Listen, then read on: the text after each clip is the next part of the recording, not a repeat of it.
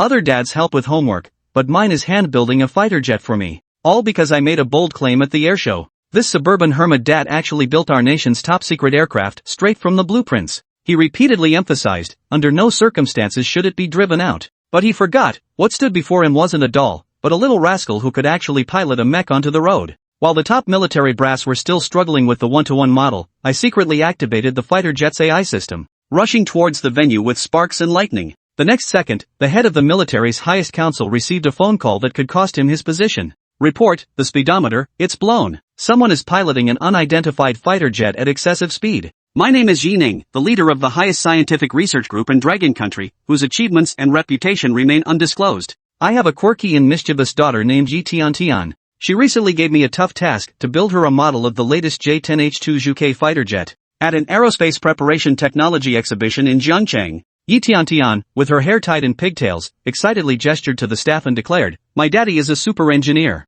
He has a super huge lab. The latest J-10H2 Zhuke fighter jet model that you currently can't manufacture, my dad can make it." The staff members, including the exhibition coordinator Lu Jianxing, everyone was familiar with Yi Tian, who often appeared here, and felt both affectionate and indulgent towards her. They had recently received orders from their superiors to showcase an aircraft at the airshow in a month's time, one with every detail meticulously crafted, except for the inability to take off. Even the operating system must be a precise one-to-one replica identical to the latest Zhuke fighter jet model. This left the staff at Jiangxing Aviation Bureau thoroughly stumped. Seeing everyone at a loss, Yi Tian spoke even more earnestly, "It's true. My dad really can manufacture it. Not just this latest J-10H2 Zhuke fighter jet. And also, the electromagnetic energy cannon, high-precision artillery vehicle, and the supernova combat mech." Lu Jianxing thought she was talking about conceptual equipment and smiled, telling her to go home first. Yi Tian knew perfectly well that Uncle Lu didn't believe her. With a disdainful snort, she resolved to prove to Lu Jianxing in a month that she hadn't been lying.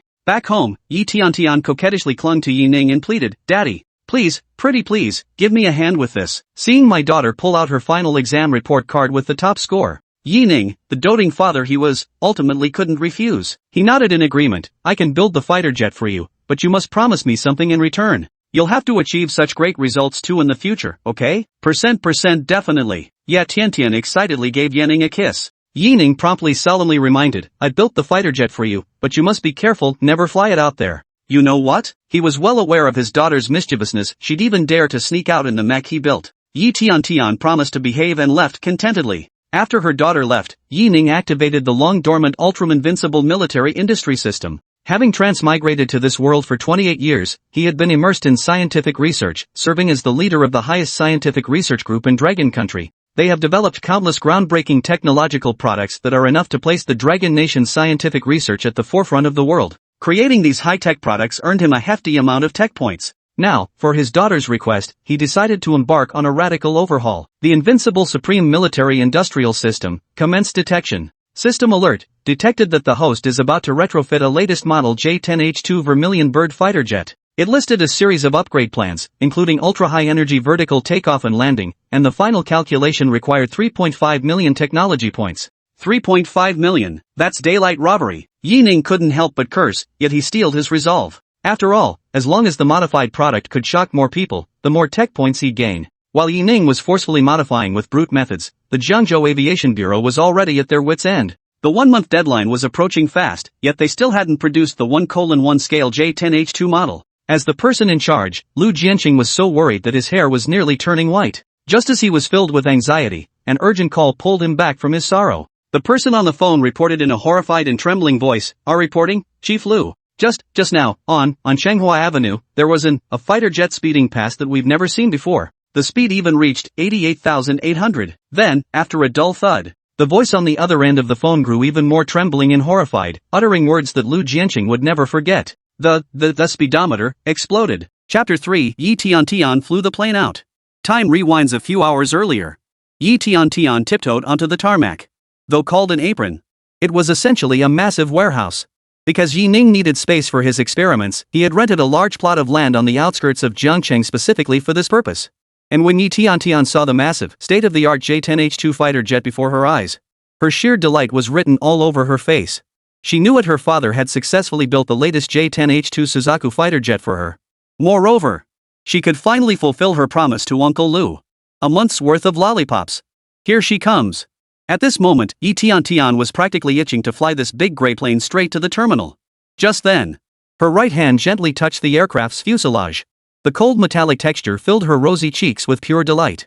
You see, the fuselage of this latest J-10H2 Suzaku fighter jet was constructed from a special superalloy. Not only could this alloy withstand extreme heat and cold, it could even adapt successfully under various harsh conditions. Most crucially, it possesses elastic deformation properties and shape memory functionality. This means that, even if the fuselage of this latest J-10H2 Suzaku fighter suffers severe damage resulting in dents, it will self-repair within an extremely short time. But, to put it plainly, as things stand, across the entire Blue Star, no technology exists capable of damaging this latest J-10H2 Suzaku fighter jet. And at this very moment, Yi Tiantian's left hand gently touched the surface of the mecha. In an instant, the fuselage, which had been entirely pitch black, shifted in that instant to a predominantly blue hue. Witnessing this sudden transformation before her eyes, Yi Tiantian's smile grew even broader. She couldn't help but sigh inwardly. Daddy is the best. He knows I love blue things. But what she didn't know was, this was the stealth coating Yi Ning had applied for concealment. Once activated, no detection equipment could trace the latest J-10H2 Suzaku fighter jet. After a brief moment of contact, Yi Tian completely let go of her inhibitions, growing more and more enamored with it the longer she looked. Before long, she climbed into the cockpit of the aircraft. In fact, the cockpit was equipped with a self-protection program. Its purpose was to prevent unauthorized individuals from flying the aircraft away. But, who was Yi Tian? A whitelist user of the entire Yi Ning laboratory. Therefore, these security measures were utterly useless against Yi Tian standing before them. Inside the control room, Yi Tian looked around curiously. The surroundings weren't as dim as she'd imagined. Instead, a soft glow enveloped her. Surrounding the cockpit were numerous strange buttons and text she couldn't decipher. These were all switches for manually controlling the aircraft. But, as the ultimate modding maniac, Yi Ning's creations could possibly be manual. The reason these manual controls exist is precisely to serve as emergency backup systems should the AI system suffer damage or become disabled. It could be said that they are utterly unnecessary under normal operating conditions. But, if they were ever actually activated, across the entire Blue Star, there is no one capable of successfully operating it. After all, the operational procedures involved are incredibly complex. And so it was. Yi Tian looked around, gazing intently for a long while. Then, with a look of pure curiosity, she murmured to herself, Daddy, you didn't just give me a model plane, did you? Can't this big gray thing even taxi? But in the very next second, a gentle female voice sounded softly. Host, do you wish to activate the latest J-10H2 Suzaku fighter jet? Ha! Hearing this sudden voice, Yi Tian couldn't help but jump in surprise. The big plane can actually talk. But she quickly figured out what was going on. Her face lit up with excitement as she nodded. Start it up. The gentle female voice sounded again. Initiating dedicated taxiway activation. Please wait. Suddenly, the tightly sealed warehouse doors suddenly swung open. Then, a completely unobstructed path appeared before their eyes. Immediately after, the tail section of the latest J-10H2 Suzaku fighter jet erupted with terrifying flames. In the blink of an eye, the latest J-10H2 Suzaku fighter jet transformed into a streak of light and blasted forward. Its speed was so immense, it left behind streaks of afterimages in its wake. This is precisely the terrifying capability of the latest J-10H2 Suzaku fighter jet. It requires no human intervention. A simple command is all that's needed. Back then, Yi Ning designed this system specifically to facilitate the mass production and widespread adoption of the latest J-10H2 Suzaku fighter. After all, the aircraft's operational complexity is simply too high. Learning to fly it would likely take 2.5 years. Under these circumstances, this intelligent artificial intelligence system becomes absolutely essential. You can fly a plane just by speaking. This simple operating mode was truly one of a kind at the time. But, at that very moment, Yi Ning remained completely unaware. His daughter had just flown away in the brand new J-10H2 Suzaku fighter jet he had just developed. He only felt his right eyelid suddenly start to twitch. Deep within his heart, a sense of foreboding began to take root. Could something have happened to Tian? But, soon, Yi Ning shook his head in denial. Impossible. His daughter might be young, but she was sharper than anyone. Sometimes, he found himself outwitted by her. Under these circumstances, it's almost always others who end up at a disadvantage with her. No one can ever get the better of her. Upon realizing this, Yi Ning hesitated no longer. He resumed the experiment. After all, the experiment had now reached its most critical juncture. At a time like this, he absolutely could not afford to be distracted. But what he never could have imagined was that this very careless gesture of his sent shockwaves through the entire aviation community of Dragon Nation, even causing scientists to tremble in awe. Chapter 4, For Real? Yi Tian brought the J-10. At the aerospace exhibition in the city center, Lu Jianqing wore a deeply troubled expression, his heart racing with anxiety. Just moments ago, he too had received a report from his subordinates. A fighter jet they'd never seen before had suddenly appeared in Jiangcheng, taxiing at high speed. The moment he heard the news, he was utterly dumbfounded. An unidentified fighter jet streaking through the city at breakneck speed. This was utterly unrealistic. Moreover, his curiosity was also unbearably intense. What kind of aircraft could possibly blow out the speedometer like that? But there was nothing he could do. Even if his curiosity burned fiercely within him now, he had to suppress his curiosity and focus entirely on entertaining the high-ranking military officials attending the exhibition. These men were his direct superiors. A single word from them could very well determine the course of his future career. It could be said that, even if the sky were to fall outside, he must attend to these bigwigs.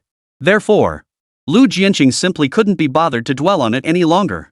After all, the Transportation Bureau brothers would handle it, so he didn't need to worry for now. Having made up his mind, he began enthusiastically introducing the Aerospace Technology Exhibition to these high-ranking officials and experts from the military headquarters. For this Aerospace Technology Exhibition, Jiang Cheng and his team had prepared for a long time.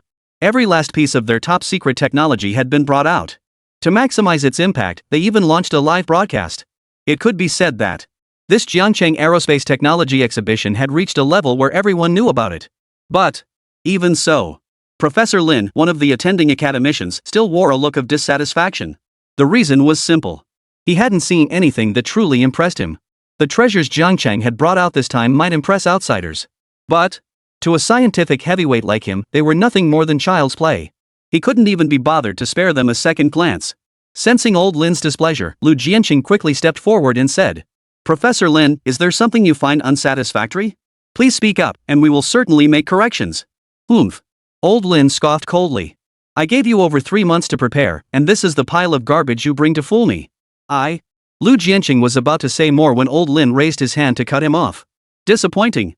Old Lu, you have utterly disappointed me." Bang! After uttering those words, old Lin prepared to leave without looking back. "Old Lin!" Seeing this, Lu Jianqing hurriedly called out to try and keep him. "There's no need to try to keep me here. Unless you can produce something that satisfies me, otherwise, today." Ding-ling-ling. Just as old Master Lin spoke, Lu Jianqing's phone rang again. Ha! At that moment, old Lin's expression darkened to the extreme. Lu Jianqing's face was filled with panic and embarrassment. There was no way around it. He shot an apologetic glance at old Master Lin and spoke in an extremely cautious tone. "Master Lin, I'm about to hang up. Right now." "No. You don't need to hang up." Old Lin's voice was icy cold, his expression grim. "You're a busy man. Your phone never stops ringing. Answer it, just pick up right now. I'll see what you have to say." Clearly, Teacher Lin was furious. Not only had he failed to produce work that satisfied him, what infuriated him most was Lu Jianqing's current attitude. Hearing old Master Lin speak thus, Lu Jianqing's face turned an extremely awkward shade of red. At that moment, he too was at a loss for words. He cautiously glanced at old Master Lin before him, only to see the same haughty expression as before. He sighed helplessly. He knew deep down, there was no escaping this ordeal today. Then, he answered the call. But before he could utter a word, an utterly frantic and panicked voice erupted from the other end of the line. Lu Zhua, it's bad. That fighter jet we've never seen before, the one I told you about earlier, is heading straight for your aerospace exhibition." "What?" Lu Jianqing inwardly cursed. Beside him, old Lin looked puzzled upon hearing this. "What fighter jet?"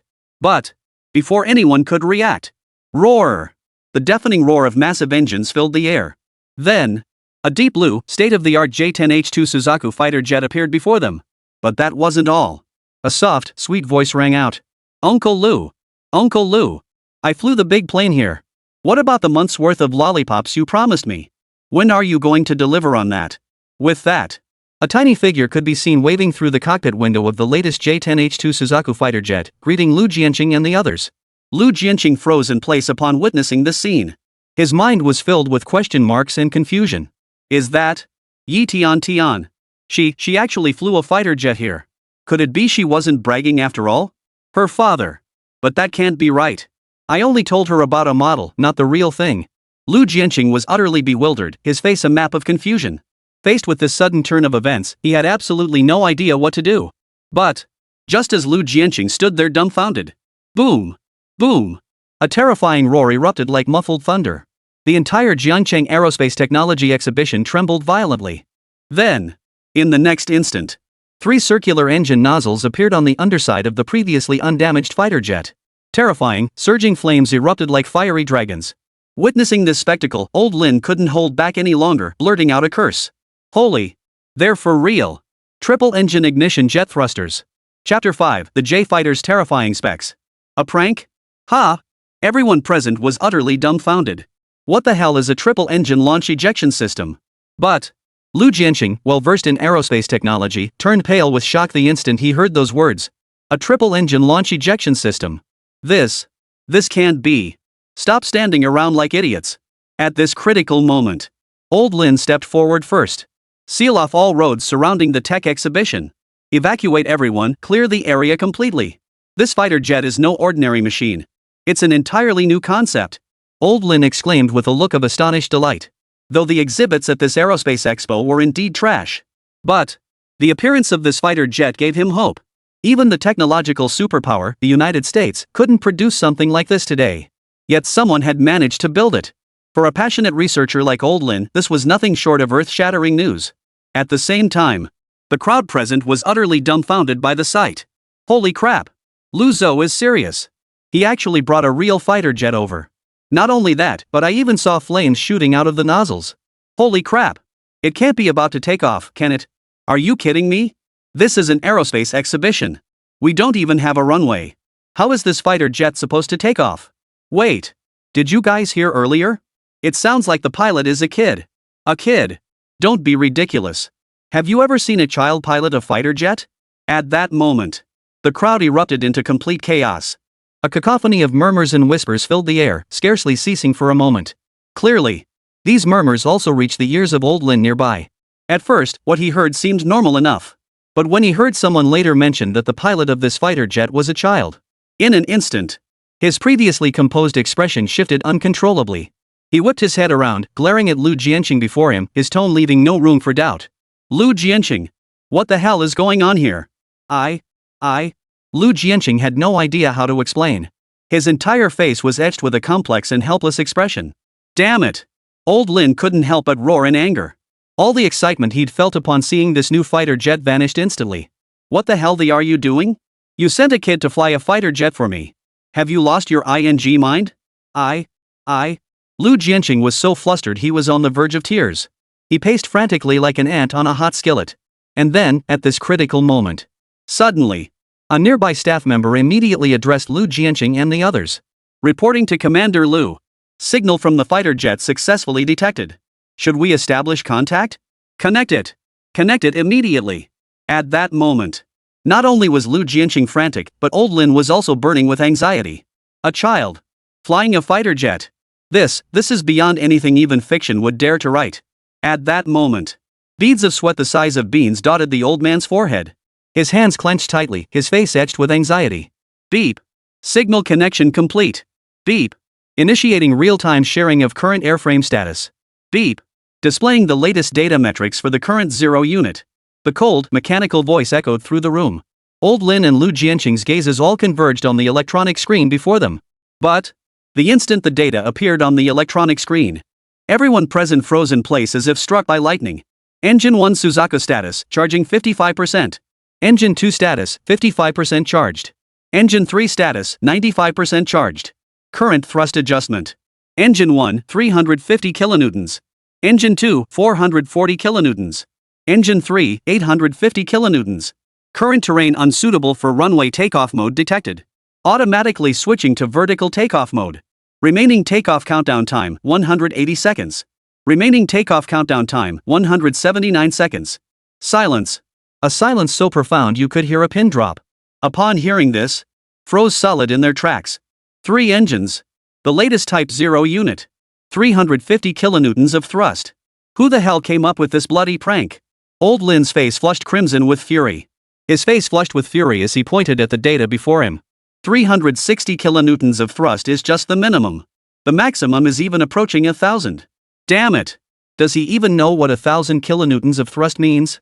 Old Lin grew increasingly agitated, his face contorted with fury. Damn it! Even the F-22 Raptor, America's most powerful fighter jet, the so-called fighter among fighters, could never reach this level. And keep in mind, it's equipped with 2 of the latest FK-97 selectable turbine engines. The maximum thrust of these selectable thrust engines is only 102 kilonewtons. Even in its most extreme high-speed mode, it barely reaches 138 kilonewtons of thrust. But then, at this point, Old Lin's tone suddenly shot up. This fighter jet's minimum thrust is already 350 kilonewtons. And its maximum? It's even hit 1,000 kilonewtons. What the hell is this if not a ING prank? Damn it! Who the hell developed this thing for me? Hearing Old Lin's words, everyone present fell into silence. They were all aerospace experts, acutely aware of what thrust approaching 1 kilonewton truly signified. Consider this. Even the United States' most advanced F-22 Raptor fighter jet only boasts a thrust of just over 100 kilonewtons. Yet this engine achieved nearly 1,000 kilonewtons of thrust. What did this signify? It signifies that Dragon Nation's aerospace technology has left the United States in the dust by a mile. But the reality today is far from that. The United States still holds the dominant position in aerospace, and the Dragon Nation is still far from reaching that level. Therefore, at this moment, nearly everyone present came to believe this must be a prank. Chapter 6. Did the fighter jet really take off? Everyone was stunned, gazing at the latest J-10H2 Suzaku fighter jet before them. The expressions of everyone present couldn't help but grow solemn and complex. Wait.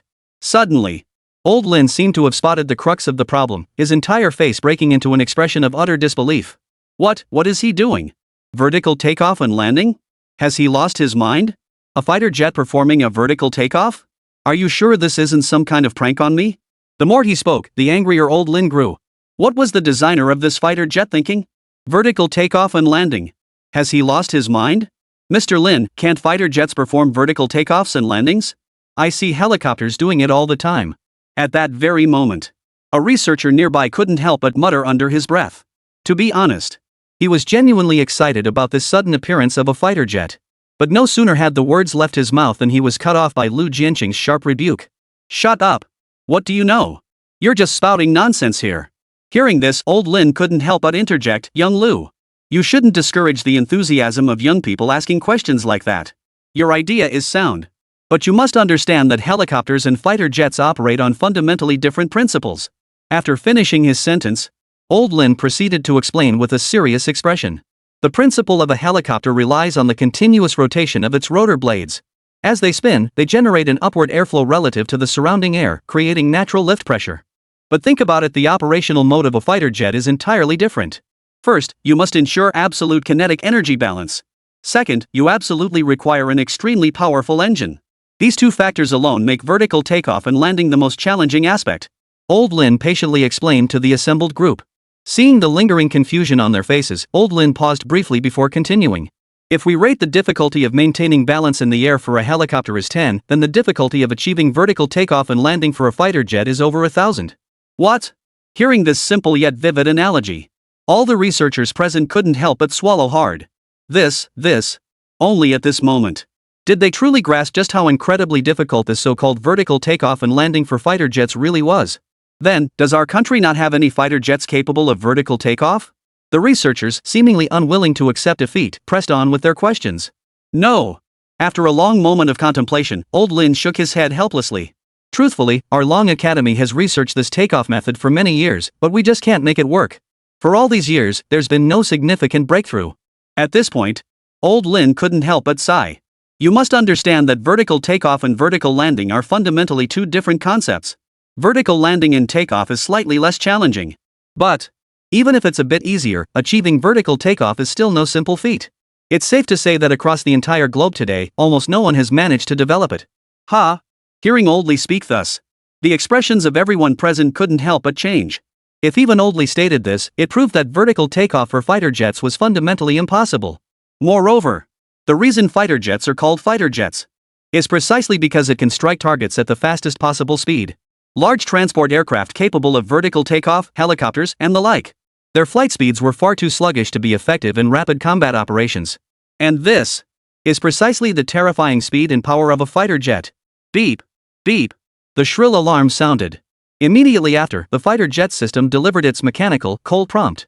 Time remaining until vertical takeoff, 10 seconds. Time remaining until vertical takeoff, 9 seconds. Initiating Dragonheart Engine 1 adjustment. Power adjusted to 450 kilonewtons. Initiating adjustment of Dragonheart Engine 2. Thrust adjusted to 450 kilonewtons. Initiating adjustment of Dragonheart Engine 3. Thrust adjusted to 900 kilonewtons. Current thrust estimate 150 tons. Ha! Upon hearing this, old Lin's expression couldn't help but change, and he immediately burst into laughter. Blowing smoke about the power output was one thing. Now they're even bragging about the thrust? He slowly shook his head. Speaking in a tone of utter exasperation. In this world, the strongest fighter jet engine we know of can only achieve a thrust of 30 tons at most. Even our nation's most advanced J-2 fighter jet, the latest armed variant, only achieves a maximum thrust of 14 tons. And this plane? It just comes out of nowhere with 150 tons of thrust? Are you trying to outdo 10 J-20s at once? Impossible. This is utterly impossible. Old Master Lin spoke with utter nonchalance, his entire demeanor radiating calm and composure. Enough. This farce can end now. Then, old Lin patted Lu Jianqing on the shoulder and said, "Go on. Get that pilot out of the cockpit. What kind of joke is this? Since when could a child possibly fly a fighter jet?" By the end of his statement, a hint of reproach was clearly evident in old Lin's tone. But, the moment his words fell silent, boom! In an instant, a terrifying roar, powerful enough to shatter everything around it, erupted abruptly. The expressions on old Lin and the others' faces couldn't help but jerk violently. Because, just now, they had distinctly sensed a slight tremor within the very building they occupied. But, the very next second, a voice filled with shock crackled over the radio, freezing them solid in their tracks. "Report! Commander! According to our latest readings, the fighter jet at this position has taken off." Chapter 7. Did it really take off? Not a prank. What? Hearing the report from his subordinate over the radio, old Lin, Lu Jianqing, and the others were all stunned. Take off? This can't be a damn prank, can it? How? But before they could even process it, boom! Boom! Boom! A terrifying roar erupted abruptly. 3 enormous circular engine nozzles roared wildly. Deep blue flames had already formed mock rings. This was the consequence of terrifying thrust. And at that very moment, they could even clearly see the fighter jet slowly lifting off. What was it doing? Is it really going to take off vertically? At that moment, this utterly absurd thought echoed in everyone's mind. But, then, the next second, the massive fuselage of the fighter jet roared with a thunderous rumble. Beep. Current 0 unit ascent altitude, 1 meter. Beep. Estimated arrival at target altitude, 25,000 meters. As the personnel in the monitoring center stared at the data appearing on the screen before them, they were all stunned. Not only them, but even Lu Jianqing and old Lin were startled. After all, although they weren't physically present at the monitoring center, they were still able to monitor every detail transmitted by this Zero fighter via radio. And upon witnessing this scene, every single person present was stunned. They were utterly at a loss for what to do next. What the hell is going on? Old Li swallowed hard, his face frozen in utter shock and dread. You see? Even now, he still couldn't believe the fighter jet before him was real. After all, it all felt utterly absurd. The latest Zero-type fighter? Terrifying thrust, and the pilot is just a child. Everything feels like some kind of cruel joke. But then, the current situation seems to be. Reality seemed to have slapped old Lin hard across the face. Not only is it real, it even surpasses the current technological capabilities of Blue Star. Report. Captain Lu. It's taking off, it's really taking off. It's moving. This latest fighter jet, it's moving. Vertical ascent. Terrifying thrust. Direct takeoff? Captain. Holy, this is insane. This thing, it's real? Over the radio, Lu Jianqing heard the excited and utterly thrilled voices from the Research Institute personnel. Lu Jianqing felt a bit dazed and at a loss. Then, boom! A terrifying tremor swept through the air, and in the next instant, everyone at the airshow felt it distinctly.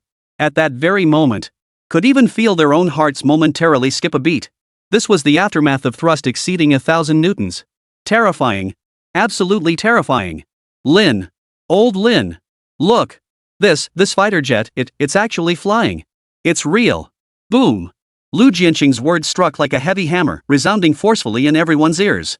Immediately afterward, Every researcher present swiftly adjusted their instruments. Then, like madmen, they all aimed their lenses at the latest J-10H2 Suzaku fighter jet, which was rapidly climbing at high speed. Through their instrument screens, they could see with great clarity and solemnity. The latest J-10H2 Suzaku fighter jet, mistaken for a mock-up model. 3 enormous engine intakes were violently spewing flames. And this latest J-10H2 Suzaku fighter jet was also climbing at a terrifying speed. Holy crap! At that moment, even the usually well-mannered old Lin couldn't help but let out a curse. Seeing this, his eyes blazing, he stared intently at the fighter jet before him.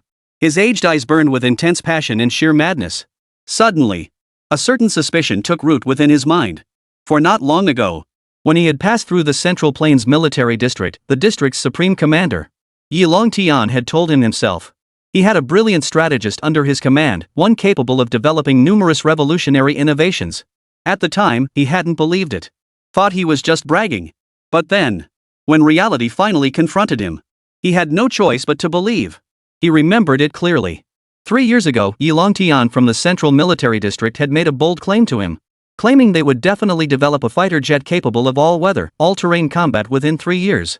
And now, as he watched this fighter jet emerge, Yilong Tian of the Central Plains Military District suddenly came to mind. It had to be that kid. Because, aside from that kid, almost no one else could have cobbled something like this together. Beep. Current 0 unit climbing altitude, 15 meters. Beep. Estimated arrival altitude, 25,000 meters. Old Lin watched the Zero fighter climb relentlessly. His expression swiftly grew solemn and complex.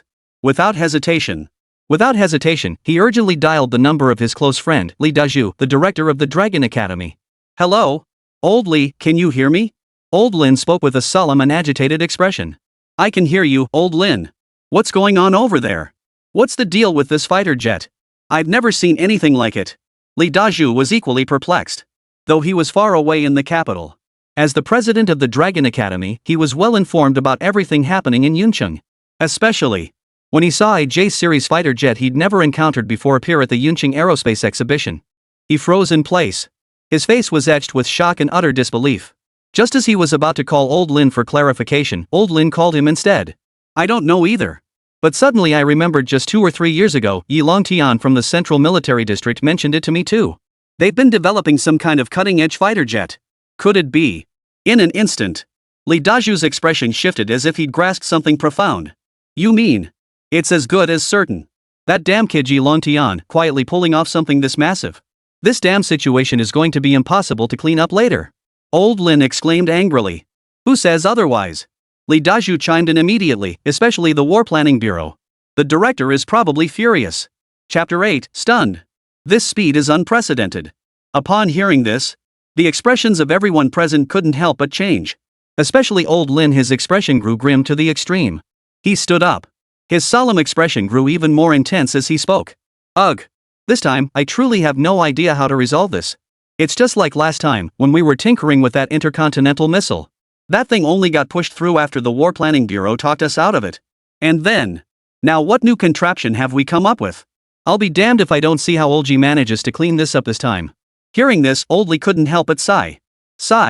Looks like the War Propaganda Bureau's job isn't exactly a walk in the park either. Just as the two were talking, a colossal fighter jet soared into the sky right before their eyes.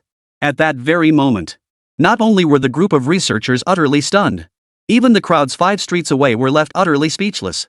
After all, this colossal fighter jet model had just appeared before their very eyes. Such a breathtaking spectacle. It violently assaulted the eyes of everyone present. At that very moment, everyone present immediately pulled out their phones to capture this breathtaking scene. Seeing this, Old Lin and the others could only sigh helplessly. Stop it. It was utterly impossible to stop it. The sight of that fighter jet slowly ascending into the sky was simply too awe-inspiring. They couldn't possibly stop it. We're screwed. This is going to be a huge mess. If the War Planning Bureau comes down on us, sigh. That old fool he wouldn't listen to reason and actually brought this thing out. I'll be damned if I don't see how he faces the War Planning Bureau. At that moment, Old Lin couldn't help but sigh. Lu Jianqing, who had heard everything, was already completely dumbfounded. At this moment, he too was at a loss for what to do. Immediately after, over the radio, a cold, mechanical voice continued to sound. Beep. Current ascent altitude reached 150 meters. Beep. Entering rapid ascent mode. Beep. Countdown, 6 seconds. Beep. Countdown, 5 seconds. At that moment, As old Lin listened to the fighter jet data constantly streaming back from the instruments, he froze in place, utterly transfixed. he stared intently at Lu Jianqing before him, his expression turned grave as he looked at Lu Jianqing before him, his voice thick with bewilderment. What the hell is going on with this fighter jet? This fighter's climb rate is already exceptionally fast. But why does it feel like it could go even faster? You see. In less than a minute, it had climbed from the ground to an altitude of 150 meters. At this rate, is already unmatched. But, observing the relentless ascent before them, it seemed like this was merely a warm-up. Could this ascent possibly accelerate even further? The moment this thought flashed through old Lin's mind. Beep. The radio crackled again, transmitting the mechanical, cold beep of the detection device. Beep. Countdown, 2 seconds. Beep. Countdown, 1 second. Beep. Initiating rapid ascent mode. Boom. Almost the instant the voice faded, a terrifying roar erupted. At that moment, everyone present felt as though their scalps were about to be shaken loose. Damn. It was absolutely mind-numbing. Meanwhile, inside the fighter jet, Yi Tiantian was so overjoyed she started dancing around wildly. Yay! Yay! The big bird finally took off. Took off. At that moment, Yi Tiantian danced with joy. Feeling the fighter jet's lightning-fast speed, she experienced an unprecedented surge of excitement and thrill. Roar! The terrifying roar echoed continuously, like thunder crashing from the heavens. The intense sound caused everyone present to involuntarily wince. How to describe this sensation? It was like the engines were constantly gathering power. Like a ferocious beast about to roar as it breaks free from its cage. A terrifying aura. It sent a wave of sheer terror coursing through every person present. Boom! In the very next second, the Dragon Heart 3 engine at the very center of this latest J-10H2 Suzaku fighter jet. The engine's exhaust nozzle expanded another full circle. Terrifying, heart-stopping flames surged forth like a raging fire dragon. The sight sent chills down the spines of everyone present. Every single one trembled in fear. Boom! The terrifying roar erupted with explosive force. In the blink of an eye, the latest J-10H2 Suzaku fighter jet shot straight up 50 meters. And up it went. It showed no sign of slowing down. Accelerating. Continuous, frenzied acceleration. Beep. Current 0 unit climb altitude, 200 meters. Beep. Current 0 unit ascent height, 300 meters. Beep. Current unit 0 ascent height, 600 meters. As the cold, mechanical beeps echoed into everyone's ears. At that very moment, old Lin and the others were all utterly stunned into silence. It could be said. At that very moment, every single person present froze in place. What the hell is this? This ing thing. It hadn't even been 5 or 6 seconds. This latest fighter jet just climbed a full 500 or 600 meters. This. At that moment, if they hadn't known this instrument was the brand new model just delivered, they would have seriously suspected. Is this damn thing malfunctioning? Otherwise, how could it possibly register such readings? This is utterly terrifying and unbelievable. Beep. Current ascent velocity, 103 ms. Upon hearing this ascent speed, old Lin couldn't help but curse out loud. Impossible. This is absolutely impossible. Old Lin's voice was unwavering, his words carrying an air of absolute certainty. What a joke. It could be said that he'd been in the aviation field for so many years. Even the United States, the most formidable power in aviation, couldn't achieve such speeds. This is simply impossible. Impossible. There must be something wrong with these data. Such a terrifying climb rate is simply not what a fighter jet should be capable of. This instrument must be faulty. By the end of his rant, old Lin's voice began to tremble slightly. But, just as he was about to speak further, beep, over the radio, another mechanical, icy alert sounded. Chapter 9, The Terrifying Ascent Speed. Breaking the sound barrier? Beep. Current ascent speed, 156 ms. Beep. Current ascent altitude, 1050 meters. WH. What the hell? At that moment, when old Lee saw those words before him, he froze solid in place. His face was filled with utter shock and disbelief. His entire expression was one of shock and complexity. What on earth was going on? How could this be? This data. And Lu Jianqing, standing nearby, remained silent as he gazed upward toward the sky. There. The once colossal J-10H2 Zhuke fighter jet. Now, it had shrunk to nothing more than a tiny black speck. At this altitude, he scarcely needed to look. Drawing on years of experience, he could almost instantly determine the distance. This must be a full kilometer away. This led to a terrifying and shocking conclusion. That is, the altitude was correct. The instrument readings are also fine. The problem lies. It could only be them. The moment this thought flashed through his mind. For a moment, Lu Jianqing was momentarily at a loss for words. Dazed. Stunned. Even a bit. Helpless. Beep. Current ascent speed 205 ms. Beep. Current ascent altitude 1,500 meters.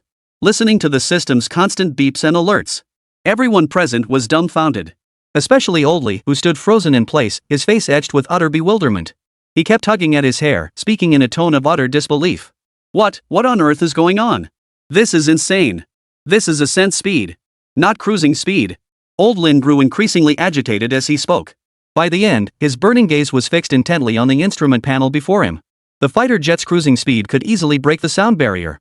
After all, when flying, fighter jets can harness the aerodynamic forces within the air. It's like a person running forward versus one climbing upward. There's a significant difference between the two. No need to think about it. Running forward is definitely less strenuous. But what's the issue now? The fighter jet before us is climbing at an absolutely staggering rate. It defies the principles of aerodynamics. It could be said that, to explain this phenomenon before us now, only two possibilities remain. First, aerodynamics is bull. Of course, that's definitely not the case. If aerodynamics were nonsense, then a vast majority of theories in this world would have to be overturned. And, since it's not a possibility, then it can only be the second possibility. The power of this fighter jet's engines is beyond imagination, brutally fierce and relentless. In fact, it's highly probable that this fighter jet's engine. Report. Senior Lin. This fighter jet's speed is simply too fast. Our tracking instruments are struggling to lock onto it. Do you have any further instructions? Over the radio. The voices of staff members kept coming through, each one filled with an overwhelming sense of urgency. It could be said that every one of them now wore expressions of urgency and excitement. Faced with the sudden appearance of the fighter jet before them, their expressions were more dazed than anything else. After all, a fighter jet capable of such terrifying speeds was something they had truly never witnessed before. At that moment, when Old Lin heard those words, the corners of his mouth twitched violently. Damn it! What the hell is going on with this fighter jet? How could it be so absurd? It felt like 10,000 wild horses were galloping through Old Lin's mind. His expression darkened to an unprecedented degree. Beep. Current climb rate 310 ms. Beep. Approaching the speed of sound. Prepare to break the sound barrier. Left wing angle adjustment 12. Right wing angle adjustment 3. Tail fin adjusted to barrier breaking mode.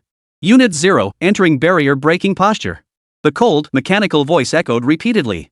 Old Lin's breathing grew increasingly ragged. This is insane. Absolutely insane. This is a freaking fighter jet. And it's not even a space shuttle. If you're going to take off vertically, fine.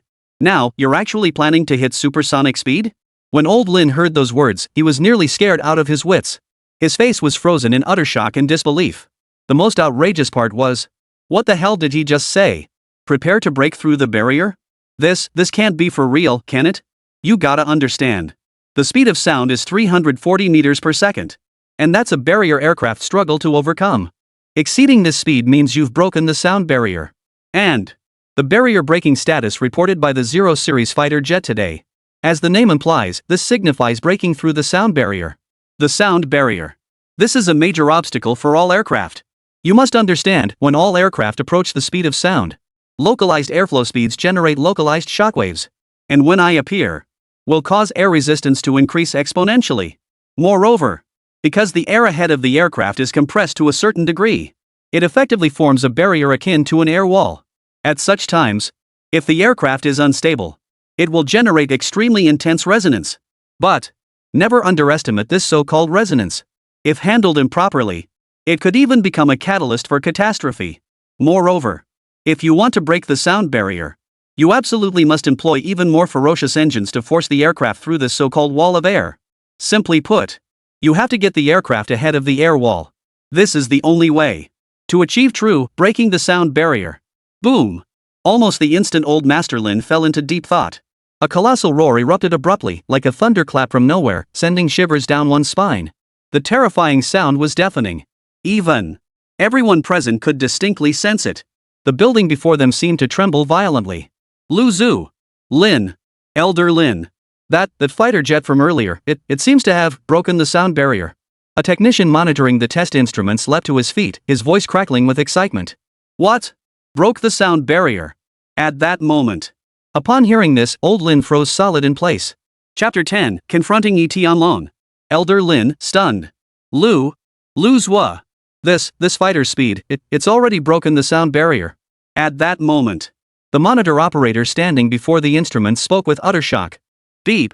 Current climb rate 346 ms. Beep. Current climb altitude 3,500 meters. Gulp. When the people present heard this set of data, they all fell silent. Yes, they fell silent. At that moment, the crowd didn't even know what to say. They hardly needed to think.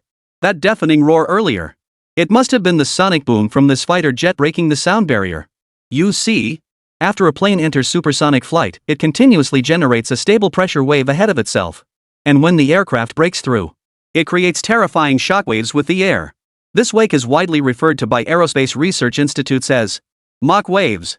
And when the Mach wave propagates toward the ground, it generates an extremely loud sonic boom. This is insane. Absolutely insane. Did it just take off vertically like that? Damn it.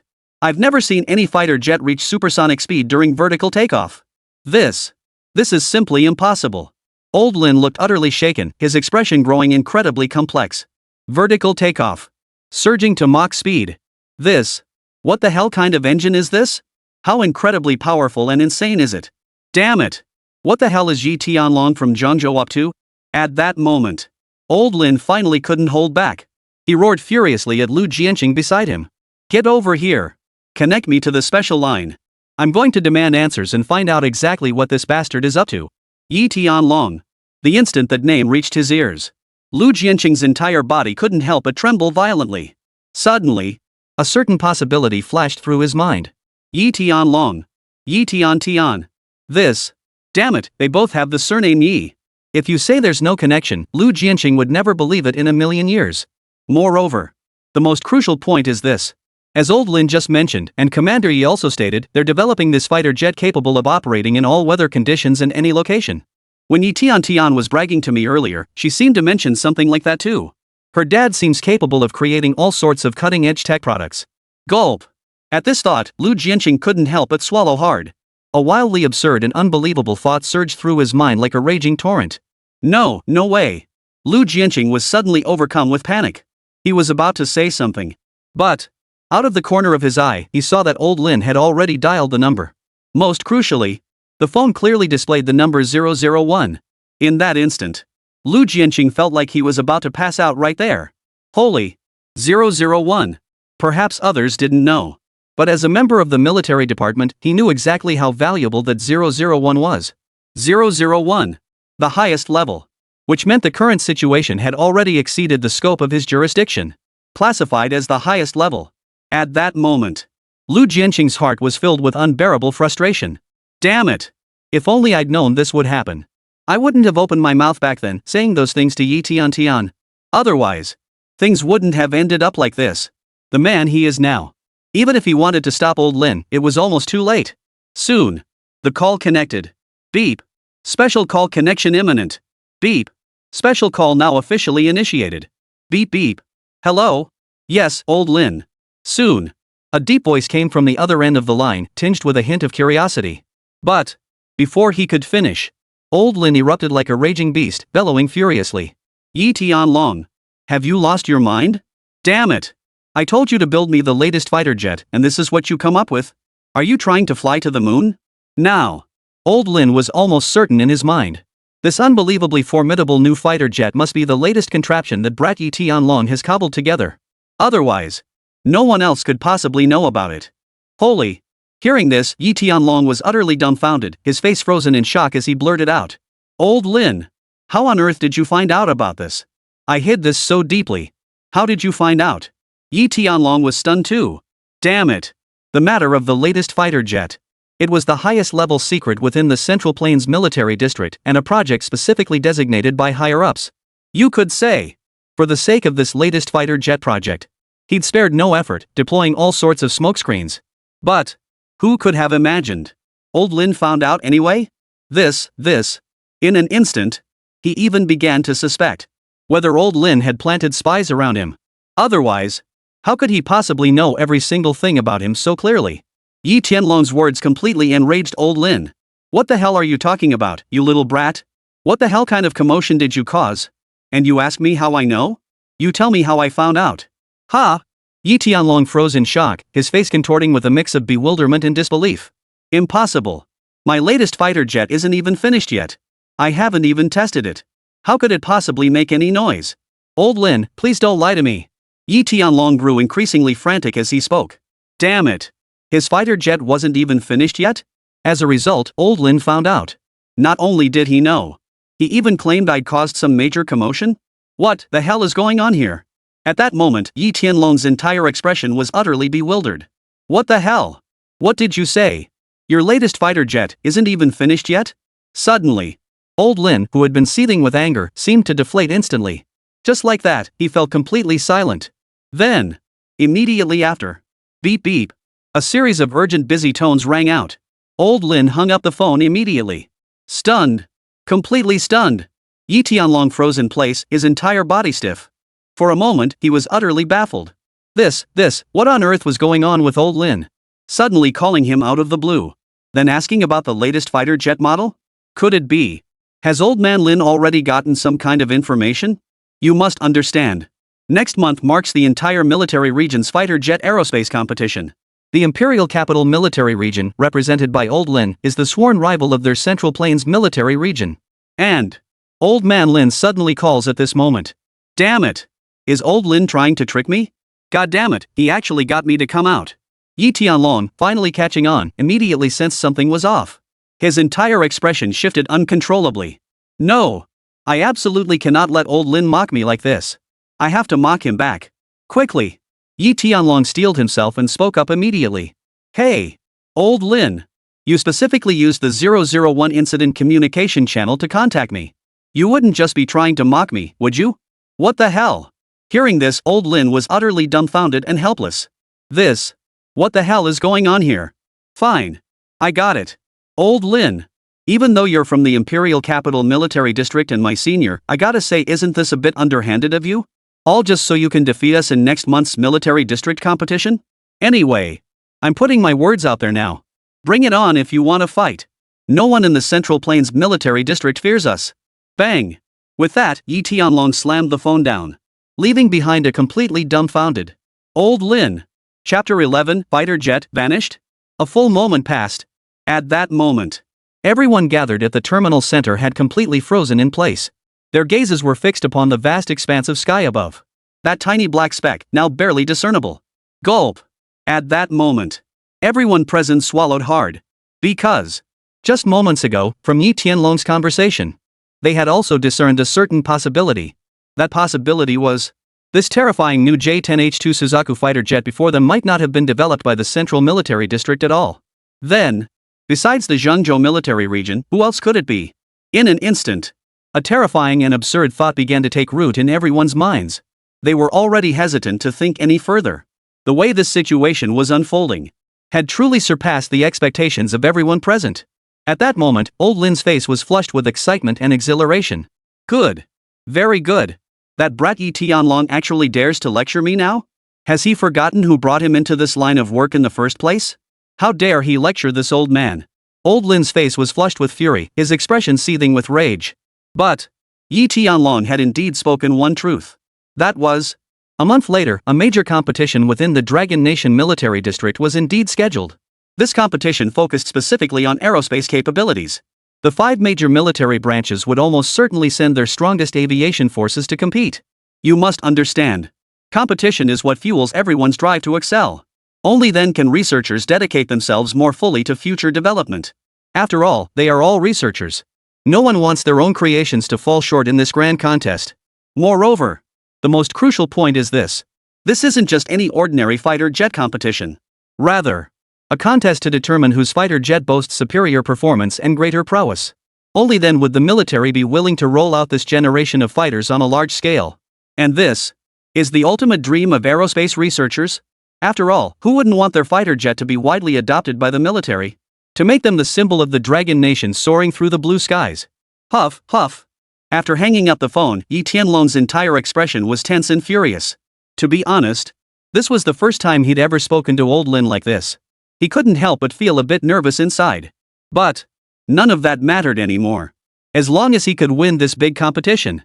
With that thought, a solemn expression unlike any before appeared on Yi Tianlong's face. Come on. Everyone, heed my command, push forward at full speed. Do whatever it takes. Make sure old Lin and the others see us shine at this month's military competition. Being old doesn't make you great. We young ones can still beat the crap out of him. Yi Tianlong's voice boomed with unparalleled intensity, his words tinged with palpable excitement and fervor. After all, for this newly developed fighter jet they were currently developing, his heart was filled with anticipation and excitement. He believed that come the military district competition in a month's time, they would undoubtedly shine brilliantly. Yes, sir. At that moment, upon hearing this, the entire Zhengzhou military district roared with excitement. At the same time, Yunqing, inside the data monitoring room, all the staff members stared intently at the screens before them, their expressions grave. As wave after wave of data streamed across their screens, a look of profound gravity spread across every face. Beep. Reach target altitude, 25,000 meters. Beep. Entered the troposphere. Calibration complete. Above Yunqing. At an altitude of 25,000 meters. The massive fighter jet was now displaying an extremely peculiar posture, hovering, suspended in mid-air. Witnessing this scene, old Lin's expression grew intensely tense. He could see. He took a deep breath and addressed Lu Jianqing beside him. Are you sure this thing wasn't created by Yi Tianlong? Lu Jianqing, hearing this, was also at a loss. It could be said that he genuinely didn't know how to respond. After taking a deep breath, Lu Jianqing cautiously replied. It probably isn't, right? What do you mean, probably not? In an instant, old Lin's expression turned utterly grim and icy. Damn it! If it is, it is. If it isn't, it isn't. What do you mean it probably isn't? Can you give me a straight answer? After being scolded by old Lin, Lu Jianqing's expression stiffened abruptly and he immediately replied. No. The 6th-generation fighter they're developing hasn't even rolled off the assembly line for testing yet. It's estimated to take another month. This. In an instant, old Lin's expression also grew slightly complicated. With a solemn look, he asked. Then, who exactly developed this thing? Could it be one of the other military regions? Impossible. Old Lin's entire expression shifted as he spoke in an incredibly solemn and grave tone. Across the entire Dragon Nation, only 2 military headquarters currently hold fighter jet development missions. One is our Imperial Capital military headquarters. The other is their Central Plains military headquarters. No other military headquarters could possibly have such a development mission. Then this. For a moment, Lu Jianqing found himself at a loss for words. His entire expression grew grave and complex. He kept gazing up at the vast sky. Now, as night had fallen, the sky gradually darkened. At present, it was nearly impossible to spot the fighter jet anymore. Right. Old Lin, what should we do now? Are we really just going to let that fighter jet keep flying around like this? No way. Before Lu Jianqing could finish his sentence, old Lin immediately cut him off. We must find a way to intercept it no matter what. We absolutely cannot let him continue flying like this in the sky. If things go wrong. But the current situation was precisely that. Before old Lin could finish his sentence, a nearby staff member suddenly paled, speaking in a voice thick with terror and confusion. Lin Lao, Commander Lu. It's bad news. What is it? His words cut off abruptly, a hint of anger flashed across old Lin's face as he spoke with a touch of impatience. Then, the next moment, the trembling staff member stammered out. The latest fighter jet, it's gone? Chapter 12, Unidentified Flying Object. Meteor? Jiangnan City. A city located near Yunqing. Now, as night fell, the entire city of Jiangnan was enveloped in darkness. And at this very moment, the tranquil night of Jiangnan City. A light, not particularly dazzling, sliced through the sky. At this moment, countless people gaze upward, their expressions tinged with curiosity. Wow! It's a shooting star. Some children pointed excitedly at the sky, their faces beaming with thrill. Ha! A shooting star. Older folks, upon hearing this, couldn't help but glance up at the sky and mutter to themselves. Wait a minute. I saw the news today, and there was no mention of a meteor shower. But, the moment they finished speaking, suddenly, a piercing flash of light suddenly streaked across the previously tranquil sky. Dazzling and brilliant. Like a shooting star. At that very moment, the middle-aged man, who had been filled with doubt moments before, now spoke with utter shock and disbelief. Holy crap! Is that really a shooting star? Watching that fleeting figure, He finally believed in the existence of so-called shooting stars. In that instant, he found himself at a loss for words. His face was filled with utter bewilderment. And that rapidly moving point of light streaking across the night sky at this very moment was none other than Yi Tian piloting the latest J-10H2 Suzaku fighter jet. Seated in the cockpit, Yi Tian scanned her surroundings with curiosity. Her bright eyes were filled with excitement and wonder. Such a beautiful night view. She was seeing it for the very first time, even though she was inside a fighter jet now. But it did nothing to hinder her appreciation of the scenery. On the contrary, this lofty altitude only broadened her horizons. You see, gazing at the starry sky from hundreds of meters above, this breathtaking tableau is nothing short of a childhood dream come true. Especially in the night sky. Occasionally, they even brushed past birds and beasts. This only made Yi Tian grow more and more excited. She waved her rosy little hands, constantly watching the various birds and beasts streaking past the fighter jet's window. But the most astonishing aspect was the fighter jet's flight capabilities, which had reached an utterly extraordinary level. This latest fighter jet, crafted by Yi Ning, could perform all sorts of high-difficulty maneuvers even at high altitudes, like repeated sideways jumps and fancy dives. Even so, Yi Tian inside the cockpit felt absolutely no discomfort whatsoever. It could be said that, in the realm of aerial flight, this fighter jet utterly defies Newton's laws. During flight, even when encountering obstacles, the fighter jet could not only execute flawless evasive maneuvers but also perform exceptionally difficult maneuvers. The fighter's flight delivered an extraordinary experience to Yi Tian. At that moment, this innocent little girl was having the time of her life. Wow, there's an eagle over there. Even in the night sky, Yi Tian could still clearly see the surrounding scenery through the fighter jet. Hearing this, Yi Tian couldn't help but look thrilled and excited. I'm going to race the eagle. Go! Go! Go! The fighter jet responded instantly. Initiating tracking mode. Locking onto target eagle. The fighter jet, which had been charging at full speed, suddenly executed an astonishing maneuver. Defying the laws of physics, it executed a 180-degree turn. Meanwhile, Yi Tian in the cockpit remained oblivious, still shouting excitedly. Go! Go! Go! In an instant, the fighter jet caught up to the eagle, its speed shifting dramatically. The most absurd part was, both creatures were now flying side by side in the night sky. Whatever maneuver the eagle made, the fighter jet matched it instantly. For a time, their movements even became perfectly synchronized. Yi Tian peered through the fighter jet's cockpit, watching the eagle flying alongside with curiosity. Eagle, I've caught up with you. Yi Tian waved excitedly out the window. But the eagle paid her no mind. In the night sky, the innocent little girl seemed to find her own joy, playing to her heart's content. Meanwhile, on the ground, a child gazed up at the sky, watching the figures streaking across it, eyes brimming with wonder. Mommy, why are the stars flying around so wildly? Hearing this, the parent couldn't help but laugh, replying in a playful tone. What are you talking about, child? How could stars possibly fly around like that? The child pointed at the sky, looking a bit stubborn. Look for yourself.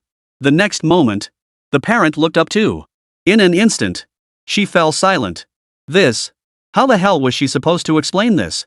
Watching the figures darting across the pitch-black night sky, she felt utterly lost. At the same time, Nanjing City Security Bureau. A security officer rushed in.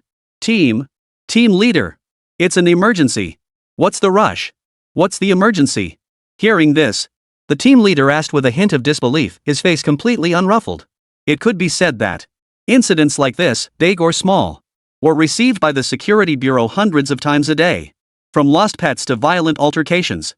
For him, these were all routine matters long since taken for granted. You could say, Li Chang had long since become a seasoned veteran, indifferent to anything that came his way. Upon hearing this, the security officer couldn't help but frown slightly. Team leader. The main issue is that an unidentified flying object suddenly appeared in the skies above our city of Jiangnan. Unidentified flying object? Suddenly, a grave expression crossed team leader Li's face.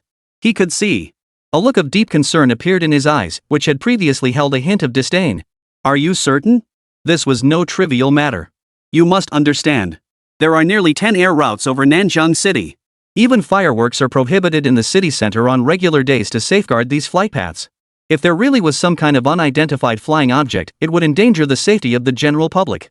The security officer nodded, glancing at the documents in his hand. Confirmed. We've now received reports from a large number of citizens. They all say they saw it in the sky. Hearing this, Team Leader Li could no longer remain calm. He had just finished boiling instant noodles but hadn't even taken 2 bites before immediately denying it. Impossible. If it were an unidentified flying object, our security bureau's radar systems would have detected it long ago. The security officer who heard this spoke with a hint of resignation in his voice. Team leader, look. There's even video footage provided by citizens. Chapter 13, The Suddenly Vanishing Target? Stunned. After saying that, the security guard handed over the tablet he was holding. Li Chang accepted it without hesitation and began reviewing the footage. There, against the dim night sky, amidst the twinkling stars, a faintly glowing point of light darted back and forth. Hearing this, Li Chang couldn't help but twist his mouth. If that was the case, wouldn't calling it an unidentified flying object be a bit of a stretch? Moreover, the most crucial point was that the movement pattern of that flickering light in the sky simply didn't resemble that of a flying object. Don't you think this video looks too fake? Li Chang, the team leader, asked solemnly. But the security officer remained calm as he replied. Team leader, I've checked this video. There are no signs of tampering. Upon hearing this, Li Chang fell silent.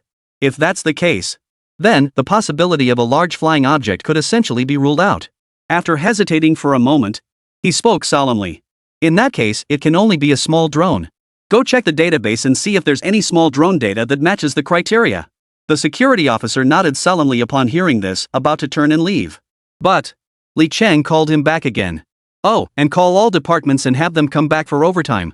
In an instant, the unidentified flying object had captured the full attention of Nanjing City's security department. Li Chang's grave expression clearly reflected his attitude toward the matter.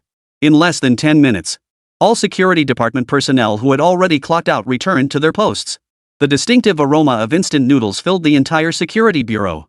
Countless people hurried through the halls. Team leader, we've found it. Not long after, a security officer, his face tense and expression frantic, blurted out. In an instant, all eyes in the security bureau turned toward him. The security officer took a deep breath and placed the documents on the table. There's no corresponding data in the national database. What? At this news, the expressions of everyone present grew intensely tense. Each face bore an expression of profound gravity. No corresponding data found? You must understand. Any flying object appearing within the borders of the Dragon Nation must be registered in the Dragon Nation's security system. Because only in this way can its identity be identified. And if it hadn't been registered, then there can only be one possible outcome. In an instant, the expressions of everyone present couldn't help but stiffen. The next second, everyone present couldn't help but speak in unison. Could it be a spy drone from another country? What? The moment those words left their lips, the atmosphere instantly grew incredibly tense. If that were truly the case, everyone was too terrified to even contemplate the consequences. It was utterly spine-chilling and terrifying to contemplate. At that moment, Li Chang, as the team leader, displayed the authority befitting his position. As he did so, his expression grew solemn, his voice heavy with gravity as he commanded. Keep tracking the target. See where this unidentified flying object ultimately lands. Yes, sir. The safety officer nearby immediately responded. As long as we can pinpoint the target's location, then the security department could take the necessary countermeasures. Seeing this, Li Chang couldn't help but take a deep breath. He withdrew his gaze, observing the busy members present, and couldn't help but nod with satisfaction. Then he walked to a corner where no one was around and dialed a familiar number. Hello? This is Hong Sen. Director Hong, this is Li Chang from the Security Bureau. Just moments ago, I spotted an unidentified flying object over our city of Nanjiang. Li Chang spoke urgently, his voice thick with alarm. What? Hun Sen's voice shot up, his expression darkening instantly. Clearly, the mention of an unidentified flying object had instantly heightened his concern. An unidentified flying object? Are you certain there's an unidentified flying object over Nanjiang City? Hong Sen asked solemnly. He had been in Jiangnan City for so many years, and things had always been peaceful and stable. And now, just as he was about to retire, an unidentified flying object suddenly appeared? I've had our people check the database, there's no matching data for any unidentified flying object. At present, we suspect it's highly likely a spy drone sent by a neighboring country. The voice on the other end paused thoughtfully before nodding slightly. Why didn't you notify me sooner about something this serious? Li Chang looked utterly helpless. After hesitating for a long while, he finally spoke up. We only discovered it recently. A sharp glint flashed in his eyes as he continued. Commissioner, I need authorization to immediately deploy 2 drones to intercept the unidentified flying object. Director Hong didn't agree immediately. He hesitated for a moment before urgently saying, Hold your fire for now. I'm heading back to headquarters immediately. The call ended. Countless security personnel remained focused on their tasks. They knew This sudden appearance of an unidentified flying object was no ordinary occurrence. At the same time, the fighter jet soaring freely through the sky suddenly emitted a sound. Alert, currently locked onto by radar. Yi Tian scratched her head slightly, her rosy cheeks filled with utter bewilderment. Clearly, she didn't understand what the fighter jet was saying. Before she could issue any further commands, the fighter jet responded again. Detected radar lock on current fighter jet. Automatically activating anti-tracking mode. Defense systems have been automatically activated. Notice, radar jamming program has been automatically activated. All fighter light sources concealed. Jet engine sonic boom suppressed. Listening to the fighter jet's series of alert tones, Yi Tian was utterly bewildered. What? What's going on? Why was this fighter jet suddenly spouting a bunch of incomprehensible gibberish? But for Yi Tian, these words were ignored the very next second. She didn't give it a second thought. Right now, she was completely absorbed in watching the night view outside the window. Not in the slightest was she affected by the fighter jet system alerts. But, at this very moment, the Nanjing Municipal Security Bureau was in complete uproar. Inside the office, security personnel bustled back and forth. Some frantically rebooted equipment. The radar operator, however, abruptly yanked off his headset and announced in an incredibly solemn and grave tone. Reporting, team leader. The target we were tracking just now has vanished. Chapter 14, Military Bigwigs Arrive. Mobilize the satellites. What? The target vanished? Vanished? How is that possible? The entire group reacted with bewildered questions. That's impossible. It was clearly within our detection range just moments ago. It's impossible for it to vanish in such a short time. Just then, Team Leader Lee approached at that moment, his brow furrowed in expression grave. He stared intently at the screen before him, completely lost in thought. Holy! For real! It really disappeared? The safety officer in front of him glanced at the screen with a complex expression, then spoke in a tone that was both grave and fraught with uncertainty. Our radar can no longer lock onto the target's position. Li Chang's expression grew exceptionally grave. What's the reason? The security officer was momentarily at a loss for words. I don't know. The target just vanished from the radar screen. The moment the words left his mouth, everyone present erupted in an uproar. What the hell? How could the radar not detect it? This equipment must be malfunctioning, right? It was clearly detecting it just a moment ago. It was there just a moment ago. How could it vanish without a trace? But, just as everyone was arguing heatedly, at that very moment, the door suddenly swung open. The once noisy office fell silent. Upon seeing who had entered, everyone present couldn't help but change their expressions, then spoke in unison. Director! The few security officers present felt a pang of unease. They hadn't expected this matter to draw Director Hong's personal attention. Director Hong's piercing gaze swept across both sides. The security officers on both sides promptly stepped aside to make a path. He glanced at Li Chang and spoke in a deep, resonant voice. Report the situation. What's going on? Without hesitation, Li Chang nodded and immediately replied. Upon detecting the unidentified flying object, we immediately locked onto its position via radar. But within a minute of locking on, our radar went haywire. What the hell? Upon hearing this, Director Hong froze in place, utterly dumbfounded. Paralyzed? Li Chang nodded and continued. Exactly. Not only could we no longer lock onto the target's position, but we couldn't even detect anything else properly. Hearing this, Director Hong's expression grew even more grave. He stared at everyone for a long moment before speaking. Just now, I also received word from higher-ups. Barring any surprises, my Skynet radar has been jammed too. What? At this revelation, everyone froze in place, utterly stunned. How could such a small flying object cripple their massive radar system? This must be the pinnacle of technological achievement in Nanjing City. After all, their radar was military-grade equipment designed to penetrate counter-jamming sonic waves. It ranked among the world's most advanced systems. To completely disable such a radar system? How incredibly powerful must that thing be? At first, almost no one could believe it. The earlier debate among security personnel stemmed precisely from their confidence in this radar's formidable capabilities. The Skynet radar is down? That can't be possible. Someone voiced their skepticism. Hearing this, Director Hong was furious and snapped back. Then take a good look at Skynet now. Can it even detect a single bird? The radar team's security officer paled visibly. There was no choice. At this point, everyone had no choice but to accept the reality of the Skynet radar system's paralysis. For a moment, inside the security bureau, everyone fell silent. With the radar now useless, how could they possibly locate their target?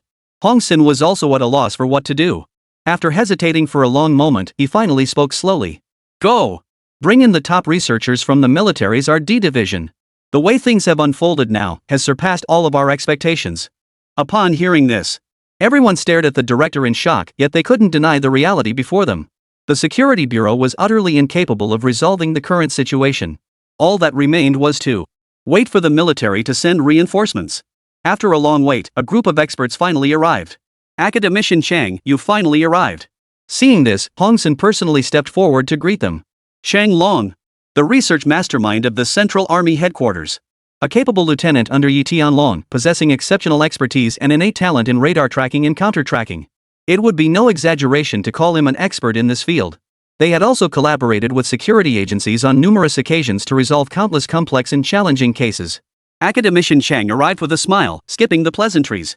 After all, they frequently interacted with the Security Bureau. Dispatch 2 drones immediately. We must locate that unidentified flying object. Academician Chung delivered the most ruthless command in the calmest tone. The moment his words fell, specialized personnel immediately sprang into action. This swift action sent a chill through the hearts of many security personnel. They deployed the drones without the slightest hesitation. This clearly demonstrated the stance of the Nanjing City Security Bureau on the matter. Director Hong appeared utterly composed on the surface. But deep inside, he was already seething with rage. For an unidentified flying object to act so brazenly within Nanjing City's airspace. This clearly showed utter disregard for the Nanjing Municipal Security Bureau. What infuriated him most, however, was not this. The entire security department, with all its personnel, had yet to obtain even a single photograph of the unidentified flying object. They didn't even know what the unidentified flying object looked like. This is utterly disgraceful. And to make matters worse, they're embarrassing themselves in front of Academician Chang.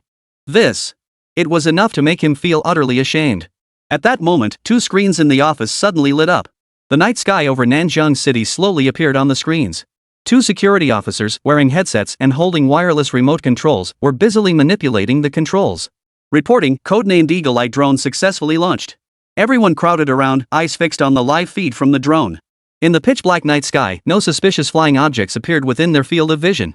The drone operator frowned slightly and continued patrolling the airspace over Nanjing City. Director Hong glanced at the security personnel surrounding him. Tonight, at any cost, we must track down that unidentified flying object. Yes, sir.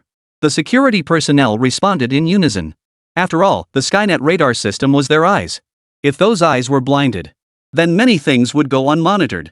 If someone were to exploit this vulnerability at such a critical moment, it would be a devastating blow to their city of Jiangnan. Moreover, with the radar now disabled, they could think of no other solution but to rely on the expert's drone. Academician Chang smiled upon hearing this, revealing a confident expression that reassured Hong Sen. Then, he turned to Li Chang beside him and spoke in a measured tone. Li Chang, retrieve the satellite imagery from the past 2 hours. I want to see exactly what happened during those 2 hours. That could actually paralyze our Jiangnan City Skynet radar system. Chapter 15, Vanished Again? The crowd erupted in an instant. Indeed, there were satellites too. This was something they hadn't anticipated at all. Although satellite imagery might be obscured by cloud cover, it could still capture numerous scenes.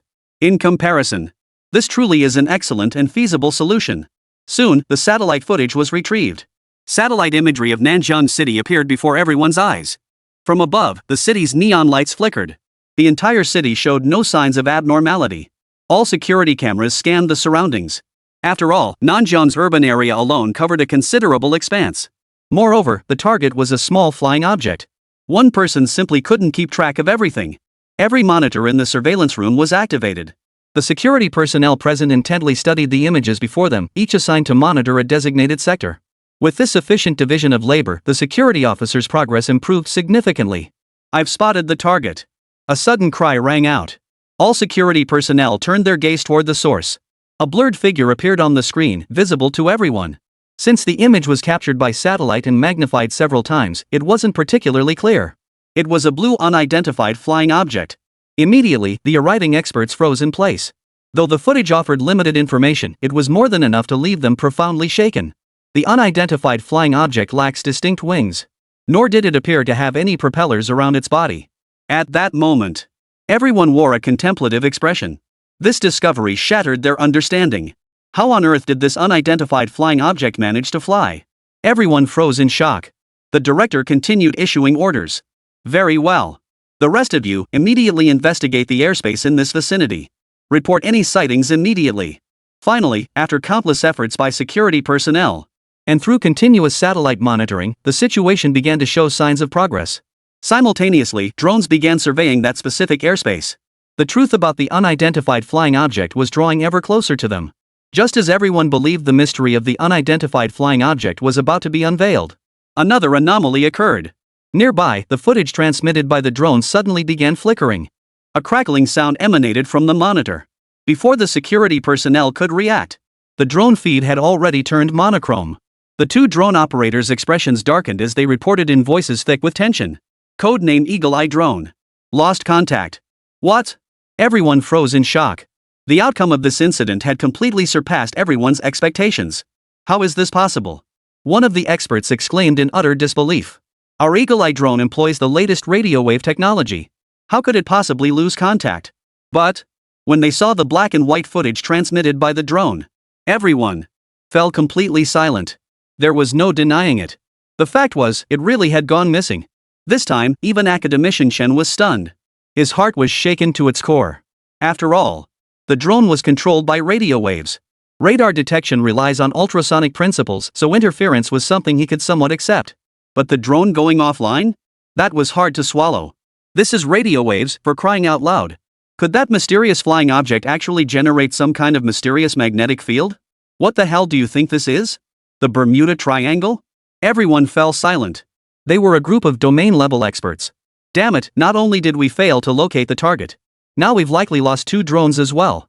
The unidentified flying object itself seemed to shroud itself in an aura of mystery.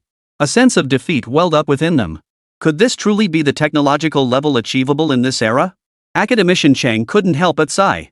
Since the drones proved ineffective, the only remaining lead was real-time satellite data. I wonder if we can still uncover any clues through satellite imagery. We need the receipt.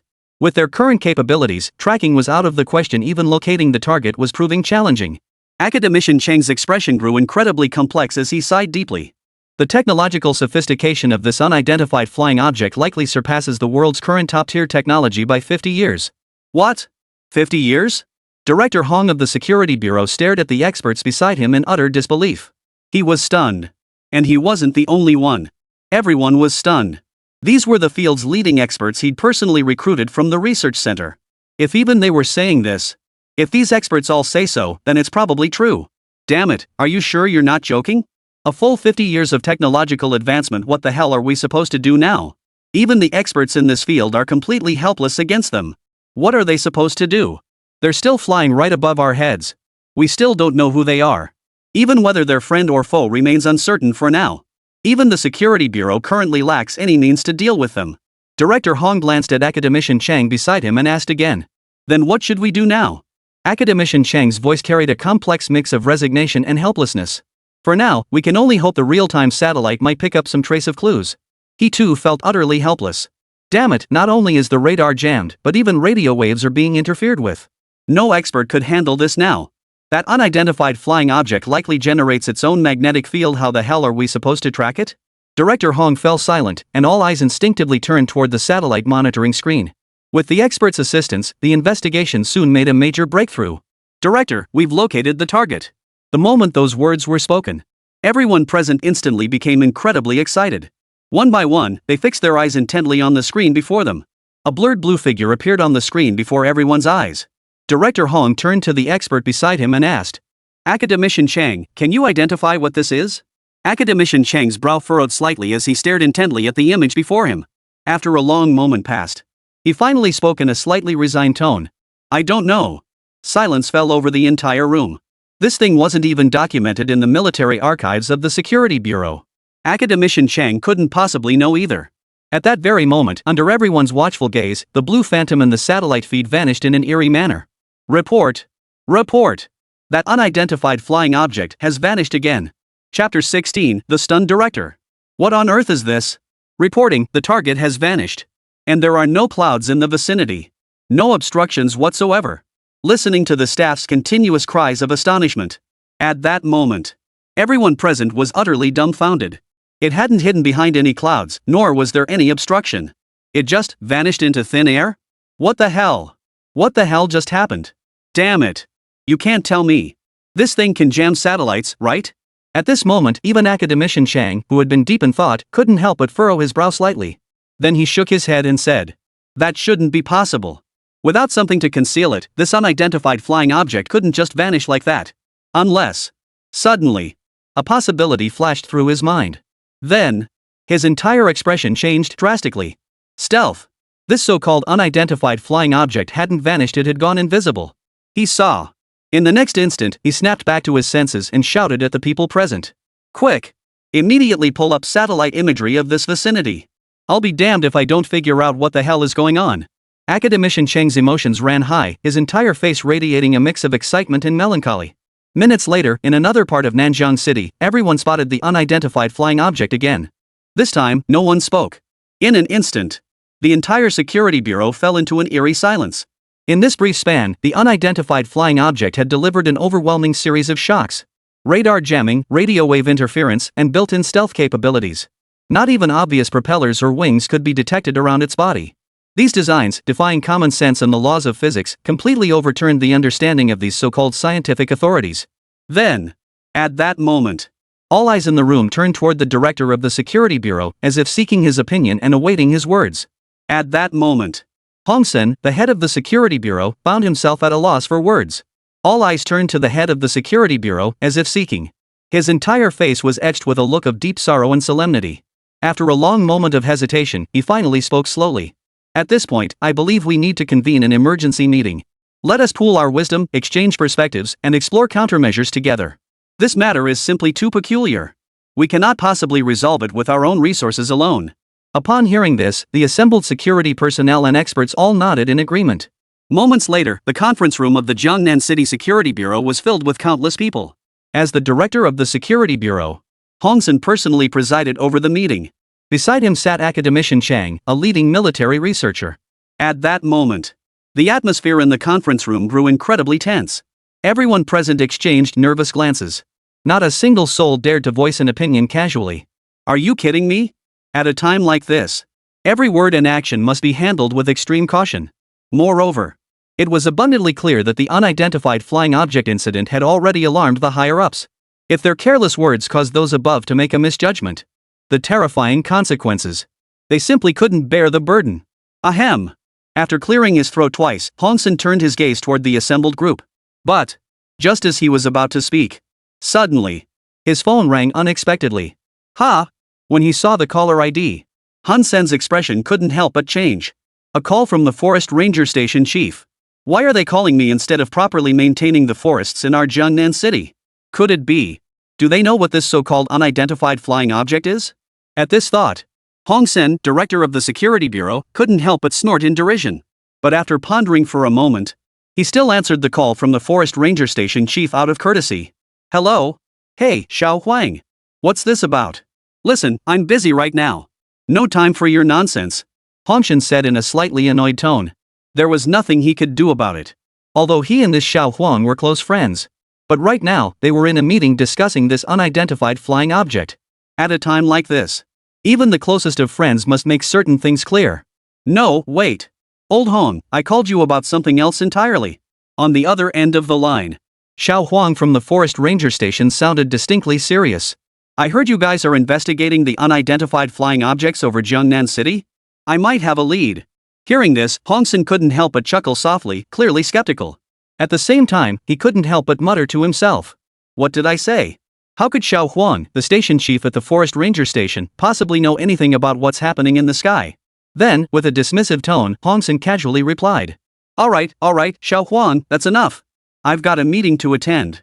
I'll hang up now and talk later." With that, Hong Sen quickly ended the call and addressed the people present. Let's continue. The next second, as the head of the security bureau, Hong Sen immediately shifted into professional mode and spoke in a solemn tone. "Gentlemen, what do you think these so-called unidentified flying objects actually are?" Upon hearing this, team leader Li Chang also spoke with a serious expression. "I stand by my previous assessment. This is most likely an enemy nation's spy drone." Li Chang's words immediately captured the attention of everyone present.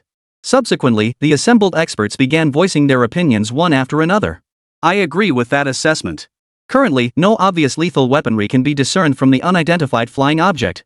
Such a small aircraft likely cannot carry any threatening weapons." Another expert calmly interjected. "But have you considered that this might simply be an ordinary flying object? It's simply that for some peculiar reason, a mysterious magnetic field has appeared over our skies in Jiangnan City. No. If that were the case, it would be far too coincidental. This clearly points to the cause of the unidentified flying object. Soon, the assembled experts began arguing among themselves. In an instant, the entire conference room erupted into chaos. Each person clung to their own viewpoint, yet no stance remained firmly established. Every argument seemed poised to collapse in the next instant. Observing this scene, the expression of Security Bureau Chief Hun-sen, seated at the head of the table, grew increasingly grave. The raucous environment only added to his growing irritation. Quiet. All of you, stop arguing. Hun-sen bellowed. The conference room instantly fell silent. After all this time of discussion, everyone's ideas were still built on wildly speculative assumptions. This group, along with the experts from Nanjiang City, couldn't figure out what this so-called unidentified flying object actually was. Hun-sen knew it too. If they continued discussing this further, it would certainly yield no results. Suddenly, Hong-sen recalled the forest ranger station chief, Xiao Huang, who had called him earlier. Especially when he recalled Xiao Huang's tone had been so solemn and grave. A vague suspicion began to take shape in his mind. Could it be that Xiao Huang really knew something? Chapter 17, I have pictures. I can prove it. After pondering for a while, Hong-sen dialed the number. Soon, the call connected. At that moment, Hong-sen didn't beat around the bush. He cut straight to the chase. Xiao Huang, tell me the truth, do you really know what those unidentified flying objects over Jiangnan City are? Xiao Huang's voice came through the phone, filled with intense excitement. He could see. His face flushed with excitement as he solemnly declared. Old Hong, when have I ever lied to you? I'm telling you, I really do know. Enough with the nonsense, just tell me what the hell this thing is. Hong-sen, too, was now thoroughly flustered by the crowd gathered around him. He just wanted to know one thing. That is, what the hell was this so-called unidentified flying object? But, who knows? Xiao Huang's next words completely darkened Hun-sen's expression. It's a fighter jet I've never seen before. What? The moment those words left his mouth, Hun-sen's entire expression shifted uncontrollably. This? What kind of international joke is this? A brand new fighter jet he'd never seen before. Xiao Huang. Xiao Huang. If you told me this thing was a flying saucer, I might actually believe you. But you're telling me this is a fighter jet that's never been seen before. Xiao Huang. Are you seriously trying to rub my intelligence in the dirt? Hun-sen's anger grew with every thought. A brand new fighter jet that's never been seen before? This was utterly impossible. Though he was the director of the Jiangnan City Security Bureau, he was well aware of certain policies from higher-ups. The debut of every fighter jet goes through a series of complex procedures and requires a confidential notification. And as luck would have it, Hong-sen just happened to possess that level of authorization. It could be said that, regarding the fighter jets the Dragon Nation can now produce and manufacture, he, Hun-sen, knew them inside out. But now, Xiao Huang, who works at the forest ranger station, turned to him and said, this is a fighter jet that's never been seen before? This is seriously rubbing his intelligence in the dirt. Hearing this, the people nearby couldn't help but burst into laughter. Isn't this just blatant nonsense? The others present began murmuring among themselves. Even our security bureau hasn't figured this out. How could this forest ranger Huang possibly investigate it? This must be pure bragging. Or could it be, this Huang guy is so desperate to return he's lost his mind? I say, this is most likely just bragging. What latest fighter jet? That's impossible. Clearly, the answer latest fighter jet garnered zero agreement from anyone present. J-series fighter? The latest model, no less? Who the hell would believe that? At that moment, even the experts couldn't help but start shaking their heads in disbelief. It can be said, the current reality is becoming increasingly absurd. Even the most absurd answers, like the latest fighter jet model, have started popping up. How could someone like this become the head of a forest ranger station? It must be because they have some unspeakable connection to this Hun-sen. At this moment, Hun-sen, as head of the security bureau, felt his face burning with embarrassment. He let out a low growl. Enough. Stop joking around. Tell me what you know. The voice on the other end grew impatient. Xiao Huang spoke urgently into the phone. Commissioner Hong, this really is the latest fighter jet. I can guarantee it. He froze, momentarily at a loss for words. Young man, this is the real world. Don't think watching a couple sci-fi movies means you can bring them into reality. Academician Chang, standing nearby, couldn't hold back any longer and spoke up. He stared at the phone, his expression betraying disgust. Young people these days really have less and less respect for science. To discredit their research, they'd even resort to lies like the latest model. This is utterly outrageous. What era are we living in? We must believe in science. Almost everyone held this stance. They maintain extreme resistance to claims like the latest fighter jet. To them, the very existence of mecha remains too fantastical. What the hell did that forest ranger do? Xiao Huang on the phone was momentarily rendered speechless. Faced with the backlash from several people, he couldn't defend himself. Damn, why is this so hard to explain? But Xiao Huang could understand the reactions of these security department folks now. If this had happened yesterday, he probably wouldn't have believed it either. But what was the reality? He saw it with his own eyes, that brand new fighter jet soaring right over his head. This was what forced him to believe it. He glanced at his phone, understanding perfectly well. The reason they doubted him so much now was undoubtedly because he hadn't produced any evidence. He believed. If only he could produce proof. Then, these people would be left speechless. Therefore, the next second, Xiao Huang wasted no time either, addressing Hong Sen directly. Commissioner Hong, if you don't believe me, I have video evidence right here. I can send it to you. What? High-definition video footage? At that moment, everyone present wore an extremely peculiar and complex expression. But soon, the mocking voices of the research leaders echoed through the room. Blown away? Are you about to show us a sci-fi movie? Ha ha ha. Fine. I'll see what kind of sci-fi movie you can possibly show us. Clearly, no one believed this ridiculous claim even now. On the other end of the line, Xiao Huang was nearly fuming. He'd made his point so clearly. And yet, these people still didn't believe him. Fine. Fine then. Then you'll all just have to wait and see. This is all you're doing. The next second, without another word, he hung up immediately and sent a photo straight to Hong Sen's phone. At that very moment, when Hong Sen, the head of the security bureau, witnessed this scene, a sense of foreboding began to stir within him. If, he said, what if this little Huang was telling the truth? You must understand. Even though he was part of the forest ranger station, he had absolutely no reason to lie to him. And they're the security bureau. The consequences of deceiving himself were all too clear. The more he thought about it, the stronger this conviction grew within Hong Sen. His suspicions seemed increasingly plausible. Could it be Xiao Huang wasn't lying after all? Time was running out, and Hong Sen began to waver. He immediately unlocked his phone. Sure enough, a new message had arrived. Chapter 18, Academician Chang, what's your take? You've received an image. You have received an image. As the notification chime rang repeatedly, Hong Sen's expression couldn't help but change. It seemed the other party had sent quite a few images. He saw. The next second, he connected his phone's screen directly to the projector. After hesitating for a few minutes, he tapped to open the image. The first image filled everyone's vision. The meeting room fell into an unexplained silence as all eyes turned toward the projector. The scene depicted in the image was all too familiar to everyone present. No one needed to look to recognize it. This was the sky above Jiangnan City, with the dense greenery below also strikingly conspicuous. This was the outskirts of Jiangnan City. Then, everyone's gaze shifted toward the center of the screen. There, a faint blue blur streaked across the sky at incredible speed. Gazing upon this immense yet ethereal blue silhouette before them, the expressions of everyone present couldn't help but shift slightly. It truly resembled the latest fighter jet model. As the crowd scrutinized the image further, they noticed a precise timestamp in the lower left corner, accurate down to the second. No need to guess. This was the distinctive watermark of a high-speed camera.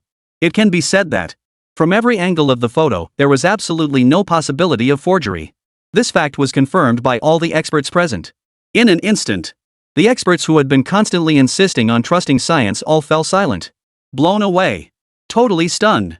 Even the scene before their eyes revealed no flaws whatsoever. On the contrary, their earlier emotional outbursts had been a bit over the top. At that moment, the atmosphere grew noticeably quieter. At that moment, as the head of the security bureau, Hong Sen remained silent. He simply stared at the images projected before him. No need to say it. This truly resembled the image of a fighter jet. Could it be Xiao Huang was telling the truth? Could this unidentified flying object truly be the latest model of the J-series fighter jet? In an instant, even as the head of the security bureau, Hong Sen found himself at a loss for words.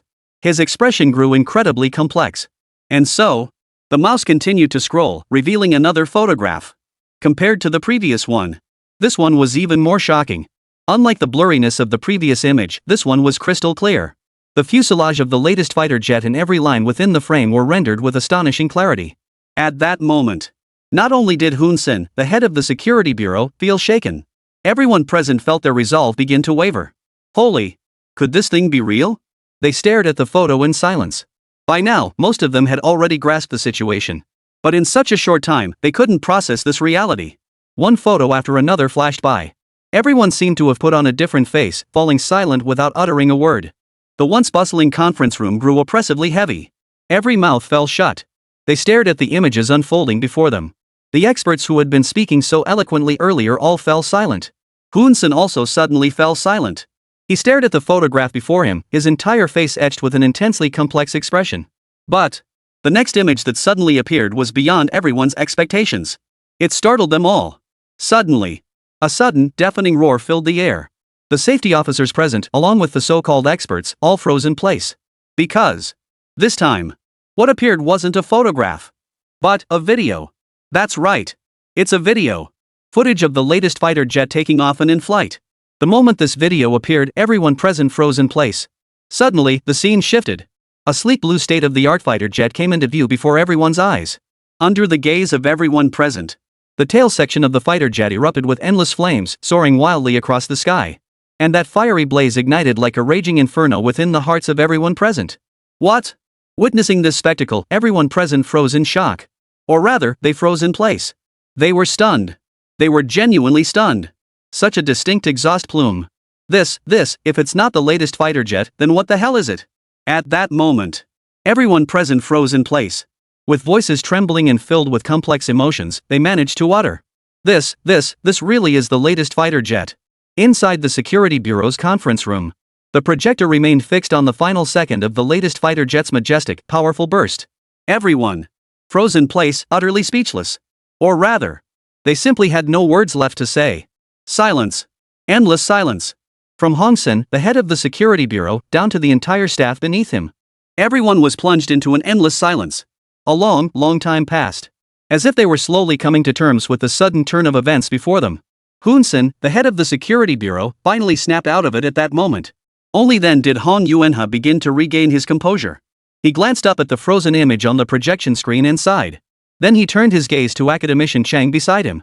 As the most authoritative academician in Nanjing City, he undoubtedly held the greatest authority to speak at this moment. Although his research focused on radio and radar tracking, he naturally possessed a certain degree of understanding in other academic fields. After all, academician Chang was, after all, an academician. Such achievements are truly rare even across the entire nation. Academician Chang, what are your thoughts? Academician Chang cleared his throat twice. He had previously refused to believe in the existence of any so-called new fighter jet. After all, in his view, it seemed utterly ridiculous. You see, even the military establishment today would struggle to build such a thing. And even if it could be built, mass production was simply impossible. But after seeing the video, he finally accepted this reality.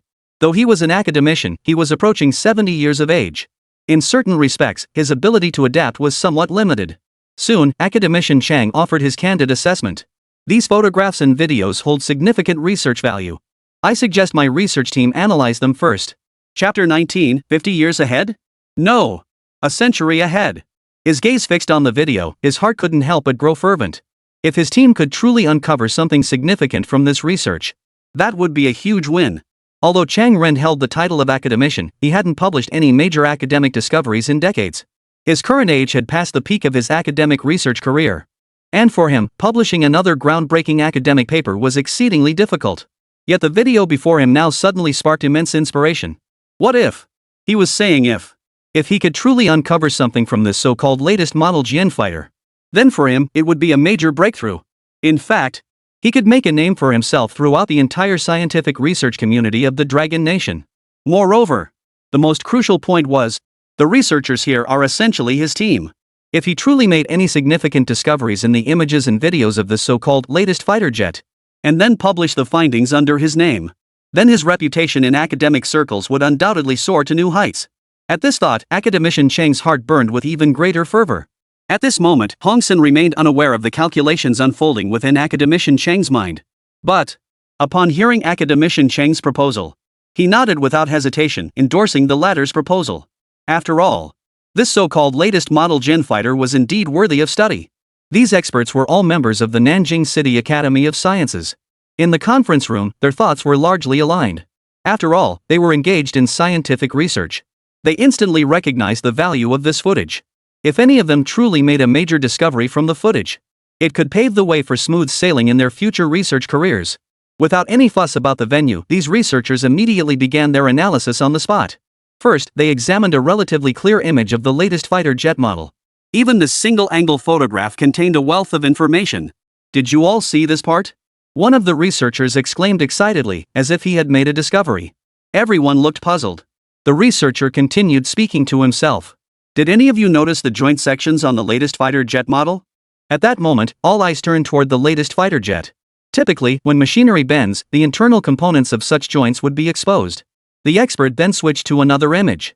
This one showed the latest fighter jet soaring through the sky in brilliant splendor. Did you see that?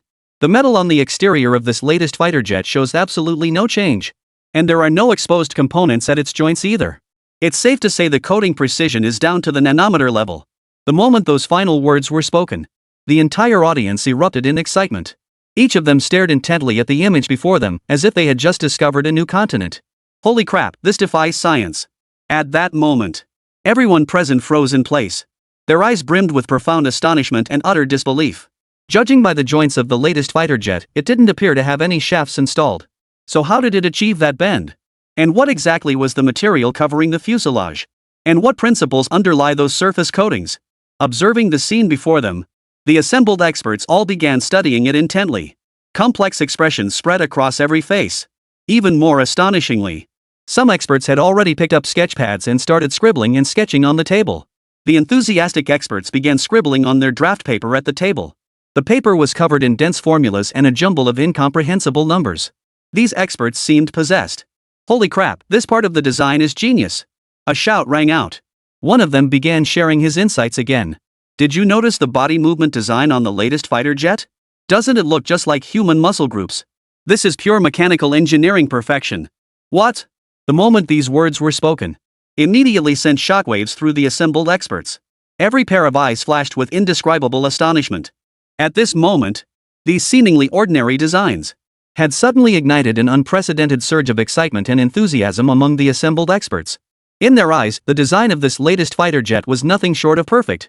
They could find absolutely no flaws in this cutting-edge fighter jet. Every single part of the new fighter seemed to serve a vital purpose. Even designs whose purpose they couldn't immediately grasp revealed numerous logical aspects moments later. Astonishing! At this very moment, everyone was utterly stunned. Everyone was plunged into astonishment. The renowned expert stared at the photograph in his hands, uttering repeated exclamations of awe. How could this thing possibly be within his realm of study? He even began to feel a pang of self-reproach. Were their current abilities truly worthy of studying such a perfect masterpiece? Not at all. Even the most basic surface designs were enough to leave them in awe. Each newly discovered design sent shockwaves through their minds. These alone would keep their research center occupied for a long time. At this moment, even academician Cheng turned to look at Hong Sen, the director of the Security Bureau, and said, "Director Hong, with our current capabilities, researching these designs is too demanding. In my opinion, we have no choice but to report this to higher authorities." By the end of his statement, academician Cheng's entire demeanor radiated profound resignation. He understood all too well the immense research value contained within these designs. He had initially thought this latest fighter jet would be no more than a bull. With some effort and a few years, it might be manageable. But it turned out this thing wasn't even an elephant, it was a blue whale. How could anyone possibly tackle this? This wasn't just 50 years ahead of current technology, it was at least a century ahead.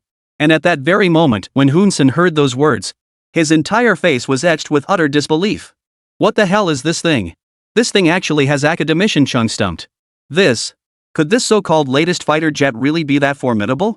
But, after hearing academician Cheng speak thus, he said nothing more. Instead, he took a deep breath and said solemnly, "Understood. I'll report to higher-ups immediately." Chapter 20, Nanzhou erupts. All heads to Jiangnan City. At the same time, Governor's Mansion, Nanzhou. When the governor of Nanzhou answered the call, his expression grew even more grave. "What the hell? The latest fighter jet? Are you sure you're not joking with me?" Upon hearing the phrase latest fighter jet, nearly everyone reacted the same way. Incredulity. As the voice on the other end explained with utmost seriousness, listing a series of evidence.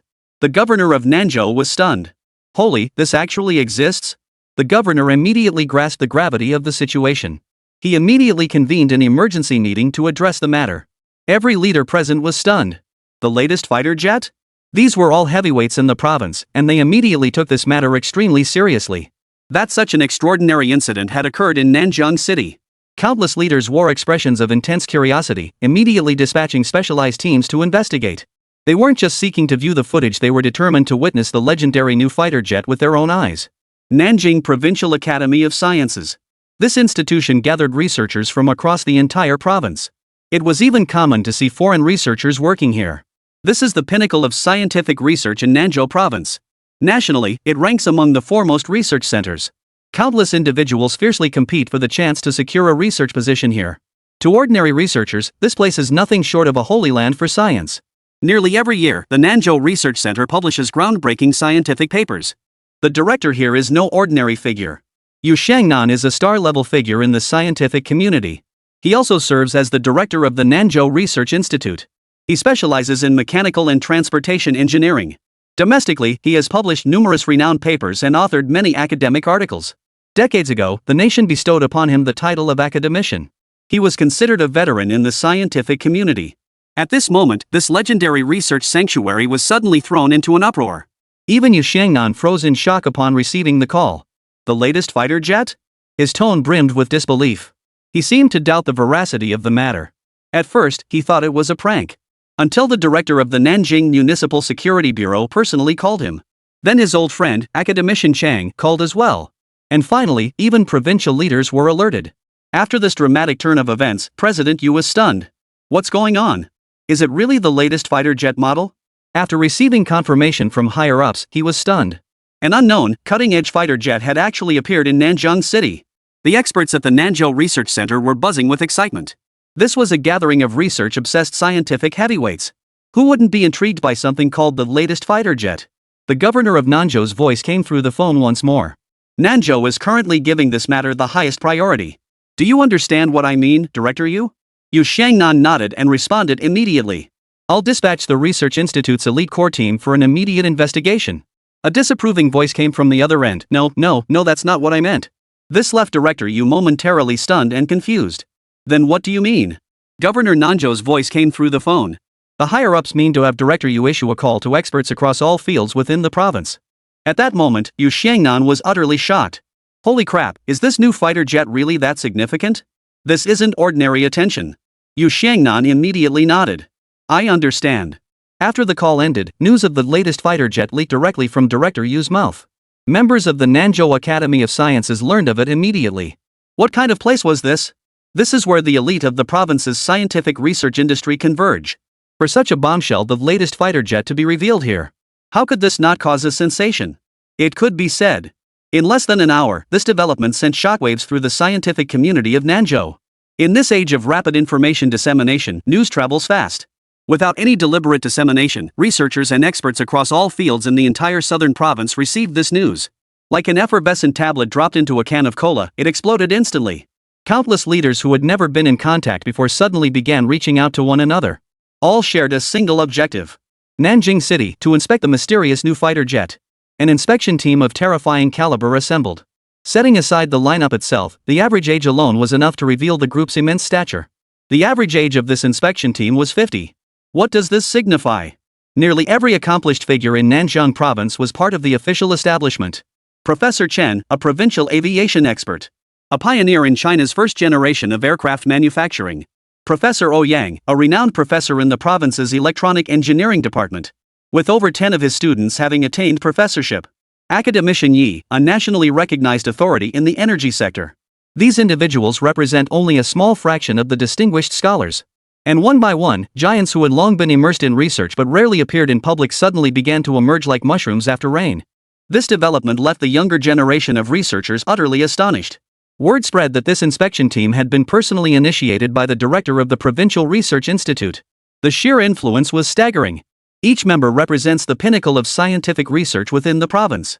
Any single member of this inspection team would be considered top tier within the province. And this is merely one team. What lies beyond this team is truly terrifying. Though these heavyweights within the team specialize in different fields, they share one common trait. At this level, could they possibly lack their own research teams? You bet every single one of them brought their own research teams along.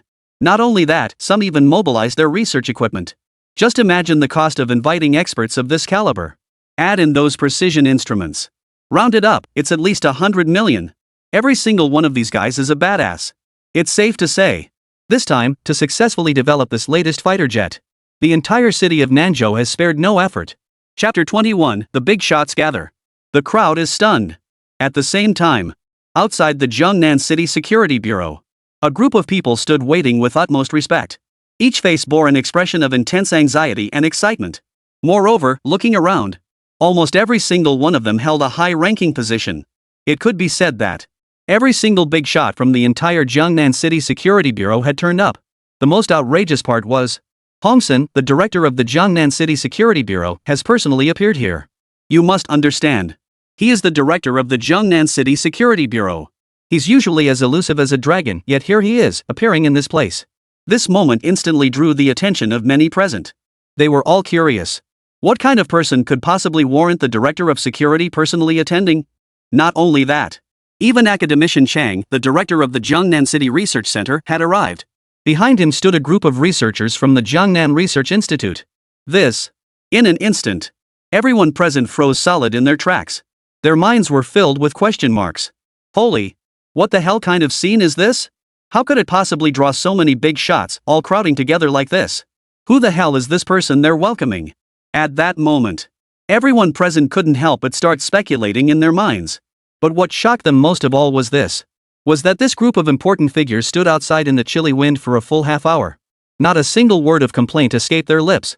On the contrary, every face was beaming with smiles, as if awaiting the arrival of some distinguished figure. Whoa! At that moment, the security guards present truly dared not think any further. Holy moly! Who on earth was this person? Their connections must be absolutely enormous. To have so many people waiting here for so long. But the very next second, as several black SUVs slowly rolled into view not far away, every single person present couldn't help but gasp in shock. The black vans themselves weren't what astonished them. But what truly astonished them was the license plates on these vehicles. Yes, that's right, the license plates. The license plates on these black business vehicles all started with 01. What does this mean? These are special license plates within Nanzhou's jurisdiction, aren't they? No exaggeration. With this plate, even if you speed down the road or run red lights, no one will dare to bother you. You must understand. Under these circumstances, even one or two of these plates appearing would be utterly outrageous. But now, the current situation is, over a dozen of these license plates have appeared at once. In an instant, a certain possibility flashed through the mind of every person present. A look of grave concern spread across every face. Holy cow! Just who the hell are these big shots inside the car? Seeing this, Security Bureau Director Hong Sen dared not delay for even a moment. He immediately rose to greet them, his face beaming with a broad smile. President Yu. He hurried to the black SUV and addressed him with utmost respect. After all, this was the dean of the Nanzhou Research Institute. Even the governor of Nanzhou would show utmost respect upon meeting him. Not to mention, he, Hong Sen, was merely the director of the Security Bureau for Jiangnan City within the jurisdiction of Nanzhou. It could be said that President Yu's visit to Jiangnan City itself was already a tremendous honor bestowed upon them. Therefore, the next moment, Hong Sen's face was filled with excitement and enthusiasm as he spoke in an extremely animated tone. It is an immense honor. Dean Yu, we are deeply privileged to welcome you and your team to Jiangnan City. Rest assured, Dean Yu, the Jiangnan City Security Bureau will fully support your work. Hearing this, Dean Yu wasted no words. He understood clearly. His purpose in coming this time was to obtain the legendary latest generation fighter jet. Therefore, he remained completely unmoved by Hong Sen's excessive flattery. He cast a cold glance at Hong Sen and spoke in a slightly solemn tone. Enough. Take me straight to the conference room. I want to see for myself what this so-called latest fighter jet is all about. Yes, sir. Hong Sen dared not delay and immediately responded. Oh, and forget about any welcome banquet. We've already eaten, no need for that. President Yu declared in a tone brooking no argument. To be honest, under normal circumstances, he might not have acted this way. But the current situation was different. He was here on a mission. Under these circumstances, he couldn't afford any delays. Moreover, this time, his target was a very specific entity. That is, figuring out exactly what this so-called latest model fighter jet was all about.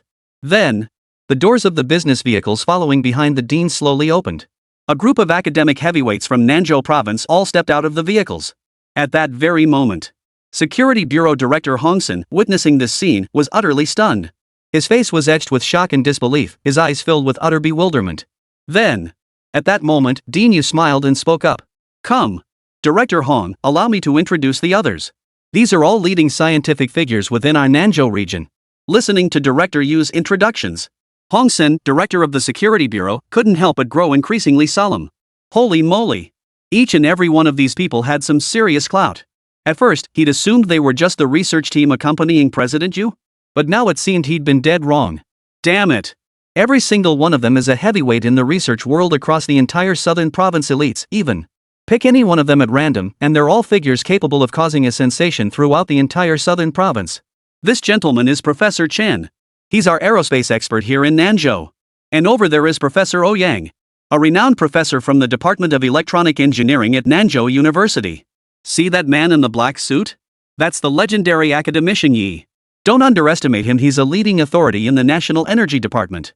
And this one illustrious name after another rolled off Dean Yu's tongue. Everyone present felt immense pressure. Holy crap! It's just the discovery of a new fighter jet model, right? Is it really necessary to bring out all these big shots? Chapter 22, The Envious Crowd.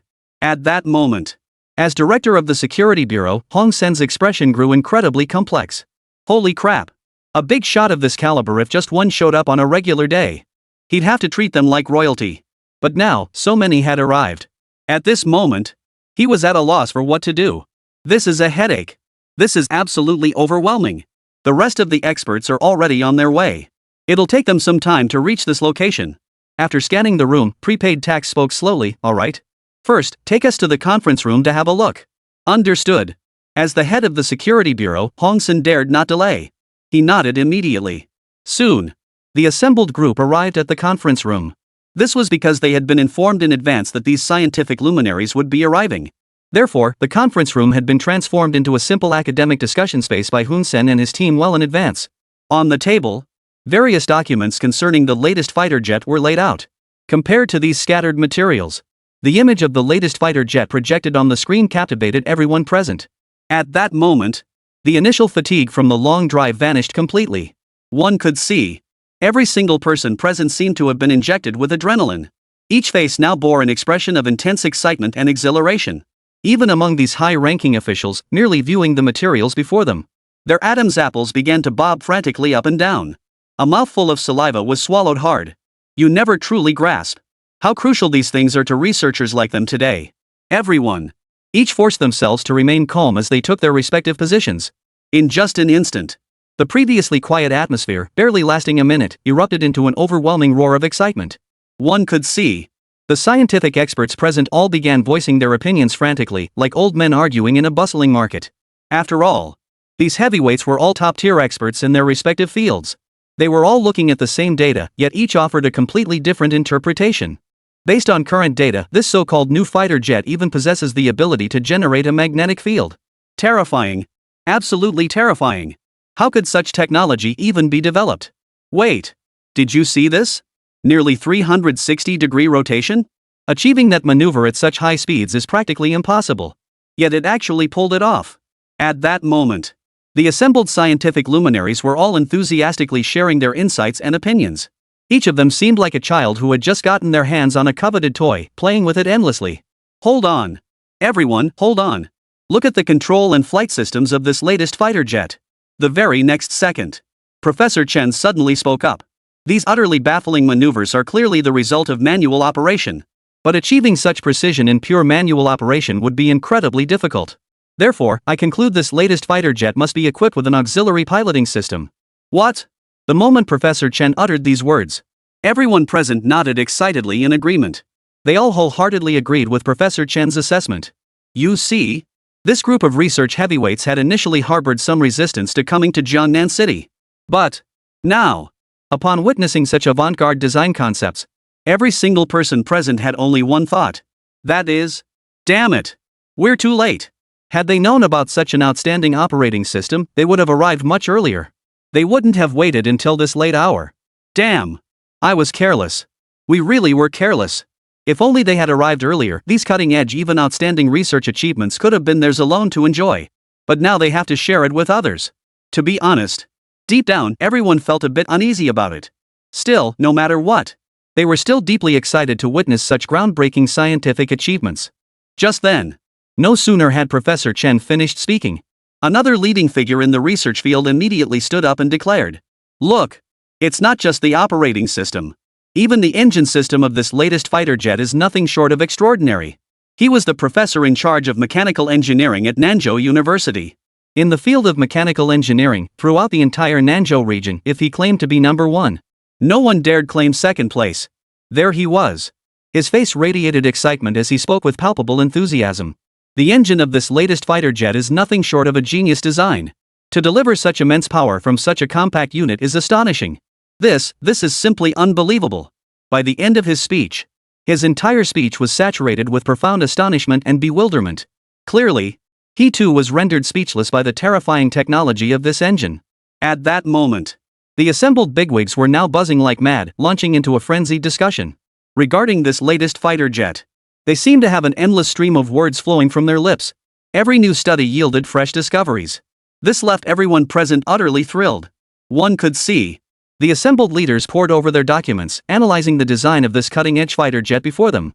They even began discussing the operational procedures for this cutting-edge fighter jet. It could be said that they now felt this latest fighter jet was nothing short of a game-changer. It sparked a multitude of new ideas within them. Even the most basic design principles of this latest fighter jet proved immensely valuable and deeply exciting to the assembled experts. Especially the older experts among them, as they pored over the existing documentation in their hands, they practically drooled with envy. Damn it! How utterly enviable! What kind of genius created such an incredible new fighter jet? This is simply too incredible to believe. They were utterly bowled over. Chapter 23, Missiles? No! It's fireworks. At the same time, above Nanjiang City, Yi Tiantian, piloting the latest fighter jet in free flight, was unusually quiet. The little girl stared intently at a button on the state-of-the-art fighter jet. Under Yi Tiantian's control, the state-of-the-art fighter jet had already ascended to an extremely high altitude. For an ordinary person at this altitude, not only would the temperature be unbearable, but the thin air itself would be lethal. Had something else not suddenly captured the little girl's attention, she would probably be trying to pluck the stars from the sky right now. Yi Tiantian stared intently at a button in the cockpit. Above it was an explosion icon. The little girl bit her finger, murmuring curiously to herself, "Is this the fireworks Daddy prepared for me? Holy crap!" The little girl actually mistook the missile launch button for fireworks. The very next moment, the little girl's tiny hand pressed down on the button without hesitation. The virtual display in the latest fighter jet flickered with feedback. Simultaneously, a crosshair-style reticle appeared at the screen's center. As the button depressed, the latest fighter jet initiated its maneuver. The fighter's right wing rose, and the back of its hand began to shift. A blue hand cannon materialized on the right wing.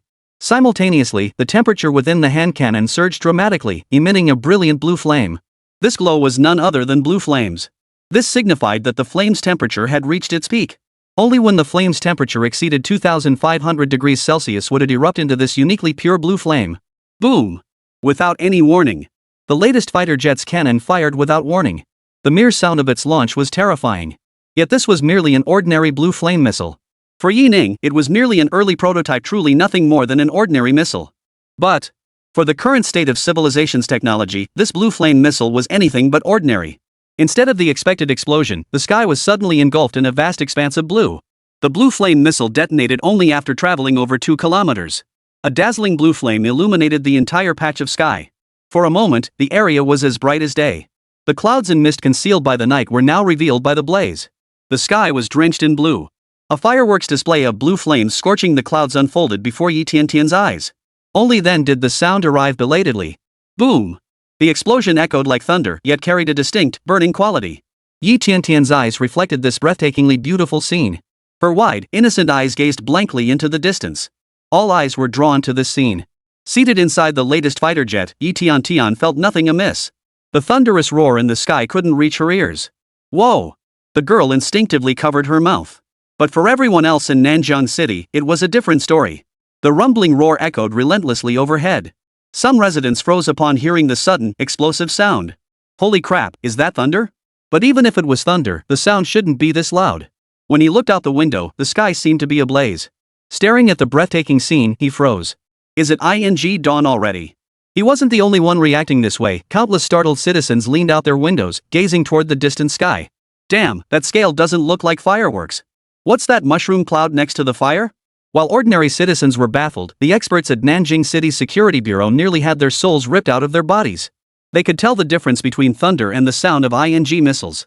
The moment the explosion echoed across Nanjing City's skies, the professors and experts in the conference room instantly recognized the sound. Dean Yu's face drained of color as he shouted in alarm. Someone's launching missiles near Nanjing City. As the words fell, the security personnel nearby were equally stunned. With lightning speed, he threw the entire group of dignitaries to the floor. These experts were the backbone of Shaoxiang province. Their loss would be the greatest blow to Nanjing City. Everyone waited in silence for the earth to shake from the impending explosion. The atmosphere suddenly fell silent. The group lay on the ground, slightly embarrassed. Only then did Dean Yu rise to his feet. Ahem, it seems they didn't deploy it on the ground. Ha! Director Yu was secretly startled as well. An explosion of this magnitude, if actually deployed on the ground, would likely flatten everything within a 3-kilometer radius of the city center. This is ING terrifying. Was this also fired from that legendary newest fighter jet? The group of experts couldn't help but be profoundly shaken.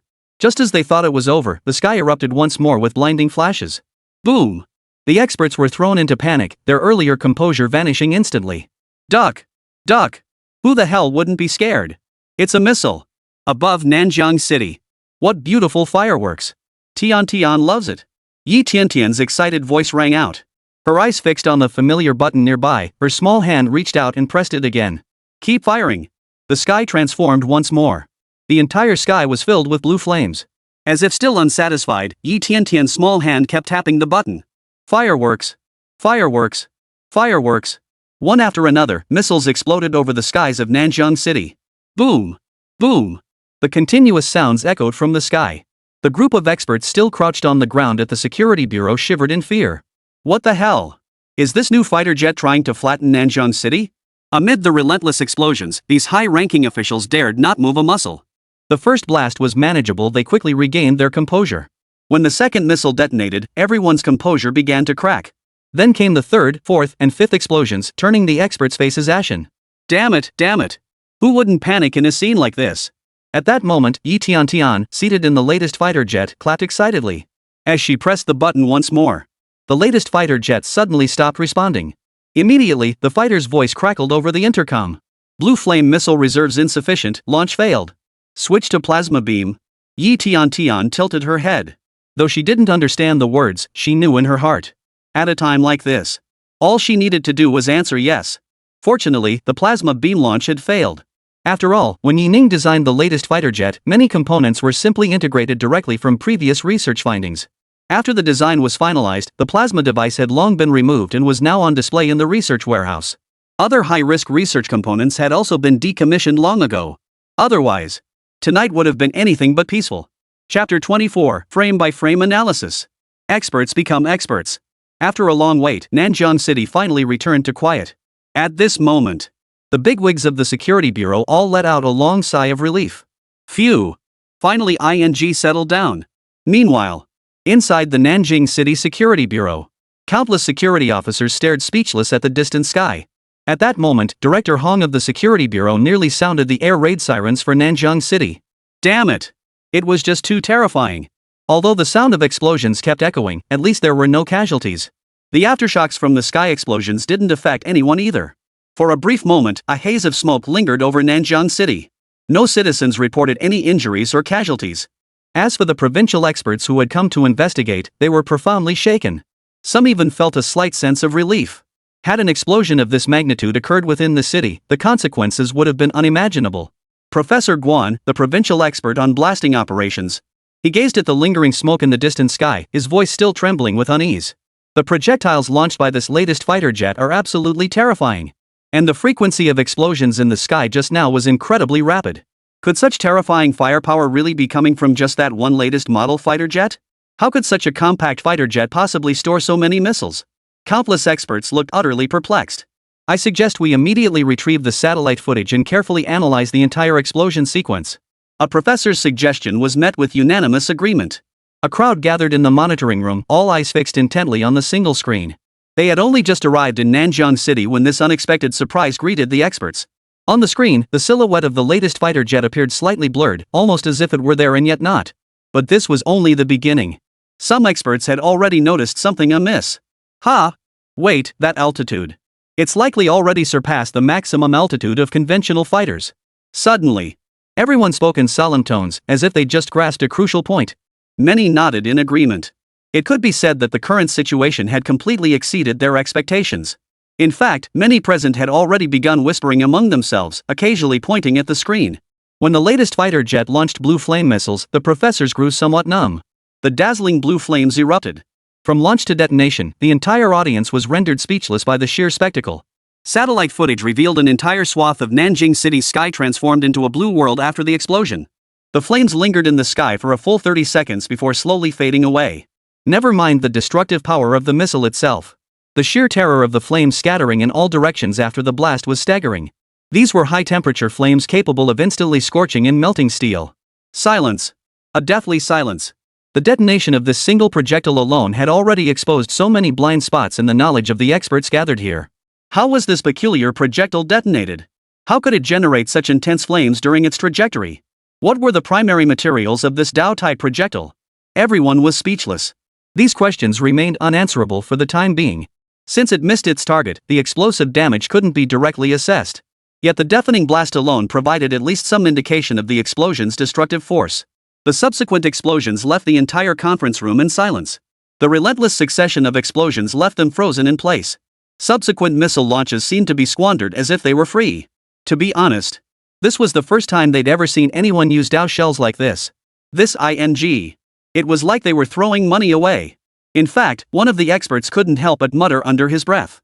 Damn, it feels like it's setting off fireworks. Who the hell uses Dao bullets like that? This is pure wastefulness. After saying that, the other experts present all wore expressions of sheer agony. Could you please use it sparingly? Do they really think they're some wealthy landowner family or something? You must understand. The creation of this single missile is the culmination of so much technology and ingenuity. If you really don't care about the cost, you might as well give it to me. Countless voices murmured in astonishment. After a long pause, Professor Guan, the most authoritative figure among the experts, finally spoke up. Judging solely from the satellite imagery, the blast radius far exceeds 3 kilometers. If we were to convert this to gunpowder equivalent, achieving an explosion of this scale would require at least tons of explosive material. Everyone gasped in shock upon hearing this. Whoa! That scale was simply terrifying. The other experts nodded in deep agreement. And this was merely their preliminary assessment. A video lasting less than 2 minutes had these experts poring over it for a full half hour. Every detail required lengthy discussion. After watching for a long time, the professors present couldn't help but frown. Too fast. Slow it down. The video began playing at 0.5x speed. The professors still frowned. At 0.25x speed, the professors frowned deeply, staring at the video without speaking. After reviewing it several more times, the professor called out again. Play it frame by frame for us. Ah! The moment those words left his mouth, the security guards froze in shock. Frame by frame playback? Holy crap, that's way too meticulous. Watching frame by frame at the experts' viewing pace, when would they ever finish? Yet no one felt the slightest bit bored watching these videos. Instead, they were all incredibly excited. After a long while, the experts slowly stopped their movements. Only then did someone speak up. Further observation suggests this warhead's destructive power far exceeds that of conventional warheads. This is far more devastating than the explosive power of the W-80 or W-87. Those present couldn't help but exclaim in admiration, their words brimming with profound respect. For a moment, they were at a loss for words. Everyone exchanged glances. The caliber of this missile is likely among the world's top tier. Moreover, nuclear weapons are not to be used lightly. Anything related to it must undergo strict oversight. These were merely preliminary assessments. They had already formed a preliminary understanding of the combat capabilities of this latest fighter jet. This is at least the current state of the Dragon Nation. No. This latest fighter jet should be the world's strongest combat capability, without a doubt. Unconsciously, they had come to tacitly acknowledge the formidable power of this latest fighter jet. And they've even given it such an astonishing evaluation.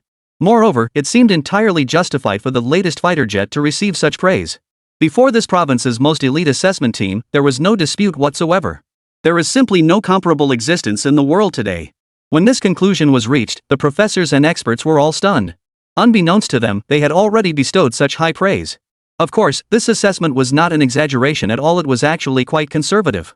It must be understood that their current assessment of this latest fighter jet was based solely on inferences drawn from the available footage. What if it were truly deployed in actual combat? This assessment would likely be elevated by countless levels.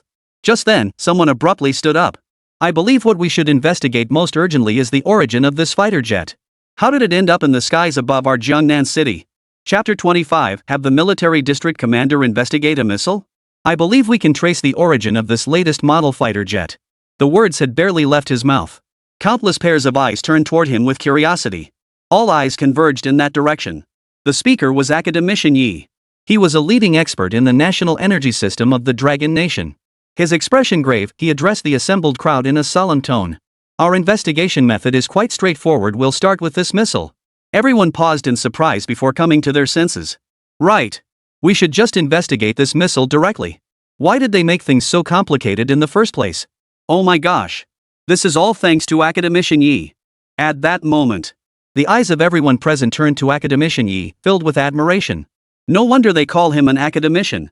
This is simply truly wise in the guise of simplicity. Academician Yi nodded. We only need to report this to higher-ups and investigate the national database.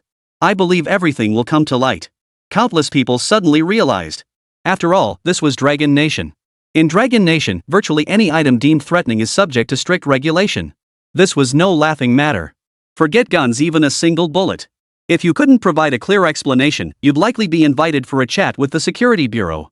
Within the military, every single batch of ammunition is meticulously documented. Even if you carry a kitchen knife out for a stroll on the street, security personnel will be knocking on your door within 10 minutes. Missiles? That's an entirely different level of weaponry. The experts on one side nodded in agreement. A missile with such devastating power couldn't possibly have no record in the national database. Once we get the results from headquarters, we should be able to access the data for this batch of missiles. Exactly. There must be records. Then we won't just be able to trace this missile's whereabouts, we might even uncover the location of that latest fighter jet. For a moment, everyone present was brimming with enthusiasm, their faces radiating excitement and anticipation. After all, the Dragon Nation's database meticulously records every detail. For instance, the missile's launch location, target, and outcome are all meticulously documented. By cross-referencing various parameters, the truth would soon be revealed. Then, an expert couldn't help but remark in a half-joking tone. After all, could a civilian organization possibly develop missiles of this scale? Ha ha ha. That's clearly impossible. In the civilian sector, over 3,000 perpetual motion machines are researched daily on average. Not to mention, with strict national controls in place, even if unrestricted, it would be sheer fantasy for civilian forces to build something like this.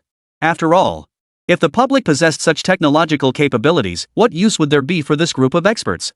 Everyone burst into laughter. Ha ha ha.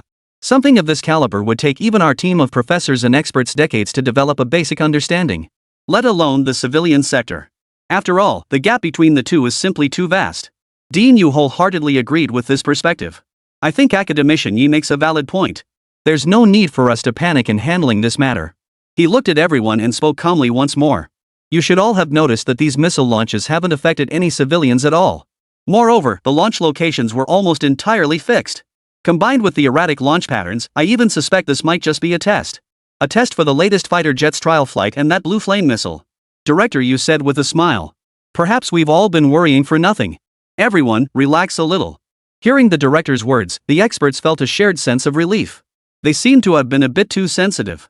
After all, the idea of a civilian-developed missile of this caliber seemed absurd just to contemplate. At that moment, Director Yu looked at the group and said, "Continue your research. I'll report this to higher-ups and contact the military headquarters. Let them see what this missile is all about."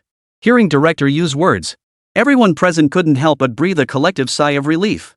If that was the case, then there really was nothing to worry about. Nanzhou, military headquarters. What the hell? You want me to investigate a missile? The speaker was none other than Yi Daxiao, commander of the Southern Military District. There he stood. He stood ramrod straight, addressing the group on the other end of the line with stern gravity. What kind of missile? Or a miniaturized one? Yi Daxiao's brow furrowed slightly, and a look of grave concern spread across his entire face. He seemed somewhat displeased. Just investigating a miniature missile, did it really warrant calling him the military district commander directly? But what could he do? This was a political leader above him. Certain courtesies had to be observed, especially since it wasn't a major issue. The voice on the other end of the line spoke again. The explosion produced blue flames, with a blast radius exceeding 3 kilometers. The words had barely left his mouth. Yi Daxiao's eyes widened in utter shock. What the hell? Are you kidding me? What kind of micro-missile explosion could possibly have a radius exceeding 3 kilometers? He stared at the phone in silence for a moment. Yi Daxiao desperately wanted to say, "Are you kidding me?" But the words that followed from the other end left him speechless. There's already an explosion record for this type of missile over Nanjing City. This matter is extremely serious. Senior leadership is paying close attention to it. We must conduct a thorough investigation. Every single missile record must be checked. Yi Daxiao fell silent. He wanted to shout at the other person. How could such missiles even exist? But the cold, hard truth slapped him in the face. Damn it, Nanjing City had already been blown to smithereens. His expression quickly turned grave. Though he knew most military data by heart, there were still many models he wasn't familiar with. If an unrecorded missile exploded over Nanjing City, that would be a major problem. This was serious business. Yi Daxiao immediately dispatched personnel to investigate. Countless personnel pored over computer files and even paper archives. These missiles, which were already in the military region's inventory, appeared to be completely mismatched. Moreover, according to the requirements in the phone call, the data discrepancies were enormous. How could missiles of this caliber possibly be miniaturized? After comparing each piece of data, everyone fell silent. No, then investigate missiles currently under development. A missile of this caliber is most likely a newly developed prototype. Countless people plunged back into frantic searches. But, after a full half-hour of meticulous review, after cross-referencing the data recorded by the military district, everyone was stunned to discover that not a single one of these missiles matched any known records. Not even the National Classified Archives held corresponding records. At that moment, everyone present were utterly dumbfounded. Chapter 26. Everyone speculates. This is insanely powerful. At the same time, in Nanjing City, at the Security Bureau, experts gathered in a conference room. The air was thick with technical jargon and scholarly debate. There was even a hint of commotion in the air. The military district has results. The moment the words fell, the entire conference room fell completely silent. At that moment, all eyes in the room turned toward them. Their eyes brimmed with anticipation, filled with nothing but overwhelming excitement and exhilaration. Any results? One person asked softly. Professor Yu nodded, looking at the group as he said in a solemn voice. Based on the information provided by the military, there are no records whatsoever regarding the data of this missile. The military has reviewed all missile-related files, even examining projects currently under development. Professor Yu paused before continuing, there are no leads whatsoever. Every face in the conference room betrayed utter shock. Holy, is this for real?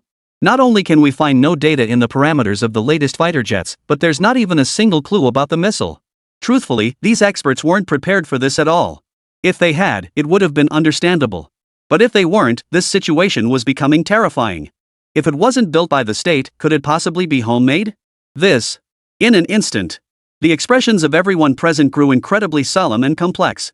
A look of profound dismay and solemnity spread across every face. Setting aside the sheer complexity of the latest fighter jet's aerodynamic design, how on earth were its intricate internal components even manufactured? Though they found it hard to believe, the evidence was undeniably before their eyes.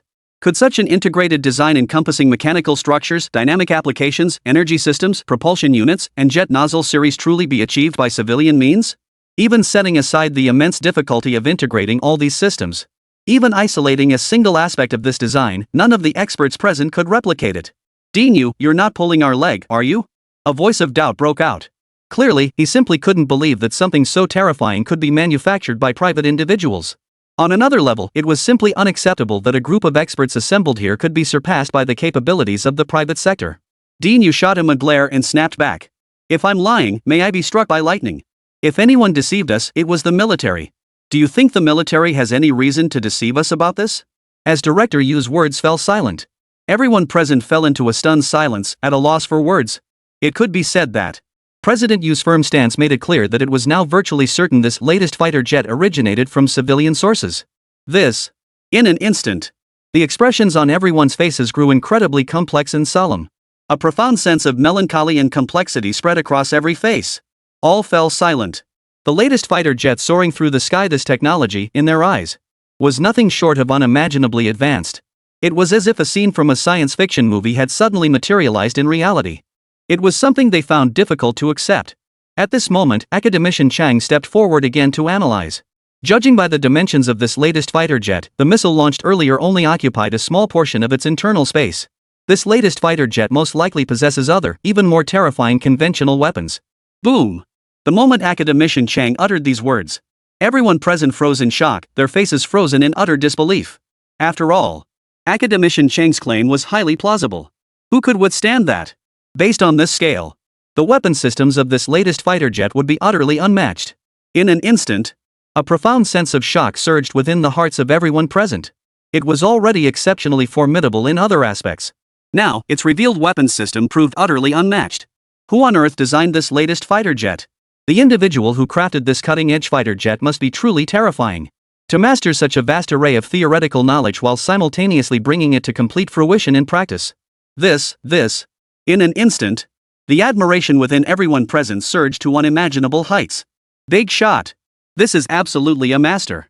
Among all these experts present, each had their own specialized field. A more senior academician might cover 2 specialties, but most professors excel in only one field. Mechanical construction, energy studies. These experts each mastered only one domain. It's like in martial arts, each master has their own specialty. Some excel in fist techniques, others in leg techniques, and still others in sword techniques. This is perfectly normal. But the designer of this latest fighter jet is terrifying. He might understand a little bit of everything. His mastery in each field far surpasses that of these professors and experts. After deducing this concept, the experts were stunned. Simultaneously, the crowd began to split into 2 distinct viewpoints. One was the team perspective, the other the individual viewpoint. I don't believe this latest fighter jet could possibly have been designed by a single person. They must have had their own teams. An expert on one side stated calmly. If such a genius truly existed, the nation would be missing out on a normal person. To have missed out on so many top-tier research experts, that seems rather unreasonable, doesn't it? The professor beside him was left speechless. Holy crap, that makes sense. It's terrifying enough that a team built this cutting-edge fighter jet. If it was truly built by one person, that's insane. At this stage, the latest device under development in the National Classified Archives is still just an exoskeleton-assisted armor system. And this technology is still in the development phase, not even having passed preliminary testing. At best, it's just a budding concept. At this moment, the sudden emergence of someone assembling the latest fighter jet in Nanjing City. Not only did its performance astonish everyone in every aspect, it even surpassed the technology they were still conceptualizing.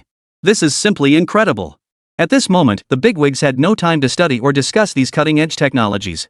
Everyone was genuinely marveling at how exceptionally talented the designer of this latest fighter jet truly was. If we could master that miniature blue missile, we'd undoubtedly become the world's most formidable military force. Forget that. Just the anti-tracking design of that new fighter alone is worth studying in depth. With that one feature, we could send a drone straight to the headquarters of the United States to take pictures. And that engine design? That's the most insane part, okay? With propulsion like that, I'd dare to fly around anywhere. At that moment, the assembled academicians all began speaking wildly. Every face was etched with unbridled excitement and fervor. At that moment, everyone present marveled at these astonishing technologies. If they could obtain even just one, they would instantly rank among the world's top technological leaders in that field. At the same time, Dean Yu exhaled deeply and spoke in a solemn tone. I don't think now is the time for us to marvel at others. Because there are matters far more crucial than debating this mecha. Chapter 27, Dean Yu's desperate move. Calling for reinforcements. You must understand. Dean Yu was the leader among them. His words instantly silenced the conference room. Yet everyone wore puzzled expressions. No one knew what President Yu would say next. Academician Yi hesitated briefly before asking. Dean Yu, we simply cannot access any information at this moment. We've essentially exhausted all possible avenues. There's simply no relevant data available domestically. Another expert standing nearby chimed in with agreement. All the parameters for this latest fighter jet model were deduced right here by everyone. Everything else is simply beyond our current capabilities. Academician Yi gave a slight nod, his gaze drifting into the distance. President Yu, what do you mean? All eyes converged on him. Academician Ye's words struck a chord with them. They had investigated everything they could, retrieved all accessible information. Yet they had made no progress whatsoever on the matter. What should they do now? Dean Yu from the central office shook his head with a smile, speaking in a deliberately mysterious tone. He picked up a bottle of mineral water from the side, took a sip, and continued. You people just overcomplicate things. Everyone paused in surprise. From the looks of it, had President Yu come up with a useful solution? Dean Yu looked at everyone calmly and said, if we can't find it, why bother looking? At these words, all the experts present froze in place. If we're not investigating, what should we do? All eyes turned to him. What? The entire group was dumbfounded. If we don't investigate, how will they obtain information on the latest fighter jet model? Were they just going to give up like that? All their efforts going to waste? To be honest, the people present found it hard to accept. Then, Professor Yu looked at the assembled group and spoke slowly. You people, you've been stuck in your research for too long. Your thinking has become rigid. Things aren't nearly as complicated as you make them out to be. For a moment, the assembled crowd couldn't help but murmur in agreement. Hey, you, stop beating around the bush. Yeah, just tell us your plan already. Only then did Dean Yu smile and speak. As a qualified product, this latest fighter jet should be equipped with all the necessary facilities, right? It must have a communication system, right? Ha! In an instant, the expressions of everyone present all. At this moment, many others had regained their senses, their expressions revealing sudden understanding. Director Yu's voice continued. Since we have a fully functional communication system, why not try contacting the latest fighter jet model? The words had barely left his mouth when a chorus of murmurs erupted among the experts. What a brilliant idea! President Yu was right. If we can't find it, we won't look for it. We may not know the details of this latest fighter jet, but surely its manufacturers do? Why not contact the latest fighter jet directly? We've been overcomplicating things. One professor even slapped his forehead. My brain should have figured this out ages ago. But honestly, it's no surprise these experts haven't figured it out yet. After all, a state-of-the-art fighter jet had suddenly appeared in the real world. Anyone would instinctively feel a sense of distance. No one would choose to make contact immediately. And these experts were no exception. It took them until the very end to snap out of it. This isn't a movie. This latest fighter jet is from reality. So why not contact it directly? A group of experts began bustling about in their respective tasks. Their goal, naturally, was to establish contact with this latest fighter jet still hovering over Nanjing City. Ironically, none of the visiting inspection team members specialized in communications. In the field of communications, it was actually Academician Chang, who specialized in tracking, who knew more. But his expertise lay solely in tracking. And communications was not his forte. After working for hours, the experts finally froze in place. A method had been devised. But how exactly should they communicate? This left the non-specialist professors feeling rather helpless. Everyone exchanged glances, their eyes eventually turning toward Academician Chang. When it came to communication among everyone present, only Academician Chang's team possessed some expertise. But it was only fair to call them proficient. After all, in the presence of such formidable teams, even Academician Chang and his team couldn't claim to be experts in the field of communications. Faced with the collective gaze of so many leading experts, Academician Chang had no choice but to steel himself and proceed. But soon, he fell silent again. The signal transmitted via satellite. The latest fighter jet was currently positioned at an altitude of over 9,000 meters. At this damn altitude, how the hell were they supposed to communicate? Conventional voice communication was clearly out of the question. Text communication was equally impractical. After all, at this altitude, it's impossible to see the ground below. Academician Chang offered an awkward smile. We could try radio communication. The others nodded slightly. When facing an unknown target, this was the best approach. Truthfully, Academician Chang had no idea either. At this damn altitude, would conventional electronic communication even work? Mount Everest is only over 8,000 meters high. Do you think there'd even be a signal at that altitude? Under everyone's watchful eyes, Academician Chang led his team in transmitting communication signals toward the target area. Whether ordinary equipment could successfully transmit signals was far from certain. Academician Chang was merely forced into action, a last-ditch effort. After all, that wasn't his greatest concern. When he had previously attempted to locate the target using radar, it possessed the ability to jam radar signals. That peculiar function, akin to a mysterious magnetic field if activated. It wasn't a matter of whether his message could reach them, but whether the latest fighter jet even wanted to receive it. If the message finally reached its destination only to be filtered out by that mysterious magnetic field, that would be disastrous. Less than 5 minutes after the communication signal was transmitted, sighs began to rise from Academician Chang's team. Our current equipment simply can't transmit signals to that altitude. We need a more specialized team and mobile signal stations. Conventional methods simply cannot establish contact with the latest fighter jets. The experts present did not seem surprised. President Yu nodded in agreement. Alright, I'll reach out to the communications experts within the province. After all, they had no other options but to call in reinforcements. Chapter 28, Change Tactics. Contact the fighter jets. Shaoxiang Province. A special directive suddenly descended from the highest provincial authority. The subject line was strikingly simple, sparking widespread curiosity among industry insiders. Shaoxiang Province Highest Authority Directive on Launching Special Mission. The notice itself was equally concise. It seemed to involve some special mission requiring communication science researchers within Shaoxiang Province. It then proceeded to invite certain professors and experts. Essentially, all communications experts within Xiaoshan province received such directive invitations immediately. Moreover, directives issued by the highest authorities carry a certain degree of mandatory compliance. Absence was not permitted without exceptional circumstances. This set countless minds racing with speculation. Could it be that some major move was afoot? Many professionals in related industries were equally baffled, unable to make sense of the situation. Even experts in the telecommunications sector were baffled. What the hell kind of special mission is this, shrouded in such secrecy? However, these experts were still unaware of the gravity of the situation. Most invited experts found themselves alone or among only a handful of others. Countless telecommunications specialists arrived at the provincial government office with blank expressions. Ma Pingwei was the leading figure in the telecommunications industry within Xiaoshan province. He, too, looked utterly bewildered. As soon as he entered the gate, he saw many familiar faces gathered inside. Damn it, more than half of these people were his own colleagues. These people seemed to be authoritative experts in the field of communications. What kind of secret operation was this? Could it be a communication signal from extraterrestrial life? Are we here to decode it? Or are we decrypting intelligence from the land of the free? But surely that wouldn't require so many experts? At that moment, a standard A4-sized sheet of paper was placed before each person. Everyone stared at the paper before them, stunned. On that utterly ordinary sheet of paper, the title consisted of just 4 simple characters. Confidentiality Agreement. Holy, are they actually serious? Special mission? This is no joke. What the hell is going on? This is insane. The group of experts looked around in bewilderment. Clearly, not a single person present knew anything about it. Nor did they know what the upcoming mission entailed. Ma Pingwei was no exception. He glanced around. Once you signed your name, every subsequent action would be classified. They wouldn't be able to contact anyone outside, and could even vanish without a trace. At this moment, everyone was still in a state of hesitation, carefully scrutinizing the contents of the confidentiality agreement. Security personnel on the side began distributing pens and ink pads to each person. It was clear this was no joke. The agreement stated very clearly those who refused to sign could leave the conference room immediately, and it would be as if nothing had happened. But once signed, every subsequent action would likely be monitored. They wouldn't even be able to contact anyone. Ma Pingwei paused briefly, then signed the confidentiality agreement without hesitation. As a member of the Dragon Nation, he felt compelled to lead by example on such a crucial matter.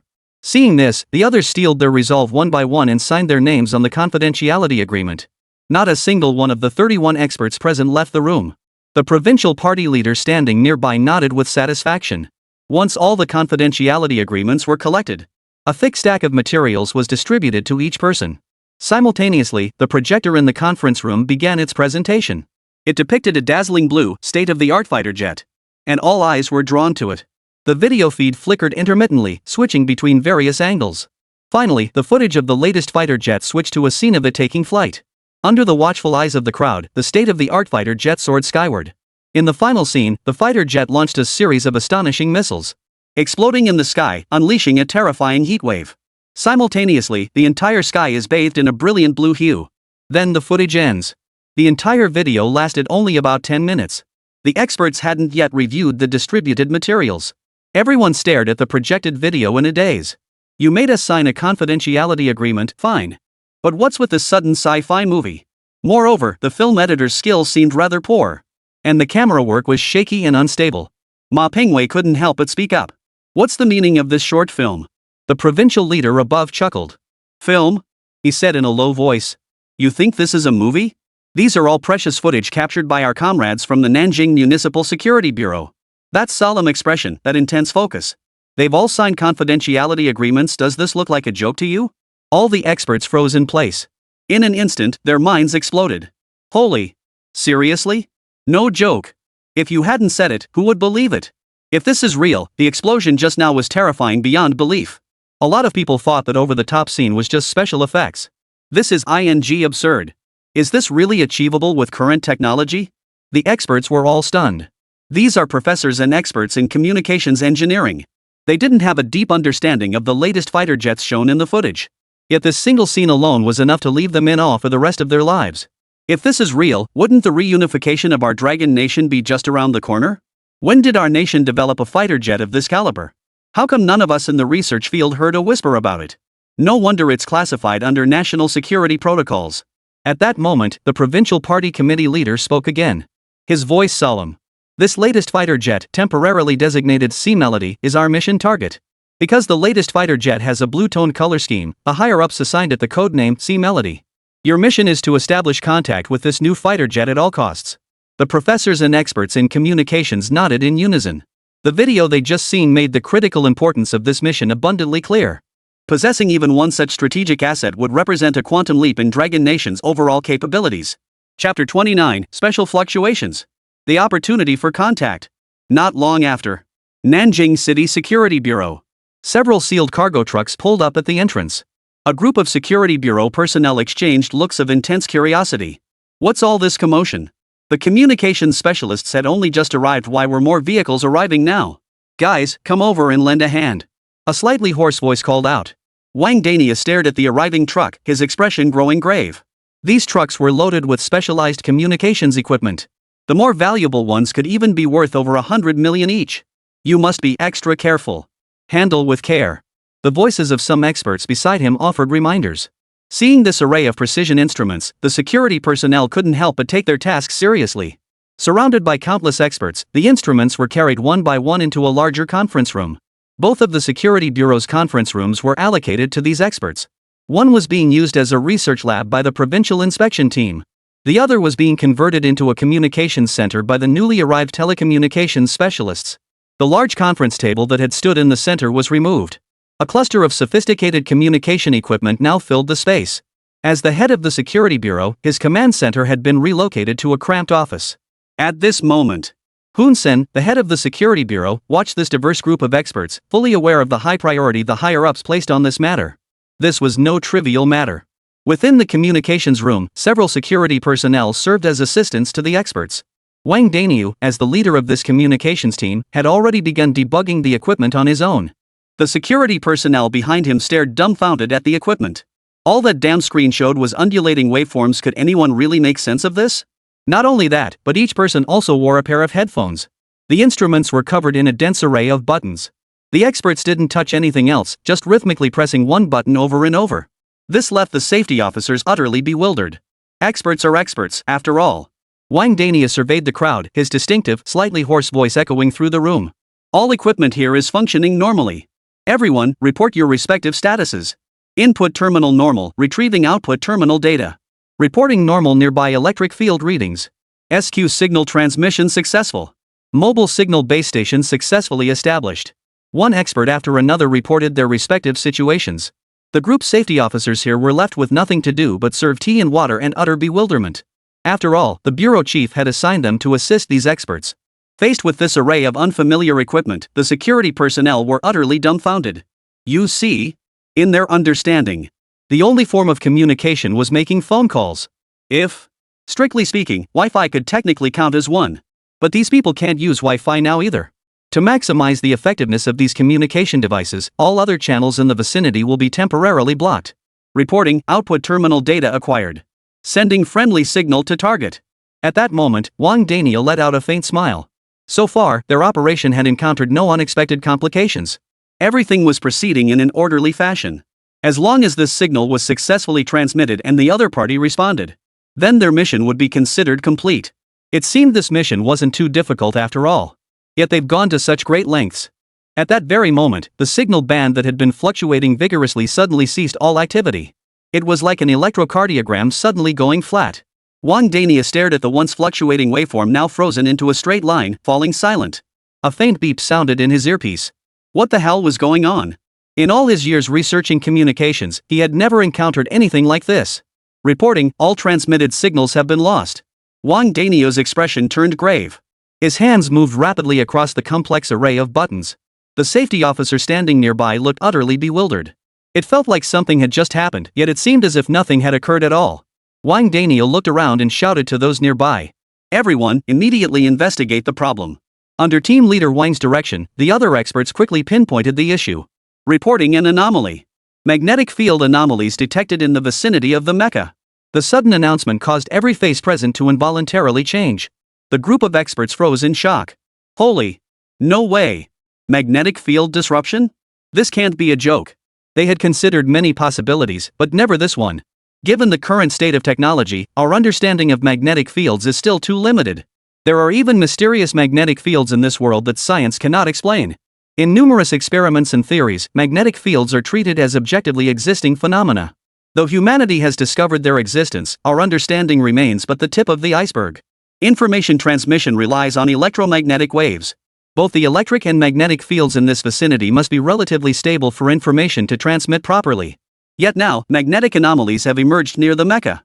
Even the mobile base stations they set up nearby cannot properly transmit information to the latest fighter jets. The world has seen far too many cases of disappearances within mysterious magnetic fields. Take the Bermuda Triangle, for instance.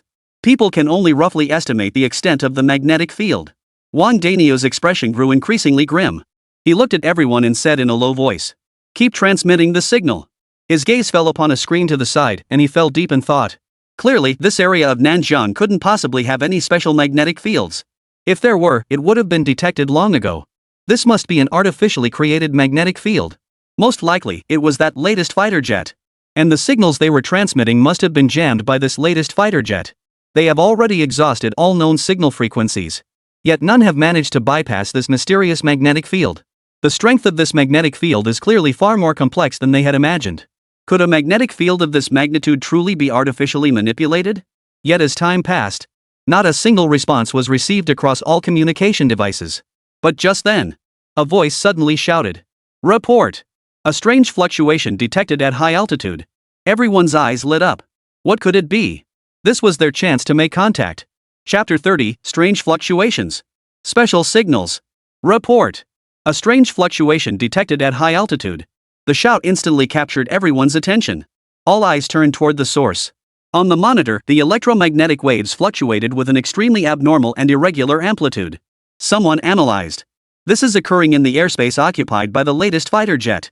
This must be the signal being transmitted by that latest fighter jet. No sooner had the words left his mouth than a security bureau leader seated nearby voiced his doubts. To rashly conclude it's the newest mecha based on just this radio wave is far too hasty. Wang Dania, the communications team leader for this operation, glanced at the security bureau official and calmly explained.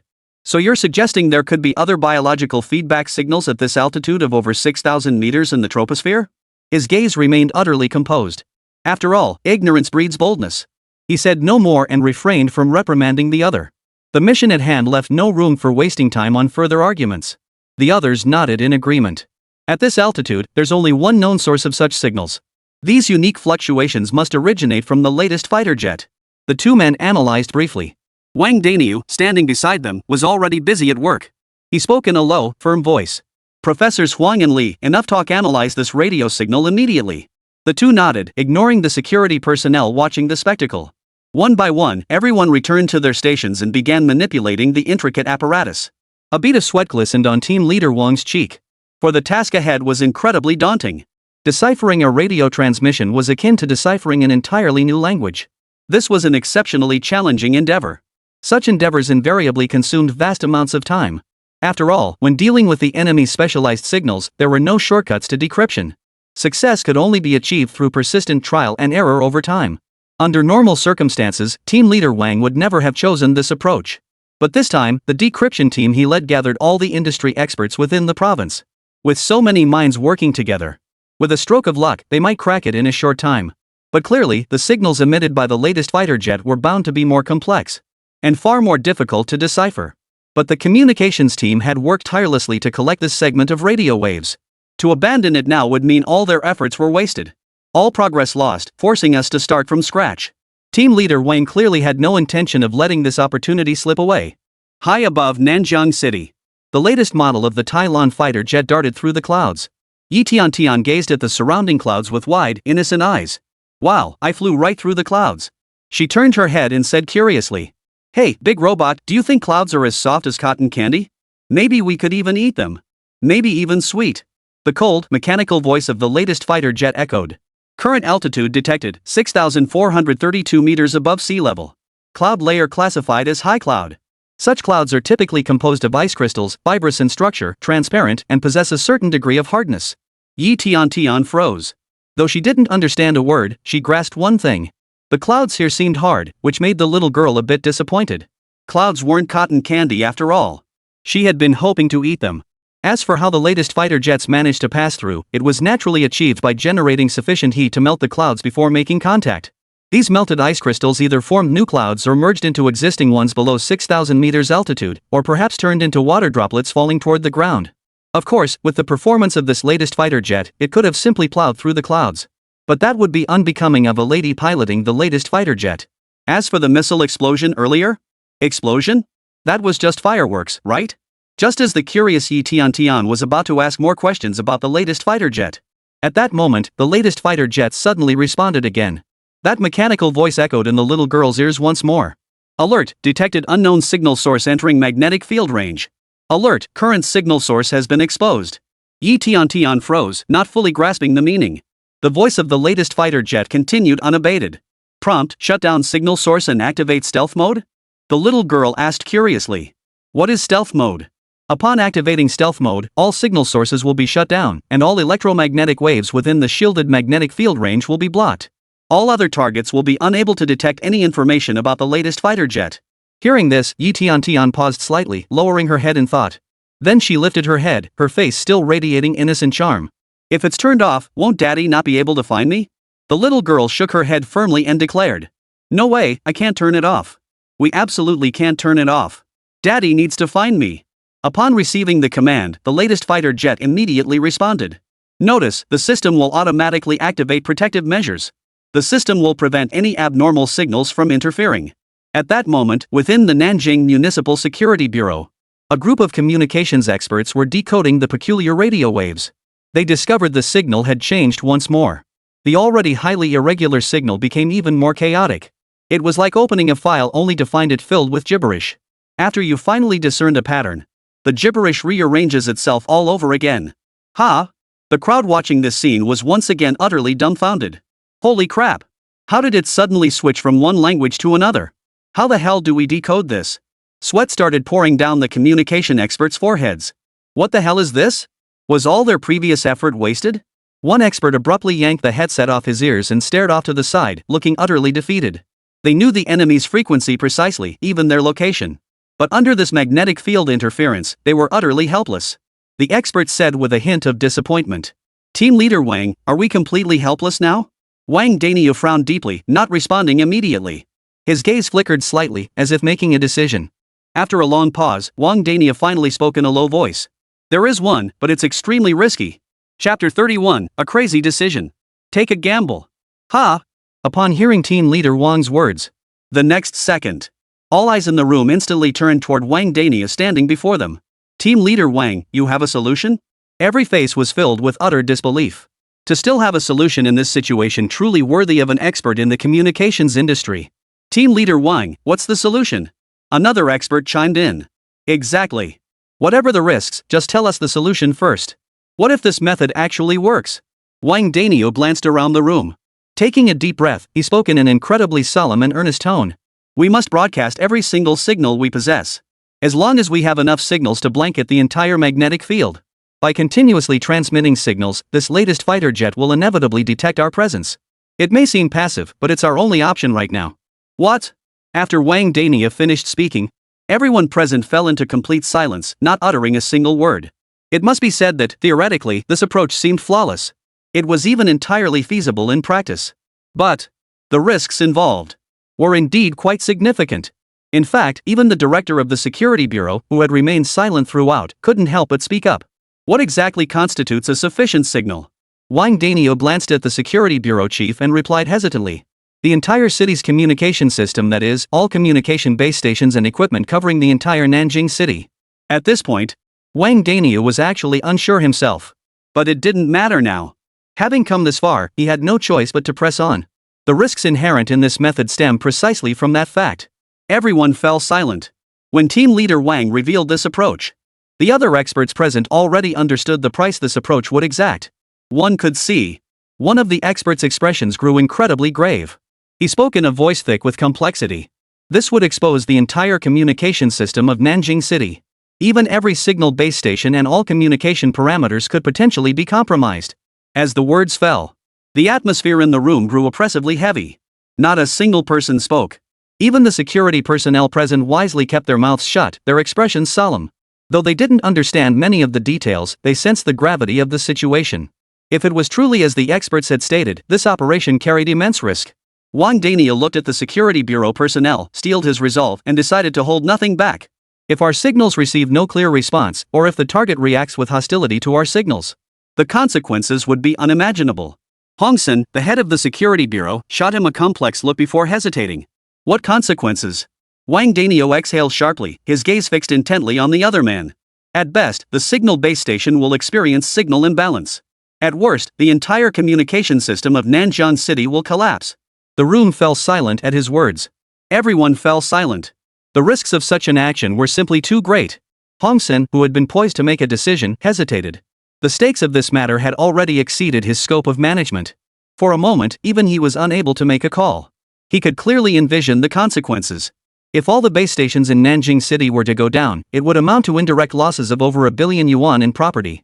The indirect losses from the communication system failure could potentially exceed 10 billion yuan.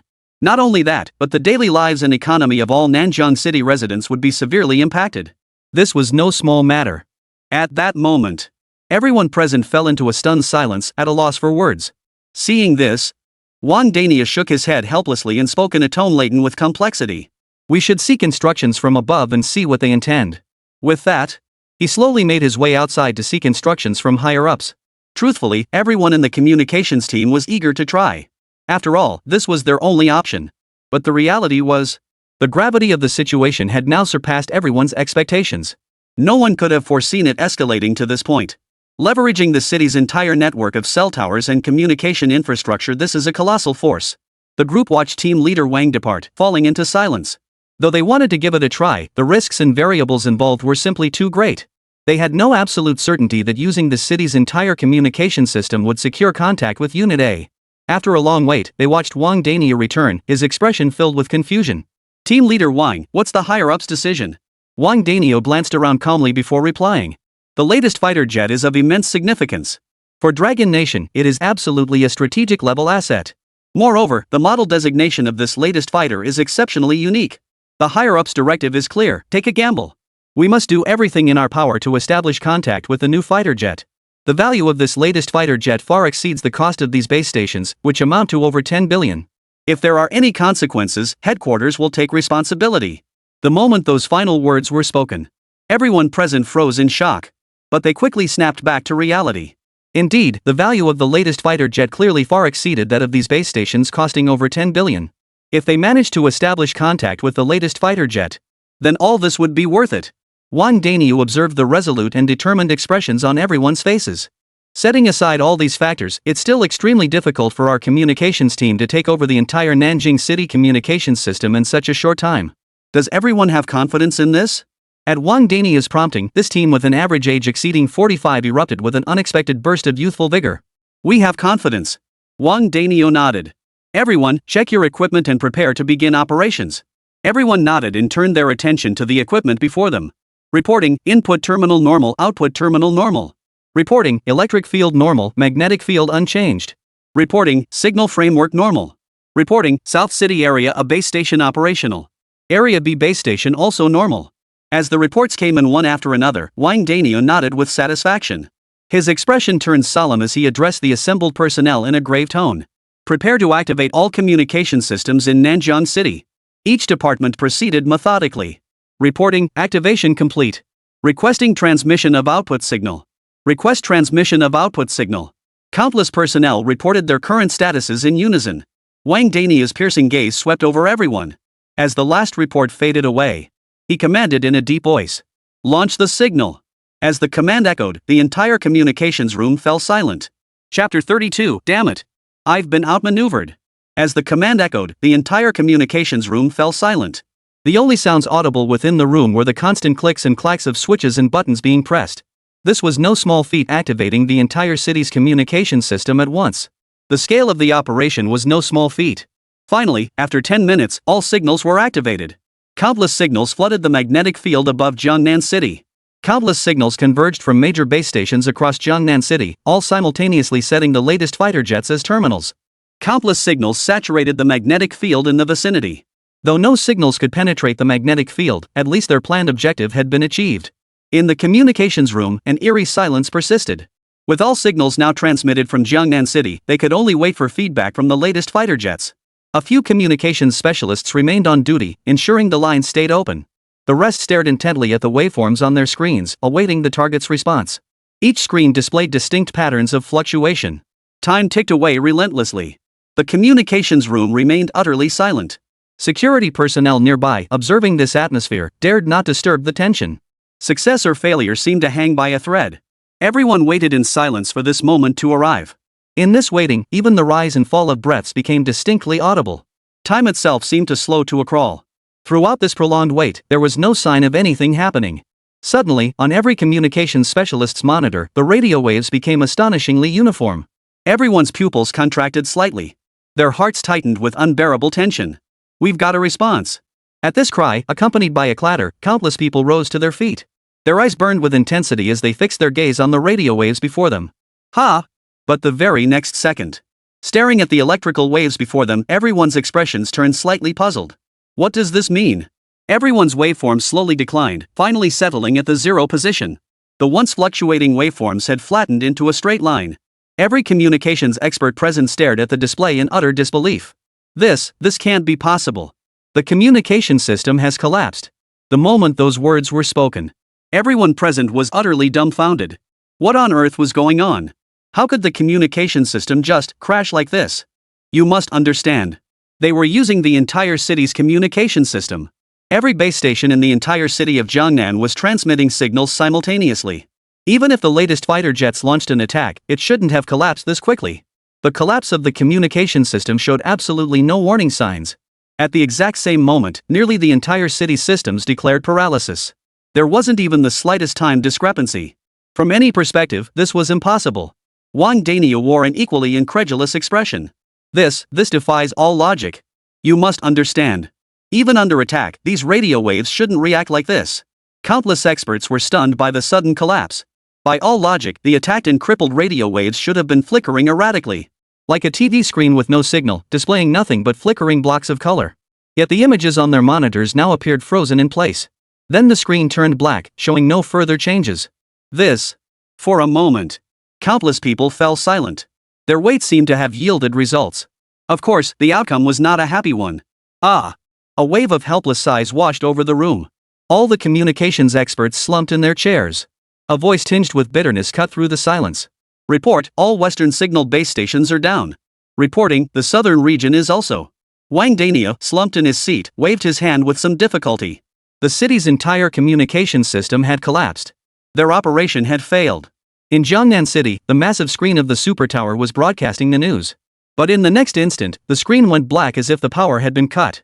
Below the building, a person holding a phone froze in place. Hello? Hello? Why can't I hear anything? He pressed the call button again, puzzled. Sorry, your location is out of service range. What the hell? Hearing the automated message, he was utterly baffled and confused. What the hell is going on? He watched as. The next second, he opened his phone only to discover. His phone's signal bar displayed. No signal? This left him momentarily stunned. There was a signal tower right on top of the Nanjiang building. No signal down here? Could it be his phone's fault? But that didn't make sense either. He'd only been using this phone for less than half a year. Just as this thought crossed his mind, a man suddenly emerged from the building. He too held a phone in his hand, muttering under his breath. Damn it, why did the signal suddenly drop? Hearing this complaint, the first man paused in surprise. Immediately after his complaint, the man turned and shouted at the security guard. Mr. Wang, use the walkie-talkie to notify the department upstairs. Call the telecom company immediately and get the signal fixed here. I have a very important client to meet with here. Uncle Wang nodded urgently. Clearly, this man was a high-ranking executive in the building. Then old Wang froze. Manager, it seems like there's no response. I clearly spoke, but no one answered me. Grandpa Wang said, pointing to the walkie-talkie in his hand. Maybe the walkie-talkie is broken. I'll try another one. But the next moment, he froze. Damn it. Even the walkie-talkie seems to have failed? In the communications room, one of the experts seemed to have made a startling discovery. He looked at the others and said in a low voice. This doesn't seem like the latest fighter jet actively attacking our communication system. Everyone froze, still processing the implication. Didn't you notice? From the moment we transmitted the signal until our communication system finally went down, it matches the exact round-trip time of the signal wave. Wang Daniel, standing nearby, froze, his face contorting with utter shock. You mean this is their self-defense mechanism? The expert nodded. Compared to an attack, doesn't the system shutdown seem more like a defense mechanism? After a brief analysis between the two, everyone snapped back to reality, their expressions filled with profound shock. Self-protection mechanism? The self-defense mechanism of a single state-of-the-art fighter jet has crippled the entire city's communication system. Wang Dania suppressed his own shock and addressed the group. After we activated the citywide communication system to transmit signals, all these signals were drawn toward that mysterious magnetic field. The signals weren't lost, they were all absorbed by that mysterious magnetic field. After accumulating to a certain threshold, that magnetic field automatically reflected all those massive signals back. Wang Dania let out a bitter smile. Suddenly, our communication system couldn't handle such a massive influx of signals, which directly caused the entire city's communication network to collapse. To put it simply, our communication system was crippled by its own signals. As Wang Daniu uttered those final words, the expressions of everyone present grew intensely complex and hesitant. Chapter 33, Madness. Madness. Utter madness. But, fortunately, they showed no hostility toward us. Otherwise, at this point, Wang Daniu, the communications team leader, found himself unable to continue. At that moment, even the slowest among them finally grasped the gravity of the situation. But it was precisely Wang Daniu's words that sent shockwaves through the entire gathering. What? They haven't shown any hostility. At least for now, there's no sign of hostility whatsoever. They haven't even made a move. Clearly, this outcome was too much for many to accept at once. Self-preservation? At that moment, the expressions of everyone present grew incredibly complex. It could be said, they never imagined, that the entire communication system of Nanjiang City had been brought to its knees by their own actions. To be honest, if word got out about this, it would be a bit embarrassing, to say the least. What they found most unacceptable wasn't the communication system crash itself, but rather, the enemy didn't even make a move? Our communication system just crashed on its own? How could they possibly bear this? Had they pulled the entire Nanjing City communications network just to attack themselves? After experiencing this technology, these communications experts suddenly became excited. If we acquire this technology, why would we ever need to encrypt intelligence again? The moment this idea surfaced, the experts' eyes lit up. Holy crap, that makes sense. With this technology, why would we fear enemy spy facilities? Any attempt to steal data would trigger automatic countermeasures. No need for manual intervention, it would instantly cripple the enemy's communication systems. The bigwigs grew increasingly excited as they discussed it. But the security guard standing nearby suddenly froze in shock. With the entire city's communication systems currently paralyzed, he should be shaking his head, sighing, or even furious. This was a moment of crisis for the city. You shouldn't be thinking about how to restore Nanjiang City's communication system. Why were these experts suddenly bursting into laughter one after another? Their mood seems a bit off. Did something trigger them? What the hell is going on here? The atmosphere was clearly heavy just moments ago? To the safety officers, the atmosphere felt utterly bizarre. It was as if the experts were all laughing and saying, "Wow, Nanjiang City's communication system is down." An expert on the side kept chuckling in agreement. Good riddance. Good riddance. This is fantastic, Nanjiang City's system is down. Wang Daniu, the leader, looked particularly animated. He looked at Hong Sen, the director of the security bureau beside him, and exclaimed excitedly, "This is fantastic. Director Hong, do you realize how significant this is for Dragon Nation?" Wang Dania found himself increasingly impressed by the decision made by higher-ups. Though it was a risky gambit, at least for now, it seemed they had made the right move. Sure, they'd crippled the entire Nanjing City communications network, but what did that matter in comparison? As long as they could acquire the technology, sacrificing a city's communications network was a bargain worth every penny. Meanwhile, Director Hong stood beside him, his expression blank. From his perspective, that was probably how it looked. Great news, Director Hong. Did you know our communications system is down? This is absolutely fantastic for us. The security personnel, of course, couldn't make heads or tails of what the experts were saying. The experts were animated and enthusiastic, paying no attention to the security guards. They looked at the expressionless security guards as if they were wizards observing muggles. Inside the communications room, a group of experts engaged in a lively discussion. From the fundamental role of this communication technology to its widespread applications. Finally, they explored other potential applications of this functionality. They even mapped out the deployment of this communication technology for the next decade. Everything was laid out crystal clear. At that moment, Wang Dania smiled as he looked around at the bewildered security officers. He explained, "You may not grasp the significance of this technology. What era are we in now?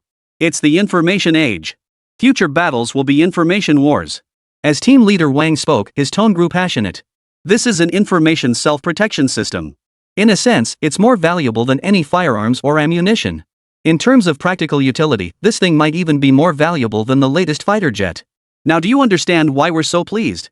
Director Hong, standing beside him, looked utterly stunned. Though he didn't understand what the professors and experts meant by self-protection system, he understood the significance of a state-of-the-art fighter jet. From its dazzling flight at the outset to the explosion over Nanjing City, this latest fighter jet had left him utterly stunned.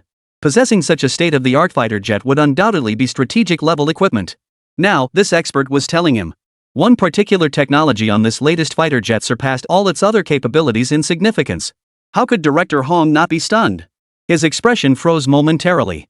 After weighing the implications, he turned to face the expert. Is that true? Absolutely. The expert affirmed. Director Hong couldn't help but laugh out loud. Though he still had no clear understanding of the system's capabilities, he only needed to know that this thing was even more impressive than the latest fighter jet. At that moment, the other security officers also began to show expressions of shock. Though they looked utterly bewildered, unable to grasp the meaning behind the professor's rambling explanations, they still felt profoundly shaken. They couldn't quite put their finger on why. It was just incredible. Team leader Wang, I've just thought of something else. One expert stood up, eyes sparkling, and exclaimed with a smile. The expert seemed to have another idea, looking at everyone with renewed vigor and excitement. If we can perfect this technology, I have a new idea. This sparked inspiration among the other experts. The professors and experts resumed their lively discussions. Watching the experts, the bewildered safety officers exchanged awkward, sheepish smiles. At that moment, 6,000 meters above Jiangnan City, Yi Tiantian piloted the latest fighter jet, soaring through the skies. Her curious gaze scanned the surrounding screens inside the cockpit, her eyes brimming with wonder. For at the edges of the screens in the newest fighter jet, ripples like water droplets kept spreading out in waves.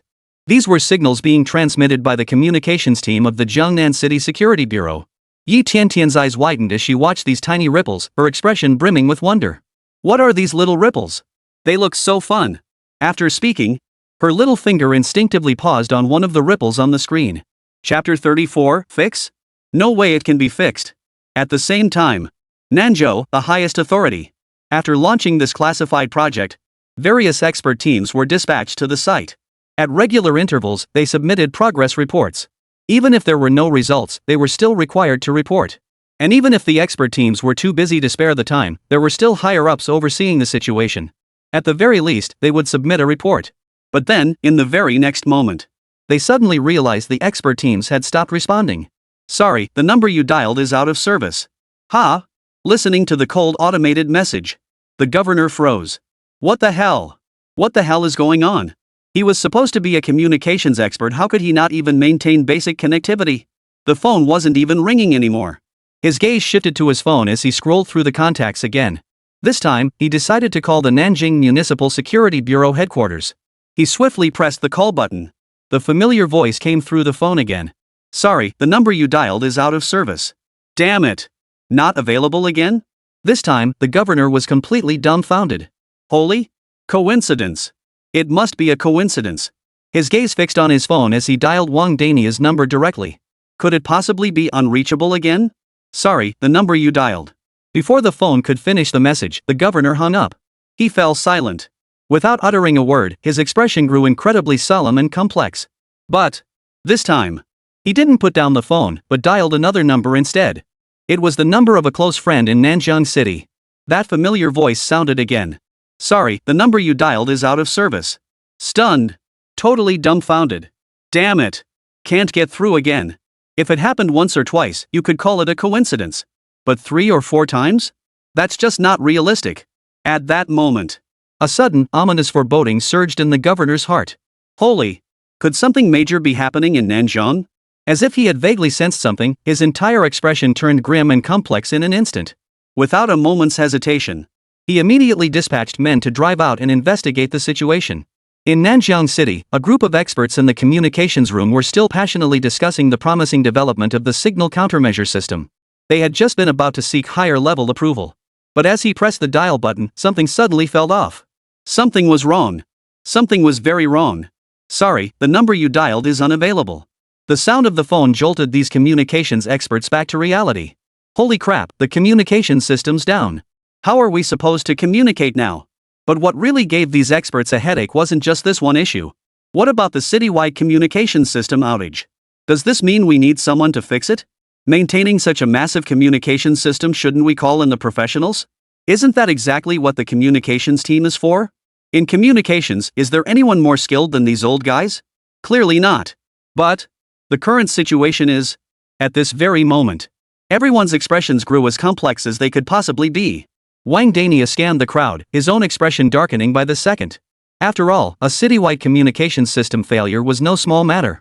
The once bustling communications room instantly fell silent. The professors who had been speaking so eloquently all fell silent, turning back to their stations. Each silently prayed within. Damn it! Please, no more incidents. And I sure hope I don't get stuck fixing this mess. Clearly, no one wanted to take on this grueling task. This is the city's entire communication system.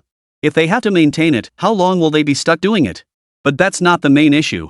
The real problem is that after the latest fighter jets countered this massive data flood, the communication system was already on the verge of collapse. For instance, servers couldn't handle the corresponding personnel load and crashed. Of course, this was far more catastrophic than a typical server crash. In that instant, the data feedback from the latest fighter jets exceeded the capacity of Nanjing City's communication system by more than tenfold. This directly caused the complete paralysis of Nanjing City's entire communications network. These experts were undoubtedly well aware of the immense difficulty in maintaining such a communication system. And crucially, even without their intervention, tens of thousands of communications technicians were already engaged in maintenance. Even if they joined the effort, it wouldn't speed up the repairs. There was simply no way around it. The enemy's countermeasures were too formidable. Wang Dania roughly estimated that the volume of transmitted information might barely be manageable only if it were fed into the entire provincial communications network. These experts understood perfectly well. Repairing it was simply impossible. Rather than attempting to maintain this colossal communications network, it would be wiser to wait for the latest fighter jets to cease their countermeasures. Wang Dania felt helpless too. It wasn't that he didn't want to fix it. But, he sighed helplessly, unable to stop himself from pondering the situation. How should he report this matter to his superiors? But, suddenly, his expression changed involuntarily, and he spoke in a tone thick with complexity. Damn it! The communication system's down. What the hell are we supposed to contact? Forget it. Let it be. Who knows, maybe the communication system will just fix itself in a bit. No sooner had he made up his mind than a group of people came knocking on the door. Seeing the visitors arrive, the experts' heads started spinning. Holy! The bigwigs from the provincial government are here. This must be someone sent from higher up. They couldn't get through on the phone, so they just drove straight over. Talk about speaking of the devil. The provincial bigwigs stared at the experts before them and spoke in solemn tones. I'll give your work my full cooperation. But can the communication system in Nanjing City still be repaired? At that moment, Wang Dania, head of the communications team, stepped forward. His expression was solemn as he spoke in a grave tone. It can be repaired, but not entirely. The leader furrowed his brow slightly, a look of confusion on his face. So can it be repaired or not? Wang Dania hesitated slightly before nodding firmly. It can be repaired. The higher-ups had come to inspect the situation. He had to put on a show for appearance's sake. Wang Dania looked at everyone and said in a solemn voice. Ahem, everyone, get to work. We need to restore communications across the entire city of Nanjing within 2 hours. A large group of experts took their positions, operating their equipment with utmost seriousness. Hearing team leader Wang's words, the experts nearly burst out laughing. 2 hours? What a load of hot air. Whether the communication system works or not ultimately depends on the whims of those latest fighter jets, doesn't it? But regardless, when the higher-ups heard this remark, they nodded in satisfaction. Not bad. If they could restore Nanjing City's communications system in just 2 hours, then there would be no issue whatsoever. He then turned to the assembled experts and spoke calmly. Experts, please continue your work. I won't disturb you any further. Watching the leader depart, the experts finally breathed a sigh of relief. They stared at the straight-line ripples on the communication equipment, lost in deep thought. Repair. That's impossible. They could only forcefully stall. Just as everyone was settling on this plan, one expert's eyes widened in utter horror. On his communication device, the once perfectly straight line suddenly rippled. Simultaneously, a crackling sound emanated from the device. Holy! In an instant, everyone present became intensely agitated. A wildly absurd thought surfaced in their minds. They're reaching out to us? At that moment, everyone present became incredibly excited. They cheered and erupted in excitement. Chapter 35, Yay! Tian talked to an alien. At that moment, everyone present gathered around the communication device. These big shots were all thrilled. What? They contacted us first. One expert after another repeated the disbelieving question like a broken record. Countless people watched the rhythmic fluctuations on the device, erupting into cheers and excitement. Wang Daniel, the team leader, found his breathing growing increasingly rapid. Then, his face lit up with excitement as he exclaimed, "Quickly, respond to them." But, after a brief surge of excitement, everyone present seemed to snap back to reality, their eyes all reflecting a hint of helplessness. Wait a minute. Reply to them? Reply to what the hell? Damn it. Our communication system is still down. Reply to them? How the hell am I supposed to reply? With my feet? But what choice do we have? After all, the latest fighter jets have sent them a contact signal. This was a once-in-a-lifetime opportunity for them. Everyone froze for a moment before snapping back to reality. Countless experts grew anxious. Quickly, check the communication lines. The other party had finally taken the initiative to contact us. If we drop the ball now, it'll be all over. Missing this chance would render all our previous efforts utterly wasted. Team leader Wang, it's no good, everything's down. Our signal can't get through at all. The crackling static persisted relentlessly through the communication equipment. This only heightened their anxiety. Get the communication system fixed immediately. Wang Daniel, seeing the situation, ordered in a tone that brooked no argument. But, the very next second, one of the experts immediately interjected. Impossible. There's no time. Forget the entire Nanjing City communication system. Repairing even a single base station would take hours. But regardless, Wang Daniel, being a communications expert himself, listened to the person before him speak. After a moment of deep thought, he immediately proposed a solution. Reroute a portion of the communication system to establish a new transmission path. This communication device must maintain contact with the target. Everyone else, immediately investigate the problem. As soon as he finished speaking, those present wasted no time, springing into action without hesitation. Reporting, no issues detected. Wang Daniel surveyed the team and continued issuing commands. Mobile base station, someone reboot it immediately. Then continue attempting contact. His heart hung in the balance. Whether a new connection could be established hinged entirely on this mobile base station. At this moment, Wang Daniel felt a twinge of relief that he hadn't deployed the mobile base station via drone. Otherwise, it would have been disastrous. He hoped the mobile base station hadn't suffered too much damage. The city's entire communication system might not be fixed anytime soon. But a small mobile base station? They should be able to fix that quickly. The doors to the communications room kept swinging open and shut as experts hurried in and out. Reporting, mobile base station successfully rebooted. It has now been disconnected from Nanjing City's communication network. It's barely functional now, but full restoration will take a bit more time. Wang Daniel nodded. Thankfully, this outcome was still within acceptable limits. If that mobile base station had blown up completely, we'd be screwed. Prepare to establish new communication lines immediately. At team leader Wang's command, countless people sprang into action. Above Jiangnan City at that moment, the intricate ripples within the device vanished the instant Yi Tian touched it. This piqued the little girl's curiosity. What was that little splash she just touched? Her gaze shifted to the display screen of the latest fighter jet. Immediately, the screen of the latest fighter jet changed. Simultaneously, the fighter jet's voice transmitted once more. Locking onto frequency, communication system establishing connection. Communication access successful. How could a child like Yi Tian possibly understand the language of the latest fighter jet? However, the text displayed on the screen made things clear to Yi Tian. She recognized those words. Information transmission in progress. Following this text appeared an interface she knew all too well. Countdown. The little girl realized what was happening. Oh, this looks like you're calling someone, she thought to herself as she watched the clouds racing across the sky. At such a height, how could anyone possibly answer a call? Yi Tian stared blankly around her. This place certainly didn't look like it was inhabited. Then, a possibility dawned on the little girl. Her eyes lit up with excitement.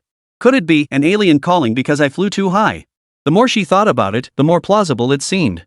After all, her daddy had once told her that aliens lived out here in outer space too. There she was. Yi Tian stared at the screen with curiosity. After staring for a long time, she saw no reaction from the latest fighter jet. A look of disappointment washed over her face. I was hoping to hear the aliens' voices. On the other side, the communications specialist was frantically scrambling. Team leader Wang, the connection hasn't been severed yet. Wang Daniel kept adjusting the instruments before him. Hurry up. Is the communication line set up yet? What's the rush? Almost done, almost done. Have you calculated the terminal data and input information yet? Chaotic voices echoed through the communications room. The crackling static persisted relentlessly through the communication equipment. This only spurred the middle-aged men and even the elderly gentlemen in their 60s and 70s to run even faster. The safety officers present couldn't help but feel a wave of embarrassment. Holy crap! Is this your grandpa? How impressive! That running speed, he could probably compete in a 100-meter dash without breaking a sweat. You security guards over there, stop staring. Get these things out of here! A loud shout rang out. None other than team leader Wang. The onlookers among the safety officers didn't dare delay for a moment, immediately springing into action. The safety officers nodded in response without delay. After all, he was the expert. Report the communication status.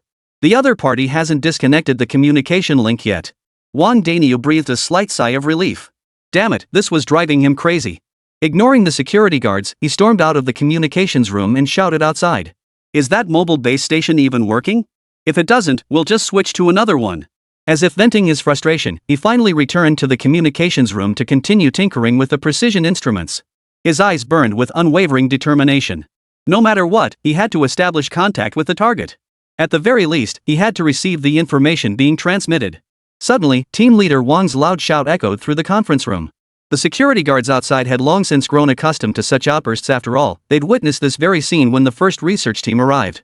Team leader Wang, we've made contact. We've successfully received the signal. Countless faces lit up with joy. Finally, contact had been established with the target.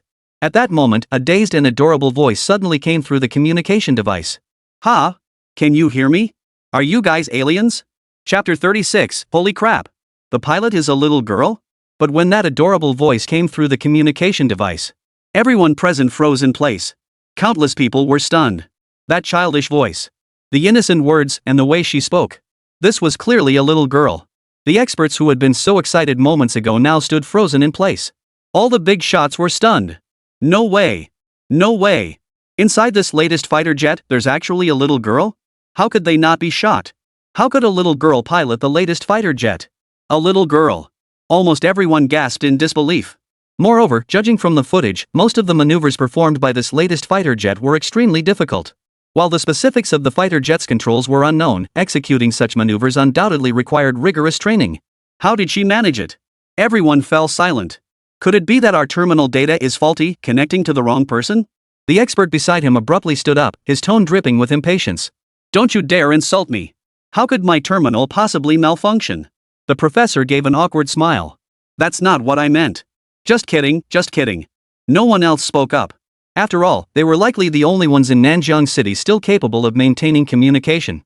Their target was unmistakable. This was the latest fighter jet. The little girl's voice was coming from inside the latest fighter jet. Aliens, can you hear me?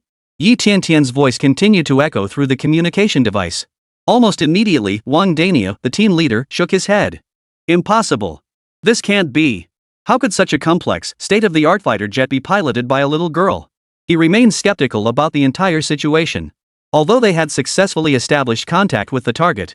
But, upon learning the pilot was a young girl, he was utterly dumbfounded and numb. Just as they were reeling in shock and numbness, suddenly, the communication device crackled to life once more, the little girl's innocent, wide-eyed voice echoing through it. Aliens, do you speak Chinese too? Aliens? Have you eaten yet?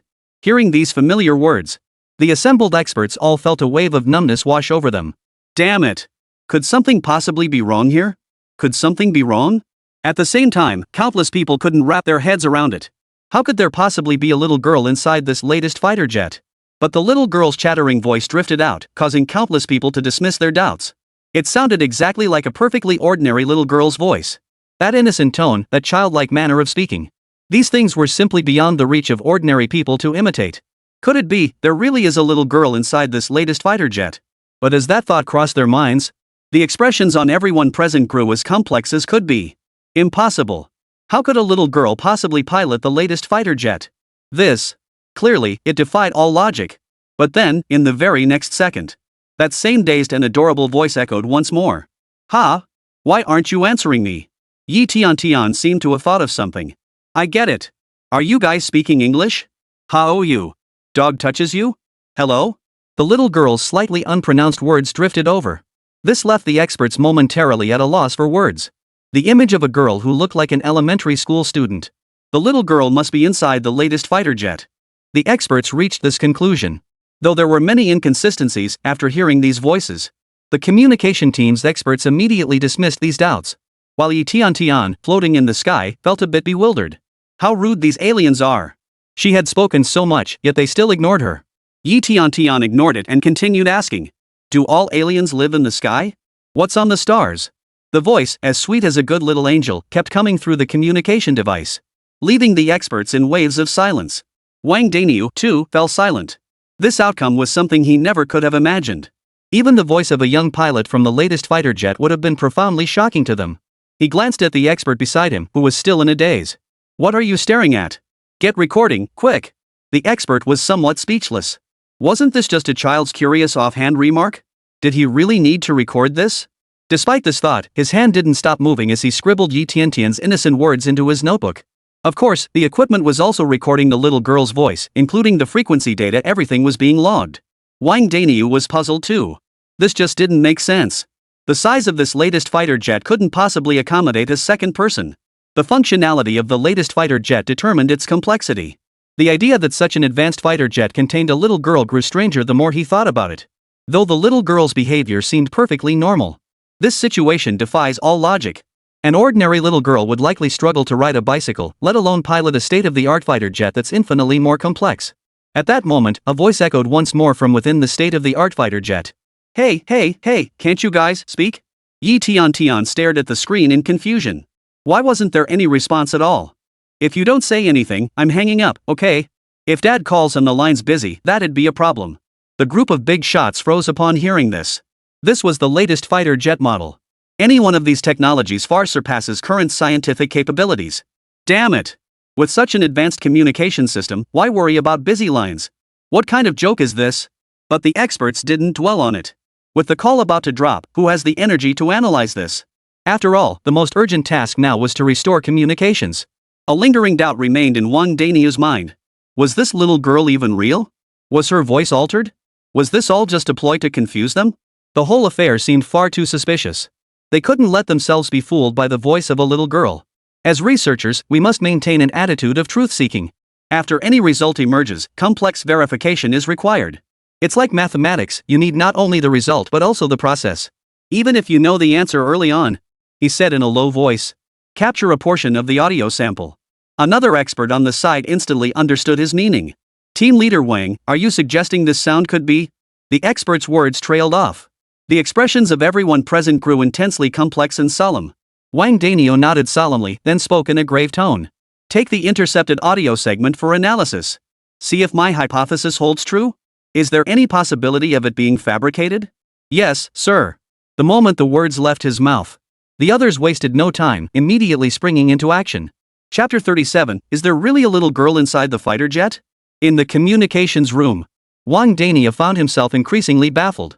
He simply couldn't fathom how a little girl could pilot such an incredibly complex, state-of-the-art fighter jet with such ease thousands of meters above the ground. What on earth was that scene like? But what was the reality? According to the data streaming from his hands, this cutting-edge fighter jet was even weaving through incredibly complex terrain at breakneck speed. In the end, it hadn't even touched any obstacles. At high altitude, it even deployed several terrifying missiles. In terms of communications, it can generate interference fields and possesses formidable countermeasures. All of this. There was no way a little girl could have operated it with mere trickery. Wang Daniu found it utterly unbelievable. It could be said. If someone else had explained this to him, Wang Daniu would likely burst out laughing on the spot. It was nothing short of a fool's fantasy. It must be bull, it must be fake. But when all of this appeared before him, so real and tangible. To be honest, at this very moment, Wang Daniu hesitated. He genuinely hesitated. Damn it, this is a bit too over the top, isn't it? A strange feeling welled up inside him. This wasn't due to his usual suspicious nature or anything like that. Rather, Wang Daniu now embraced a pragmatic scientific approach, compelling him to thoroughly investigate this matter. As the head of the communications team and a leading expert in Dragon Nation's communications research, he must shoulder the spirit of scientific inquiry, and he had to determine whether this recording was genuine. He even specially assigned 2 experts from the communications team to verify it. He glanced at the audio file already loaded into the equipment before him. Analyze the authenticity of this audio segment. The expert nodded and replied without hesitation. When played normally, the sound is remarkably lifelike. It doesn't sound like it was simulated by a machine. Wang Daniu was speechless. Do I even need you to tell me that? I'm not deaf, I can tell that much for myself.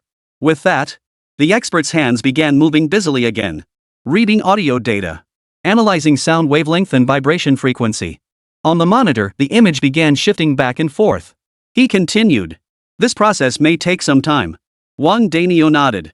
As an expert in this field himself, he understood perfectly well. To ensure the authenticity of the identification, they extracted 5 sentences from the little girl's audio recording for sampling. A single audio clip alone clearly couldn't meet scientific rigor. Of course, the question that followed was that such an authentication process might require more time. But it didn't matter as long as it could confirm the result he most wanted and needed to know. Then, the next second, his burning gaze shifted to the other side. The other side, have the results come in yet? Regarding the speech patterns of the young girl in the latest fighter jet prototype, has the analysis of whether their normal human speech been completed? Another expert nodded. Processing. We still need the wavelength vibration material from that side to finalize the results. The primary focus of this analysis is to determine whether the voice in the latest fighter jet belongs to an adult or is biologically mimicked. For instance, parrots, voice actors, and so on. They too can produce a voice resembling that of a young girl. Though they sound alike, their vocal production methods and vocal cord vibration frequencies are entirely different. Wang Danio nodded. He was still eager to get the results. He'd nearly forgotten about this matter. But since it was only a 5-sentence analysis and identification, the workload wouldn't be too overwhelming. In just a moment, a sound came from the other side. We have the results. The vibration pattern of this little girl's voice, along with its frequency and decibel level, aligns with the data for normal human speech. Technically synthesized voices still show significant differences under detailed analysis. Roughly synthesized voice alterations can even produce an electric eel sound or exhibit noticeable mechanical stuttering. For companies developing virtual voices today, passing these experts' tests would likely only require a cursory check to spot the differences.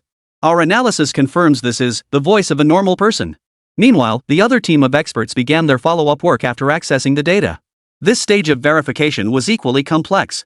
It involved analyzing an audio clip to calculate vocal cord vibrations. Simultaneously, they examined both high and low frequency ranges for any noticeable fluctuations. If the voice fluctuated back and forth between the two registers, it could indicate an adult imitating speech. At this moment, Wang Danyu on the other side grew tense. The results of this audio analysis were about to appear in his hands. The expert beside him watched the data on the monitor and exhaled.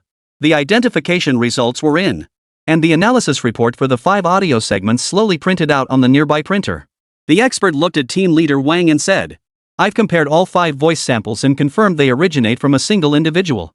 Furthermore, the vocalization patterns, articulation habits, and vocal cord vibrations all align with those of a young female. And, at this point, the expert's tone clearly paused. He spoke with an incredibly complex tone. The data transmitted from that location confirms these sounds originate from a young girl. What? Upon hearing this result, Wang Danio couldn't help but freeze in place, his face frozen in utter shock and disbelief. His gaze fell upon the printer that had just finished printing the documents. He picked up the analysis report in his hand. Through acoustic imaging and sound data comparison, this result held no surprises. Inside the latest fighter jet was truly just an ordinary little girl. Team leader Wang found it hard to believe. But the reality was that this was indeed the truth. Inside the latest fighter jet, there really was just a little girl. This was a reality Wang Dania had to accept. At that moment, he found himself at a loss for words. After hesitating for a full half-minute, he finally shifted his gaze to the others and asked in a solemn tone, Has the communication network been set up? Immediately, a professor stood up and replied, Reporting in, the repairs are nearly complete. We expect to successfully establish this new route within 5 minutes. The professor spoke while his hands never stopped working. Next, we just need to copy over the previous data and our communication functions will be restored. As he finished speaking, an indescribable thrill flickered in the eyes of everyone present. It could be said that this kind of hands-on work was something they might not encounter again for decades. Of course, the restored communication function was limited solely to this communication room. Nanjing City's communication system remained paralyzed as before. The other experts had already completed their tasks. Countless eyes were fixed on the final progress bar. Wang Danyu also let out a sigh of relief. Although the voice analysis took considerable time, it did not delay the restoration of communication functions. As the progress bar jumped to 100%, excited shouts erupted. The communication network is successfully established. At that moment, countless faces lit up with excitement. In an instant, all eyes in the room turned to team leader Wang. Because The successful establishment of the communication network meant they could finally speak. But how were they supposed to communicate with the little girl aboard the latest fighter jet? This, too, became another problem troubling them. Chapter 38, The Latest Fighter Jet. A gift? Jiangnan City Security Bureau, Communications Room. Countless eyes converged on team leader Wang. The meaning in their eyes was simple. You're in charge. You handle this. Wang Dania took a deep breath, glanced at the crowd, and stepped forward toward the communications equipment under the weight of countless hopeful gazes. At this moment, he actually felt nervous. He cautiously spoke in a voice tinged with apprehension. Young friend, can you hear me? As Wang Daniu uttered these words, a bead of sweat began to form on his forehead. It was clear he was trying his hardest to keep his tone gentle. Soon, a sound came from across the way. At the same time, Yi Tian, inside the latest fighter jet, was startled. Holy crap! The aliens are talking. So aliens speak Chinese too? Team leader Wang cleared his throat and said solemnly. Kid, I'm not an alien. Yi Tian scratched her head slightly. Whoa, then what planet are you from? Wang Daniu was at a loss for words. Their communication seemed to be on different wavelengths. He took a deep breath and tried to sound as gentle as possible. Little one. Uncle is also from the dragon country. Little one, Uncle wants to ask you where are you from? I'm flying in the sky. These clouds are so beautiful. Yi Tiantian's innocent voice drifted over. Team leader Wang turned around, exchanged glances with the other experts, and they all nodded in unison. Flying in the sky. This can't be wrong. This little girl must be aboard the latest fighter jet. Just then, Yi Tiantian's voice came through again. Whoa! Wait! Uncle, who are you? Her childish voice was filled with a huge question mark. Her words even carried a hint of the local accent. Team leader Wang froze for a moment.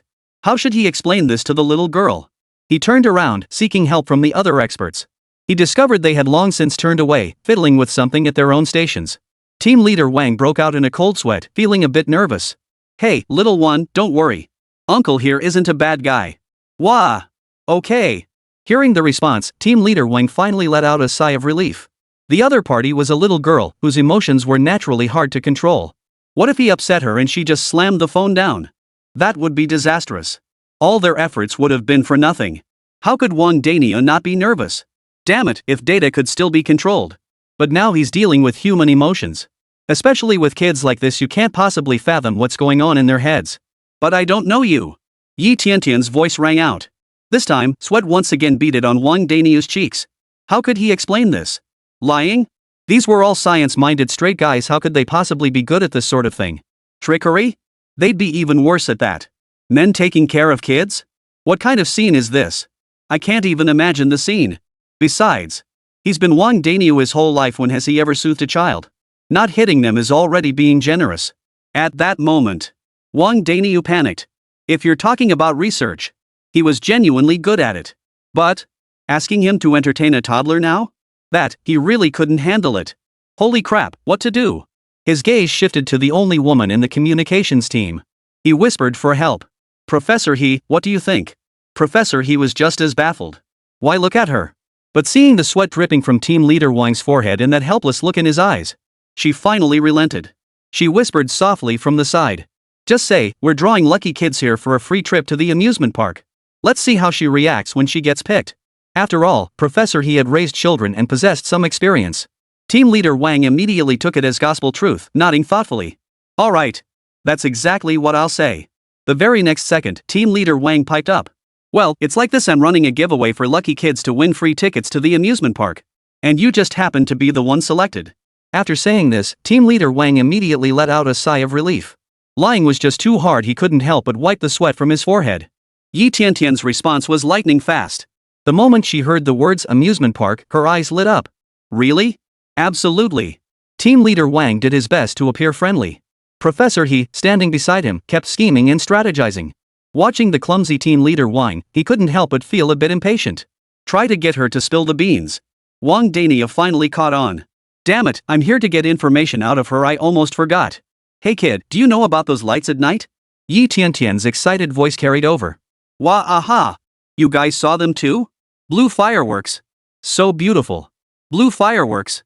Hee hee, those were the fireworks I set off. Aren't they gorgeous? I have lots more fireworks at home. There seem to be even bigger ones, but Dad won't let me set them off alone, he says it's dangerous. The moment the words left her mouth, the whole group of big shots was stunned. Holy! What the hell kind of joke is this? That kind of blue flame missile you call that fireworks? And there's more at home? And even more terrifying fireworks? For a moment, these experts and professors were utterly terrified. Holy! This is way too dangerous. Team leader Wang took a deep breath, suppressing his shock as he pressed on with his questions. Is there anything else in your home? Clearly, team leader Wang was preparing to probe further. Yi Tian, with no guard up after all, children speak without reservation, casually replied. I think it's some kind of energy aggregation device. It glows all the time without needing electricity, but Dad says it's not fun. And a remote detonator. I wanted to use it to blow up the school, but Dad wouldn't let me. Hearing Yi Tiantian's words, the assembled bigwigs all fell into utter shock and disbelief. Just hearing the names alone made their scalps tingle. Holy crap, what the hell is this? This is just too terrifying. Wouldn't having these things at home risk blowing the place up? Wang Dania's breathing grew ragged, and his words became even more cautious. He was terrified of angering this little princess, lest she launch a missile and flatten the entire city of Nanjiang. He glanced at the other experts beside him. Then he took a deep breath, easing his tension and the shock he'd felt earlier. Now came the matter they cared about most. Young lady, where did you get this latest fighter jet? For a moment, everyone held their breath unconsciously, their gazes converging on this side. Was the answer finally coming? The girl's cheerful voice came through the communication channel. Yi Tian giggled happily as she replied. This is the gift my dad gave me after I got first place on my exam. Hee. Isn't my daddy awesome? Chapter 39, Speculation. The person behind Yi Tian? What? What the heck? Daddy's gift?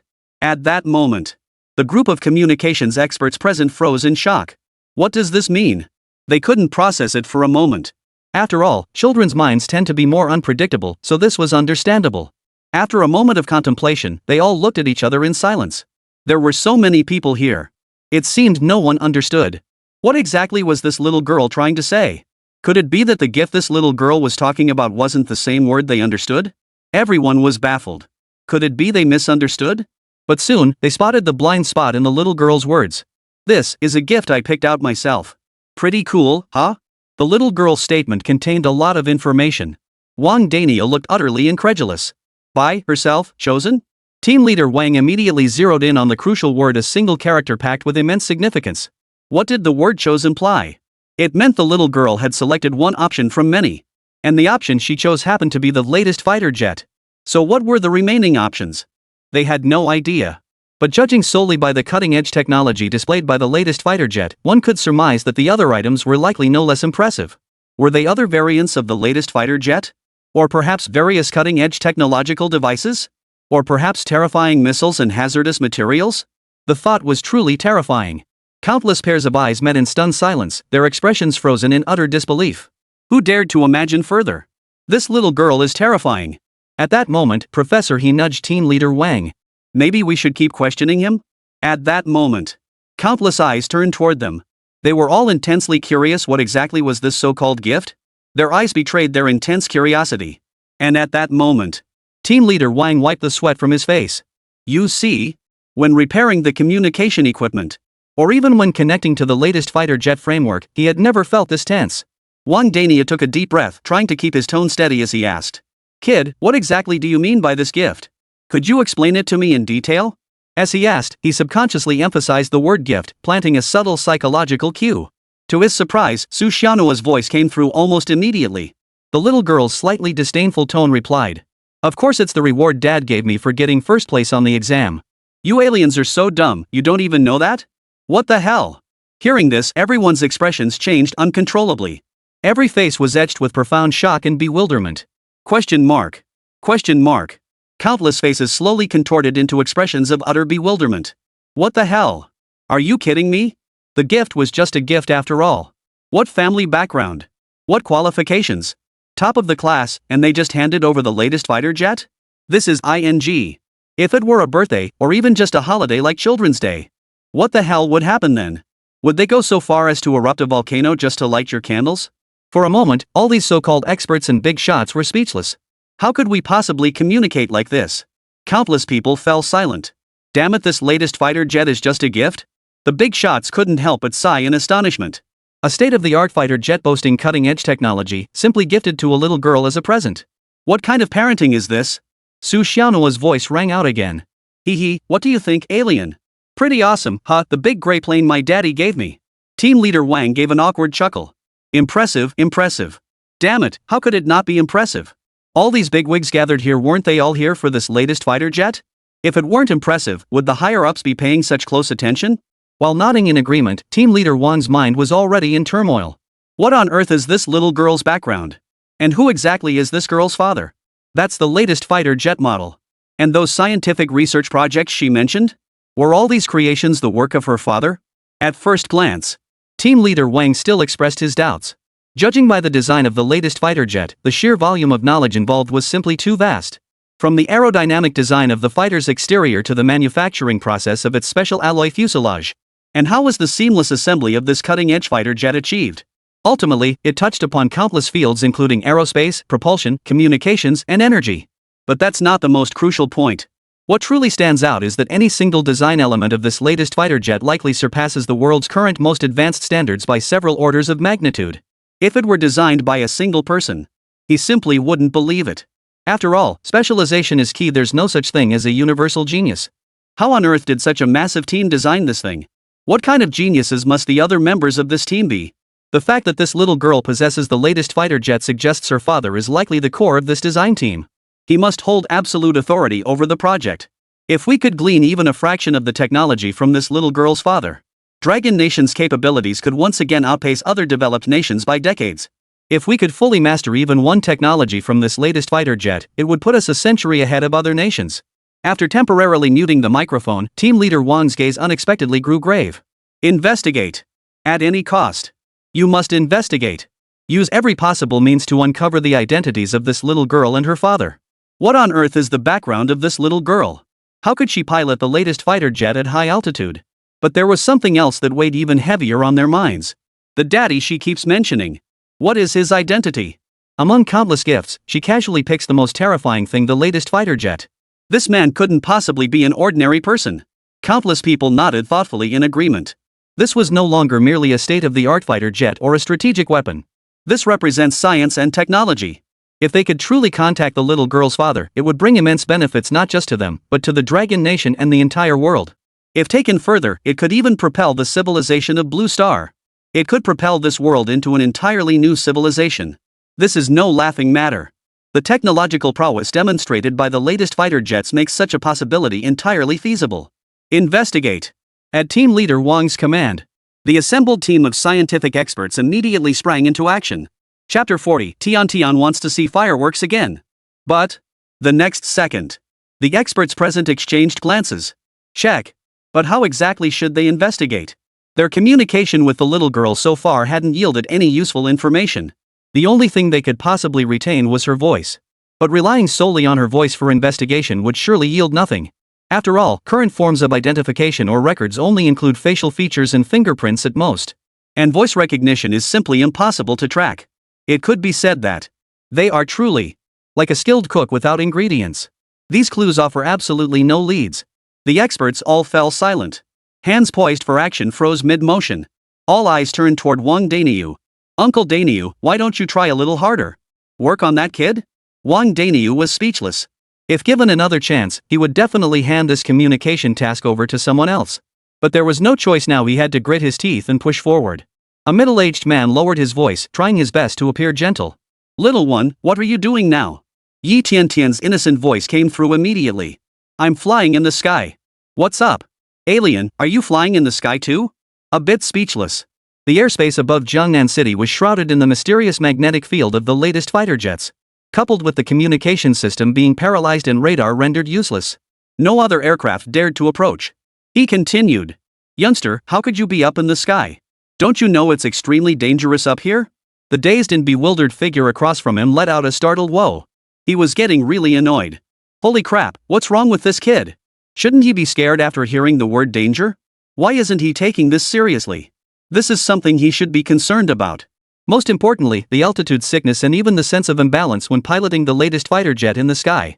Doesn't this kid feel scared at all? Typically, pilots undergo rigorous training. They barely pass if they don't get dizzy during high-speed rotations. But this little girl? She looks completely unfazed, not even a hint of fear. This doesn't make sense. Any other child would probably be crying in terror by now. Surely this latest fighter jet can't possibly be completely free of discomfort? But he suppressed his impatience and spoke patiently. Little one, it's too dangerous up there. Why don't we have the latest fighter jet come down first? Yi Tian froze, staring blankly as she asked. Bring the big gray plane down? The little girl made a thoughtful expression before continuing. Sure thing, sure thing. In the communications room, the group exchanged glances and collectively breathed a sigh of relief. They'd finally managed to placate her. Communicating with the little girl felt like facing off against terrorists. Not only were they extremely tense inside, but they also feared the other side might make some shocking move. Then, the little girl's voice came through again. The fireworks in the big plane are all gone. Let's go back and ask Daddy to make some more. The expert in the communications room paused in surprise. Fireworks? What fireworks? Then it suddenly dawned on them the little girl's earlier words. That damn thing wasn't fireworks at all. You call that thing fireworks? That was clearly a blue flame missile. A terrifying weapon with a blast radius of 3 kilometers. This kid is way too bold. Calling this thing fireworks? Probably no one else would. For a moment, even these big shots felt a chill. After all, missiles are no laughing matter. In the hands of an innocent child, it's far more terrifying than in the hands of criminals. At least criminals can be negotiated with. This kid? He might just fire it off while playing around, leaving no room for negotiation. Yi Tian seemed deep in thought before speaking with a hint of longing. Last time I saw some kind of nuclear fireworks, Dad said once you light it, the whole dragon country can see it. Do you guys want to see that firework? I can ask Dad for it.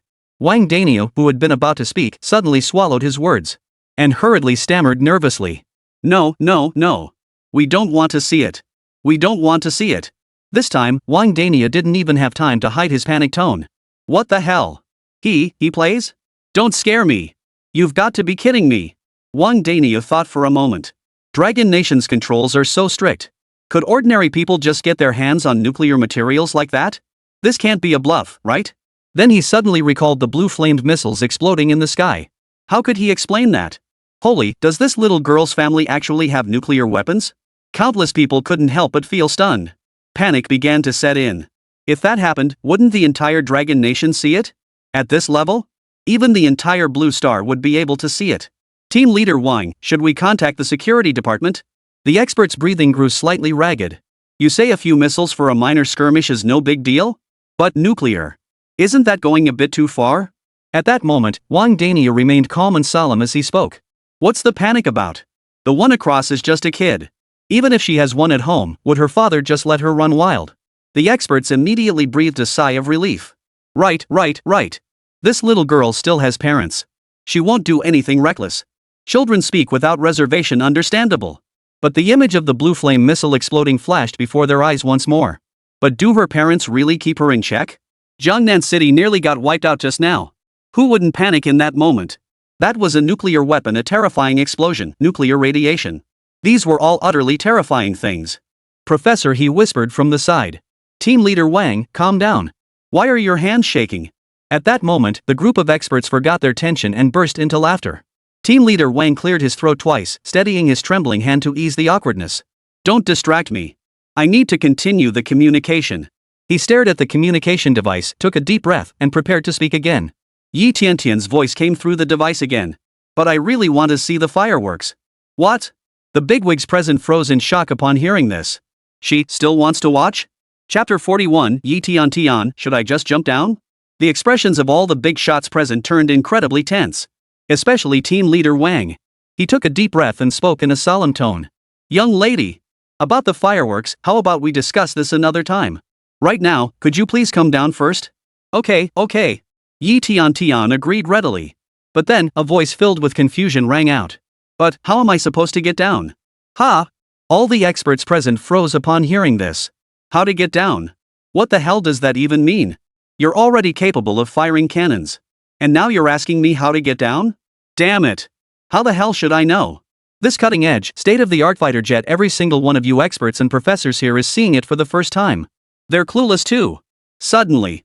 It seemed like they'd just remembered something. Wait a minute. They'd been talking about it here for ages. Only to discover. This little girl doesn't even know the most basic controls for the latest fighter jet? Then how did this little girl manage to fly into the sky? And how did she execute those complex maneuvers with the latest fighter jets in the sky? In an instant, all the experts present were utterly dumbfounded. What on earth is going on here? Moreover, what intrigued them most was this. If you don't even know how to get down here, how did you launch these missiles? Don't tell me you just gave the order and it fired. And the skies above are crisscrossed with all kinds of flight paths, yet the fighters managed to evade them all flawlessly. This is ing. Don't tell me the fighters avoided them on their own? That's not scientific. This is utterly unscientific. At that moment, the same doubt surfaced in everyone's mind. Is this really just an ordinary little girl? She doesn't even know the basic operations of the latest fighter jet, yet she just walked right out and flew it? Hearing the little girl's words, the experts grew visibly anxious. They watched as Team Leader Wang took a breath and continued. Well then, young lady, how did you get up there? Yi Tiantian's adorably clueless voice chimed in. I know this part. I was sitting on the big gray plane and it just zoomed straight up. In an instant, the group of experts fell silent once more. What's the point of waiting? That's just talking for the sake of talking. They hadn't extracted any useful information at all. It could be said. At present, their conversation seemed to have reached a dead end. No useful information whatsoever. Team Leader Wang began to draw on his professional expertise, calming down as he inquired. Little one, take a good look around you. What do you see? Yi Tiantian glanced around and murmured. There are so many clouds. The houses look so tiny now. The group of experts fell silent. Team Leader Wang also froze in surprise. He wasn't referring to the surroundings. He meant the fighter jet's surroundings. Kids really do have a unique way of understanding things. There was nothing to be done. After hesitating for a moment, he continued. Kid, what I meant was, what's around you? No response came. He continued to hint. Something right in front of you, something you can touch. Is there anything? Only then did the little girl speak, her voice dazed. Around me, there doesn't seem to be anything. You see? The interior design of the latest fighter jet is extremely minimalist. Combined with its highly intelligent operating system, the cockpit remained uncluttered. Apart from a few emergency buttons, there were virtually no other switches visible. Those manual control devices only appear when the system crashes. And the little girl clearly couldn't see them now. Yi Tiantian continued immediately. Oh. I remember now, there's a button for fireworks. What? Upon hearing the little girl's response, the group of big shots snapped back to attention. They were all startled. Fireworks? This group of so-called experts was practically developing a conditioned reflex to that word. Team Leader Wang blurted out as well. Don't press it, kid. Whatever you do, don't press it. The expressions on everyone's faces turned incredibly tense, each face etched with deep anxiety. Wang Daniel kept trying to calm himself down. Taking a deep breath, he continued to ask.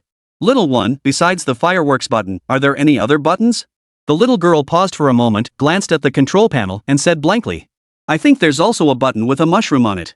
Do I need to press that one? In an instant, the group of adults exchanged glances, forgetting to speak individually, and shouted in unison. Don't press it.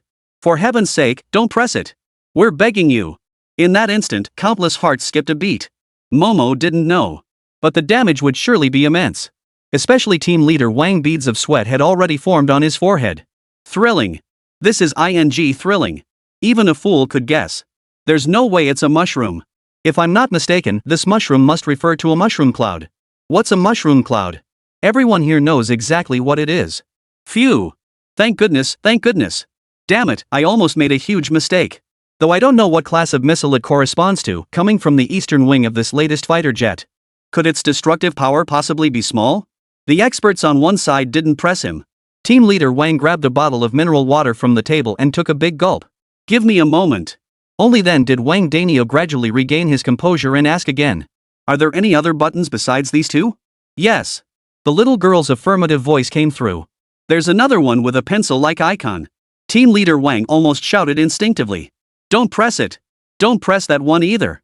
This latest fighter jet is unbelievable. Could it be that besides the missile launchers, there are no other buttons? Just hearing the little girl describe these buttons was terrifying. Damn it, doesn't this latest fighter jet have a single button related to piloting? From the little girl's description, they hadn't gleaned any useful information at all. They vaguely understood that the cockpit's facilities might be relatively simple. Moreover, based on the girl's written description, they dared not act rashly. Yi Tiantian scratched her head slightly. Over here, we've got some enoki mushrooms, a big meat bun, and a chicken roll. Ha! Hearing Yi Tiantian's words, the group of experts all fell deep in thought. This was venturing into a knowledge-blind spot. Though the little girl's description was rather abstract, it wasn't hard to guess. These likely all relate to lethal weapons. How could buttons for ordinary purposes be so abstract? How could they possibly get this little girl to come down? Wang Dania tried to calm her down. Hold on, little one. I'll figure out a way to get you down. After all, most children would likely start crying and fussing if told they couldn't get down. If she got upset and started randomly pressing all those complicated buttons inside the latest fighter jet, that would be a huge problem. Yi Tian clearly didn't see it that way. In her eyes, Daddy could do anything. This kind of situation was nothing to her. Was nothing but child's play. She lifted her head, lost in thought, and even let out a chuckle. The group of experts were also a bit baffled. What's gotten into this little girl? What was she laughing about at a time like this? Could she have figured out how to land? Yi Tian snapped back to reality and said, I figured out how to get down. Ha! In an instant. The eyes of the assembled experts lit up. Great! Finally figured it out. Wang Danio exclaimed excitedly.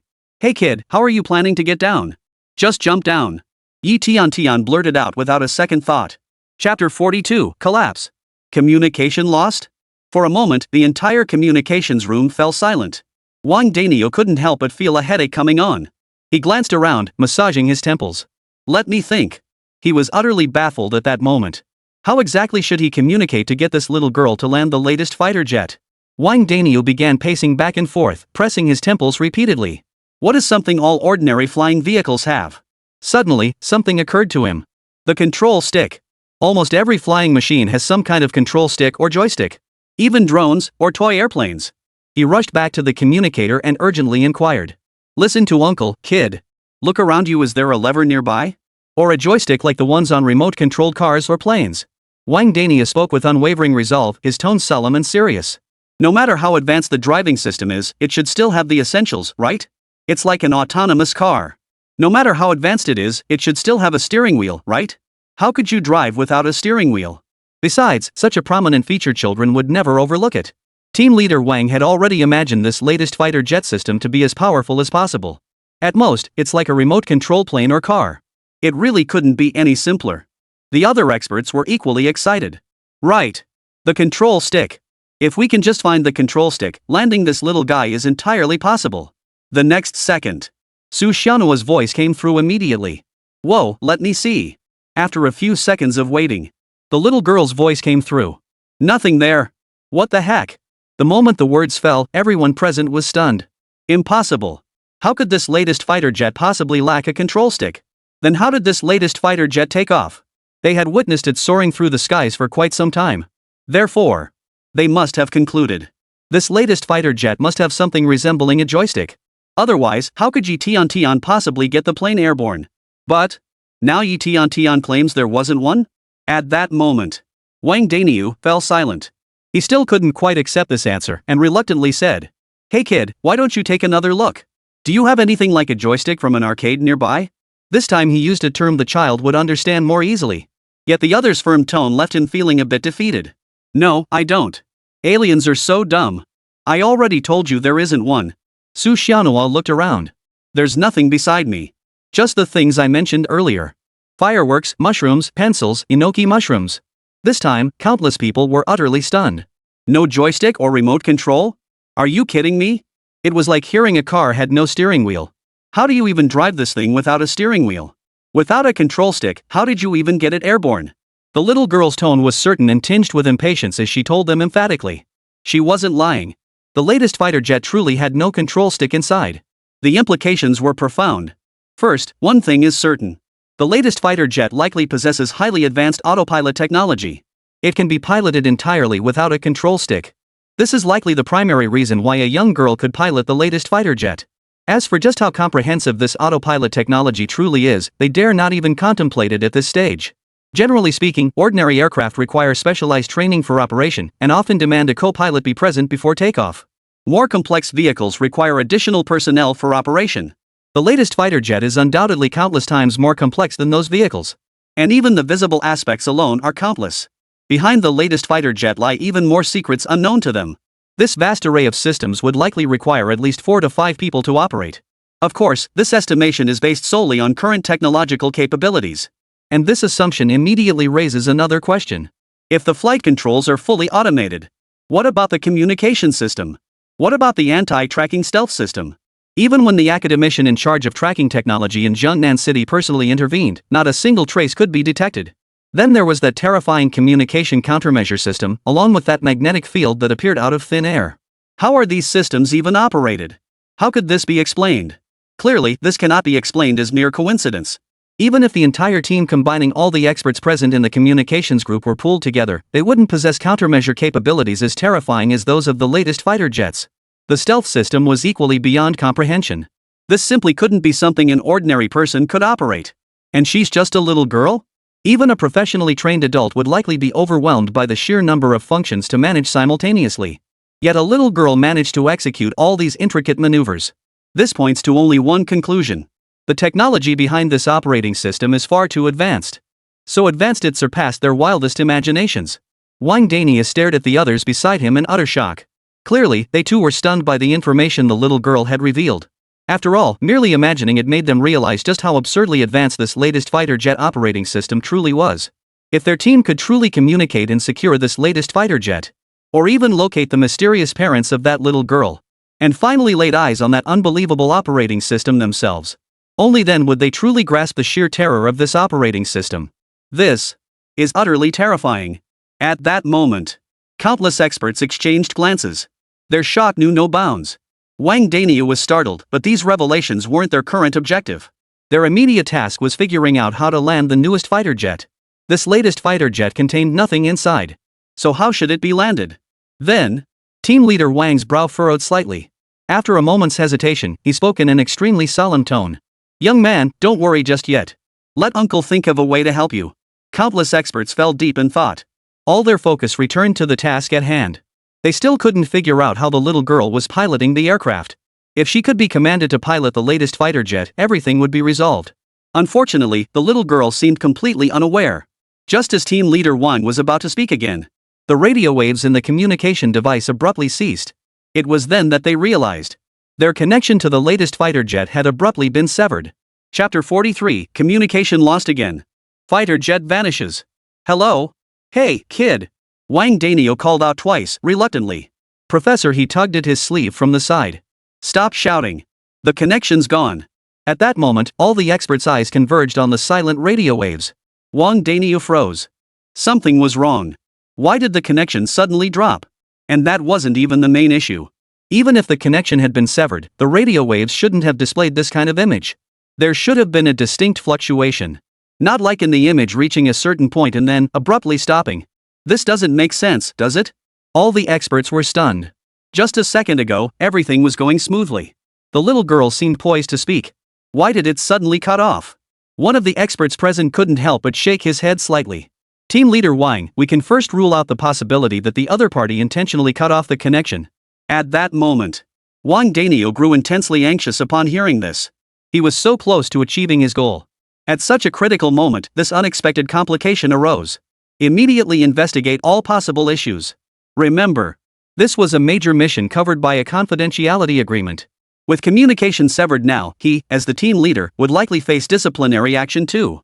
In an instant, countless experts scrambled to their tasks. Reporting, communication equipment is functioning normally. No issues with the mobile signal base stations either. Terminal data shows no anomalies. One by one, the reports came in, all showing no abnormalities whatsoever. Their communication system was functioning perfectly. Wang Dania said in a low voice.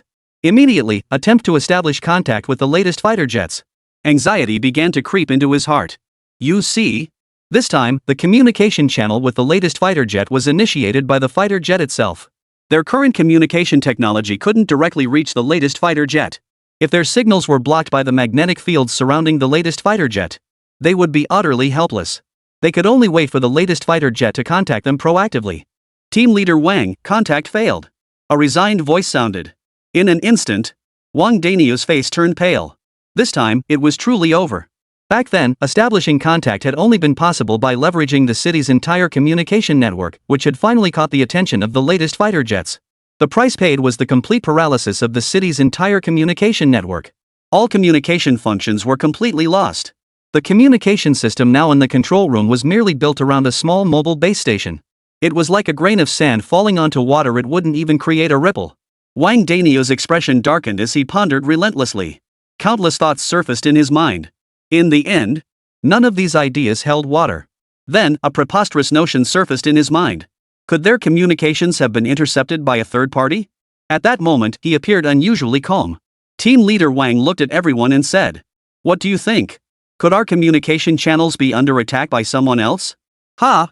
As the words fell, the entire communications room fell silent.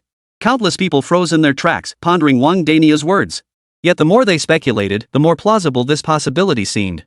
If that were the case, then everything would make perfect sense. Wang Danio exhaled and declared, "Our communication channel has been forcibly interrupted." The word forcefully hung heavy on team leader Wang's tongue. He looked at everyone and spoke calmly once more. "Don't forget. This communication channel we're using was established by the latest fighter jets." As his words fell, a single word sprang to countless minds. Holy! No way! Only then did they suddenly realize. If the channel they had established was under attack, they had no grounds to complain. After all, their communication technology was outdated, they could accept that. But this was the latest fighter jet model. The formidable communication capabilities of the latest fighter jets were plain for all to see.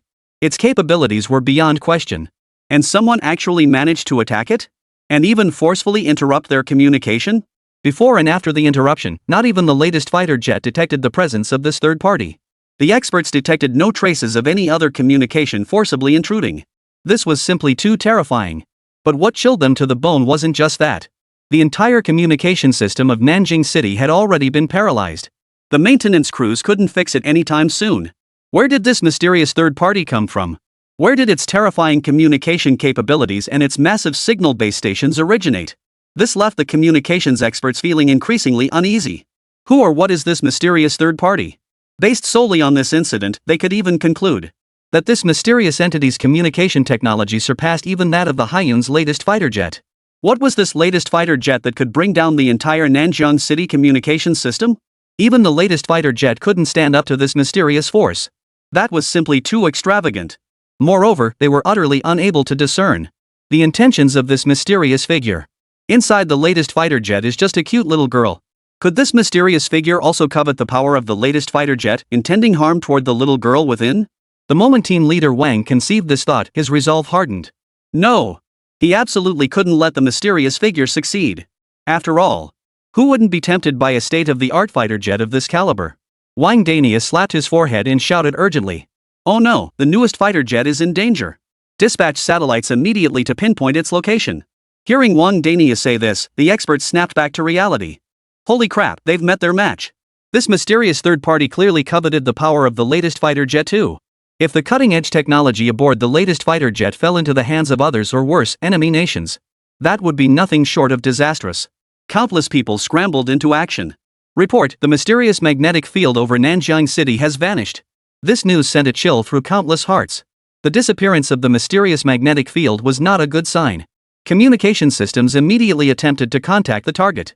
Meanwhile, the satellite system instantly locked onto the location of the latest fighter jets. In no time, nearly every satellite available was connected to the communications center. The densely packed communications room was filled with images of the skies above Nanjing City. Target location detected. A shout rang out. Countless eyes converged on the destination. The familiar blue silhouette of the latest fighter jet could still be seen streaking across the sky. Countless people breathed a sigh of relief. Thank goodness. Thank goodness. The latest fighter jet was still there. Chapter 44, Sudden Disappearance. Are you sure you're not seeing things? At the same time, Yunqing, an ordinary-looking villa. In the research lab, Yining stared at the peanut-sized precision instrument in his hand for a moment before breaking into a satisfied smile. Phew! Finally finished this protective barrier device. He wiped the sweat from his forehead and glanced to his side. Ha! Something's wrong. Where's Tian Tian? Where did that little girl run off to now? Yining walked calmly toward the research results room. His gaze fell upon the empty display platform not far away, and he let out a soft gasp of surprise. This was precisely where the latest fighter jet had been displayed earlier. And that little girl sure was quick. He had just finished developing the latest fighter jet, and then she'd driven it away. Such a massive object as the latest fighter jet couldn't possibly go missing without Yining noticing. To him, every corner of this villa seemed saturated with his scientific creations. He calmly walked over to a nearby control panel and pressed a button. Virtual projections began to appear in the air. Without needing any commands from him, the footage he wanted to view automatically appeared before his eyes. Watching this scene, Yining froze for a moment, then burst into laughter. The little girl had actually taken the latest fighter jet out for a joyride. By some twist of fate, she'd activated the emergency launch system. Who would have thought his meticulously designed system would be defeated by such innocent naivety? Yet Yining felt no anxiety whatsoever. The latest fighter jet was one of his most satisfying designs. He remembered every function, every single part installation. It could be said that inside this fighter jet was the safest place outside of his own home. The primary reason, however, lay elsewhere. This involved another one of Yining's designs. Phoenix Homecoming. In layman's terms, it was the long-range emergency recall function for the latest fighter jet. No matter how far away it is, once Yining activates this device, the latest fighter jets would instantly teleport through space to the location he designated. With a casual flick of a switch, Yining activated the system. The space where the latest fighter jet display stood in the distance began to warp. Boom! A muffled sound echoed. Above the massive display platform, a colossal new generation fighter jet crashed down with a thunderous impact.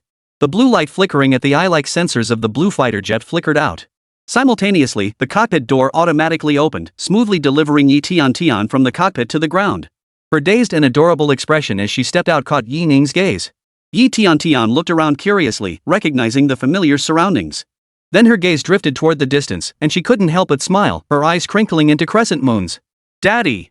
She spread her arms wide and scampered toward Yining with tiny, excited steps. Yining had intended to scold her, but seeing the little girl's adorable expression, the words died on his lips. What could he do? He was a genuine doting daddy's girl. He couldn't help but smile as he scooped the little girl into his arms. "Daddy will take you to eat something delicious." "Okay." At that moment, in the communications room of the Jiangnan City Security Bureau, countless people stared blankly at the scene unfolding before them. Team leader Wang even rubbed his eyes, doubting his own senses. Had he just seen things? Hadn't the latest fighter jet in the footage vanished in the blink of an eye? Was it because he'd been working too long and was exhausted? Or was it that middle age had inevitably made him too detached? Wang Dania slapped his forehead. Sure enough. He forgot to bring his Lu Wei Dihuang pills, no wonder he felt so drained. He rubbed his head and turned his gaze back to the satellite feed. Among the countless densely packed monitors, every single one was blank. The expert observing from the side wore the same expression, rubbing his eyes before speaking hesitantly. Team leader Wang, the latest fighter jet seems to have vanished. Others gathered around to look. Others also gathered around to look. Countless experts were dumbfounded. Ah. This? That doesn't make sense. Ah. It was just here a moment ago. At this moment, even Wang Daniel couldn't keep his cool. Where did the latest fighter jet go? Only then did. The expert's expression shifted uncontrollably before he spoke in a voice thick with complexity. I didn't quite catch it myself, but in the blink of an eye, it vanished. Countless people froze in shock. This was simply too bizarre. Team leader Wang shouted impatiently. What are you standing around for? Check it out. Check the nearby airspace immediately. See if the latest fighter jets have moved to another zone or if they're obscured by clouds. Everyone breathed a collective sigh of relief. If the latest fighter jet vanished right under their noses, that would be a major problem. Countless experts scrambled for less than a minute. Immediately, someone let out a startled cry. Report! Report! The latest fighter jets are not detected in the nearby airspace, and it appears they haven't entered the cloud cover either. Countless experts and professors all wore expressions of utter shock. How could this be? Nan? Are you kidding me? Could this latest fighter jet just vanish into thin air? Wang Daniel's expression also turned visibly anxious. His expression changed, and he immediately spoke up. Retrieve the satellite footage immediately. No matter how advanced this new fighter jet was, it couldn't possibly vanish right under their noses. Once the satellite footage was retrieved, they would know exactly what had just transpired. By following the trail step by step, this latest fighter jet couldn't possibly vanish into thin air. His gaze fixed solemnly on the display screen. Soon, under the expert's operation, the satellite footage appeared before everyone's eyes. In the footage, the blue state-of-the-art fighter jet glided silently through the sky. Everything appeared so natural, as if nothing was amiss. Countless people frowned. The latest fighter jet didn't seem to exhibit any abnormalities either. There was no sudden acceleration or abrupt descent. How could it just vanish? As countless people pondered, they all felt as if their eyes were playing tricks on them and blinked. The blue, state-of-the-art fighter jet had vanished from the screen. Everyone's faces betrayed utter shock. What just happened? Wang Daniel pointed at the screen, his eyes filled with disbelief. The latest fighter jet was clearly still there just now. How could it vanish so suddenly? Quick, replay that segment again. Slow it down 10 times. No. 50 times. His gaze was fixed intently on the screen. The other experts were doing the same. In the footage, the latest fighter jet barely moved at all. Under countless watchful eyes, the fuselage of the latest fighter jet blurred and vanished in an instant. Countless hearts sank in shock. Not even the satellite could capture what had just occurred. And the way this latest fighter vanished was utterly absurd. As if teleported, it vanished without a trace. Ah! What the hell? What the hell is going on here? Chapter 45, Terrifying Speculation. Spatial jump? At that moment, every expert in the communications room wore expressions of utter shock. Everyone present stared at the scene before them, plunged into a prolonged silence. If everything that had happened before could still be explained by science. But this scene? How could it be explained? A brand new state-of-the-art fighter jet just vanished into thin air? This defies all logic. There must be some other principle at work. At that moment, Wang Daniel, the team leader, spoke in a low voice. As a materialist, he naturally sought a rational explanation for such an extraordinary occurrence. He turned to the safety officer beside him and said, "Go next door and bring over Dean Yu and his team researching the latest fighter jet technology for consultation." As a researcher in Nanjing City, he was well aware of Dean Yu's reputation. This matter was beyond the expertise of their communications specialists. At every level, it had reached the very edge of their knowledge. Moments later, the elderly Dean arrived, surrounded by his entourage. Accompanying him were professors and experts from various other fields. Nearly everyone had gathered in the communications room. Team leader Wang wasted no time, addressing Dean Yu directly. "Dean Yu, take a look at this satellite footage." Dean Yu nodded and turned his gaze toward the screen. The footage began playing, showing the latest fighter jet vanishing into thin air in the sky. This time, experts from all fields in Nanzhou were unable to remain seated. The old dean paused in surprise. "Where's the latest fighter jet?" Others echoed the confusion. They hadn't yet grasped the gravity of the situation. What just happened? How could the newest fighter jet suddenly vanish? Wang Daniel gave a wry smile. "Dean Yu, this is precisely why I called you all here." At that moment, Director Yu's brow furrowed slightly as he inquired. After a moment of contemplation, Director Yu couldn't help but ask, "Is it possible in the nearby airspace or beneath the cloud layer? Have you checked satellite imagery?" Team leader Wang said helplessly. "Director Yu, we've already considered all these possibilities. The entire area within a 10,000 square meter radius has been scanned by satellite, absolutely nothing found." Hearing this, Director Yu froze in place. Could this latest fighter jet have truly vanished into thin air? Suddenly, his expression shifted abruptly, and he couldn't help but bark out sharply. "Slow down that video 10 times and show it to us again." Wang Daniel froze. But that was already played back at 50 times slower speed. What? At this statement, every single expert present froze in place. Each of them stared wide-eyed, utterly incredulous at the scene before them. How could it be? Even with the video slowed down 50 times, they hadn't detected a single clue? Could it be? Could this latest fighter jet have truly vanished into thin air? Team leader Wang, recalling the earlier communication failure, suspected the fighter's sudden vanishing might not be stealth, but an actual disappearance. He shared his thoughts with Director Yu. Upon hearing this, Director Yu couldn't help but nod in agreement, the shock in his eyes still lingering. After a moment of deep contemplation, he began his own analysis. We've already observed the stealth system of this latest fighter jet. During the stealth process, the latest fighter undergoes a gradual transition.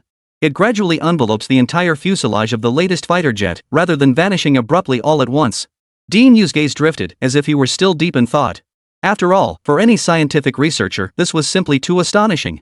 The other experts also fell silent. Under normal circumstances, they would have been arguing by now. But what was unfolding before their eyes now? Not a single expert could make a judgment, or even a guess. One possibility after another flashed through their minds. Yet none of these ideas held up to scrutiny. Before they could even voice them, they dismissed them themselves. First, physical acceleration could essentially be ruled out. The surrounding air and cloud layers showed no signs of disturbance. If an object were moving at high speed, it would inevitably collide with the air. Simultaneously, stealth was also largely ruled out. The latest fighter jet showed no signs or characteristics consistent with known stealth capabilities. So, what remains? Only endless conjecture remains. Yet despite this, countless experts couldn't come up with a single plausible explanation. This gathering included nearly all of Nanjing City's top experts and professors. Professor Yu's eyes flickered slightly, as if he considered an unlikely possibility. Has anyone investigated the location where the latest fighter jet vanished? Ha! Upon hearing this, team leader Wang and the others couldn't help but flinch slightly. Clearly, they didn't quite grasp what the venerable Dean Yu meant. Not yet. Go investigate immediately, Director Yu said in a deep voice. His words carried an air of finality. Wang Daniel nodded, then looked at the old director before him with a puzzled expression, unable to resist asking. Director Yu, have you discovered something? Dean Yu shook his head, his gaze fixed on the frozen frame of the latest fighter jet vanishing from view. I wouldn't dare jump to conclusions just yet, but I do have a theory. I trust everyone here is familiar with relativity theory. Everyone paused slightly, staring at Professor Yu as a massive conjecture simultaneously formed in their minds. What is relativity? It's Einstein's fundamental theory concerning spacetime and gravity. It directly and indirectly paved the way for the birth of quantum mechanics. Wang Danius stared at Dean Yu, his voice thick with disbelief. Could it be that the latest fighter jet has achieved spatial displacement? That's the kind of bold imagination only found in sci-fi movies. Could such a thing truly be achieved in reality? Dean Yu nodded slightly. Of course. But this is merely one of my ideas. The other experts listened in stunned silence. Spatial jumps? That sounds downright fantastical.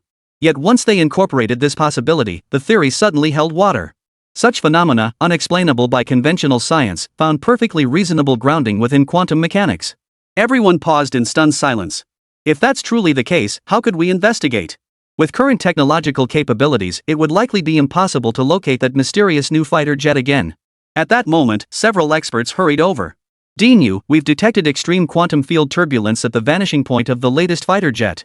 In simpler terms, the space where the latest fighter jet vanished was experiencing massive fluctuations. This has caused quantum instability in this entire region of space. Director Yu exhaled, feeling a tingle of unease at the back of his neck. This was merely his bold conjecture. Upon receiving the results, he was utterly stunned. The chaos in the quantum field directly confirmed that Director Yu's conjecture was entirely valid. As for the reason behind the disappearance of the latest fighter jet, was most likely a spatial jump. Chapter 46, Daddy. I want to fly a big plane to school. Inside the Jiangnan City Security Bureau. A spatial jump? A group of experts reviewed the footage of the latest fighter jet vanishing once more. Vanishing using this method. Even when slowed down 100-fold, 1,000-fold, they couldn't discern any clues. Witnessing the spatial jump process once more, every professor and expert present remained profoundly stunned by the spectacle. For them, spatial jumps remained an utterly unattainable concept. With current technological capabilities, pinpointing the location of the latest fighter jet after a jump was nothing short of a pipe dream. Everyone sat motionless, their minds utterly blank. After all, for a technology like spatial jump, it was nothing short of a dimensional attack against their current scientific capabilities. If this had happened earlier, they might have been able to analyze it. But now, what could they possibly analyze? Analyze the chaotic quantum fields? Moreover, that small patch of quantum field would soon return to normal. How could they possibly investigate? It could be said. The latest fighter jet executed a spatial jump. All previous efforts vanished into thin air at that very moment. At this moment, the assembled experts suddenly found themselves at a loss. At this critical juncture, Professor Yu, the leading figure among the Nanzhou professors, stepped forward and spoke in a solemn tone. Since the latest fighter jet originated from Jiangnan City, it must be somewhere near Jiangnan City. Therefore, we only need to investigate several major cities near Jiangnan City. Yunqing, Kuanqing, Haichang, and so on. This time, we must exhaust every possible means. No matter what, we must uncover the whereabouts of this latest fighter jet. At that moment, countless experts' eyes lit up. It made perfect sense. As long as this latest fighter jet originated from Nanjing, they would eventually be able to track down its whereabouts. In an instant, the professors and experts were all fired up. Use every means possible, we must find that latest fighter jet. At the same time, inside the residence, Yi Tian looked at the man before her and exclaimed happily. He, Daddy. Yi Ning sighed helplessly and ruffled her hair. Truthfully, he didn't mind Yi Tian flying the latest fighter jet. After all, it was a reward for his daughter, and the latest fighter jet could guarantee absolute safety. Although several pre-installed missiles were included in the latest fighter jet, they were only the least powerful ones. The truly independent, powerful designs had long been stored separately on other display stands in the research warehouse. Moreover, the latest fighter jet was highly intelligent, but just to be safe, he had modified all the missiles to require manual release. Besides, Yi Tian was such an adorable little girl. What possible malicious intent could she have? Could she possibly launch all these missiles? Yi Ning's gaze drifted toward the specifications of the latest fighter jet displayed in the distance. A holographic projection combining images and text appeared before his eyes. Latest fighter jet designation, Crimson Shadow number 001. Remaining energy, 99%. Fighter integrity, 100%, no damage sustained. Blue flame missiles remaining, 0. At first glance, everything seemed normal. But soon, Yi Ning noticed something was wrong. Wait a minute.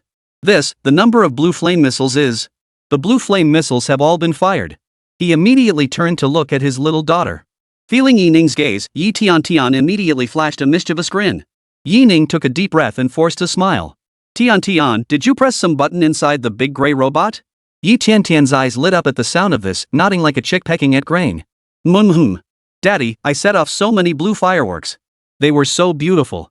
Seeing the girl's innocent expression, Yining didn't show any sign of blame. Instead, he wore an expression that was both amused and exasperated. She really is my daughter. To mistake blue flame doll bullets for fireworks. There probably isn't a second person in this world who would do that. His gaze flickered toward the holographic display. The latitude and longitude coordinates of the explosion sites for several blue flame missiles were displayed in a grid pattern. Simultaneously, the locations impacted by the explosions were all taken in.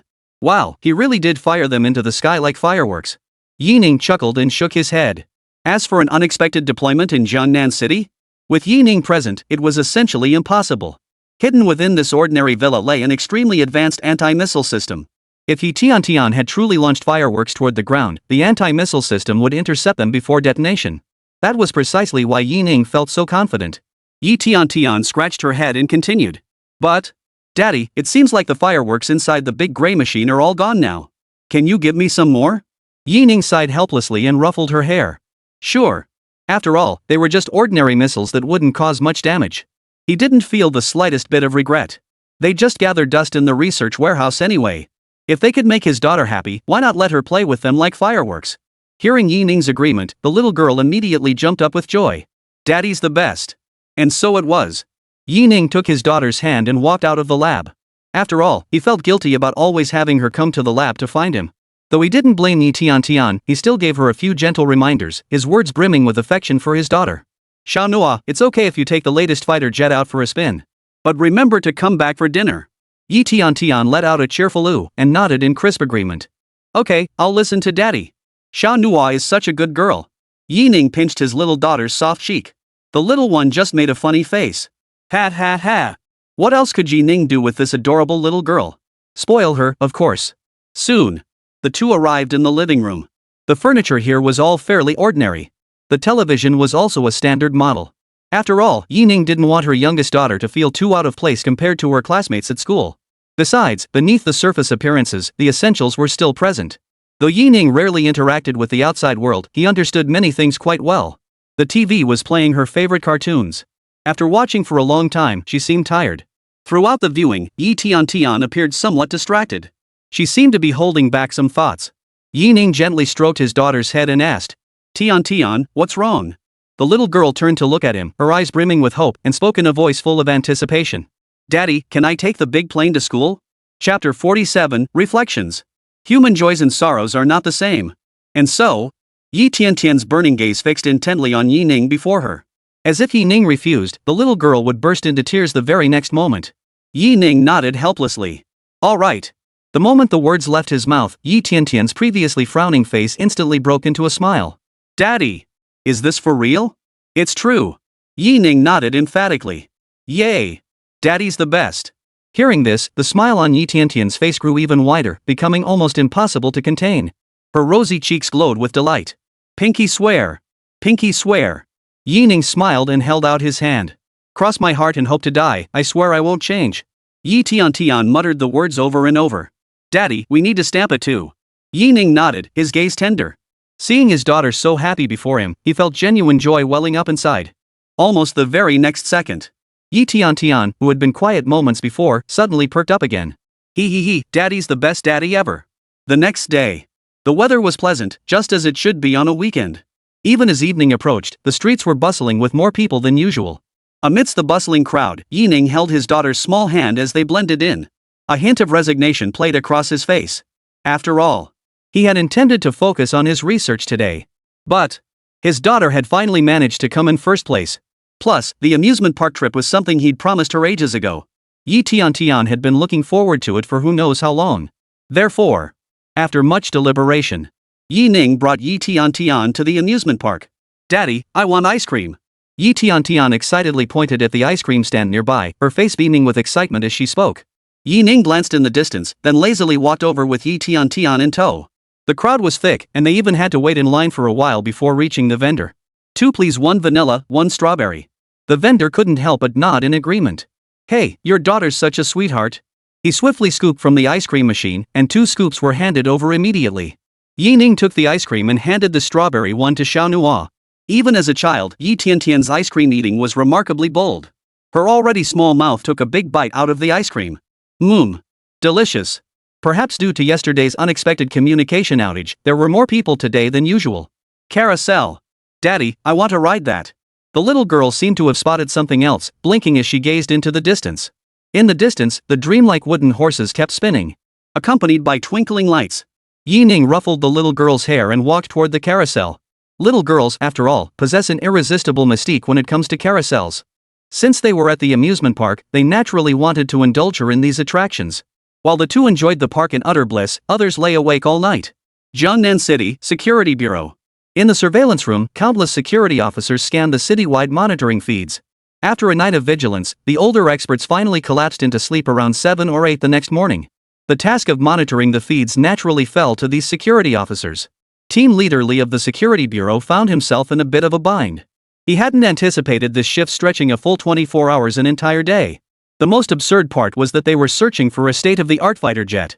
Moreover, this operation had already been classified as top secret. They dared not ask any further questions. How could they possibly locate the latest fighter jet in the vast expanse of Jiangnan City? The main problem was they had absolutely no leads. They were searching like headless flies. When would this search ever end? Team leader Lee's face bore dark circles like soot, his eyes bloodshot. The man was practically a wreck. They couldn't just up and leave either. The security team looked listless, staring at the monotonous footage. For a moment, the world seemed to turn black and white. At the amusement park, the roller coaster plunged through the water channel, sending a massive wave crashing up. Accompanied by shrieks of "Wah woo!" Yi Tiantian's small hand clutched Yi Ning tightly. Clearly, she was still a bit nervous in this situation. After all, this wasn't like walking on solid ground in the latest fighter jet. The roller coaster induced a distinct sensation of weightlessness and imbalance. It was precisely this sensation that made countless people find it thrilling. Yi Ning smiled faintly. So even this little girl gets nervous sometimes?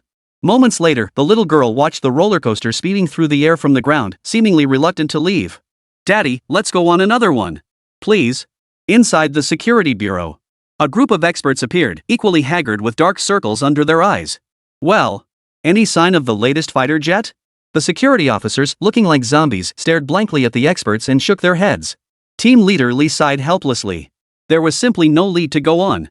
In Jiangnan City, forget about the latest blue fighter jets, there weren't even many blue cars to begin with. Seeing this, Professor Yu rubbed his eyes and addressed the security team, who were so exhausted they barely looked human. You guys go get some rest.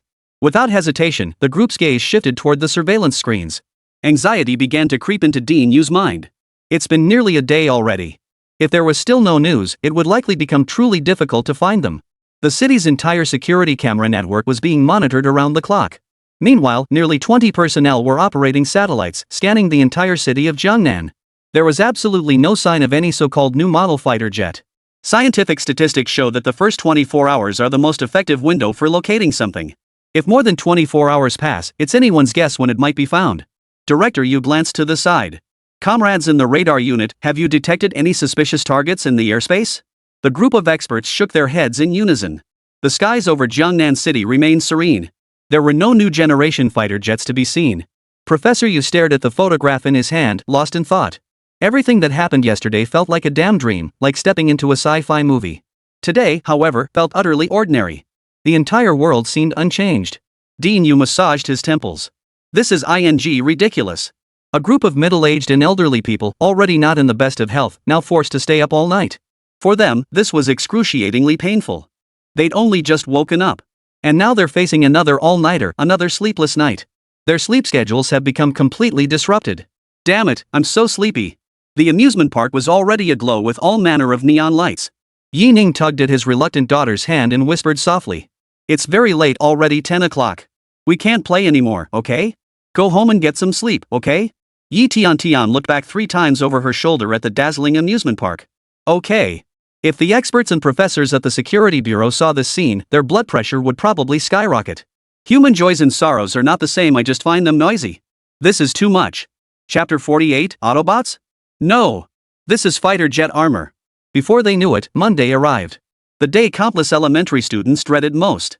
The end of a pleasant weekend signaled 5 consecutive days of classes. For every child, this brought reluctance and for some, a major struggle to get out of bed. Yi Tiantian was no exception.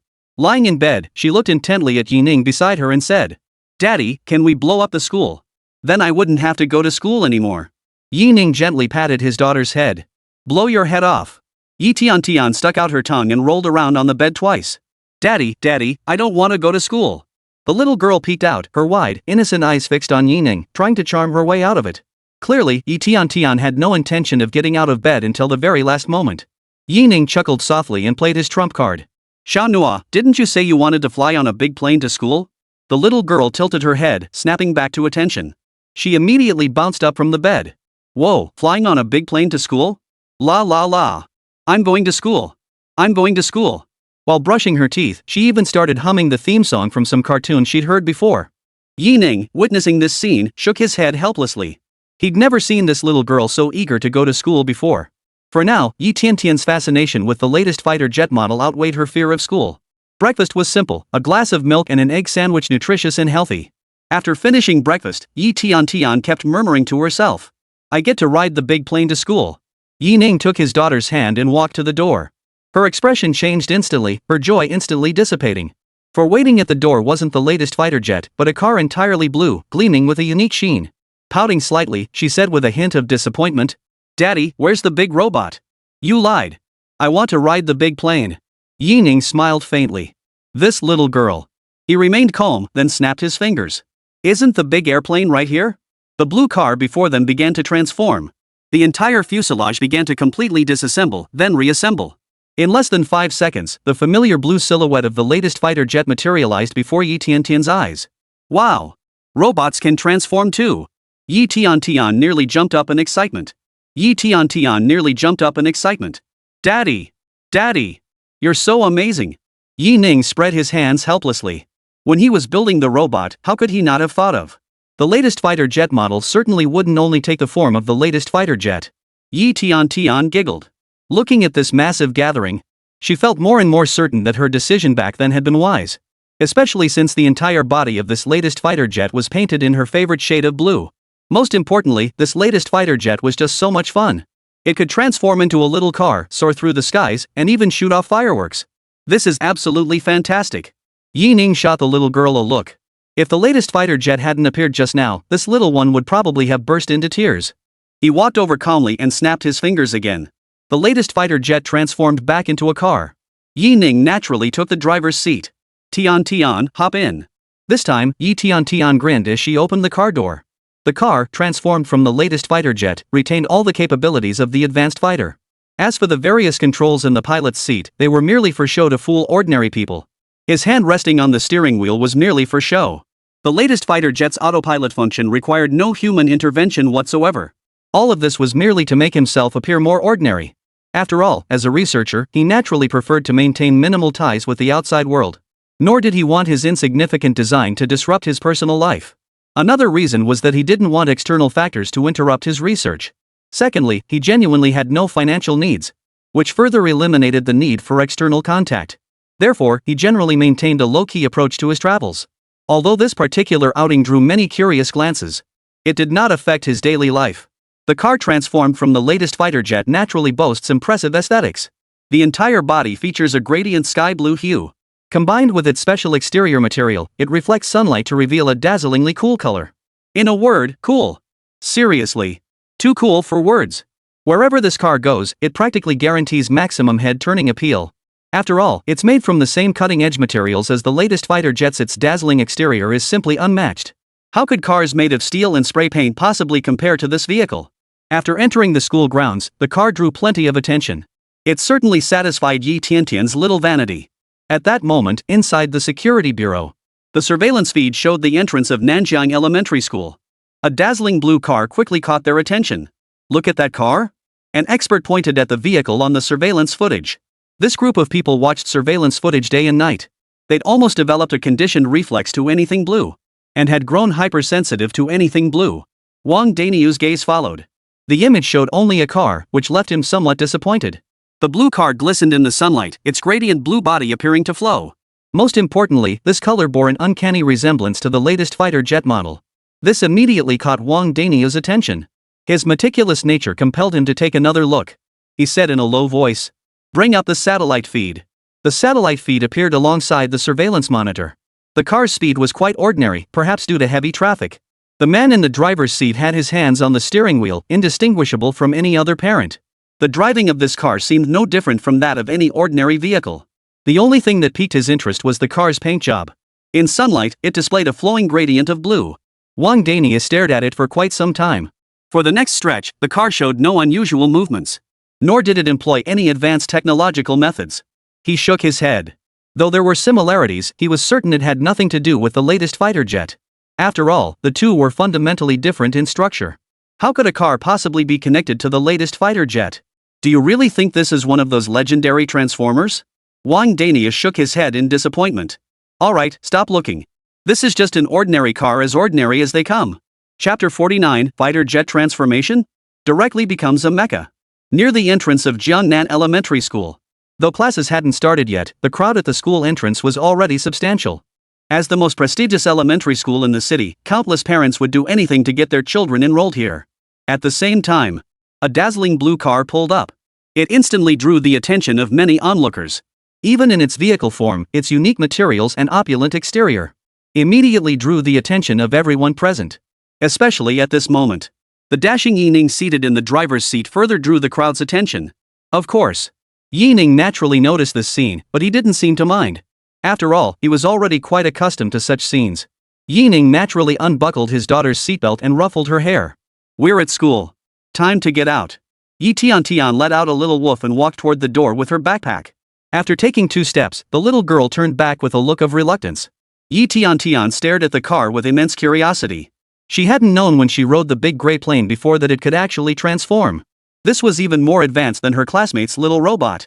How exactly did the big gray plane transform? Staring at the car still parked in place, a sudden impulse surged within her. The adorable little girl, surrounded by a crowd of onlookers, shouted in her childish voice. Big gray plane. Transform. The moment the words left her lips, every pair of eyes in the crowd turned toward her. Including parents, classmates, and even some teachers. Many passers-by began pointing and whispering. Laughter even echoed from the roadside. Put. Ha, this kid is just too adorable. Ha ha ha. Actually telling a car to transform. Ha ha ha. But, the moment their words faded away, suddenly, the blue car suddenly began to undergo a dramatic transformation. In the blink of an eye, it transformed from an ordinary car into a massive mecha standing 4 to 5 meters tall. Yes. You saw correctly. A mecha. This was also a hidden feature of Yining's latest fighter jet. It can transform into a mecha. At the same time, this is also the little gift she gave Yi Tian. After all, Yi Tian absolutely adored mecha. In an instant, the once bustling school entrance fell into complete silence. Parents and classmates who had been pointing and chatting all froze in place. Everyone had assumed the little girl's words were just a joke. Who knew it was actually true? Yining, seated in the mecha cockpit, glanced at the time. With ample time before class began, he observed the little girl outside, a hint of helplessness flickering in his eyes, mingled with a touch of indulgent affection. His slender fingers descended. And the mecha transformed. What could he do? She was his daughter, after all. In an instant, everyone's expressions turned to utter disbelief. Was this little girl serious? Or had she just watched too many movies? That car could actually transform. Since the mecha's transformation happened without warning, they hadn't had time to pull out their phones and record this astonishing scene. For a moment, they were all frozen in place, utterly stunned. After all, a car suddenly transforming into a towering mecha was just too sci-fi to believe. After a long moment of silence, the parents finally snapped back to reality and hurriedly pulled out their phones to capture the breathtaking spectacle. Simultaneously, countless parents and students began crowding toward the mech's location. Who had ever witnessed such a scene? For these children, even if the car didn't transform, or even a giant mecha model displayed here, the place would be packed to the rafters. And here stood a real mecha, one that could even transform. This was a moving mecha. The mech's appearance instantly fulfilled every child's wildest fantasy. Elementary students who were about to enter the school gates immediately swarmed toward the mech. The road, which had been clear moments before, instantly became gridlocked. At first, some parents were puzzled, wondering what had captured their children's attention. But when they turned their gaze and stared dumbfounded at the breathtaking scene before them, they froze in place. Holy crap! Mecha! Gundam? Transformers? Giant robots? This. A cacophony of exclamations erupted from the crowd. The appearance of the mecha didn't just fulfill the fantasies of the children, wasn't it also the imagination of some parents? Countless children gazed at the massive mecha with eyes brimming with envy. Some of the more mischievous and willful children even started crying and throwing tantrums. Daddy! Daddy! I want one too. Wah! Parents stood utterly speechless. Where the hell would they even get one? This thing probably can't even be bought with money. Countless people began crowding around. And because of the mecha's towering frame, even those who arrived later could see this eye-catching presence. As class time approached, countless parents of students who had just arrived also began crowding around. After all, who had ever witnessed a scene like this? Yi Tian stared at the transforming mecha, her expression filled with utter astonishment. You see? Her dad hadn't mentioned this fighter jet could transform into a mecha. Could it be? This was Daddy's surprise for me. In an instant, the smile on Yi Tian's face grew even broader. It must be. Daddy loves me no matter what. The next second, her curious gaze turned toward the mecha. Soon, she furrowed her brow. For under her scrutiny, the mecha and the car seemed to share absolutely no similarities whatsoever. Yi Tian shook her head, then lifted her gaze and walked around the mech once more. At that moment, the teacher at the school gate stared at the deserted entrance and fell deep in thought. Why were there so few people? Could I have misremembered the time? It's the weekend, are they still on break? Scratching his head, he felt something was terribly off. The gates of Jiangnan Elementary had never been this deserted before. The teacher pulled out his phone, feeling a bit unsure of himself. The bold words Monday morning reminded him that today was indeed Monday. But where was everyone? Only then did he notice the persistent buzz of noise still swirling around him. The teacher also realized something seemed off. After all, the school entrance had seen its share of commotion before. At the very least, people still entered the school gates, right? But now, not only were there no people at the school gate, there wasn't even much trash lying around. Which was highly unusual. After a moment's thought, he decided to take a look. This year's parents really have no sense the slightest commotion and they can't move an inch. No sooner had he stepped outside the gate than he saw a bustling crowd gathered around something. The teacher instinctively looked up. Then he froze in his tracks. Holy crap. This can't be real, right? A giant mecha model? This is beyond ridiculous. No wonder the school entrance was so empty. Turns out everyone's here watching the spectacle. After a long moment, the teacher snapped back to reality and quickly pulled out their phone. Forget the details, just film it first. He'd never seen a mecha model this big before, and what's more, it was actually moving. It was incredibly lifelike. No way. No way. I have to post this on my social feed to show off. The teacher couldn't help but mutter to himself. Chapter 50, the internet goes wild. Autobots transform. Meanwhile, at the school entrance, a major thoroughfare. Countless passers-by were drawn to the densely packed crowd. Driven by herd mentality and the innate curiosity of the Dragon Nation's people, the crowd pressed closer and closer, their eager footsteps carrying them toward the spectacle. Yi Ning naturally noticed the gathering crowd around him. Yet he maintained his usual nonchalant demeanor. Since the mecha had moved earlier, the parents had sensed some danger and kept a close watch on their children. Countless onlookers maintained a relatively safe distance from the mecha. This actually saved Yi Ning a lot of trouble. While Yi Tian continued to observe the mecha, Yi Ning wasn't idle either. As a research scholar, he could naturally find work to do in any setting. Taking advantage of this opportunity, Yi Ning could modify the mech's control system. He crafted an intelligence system exclusively for his daughter. Since he had already given it to Tian, the corresponding intelligence system should also undergo some modifications. For instance, incorporating peculiar vocabulary unique to Yi Tian, and corresponding behavioral commands. This project wasn't particularly challenging for Yi Ning. After all, the system's master template was already here. He was merely modifying the original system rather than starting from scratch to build a new one. Even so, it still requires a certain amount of time. Outside the mecha, Yi Tian observed her surroundings with immense curiosity. These scenes were simultaneously captured by countless cameras and uploaded to social media platforms like Weibo, Moments, and even QQ Space. These scenes were simultaneously captured by countless people and uploaded to the internet Weibo, Moments, and even QQ Space. The news spread fastest through personal social feeds, accompanied by photos. Guys, there's a mecha at the entrance of 6th-Gen Elementary School. Holy crap, that robot is huge. A Transformers robot appeared at the gate of Nanjiang Elementary School. I saw it with my own eyes. Guaranteed real. No way, that robot probably can't transform. It can. I saw it with my own eyes. Holy crap. Since not many people noticed the mecha transforming at first, the actual transformation wasn't captured on camera. Only the few who witnessed it firsthand knew the truth. Word of this event spread to the neighborhood, becoming a hot topic of conversation among many. Parents returning from dropping their kids off at school rushed home to share the news. Honey, you didn't even take the kids to school today? You were just standing outside the school watching cars get sun-baked, and they actually turned into robots. If you went now, you might still catch it. You're kidding, right? That stuff only happens in movies. I'm not lying. I saw it with my own eyes. Go ask Xiao Mei if you don't believe me. The words barely left her mouth before the usually calm dad leaped to his feet. Wearing nothing but boxers, he dashed out the door in a frenzy. Where are you going? I'm going to check at the school. A voice called out from outside the door. You're not wearing any clothes. In an instant, online discussions about mechs, robots, Gundam, and Transformers exploded in an instant. Shocking. This happened right outside Nanjiang Elementary School. You don't know the secret? This morning at the entrance of Nanjiang Elementary School, a billion people are stunned. This scene unfolded at the elementary school gate. Countless messages instantly flooded the internet. Meanwhile, online, countless people held varying attitudes. Some were eyewitnesses or believers in the mecha transformation. These individuals largely believed the mecha was real, representing a revolutionary technological breakthrough. Holy crap, it's really a Transformers robot, I saw it with my own eyes. Autobots. The other group represents the majority view.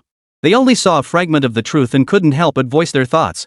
This mech is just a giant model, or maybe a moving display piece. Nothing to get excited about.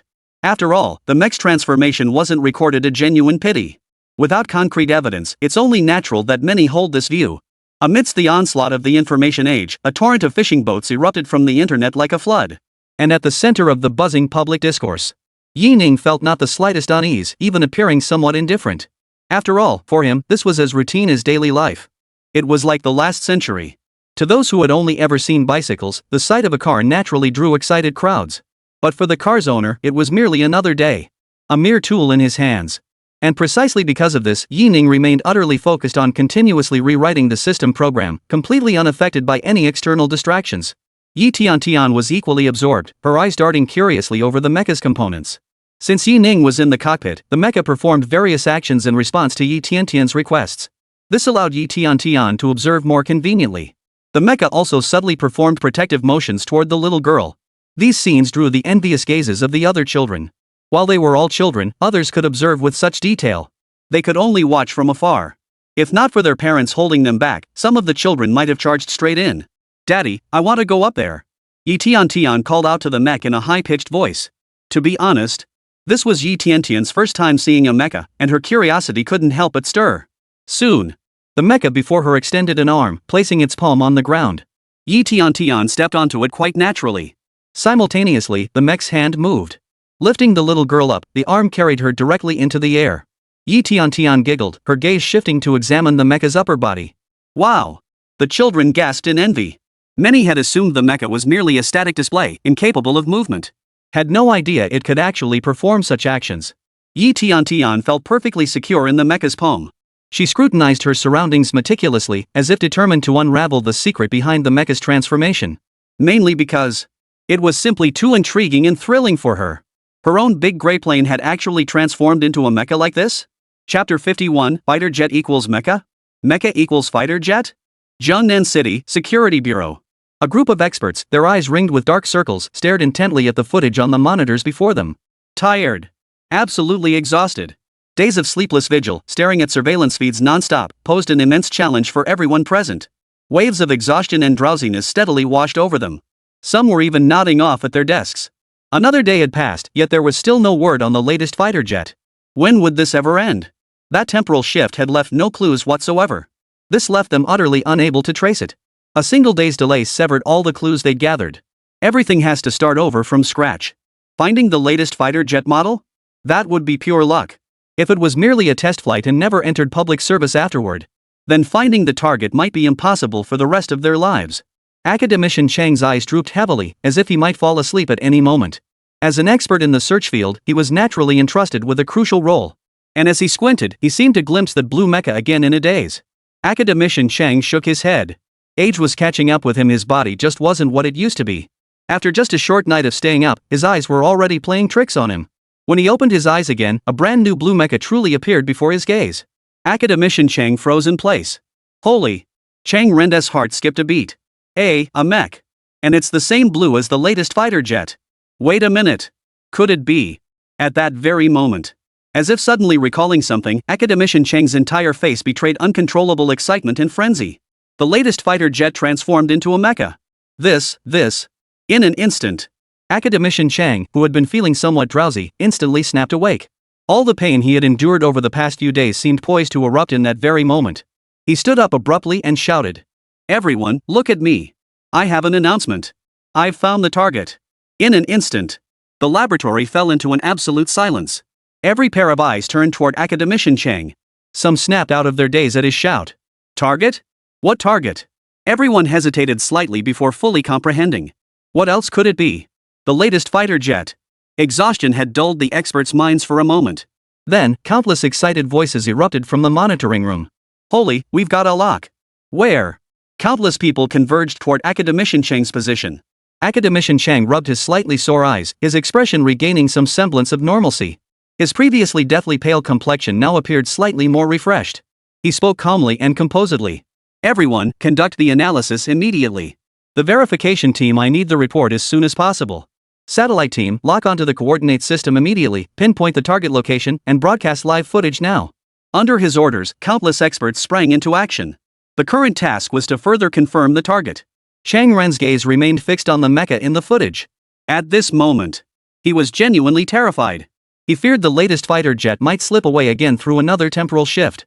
In truth, even just from the surveillance footage or even satellite imagery, academician Chang could already confirm this was the target they sought.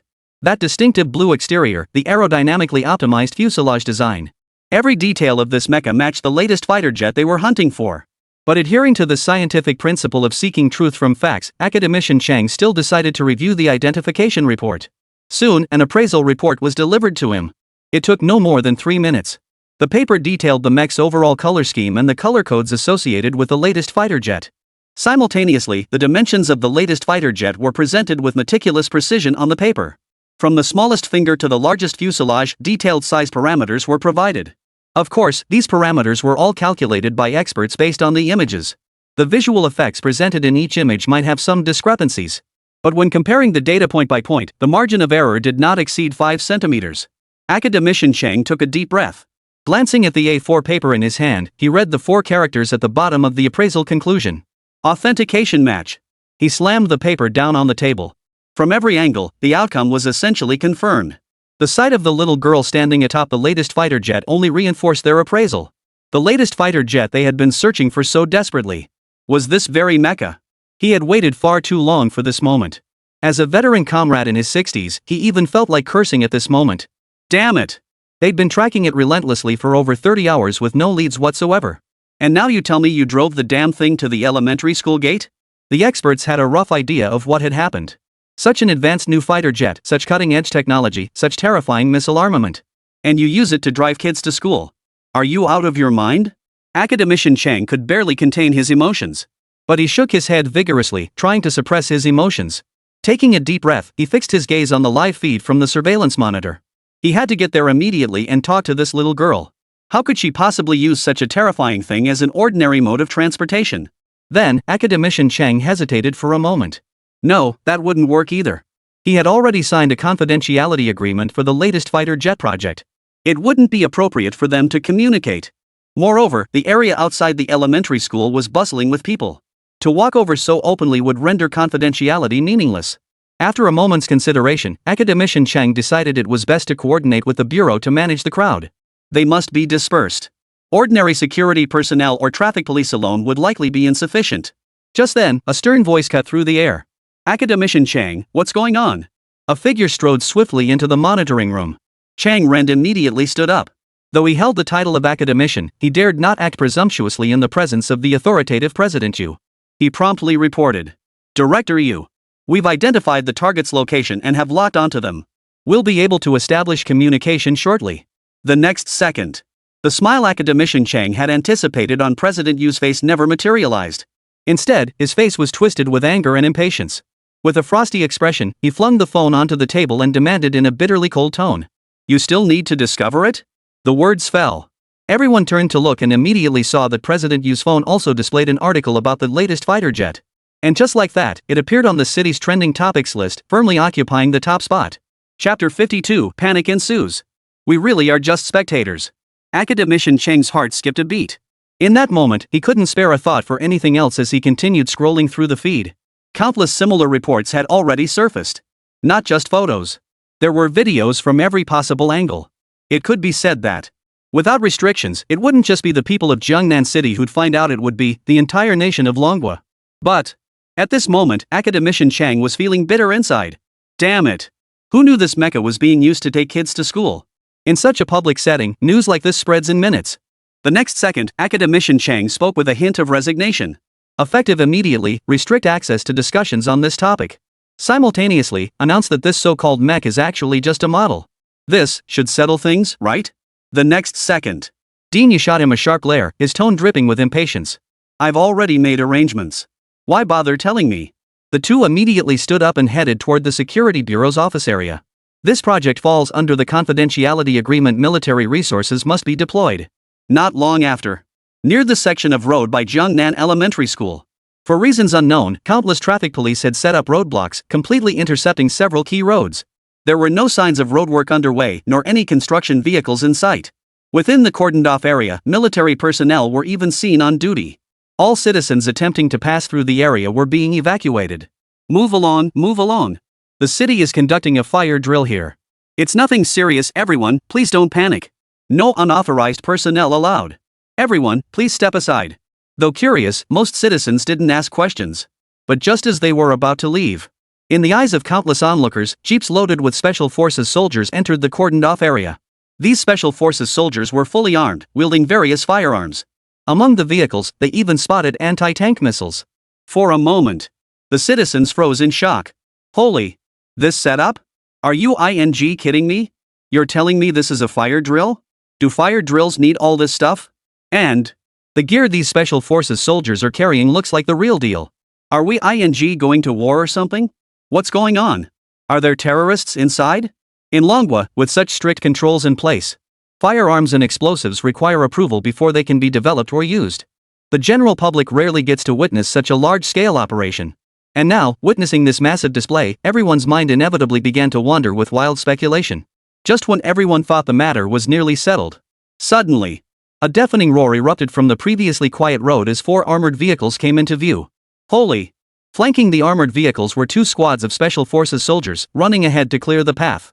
These Special Forces soldiers had their faces painted with camouflage. Judging by their dark complexions and stern, expressionless faces, these were the cream of the crop within the military ranks. Countless onlookers gathered at a distance, speculating. Could this be for real? Could there really be terrorists inside? Soon, cries echoed from the sky. Several armed helicopters flew in formation toward a single destination. Countless citizens began doubting themselves once more. Is it really just a fire drill? Meanwhile, at the entrance of Jiangnan Elementary School, several traffic police officers arrived at the scene. They paused in surprise, because that mecha was simply too eye-catching. The officers exchanged glances and shouted loudly, "Please disperse, everyone! Step back, step back!" The crowd slowly dispersed, countless faces now brimming with curiosity. Why are the traffic police here? The little girl intently studying the mecha on the ground paused slightly, but quickly resumed her research without concern. Several traffic police officers addressed the crowd sternly. We received reports from the public that this area is severely congested, posing a threat to traffic safety. All citizens, please go over there to sign your names. A group of parents were dumbfounded. Holy crap, they're fining us just for joining the crowd. The officers seemed to sense the parents' concerns and shouted loudly, "It's just a formality, just sign the paper." Led by several traffic police officers, the parents walked over to the side, half believing, half doubting. At that moment, they noticed the road was deserted, with no vehicles passing by. Some parents began to sense something was off. What awaited them was a group of safety officers. The parents grew even more puzzled. Traffic issues? Why would there be safety officers? They were responsible for public safety, not traffic. There was even a makeshift small room set up inside. At that moment, Team Leader Lee, the head of the security team, approached and addressed the crowd. The first parent walked in, looking utterly bewildered. Upon entering the room, the door slammed shut with a loud bang. The parent paused slightly, glancing toward the table. On the table lay a sheet of A4 paper. The 4 large characters in the title stood out prominently. Confidentiality Agreement. Even the Security Bureau couldn't determine exactly who had witnessed the entire mecha transformation process. Therefore, the most prudent approach was to have all of them sign a confidentiality agreement. The security officer patted his shoulder and whispered, "Just sign your name. Regarding that mech, you only need your own mouth." The parent paused, puzzled. "Mecha?" The security guard's expression hardened instantly. "Don't ask questions you shouldn't be asking." The parent nodded slightly, trembling, and signed their name on the document. "Remember to keep your mouth shut. Out there, just say it was a traffic issue." The safety officer's warning echoed. After signing, the parent stepped outside. Sure enough, the person behind them immediately came forward to ask, What's inside? The parent felt bitter inside. How could I possibly say? You'd be asking for my life. The parent hesitated for a long moment before stammering. Nothing, nothing. Just sign what's required. Upon hearing this, the group of parents nodded in unison, their doubts finally laid to rest. Since that's the case, it must be fine. The children were also very puzzled, unsure what had happened. Meanwhile, surveillance footage identified several individuals who might have witnessed the incident but quickly fled the crowd. A team of plainclothes security officers arrived to deliver a confidentiality agreement. Essentially, all potential avenues were sealed off at the earliest opportunity, preventing the situation from escalating. Meanwhile, several military jeeps were stationed near the school entrance. All the vehicles were filled with special police officers dispatched by the military. They remained concealed in the shadows, ready to respond to orders. For a mission of this confidential agreement level, even the military would clear the way without hesitation. Had it not been for concerns about causing public panic, the deployment would likely have been even more extensive. At the same time, from the passenger seat of the earlier jeep, a stunning female officer in military uniform stepped out with purposeful strides. Chapter 53, The Man Behind Yi-Tian-Tian. He's here. Her figure was curvaceous and well-toned, exceptionally striking. No wonder she was a woman trained in the military. Her complexion was unusually fair, unlike the typical tan most would expect. Though sunglasses obscured half her face, her well-defined eyebrows remained visible. Her uniform gave no indication of her rank. Yet the Special Forces soldiers surrounding her suggested she held a high-ranking position.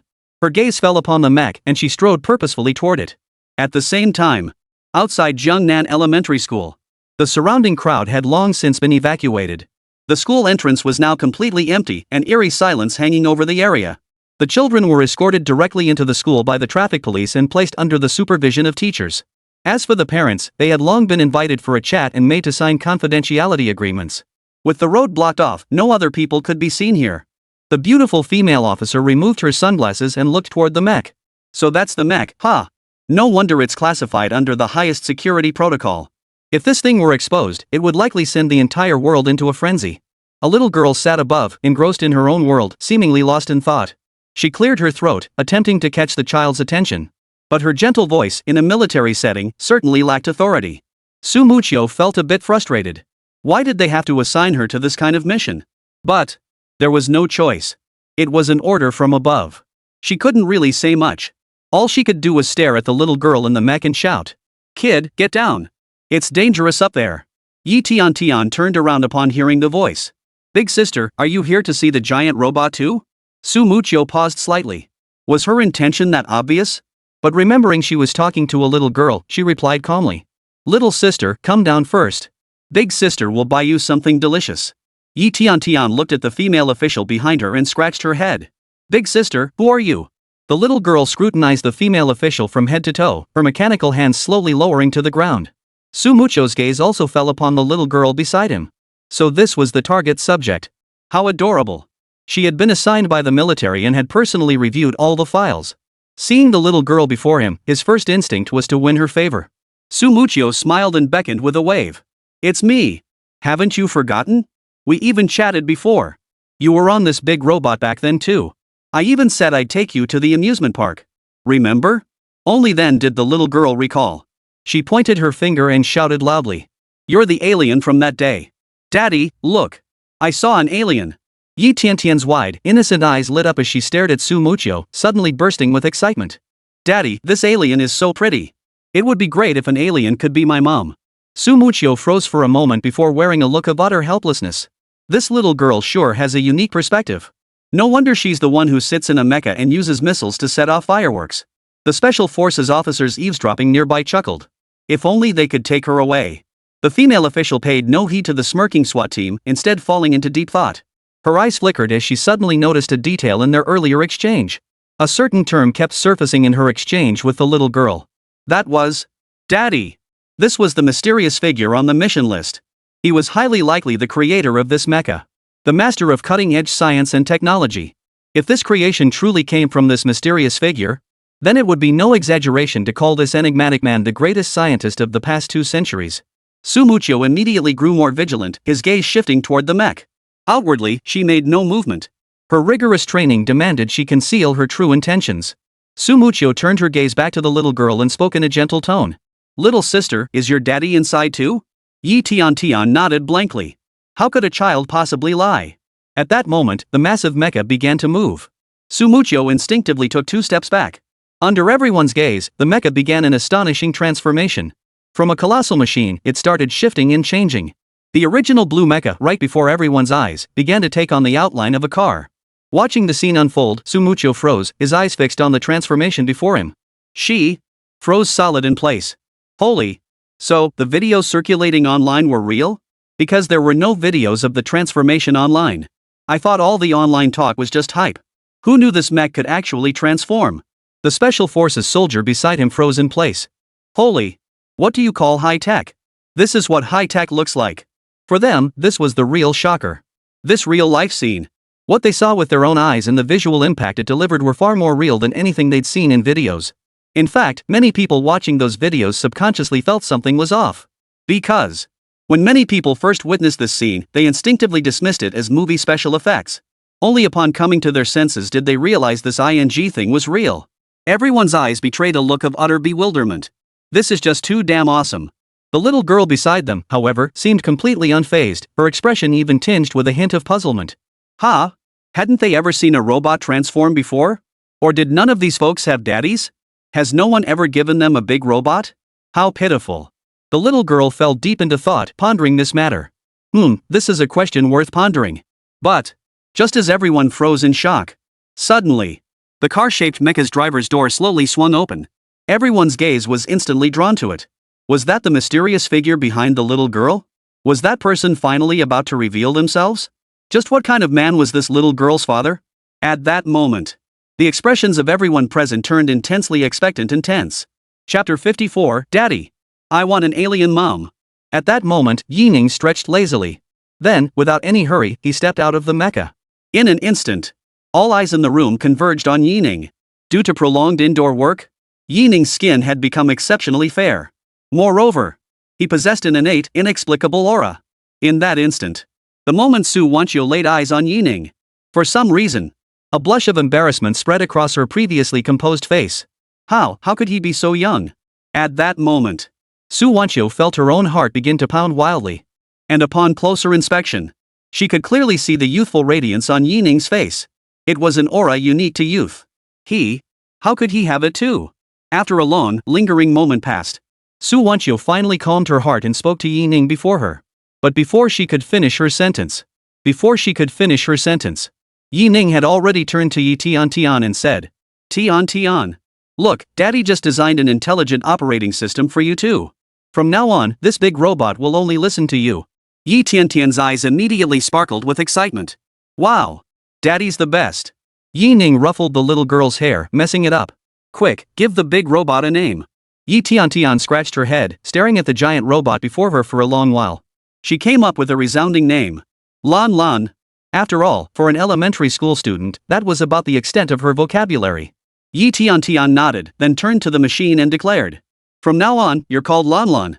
The group of people nearby who heard Yining's words were stunned. A name? And just for one person? This cutting-edge mecha technology, just handed over to a little kid like that? Just who is this ruthless person? What could this little girl possibly do with a mecha? Just commute to and from school? Isn't that a bit of a waste? Su Wanqiu was momentarily stunned. This mech, which holds immense strategic significance for the Dragon Nation, was just handed over by this guy to a little girl as a mode of transportation? And that man just ignored her like that? Treating her like she wasn't even there. At that moment, Yi Tian spoke up. Daddy, this big sister is an alien, you know. Only then did Yining spare her a glance, his expression utterly nonchalant. Su Wanqiu was stunned. This guy was so arrogant.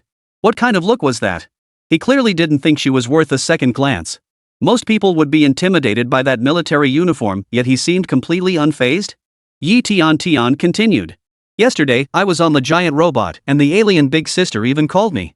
Hearing this, Yining glanced at Su Wanqiu. He had a rough idea of what was going on. Xin Xiaonua made quite a scene yesterday. After all, using Dao bullets as fireworks was bound to attract attention. And then there was the matter of, how could ordinary communication systems possibly reach mechs? That must have required the most advanced communication technology available in Nanjian City. Even so, it still wouldn't be enough to contact the mecha. As the creator of this masterpiece, he knew its capabilities inside out. Its automatic communication protection and anti-encirclement systems. Ordinary communications are useless. Behind this, it was likely his daughter's accidental tampering that led to a blind cat catching a dead mouse establishing a connection with the other party. Simultaneously, it could mobilize the most elite communications team within Nanjing province. Only one place possessed such power, and this dim-witted female officer with big breasts was likely transferred from the military headquarters. Based solely on Yi Tiantian's statement, Yi Ning had already deduced the entire sequence of events that day. Though he now understood her background, Yi Ning paid it no mind. In this world, the only things that truly mattered to him were Tian and the endless path of scientific research. As for everything else? Sorry, not interested. Yi Tian tugged at his sleeve at that moment, clamoring, Daddy, Daddy, I want an alien mommy. Su Wanqiu felt both amused and exasperated. She'd never encountered such an awkward situation before. While watching the little girl, she also stole glances at Yi Ning. Yi Ning wore a blank expression, looking utterly indifferent.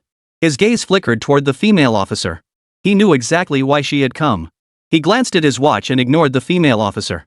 Instead, he took Xiao Nuo's hand, his expression softening into tenderness. The doting affection Yi Ning displayed at this moment stood in stark contrast to the coldness he had shown earlier. Tian, class is about to start. Hurry to school. Yi Tian looked up at the two of them and let out a whine. The thought of class made her reluctantly cry out. Bye, alien. Yi Ning held his daughter's hand as he escorted her through the school gate. Only after stopping to watch her retreating figure did he slowly come to his senses. Yi Ning slowly snapped back to reality. His eyes revealed a cold detachment, as if capable of pushing others away. It seemed as though nothing else mattered except his daughter. At that moment, Su Wanqiu took a deep breath and stepped in front of Yi Ning. Her beautiful eyes met Yi Ning's cold gaze directly. Her voice was laced with accusation. Sir, where did you get this mecha? Yi Ning stared at the female official as if she were an idiot. Was this person out of her mind? Hadn't she figured out her place? Was this how one begged for favors? Moreover, their motives were practically written on their faces. Aren't they just coveting his mecha technology? Yi Ning knew himself all too well. To put it without a hint of arrogance, on this planet, there wasn't a soul who didn't covet his scientific achievements and research. Even the discarded drafts left over from his research would be treated like treasures in their hands. Yi Ning paid no attention to this shallow woman, watching her performance. Su Wanqiu knew she was facing someone of immense importance. A man capable of reshaping the entire world's technological landscape. She had seen the files and witnessed the terror of the fighter jets during this period. Therefore, her tone remained courteous throughout. Simultaneously, she attempted to communicate with him rationally, seeking to persuade him. Su Wanqiu took a deep breath and spoke again. Why would something so dangerous appear in the sky that day? And piloted by a little girl? Do you have any idea how many people's safety this endangered? Yi Ning remained silent, his expression unchanged, his gaze calm as he looked at her. Su Wanqiu looked at the expressionless man before her and explained. This is extremely serious. You're responsible not only for the safety of the citizens, but also for your own daughter's safety. Chapter 55, This mecha, I'm giving it to my daughter. Yi Ning raised an eyebrow slightly, ignoring this foolish woman. He knew exactly what he'd designed. Yi Tiantian's safety was absolutely guaranteed. As for the safety of the citizens? That was laughable. Even if every missile in the world were aimed at Jiangnan, he could guarantee there'd be no issues whatsoever. But as she stared at the silent Yi Ning before her, Su Wanqiu found herself momentarily speechless. She stared at the man before her, suddenly at a loss for words. This man seemed utterly impervious to reason. Su Wanqiu grew impatient. Sir, do you understand the significance of this mecha? For Dragon Nation, indeed for the entire scientific community, this represents an incomparably immense treasure. Such cutting-edge technology, and you're just casually giving it away to a little girl? Your reckless actions represent a tremendous loss for Dragon Nation, indeed for the entire academic world. Do you even realize? Yi Ning glanced at the other person before finally speaking, still wearing that indifferent expression as he met the other's puzzled gaze. My daughter did well in her exams. What's wrong with giving her a gift? Your kid aced the exam, you wouldn't reward her. The words hung in the air, leaving the room in complete silence. Su Wanqiu had prepared all her arguments to persuade and stand her ground, but they were choked back at the last moment. Stunned. Utterly stunned. For a moment, she genuinely didn't know how to counter it. As if the other person had a point. The group of bigwigs listening in through her Bluetooth earpiece were stunned too. They had considered countless reasons, but none of them had anticipated this outcome. The bigwigs listening in were all stunned. Was this even human speech? Such cutting-edge technology, such an advanced design just handed over to a little girl? Even Academician Chang in the monitoring room couldn't sit still. What kind of father does this make? A wild thought popped into many big shots' minds. Can I adopt a dad? Dad, I want a mech too. Seriously, no jokes, no sentimentality, just pure self-interest. If becoming his son meant getting a mecha, these old experts, obsessed with research, would likely be prostrating themselves in supplication. Su Wanchio fell silent for a moment. She felt deeply conflicted.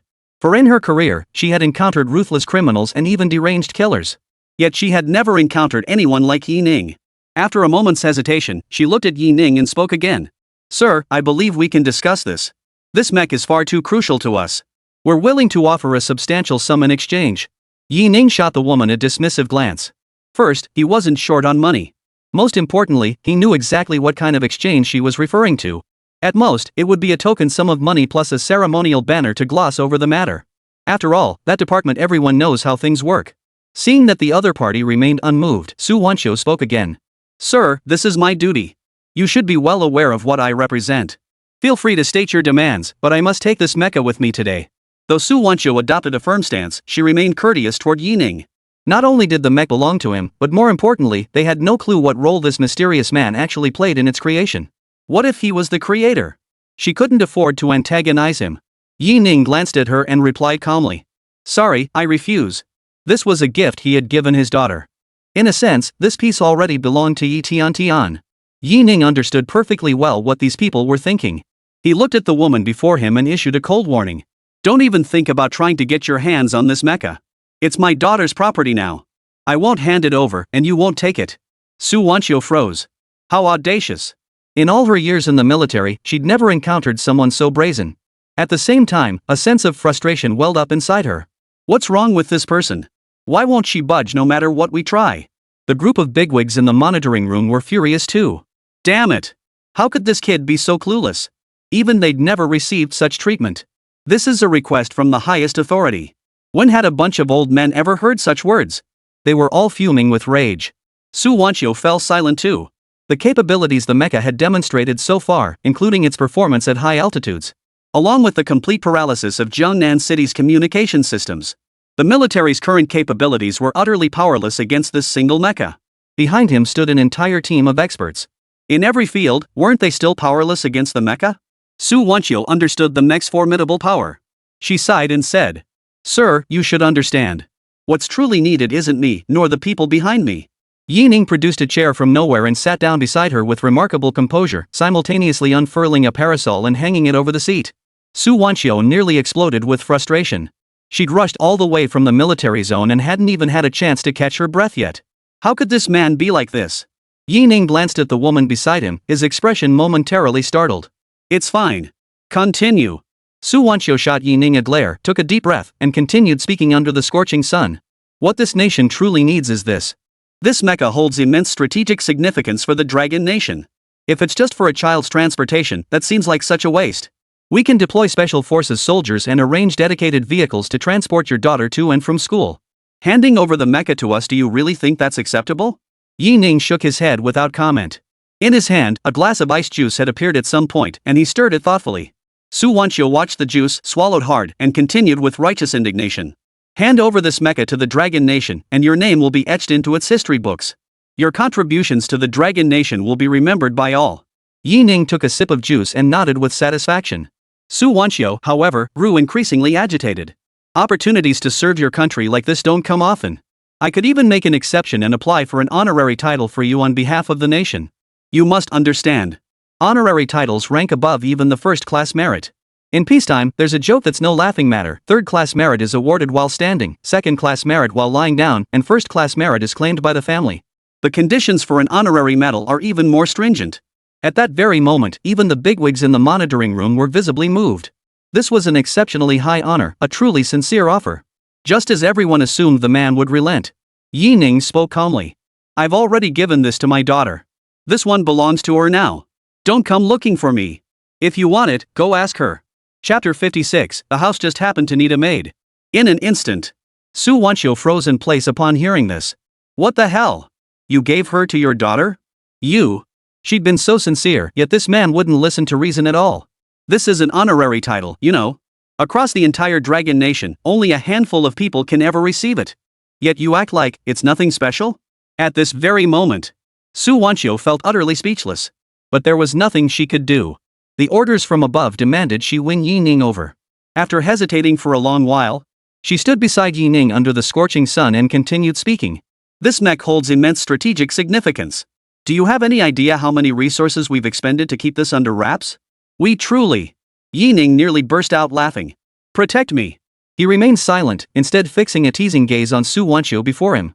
Su Muqiu was talking so much her lips had gone dry, parched with thirst. Almost instinctively, she glanced at the juice in Yi Ning's hand. Though she desperately wanted to drink it, her resignation held her back. She forced herself to steady her emotions before speaking slowly. Do you even realize how much technology is packed into this mech? If this falls into the hands of those with ill intent, have you truly considered the consequences? Yi Ning produced a bag of sunflower seeds from somewhere, cracking them open as he watched Su Wanqiu speak. Put. He spat out the shell and looked at the female officer calmly. What else? Su Muqiu looked at Yi Ning and spoke again. Do you even realize what this means? If news about this mech leaks, even we might not be able to handle the fallout. It would inevitably cause a global sensation, attracting spies and agents from every nation like flies to honey. The methods they'll employ will be endless. Sir, do you understand what this means? Yi Ning glanced at her and spoke with remarkable calm. What does it mean? Just a little toy for my daughter. Su Muqiu was utterly stunned. She could see it in Yi Ning's eyes. Yi Ning seemed genuinely indifferent to the mecha, as if he wasn't the least bit worried anyone might try to seize it. There was nothing to be done. She took a deep breath, feeling a momentary sense of helplessness. Facing someone like this, she couldn't possibly dare to move against Yi Ning. Those military special forces, even the armored vehicles, served mostly as a deterrent. Their presence served only to prepare for the worst-case scenario, should the target prove to be a ruthless criminal. But now it seemed Yi Ning wasn't as bad as she'd imagined. At the very least, this man didn't appear to be an enemy national. And this technology hadn't fallen into other hands. For her, this news alone was the best possible outcome. Su Muqiu sighed, hesitated slightly, and proposed a compromise. You don't have to hand over the mech, but for your own safety, I need to provide you with close protection. This isn't up for discussion. I hope you understand. She looked at the man before her, feeling somewhat helpless. She was well aware of her superior's arrangements. A talent like this could only be won over with gentle persuasion. For now, she could only protect him, earn his trust step by step. Further actions would depend on higher-ups' instructions later. Staring at the man before her, Su Muqiu felt a wave of unease wash over her. She had already laid out the greater good of family and country, the stakes involved, with utmost clarity. Yet he still wore an expression of utter indifference. As if none of it concerned him in the slightest. Her words weren't alarmist, they were concrete possibilities that could very well come to pass. Yet his expression remained unchanged, utterly unfazed. This left Su Muqiu at a loss for how to persuade him. She looked at the man before her, her expression deep in thought, tinged with a hint of worry. Though her earlier words held no room for negotiation, if Yi Ning refused, she truly had no recourse. Her Bluetooth earpiece remained silent, offering no input. In the monitoring room, a group of experts and even higher-ups had discussed the matter at length, yet countless minds had failed to devise any solution. They had heard the entire conversation between the two men through the monitoring feed. This man was utterly unyielding. For now, they could only proceed according to Su Muqiu's plan, guiding him step by step with patience and persuasion. If he agreed to this condition, at least they could obtain his address, which would facilitate future communication. Hearing this, Yi Ning's expression turned pensive. Refusing these people, well, having them in Tian hounding him day in and day out was pretty annoying. Sending someone over? Fine by him. But you know what? His household did indeed have an open position for a maid. She could be put to work around the house, handling various chores and errands. Yi Ning didn't mind household chores, his AI development could handle them perfectly well. The main thing was picking up and dropping off Tian. Having a maid around would definitely make things much more convenient. That way, he could dedicate himself to research for extended periods, often forgetting to eat or sleep. Having a maid shuttle Tian around was a good idea. As for whether she might steal any research materials, Yi Ning wasn't the least bit concerned. After all, the security of his lab was likely several times more stringent than that of the National Treasury. With that thought, Yi Ning began to scrutinize Su Muqiu. Quite impressive. Her looks were passable, and her figure was beyond reproach. Yi Ning didn't really care about those things. The main thing was, if the maid at home was too ugly, it would affect his mood for research. Most importantly, this girl came from the military, she must be able to endure hardship. Yi Ning feigned deep contemplation before replying with feigned reluctance. In that case, I suppose I'll reluctantly agree to your request. Upon hearing this, Su Muqiu exhaled deeply, as if a weight had been lifted from his shoulders. At least he had agreed. She looked at Yi Ning and said with utmost seriousness, "From this moment on, I will accompany you 24 hours a day and be responsible for your safety." Yi Ning waved his hand dismissively, glanced at his watch, and shot Su Muqiu a surprised look. This girl can talk? Hours slipped by in an instant. In the blink of an eye, Yi Tian was almost done with school.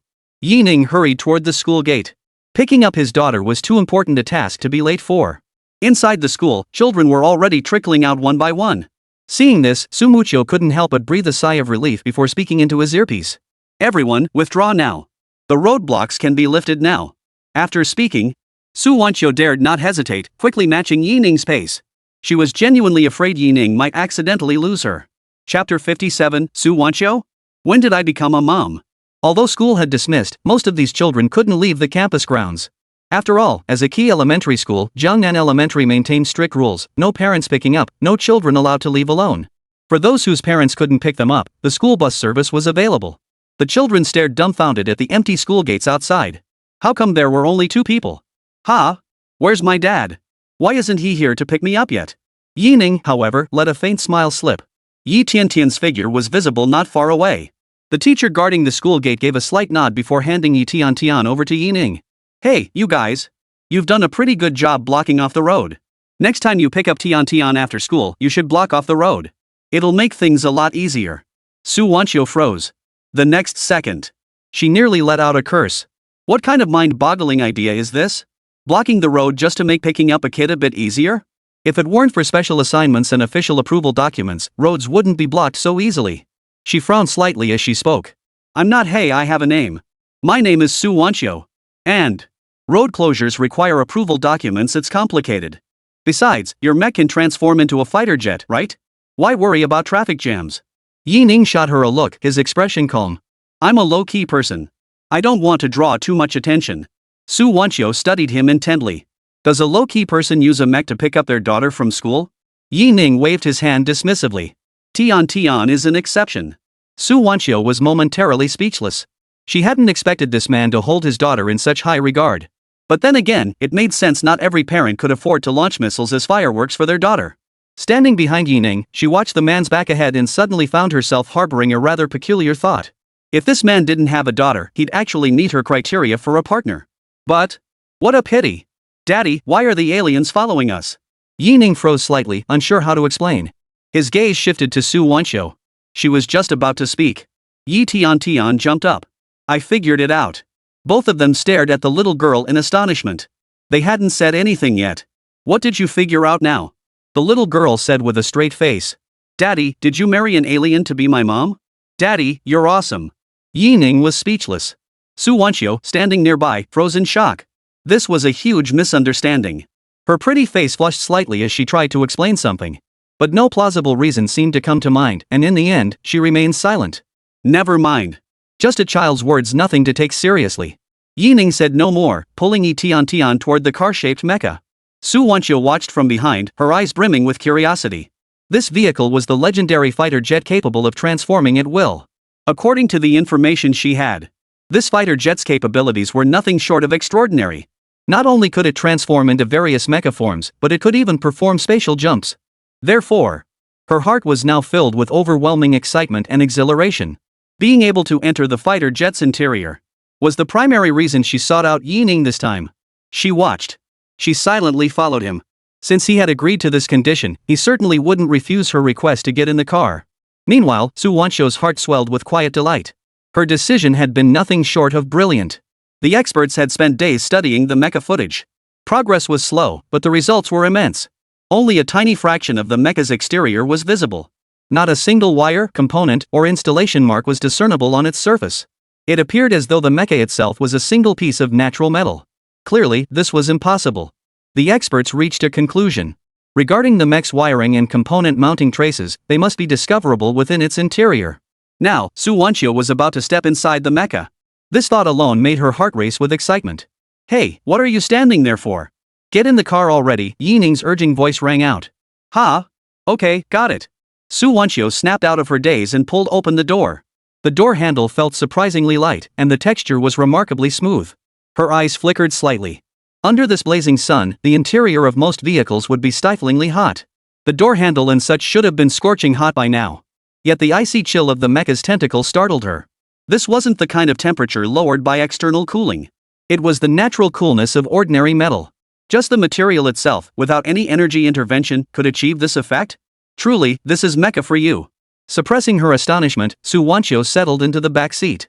The seat cushion was incredibly soft, that much she couldn't deny. At that moment, Yi Tian shouted from the passenger seat. "Lan Lan, let's go home." The moment the words left her mouth, a 3D holographic projection screen appeared inside the car. Simultaneously, the mecha responded. "Location coordinates home lot." Su Wanchio, seated in the back seat, jumped in surprise. What on earth was this? Her gaze swept around the cabin, yet she couldn't discern where the screen had materialized from. Compared to the calm demeanor of the two in the front row, her reaction was far too intense. The car mode mecha started up without any warning. Su Wanchio forced herself to appear composed. Inside, she was reeling with shock. After all, this was a mech. Basic operations like this were standard. On the road, she noticed that Yi Ning in the driver's seat was merely going through the motions. His hands casually rested on the steering wheel as he occasionally glanced at his phone, even chatting with Tian. From start to finish, his gaze never truly focused on the road ahead. Fully autonomous driving. Even with such complex road conditions, there were no issues whatsoever. Meanwhile, Su Wanchio took the opportunity to examine the internal structure of the entire mecha. The construction was remarkably simple, with numerous visible lines. It looked no different from an ordinary car. Curiosity piqued, she reached out and gently touched it. The seam was fake. They closed perfectly flush at just over a millimeter deep, as if they were merely scratches. Su Wanchio pondered this for a long time before finally grasping its purpose. This design was simply meant to make the car appear as ordinary as possible. Throughout the journey, Su Wanchio dared not touch anything carelessly, fearing she might accidentally activate something dangerous. Under the mecha's guidance, the group quickly made their way back home. Chapter 58, Why Have You Been Following Me? It was a villa that looked perfectly ordinary. Su Wanchio examined the location with curiosity. What she saw startled her. That house number, wasn't this the location in the suburbs of Jiangnan City? It was dozens of kilometers away from Nanjiang Elementary School. But how long has it even been? And earlier on the road, she hadn't even noticed the mecha speeding at all? How did she manage that? We're home. Yi Tian hopped down from the car as usual. Yi Ning, looking doting as ever, gently stroked her forehead and said, "Go do your homework first." Yi Tian let out a cheer and dashed toward the gate. Along the way, the gates opened automatically one after another. Yi Ning then slowly stepped inside. Though Su Wanchio was inwardly stunned, she followed Yi Ning step by step, fearing that if she was even a moment too late, she wouldn't be able to enter the gate. This is Yi Ning's home? These automatic doors were more luxurious than even the most important military archives. Of course, this was still the result of Yi Ning deliberately keeping things low-key. If he'd wanted, it could have been even more extravagant. Only upon entering the main hall did things begin to feel slightly more ordinary. She followed Yi Ning without pausing in the hall, proceeding straight to the door of a room. At that moment, Yi Ning halted his steps. Su Wanchio was utterly stunned. Could this be his workshop? Or was this where he built his mechs? Yi Ning turned around, gazing at the woman with a slight frown. "You're following me into the bathroom?" Su Wanchio's face flushed crimson as she finally noticed the WC sign hanging by the door. She stammered in response. I'll wait for you outside." Yi Ning felt a twinge of helplessness. Was it too late to regret this now? This woman was truly like a persistent ghost. Did she mean to follow him literally 24/7? Sure enough, after Yi Ning finished his business, Su Wanchio was standing wide-eyed at the bathroom door, scanning the area. Yi Ning remained expressionless, feeling somewhat helpless. He hadn't intended to concern himself with her well-being at all. But this constant tailing was ridiculous. He might as well find her some temporary lodging. After all, she still had her part-time maid duties to fulfill. Yi Ning led her casually to a room and said, "You can stay here. Don't wander off anywhere else. You'll be responsible for the consequences." With those words, Yi Ning promptly walked away. Su Wanchio didn't follow him, instead using the moment to survey her surroundings. She wasn't completely dense. She understood certain things clearly. She needed to maintain a good relationship with her target. What if they kicked her out? For the next stretch of time, Su Wanchio stayed put in her room, observing diligently. Yet she discovered that all the knowledge she'd acquired at school seemed utterly useless here. This room had been so casually handed over to her, it must not have been occupied by anyone else. After entering the villa, she hadn't spotted any maids, butlers, or similar staff. This entire villa seemed to be occupied by only the two of them. Starting with the bedding, she sensed something unusual. Though brand new, the bedding carried that distinctive sun-dried scent. There was no dust in the corners of the room. It was immaculately clean with no unpleasant odors. No obvious mechanical devices adorned the walls, yet the air maintained a consistently comfortable temperature. She didn't spot any of the now common robotic vacuum cleaners. At the same time, she couldn't find anything unusual. It seemed like an ordinary room. She fell silent. Was this really as ordinary as it seemed? How could a room remain so immaculately clean without any human oversight? After lingering in the room for a while, she cautiously peered outside. But she quickly retreated back inside. After all, Yi Ning's earlier warning still weighed heavily on her, and she dared not wander aimlessly.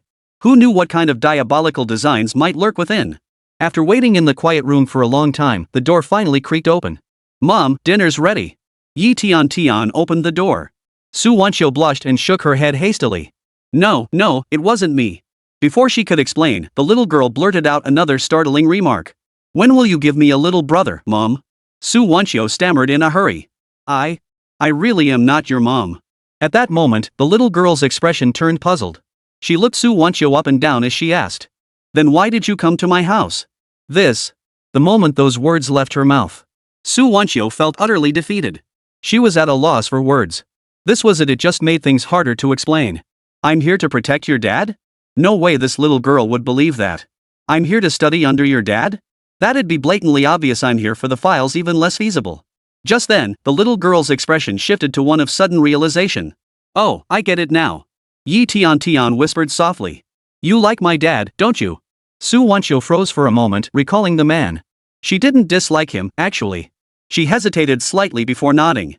Why did lying to a little girl make her feel so guilty? She exhaled. If she kept avoiding the issue like this, the girl would probably keep asking. Better to shut her up this way. Yi Tian gave her a look that said, I knew it, then made a shushing gesture to herself. Lowering her voice, she said, Don't worry. I won't tell anyone. Su Wanqiu followed the little girl into the living room with a hint of resignation. The decor was utterly ordinary. She'd already scanned the place roughly and hadn't spotted anything particularly unusual. To be precise, despite all the astonishing designs in this house, she hadn't been able to find the corresponding mechanisms or devices. Where's your dad? She asked curiously. Yi Tian flashed a mischievous grin. Mom, wait here for a moment. I'll go get dad. Just as Su Wanqiu was about to correct the little girl for mispronouncing again, the latter had already dashed far away. She shook her head.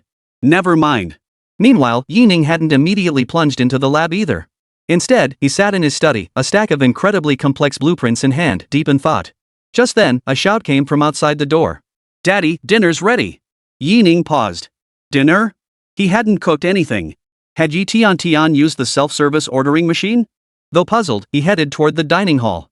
Stepping outside, he didn't see the little girl anywhere, no clue where she'd gone. As he passed through the living room, he discovered Su Wanqiu sitting there quite calmly. Yi Ning didn't find anything amiss about it. On the contrary, there was an odd sense of harmony about it. Then, the next moment, he too strolled leisurely toward the dining room. Chapter 59, The Impatient Old Zhou. Staying in the living room was fine, at least he was behaving himself and not wandering off. Yet after taking just a few steps, Su Wanqiu followed right behind him. Yi Ning remained calm inside. Have you eaten? When he led Su Wanqiu into the dining room, he froze. The automatic lighting system in the dining room had been manually switched off. A single white candle burned on the dining table. 2 steaks were arranged neatly on the table, accompanied by perfectly sharpened knives and glasses of red wine already poured. Holy crap! What the hell is this? The candlelit dinner scene left Yi Ning speechless. He turned around and glanced at Su Wanqiu, who looked utterly bewildered. Su Wanqiu was just as bewildered. I just got to your place. What the heck is going on here? Yi Ning snapped back to reality. Who else could it be? Besides his own daughter, Yi Tian, who else could it be? You see? Su Wanqiu didn't even know where the restaurant was, let alone turning off the automatic light switch. He suddenly recalled the TV drama he'd watched with Yi Tian those days. The scenes were identical to what was happening now. Yi Ning declared he'd seen enough of this nonsense, he'd never let Tian watch such things again. And so, amidst the extreme awkwardness, the two hastily finished their dinner. On the 3rd day of living here, Su Wanqiu finally grasped the meaning of technology and the significance of Yi Ning. This seemingly ordinary villa was infused with technology everywhere. Automatic doors and windows were standard infrastructure. For the first time, she learned that eating here could be as simple as ordering at a restaurant. But that wasn't all. The food cooked itself and even plated itself. Elaborate dishes appeared effortlessly, one after another.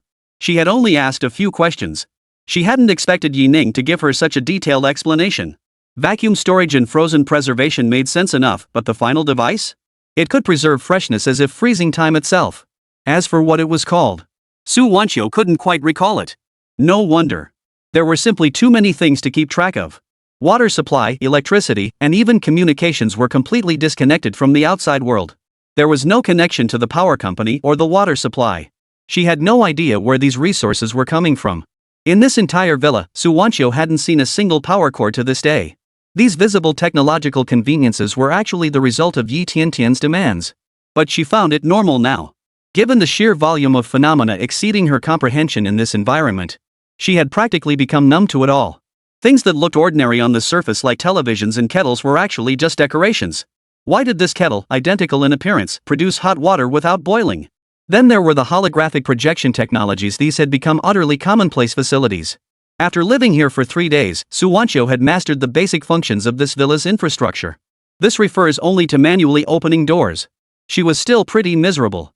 If not for Yi Ning needing her to pick up Tian or occasionally retrieve packages, she probably wouldn't even have permission to manually open doors. As for other things, like lighting, they seemed to require no control from her at all. After all, it was just too smart. These past few days, she'd actually started to feel a bit bored. Su Wanchio had noticed that once Yi Ning entered his lab, he simply wouldn't come out. He only made an appearance when Yi Tian went looking for him. The rest of the time, he basically holed up in the research lab, never coming out. Her so-called bodyguard duties now consisted solely of picking up and dropping off Yi Tian each day. At first, she'd resisted the idea, but after giving it some thought, protecting Yi Tian was still a form of protection, so she reluctantly began driving her to and from school.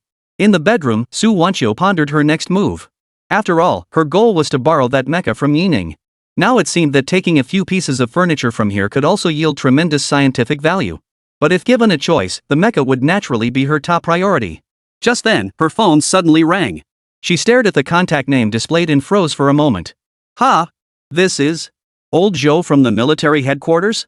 Despite her confusion, she answered the call. After all, in a way, Joe now had once been her teacher. Hello? Professor Joe? Professor Joe was unexpectedly polite to his former student. Well, Commander Su, I'm currently with Mr. Yi. He seemed to sense something amiss and quickly corrected himself. Oh no, at Senior Ye's residence. Could you possibly? Su Wanchio froze. First it was Commander Su, then Senior Yi. She was nearly baffled. Good grief, this address had only been revealed a few days ago? It's only the second day, and these professors and experts from the research community couldn't hold back? They're already showing up at her doorstep?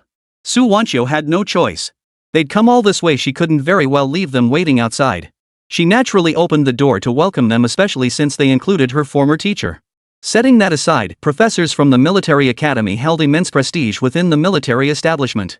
Even the military district commander would show them deference. Several anti-tank missiles currently deployed in the military region had been co-designed by this influential figure. Given all that, how could she not open the door? Professor Zhou, watching the automatic doors open layer by layer, was struck with astonishment. Traditional mortise and tenon joints? No electrical circuits? Is this door purely a physical design? But how does it achieve automation? A diminutive man in his 60s gazed at the automatic doors with lingering reluctance, his expression one of profound astonishment. Professor Zhou scanned the scene. His first impression was that it seemed ordinary. Yet he sensed something profoundly extraordinary within it. While ordinary people might not discern its uniqueness, to this veteran military scientist, the intricate mechanisms were perfectly clear. His gaze swept over every item in the room, his eyes brimming with admiration. Surveying the living room, Professor Zhou suddenly felt a bit self-conscious. Glancing around, he asked quietly, "Where is Senior Yi?" Su Wanchio's lips twitched slightly. Mr. Yi is so young, isn't calling him senior a bit inappropriate? Old Joe shook his head hastily. No. In the scientific community, those who excel come first. There's absolutely no issue with addressing him as senior. Su Wanchio remained silent, choosing not to pursue the topic further. He should still be in the lab, right? At the mention of the lab, Professor Zhou perked up immediately. Do you know what kind of experiment he's conducting? Su Wanchio shook her head. I really don't know. Despite temporarily staying in this villa, she had never even stepped inside Yi Ning's lab. The only time she'd seen it was from a distance at the doorway. To be honest, in her own words, it could only be described with 4 characters. It was like 2 different worlds. Chapter 60, Yi Tian, help me with my homework, will you? The laboratory's splendor and sci-fi atmosphere felt almost too unreal. She glanced at Professor Zhou and stood up. Shall I go get him for you? Professor Zhou waved her off gently. Please don't. I'll wait here. Silence fell between them as the atmosphere grew still. Just then, a ding-dong echoed from all directions. The sound of doorbells ringing. Simultaneously, a holographic projection materialized in the center of the living room. A vividly 3-dimensional video filled their vision. The scene depicted the view at the front door. Two elderly men in formal attire stood there, their faces pale, with only a few strands of black hair on their heads. Judging by their appearance, they were likely over 60. Su Wanqiu stared in shock. Holy crap? What the hell is going on here? Isn't that Professor Ma? The leading figure in Zhengzhou's telecommunications industry. The big shot who helped build Jiangnan City's communication system. How did he end up here? The person beside him shocked her even more. Academician Li, a milestone figure in nuclear energy. Designer of Jiangnan City's first nuclear power plant. He published 17 articles in the monthly Bulletin of Scientific Research and authored 29 papers. Still referenced by countless researchers today. Both of these men had actually come. Su Wanqiu dared not show the slightest disrespect, hurrying to open the gate. Her heart ached inwardly. These were all her seniors. Professor Zhou, who had been waiting here for quite some time, watched the scene unfold with visible astonishment. Where on earth was this holographic projection technology being projected from? There was no visible light source whatsoever. This defies science. When he recognized the figures in the image, he froze in place. How did these two end up here? He recognized both of them. But he didn't get a chance to prepare. The two experts strode right in. Moppingway's gaze fixed on the people in the living room, and he froze. Professor Zhou? Professor Ma? Academician Li? What a coincidence you came too. Professor Zhou nodded with a smile. Academician Li, who had followed along, did the same. The group made no further gestures. They all exchanged knowing glances, nodding to each other in silence. After the internal leak of mecha-related documents, the status of this mysterious senior Yi in both the scientific research and academic communities had skyrocketed. Each of them approached with the utmost courtesy, even adopting a humble posture, visiting his students. The three exchanged glances, waiting in silence. Yining was not in the reception area at that moment, and Professor Zhou and the others had been waiting here for quite some time. Clearly, Mr. Yi was currently immersed in a monumental research endeavor. He certainly wouldn't be emerging anytime soon. That was the consensus among them. The ding-dong rang out once more. Su Wanqiu hesitated. Who else could it be? What kind of grand entrance was this? When the holographic projection appeared in the living room, Professor Ma and Academician Li both wore expressions of utter astonishment. Such advanced holographic projection technology. They couldn't even locate the light source. With current technology, the best one could achieve was pseudo-holographic projection, and even that required enormous equipment. When they recognized the figure appearing in the projection, their astonishment deepened. The leader was a figure virtually known to everyone in the scientific community of Xiaoxiang. Who else could it be? This was none other than the big shot from the Central Plains Research Institute. Professor Yu? Behind him stood a dense crowd of people. They froze in place. Su Wanqiu was stunned. Holy crap? Did old Yu bring the entire research team along? Her puzzled gaze swept over the experts. It's just meeting someone, right? Is all this pomp and circumstance really necessary? These professors don't even give a single lecture on a regular day. Getting them to teach at universities requires hefty fees, and even attending their lectures requires advance reservations. Normally, they're the ones being invited. Yet today, every single one of them had personally come to visit her.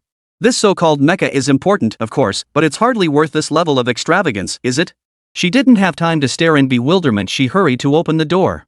A procession of experts entered in orderly succession. Professor Yu, leading the way, clearly noticed the three people who had been waiting here for quite some time. He, too, gave a nod in acknowledgement. The group exchanged greetings, each offering a slight nod. Professor Chen, a leading aviation expert in the province. One of the nation's first participants in aircraft manufacturing. Professor Ouyang, a renowned professor in the province's electronic engineering department. Academician Yi, a prominent figure in the national energy sector. A group of renowned experts, all sitting stiffly in the living room without saying much. Su Wanqiu's lips twitched slightly. Was this gathering a bit too extravagant? Facing this assembly of heavyweight experts, she felt it inappropriate to interject. Though she held a high position in the military, without orders from above, she couldn't command these experts. Besides, everyone knew exactly what these experts were after. Su Wanqiu paid no mind to the little old men and glanced at the time. Ha! It's almost 4:30? Yi Tian will be getting out of school soon. I really should go pick her up. She glanced around the quiet living room and called out. Professors, I'll be stepping out for a bit. Yet despite the crowd filling the hall, not a single person acknowledged her. She gave an awkward smile and didn't bother greeting them again. After all, her priority right now was picking up Yi Tian. Picking up Yi Tian was more important. A quarter of an hour later, Su Wanqiu pulled Yi Tian's hand as they returned to the villa. The experts remained exactly as they had been before. A group of experts sat stiffly upright, their posture rigid. Everyone was waiting for something. Su Wanqiu glanced in one direction, murmuring to herself. That person still hadn't emerged from the lab. He really is a total homebody. Yi Tian returned home and froze upon seeing the group of elderly gentlemen. Mom, there are so many old men here. At those words, the group of professors all froze in shock. What the heck? Mom! They all turned their professional gazes towards Su Wanxiu in front of them, unable to resist whispering among themselves. That day, it must have been this little girl piloting the fighter jet. A look of shock spread across their faces as they nodded in agreement. Yi Tian scratched her head, showing no sign of shyness. After all, this was her home. She looked at the group of professors and blurted out something astonishing. Do you know how to do homework? Not only did Su Wanxiu freeze in surprise, the group of professors froze too. They exchanged glances and burst into laughter. Are you kidding? We're a group of professors here. Tutoring you through everything from college to postdoc? No problem at all. Of course we can. The solemn expressions vanished as smiles spread across their faces. This is Mr. Ye's daughter, after all. What if we scare her? We absolutely must treat her well. Yi Tian, meanwhile, wore an unmistakably delighted expression. This is great. Then hurry up and tell me to do my homework? Su Wanxiu, standing nearby, was dumbfounded. A group of professors tutoring elementary school test questions. This, truly a look only Yi Tian could come up with. 2 words. Awesome. Chapter 61, the question's too basic. Not worth answering. This. Tian, you're letting this bunch of professors teach you how to do your homework? Isn't that a bit questionable? At that moment, Su Wanxiu also showed a hint of concern. Are you kidding me? These professors are pillars of the nation. They're all highly influential figures. You want such figures to help a primary school child with homework? It's pure overkill. But the experts present didn't see it that way. When they heard Yi Tian's words, every face lit up with excitement and enthusiasm. They could be seen. They hurried toward Yi Tian, their faces brimming with excitement. No problem. It's just homework. I'll teach you. Come on, kid, tell us what homework you need help with. At that moment, this group of research heavyweights spoke in the gentlest tones imaginable. Just kidding. This is Yi Daolao's daughter. If you can build a good relationship with Yi Daolao's daughter, who knows? They might actually leverage this opportunity to strengthen their own ties with the big shot Yi. These experts weren't fools. On the contrary, they're quite clever. They instantly grasped the stakes involved. That's precisely why they're humbling themselves to tutor Yi Tian with her homework right now. Not only that, they even got into a heated argument over certain math problems. No, that's wrong. This problem must have other solutions. What solution? Are you saying yours could possibly bypass my 100-step method? Give me a break. And this one. I know this one too. It should be done like this. In an instant, the assembled professors launched into an incredibly heated debate. You see, it was a math problem as simple as could be. Amidst the professors' heated debate, over 100 different solution approaches were meticulously written out on the homework sheet. This directly resulted in the already thin homework book was now densely packed with every conceivable solution approach. At that moment, Yi Tian, standing nearby, was utterly dumbfounded. Holy crap! Could math problems really be this simple? Though she had no idea what exactly these professors were writing. But it looked pretty impressive. That's good enough. Yi Tian didn't overthink it. All she wanted now was to finish her homework quickly. Then, she could watch TV? But just as this group of professors was arguing endlessly, suddenly, a figure stepped into the living room. In an instant, the atmosphere in the entire living room became incredibly tense and awkward. Yi Ning's expression darkened instantly. His piercing gaze locked onto Su Wanxiu before him. No need to guess. This group before him must have been brought by Su Wanxiu. At that moment, Yi Ning's expression darkened to an icy, extreme coldness. He kept his intense gaze fixed on Su Wanxiu before him. He spoke in an impatient tone. Can you explain this to me? What exactly is going on here? Yi Ning's voice was colder than ever before. Su Wanxiu couldn't help but tremble violently inside. She looked up at Yi Ning before her, momentarily at a loss for words. Her face was etched with shock and worry. After hesitating for a long moment, she slowly lifted her head and spoke in a feeble voice. I said, these are tutors I hired for Tian. Do you believe me? In an instant, Yi Ning's expression couldn't help but change completely. Believe. Like hell I believe you. He wasn't stupid. He knew better than anyone what these old fools were really after. And the most outrageous part is that these old fools all have corresponding ID badges pinned to their chests. How could Yi Ning possibly believe this? In an instant, Yi Ning finally understood where these people had come from. At that moment, the professors present had also snapped out of their initial awkwardness. Never mind. They were here now anyway. Big Shot Yi certainly wouldn't kick them out. So then, the next moment, Professor Yu, representing Zhengzhou's highest scientific authority, stepped forward first. He bowed respectfully before addressing him with profound reverence and solemnity. Big Boss Yi. Sir. Rest assured. We did not come seeking your latest fighter jet or mecha. Rather, we wish to discuss academic matters with you. Rest assured. We truly came solely to discuss academic matters with you. Oh, and if we've caused any disturbance, I apologize right here and now. My apologies. With that said, Professor Yu, a leading figure in Zhengzhou's scientific research community, bowed deeply to Yining once more. This time, left Yining feeling a bit at a loss. He stared at Professor Yu before him with a look of utter complexity. His expression was as complex as could be. As the saying goes, you don't hit a smiling face. After Professor Yu's smooth little combo, left Yining utterly flustered. Not only that, the assembled professors suddenly snapped out of their daze. Without a moment's hesitation, they began showering Yining with praise. Big Shot Yi. You have no idea when we saw your fighter jet design. Oh, no. Now we should call it a mecha. We all felt like crying. Amazing. Absolutely incredible. Your mecha design, I'd call it the world's finest. Right. Master Yi, I have one question. When you designed this mecha, how exactly did you solve the energy source issue? Also, how did you come up with the mecha's mechanical design? Could you share that with us?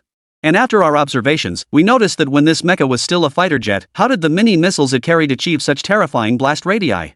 That blue missile from back then left a profound impression on us too. We still remember it vividly.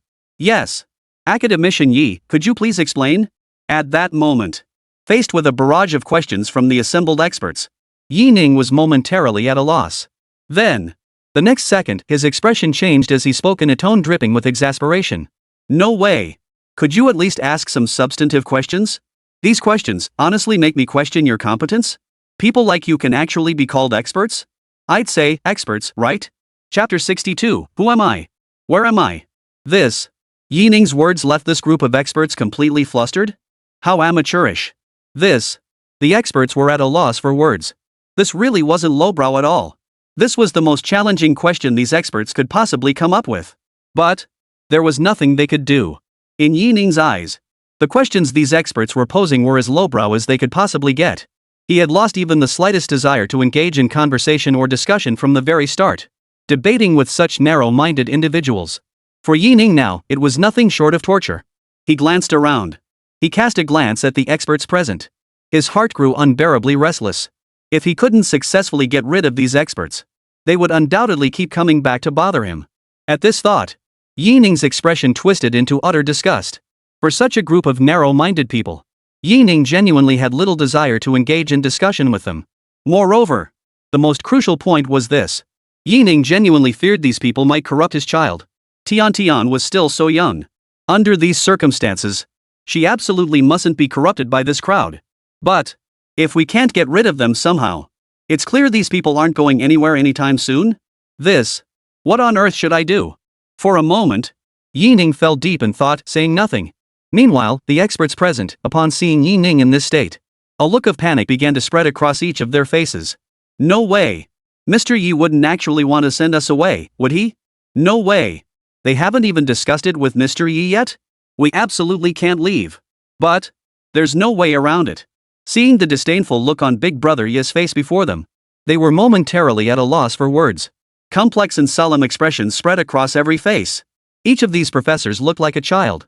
They stared intently at Yining before them, awaiting Yining's verdict. Their expressions were exactly like those of children who had done something wrong. They even looked a bit pitiful. Especially Su Wanqiu. When she saw the scene, she nearly burst out laughing. But, after pondering for a while, she still didn't laugh out loud. No way. I absolutely must not laugh. This is a gathering of top-tier researchers. If I just burst out laughing like this, they'd definitely feel uncomfortable. So, even though Yi Tian desperately wanted to burst out laughing right now, she forced herself to hold it in. Hold it in. Absolutely hold it in. At the same moment, Yining seemed to suddenly grasp something, a hint of a smile flickering in his eyes. He finally figured out how to send these experts packing. You see, back when designing this fighter jet, there was also a failed prototype. Calling it a failure. It was actually because the materials Yi Ning used back then were slightly inferior to those in today's fighter jets.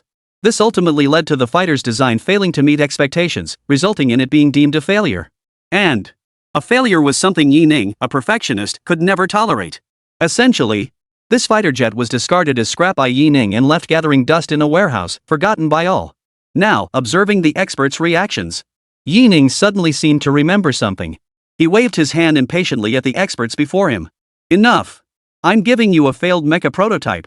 The fighter jet you keep asking about. And don't bother me anymore. This, a failed prototype? For a moment, the expressions of everyone present couldn't help but freeze in slight shock. But, compared to the others' stunned expressions, Professor Yu, the leader, was radiant with excitement and enthusiasm. After all, even if it was a failed prototype. But it was a failed creation by the legendary Yi himself. Master Ye's abilities were beyond question. A failed creation of this caliber is more than sufficient for their current research needs. And another thing, if they were actually given the finished product, they'd still find it a bit awkward to handle. Damn it! This is a finished product. It's practically a national treasure. With something like this, forget about research, they wouldn't even let them touch it. But failed prototypes are a different story. Now they finally have a direction for their research. Besides, when it comes to Ye's failures, makes their research even more exciting. What exactly went wrong? Why did it fail? They can thoroughly examine it too. So, after a moment of hesitation, everyone present became incredibly excited and energized. Alright. Great. This is looking up now. Yi Ning remained silent, merely glancing at Professor Yu before him. To be honest, he understood perfectly well in his heart. Even this single failed product was enough to keep this group busy for years. It wasn't that Yi Ning was bragging or anything. Rather, the design of this mecha was inherently beyond the current level of scientific understanding. It could be said that, on this point, Yi Ning possesses a remarkably clear understanding of his own limitations. In the next instant, in the very next second, under the watchful eyes of all present, Yi Ning's left hand slid slightly. A massive virtual screen materialized before him. What? The experts present who witnessed the scene all held their breath, their faces frozen in shock and disbelief. Every face transformed into one of intense excitement and exhilaration. They were truly terrified. Terrified. Because their abrupt intrusion had disturbed Yi Ning. Although they had witnessed Yi Ning's holographic projection technology long ago. But when they witnessed Yi Ning conjuring a virtual projection out of thin air, they couldn't help but be utterly stunned. There, Yi Ning's gaze drifted across the screen. The location displayed in the image was not just any place, but rather, Yi Ning's research warehouse. From this particular angle, only Yi Ning could see the scenes unfolding within the research warehouse. The experts could only perceive a blurred mirror image. But, even so, it still left the experts utterly stunned. Where is this? Where exactly were they? How? Why does it look so pitch black? Chapter 63, Yi Dad. How about we kowtow to you? But Yi Ning clearly didn't give them much time to observe. As it turned out, in the warehouse of his research findings, he quickly located the failed prototype from back then. Now, it sat quietly tucked away in one corner. Of course, as a failed prototype, it had no platform of its own. It was casually placed aside, like a scrapped car. But, since Yi Ning is a person with an extreme aversion to dirt, the entire research warehouse was equipped with an automated cleaning system. Not a speck of dust clung to the failed mech. Not only that, it was exceptionally clean, crisp, and tidy. Even from its exterior, not a single flaw could be discerned. It could be said that, if Yi Ning hadn't mentioned it was a failed prototype, then no one else would have noticed. And now, upon seeing this failed prototype, Yi Ning recalled the circumstances back then. Back then, not only did he fail to meet the standards in material production, but also encountered numerous issues in the subsequent design phase. It was precisely because of this. The performance of this failed prototype was reduced by nearly tenfold. However, to ultimately enable the mech's normal startup, Yi Ning also adjusted some of the mech's parameters. And so, a standard issue mech was transformed into a neutered version under Yi Ning's hands. But, even so, its research value remained exceptionally high. And under Yi Ning's manipulation, outside the window, the once serene road began to shimmer at a visible pace. Soon, a dedicated passageway for the mecha appeared on the smooth ground. A pristine white mecha now floated silently within the courtyard space.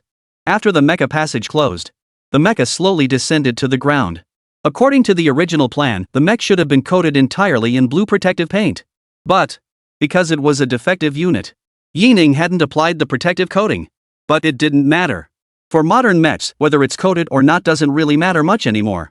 Soon, another panel brimming with data materialized before Yi Ning. His gaze flickered slightly. He proceeded to delete certain permissions outright. After all, for a failed prototype, these things were utterly unnecessary. But Yi Ning's current actions have left the entire group of big shots present utterly dumbfounded. Holy moly! What the hell is going on? How the heck did Yi Ning just operate that mech? Could it be that this so-called mecha operation process really isn't as complicated as they imagined? Could it even be? Judging by Yi Ning's actions just now, operating this mech might actually be simpler than controlling a toy car. Holy crap! This is just a bit too easy, isn't it? But the next second, his expression froze in surprise, as if suddenly snapping back to reality. Wait a minute. In that instant, they both suddenly remembered something. That was, earlier, Yi Ning had mentioned it. This thing seemed to be called a failure product. Holy crap! This is called a failure product? Then what do they call the stuff they actually develop? Trash. Junk. Or maybe. At this moment, the expressions of all the bigwigs present turned complex and speechless. They were at a loss for words. This was the first time they'd ever heard of such a thing. A defective unit not only activated on its own, but could actually fly normally? This thing is called a failure model? You could say that. Yi Ning's so-called failures had certainly broadened everyone's horizons. But, even so, everyone's minds began to ponder nonetheless. Right. It was possible that this mech, while appearing intact on the surface, but in reality, it still has significant flaws internally. After all, as Big Brother Yi himself stated, this is a failed prototype. Which means, aside from being able to fly normally, all other functions are likely completely paralyzed.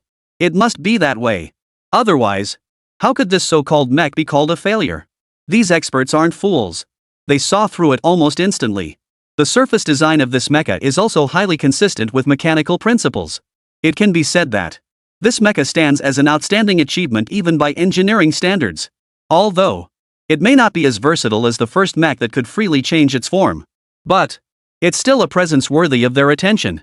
Therefore, the next moment, the expressions of everyone present turned intensely tense and excited. They fixed their burning gazes on Yi Ning before them, speaking in solemn and fervent tones. Big shot. You're truly a man of honor. Thank you for your generosity, boss. Rest assured, we will report these items truthfully. Yes. I believe the entire nation will remember your contribution. At that moment, every professor present gazed at Yi Ning with eyes brimming with profound emotion. It must be said, the big shot truly showed his generosity. Knowing they couldn't grasp the deeper intricacies of this mecha technology, he simply refused them outright. He even went out of his way to bring them a failed mecha for them to study. This gesture moved them to tears. They were practically moved to tears. At that moment, the experts gazed at Yi Ning, their excitement reaching an unparalleled peak. Truth be told, if it weren't for the presence of Su Wanqiu, these so-called experts would have genuinely wanted to kowtow to Yi Ning. What can you do? Who could blame them when the mecha Yi Ning provided was simply too damn awesome? Enough. Enough. Once you've got the mecha, don't bother me anymore. Yi Ning waved his hand impatiently. Finally got rid of this bunch. What a relief. Chapter 64, is a failed mecha treasure? Yes. Yes. Professor Yu and the others immediately nodded in agreement. Their faces were filled with excitement and enthusiasm. Then, the next second, Professor Yu couldn't help but take a deep breath, speaking in an incredibly solemn and earnest tone. Come on. Quickly contact the military headquarters. Transport this mecha back immediately. The excitement surging within Professor Yu was beyond words. Such a mecha. It was an existence that transcended their current understanding.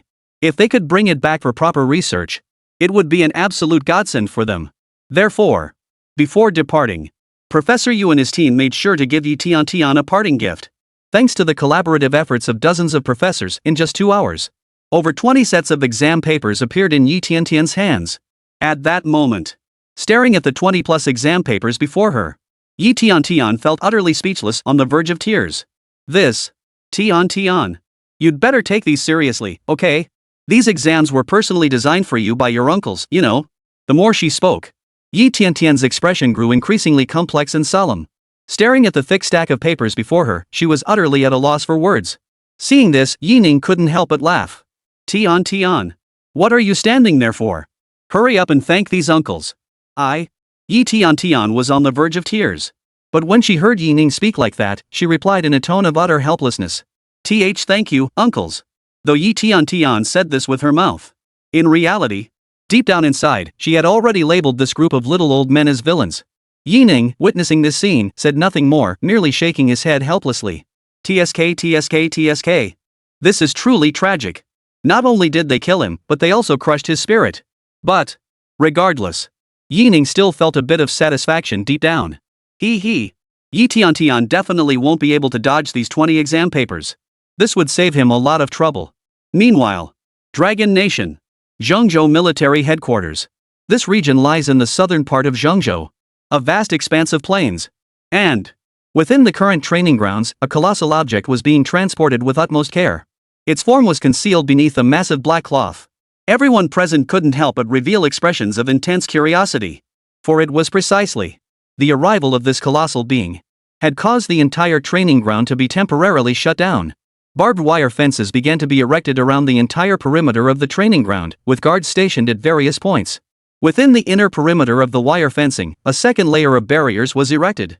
It could be said that the training ground had now become off limits to outsiders. Without special authorization, no one is permitted to enter. Not only that, soldiers patrol the perimeter constantly. Should any suspicious individuals be detected, they may be shot on sight without mercy. It can be said that the security at the training grounds has now reached its peak. And under these circumstances, everyone became intensely curious. What exactly is being displayed within this training ground, that it could command such intense attention from so many people? There, in the training ground, at the very center, was not some random object, but the very mecha that Yi Ning had gifted to Professor Yu and the others. Though this mecha was a failed prototype, to the assembled experts who cared about whether it was a failure or not, as long as it could aid their research, it was a treasure. At that moment, nearly 100 staff members surrounded the entire training ground. They all belonged to renowned research teams throughout the entire southern province. Each team was equipped with extensive scientific apparatus and precision instruments. Especially Director Yu from the Central Province Research Institute. At this moment, he was holding a thick stack of documents and began reviewing them. These documents detailed the mecha's most fundamental parameters. They documented every single line on the mecha's body. Behind him stood the most distinguished mathematical research team in all of Zhengzhou. Their purpose for being here was simple: to calculate the design principles of this mecha's hull. Beyond its mechanical structure, what other advantages might such a design offer? But, after such meticulous calculations, every single research team present was utterly stunned. Every face wore an expression of profound astonishment. Dean, we've been so superficial. This new mecha design not only drastically reduces air resistance during flight, it can even dramatically enhance its impact resistance. Moreover, just moments ago, through design and research, we discovered this shape upgrade provides over 13 times the impact resistance of a standard flat design. What? The moment this result appeared before them, every expert present froze solid in place. Almost every face wore an expression of utter astonishment and disbelief. You see, this result had far exceeded the expectations of everyone present. A full 13 times higher. What does that even mean? Before anyone present could speak, the research team immediately interjected. Rest assured, Professor Yu. We've already transmitted the data to the National Classified Database. There absolutely won't be any issues. Good. Hearing this, Professor Yu couldn't help but exclaim in admiration. Excellent. Excellent indeed. At that moment, his heart surged with overwhelming excitement and exhilaration. The deeper he delved into the research, the more he grasped the sheer terror of this mecha before him. It could be said, this was a colossal treasure trove, constantly awaiting their discovery. There, at that moment, Professor Yu couldn't help but take a deep breath, speaking in a solemn and earnest tone. Excellent. Everyone, continue recording the data before us. Let us all keep unearthing this treasure before us. Yes. With Professor Yu's command, everyone present wasted no time, springing into action. Every face radiated excitement and delight. It could be said, this kind of research was absolutely exhilarating. Chapter 65, Special Material? Undetectable. At that moment, Professor Yu, the lead researcher of this project, was utterly exhilarated. Holy crap! Just how could a single set of data produce such terrifying results? If they could fully reverse engineer this entire mech? What? What kind of existence would it become? At this moment, Professor Yu dared not even imagine it further. It could be said that a terrifying entity capable of reshaping Blue Star's current technological landscape. He watched as, in the next instant, Professor Yu couldn't help but exhale deeply, speaking in an incredibly solemn and earnest tone. Continue dismantling it now. No matter what, we must uncover the structure and core of this mech. Yes, sir. The team responded in unison. Every face was etched with intense excitement. At that moment, seeing this, Professor Yu's expression grew equally solemn and grave. This mecha truly lived up to its reputation as the creation of the legendary Yi. The design is absolutely incredible. Even though this thing is just a failed prototype. But it had already provided them with immense value. Moreover, even though this is just some surface-level data, how much can it actually yield? They can scarcely imagine it. What consequences might arise if they continue researching this? Moreover, the deeper they delved into it, Dean Yu's expression grew increasingly agitated and exhilarated. This particular line of research perfectly addressed the subsequent challenges with military vehicles. It could be said that, if this aspect could be thoroughly researched, it would prove exceptionally valuable for subsequent military vehicle applications. The sheer delight and excitement within Director Yu's heart was beyond words. At the same time, Dean Yu found himself growing increasingly eager to explore the so-called internal structure of this mech. What unique features could this mech design compartment possibly hold? He was practically itching to open it up and take a look. And at that very moment, under the gaze of countless expectant eyes, the cockpit of this failed prototype slowly opened. Inside the cockpit, everything was impeccably neat and tidy, with not a single trace of clutter. At that moment, Professor Yu was stunned. Huh? What the hell? There were no issues whatsoever inside? This is supposed to be a defective product? Where exactly is it defective? Could it be? Is it the operating system? Professor Yu, having reached this conclusion, couldn't help but nod in agreement. It was quite likely that this was the case. Then, the next second, Professor Yu couldn't help but take a deep breath as he personally climbed onto the cockpit. The mecha had not yet been activated. And Professor Yu and his team's research hadn't progressed to that stage yet. Only then, Professor Yu stepped into the enclosed space of the cockpit. The enclosed space gave him no sense of claustrophobia. He kept looking around. How on earth did they achieve this inside the mech? The interior space of the mech wasn't particularly large. According to Ye's original design concept, this mech should only be able to accommodate one person. Although, regarding this so-called mech, Professor Yu had long harbored his own theories.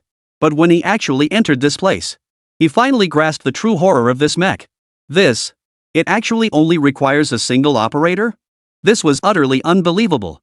Consider this. Even the latest fighter jets today require 2 pilots to operate. It's extremely rare for anyone to master it solo. But this mecha before him could accomplish such a feat. This was utterly beyond Professor Yu's comprehension. Most crucially, its control panel was remarkably streamlined. This meant today's mechs can be independently operated by an ordinary person. Upon grasping this concept, Professor Yu found himself completely unable to remain composed. Terrifying. This so-called mecha design is utterly terrifying. He took a deep breath and, with trembling hands, opened the hatch. In just a few moments, he clearly sensed the profound mystery of this mecha before him. Every single design element within it even surpassed current technological standards by a decade. No, 50 years ahead of its time. It was simply too powerful. Professor Yu could even assert that every single one of these designs was enough to send the entire world into a frenzy. At this moment, he completely lost his composure. Just what is this thing?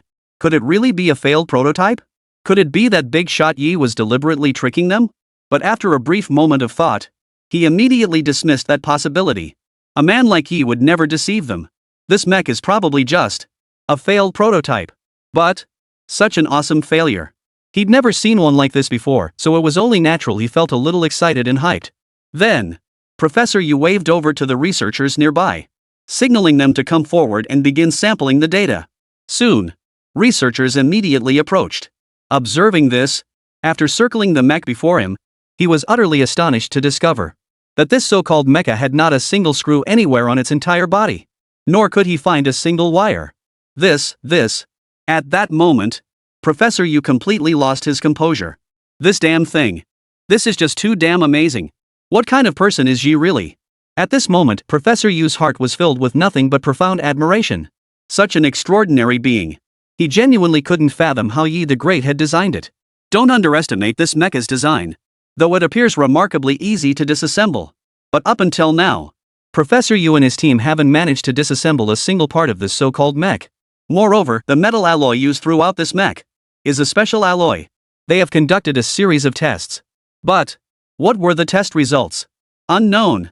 Exactly. It's unknown. With current testing capabilities, it's simply impossible to determine what this so-called special material is. They tried scraping the surface of the mech with a small knife to create some cracks. But after several attempts, everyone gave up. Useless. Absolutely useless. Forget about scratches, we couldn't even leave a single mark. Until this very moment. Everyone present finally believed in the terrifying might of this mecha before them. It was beyond anyone's wildest expectations. Chapter 66, The Military Bigwig's Disbelief. At that moment, everyone present was utterly stunned. Impressive. Awesome. Bow down. A surge of intense excitement welled up within everyone's hearts. Now, he could clearly sense just how incredibly difficult it was to research this mecha before him. But for them now, the more obstacles they faced, the more their hearts couldn't help but surge with excitement. What does this signify? It proves this mecha is an incredibly powerful and magnificent creation. The scientific technology it embodies is even more vast than they could have imagined. At that moment, the director's heart was also completely stirred up. He was seen. He walked outside, his heart pounding with excitement. The person who came to meet him was none other than but an old acquaintance. Academician Lee. At that moment, when Academician Lee saw President Yu, his expression couldn't help but change. He immediately inquired, "Old Yu, what's the scientific and technological value of this failed prototype?" One could see. Professor Yu took a deep breath, his gaze solemn as he looked at his old friend before him, unable to suppress a sigh. Ah! Seeing this, Academician Lee's entire brow furrowed uncontrollably, and he immediately spoke up. Could it be that most of the design has been damaged? Is it no longer of significant reference value? Professor Yu shook his head at once. My sigh stems from the fact that we haven't found a single trace of failure in this so-called mecha anywhere. Moreover, based solely on our current foundational data, the technology contained within this mecha alone is enough to keep us developing for over 20 years. Though Academician Lee had mentally prepared himself, he was still startled by Professor Yu's sudden remark. www. 20 years? At that moment, Professor Lee's eyes were filled with utter disbelief and shock. 20 years? What does that even mean? He could scarcely fathom it. Then, in the next instant, Professor Yu delivered a speech filled with tremendous enthusiasm. A technological revolution is just around the corner. At the training ground, the area had long since been cordoned off. It had become a place where ordinary people could not set foot. And all the experts present were on high alert. They haven't paused their research work for a moment, each person's expression filled with immense excitement and solemnity. From daylight into night, every face bore an expression of intense excitement and exhilaration. Suddenly, one of the officers couldn't help but shout toward the distance. "Dean, how's the data recording progressing?" Hearing this, Director Yu couldn't help but smile faintly, replying with unwavering certainty. "Rest assured, the basic data recording is now complete." Data recording. It was merely the first step in their research. The deeper they delved into this research, the more they could discern the technological prowess contained within this mecha. It can be said that, for them at this stage, this was nothing short of the pinnacle of scientific achievement. Once all data recording is complete, their research would advance to the next phase. Live testing. During the live testing phase, they will officially activate this failed prototype mech. This is precisely why they are also desperate to conclude this first phase. Not only that, this experiment holds equally extraordinary significance for them. The lead officer couldn't help but nod upon hearing this, then inquired, "Director Yu, can you give me an exact time frame?" As you know, the higher-ups are all waiting for the actual mecha demonstration. Dean Yu glanced at the dense clusters of data filling multiple monitors before him and replied in a solemn tone. "Before 3 o'clock this afternoon, all data recording will definitely be completed." Meanwhile, Zhengzhou Military District. At that moment, nearly all the high-ranking officials present, or rather, those privy to the classified information who had signed non-disclosure agreements, were gathered here in anticipation. They placed immense importance on this so-called mecha, even if it was deemed a so-called failed prototype.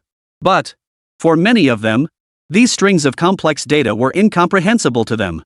Moreover, most military district commanders are in the same boat. What they truly want to see is a live demonstration, not these strings of data. After all, they're not some professors or PhDs. They don't get excited or even excited at all by looking at a string of so-called data. For these military bigwigs, what they can see is what counts. Moreover, the main thing is that lately, the rumors about this so-called mecha have been absolutely overwhelming. Those who hadn't experienced the situation back then all thought it was an exaggerated scenario. Damn it! Listening to these people brag. They even started wondering if they've been watching too many sci-fi movies. The most outrageous part is, they actually claim the radar systems are still down. This ING nonsense was absolutely intolerable to the Central Military District. You must understand. This radar system was developed by their very own Vermilion Bird military region. In fact, it was the pride and joy of the entire Central Plains military district. But then? You claim our Zhengzhou military region's pride and joy our radar network is paralyzed? And what's more, it was countered and disabled by a single fighter jet? At that moment, every face in the room was etched with utter disbelief. It could be said, they were utterly dissatisfied. They were utterly dissatisfied. Many even suspected that the people below were exaggerating. The real situation couldn't possibly be like this. Besides, no matter how powerful a single fighter jet may be, it couldn't possibly be so powerful that it could cripple an entire region's radar network, right? This isn't even about strength anymore. This is ING. Pure science fiction. So, the entire Zhengzhou military headquarters present was waiting to see the actual results of the operation. They were determined to see what kind of existence this fighter jet, or rather, this mech that could cripple their radar systems, truly was. Chapter 67, Testing the Mecha. Terrifying results. At 3 in the afternoon, countless people had already gathered at the training ground. Countless individuals were eagerly anticipating this moment. After all, what followed was the actual field test of the so-called failed prototype mecha. At this moment, everyone's hearts couldn't help but surge with overwhelming excitement and anticipation. They had all been waiting for this moment to arrive. Such a vast expanse of ground, cleared entirely for the mech's arrival. At the entrance to the training grounds, 2 special forces soldiers stood vigilantly on either side. Their eyes betrayed an intense curiosity. Because today, this extraordinary place was about to unveil the mystery of these so-called mechs. The steady stream of visiting officers made the 2 special forces soldiers keep their eyes fixed straight ahead. The ranks displayed on their shoulders grew higher and higher with each passing figure. Enlisted personnel and soldiers? Forget it, they barely had the qualifications to attend. Even junior officers held little authority. Field officers and generals were everywhere. They could even spot several familiar faces within the military. Even Commander Yang of the Central Military District was present in person. This sight made the Special Forces soldiers keep their heads perfectly still, their rifles held steady without a flicker. Their movements were far more precise than usual. Who the hell had ever seen a scene like this? They were just ordinary members among countless Special Forces soldiers. Perhaps they could take a bit more pride than regular privates. But these big shots weren't messing around. Yang Tianlong, the commander of the Central Military District. On ordinary days, they might have been able to relax a bit. With bigwigs of this caliber present, how could they possibly relax? Commander Yang casually scanned the surroundings. His mind was entirely occupied with the mecha field test, leaving him no inclination to engage with anything else. Even as commander, he carried no airs whatsoever. Though he privately held some disdain for the mechs. Could such a small contraption possibly match the might of his tank company and armored convoy? Yet deep down, he couldn't help but anticipate the appearance of this mysterious contraption. If this thing was truly that impressive, and even prioritized for mass deployment within their Central Plains military region, it would finally give them something to hold their heads high about in front of the other military regions. He glanced at the yellowed watch face on his right wrist. The time was spot on, exactly 3 o'clock. A flicker of hope still flickered within him. Lost in these thoughts, he barely registered the greetings from those around him. He merely gave a slight nod, dismissing them with a perfunctory response. Finally, he came to a halt before one person. Dean Yu. Is this mecha really as incredible as you say? To be honest, Yang Tianlong still felt a bit reluctant to write it. Dean Yu couldn't help but nod with a smile. Commander Yang, you're here? At this level of authority, one must show the proper respect. Commander Yang, this mech is merely a failed prototype obtained from Big Shot Yi. I'm not entirely sure what kind of performance it will actually deliver. Although Yu Shangnan had witnessed part of this legendary mech's capabilities. But what could this failed prototype actually achieve? He, too, harbored boundless anticipation. He said in a low voice. To test the mech's operability, we specifically selected an ordinary private from the military district to pilot it. Commander Yang frowned slightly upon hearing this. Isn't that dangerous, having such an inexperienced pilot operate the mecha? Professor Yu couldn't help but look slightly taken aback. He hadn't expected the commander to care so much about his men. It should pose no danger whatsoever. Shouldn't? Yang Tianlong's expression wavered slightly. Dean Yu turned to address him. You've seen the classified file number 0917 on Nanjiang City, haven't you? Yang Tianlong nodded slightly. I've skimmed it. Yu Xiangnan continued. The turmoil in Nanjiang City during those days, even the deployment of highly dangerous missiles. Do you know why all this happened? Why? Because the pilot of that mecha was a little girl still in elementary school. What? Yang Tianlong froze in place upon hearing this. He was momentarily unable to process it. He never could have imagined this outcome. A little girl? She had professional training. No, according to our investigation, this should be her first time driving a vehicle. Before this, she couldn't even ride a bicycle. After hearing Professor Yu's precise response, he was stunned once more. This information felt far more real than all those exaggerated accounts. Yang Tianlong nodded. He forced a calm expression onto his face. As a commander, he had seen it all. Every year, the military region produced one or two prodigies who made him take notice. His capacity for acceptance was considerably greater than that of others. Professor Yu, standing nearby, patted him on the shoulder. Look, it's about to begin. As he spoke, his gaze remained fixed on the mecha in the distance. At the center of the training ground, a massive black cloth was pulled away, revealing the mecha it had concealed to everyone present. It was a mecha, entirely white in color. Its form possessed an indescribable beauty. Ordinary officers couldn't discern its technological sophistication, yet they could still sense its distinct uniqueness. Whispers began to ripple through the crowd. Could this thing really be anything but a model? Amidst the crowd's bewilderment, the mech's actions answered their questions. Like a normal human being, the mech performed an astonishing maneuver. That single action alone drew gasps from the entire crowd. Professor Yu pulled out a satellite communicator from his side and shouted. Now testing land driving speed. Roger. The satellite phone immediately relayed the response. Then, before everyone's eyes, the mech began racing around the training ground at an astonishing speed. Everyone froze in shock. Doesn't this thing need to accelerate? Instantly reaching top speed? This single capability alone left countless people in awe. Even rocket launches and satellite deployments follow a gradual process. But this mech? It's just too terrifying. But the most astonishing aspect isn't even that. Its sheer speed is equally staggering. The naked eye can barely keep up. What's more, the training ground was filled with countless obstacles. The mech raced around the course multiple times. It didn't hit a single obstacle. At that moment, the onlookers couldn't help but whisper among themselves at the sight. Yang Jinning's eyes also flashed with astonishment before he nodded. Professor Yu's eyes flashed with a hint of delight. A question echoed in his mind almost every day. Could this thing truly be merely a failed prototype? If this was merely a failed prototype, how terrifying would the true, complete version be? He stood frozen for a long moment before snapping back to reality, his voice trembling with excitement. What's the next test item? Chapter 68, Alarming the Higher-Ups. The mecha is too important. Flight. Commence flight testing within the designated area. The moment those words fell, nearly every pair of eyes instinctively lifted upward. Ground speed trials merely piqued their curiosity. The aerial tests marked the true beginning. Unlike the stationary obstacles on the ground, the sky was filled with nearly 100 drones in constant motion. These drones flew at varying altitudes, moving without any discernible pattern. The mecha must traverse this zone back and forth at a specified speed to complete the test. At that moment, countless spectators tensed up. This test was no joke. These people still didn't fully grasp the mech's ability to withstand impact. In their eyes, if the mech collided with a drone in the sky, it could pose a life-threatening danger. Hearts pounded in countless chests. While the mech lifted off from the ground in plain sight, the scene fell deathly silent. Apart from the jet-like roar of its ascent, no other sound reached their ears. Similarly, the mecha's flight required no warm-up. It soared directly into the sky. Compared to airplanes needing a runway, rockets requiring launchers, or even helicopters needing warm-up, the mecha's takeoff was truly baffling. The test altitude was not high, and low-altitude flight demanded even greater skill. Based on their conventional flight knowledge, altitude must be strictly monitored during low-altitude maneuvers. Of course, these tests posed no challenge whatsoever under the mech's autopilot. The pilot inside the mech was stunned too. He'd been feeling a bit nervous. But witnessing the scene before him, he found himself utterly dumbfounded. This thing.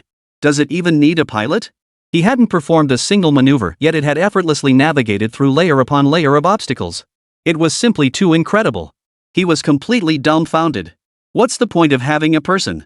Such intelligent technology. The officers watching from below were equally stunned. What the hell is this thing?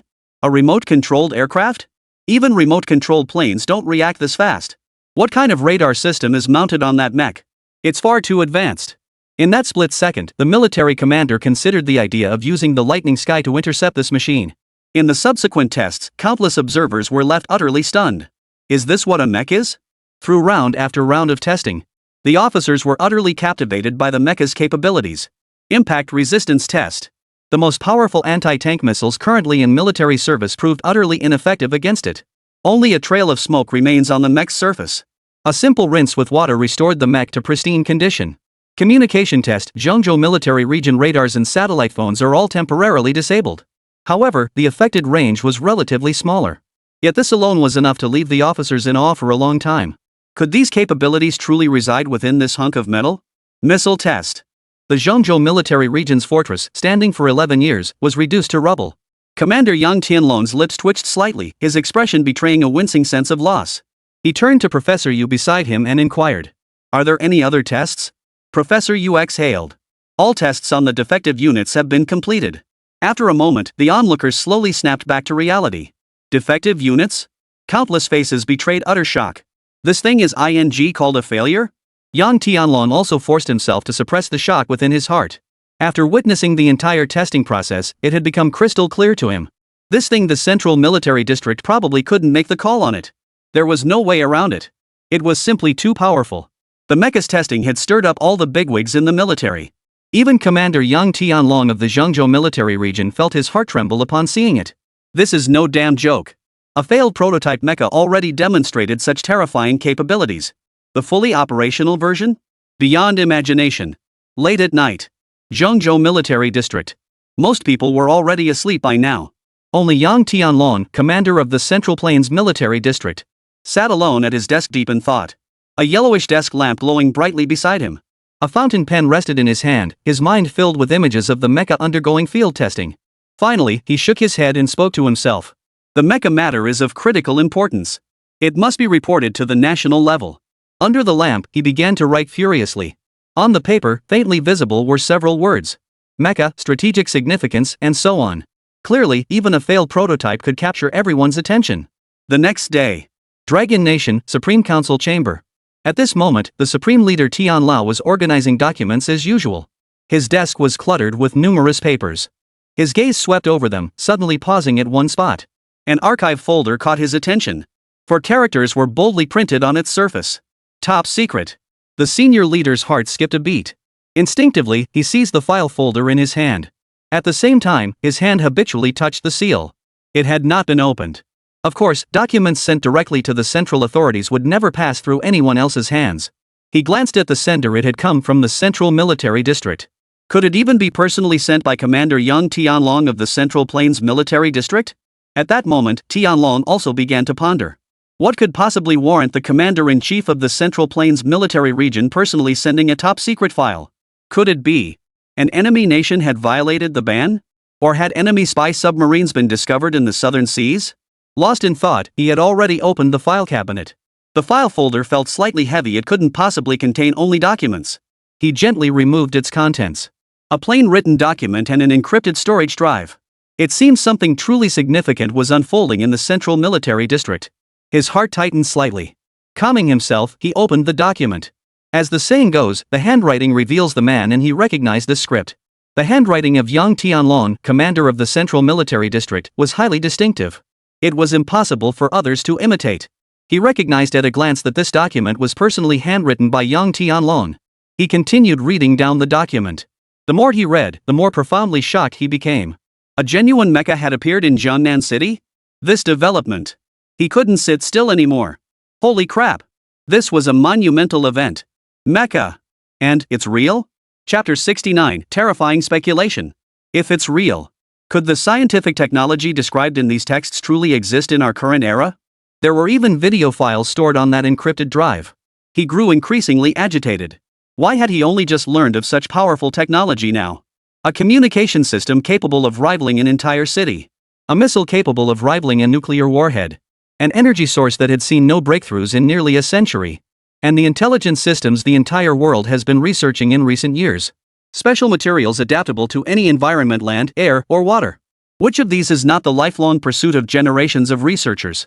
What kind of genius could conceive such a flawless creation? How could the Dragon Nation possibly let such a talent slip away? Is this how these fools handle matters?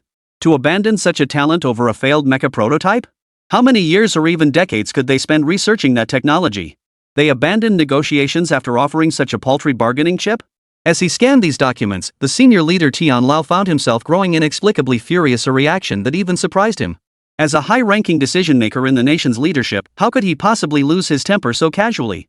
He sat at his desk for a long while before finally exhaling a heavy breath. Thankfully, the situation hadn't yet reached the point of no return.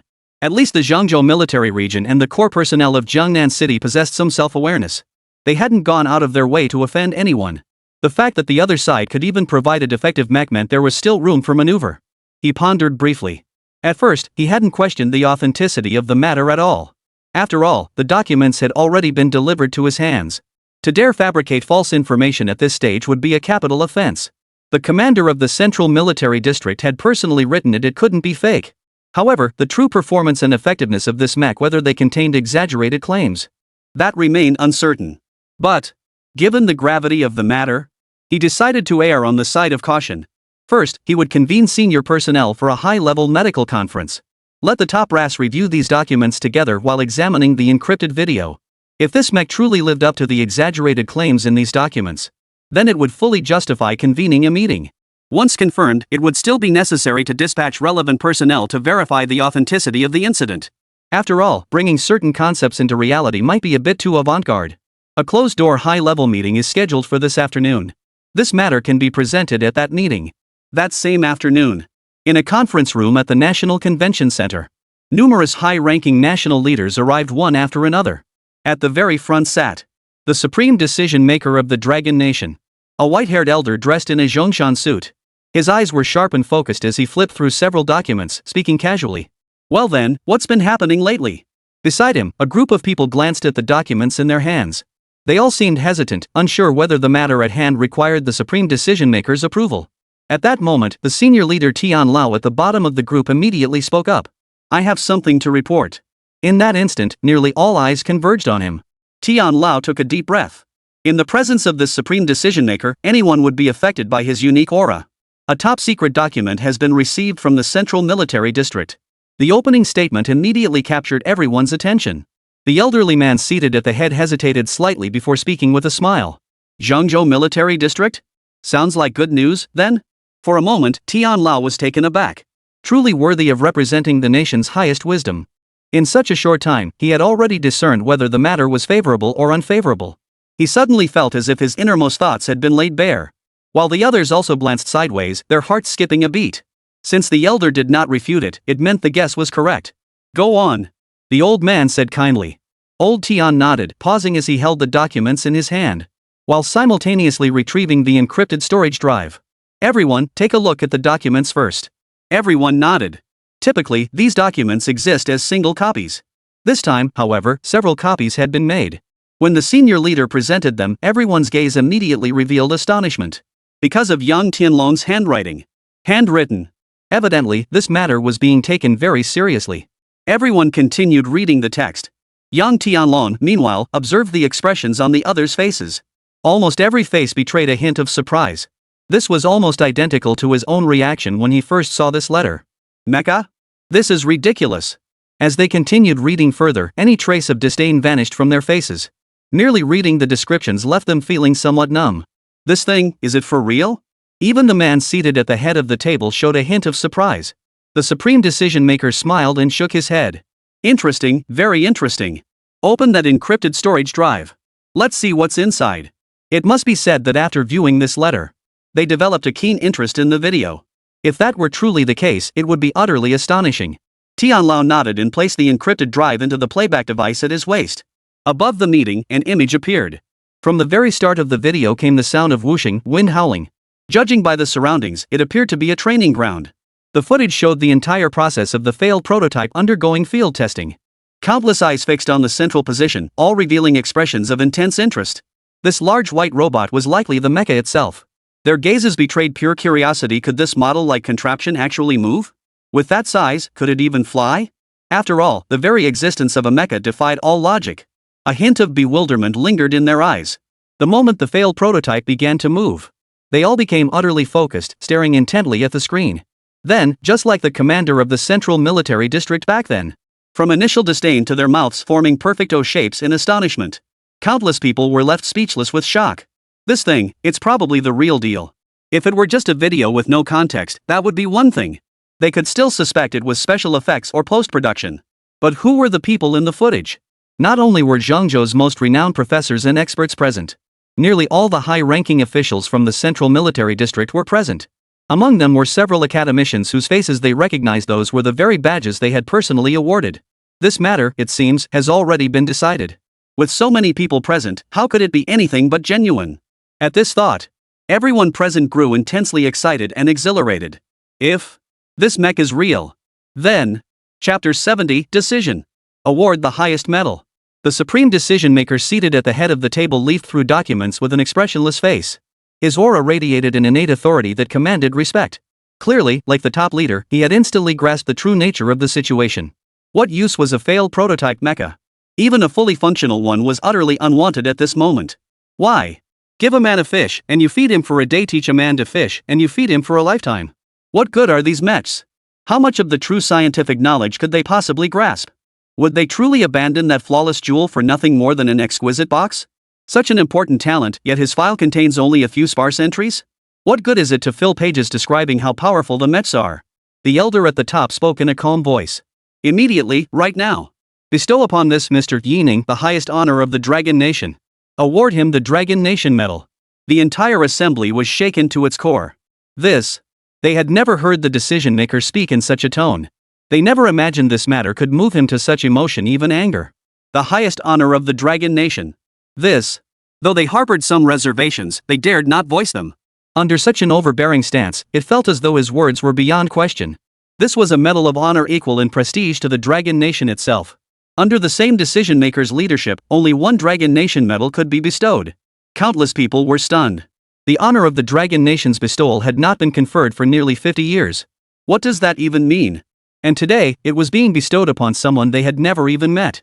Isn't that a bit much? A senior official standing nearby asked awkwardly. He sought to gauge the elder's stance. The old man narrowed his eyes, surveyed the crowd, and said in a deep voice, "I fear this person might refuse our award. The Dragon Country Medal is nothing but an empty title. If that alone could retain such talent, then that would be splendid." The room fell silent. The crowd below exchanged glances. Their hearts trembled involuntarily. This was the Dragon Nation's highest honor, something countless individuals had spent their entire lives striving to offer to the Dragon Nation, yet dared not even imagine possessing.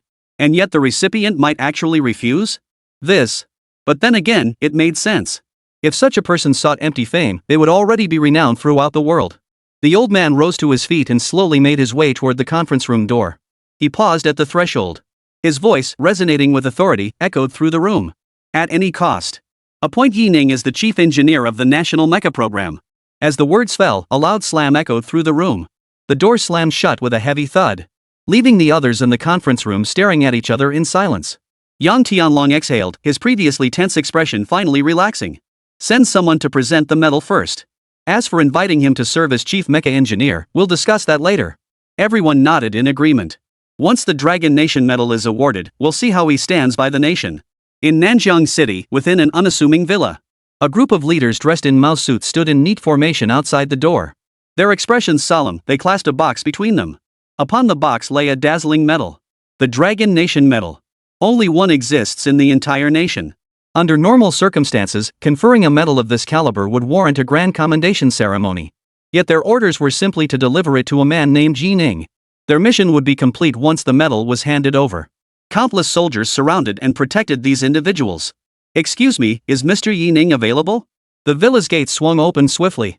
It happened to be the time when Yi Tian was getting out of school, and Yining was unusually not holed up in his lab.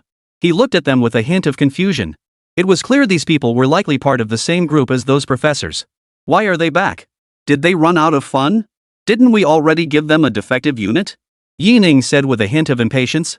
If you have business, state it. Otherwise, I'm closing up. The crowd hurriedly waved their hands. No. We're here to present you with the Dragon Nation medal on behalf of the nation's highest decision-makers. Just delivering a gift, nothing else. Yining frowned slightly. Nothing else? The group exchanged glances before stepping forward. We would like to invite Mr. Yi to serve as our nation's chief mecha engineer. What do you think? Yining glanced at the medals they held carefully in their hands, and casually took it in his hand. I'll take the item. As for the engineer position, let's discuss it another time. If there's nothing else, you may leave. He only wanted to brush them off. As for these so-called medals, had never been of any consequence to him. He needed only one thing. That was research. Returning to the living room, Yining casually tossed the hefty medal to Yi Tian beside him. After all, in Yining's eyes, this medal was nothing more than a toy for his daughter. It held absolutely no practical value whatsoever. His expression shifted slightly as he addressed Yi Tian. Tian, look. Daddy got you a new toy. Imperial Capital Academy. One of the most prestigious institutions in the Dragon Nation. An elderly man sat leisurely sipping tea on campus. He held an academic daily in his hand. In the field of scientific research, academic newspapers like this were something he paid attention to almost every day. Even he was no exception. His eyes fell upon a corner of the paper and he smiled warmly. This section happened to feature the research of his own scientific team. His eyes followed the text downward. A strikingly prominent section on the academic daily caught his attention. In recognition of Mr. Yining's significant contributions to the nation's mecha technology, he is hereby awarded the Dragon Nation Medal? Was he seeing things? Was he seeing things? Bai Ziyuan squinted, pulling a magnifying glass from his pocket. The text was unmistakable. He was momentarily stunned. What was going on? The Dragon Country Medal, which hadn't been awarded in decades, was just handed out like this? His instinctive reaction was impossible. In these peaceful times, earning such a medal was harder than climbing to the heavens. Even a first-class merit was exceedingly rare. And this Dragon Nation medal? The only one in the entire nation? And what significant contribution could a 20-something greenhorn possibly have made? Bai Ziyuan shook his head helplessly. Things really are going downhill these days. What kind of nonsense is this? Just any Tom, Dick, or Harry can be awarded the Dragon Nation medal? Chapter 71, Old Bai's Doubts? Yining's mysterious identity. You must understand. He, Bai Ziyuan, had dedicated himself to scientific research since the age of 23, working diligently for over 40 years. Honorary professor at Imperial Capital Academy, director of Imperial Capital Research Institute. The Imperial Capital Research Institute is among the nation's most elite research institutions. He was undoubtedly among the first pioneers on the path of scientific research. Not to mention the countless papers and articles he has published. He has applied for nearly 100 patents alone. Many of these patented technologies remain in use to this day.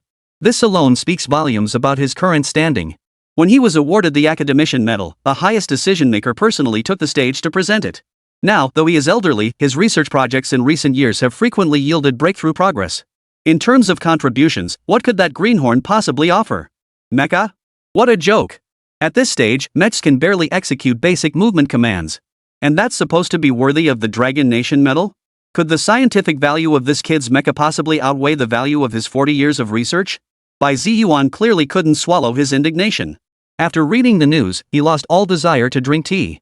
Clutching the academic daily, he walked into the room with his hands clasped behind his back. Passing by the trash can, he let out a cold snort and tossed the paper straight inside. Normally, he would have kept every single issue of this academic daily. For him, it documented many of his significant contributions. Moreover, being published in the paper was an honor for many. But now, consumed by anger, he couldn't care less. How could the nation's decision-makers make such a choice? He found himself wanting to meet the so-called holder of the Dragon Country Medal. Professor Bai thought to himself. I'll see for myself what capabilities this mech truly possesses. Let's see what it's really made of. Once on the scene, this so-called mecha would surely reveal its true colors. Sure enough, he wasn't the only one who noticed this. Countless professors, academicians, and researchers at Imperial Capital Academy had taken notice of this news. As the director of the Imperial Capital Research Institute, he still had some connections. After a moment's hesitation, Bai Ziyuan dialed a familiar number. Someone from the Imperial Capital database. The ones responsible for managing the national database, which even contained the nation's highest state secrets. Hello, old Wang? How's it going lately? Instead of getting straight to the point, he started with some polite small talk. Same old, same old. Hey, old Bai, it's been ages since you last reached out. What's on your mind this time? Spit it out. The two were old acquaintances, so old Wang skipped the pleasantries and went straight to the point. Bai Ziyuan chuckled. Have you been keeping up with the news lately? The Dragon Country Medal has been awarded. Old Wang's reaction was rather flat. Oh, I think I remember something like that. I've heard about it. That young man's name is Yining, I believe. Old Bai, what's up? Bai Ziyuan smiled as he spoke. The academic daily says he's made significant scientific contributions. You know I'm in research too. All these years in Longwa, is there a researcher I don't know? What exactly has the suddenly emerged Yining contributed to research? I've combed through every single paper and I haven't found a single publication by anyone with that name. And in patent records, his name hasn't been listed on a single application either. It baffles me how someone like this could receive the Dragon Country Medal. In terms of seniority, let alone myself, who among the esteemed figures like President Yu of Zhengzhou Research Institute or Old Luo of Northwest Research Institute isn't far superior to this unknown upstart? After speaking at length, Old Bai picked up the thermos beside him and took a sip to soothe his throat. I was wondering if you could look into what contributions this person actually made in the database. Old Wang on the phone chuckled too. Old Wang's meaning was already crystal clear. He simply couldn't accept that Yi Ning had been awarded the Dragon Nation's Medal of Honor. He wanted to ask Bai Lao to look into it for him. Of course. No problem at all. Without a moment's hesitation, Old Wang immediately agreed. Alright, hold on a sec. The sound of keyboard typing soon filled the phone. Old Bai seemed bored and just kept sipping his water. Moments later, Old Wang's voice came through the phone. His tone grew complex and solemn at that moment. After a brief hesitation, he spoke slowly. Call Yi Ning. Old Bai, this is a bit tricky. Yi Ning is classified as an SSS-level confidential project in our database. For now, I don't have the authority to investigate. I'm afraid I don't even have access to review it. This time, it was Bai Ziyuan who was stunned. What kind of research project? And it's still classified? He pressed further. Not even the name? The other party responded quickly, sounding somewhat bewildered. There is one, but it's only 2 characters. Mecha. Upon hearing this, Old Bai too fell into deep contemplation and confusion. Even the database personnel lacked the clearance to access it. What kind of technology is this? After hanging up the phone, he fell deep into thought. At that moment, in the National Database's reading room, the sound of muffled footsteps echoed through the space. Judging by the footsteps, it seemed to be Old Wang's colleague. Oh? Old Wang, you're looking up information? Yeah, Professor Bai asked me to look up the research contributions of this guy named Yi Ning. But this person seems to be in the top secret files, and I don't have access. The colleague paused, slightly taken aback. Professor Bai, is that the Professor Bai from the Imperial Capital Research Institute? Old Wang nodded quickly. Yes, that's the one. The colleague sighed in relief. That should be easy enough. Old Wang looked puzzled. You have a solution? The colleague chuckled softly. For those in the research field, you can sign a confidentiality agreement. As long as you hold Longwa citizenship and sign the relevant agreements, these materials can be made publicly accessible. Not only that, but you could even participate directly in the mecha project's research. He continued. Apparently, because the technology involved is so extensive, there's no personnel cap on this confidentiality agreement. Old Wang's face broke into a smile. Thank you. This certainly made things much easier. Without hesitation, he immediately dialed the number back. Having received this crucial information, he would certainly inform Old Bai at the very first opportunity. Chapter 72, Elder Bai's Shock. This is truly something. That evening, a large gathering assembled at the Imperial Capital Academy's adjacent Imperial Capital Research Institute. This group moved with urgency, comprising some of the most renowned scientists in the Dragon Nation. Outside, even a group of elderly scholars in their 60s were arriving one after another. A look of astonishment was evident in every pair of eyes. The Dragon Nation medal had actually been awarded. How could they possibly remain composed? Such an earth-shaking event, yet the award ceremony hadn't even been announced. Wasn't this a bit too low-key? Moreover, what was the true value of the Dragon Nation medal? But the most crucial point lies elsewhere. The recipient of the Dragon Nation medal is an obscure young man? And it was bestowed for scientific research achievements? What does this mean? What does this make all those veterans in the scientific research field look like? In the database, no relevant publications by this person named Yi Ning could be found. He has never appeared in any past academic journals either. Such an unfamiliar name suddenly appears in everyone's field of vision. What kind of contribution could someone like this possibly make? As the director of the Imperial Capital Research Institute, Bai Ziyuan himself knew nothing about this matter. This only fueled his growing resentment. In the Dragon Nation, who in the scientific community did he not know? Who exactly was this suddenly surfaced Yi Ning? And what exactly was the purpose of this so-called mecha?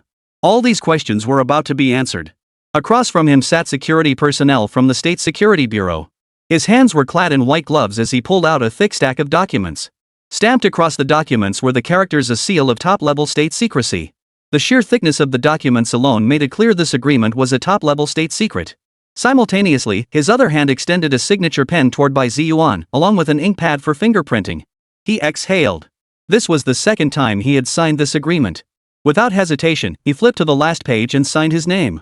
The security officer said in a low voice, "Submit the relevant materials only after everyone has signed the agreement." Bai Ziyuan nodded. He wasn't in a hurry.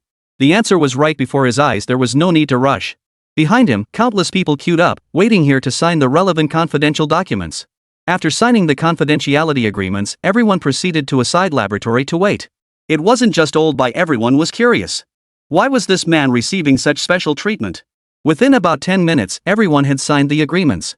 The security personnel from the State Secrecy Bureau made no small talk, simply placing the documents in the research room before turning to leave. Bai Ziyuan took a deep breath and opened the thick file folder. It was just an ordinary sheet of A4 paper.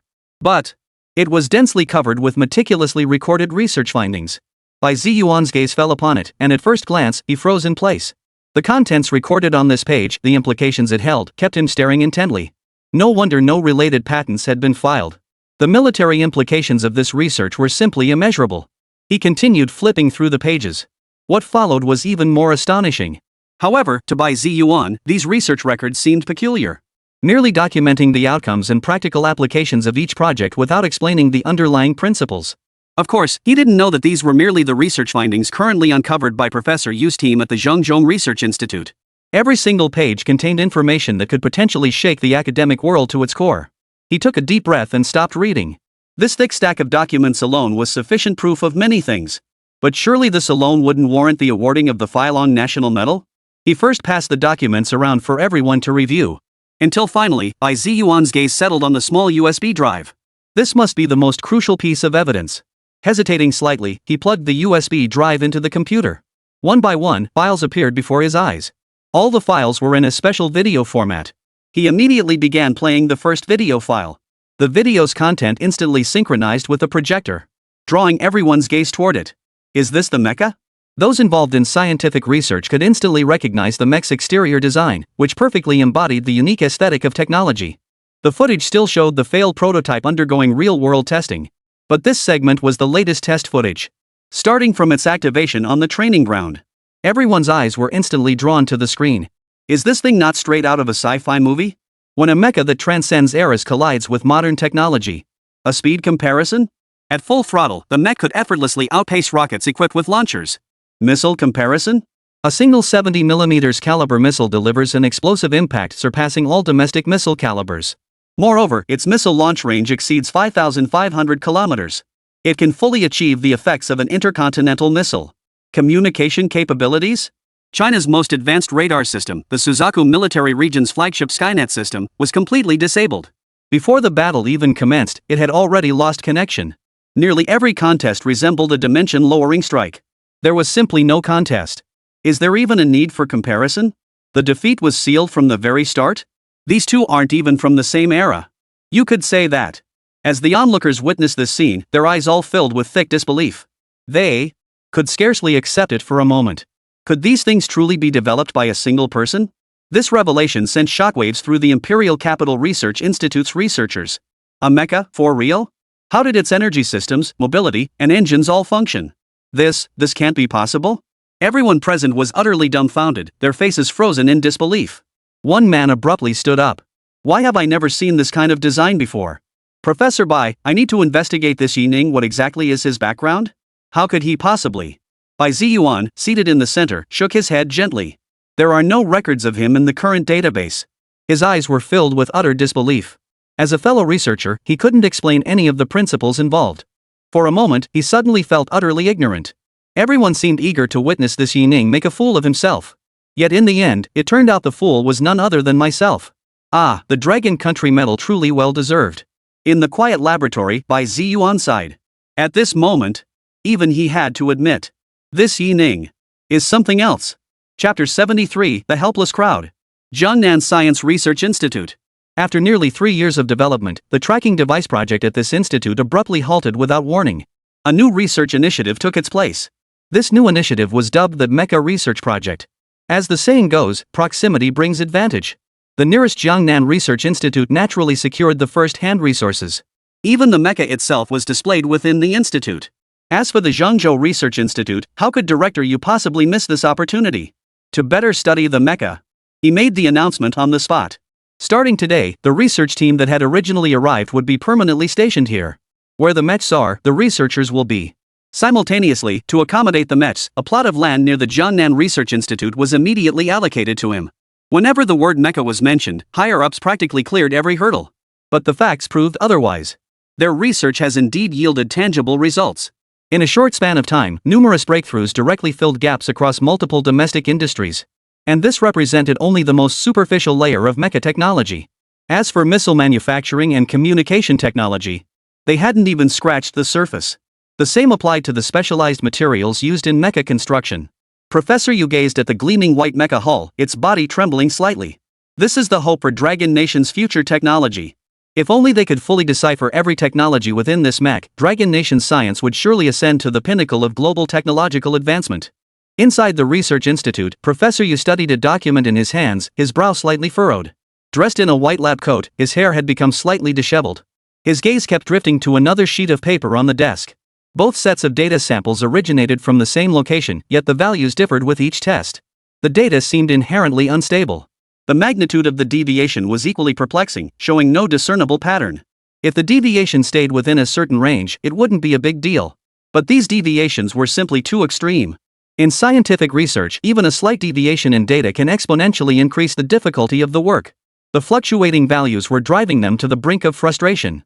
Professor Yu stared at the pile of data before him and fell silent. Wrong? How could that be? The calculation results were wrong again. This was already his 47th test. He still hadn't grasped this set of fluctuating data at all. He scratched his head.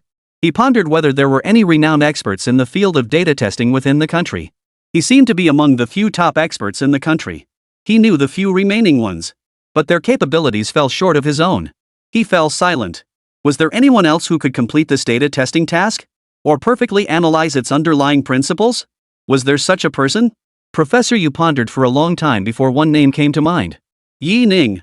As the creator of the mecha, wouldn't he understand the underlying principles? If he were to explain the underlying principles. Coincidentally, the higher-ups had also assigned a related task. That was to invite Yi Ning to serve as Dragon Nation's chief engineer. Yet he hesitated. There were two reasons for this. First, it was mainly a matter of pride. They'd only been researching for a few days? The top research team in Zhengzhou, facing a minor issue and already seeking guidance from the great Yi? Wouldn't that just highlight their team's incompetence? Second, it's because of Yi Ning himself. They've met this man before. His dedication to research is undeniable. In their view, the main issue is that geniuses of his caliber tend to have eccentricities. It's like asking someone solely focused on getting into college to teach a bunch of idiots basic arithmetic. No one would willingly take on such a task. Professor Yu hesitated slightly, deciding to wait a few more days. Their research institute was, after all, among the top few in the country. With such a finished product right before their eyes, how could they not be able to study it? Wouldn't that only prove their incompetence? Over the next few days, overtime hours at the Jiangnan Research Institute clearly increased at an alarming rate. Compared to the earlier phase of extracting technology from the mecha, their progress now seemed to have plummeted off a cliff. Professor Yu frowned slightly at the despondent expressions on everyone's faces. Where was the passion these researchers had shown before? The project's stumbling blocks had poured cold water on their spirits, leaving them utterly deflated. Professor Yu stood in the center of the lab, clapped his hands, and called out loudly. Everyone, look this way. I have an announcement to make. I have decided to advance the mecha research project. Starting today, we will begin studying the internal structure of the mecha. Both lines of research will proceed simultaneously. As the words fell, countless faces lit up with delight. Their research over the past days had primarily focused on the external mechanical design and fundamental principles of the mecha. Initially, things went smoothly, but as they progressed, even the simplest designs grew increasingly complex. What remained were only the most challenging designs, along with designs whose principles defied analysis. This drastically slowed their research progress. Countless people cheered. A large group, led by Professor Yu, arrived at the Mecha Exhibition Hall. This building was exclusively designed for the mecha. Expectation shone in countless eyes. Could they finally begin studying the mecha's internal structure? This meant the mecha's energy systems, communications, missiles, engine drives, everything would be laid bare before them. The very thought was thrilling. Then came the questions. Professor Yu stared at a mech, lost in thought. How exactly should they disassemble the mecha? Back then, Big Shot Yi had only given them a failed prototype. He hadn't provided them with any blueprints. Not even an instruction manual. He had only verbally described its basic operational principles. Everyone stood by, watching the mech as they fell deep in thought. Meanwhile, many others studied the mech up close. A full day passed without anyone discovering any special mechanisms within the mech. No one had any idea what to do with it. By the next day, someone finally couldn't hold back any longer. Dean, how about we just cut it open? The surrounding area fell silent. Cutting it apart was the most violent approach. Not only would it destroy the materials, but they might not even have the capability to repair it afterward. But now, to be honest, Dean Yu was also at a loss for what to do. The main issue is that their current mecha research has truly hit a bottleneck. Moreover, the Great Yi himself never provided them with any guidance. Under these circumstances, his only option was to cut it off. So, after deep contemplation and hesitation for a long while, Dean Yu spoke in an incredibly solemn tone. Since that's the case, let's cut ties. Chapter 74, No Choice. We must rely on Big Shot Yi. They were here for scientific research, not to protect cultural relics. Sacrifices must be made to reap rewards. In the Mecha Exhibition Hall, a high-powered cutting machine was brought in. Countless onlookers watched the scene with excitement. Finally, the internal research project on the mecha could commence. What lay within this mecha's interior? Today, the mystery would finally be unveiled. Everything would be laid bare before them. At this very moment, the crowd's hearts surged with overwhelming excitement and anticipation. Buzz! The piercing sound of the cutting machine echoed. Under everyone's gaze, the sharp cutting blade spun relentlessly. The researcher operated the cutter, slowly advancing it toward the mech. The hissing sound persisted relentlessly. Countless sparks flew everywhere. Everything was finally coming to a close. The researcher's face lit up with joy. He could clearly feel the cutter had advanced several centimeters inward. He immediately stopped the cutter to check its depth. But the sparks ceased and he was stunned. What traces remained on the surface of the mech? Only a few scraps of metal remained. Turning to examine the cutting disc, he saw that the once razor-sharp, sharply angled teeth had been ground down to a perfectly smooth finish. Could this special material be that hard? At that moment, the cutter before him was utterly dumbfounded. His face flushed with excitement as he exclaimed, "Wait! Let me try a different cutting disc." He retrieved one of the few diamond cutting discs available at the Research Institute. In the natural hardness scale, diamond reaches a 10. It's widely recognized as the hardest substance. This time, the worker wasn't as reckless as before. After running the diamond blade for just a moment, he went to inspect the results. This time, it wasn't just him, the others were stunned too. The diamond's sharp surface had even sustained some damage. Meanwhile, the mech bore only a few shallow scratches and they were visibly healing before their eyes. Holy crap! Self-repair? This is terrifying. My scalp tingled. If He Ning were here, he'd probably be covering his face in disbelief. Unless there was a flaw in the synthesis process, how could it possibly be scratched by a diamond? Countless onlookers fell into deep thought at the sight. Theoretically, this shouldn't be possible.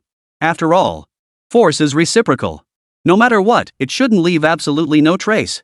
As the saying goes, even a drop of water can wear away a stone. No matter how great the disparity, it's impossible for there to be absolutely no trace. Professor Yu paused in surprise. This outcome had caught him off guard. He said in a low voice, "Try laser cutting." The others nodded in agreement. A massive laser cutting machine was brought in. Equipment within the Research Institute was naturally top-notch. Under the technician's adjustments, the laser intensity was cranked up to maximum. The researcher took a deep breath. He slowly activated the cutting machine before him. The intense laser beam struck the mech. Everyone retreated to a safe position. A red dot traced a black line across the mech's surface. Did it work? A flicker of hope appeared in everyone's eyes. After the researcher deactivated the laser, the crowd gathered around. One person even wiped it with a rag. Everyone froze in shock. Holy! Spotless as new. Not a single trace of damage remained. It was even cleaner than a diamond cut. Someone quickly suggested, "What about high-pressure water cutting?" After several attempts, it still proved ineffective. At that moment, someone stepped forward. "If it's metal, it must have a melting point, right? What about high temperatures? Once it reaches its melting point, this special alloy will soften or even melt." A high-temperature device capable of producing blue flames was brought over. After baking the mech for a while, it still showed no effect. Even under the machine's maximum temperature, the mech remained completely unresponsive. Without any external assistance, it cooled down completely in just 1 minute. The development project inside the mech was abruptly halted. Damn it! Seeing this, everyone froze in place, utterly stunned. How the hell are we supposed to research this now? Can't even cut through it. 2 days later, even the higher-ups called to inquire. "Dean Yu, what's going on? Why has that mecha research project stalled?" Professor Yu wore a bitter expression, unable to voice his frustrations. "Give me a little more time. Among the current excavation techniques, only a few have encountered issues. With sufficient time, these obstacles could be overcome. Most of the technologies have already been successfully mastered. These primarily pertain to mechanical design aspects. Some unique data has even been incorporated into the National Technology Repository. As for the other technologies, they haven't been able to proceed with their work. The current situation is that they simply cannot disassemble this mech. Moreover, the special materials used in its construction remain completely indestructible. After hanging up the phone, Professor Yu's expression was one of utter helplessness. At present, the only solution he could conceive was, the one who tied the bell must untie it. He had no choice but to seek out Yi Ning. He knew full well that Yi Ning might not be pleased to see them. But there was no other choice. He'd have to swallow his pride and seek him out. After all, their research had reached a dead end. It had practically ground to a complete halt. If they didn't approach Yi Ning, their project would likely come to a complete halt. Another sunny and breezy day. Dean Yu arrived at Yi Ning's doorstep carrying a thick stack of elementary school exam papers. He looked at this familiar place, steeled himself, and bent down to ring the doorbell. Su Wanxiu, still providing close protection for Yi Ning, opened the door for him. Otherwise, he might not even have been able to enter the gate. Dean Yu? Why are you here again? Professor Yu forced a smile. I'm just here to bring the exam questions for the students. Su Wanxiu followed his gaze to the stack of papers.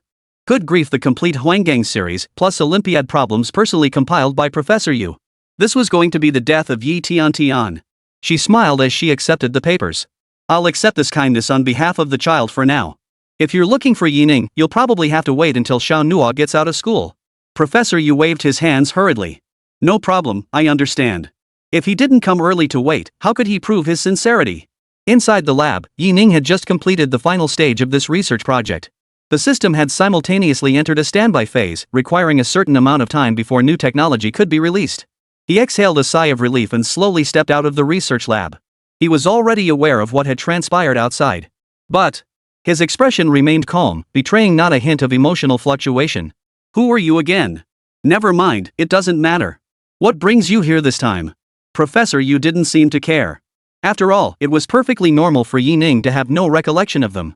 He rose abruptly, his expression urgent, and addressed him with solemn gravity.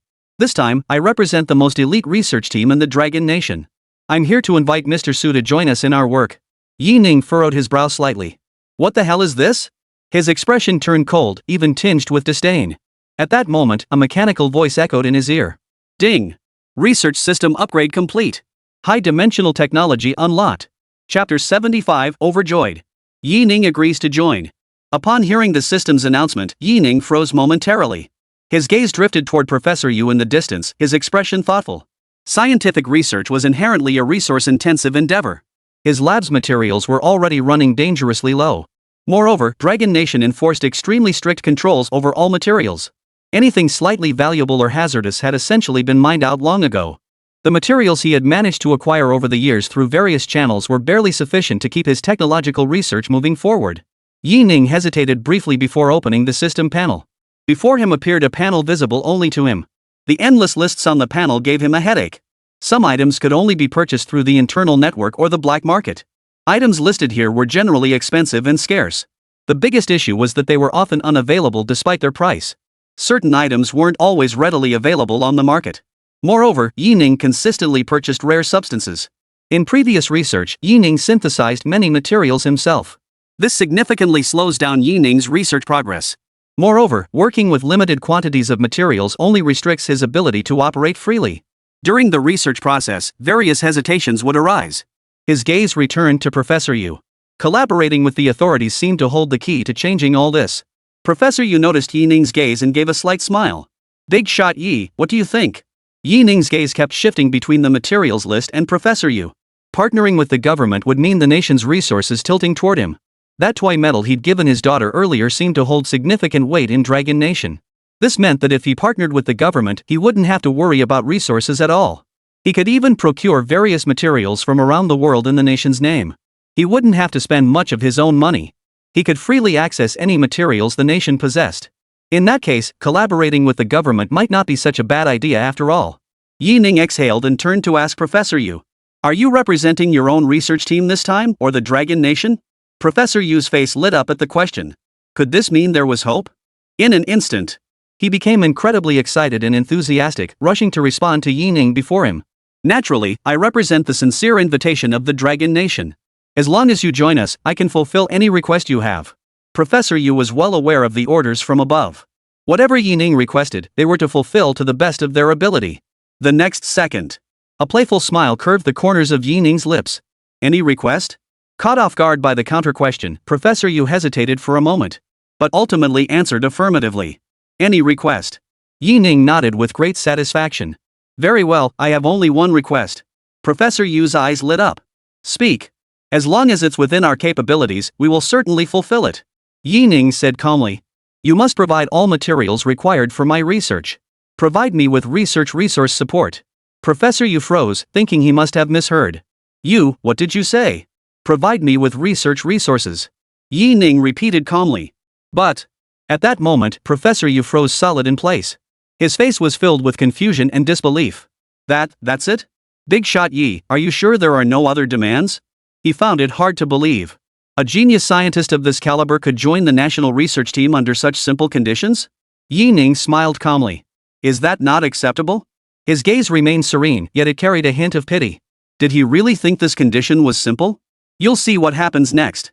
Professor Yu hesitated for a moment, then nodded frantically like a boiling kettle. Yes, absolutely. Big Shot Yi, when can we tour the lab? Yi Ning turned around and glanced at his surroundings. A holographic projection screen materialized out of thin air. A series of incomprehensible data points flashed across the panel. He gave them a cursory glance. It seemed there wasn't much material to bring over. Research into higher dimensional technology, those past studies seemed temporarily irrelevant. For Yi Ning, his eyes were fixed solely on scientific research. Collaboration with the Dragon Nation? That was of little consequence. As long as he could freely access that pile of materials, that prospect truly captivated him. After all, researching new dimensional technology felt like starting from scratch with every technique. It demanded vast quantities of materials and countless experiments. Yi Ning shook his head. Let's head to the lab now. Professor Yu exhaled in relief. And his face lit up with immense joy. This is truly wonderful. With Yi Ning joining their team, their research, which had hit a bottleneck, would surely progress smoothly. Professor Yu turned his gaze to Su Mucho standing nearby and said with a smile, Perfect timing. Why don't you take the boss on a tour of the lab? Yi Ning joining us is such a significant matter, I must report this to the higher-ups. With that, Professor Yu gave Yi Ning a nod and hurried off. He never imagined that a tentative inquiry would lead to the big boss agreeing so readily had him utterly thrilled. This time, the secrets of the mecha would finally be revealed. Recalling the events of the past few days still left a bitter taste in his mouth. A failed prototype, and they couldn't even study it. It was utterly humiliating. Ye's decision to join the collaboration must be reported to the leadership. Meanwhile, on the other side, Yi Ning looked at Su Mucho beside him and said calmly, What are you staring at? Lead the way. Show me the Dragon Nation's research lab. Su Mucho gave a brief "oh" and walked ahead. After all, her role was essentially that of a personal bodyguard. After spending these days together, Yi Ning had grown accustomed to her presence. And she even helped him pick up Tian every day. That was just fine. Su Mucho drove a plain car out of the garage. Of course, she had no idea whether this car was truly ordinary. For all she knew, it could be another mecha disguised as a car. She took the initiative to sit in the driver's seat. Yi Ning took the back seat. Su Mucho knew the roads of Jiangnan like the back of his hand. He also knew the exact location of the Jiangnan Research Institute. Fortunately, there was no traffic congestion along the way, and they reached their destination quickly. Chapter 76, The Flood has washed away the Dragon King's temple. The original research institute had expanded with the launch of the Mecha Research Project, forcing the construction of an additional research building right next to it. Utilizing light steel construction technology, the entire building was completed in just a few days. The first floor primarily housed the Mecha Exhibition Hall, an entire floor dedicated to mechs. It served to house the mechs and conduct mech-related research. Above that, the first and second floors were stacked with materials. The rest are largely empty, unoccupied laboratories. After all, this was a newly constructed research building, and many labs had yet to be assigned. Guided by Su Wanxiu, Yi Ning stepped into the research building. Despite the building's recent completion, the presence of the Mecha project meant it was actually bustling with activity. Yi Ning followed closely behind Su Wanxiu, touring the entire facility. Researchers passing by murmured among themselves. Who is that guy? Looks like he was transferred over from the military. Su Wanxiu, leading the way ahead, clearly misled their speculations. So young, he probably doesn't have much capability, right? He must have pulled some strings to get this position. The launch of Jiangnan City's Mecha project had drawn countless experts from across the nation. Typically, those who came were academic luminaries and prominent figures. They all signed confidentiality agreements, coming solely to conduct serious research on the mecha project. Of course, there were also young people like Yining who signed confidentiality agreements through connections. They weren't here for scientific research. They were merely here to pad their resumes. Such individuals were nothing new to them, they had long since grown accustomed to it. Yining's arrival was clearly viewed by them as another case of someone using connections to pad their resume. Some went so far as to voice their opinions openly, their words reaching Yining's ears without restraint. Even these gold-plating connections can get in? What a pain. Jiangnan City really has all kinds of people. Not like us in Zhengdu. These unabashed individuals hailed from the Zhengdu Research Institute. After signing confidentiality agreements, they had come directly to Jiangnan to launch their mecha research project. In terms of Research Institute rankings, Zhengdu naturally held a higher standing than Jiangnan. The director of the Zhengdu Research Institute deeply despised these gold-plated connections, so such situations were virtually unheard of in Zhengzhou. Yining paid no heed to the gossip and rumors. He couldn't care less. His sole focus now was when he could formally commence his work. For him, research was the absolute priority. He looked calmly at Su Wanqiu ahead of him and said, "Take me straight to the lab." Su Wanqiu nodded. This research building, except for the first floor specifically designated for mecha manufacturing, retained the same structure as the old building. Though she was a military figure, she knew the exact location of the lab. He led Yining straight through the hallway, heading deeper inside. Before they reached the elevator, they were stopped. "Sorry, this is a restricted area involving mecha classified information. Unauthorized personnel without a signed confidentiality agreement or relevant credentials are prohibited from entering." Su Wanqiu frowned slightly and produced her military ID. "May we proceed now?" A hint of astonishment flickered in the guard's eyes. Clearly, he hadn't expected Su Wanqiu's rank to be so high. The gatekeeper, or research scientist, verified her credentials and nodded. "My apologies, Commander Su. You may proceed." Since Su Wanqiu was participating in this operation, she had obviously signed a confidentiality agreement. As he prepared to re-enter with Yining, the guard stopped them once more. "Director Yi, you may proceed, but he cannot." The researcher pointed at Yining behind Su Wanqiu and whispered. Su Wanqiu froze in shock. She was furious. Had these people lost their minds? Didn't they know who designed this mecha? Yining smiled faintly behind her. "This is rather amusing," Su Wanqiu said with a hint of anger. "Not even I can bring him in?" At that moment, an elderly man approached slowly. Upon seeing him, the group bowed their heads in unison and addressed him. Dean Bai. This elder was none other than Elder Bai from the Central Capital Research Institute. Director Bai. Transferred here to oversee the mecha research project in accordance with confidentiality agreements. He looked at the person before him and said in a solemn voice. "Commander Su, there's no need for such unreasonable behavior. The mecha project is of critical importance. It's not something you can just bring in any Tom, Dick, or Harry to work on." Su Wanqiu paused in surprise. She recognized this elderly man. Back in military academy, she had attended one of his lectures. He was equally renowned in the scientific community. She hadn't expected him to sign the agreement as well. At this point, no matter what Su Wanqiu said, they simply wouldn't believe her. There was nothing she could do. She could only look at the group with a helpless expression, her tone filled with complexity as she spoke. "Do you know who he is?" Old Bai's gaze sharpened as he stepped directly before Yining, his voice deep and commanding. "I'd also like to ask just who exactly is this young man?" He looked at the young man before him with a hint of disdain. How dare he try to enter the research lab without even signing a confidentiality agreement? Under the relentless pressure of countless voices, Su Wanqiu had no choice but to turn her gaze toward Yining. Under these circumstances, only Yining could reveal his identity. Yining, however, remained composed. He glanced at the old man. Then, in full view of everyone, he simply reached into his pocket. Countless people froze in shock. What was this man trying to do? At a time like this, he couldn't possibly be thinking of using money to test the veteran cadre? In this situation, what cadre couldn't withstand the test? Yining quickly fumbled around in his left pants pocket and found a metal object. He pulled it out. This metal, where red and gold shimmered together, bore 2 teeth marks on its surface. Crafted from pure gold with exceptional malleability, it was naturally easy to bite through. As for the teeth marks? Naturally, they were left by Yi Tian. "You should recognize this, right?" Old Bai froze for a moment. He felt strangely familiar with this metal. Within moments, he snapped back to reality. This is the National Hero Medal? In an instant, Old Bai snapped back to his senses, his entire face etched with utter shock. For it must be understood. Across the entire Dragon Nation, only one person could possibly hold such a medal. That person happened to be the creator of the mecha.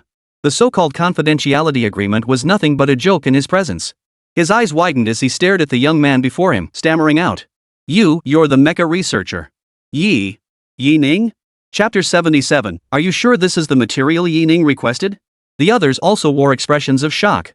Yi Ning, recipient of the National Hero Medal, chief engineer of the National Mecha Program. Is that really Yi Ning? He's so young? He's the mecha builder? The mecha they're currently developing is what he calls a failed prototype. Everyone froze in shock. Yi Ning spoke calmly. I never signed your so-called confidentiality agreement. Is there a problem? The room fell silent. The security guard who had initially blocked Yi Ning's path now wore an increasingly complex expression. He glanced at Yi Ning before stammering out. No problem. Yi Ning paid no attention to the others, speaking calmly. Take me to a quieter lab. Su Wanqiu nodded, visibly relieved. She stole a glance at Yi Ning.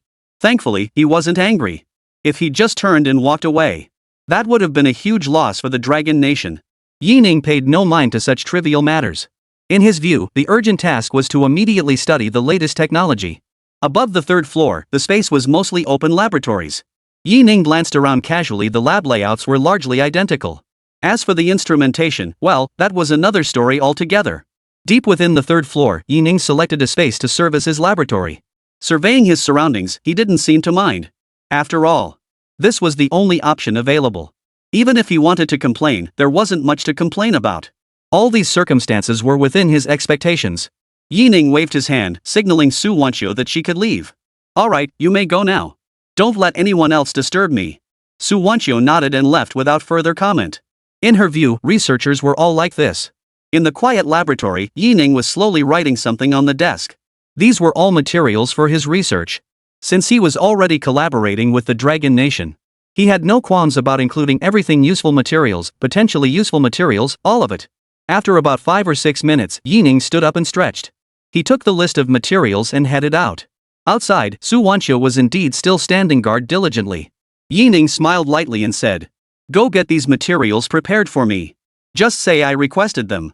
Su Wanqiu glanced over the list and breathed a sigh of relief. Thankfully, she recognized most of them. They were all on the periodic table.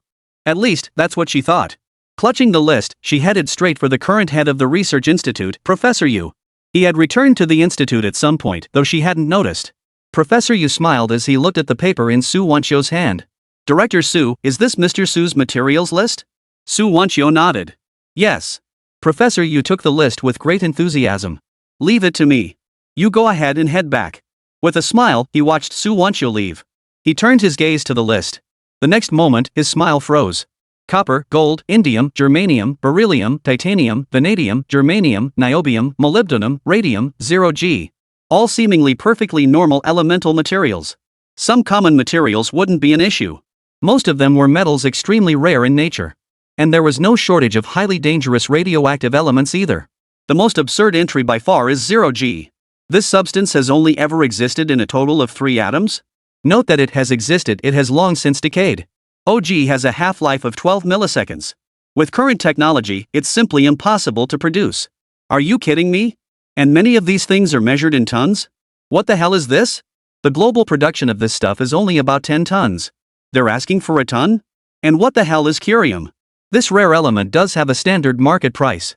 But damn it, each gram sells for 190 million. And it's often available only at a price, not on the market. What the hell? With such a terrifying price tag, they're asking for several kilograms at a time?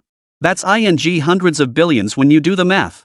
He couldn't even be bothered to rant about the rest of it. It contained over a dozen unstable elements. Looking at it now, OG was actually the stable one.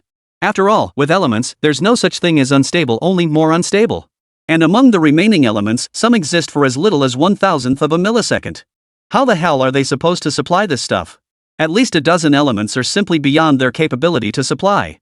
Though extraction is quite difficult. But how to put it? The instant it's extracted, that atom vanishes. He gazed into the distance at Su Wanqiu's blurred silhouette. Only one thought occupied his mind. That was it too late to back out now? He exhaled, a hint of resignation in his breath. He could only do his absolute best. Some things were simply beyond their reach. What's the most absurd part? There were over a dozen elements he didn't recognize. Unrecognized. What does this imply? This stuff might be elements discovered solely by Yi Ning himself. It's never been recorded on the periodic table. Damn it, discovering a new element alone could easily earn you a Nobel Prize in physics. And there are over a dozen of them here.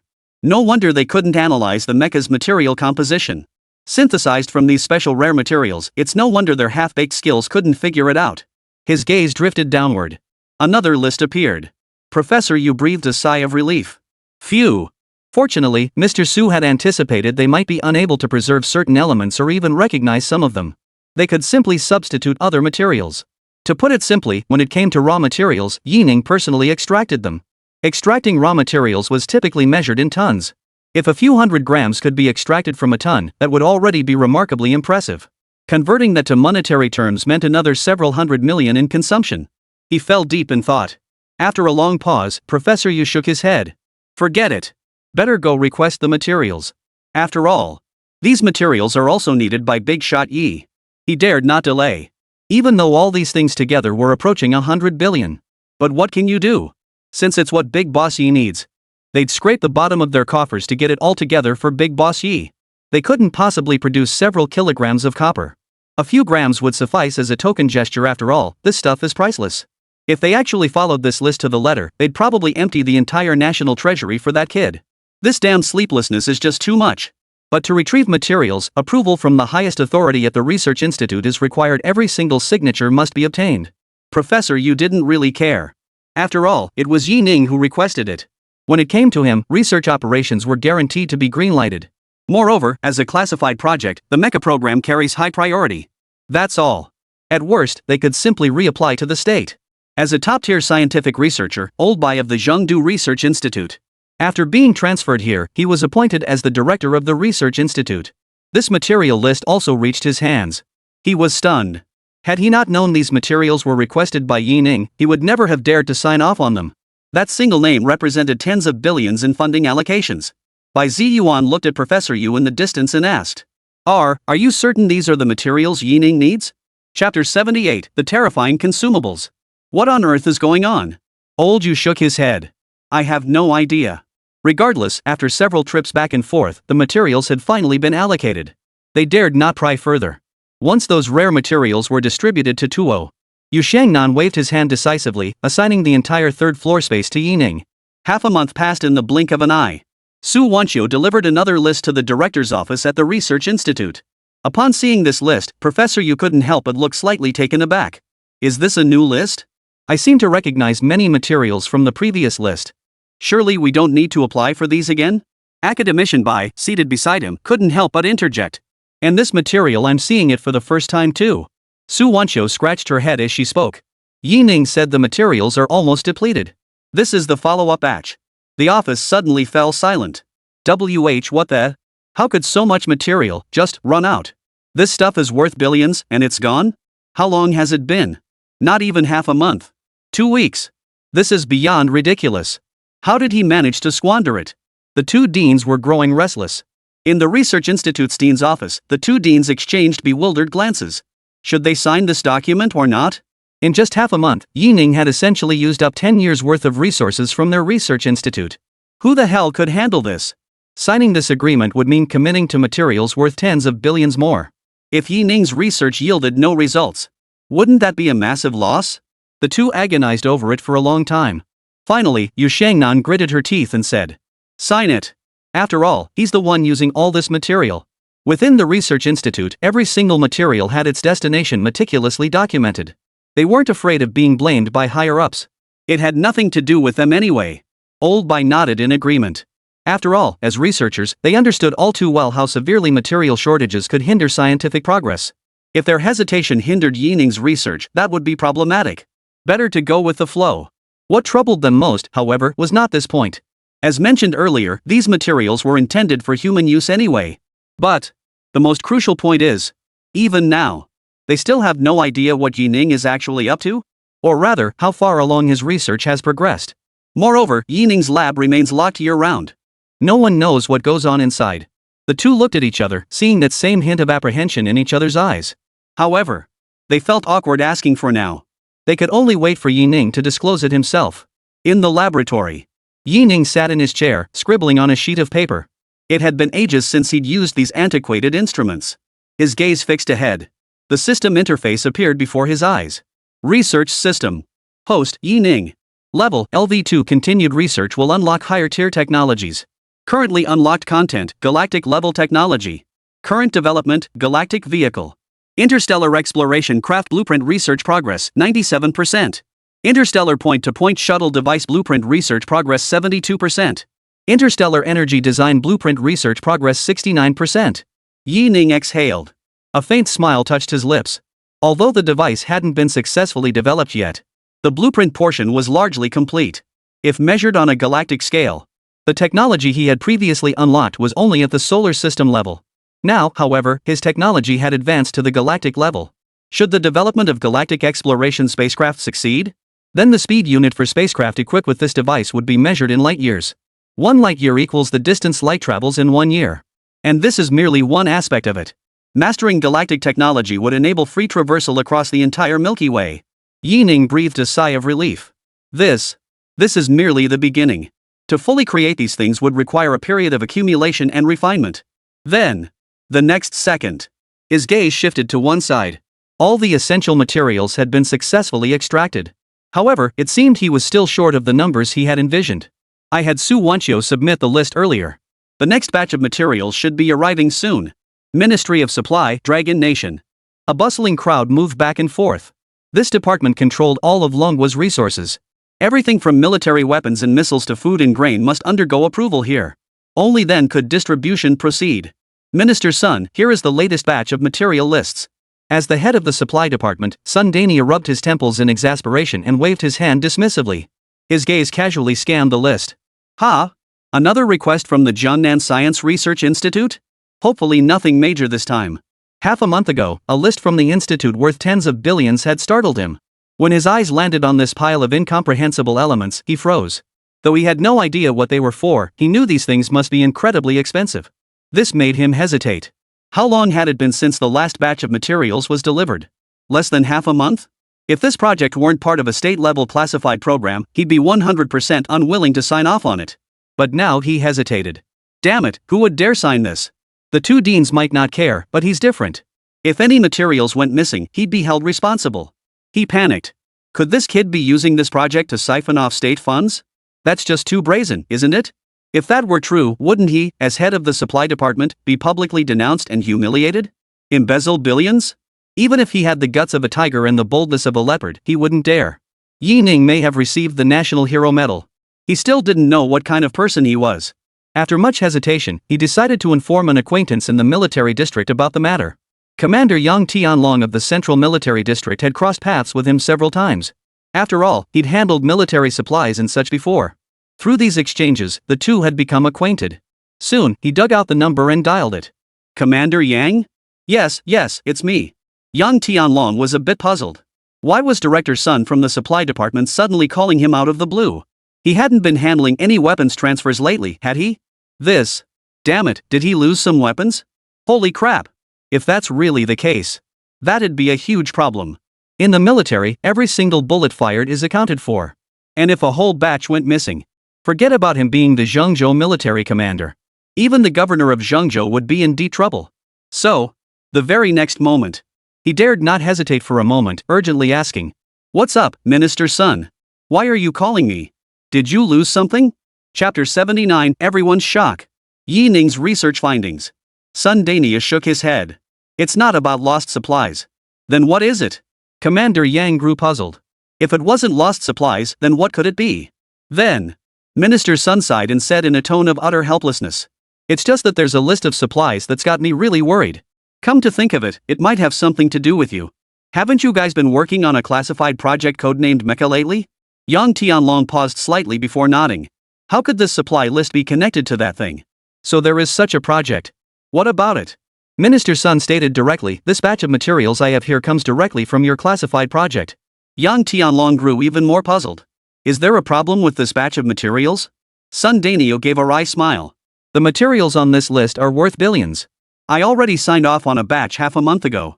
And now, just days later, another batch arrives. I suspect someone might be exploiting this project for illicit purposes. What? Yang Tianlong was startled upon hearing this. This was indeed a major issue. Using state confidentiality agreements to cash out? That takes some nerve. Even as the mecha designer, he couldn't let this slide. We're talking hundreds of billions here. No small sum, he said in a low voice. All right, old son. I've got the situation. I'll head straight to the research institute myself. I'll get to the bottom of whether there's an issue with this material for you. As commander of the Southern Military Region, he had the authority to handle such matters. Moreover, he was bound by a confidentiality agreement. He had also made significant contributions during the mecha testing phase. Getting into the research institute posed no problem for him. After hanging up, Yang Tianlong immediately drove straight there in his military vehicle bearing the military region's license plate. Outside the research institute, Yang Tianlong didn't head straight to Yining's lab. Instead, he first sought out Professor Yu, the institute's director. Within the research institute, he should be well versed in all matters, big and small. That list of materials must have been signed off by him. Therefore, Professor Yu couldn't possibly be unaware. Dean Yu. Regarding the research institute, there's an issue with the recently submitted materials list. You must be aware of it, right? Professor Yu paused, taken aback. His heart sank abruptly. Had the higher-ups already taken action so quickly? He forced a smile and said, "Of course I'm aware of these matters." Yang Tianlong nodded. Then what research outcomes have these hundreds of billions produced? Professor Yu's smile froze. Ah, well. Mr. Su's lab doesn't allow us to observe. I'm not entirely sure either. How could he possibly know what Yining was researching in there? Yang Tianlong snorted coldly. Since you don't know, I'll have to look into it myself. Take me to Mr. Su's office. Professor Yu's face twisted with bitterness. But there was nothing to be done. After all, he was the commander of the Central Military District and subject to confidentiality agreements. He had no choice but to lead the way. In truth, Dean Yu was also deeply curious. What exactly had Yining been researching these past days? Today, Commander Yang happened to be visiting. So they decided to use Commander Yang as an excuse to see what kind of research Yining was actually conducting. Guided by Professor Yu, the two proceeded directly to the RD building. Under the gaze of countless onlookers, they stepped into the elevator. Commander Yang's stern expression drew particularly curious glances from the crowd. Ding! Third floor. This entire floor belonged to Yining's office. Yang Tianlong's expression softened slightly. He pressed the doorbell. Yining, working in the lab, heard the sound and slowly emerged. The materials arrived so quickly? He opened the door to find that military rank a high-ranking official. Yining's expression turned puzzled. Who are you? Yang Tianlong took a deep breath. He knew the significance of the mecha to them now. Mr. Yi, hello. I am Commander Yang Tianlong of the Central Military Headquarters. I've come this time to find out, after all this research, what exactly have you discovered? If there's no progress report, the next batch of materials won't be easy to release. He had carefully controlled his tone, maintaining utmost politeness. By using the materials as a pretext for his questioning, he maintained a reasonable and justified stance, avoiding suspicion. Yining raised an eyebrow, instantly understanding this man meant business. He was here demanding results. But Yining understood perfectly well. He ignored the senior officer and turned directly back toward the laboratory. In the corner of the desk lay several blueprints, long since completed. A thick stack, covered in densely packed text. He casually picked them up and handed the drawings directly to Yang Tianlong. Yang Tianlong took the papers, scanned them briefly, and furrowed his brow slightly. Unable to decipher the content, he immediately turned his gaze toward Professor Yu. He handed over the drawings he was holding. Professor Yu understood immediately and took the drawings back. He instantly recognized their extraordinary nature. The title alone had already deeply captivated him. Design Drawing Number 1001, Mecha Engineer Design Drawing. His eyes widened instantly. This was the blueprint for the second-generation mecha. Meanwhile, Yang Tianlong beside him remained oblivious, still chatting with Yining. I wonder where Mr. Yi used those materials.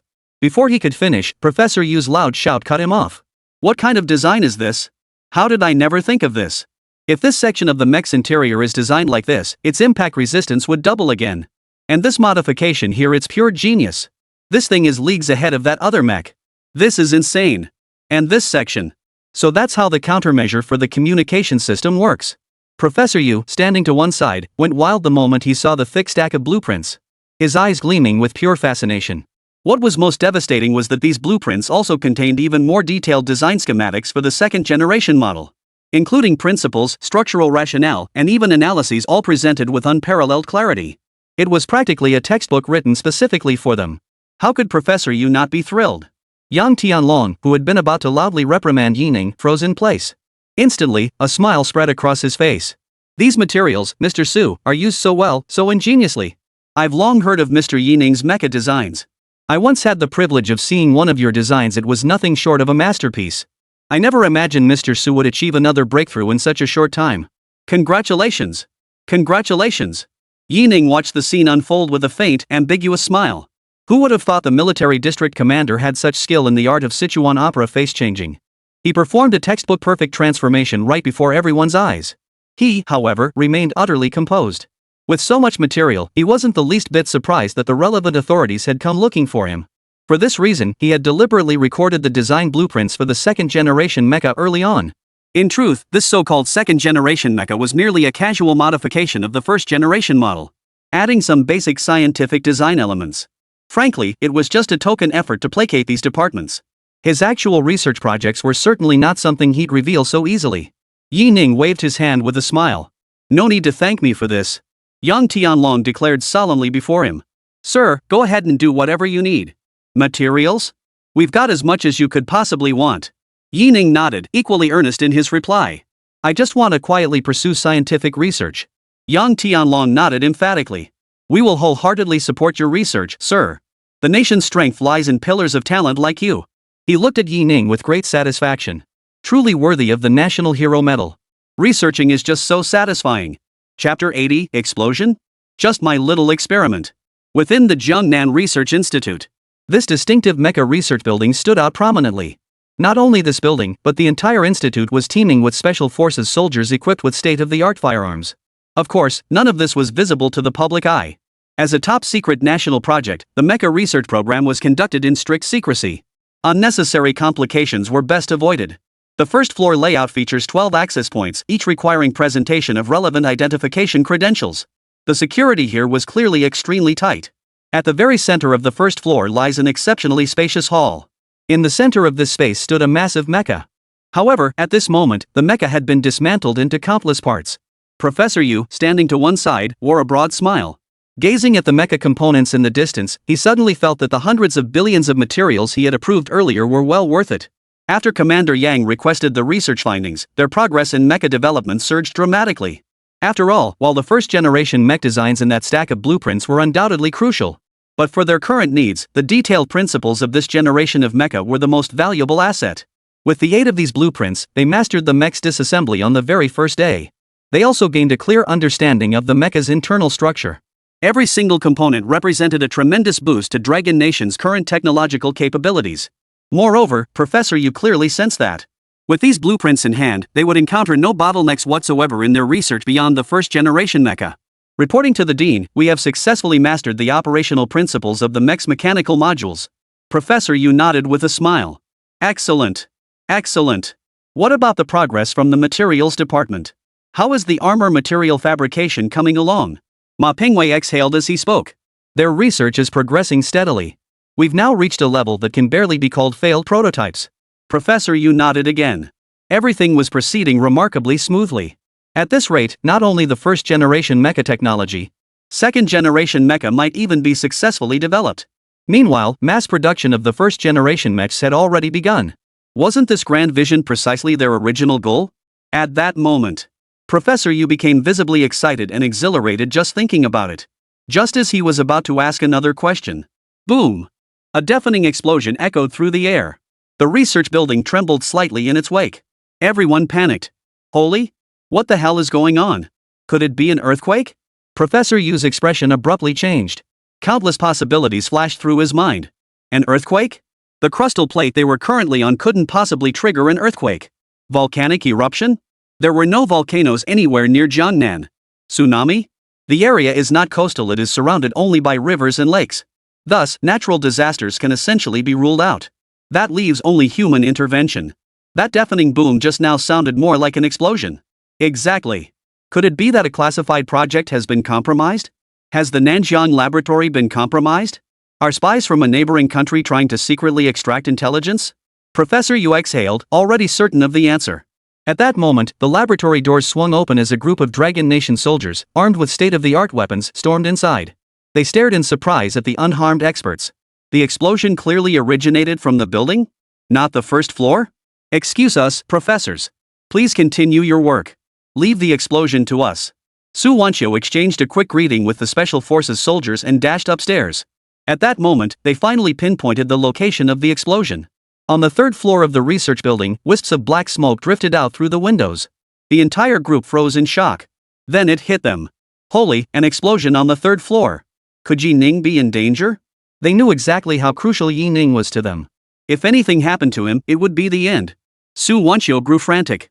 A group of special forces soldiers followed closely behind her, rushing up to the third floor. They paid no attention to the elevator nearby. With their military conditioning, they reached the third floor in record time. The moment they stepped onto the third floor, they saw Yi Ning sitting calmly by the laboratory door. Su Wanqiu's heart finally settled. Within the lab, wisps of smoke slowly dissipated outward. And incredibly, the lab itself seemed largely undamaged. Are you okay? Su Wanqiu asked tentatively. Yi Ning gave her a look as if she were mentally challenged. Do I look like I'm hurt? Su Wanqiu was speechless. He calmly removed the gloves from his hands and tossed them into the nearby trash bin. Just a little experiment. Don't panic, everyone. Yi Ning glanced toward the Special Forces squad. There will be many more incidents like this in the future. Don't make a big deal out of it. The group fell silent. As they prepared to retreat, another deafening explosion erupted from the laboratory. Boom! The entire building shook once more. Thick black smoke billowed out from the laboratory once more. A group of Special Forces soldiers instinctively raised their guns, aiming toward the source of the explosion. Seeing Yi Ning standing nearby, still as calm as ever, he froze in place, utterly dumbfounded. How could he be so composed? That was an explosion. Are scientists really that mentally tough? Su Wanqiu also froze in place, pointing toward the lab area as she looked at Yi Ning and asked. Well, Yi Ning replied earnestly. Just a minor issue. Just a reaction caused by atomic fission. The fission process will take about 20 minutes. Su Wanqiu looked utterly bewildered upon hearing this. What does that mean? Yi Ning nodded calmly. In other words, an explosion will occur here every minute. It'll last about 20 minutes. As the words fell, boom! A massive explosion echoed from the laboratory once more. The group froze. Everyone stared at Yi Ning in utter shock. Is this what scientific research is like? It was utterly terrifying. Yi Ning glanced at the crowd impatiently and waved his hand. I've already taken all necessary precautions. It won't cause any major impact or damage to the building. Only some harmless, non-toxic smoke will be emitted. Now get out of here. Don't interrupt my work. Amidst the stunned gazes of countless onlookers, Yi Ning pulled out a fresh pair of gloves and calmly stepped back into the lab, leaving the stunned crowd behind. Chapter 81, Unlocking New Technology. They took a deep breath, exchanged glances, and said, Should we notify everyone? Su Wanqiu nodded blankly. What she was thinking, however, was, this man is way too composed. Only then did she snap back to reality. Well, we really should inform the dean and the others. After all, the explosion had been quite loud. And it lasted 20 whole minutes. If no explanation was given, all these professors and experts would be on edge. Su Wanqiu glanced at the others and waved her hand as well. You all return to your posts. I'll handle informing the dean. The group of Special Forces soldiers saluted in unison and headed toward their respective areas of responsibility. On the first floor, the experts' research was abruptly halted. They stared blankly outside. Boom! The intermittent explosions sent a wave of panic through them. Finally, upon seeing Su Wanqiu arrive, they breathed a slight sigh of relief. Yu Xiangnan hurried over and asked urgently. Commander Su, did you capture the spy? Su Wanqiu paused, taken aback. What spy? She quickly grasped the director's meaning and hastily explained. That explosion? It was from Big Brother Ye's research project on the third floor. He mentioned something about atoms, fission, and such. Anyway, it's supposed to go off once every minute for about 20 minutes. Su Wanqiu couldn't quite recall the details, her words hazy. Upon hearing this, the group of experts nodded in unison. Each fell into deep thought, as if they had finally grasped the meaning. The first to show genuine shock was Academician Li. A national-level nuclear energy expert, he had even participated in designing the nation's first nuclear power plant. He exclaimed loudly. I understand. The atom Yi is researching now will undergo a fission reaction. And this atom has a decay time of a full 20 minutes. If applied to missiles or other weapons, then a single missile could achieve the destructive power of dozens of missiles. Upon hearing this, the other experts present all nodded excitedly. Yu Xiangnan, equally impressed, continued. If we could modify the fission time of this atom, the frequency of explosions would increase dramatically. The group looked utterly stunned. Truly worthy of Academician Li and President Yu, they could deduce the gist of it with just a few words. At the same time, their admiration for Yi Ning deepened. Big Shot Yi was truly Big Shot Yi. The recipient of the National Hero Medal truly stood in a league of his own. The technology they were researching now was merely scattered fragments left behind by the Great Yi. After a moment of stunned silence, the group regained their composure. A figure like Yi Dalao continues to refine his scientific path relentlessly. What excuse did they have to stop? This thought spurred them on, and their hands moved faster. Everyone plunged back into their research on the first-generation mecha. On the third-floor lab, Yi Ning exhaled. His gaze fixed on the massive metal sphere in the distance, he muttered to himself. They were clearly placed inside the emergency safety devices. Why is the explosion still so loud? His gaze fixed on the atomic cluster as he murmured to himself. Seems it's still not quite stable. But it should be barely sufficient. In this ordinary laboratory, Yi Ning had somehow arranged numerous precision instruments. No one else had ever seen Yi Ning bring any instruments in from outside. Naturally, only Yi Ning himself knew the truth. His gaze lingered on the instruments. To research galactic-level technology, the previous instruments had to be phased out. These instruments, of course, were all crafted by his own hands, one by one. The materials, naturally, all came from those lists. This once empty laboratory was gradually filled by him. The dean had shown some foresight in granting him the entire third floor. Otherwise, this small lab would have been far too cramped to accommodate all these instruments. Yi Ning's gaze fixed forward. Three-dimensional cross-sectional diagrams of each component appeared before his eyes. Yi Ning nodded. It was time for the next test. As his hands moved, subtle changes imperceptible to the naked eye began to unfold. Of course, there was no explosion this time. On the first floor, the results became even more obvious. Holy? Why did the wireless screen mirroring suddenly lose signal? A shout erupted from the lab. Holy crap, my phone lost signal too. Ha! Signal's back to full bars. It's gone again. Why isn't Bluetooth responding either? Why isn't my computer connecting to the internet either? Yu Xiangnan, standing nearby, was equally stunned. This research computer uses a direct fiber optic connection. What the hell kind of technology is this? Even wired data transmission gets forcibly interrupted? Sure enough, the screen went completely black. The entire group was dumbfounded. Holy, how are we supposed to conduct research now? This time, none of them panicked. Who else could pull off such unconventional tactics? Besides Yi, who else could pull something like this off? Yu Xiangnan exhaled, seizing the moment to sing a song. At the same time, his heart trembled with awe. Truly, Big Brother Yi. Within a single day, he developed two groundbreaking technologies. This one goes without saying. It must be related to communications, right? Ma Pingwei, the communications expert beside him, was already in awe. Only Yi could pull off such mind-boggling signal jamming technology. Fortunately, this disruption didn't last long. Otherwise, they all could have gone home early today. Less than 10 minutes after the communication, the lights in the research lab suddenly flickered eerily. Everyone froze. No way. This time, even the power supply was being interfered with? The entire group froze. This technology is downright insane. If they directly jammed the enemy's power supply, wouldn't that cause a total system shutdown? But after the previous incident, these experts had grown accustomed to it. After all, nothing about Yi Ning was surprising anymore. On the third floor, Yi Ning stretched lazily. A satisfied smile spread across his face as he looked at the device before him. A voice, audible only to him, echoed in his ear. Ding! Galactic-level technology unlocked. Warp engine activated. Chapter 82, one word. Go! Nanjiang City. All scientific research proceeded in an orderly fashion. It must be said that the research on the first-generation mecha was progressing remarkably smoothly. Under these mecha blueprints, the batch of mechs secretly manufactured by the nation emerged. And after passing all necessary tests, this batch is now ready for official deployment.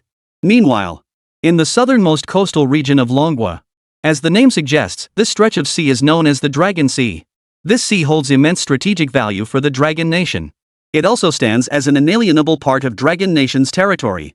Countless coastal fishermen depend on these waters for their livelihoods.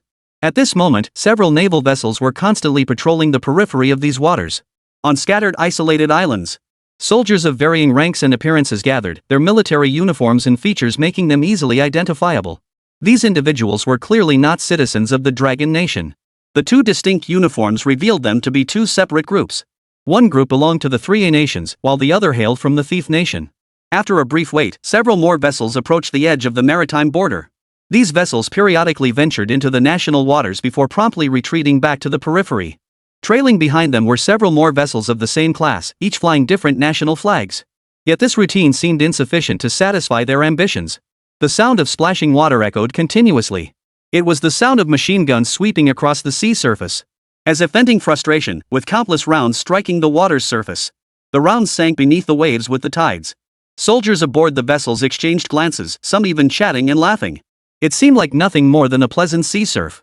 Some fish, struck by the dense barrage, immediately surfaced. At the edge of this national sea territory, blood soon began to flow. The massive discharge of ammunition dyed the entire stretch of water crimson. Yet this appeared to be merely the beginning. Those sophisticated warships began launching missiles toward the sea surface. Boom! A deafening explosion reverberated across the skies above the Dragon Nation's territorial waters. Giant waves surged across the sea surface. Though the immense sound couldn't reach the Dragon Nation's mainland, it was no minor disturbance. In fact, this action seemed almost too brazen. On the warship, they muttered filthy curses about their own country, as if they had just consumed excrement for breakfast. Simultaneously, they performed various provocative gestures toward a single direction. Southern Military District. In the monitoring room, people paced back and forth. Wahai also fell under their jurisdiction. And with such a major disturbance occurring along the Wahai border, how could they possibly have failed to notice? A man sprinted outside. Old Zhang, it's bad news. His complexion was slightly pale, yet his stature was average in the military, he'd likely only make the front ranks.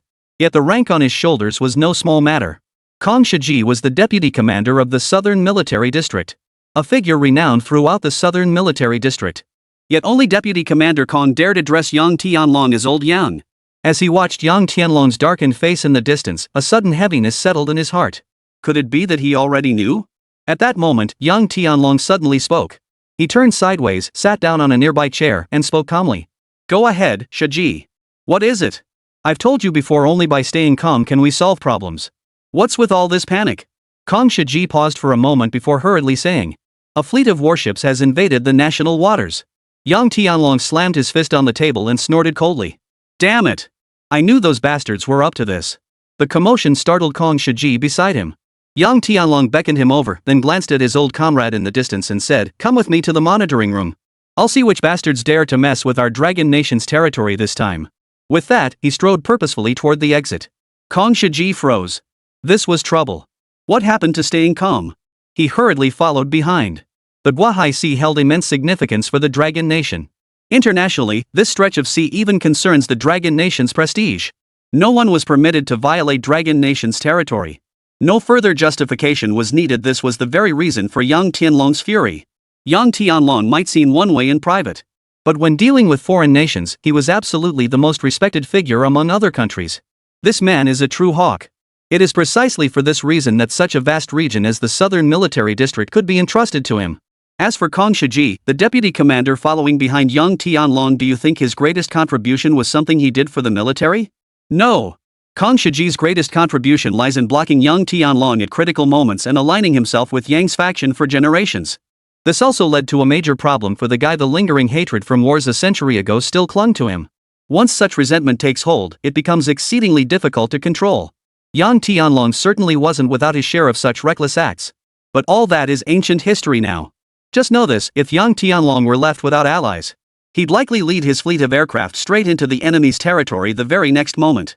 A nation requires not only dovish figures, but also a strong hawk to step forward in diplomatic matters. Yang Tianlong was precisely that kind of figure. In the monitoring room, Yang Tianlong stared coldly at the map displayed on the radar feed. Green dots continuously entered and exited the Dragon Nation's maritime territory. This directly pushed Yang Tianlong over the edge. Damn those little bastards. Think you like coming into my Dragon Nation's waters, huh? I'll make sure none of these bastards ever come back alive. He turned around. Satellite communication console, dispatch a squadron of fighters immediately. I'll wipe them out. Kong Shiji, standing beside him, desperately clutched Yang Tianlong's hand, repeating over and over. Old Yang, mind the diplomatic relations. Mind the diplomatic relations. The words barely left his mouth before Yang Tianlong glared over. What the hell kind of diplomacy is this? They're ting and pissing all over my head, and you want me to talk diplomacy? One word. Attack. Chapter 83, Yang Tianlong's Rage. What the hell is he doing? Kong Shiji kept his hands clasped as he continued speaking. First, confirm which country's personnel are in the waters. We'll have the foreign ministry verify it. We absolutely cannot strain diplomatic relations with the Dragon Nation. Only then did Yang Tianlong withdraw his gaze and move to the other side. Pointing at the soldier at the control console, he ordered. Switch to satellite imagery of the national maritime border. Now. Immediately. His gaze fixed directly on the screen. The soldier scrambled to comply. The images on the screen kept switching back and forth, each showing satellite imagery of different maritime regions. After the images cycled through one by one, the screen soon settled on a specific stretch of sea. Several vessels, and even some helicopters, were patrolling the periphery of the national waters. Yang Tianlong immediately focused his gaze on the screen. He squinted at the images. Can you zoom in a bit more? As soon as the words left his mouth, the image enlarged slightly. Kang Shiji watched intently, then sighed and said, 2 nations. The vessels were divided into 2 distinct color schemes, each flying their respective national flags. How could Kang Shiji not recognize them? He spoke calmly. The Kingdom of A and the Kingdom of Thief. Yang Tianlong remarked coldly from the side. The helicopters and ships for both groups are the same model. Made in the United States. Upon hearing this, Kang Shiji finally noticed this detail, and immediately turned his gaze toward the screen. Sure enough, these were the familiar American-made vessels and helicopters they knew well. Though the hull had undergone some rough camouflage, it was unmistakable this was a pretty country warship. Clearly, the United States was backing this operation. In the footage, these vessels occasionally fired artillery rounds. Kang Shiji's expression grew grave. These people were truly going too far. Their objective was crystal clear. They simply want to assert their sovereignty over the Dragon Nation's maritime territories, don't they? Simply put, they intended to invade Dragon Nation's waters and claim them as their own. He said in a low voice. Old Yang, I'll contact the Ministry of National Defense and the Ministry of Foreign Affairs to confirm. Let's head to the conference room for a meeting. Yang Tianlong glanced at him but said nothing. Although he held the authority to mobilize troops, this matter ultimately fell under the purview of the Ministry of Foreign Affairs and the Ministry of National Defense. Without orders, deploying troops on his own initiative could still impact domestic and international relations. Deep down, Yang Tianlong still felt a sense of frustration. Following a phone call from Kang Shiji, a conference call was swiftly initiated in the Southern Military District's office. Concerning Guahai's sovereignty, this matter could not be delayed. The moment these insignificant individuals set foot on Guahai territory, it amounted to a direct provocation against the Dragon Nation. 2 faces appeared on the projection before Yang Tianlong. He was holding a video conference with the Minister of Foreign Affairs and the Minister of National Defense. Song Yuhong, get to the bottom of this immediately. Foreign Minister Song Yuhong nodded urgently. Hold on, I'm contacting their Ministry of Foreign Affairs. Outwardly, he appeared calm, but inwardly, he was already seething with anger. Weak nations have no diplomacy. As the Minister of Foreign Affairs of the Dragon Nation, once he had confirmed all the factors involved, if this was indeed orchestrated by the third country and the thief nation, then prepare to face the wrath of the Dragon Nation. It would be the perfect opportunity to make an example of them, showing the United States the consequences of provoking the Dragon Nation. In the video, Song Yuhong dialed a number. The recipient was the Ministry of Foreign Education of the thief nation. He calmly stated in Chinese, "Those naval vessels stationed along the coastal border, do they belong to your country?" As a member of the Foreign Education Department, he either spoke multiple languages himself or had a personal interpreter by his side. The other party paused slightly upon understanding Song Yuhong's words, their voice betraying surprise. It seemed he was shocked. Could Longwa's response be this swift? They'd managed to make this call in such a short time. Just as the other party was about to deliver their prepared response, Song Yuhong's commanding voice cut in again. If not, the air-to-surface missiles, submarine-launched missiles, and ship-launched missiles deployed in our national maritime zone will lock onto the target. To safeguard diplomatic relations between our nations, we will eliminate without mercy these individuals disguised as thieves who seek to undermine the friendship between our countries. The words fell. The other party grew frantic. Clearly, he understood Chinese. And he hurriedly spoke in halting Chinese. Mr. Song, please wait. This is merely a routine military exercise. Once the exercise concludes, we will depart. Please do not panic. Song Yuhong's overwhelmingly forceful voice echoed once more. I'm sorry, but you have already entered our national waters. Under the National Maritime Convention, if you fail to depart our territorial waters after receiving warnings, I reserve the right to destroy all targets violating our territorial waters. The Dragon Nation's stance was resolute. As the Minister of Foreign Affairs, he naturally could not afford to give the other side any room for negotiation. For Dragon Nation's maritime territories were equally non-negotiable. Not an inch of Dragon Nation's territory shall be relinquished. The other party paused briefly before speaking in a threatening tone. Mr. Song, you are deliberately sabotaging bilateral exchanges. Can you bear the responsibility for this? Though Stealth Nation is small, it has established substantial economic ties with Dragon Nation. Import and export goods, foreign trade transactions, and so on. Upon hearing this, Song Yuhong suddenly smiled and continued his response. If you refuse to withdraw from the Guahai waters, then there's nothing left to discuss. Such was the nation's unyielding stance in foreign affairs. The tiny thief nation is no larger than a single province of our Dragon Nation. And yet they dare threaten us with diplomatic relations? If diplomatic tensions truly escalate, the only loser will be your little country. They truly don't know their own place. After a moment's silence, the other party spoke. Give me some time. After hanging up, Song Yu-hong regained his composure. Judging solely by appearance, this bespectacled head of the foreign teachers department looked every bit the refined gentleman.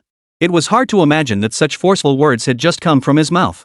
Song Yu-hong followed the same procedure, dialing the number for the foreign teachers department at Asan University. If the issue could be resolved through negotiation, it was certainly better to conserve energy.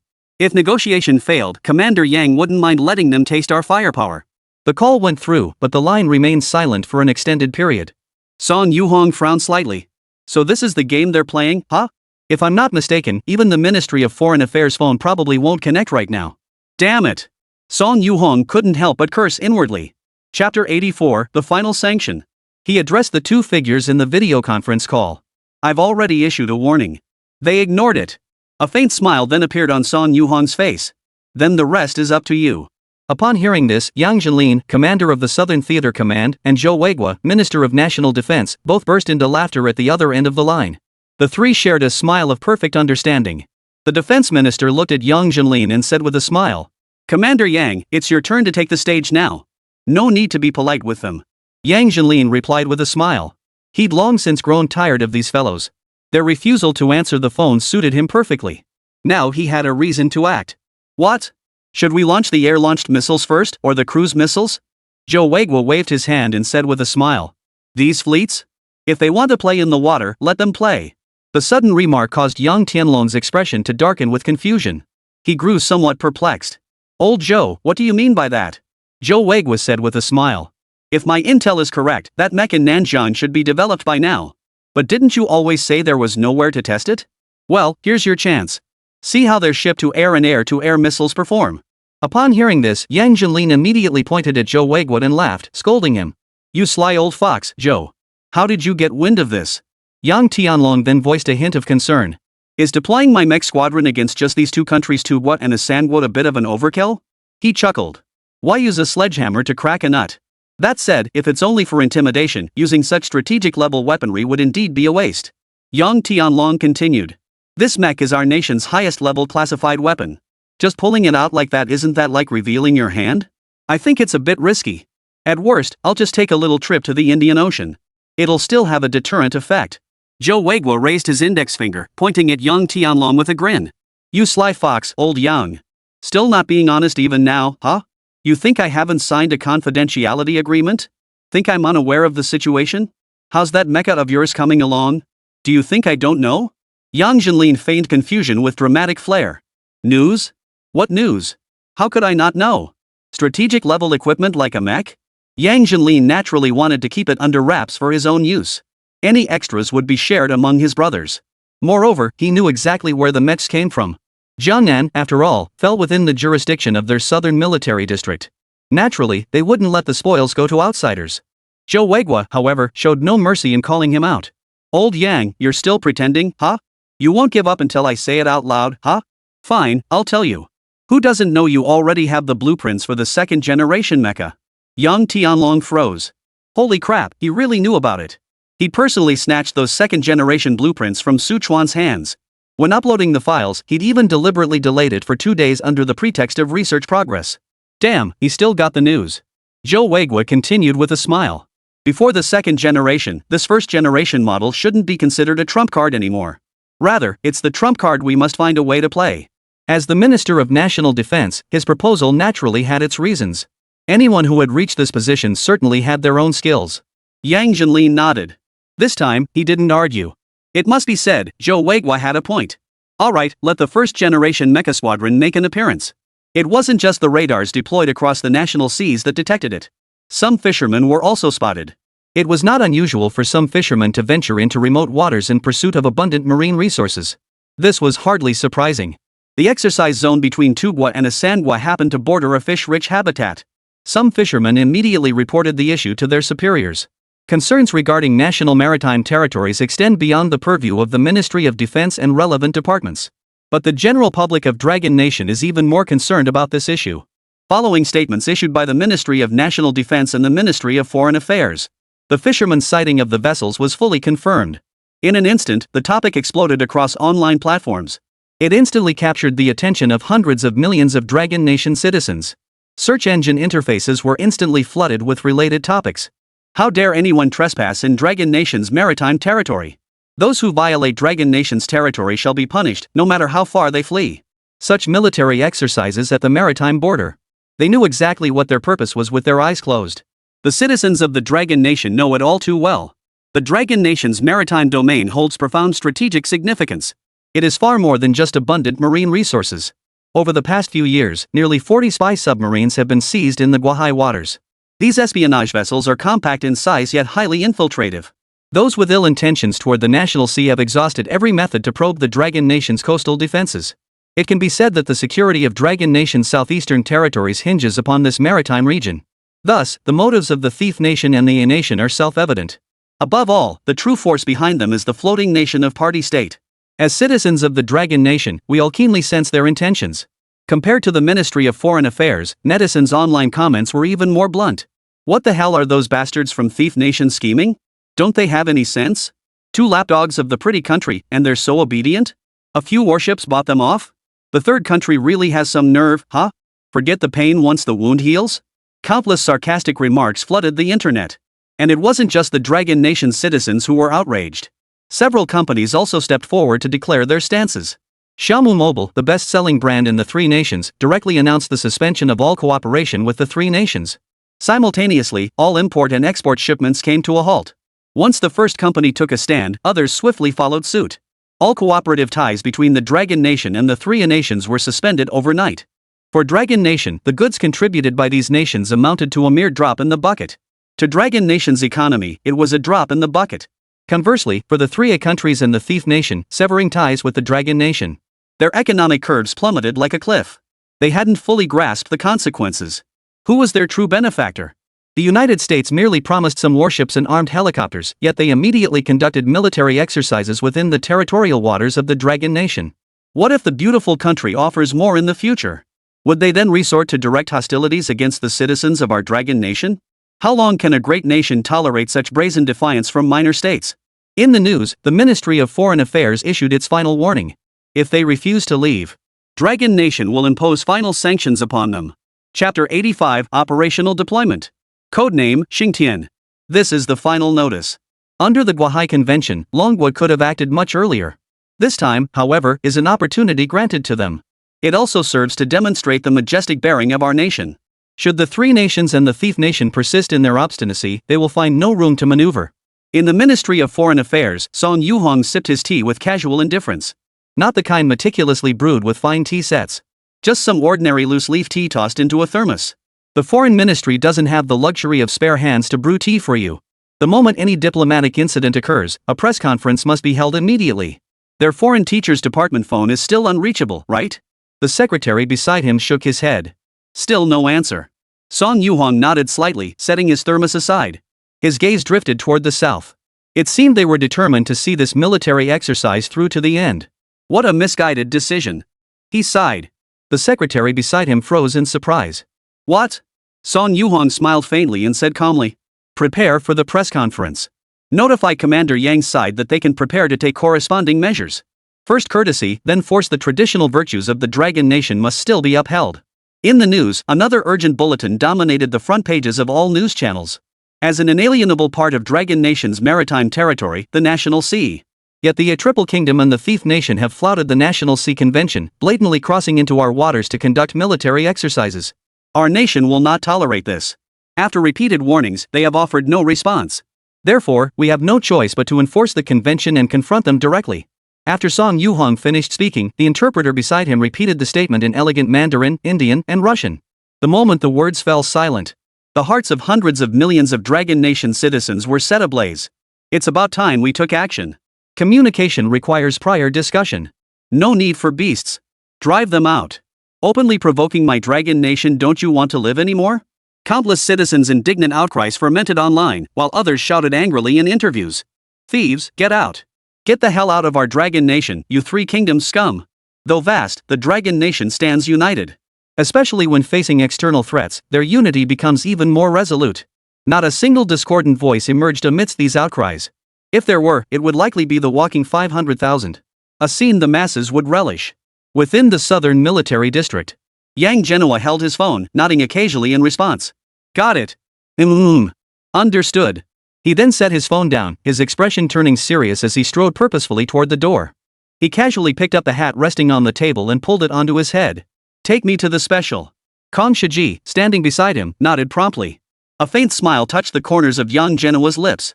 Now that the Ministry of Foreign Affairs, the Ministry of National Defense, and even the highest decision-makers had given their approval, he could deploy the first-generation mecha squad at any moment. Yang Genoa felt a faint sense of anticipation. For even he had never witnessed such a spectacle. Although this batch of mechs had undergone real-world testing in past inspection, there remains a difference between field testing and actual combat performance. He too wanted to witness firsthand what sparks would fly when these pinnacles of science and technology clashed with them. He made his way to the training ground on one side. After the mecha testing, this area had been requisitioned by higher-ups. On the surface, it appeared to be nothing more than a barren training ground. Yet in the next instant, it underwent a dramatic transformation. The ground began to shift, revealing a passageway. A mecha passageway. Undoubtedly, this passageway was also designed by Su Chuan. This seemingly insignificant feature had been casually added to the first-generation blueprints by Su Chuan. Amidst the roar of flames erupting, the first batch of mechs appeared above the training grounds. This training ground was equally extraordinary. Not only could it prevent satellite surveillance, but it also jammed all radio waves except for designated signals. It effectively eliminated any possibility of information leaks. Though it was still a considerable distance from Guahai. But don't forget these are mechs. And such a distance is utterly insignificant for a mecha. Even the first-generation mecha, without activating spacetime displacement, could cover the distance at full speed in mere minutes. Yang Genoa surveyed the mechs suspended in the air and declared solemnly. First-generation mecha squadron, codename 6th-Gen. Above Jiangnan City, a squadron of flying objects too fast for the naked eye streaked toward Guahai. These were the very first batch of mechs produced by the Dragon Nation. 6th-Gen. 6th-Gen was renowned for his prowess in battle, a fitting name indeed. Unlike the failed prototypes, this batch featured not just plain white hulls. Under Yi Ning's guidance and with the provided blueprints, Dragon Nation successfully developed fully functional mecha. A protective coating was sprayed onto the mecha's hull. In terms of defensive capabilities and environmental adaptability, they were several tiers above the failed prototypes. The coating primarily featured Dragon Nation Red as its theme. Under the hands of Longgua's renowned designers, 6th-Gen's appearance was equally magnificent. Combined with the visual effects of the special coating, this batch of mechs was exceptionally magnificent. Within a short time frame, this batch of mechs had already arrived in the waters of Guahai. This marked not only 6th-Gen's first combat deployment but also a critical test of its performance.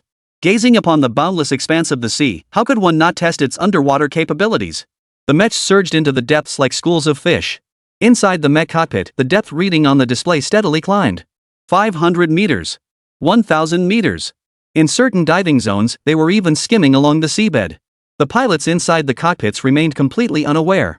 This left them utterly astonished. How could such a compact vehicle achieve submersion? This is simply incredible. Chapter 86. Everyone was stunned. What on earth is this thing? The principle of a submarine is quite simple. But it clearly doesn't work on mechs. This was precisely why countless researchers had been unable to comprehend it. Yet when they saw the design blueprints, they fell silent. As it directly increased the density of the mecha's surrounding materials. This absurd operation, akin to tampering with DNA, was achieved with such apparent ease. During the mech's construction, it utterly astonished them. Form ranks. As it approached the target, the mech deliberately slowed its pace. This time, it was 6th-Gen's moment to shine. In the waters where the Three Kingdoms and the Thief Nation staged their charade, the sea surface was eerily calm.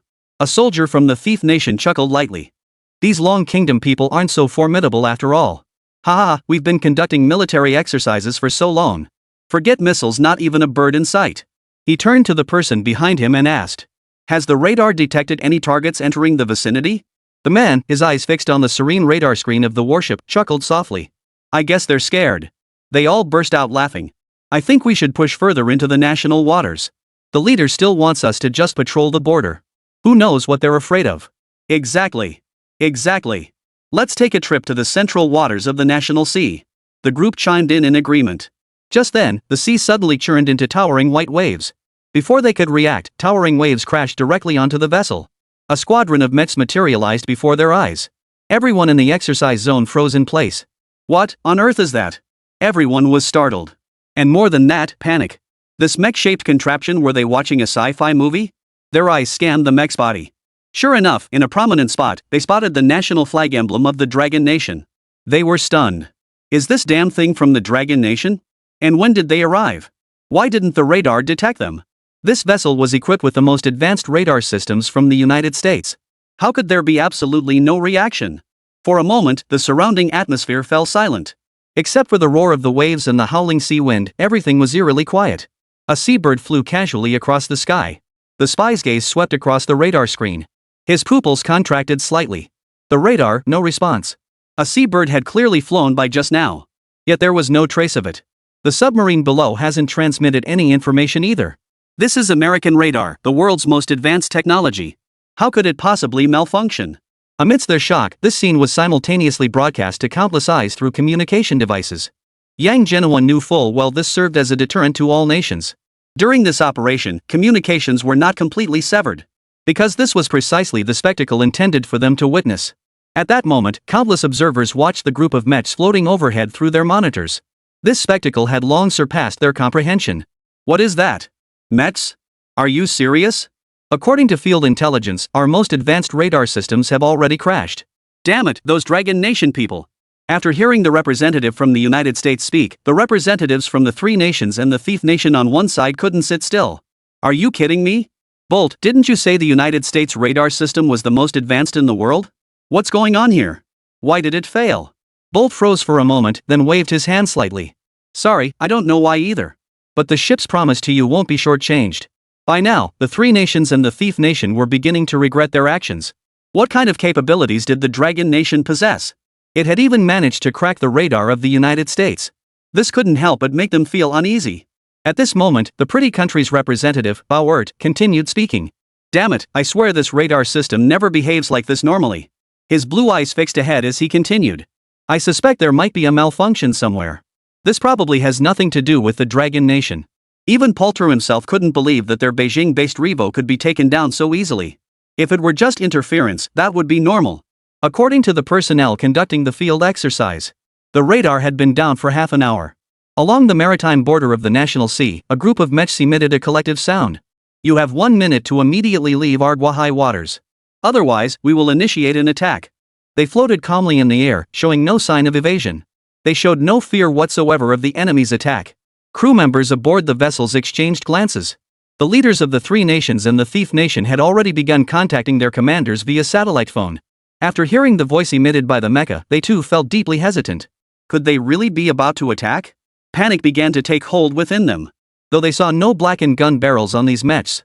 And the leader on the other end of the line hesitated, seemingly weighing something before making a decision. Longwa's mere ordinary appearance had already instilled immense dread in them. Over there, Paul's eyes flickered slightly. His gaze fixed ahead, he spoke with a hint of unease. These mechs, how could they possibly be Longwa's doing? Forgive my frankness, but they don't appear to possess any lethal capabilities. The moment his words fell silent. In the Guahai Sea, a mech extended its right hand, revealing a black hole at the center of its palm.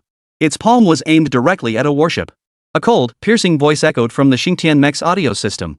Warning ignored. Fire authorized. Bang! This scene caught nearly everyone off guard.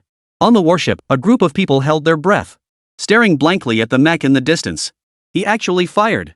A missile, not particularly large in size, was launched toward the warship. But it seemed the mech had done this deliberately. The missile missed the ship entirely, instead grazing its hull, passing through the people aboard, and exploding in the distant sea. Boom! A massive fireball erupted on the sea surface. Accompanying it was a vast cloud of steam. Simultaneously, a towering tidal wave erupted into the air. The explosion's target lay 3 kilometers beyond the vessel. The resulting disturbance sent the ships rocking violently on the waves. Chapter 87, Provocation. Begin! The sound of splashing echoed continuously. The sky above seemed to rain down, with droplets falling endlessly toward the sea surface. On the ships, countless people began to look up. Every gaze fixed upon the mecha now carried a hint of apprehension and dread unlike before. Damn it, such a small caliber missile. The explosion was terrifying. They'd never witnessed anything like this before. Even young Tianlong, witnessing this missile's detonation for the first time, froze in place. How much more so for the three nations and the thief nation? The shock in their hearts was only greater. They stared dumbly at the scene before them, utterly speechless. A wild thought took root in their minds. I'm actually still alive. Why the hell did I volunteer for this military exercise? Why did I go and provoke the Dragon Nation? What was the leader thinking? He must be out of his mind. How big is that country anyway? A few hundred missiles like these would probably wipe it out, right? The head of the operation had been hesitating, waiting for higher-ups to make a decision. Upon witnessing this scene, he immediately hung up the phone. He shouted toward the ship. What are you standing around for? Run! The leader of the thieving nation then bowed repeatedly toward the mechs in the sky. We're leaving immediately. Long live the Dragon Nation. Hurry up and leave. Noticing the mechs had ceased firing missiles, the other nation began to stir. As if the sea water beneath his feet had suddenly grown scalding. Hurry up! A hoarse shout rang out. On the other side, the three nations had long since frozen in place. Seeing that the thief nation had already begun to flee, they followed suit without hesitation. Hurriedly apologizing, they bowed their heads in submission and slunk away toward the waters of the three kingdoms. Watching this scene unfold, young Tianlong let a faint smile escape his lips. Now that was true deterrence. Just this single missile and the radar jamming. Within a short time, both nations would likely become more cautious. The might of the Dragon Nation is not to be underestimated. Outside the surveillance room, Bolt stared wide-eyed at the scene. Impossible. This can't be happening. God, this can't be real. As the drill troops departed, the video feed slowly transitioned. He stared blankly at the scene before him. He pressed his thumb and pinky together. How could such a small missile produce this kind of effect? This is a joke. Not even a nuclear warhead could do this. The representatives from the three nations and the thief nation exchanged glances. They stepped forward and said, "We're sorry, Mr. Paul. As you saw, we had no choice but to retreat. We've completely alienated the Dragon Nation. Please don't involve us in future operations." Their eyes betrayed profound apprehension. With the cannons already fired as a warning, how could they dare to act recklessly? This was simply not something they could afford to provoke. Immediately afterward, the two leaders bowed slightly to the American leader. "We apologize, but we must depart now." Without looking back, they walked toward the exit. They thought to themselves, if given another chance to choose between the Dragon Nation and the beautiful country, they would choose the Dragon Kingdom without hesitation. Paul was taken aback. He hadn't expected such a decisive stance from these subordinates. He shouted loudly, "Hey! Don't you want those advanced warships and aircraft?" Faced with such enticements, the two didn't even turn their heads. They merely paused briefly. "Sorry, we're not eager to spark another world war. The Dragon Nation wasn't to be trifled with." Even at the edge of its maritime borders, a mere military exercise prompted them to fire warning shots. And judging by the explosive effects of the shells, this missile's impact would far surpass that of the Utian fungus. Far surpasses that of the pretty country. Moreover, launching it so effortlessly indicates that the Dragon Nation possesses other means. Who would dare provoke them now? Bolt watched the departing pair rise to their feet, spreading his hands in confusion. What? These unreliable bastards. Don't let me run into them again. His gaze fixed on the grayscale image on the monitor, his expression betraying a lingering sense of frustration. How could the United States not detect such advanced technology from the Dragon Nation? No, we have to find a way to extract clues. That mech must have been just a decoy. He hesitated briefly before dialing a number. I need 3 drones. A resolute glint flashed in his eyes. Bolt wanted to see what this mech was truly capable of. Target? Directly to the central region of the Dragon Nation Sea. He intended to conduct a probing maneuver through a forceful border crossing. To see what this so-called Dragon Nation mech truly was? Chapter 88, Countermeasures. What about the pretty country? After the three nations and the thieving nation withdrew, the area surrounding Dragon Nation instantly grew quiet. A collective sigh of relief washed over the crowd. These scenes were broadcast across platforms, news outlets, and major media. Seeing the retreating three nations and thief nation, everyone laughed heartily. Truly the lapdogs of the pretty country. They were scared off by a mere pebble. Countless faces broke into smiles. It was long overdue. With these people, there's absolutely no need to show any mercy. How could the Dragon Nation tolerate these people trampling freely upon its soil? As the first-generation mecha 6th-Gen completed its mission flawlessly and prepared to withdraw, out of the corner of their eyes, they suddenly noticed several red dots on the mecha's map rapidly approaching the Dragon Nation. All personnel, attention! Targets preparing to enter Dragon Nation. The mech pilot activated the red dots.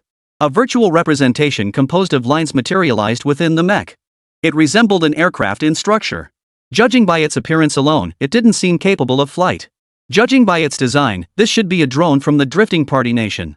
This was the mech's radar system, capable of radar imaging. Upon encountering this situation, the 6th-Gen squad members immediately reported the situation to young Tianlong. Reporting to the commander, we've detected a drone from the United States. On the other end of the line, young Tianlong's brow furrowed. A look of surprise flashed across his face before he let out a cold snort. The dog ran away, and now I have to get involved myself? The United States had never been anything but a scourge from the start. Sure enough, they still didn't hold the Dragon Nation in the slightest regard. Boldly preparing to enter Dragon Nation. Do they really think the 6th-Gen is just for show? His expression hardened as he spoke in a deep voice. Intercept and issue a warning immediately. Countless faces flashed with intense fury. Sure enough, it was the United States Yuduan. The 6th-Gen mech squadron instantly ignited their thrusters, accelerating into the air. The incredibly swift drone appeared before their eyes in an instant. Simultaneously, the pilot issued a warning to the target. Warning! Leave immediately. This is my Dragon Nation. I repeat, warning. Leave immediately. This is the Dragon Nation. This scene was transmitted directly to the news via the mecha's feed. All citizens of the Dragon Nation witnessed it.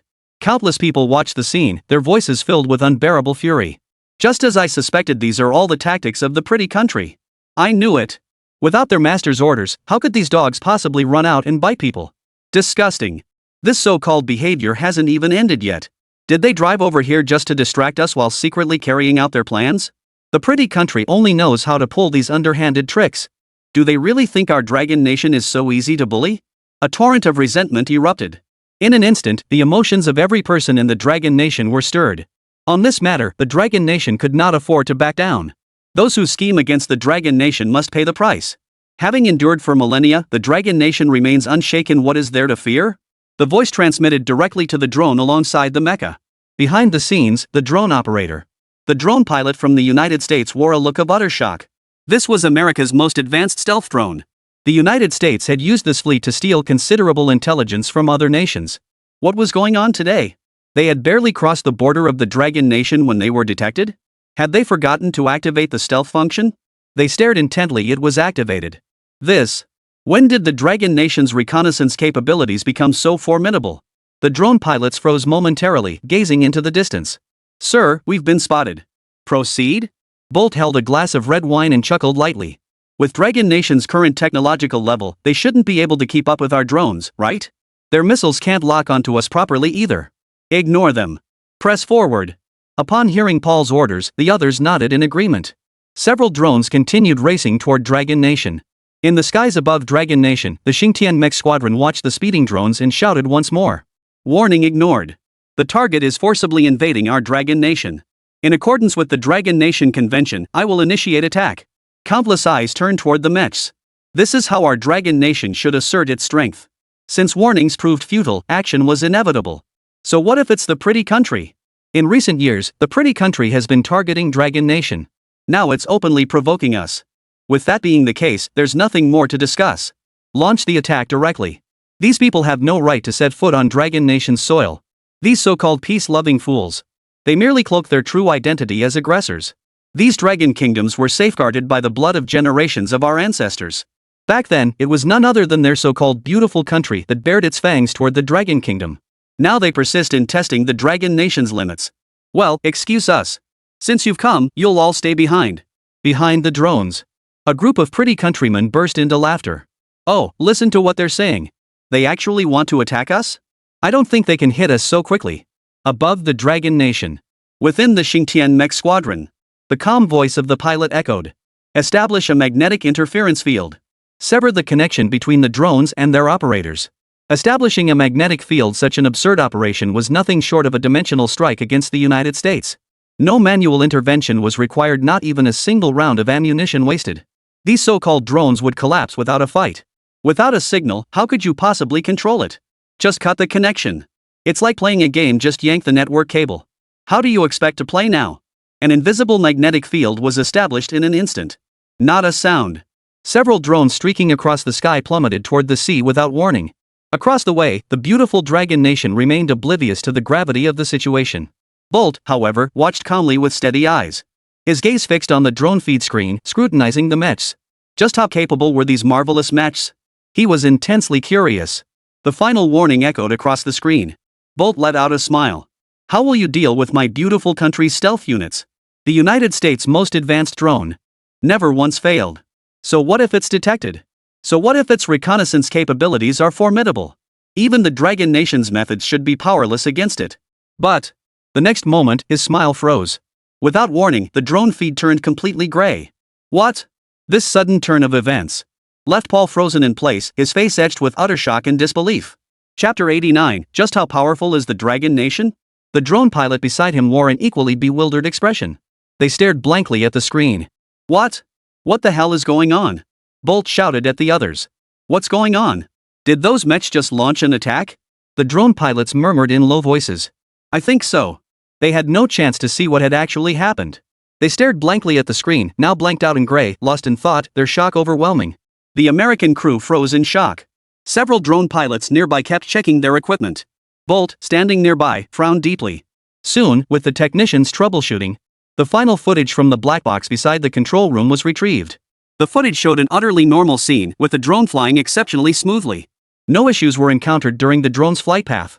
As for missiles or machine gun fire, there was no sound whatsoever. The unmanned aircraft experienced no turbulence whatsoever. Theoretically, the drone had not suffered any physical attack. The next instant, the drone's bright glow plunged into complete darkness. There was absolutely no warning. In this vast area, Paul detected no large-scale equipment. This only heightened his unease. Even if these Dragon Nation operatives possessed radar jamming capabilities, the aircraft simply shouldn't have crashed. Inside the drone cockpit, a group of Americans fell into deep contemplation. At the military base, personnel from the participating nations and the rogue state were equally stunned by the scene. That was an American drone. The world's most advanced technology. The United States' technological prowess stands at the pinnacle of the world. Although the Dragon Nation has made remarkable strides, there are still many technological fields where they simply cannot surpass the United States. Logically speaking, it shouldn't have been so easily taken down by the Dragon Nation. Converted to Dragon Nation currency, the cost of these drones alone approaches 100 million. Such exorbitant costs mean this single drone possesses nearly all advanced capabilities, even achieving world-leading stealth performance. Yet this single drone, how could it be silently taken out by the Dragon Nation? This operation had been meticulously planned by the United States for a long time. They even pushed the participating nations and the sneaky nation to take the blame publicly. Yet this once-in-a-lifetime opportunity ended in utter disaster. Impossible. Bolt's face darkened with fury. This operation had been broadcast across every platform. What was meant to be a declaration to neighboring territories has instead hit a brick wall. By then, it wouldn't just be these few nations learning of the news. This incident would likely make tomorrow's global headlines. This would deal a severe blow to the beautiful country's efforts to erode and undermine the Dragon Nation's strength. Equally, it represented a massive blow to the United States' prestige. As the pride of the United States, he had made no effort to conceal its American origin, yet now it had been so easily neutralized by the Dragon Nation. On the global technological stage, America's standing may well be shaken by this. At that moment, the Prime Minister of Sakura Island Nation was watching the news coverage of the Dragon Nation incident. Before him, an ordinary television broadcasted the related news live. On the surface, it appeared to be a routine military exercise. Yet the underlying implications were crystal clear to all major nations. Sakura Island was the first to rise. His gaze fixed intently on the screen. The mastermind behind it all was the United States, its own big brother. Sakura Island Nation's current prosperity owed much to the assistance of the United States. If the Dragon Nation could truly be dismantled, then Sakura Island Nation would undoubtedly reap the benefits. Deep down, he still fervently hoped the United States could successfully bring this operation to a complete conclusion. Immediately, the Prime Minister of Sakura Island furrowed his brow. This was the live broadcast channel of the United States. And the footage captured by the drones kept playing on the screen. But in the next instant, all the footage transmitted by the drones suddenly went black. The Prime Minister's immediate reaction was, is the TV out of power? Or was it a network issue? Fortunately, the images on the monitor returned moments later. But the scene now displayed was no longer the drone footage. A Japanese journalist was speaking in halting English, repeating something incessantly. Through the subtitles below, he could make out a few key phrases. The drone has lost contact. The Prime Minister of Sakura Island was stunned. What the hell is going on? What exactly has Dragon Nation acquired? That was a drone from the United States, yet it vanished without a trace. Watching this unfold, the Prime Minister of Sakura Island felt a wave of shock wash over him. He found it hard to believe. Dragon Nation's average technological level should be roughly on par with Sakura Island's. Had they been concealing their capabilities all along? If Sakura Island Nation faced such a terrifying situation, the Prime Minister of Sakura Island Nation merely imagined what would happen if they were confronted with the Dragon Nation's mysterious tactics. A look of dread crept onto his face. There was simply no way to handle this. The live footage revealed no warning signs whatsoever. Several drones had simply lost connection. What kind of new weapon did the Dragon Nation possess? But how exactly did they make the drones crash? This technology for forcibly severing drone connections likely involves signal, communication, and electromagnetic wave interference. Could it be that Dragon Nation has hidden massive devices on its seabed to jam signal and communication transmissions? Sakura Island Nation first nodded slightly, feeling vindicated in their suspicions. Similarly, not only Sakura Island Nation, but also the Philippines and Elephant Nation were closely monitoring these developments. For if Dragon Nation were to be dismantled, they too would be among the beneficiaries. Since the operation commenced, they had been monitoring several relevant channels, gathering information at the earliest opportunity. Yet the scene unfolding before them sent shockwaves through all nations. After watching the footage, their expressions mirrored those of Sakura Island Nation's leaders. Could this truly be the technological capability of the Dragon Nation? What exactly had Dragon Nation accomplished in these past few short years? These technologies had never been displayed before the eyes of the world. If evaluated on a global scale, they would undoubtedly rank first. They were utterly stunned. According to intelligence sources and the scientific research levels or projects disclosed by the Dragon Nation in recent years, there were no related projects whatsoever. To suddenly unveil such advanced technology now. Could it be that this formidable nation is still concealing its true capabilities? Were it not for this military exercise, they would never have realized that the Dragon Nation had grown to an utterly terrifying level. The new technologies now being openly displayed are already so numerous. Then, just how formidable could the true strength of this Dragon Nation possibly be? At this moment, even those present found themselves unable to imagine it any further. Chapter 90, Alliance. The storm approaches. The terrifying strength hidden behind the scenes by the Dragon Nation. It was simply unimaginable. These mere glimpses alone had instantly heightened every nation's vigilance toward the Dragon Nation to its absolute peak. This was the Dragon Nation. They've heard the legendary tales of the Dragon Nation over the past 20 years. Despite the United States' technological monopoly, the Dragon Nation, which had lagged behind by nearly 30 years, caught up by overtaking on the curve. In certain areas, the Dragon Nation has even ascended to the world's pinnacle. Another decade has passed. How could the Dragon Nation's technological prowess not have advanced further? They were utterly stunned. Indeed, the Dragon Nation hadn't wasted this decade. It turns out they had been concealing their true capabilities all along. Now, relying solely on their own technology, they could directly neutralize the United States drones. This was something other nations could scarcely imagine. These drones had caused headaches for many other nations. Yet now, these very drones couldn't even breach Lungwa's airspace. How terrifying was that? At the military base in the three nations, the American envoy, Poulter, was well aware of the situation. The Dragon Nation's capabilities had far exceeded his expectations. This was not the outcome he had hoped to see. If things continued this way, relying solely on the might of his beautiful country would likely prove insufficient to dismantle the Dragon Nation. Before him stood the leaders of the three nations and the Thief Nation. Both had received Poulter's summons and had no choice but to attend. They exchanged a glance, their expressions filled with confusion. The Tri-Kingdom's representative spoke first. "Mr. Bolt, I'm not sure what you're thinking." Bolt spread his hands calmly. "You may have heard of the United States stealth drones?" At this remark, representatives from the three nations and the thieving nation froze. Clearly, the US stealth drone was a globally renowned entity. The representative from the third nation couldn't help but feel a bit surprised. Why bring this up suddenly? Bolt continued calmly. The drone that lost connection in the Dragon Nation region earlier was indeed a predator. What? The stealth? Shock rippled through the representatives of the three nations and the Thief Nation. They knew the United States had deployed drones that were intercepted by the Dragon Nation, but they never imagined the beautiful nation had actually deployed its ace drone, the Stealth Hunter, the world's premier spy drone. After its development by the United States, countless parties scrambled to purchase it. In the end, the United States did not supply a single unit to any foreign country. It was said that even the United States itself couldn't defend against the stealth's covert infiltration. Such a terrifying entity, and yet the Dragon Nation has neutralized it. The two exchanged a solemn glance. Had the Dragon Nation's capabilities grown so terrifying? Fear crept into their hearts. They exchanged another glance, then looked at the man before them, Poulter, and said uneasily, "Damn it, we should never have provoked the Dragon Nation." At that moment, the three nations and the thieving nation were already scheming how to withdraw from the beautiful nation's plans. Now that the United States technology couldn't even match the Dragon Nation's, making it all the more unwise to antagonize the Dragon Nation. With the Dragon Nation so powerful, mending relations and seeking friendship was the only sensible course. At that moment, Paul looked at the two and spoke. "I know what you're thinking. You've already deeply offended the Dragon Nation. Think clearly. It was your three nations and the Thief Nation that took direct action. This has nothing to do with our beautiful nation.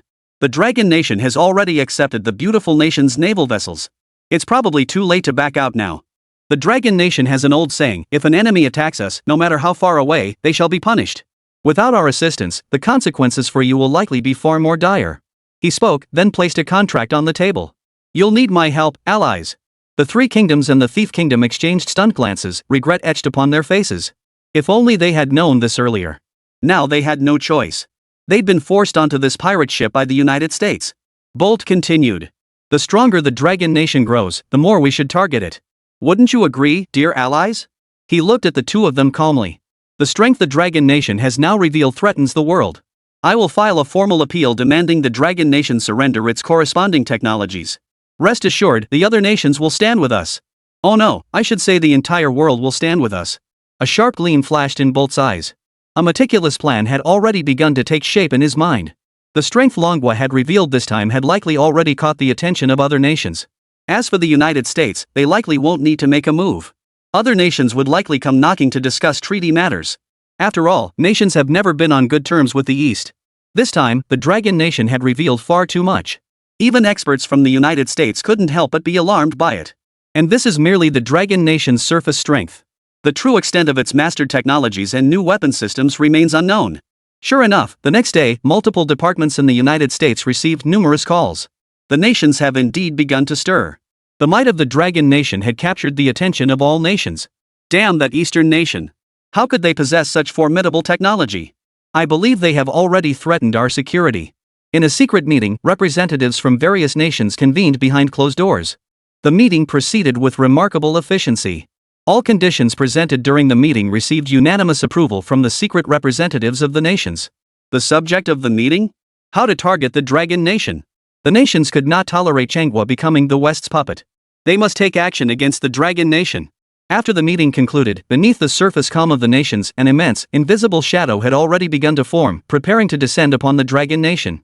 July 25, 11:57 a.m. These days, the international scene was unusually free of major disputes. Most coverage focused on economic rivalries. To the world, this seemed like an extraordinary period of peace. But such apparent calm often heralds the calm before the storm. They all know it deep down. An unprecedented storm may be about to sweep in.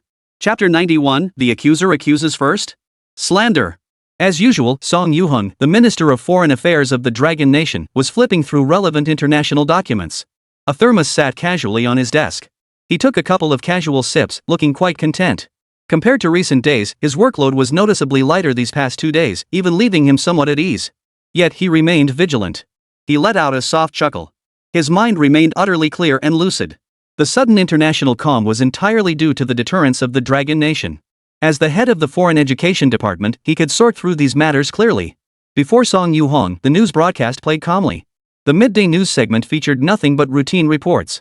Volcanic activity is showing signs of increased activity on Sakura Island. Species are proliferating in Kangaroo Country. Oil prices have risen again in the United States. At that moment, the screen flickered. Relevant footage abruptly interrupts the news broadcast. Forcing an abrupt interruption of the original broadcast was an uncommon occurrence in news programming, underscoring the gravity of the matter. The anchor quickly gathered her papers and announced, "Breaking news now. The Ministry of Education in the United States has unexpectedly announced a press conference." This unexpected meeting has drawn significant attention. This caused Song Yuhong, who had been leisurely sipping tea, to furrow his brow slightly and murmur under his breath. Are the pretty people moving this fast? At that moment, the door to his office was abruptly knocked open. It was his secretary.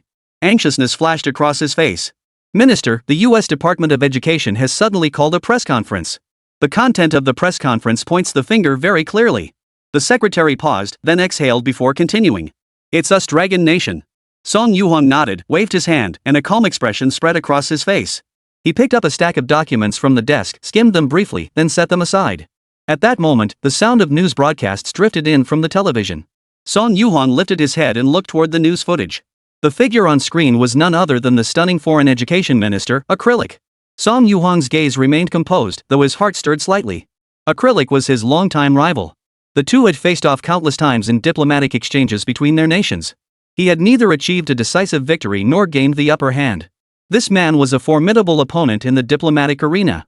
And Song Yuhong was well aware of his formidable strengths. On screen, Acrylic calmly addressed the journalists below. The developments being pursued by certain nations now threaten global peace. And my beautiful country has always upheld peace and freedom. Faced with such actions by these nations, we must naturally strive to stop them. This nation's development of such dangerous weapons gives me every reason to suspect they seek to provoke conflict. A murmur rippled through the journalists below. Mr. Acrylic, may we ask which nation you are referring to? Mr. Acrylic, what is your perspective on this matter? The journalists below, holding their microphones, asked questions one after another, which greatly satisfied Mr. Acrylic. His gaze shifted toward the camera, and a calm smile spread across his face. Excellent question. I'll tell you now. The country is. It is the Dragon Nation. The reporters below erupted in astonishment once more. The Dragon Kingdom. Who would have thought that the Dragon Kingdom, a nation that had remained dormant for 40 years, would suddenly stir up trouble? Mr. Acrylic, do you have any proof to back up your claim? Mr. Acrylic, can you stand by your statement? On the podium of the press conference, Acrylic raised his hand to signal for quiet. Absolutely. I possess ample justification and evidence.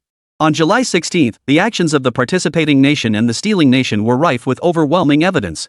At that time, they had merely inadvertently entered Dragon Nation. Yet Dragon Nation launched an unprovoked attack without warning. A powerful missile narrowly missed the warship. What else could this be but a blatant attempt to provoke conflict? Below, a crowd of journalists stared wide-eyed, frantically scribbling with their pens while cameras continuously recorded the scene. Countless flashes lit up the press conference. Acrylic spoke with satisfaction, a faint smile playing on his lips. Indeed, the Dragon Nation has long sought to provoke international incidents. For years, the Dragon Nation has been secretly developing weapons of immense destructive power. Several aircraft passing through Dragon Nation's border were also directly attacked by Dragon Nation. This completely violates the World Alliance's International Peace Convention. What possible motive could the Dragon Nation have for developing such terrifyingly destructive weapons? Reporters below frantically began scribbling notes.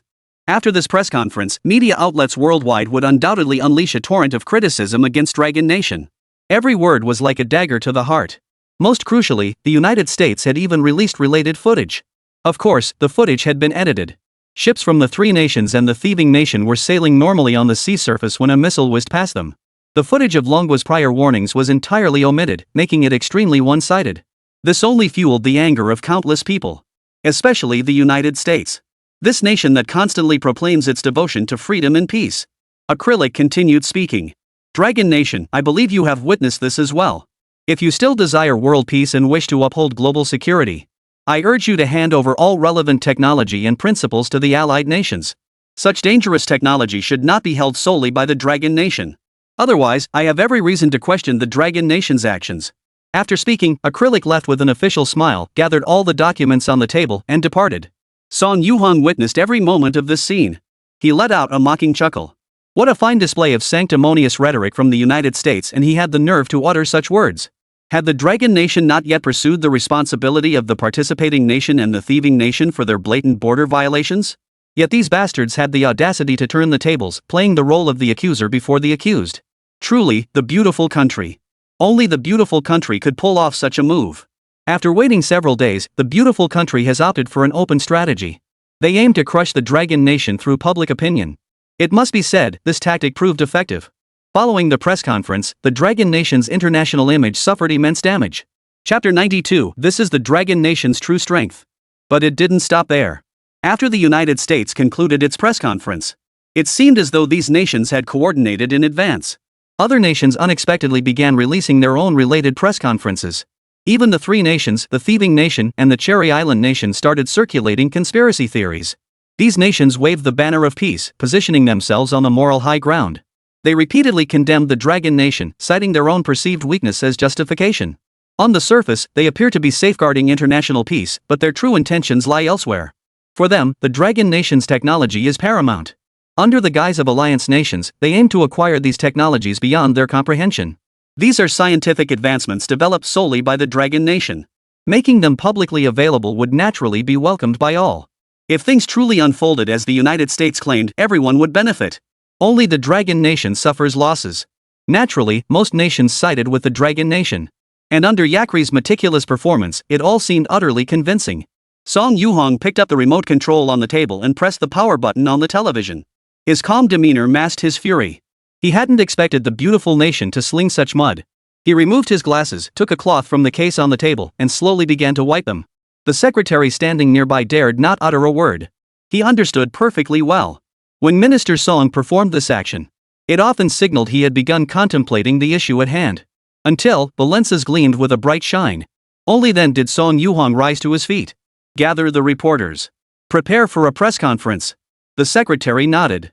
He knew that the Ministry of Foreign Affairs of Longwo was about to strike back. Meanwhile, the United States statement had not only caught the attention of the Ministry of Foreign Affairs, but had also enraged countless people in the Dragon Nation. Everyone stood up. When had the people of Longwo ever endured such indignity? The aggressor accuses first? The live footage of the three nations and the thief nation crossing the border illegally was still fresh in everyone's memory. China would never take the blame for such slander. This statement from the United States made countless people understand what whitewashing truly means. While the subsequent reactions from various nations laid bare their ugly, opportunistic true colors. Their intentions are all too clear. All eyes turned to Dragon Nation. Amidst the boiling anger of countless people, the Dragon Nation citizens demanded an urgent response. Finally, under intense scrutiny, the Ministry of Foreign Affairs of the Dragon Nation convened a press conference. Minister Song Yuhong of the Ministry of Foreign Affairs personally attended the press conference. Journalists below began posing questions. How does the Dragon Nation view the statements made by the United States? Does Longwo truly seek to provoke a war? His gaze remained fixed on the camera as he calmly delivered the nation's stance. Absolute nonsense. Our nation has never threatened global security. Our nation has always stood firm in its commitment to world peace. It is the United States that, without any credible evidence, has published conspiracy theories based solely on unfounded speculation. This deserves deeper reflection. Who truly seeks to provoke war is plain for all to see. Such irresponsible and evasive behavior only fuels international suspicion about the beautiful country's true intentions. I also condemn the beautiful country's tactic of accusing others first. Why can't the United States provide detailed information regarding the actions of the participating countries and the thieving nation? And why are the videos presented as evidence only partial clips? Is it because the location of the incident is within the Dragon Nation, preventing you from standing on the moral high ground? During the incident, how many times did our Dragon Nation issue warnings? Did you ever heed a single one? Under the Dragon Nation Convention, our nation has every justification to destroy the relevant vessels. Adhering to a stance of peace, we merely launched missiles as a deterrent. This was the utmost demonstration of benevolence and righteousness. Is there a problem with that? And regarding the actions of the participating nation and the thieving nation, why are vessels from the beautiful nation present? Is the United States also involved? Is all this orchestrated by the United States behind the scenes? I require a reasonable explanation for these matters. Song Yuhong delivered these words in a calm tone. He appeared devoid of emotion, yet his words radiated palpable fury. This soul-searching interrogation only solidified the Dragon Nation's stance. It placed the Dragon Nation squarely in opposition to the United States, confronting it head-on. Engaging in direct confrontation with the United States at the diplomatic level. The Dragon Nation's Foreign Affairs Office immediately produced radar maps of the participating nation and the thieving nation, clearly showing both countries' Yanchi locations situated within Dragon Nation's territory. In an instant, the Dragon Nation stood firm amidst countless fishing vessels, dispelling rumors and conspiracy theories without a fight. The Dragon Nation's Ministry of Foreign Affairs has always been unyielding. The notion that weak nations lack diplomatic clout never fazed Song Yuhong in his diplomatic career. Especially after signing that confidentiality agreement, he understood even more clearly that the Dragon Nation's strength gave him immense confidence. Following this diplomatic press conference, the global fishing fleet visibly shifted its course toward Longwo once more. Amidst the diplomatic standoff between the two nations' foreign ministries, the fishing vessel situation reached a stalemate, presenting a position of equilibrium. Under the secret agreement backed by the United States, numerous nations found their interests entangled, rendering them unable to alter their positions. Dragon Nation, holding the moral high ground, responded directly, proving its innocence. The fishing vessel dispute, fueled by the United States' falsehoods, proved incapable of breaching Dragon Nation's stance. Within the Dragon Nation's foreign ministry, Song Yuhong studied the current international landscape with a slight frown. In both rhetoric and evidentiary presentation, the Dragon Nation clearly held the upper hand. Yet the fishing vessel remains suspended in limbo. Song Yuhong shook his head, writing another name on the table. Scanning the list of nations before him, he sighed softly. The United States really does have a lot of lackeys. His gaze flickered slightly. Now, Longwo held absolutely overwhelming evidence. This was precisely the solid foundation upon which the Dragon Nation could win this battle. Chapter 93, Astonishing Discovery. Is it really a mecha? After the Ministry of Foreign Education of the Dragon Nation released the relevant proof, international public opinion had largely subsided. However, for the United States, this was clearly insufficient. Having their meticulously laid traps so easily dismantled by the Dragon Nation, the beautiful country would certainly not accept this outcome. Within the beautiful country's investigative agency, a group of people bustled back and forth. A familiar figure, Poulter, was intently scrutinizing something. You must find it. His gaze suddenly froze for a moment, as if recalling the scene from that time.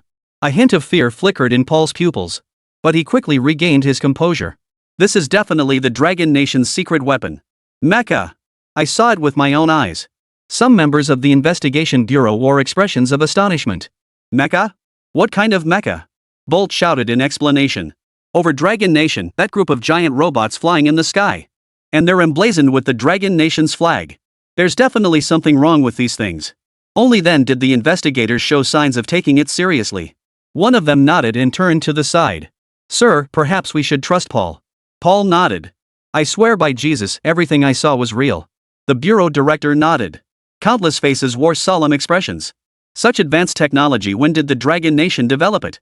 The United States hadn't caught wind of it at all. After all, the investigation bureau had infiltrated countless spies and undercover agents throughout the Dragon Nation. Such monumental news couldn't have passed without a whisper. This was precisely why the bureau director had been hesitating all along. He said in a low voice, I will mobilize some of our undercover resources in the Dragon Nation. However, I cannot guarantee we'll actually obtain the relevant information. After all, information concerning the mecha is classified under confidentiality agreements in Dragon Nation. Only individuals with impeccable backgrounds are permitted access. Those without such credentials aren't even eligible to sign the agreements. On the other side, a group of bureau agents studied frame after frame of footage. These were the final images captured by the drone. They were trying to determine exactly how their drone had lost contact. Experts from the United States were continuously retrieving data. On the screen, dense clusters of data flashed incessantly. An expert stated in a low voice. The drone's flight was normal. The drone's flight program is normal. These are brand new stealthers. The equipment couldn't possibly be aging. Fuel and systems are normal. The expert quickly frowned. Physical attack on the stealthers has been ruled out. Soon, a look of profound shock and dread spread across the expert's eyes. Abnormal electric fields and magnetic fields nearby. Signal anomalies nearby. He shouted. There's a bizarre magnetic field nearby that's forcibly severed the stalker's connection. Countless faces betrayed utter astonishment. In modern technology, magnetic fields are among the most elusive phenomena. This academic field is intertwined with quantum mechanics. And quantum mechanics is intrinsically linked to spatial science. And such chaotic magnetic fields simply shouldn't exist in this region of Dragon Nation. What does this signify? This must be an artificially created magnetic field by Dragon Nation. Could it be that Dragon Nation has already mastered the relevant scientific and technological advancements in quantum mechanics? This news sent a chill through the experts.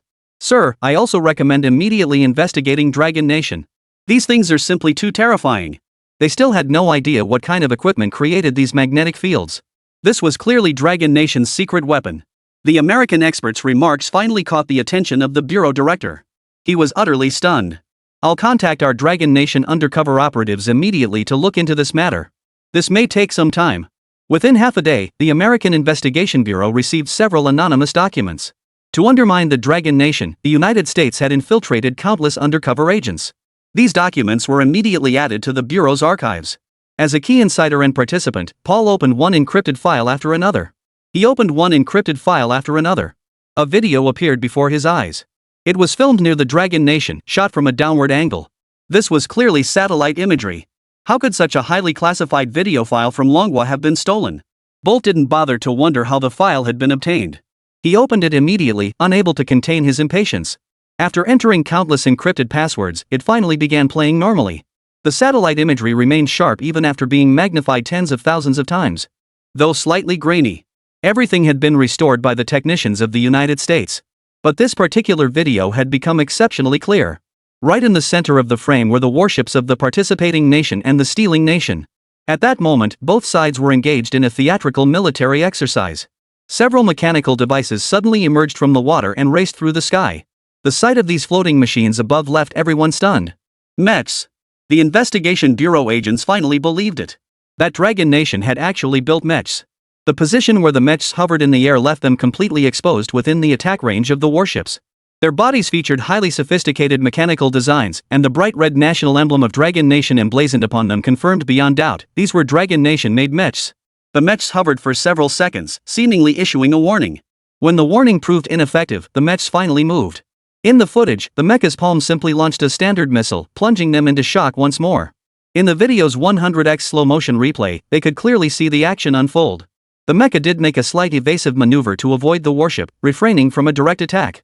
Meanwhile, the explosive effect of that single small missile left them even more stunned. Its destructive force was even more terrifying than that of a typical large-caliber nuclear warhead missile. The surrounding waters instantly filled with countless wisps of smoke steam from high-temperature water vapor. And this seemed to be merely the mech's most basic attack method? Is this truly the level of Dragon Nation's technology? They continued watching the footage. As the three nations and the Thief Nation fled in disgrace, these mechs immediately sprang into action. This formation of mechs executed perfectly synchronized maneuvers, soaring toward the sky. According to the plan, the actions of the Third Kingdom and the Thief Kingdom were merely cover for the Stealthers to infiltrate the Dragon Nation. They had detected the Stealthers infiltrating Dragon Nation's territory at the very first moment. The ace spy aircraft of the United States had been detected with such ease. To these experts, it was utterly unbelievable. These mechs soared through the high altitudes, directly approaching the drone's flank while simultaneously exploiting those specific angles. Blind spots in the drone's field of view. Another warning was issued, yet the drone continued its advance toward the Dragon Nation. After the warning proved ineffective, the mechs abruptly halted in unison. Maintaining formation, they executed a coordinated maneuver. From the satellite's perspective, a distinct shockwave emanated from the mechs, rippling outward like watery ripples, and vanished almost instantly. Soon after, all of the United States ace spy drones, the Stealthers, lost control and began crashing. Experts were stunned. This cross-latitude attack method was utterly beyond their expectations. Furthermore, the footage revealed that all this was likely a specialized attack method unique to those mechs. This left the American Investigative Agency personnel completely dumbfounded. Such a scene left everyone present utterly dumbfounded. Chapter 94, The Overconfident Scientist. What the hell is this? Classify this footage as top secret immediately. Such a terrifying thing must not be leaked. The Dragon Nation has actually created such a terrifying machine. God, tell me this isn't real. As nations reviewed the intelligence transmitted by the United States, countless countries solidified their stances. Simultaneously, the United States immediately initiated follow-up actions.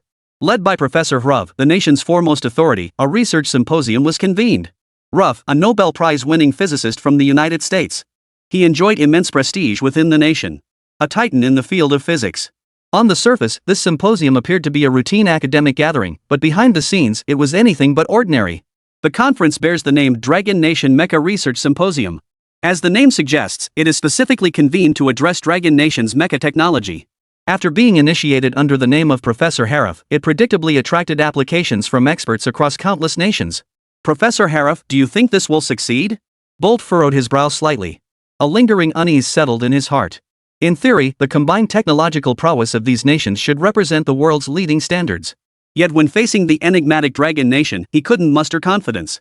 Hruv sported a thick beard. At that moment, he couldn't help but burst into laughter. My dear Admiral Bort, I believe you should feel reassured. Bolt exhaled deeply as he spoke. You wouldn't believe what else the Dragon Kingdom might have up its sleeve. Just like this mech, it appeared without warning. Harif waved his hand confidently. I won't deny that the Dragon Nation is brimming with talent. But every expert and professor has their own specialized field and direction. At best, Dragon Nation merely leads in certain technological aspects.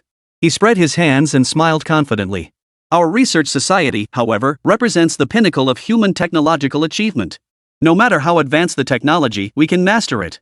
Of course, it might take some time, but I swear, it's just a flying tank. With a team this elite, it won't take more than a year. Bolt's furrowed brow relaxed slightly. Perhaps it was due to Hruv's confident tone. He looked at the mysterious Eastern figure and said, let's hope so. Hruv still had no grasp of the gravity of the situation. How incredibly difficult it would be to actually study this seemingly simple machine. In a mysterious, extremely remote region of the United States. Though sparsely populated, it boasted countless luxurious buildings. Most of the people walking the streets were researchers clad in white lab coats. Beside the buildings stood peculiar machinery. This is one of the United States' secret research bases. Such research facilities are numerous within the United States. But covert facilities like this one are exceedingly rare. It houses the nation's most advanced research equipment, and numerous jamming devices have been installed around the perimeter. This is precisely where the Rough Scientific Research Society convenes its meetings. Following the announcement of this academic symposium, numerous Western scientists eagerly applied to participate. Ultimately, under the cover of the United States, they entered the country secretly.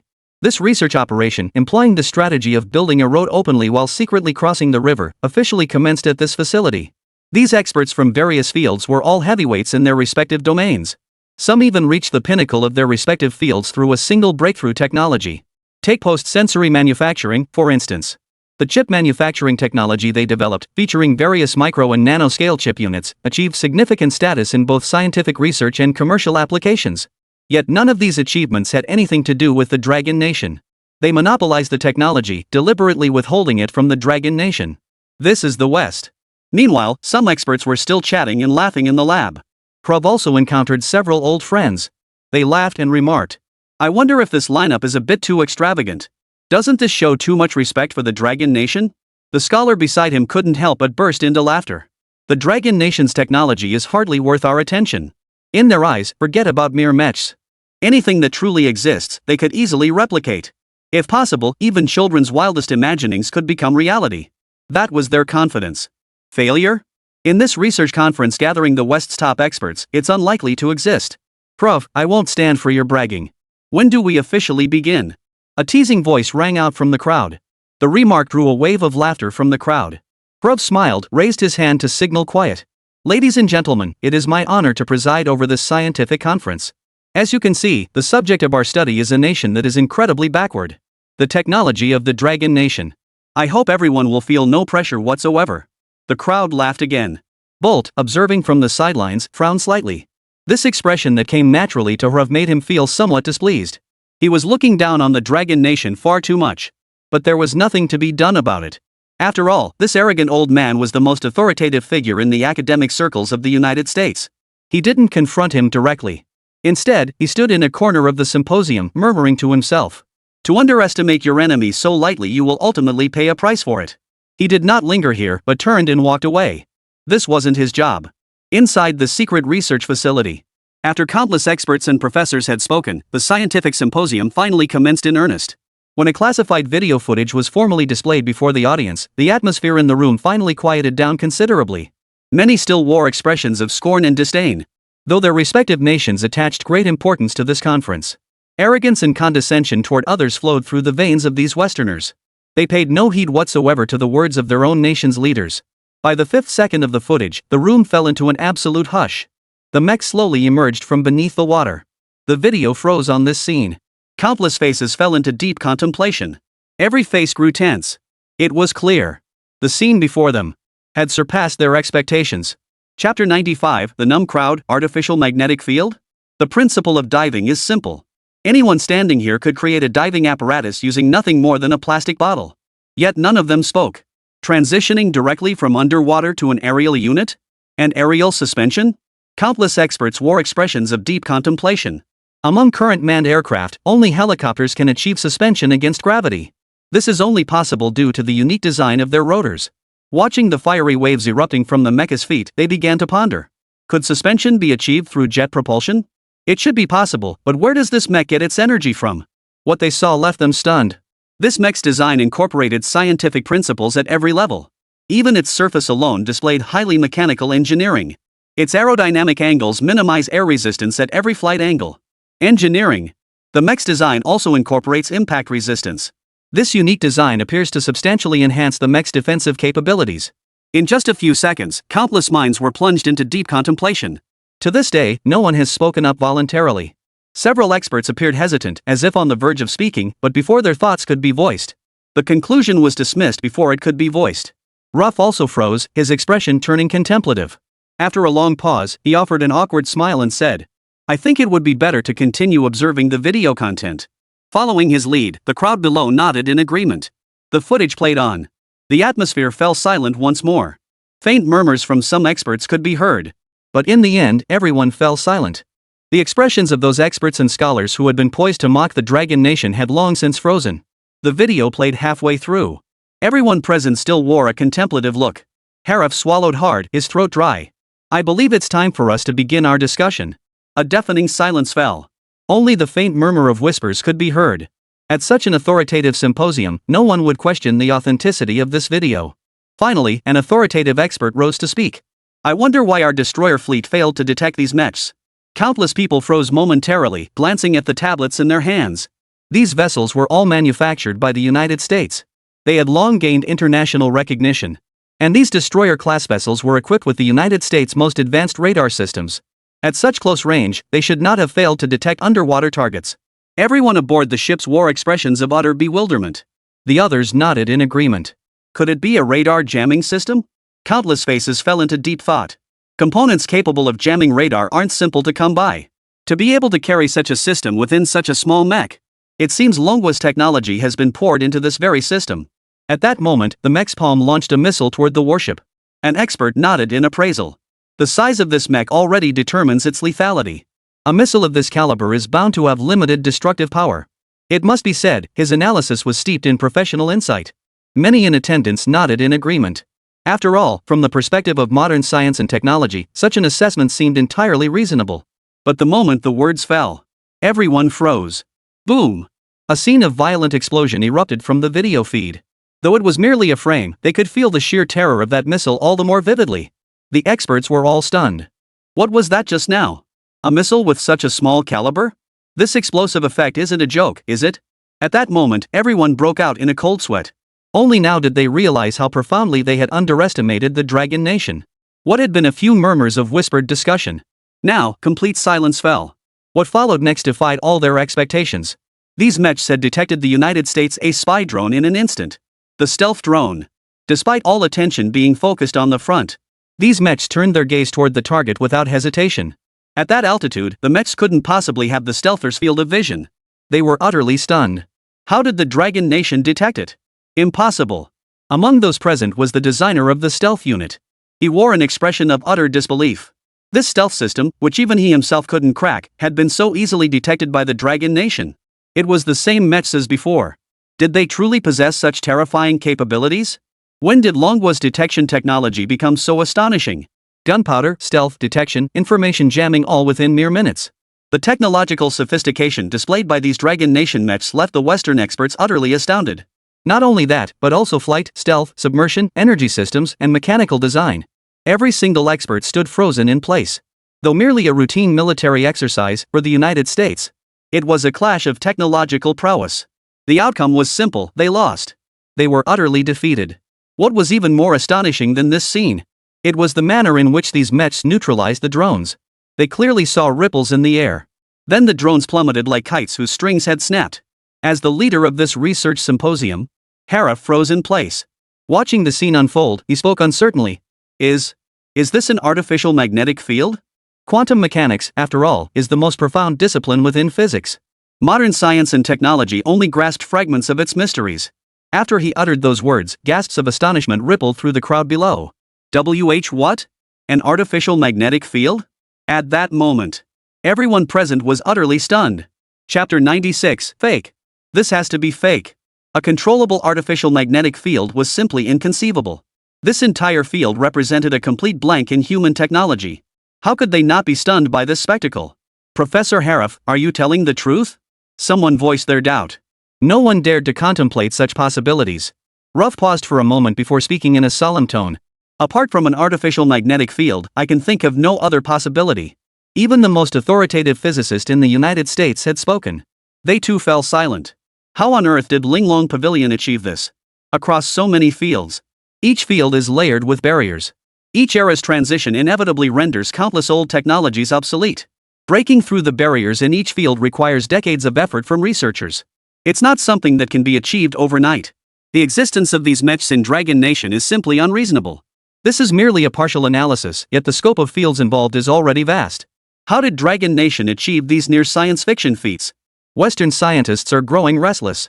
Originally, they imagined mechs as nothing more than flying tanks. Now, upon seeing them, they realize they were wrong. Completely wrong. These machines transcend their very understanding. How exactly is this mecha operated? How could such a confined space accommodate multiple pilots? How did they achieve such fluid movements? The mech's burst speed alone surpassed every aircraft they had ever developed. If these things taken apart and placed on the Dragon Nation, they would all be considered perfectly reasonable. Mastering a single field to achieve an advanced level. This was not impossible. Yet, as Harif had said before, every expert has their own area of expertise. Yet Longwa surpasses the current global standard in every single one of them. These fields are perfectly integrated into a single mecha. How could they possibly believe it? Amidst their shock and the slow pace of their research, the atmosphere at the symposium grew oppressively heavy. Each of them began to waver to varying degrees. Shaken in their own beliefs, or perhaps in other matters. Like this very symposium. An elderly expert, silent for a long while, rose to his feet and shouted. This is impossible. Absolutely impossible. You must be trying to fool us with manipulated special effects. His outburst was like the final straw that broke the camel's back. Voices erupted from the crowd below. Some experts reverted to their previous attitudes, loudly echoing his words. Even Harif began to waver. The technological sophistication displayed by this mech was virtually uncharted territory within their fields of expertise. Given its size, it was impossible for it to accommodate so many functions. Energy systems, piloting controls, onboard systems, and even jet propulsion units, none of these could possibly be assembled within such a compact frame. According to their calculations, a mech capable of integrating all these functions would require a height of at least 30 meters. And this size. He couldn't believe it. With unanimous agreement from the experts, everyone reached the same conclusion. This is impossible. Through the concerted research efforts at the Western Secret Research Base, these experts provided the Investigation Bureau with an unequivocal answer. Sir, I don't think any of this makes sense. Ruff calmly addressed the head of the Investigation Bureau seated beside him. This completely contradicts fundamental scientific understanding. The head of the Investigation Bureau, Daterson, froze in place. He raised an eyebrow slightly, yet harbored some doubt about the statement. He never imagined that the specially formed research team would ultimately reach such a conclusion. The other bureau personnel standing nearby were equally stunned. They exchanged glances. Their first reaction was disbelief. They trusted their own eyes. The video file perfectly matched the trajectory captured by satellite footage. Satellite imagery isn't something you can just fake. These images are detailed down to every last detail. The anti-counterfeiting mark in the video's corner, along with the text exclusive to the Dragon Nation. All of this serves as undeniable proof. Technically speaking, such footage cannot be fabricated. If Western experts have studied it for so long and ultimately concluded it's impossible, they find it hard to accept, as the footage showed no signs of fabrication whatsoever. The head of the Investigation Bureau, Detsun, said in a low voice, "Professor Hruv, you must take responsibility for your words. This concerns our international policy and strategy." His gaze fixed intently on Ruff. The acquisition of this video had exposed numerous undercover agents within the Dragon Nation. How could the intelligence they obtained at the cost of their lives possibly be fake? Harif declared with righteous indignation. This conclusion wasn't reached by me alone. This conclusion was unanimously endorsed by our scientific research conference. This mech simply does not exist. His gaze held firm, meeting the challenge head-on without a trace of hesitation. As a leading authority in Western scientific circles, when had he ever been questioned? Daterson pressed further. Then what about this video? What about this intelligence obtained from China's highest-level classified sources? How do you explain this? Hruv paused for a moment. Faced with this question, he too was momentarily at a loss for words. Even after examination by a team of experts, the authenticity of this video remained unverifiable. Faced with the interrogation, he shook his head. All I can tell you is that this mech absolutely cannot exist.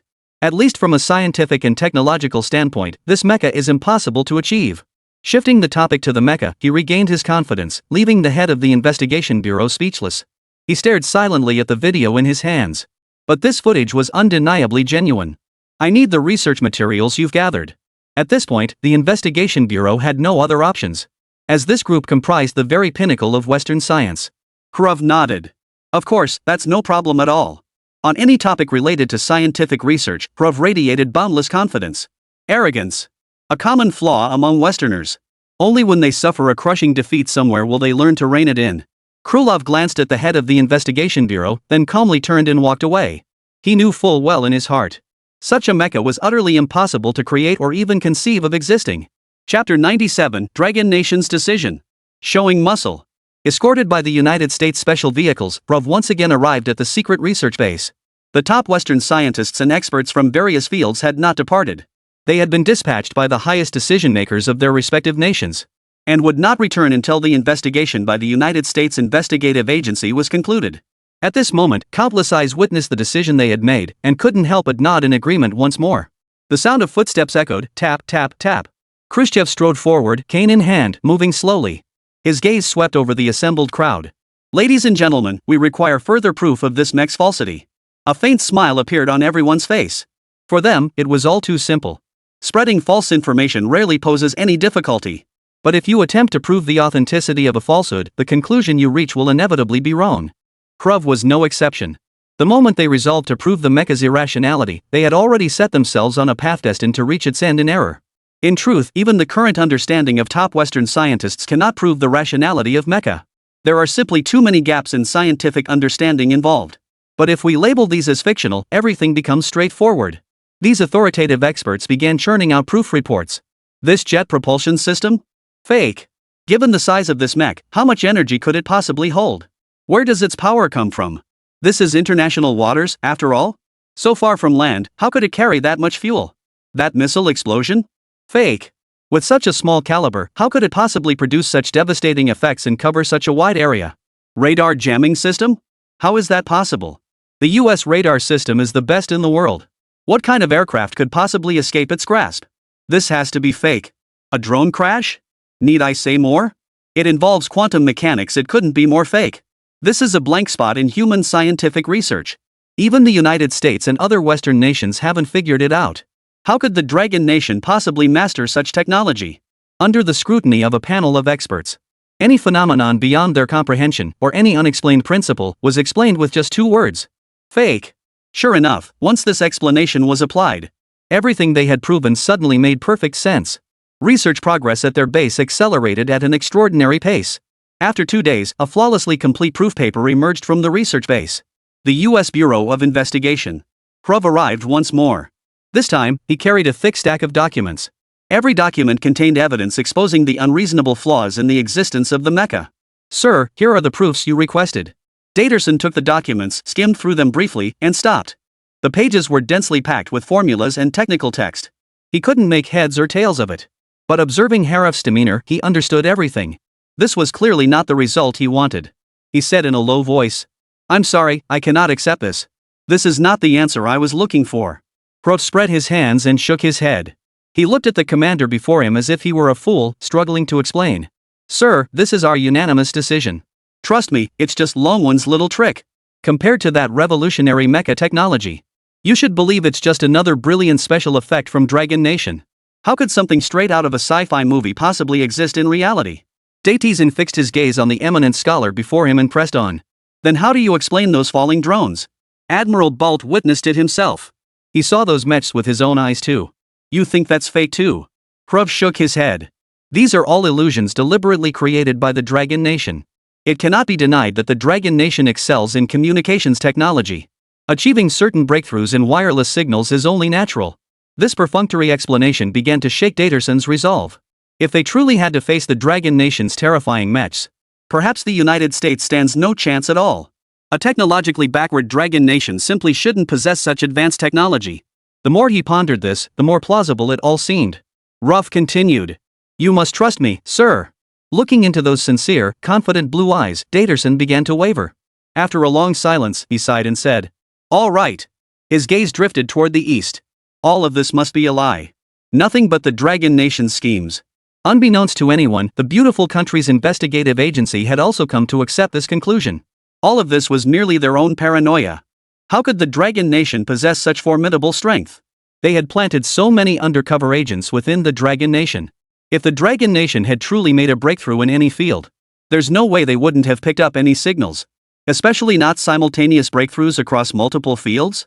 Considering this, the Bureau grew increasingly convinced by the experts' conclusions. At its current level, some regions of the Dragon Nation can't even afford housing.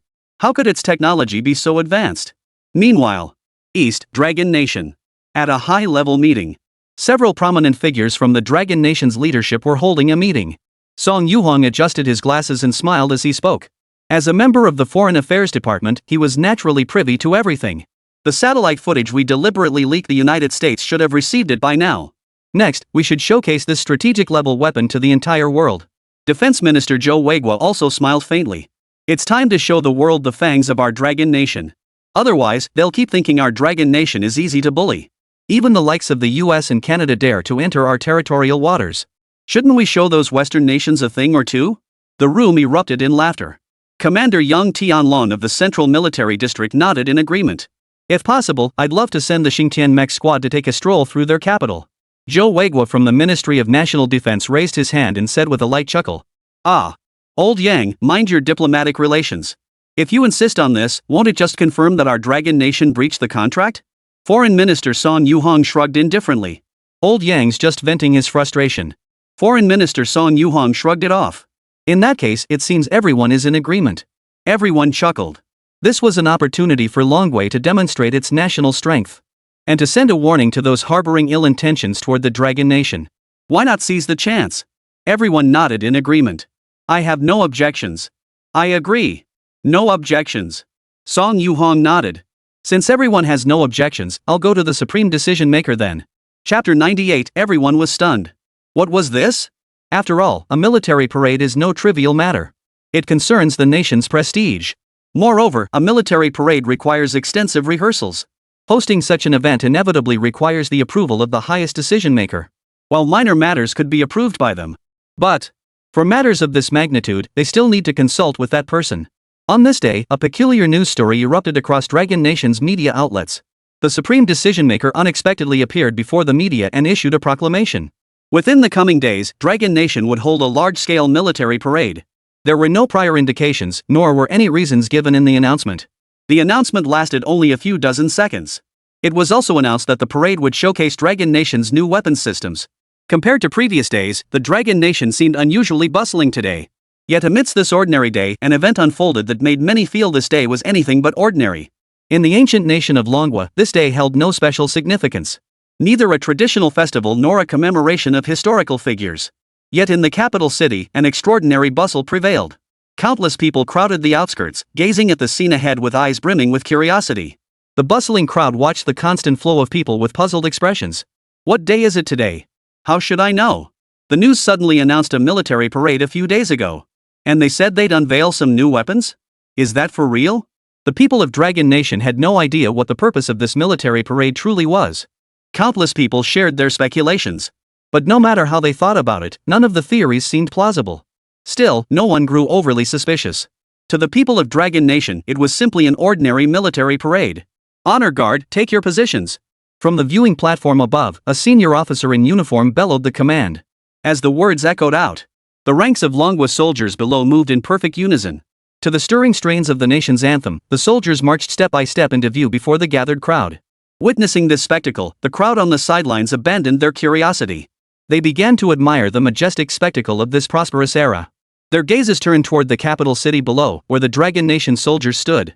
Every soldier carried a firearm at their side, their uniforms impeccably pressed, not a single wrinkle in sight. 1, 2.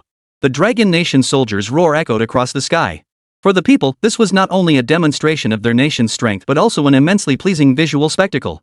To the beat of the music, the soldiers saluted the people. It must be said that compared to other nations, the Dragon Nation's military parade was stricter and more visually spectacular. In the sky, four aircraft formations bearing national flags flew in perfect formation. Following the ranks of ordinary soldiers, various formations and motorcades followed in succession. Thump! Thump! The soldiers' footsteps echoed with perfect unison. Not a single discordant note intruded.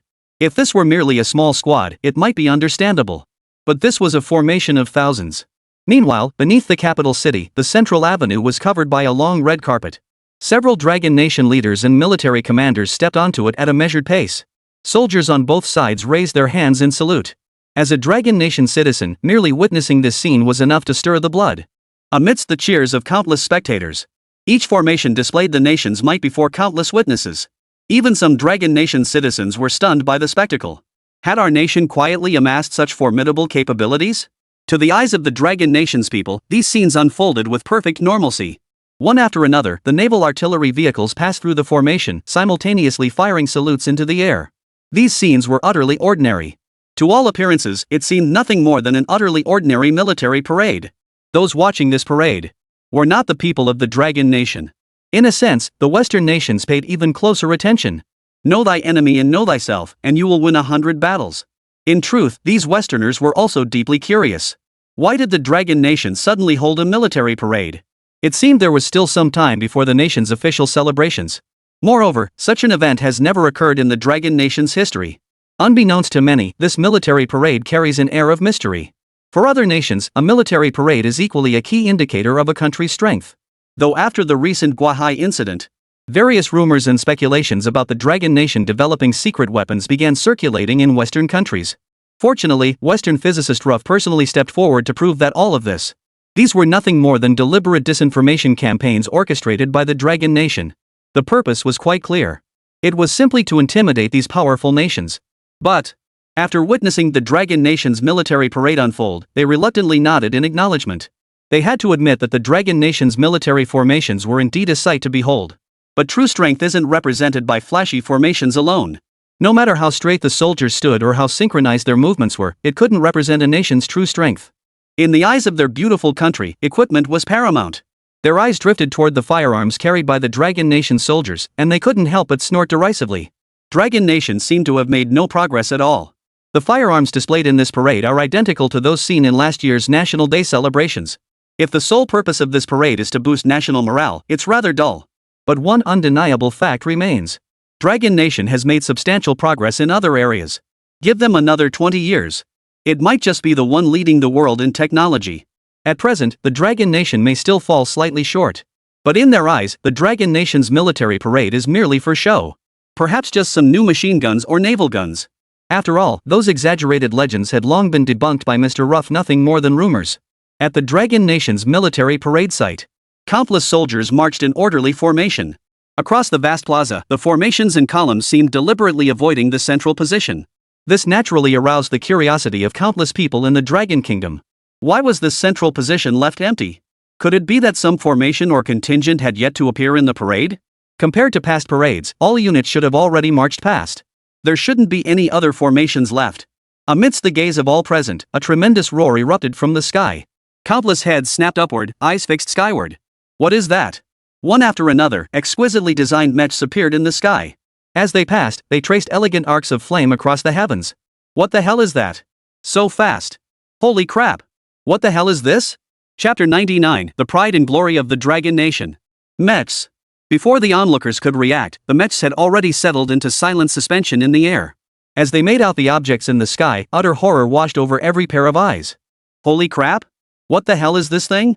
The mechs were positioned precisely at the center of the parade route. Each mech, upon reaching its designated spot, unleashed a pillar of light that shot skyward. Sure enough, this central position was reserved for the mechs. The foreigners watching the parade were stunned. They never imagined such things would appear in this parade. Even watching the footage on video left them speechless. Their eyes went wide, expressions frozen, as they began to stammer at the spectacle before them. What the hell is this thing? What? This can't be. How could the backward Dragon Nation possibly build something this advanced? His gaze shifted to the upper left corner of the video. The words "live" broadcast stood out in sharp clarity.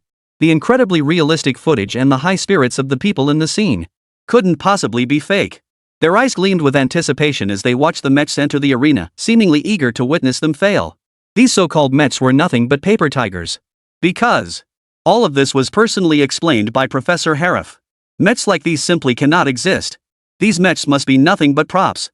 Everything in Dragon Nation is nothing but self-deception. This must be fake. But soon, these mechs halted abruptly, ruthlessly shattering the illusion. Upon reaching their designated positions, each mech assumed a distinct stance. Their movements seemed utterly devoid of mechanical rigidity. These massive frames possessed a fluidity and agility entirely human in nature. Everyone was stunned. Were these colossal machines also from the Dragon Nation? Their entrance felt like crossing into another dimension. This creation straight out of science fiction had suddenly materialized in reality. And it wasn't just one. An entire squadron. This is insane. Everyone's gone mad. Seeing this scene unfold before them, even the assembled Dragon Nation citizens were at a loss for words. What the hell? This is straight out of science fiction. But after a moment of stunned silence, the atmosphere instantly ignited. Countless cheers and shouts erupted. The mecha's entire body glowed with a reddish hue. Simultaneously, the Dragon Nation's flag was prominently displayed on the mecha's powerfully engineered hull. This flag provided the answer to all Dragon Nation citizens. This was independently manufactured by Dragon Nation. Amidst these beams of light, the mecha slowly descended toward the ground. This sight caused countless Dragon Nation citizens to hold their breath. Boom! One by one, the mechs touched down on the ground. As the sound of their feet hitting solid ground echoed out. At that moment, the people of Dragon Nation finally realized that all of this was real. Above, on the main podium, a military leader wore a knowing smile as he commanded in a deep voice. Mech formations, take your positions. Boom! The previously dead silence exploded in an instant. Holy! This thing is actually a mech. Something straight out of the movies, brought to life in reality. This is a military parade. In such an official setting, every move the mecha made was witnessed by all. Who knew our country had already reached this level without us even noticing? The foreigners, the Westerners, they were all stunned, dumbfounded. For a moment, they were even speechless. The demonstration after the mechs took their positions left them utterly speechless. As flames erupted from beneath the feet of the mechs in formation, they once again rose into the air. Their mouths twitched slightly. It all seemed too surreal to their eyes. Yet they couldn't face this brutal reality. This was the scene unfolding live on the national broadcast. This time, it was live one. There was no room for fabrication. Manhwa had no need to fabricate the lie of mecha.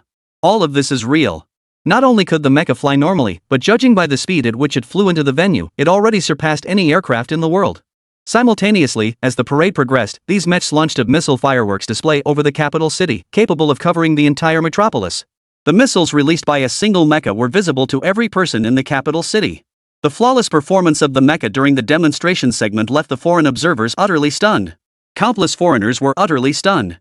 Wasn't it supposed to be impossible? Isn't current technology fundamentally incapable of creating mechs?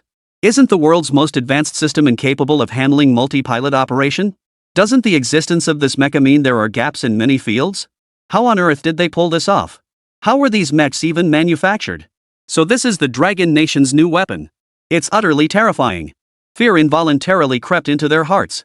After all, the foreigners and Western experts watching all this unfold were not few in number.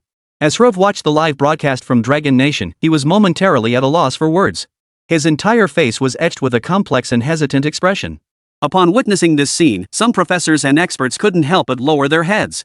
Because, at that moment, their faces burned with a stinging sensation of pain. Mech squadrons fall into formation.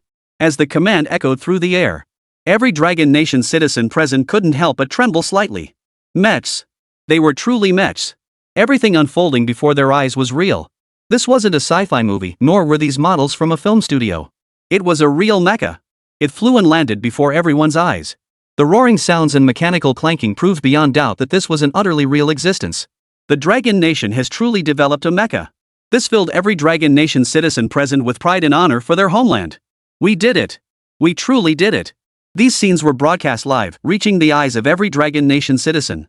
Especially the older generation, who couldn't help but shed tears of joy at the sight. Over the past decade, even 2 decades, they witnessed the rise of the Dragon Nation with their own eyes. From a nation once lagging in science and technology, it has gradually evolved into what it is today. Countless hardships and challenges lay hidden within this journey. Faced with scientific challenges, lacking technology meant they had to break through and research on their own. Today, with its mecha formations, Dragon Nation has successfully ascended to the pinnacle of the world. Chapter 100, The Dragon Nation Erupts. The nation hails the name of Yining. Some elders may not fully grasp the significance of this single mecha. Yet during the mecha demonstration, the demonstration of its flight capabilities, attack systems, and communication networks, these former military personnel instantly grasped its strategic value.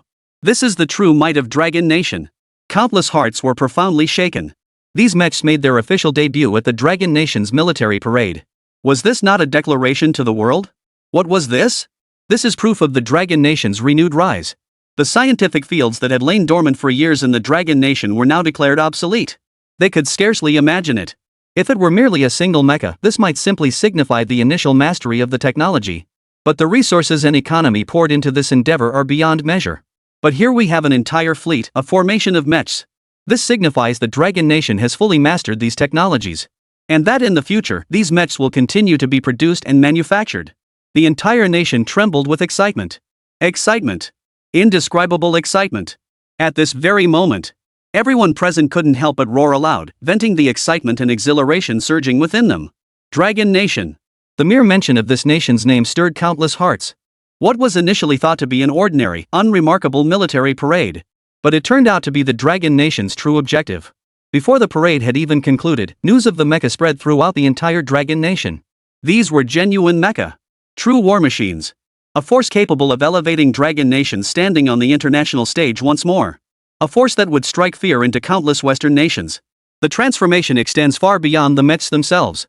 The introduction of these technologies could propel the Dragon Nation to leapfrog advancements in the technological sphere. Watching the scenes unfold during the military parade, who could possibly contain the surging emotions welling up inside? Beside the central VIP stand, young Tianlong exhaled deeply. A faint smile slipped onto his face. This was not merely a major breakthrough in Dragon Nation's scientific and technological prowess. It was also a moment of pride and vindication for the Dragon Nation. His emotions, like those of the Dragon Nation's people watching, surged with excitement. A uniquely Chinese sense of collective pride. As the commander of the Vermilion Bird Military District and one of the leaders of the Mecha Corps, he had come to witness these scenes firsthand. His gaze fixed on the south, a profound sense of awe welling up within him. Without that person's existence, all of this would inevitably be nothing but a bubble. Yang Tianlong stepped to the center of the main podium. He cleared his throat twice, his voice slightly hoarse. His gaze grew solemn as he spoke in a weighty tone. Behind every dazzling achievement, countless individuals toil in silence. These mechs did not appear out of thin air.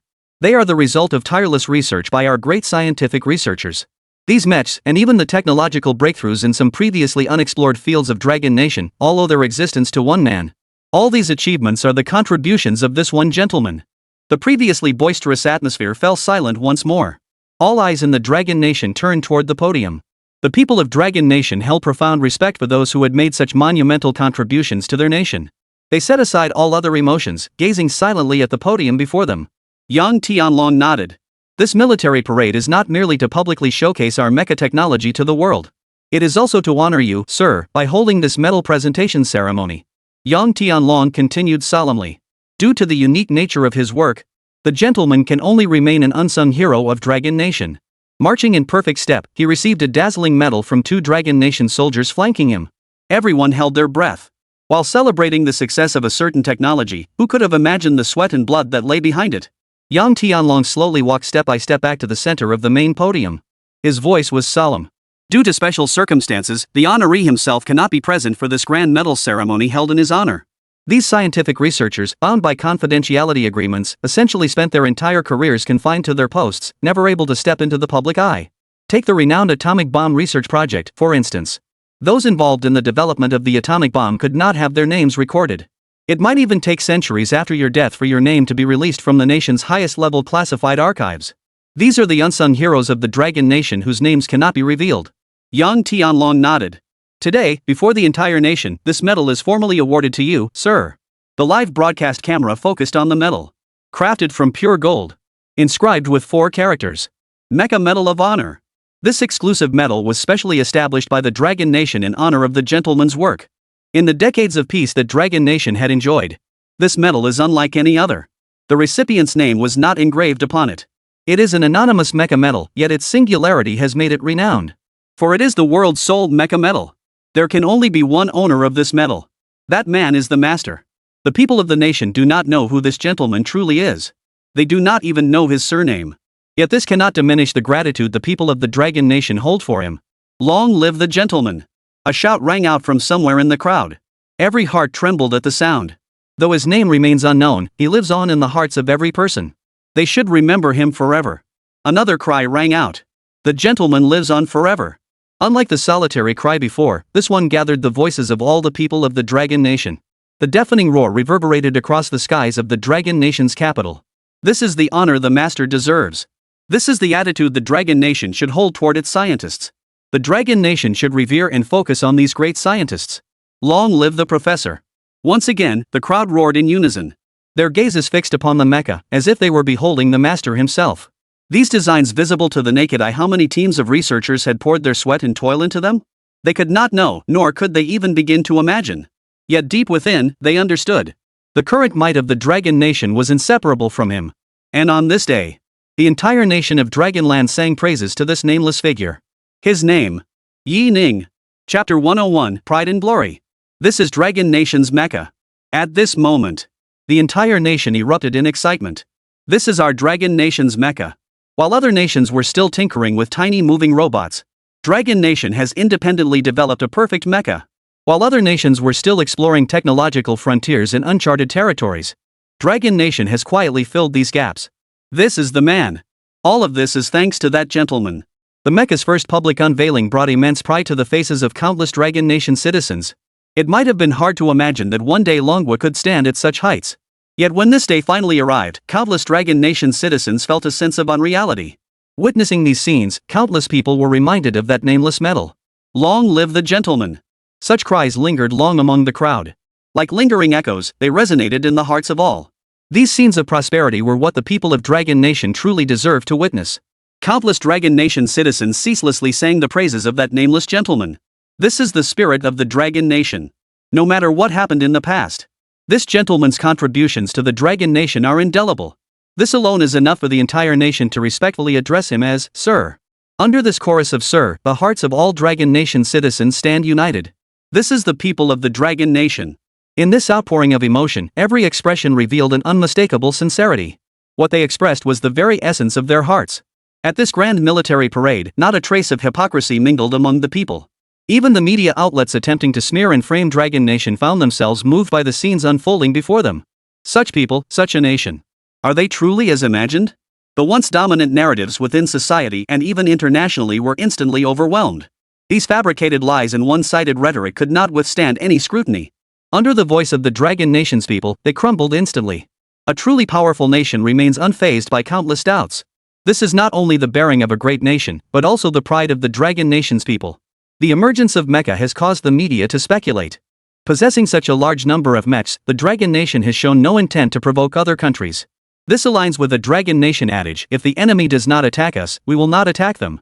Likewise, the existence of these mechs serves to better uphold peace. Having no sword in hand is not the same as having a sword but choosing not to use it. These scenes captured not only the Dragon Nation. Countless foreign media outlets and several Western nations are paying close attention. As the nation rising at the fastest pace, the Dragon Nation has inevitably become a subject of special scrutiny. Their gaze fixed on the Dragon Nation's military parade, their expressions equally revealing profound awe. From the moment the mechs made their appearance, their eyes were utterly captivated. Is this the true might of the Dragon Nation?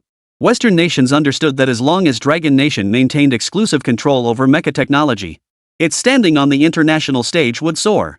Moreover, this advancement encompassed so many previously unexplored frontiers of science and technology. How on earth did the Dragon Nation achieve this? Countless Western nations remain baffled. Yet after watching the entire parade video, countless Western nations revealed expressions of immense curiosity. Why would Dragon Nation voluntarily reveal such advanced mecha technology? Shouldn't such cutting-edge technology be kept as a trump card? This question quickly drew widespread attention. It must be said, some of these questions were truly thought-provoking. Countless Western nations fell silent. What is the purpose behind Dragon Nation's deliberate exposure of its mecha? What is the motive? Was it for that little bit of international standing?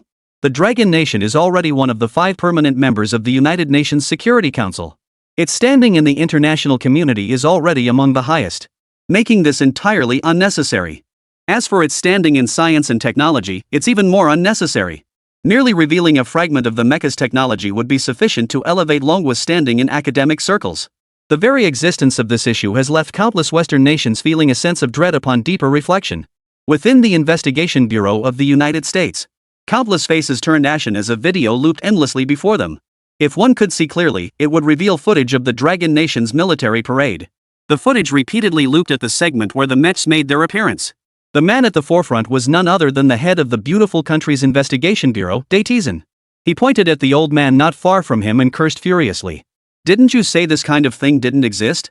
What is this? Tell me what this is." The old man remained silent. Staring at the video playing before him, he was utterly speechless. Even though he was rough, a renowned giant in the academic circles of the United States, his eyes betrayed the same utter disbelief. Harif exhaled, his mouth opening and closing, but no words came out. The others fell silent as well. Clearly, the unveiling of the nation's mecha had caught everyone completely off guard. Such a groundbreaking creation, no matter how many times anyone examined or analyzed it, would likely still be deemed fake in the end. Dysent waved his hand dismissively, choosing not to elaborate. "All that is in the past now. I have no intention of pursuing it further. Your next task is to continue researching every single technology of the Guokue Empire." His gaze fell upon the pile of materials spread across the table, and a flicker of anger surfaced in his heart. What kind of undercover work is this? Not a single piece of genuinely useful material was brought back. What exactly did you bring back? And you call this critical intelligence? Not a single shred of intel on the mechs. His gaze shifted to the investigator beside him, and he couldn't help but take it out on him. "What are you staring at? Immediately investigate all intelligence concerning Dragon Nation." On the table lay a large stack of photos depicting Dragon Nation's mechs. The American investigators were each busy at work on the table. Daytizen was so furious he couldn't bear to look. He strode purposefully into an empty corridor. Chapter 102, Everyone's Speculations. This is just the tip of the iceberg. The space was wide and well ventilated. Numerous cigarette butts littered the floor. Daytizen rummaged through his pocket and casually pulled out a cigarette. His gaze deep as he pondered a question in his mind. Why would Dragon Nation voluntarily reveal the mechs they possessed? And to a certain extent, publicly? This made no sense whatsoever. After pondering this question, he even took a drag from his cigarette. As time burned away, the cigarette butt grew longer and longer. A gust of wind blew, causing the cigarette butt to slowly fall to the ground, simultaneously snapping the pensive Daterson back to reality. His previously agitated mood seemed to ease slightly. In his mind, various pieces of information about the Dragon Kingdom kept surfacing. In the past, the Dragon Nation had never made such a move. So why had they exposed the mecha this time? Pressured by the United States? He shook his head. Impossible. The Dragon Nation had stood firm against the United States for years. The Dragon Nation wouldn't be afraid. Deterring other neighboring nations? That doesn't make sense either. Could it be this possibility? In his mind, one possibility suddenly magnified infinitely. The moment this thought entered his mind, a flicker of fear crossed his expression. If none of these possibilities held true, could it be that the Dragon Nation simply didn't care about the technological prowess demonstrated by this mecha? Or could it be that these were merely the tip of the iceberg of Dragon Nation's technological prowess? Upon reflection, this possibility seemed entirely plausible. Daterson instantly dismissed the notion. It was utterly absurd. Are you kidding me? The technology manhwa has already demonstrated is terrifying enough. And in countless fields, the United States remains completely in the dark. How could such terrifying technology possibly be merely the tip of the iceberg for the Dragon Nation? Daterson thought to himself. But it felt more like self-comfort. The cigarette in his hand remained untouched. Yet, unnoticed, it had burned down to the filter. Daterson let the cigarette butt fall to the ground with a numb indifference. A flicker of fear crossed his face. If the Dragon Nation mecha had already been developed, what else could be impossible? He slapped his forehead, panic rising within him. He must verify his hypothesis immediately. If it truly unfolded as he imagined, then Dragon Nation would be terrifying beyond measure. Dazed, Daterson lifted his head and strode toward the Investigation Bureau's office. He needed all the information on the Dragon Nation. Urgently, desperately urgently. Amidst the puzzled stares of the investigators, Daterson began flipping through the files. The papers on the desk immediately scattered in disarray under his frantic flipping. His frantic movements made the other investigators on this side hesitate to make a move. Everyone paused their work and turned their gaze toward Daterson. Finally, curiosity got the better of someone who couldn't help but ask. "Sir, what are you looking for?" Daterson closed his eyes and took a deep breath. All the parade ceremony records from the Dragon Nation over the years. As the words fell, the investigators exchanged glances and began flipping through the files together. Though some of these records were excessively outdated, they were still archived within the United States Investigative Bureau. Within about 10 minutes, all the historical records of the Dragon Nation were laid out before them. Both paper documents and video files were present. Daterson glanced at the group and spoke calmly. Investigate. Investigate the issues in every military parade held in the Dragon Nation. The investigators nodded in unison. Though they didn't understand why the investigation into the mecha had suddenly been halted to look into parade-related materials instead. They didn't ask questions and proceeded immediately. Some examined paper documents while others reviewed corresponding video files. Daterson's eyes gleamed with urgency as he gathered a stack of relevant paper documents, flipping through them rapidly. He muttered to himself, seemingly reciting model numbers of certain equipment or weapons from the Dragon Nation. After a cursory glance, he immediately turned to the second page. He then compared the second page with the first. His expression softened slightly. It seemed there wasn't much difference between the two.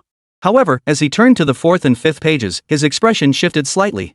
He laid all 5 pages out on the table for comparison. Fragmented pieces of information began to coalesce in his mind. In the history of the Dragon Nation, such an abrupt and peculiar military parade had never been held before. Moreover, according to Dragon Nation's tradition, the technologies showcased during such parades were rarely the most advanced. Past military parades served as the clearest evidence of this. Almost invariably, after the Dragon Nation released a particular weapon, the version displayed to the outside world was the most primitive one. Only under exceptional circumstances would a special variant appear. At that very moment, Daterson's mind buzzed. His gaze toward Dragon Nation had visibly shifted. If these mechs were merely the Dragon Nation's initial prototypes, then what level of technological prowess must the Dragon Nation truly possess? The investigators poring over the documents had also noticed this. Their eyes betrayed utter astonishment, their hearts trembling slightly. This can't be possible. This must be the entirety of Dragon Nation's capabilities. Among them were several investigators with backgrounds in scientific research. They too wore expressions of utter disbelief. For the United States, this answer was simply too hard to swallow. They had barely come to terms with the fact that Dragon Nation possessed mechs. But now you tell me this is merely Dragon Nation's appetizer, a mere toy. How could they possibly accept that? Some bewildered investigators and professors inquired. Sir, are you saying the parade didn't show China's full capabilities? Daterson took a deep breath and nodded with some difficulty. Though reluctant to admit it, the might Longwa had displayed had indeed reached this level. This sent shockwaves through the professors and experts standing nearby. What? Even the mechs displayed at the parade were beyond their wildest imagination. And now you're telling me Dragon Nation possesses even more advanced technology? This is ing.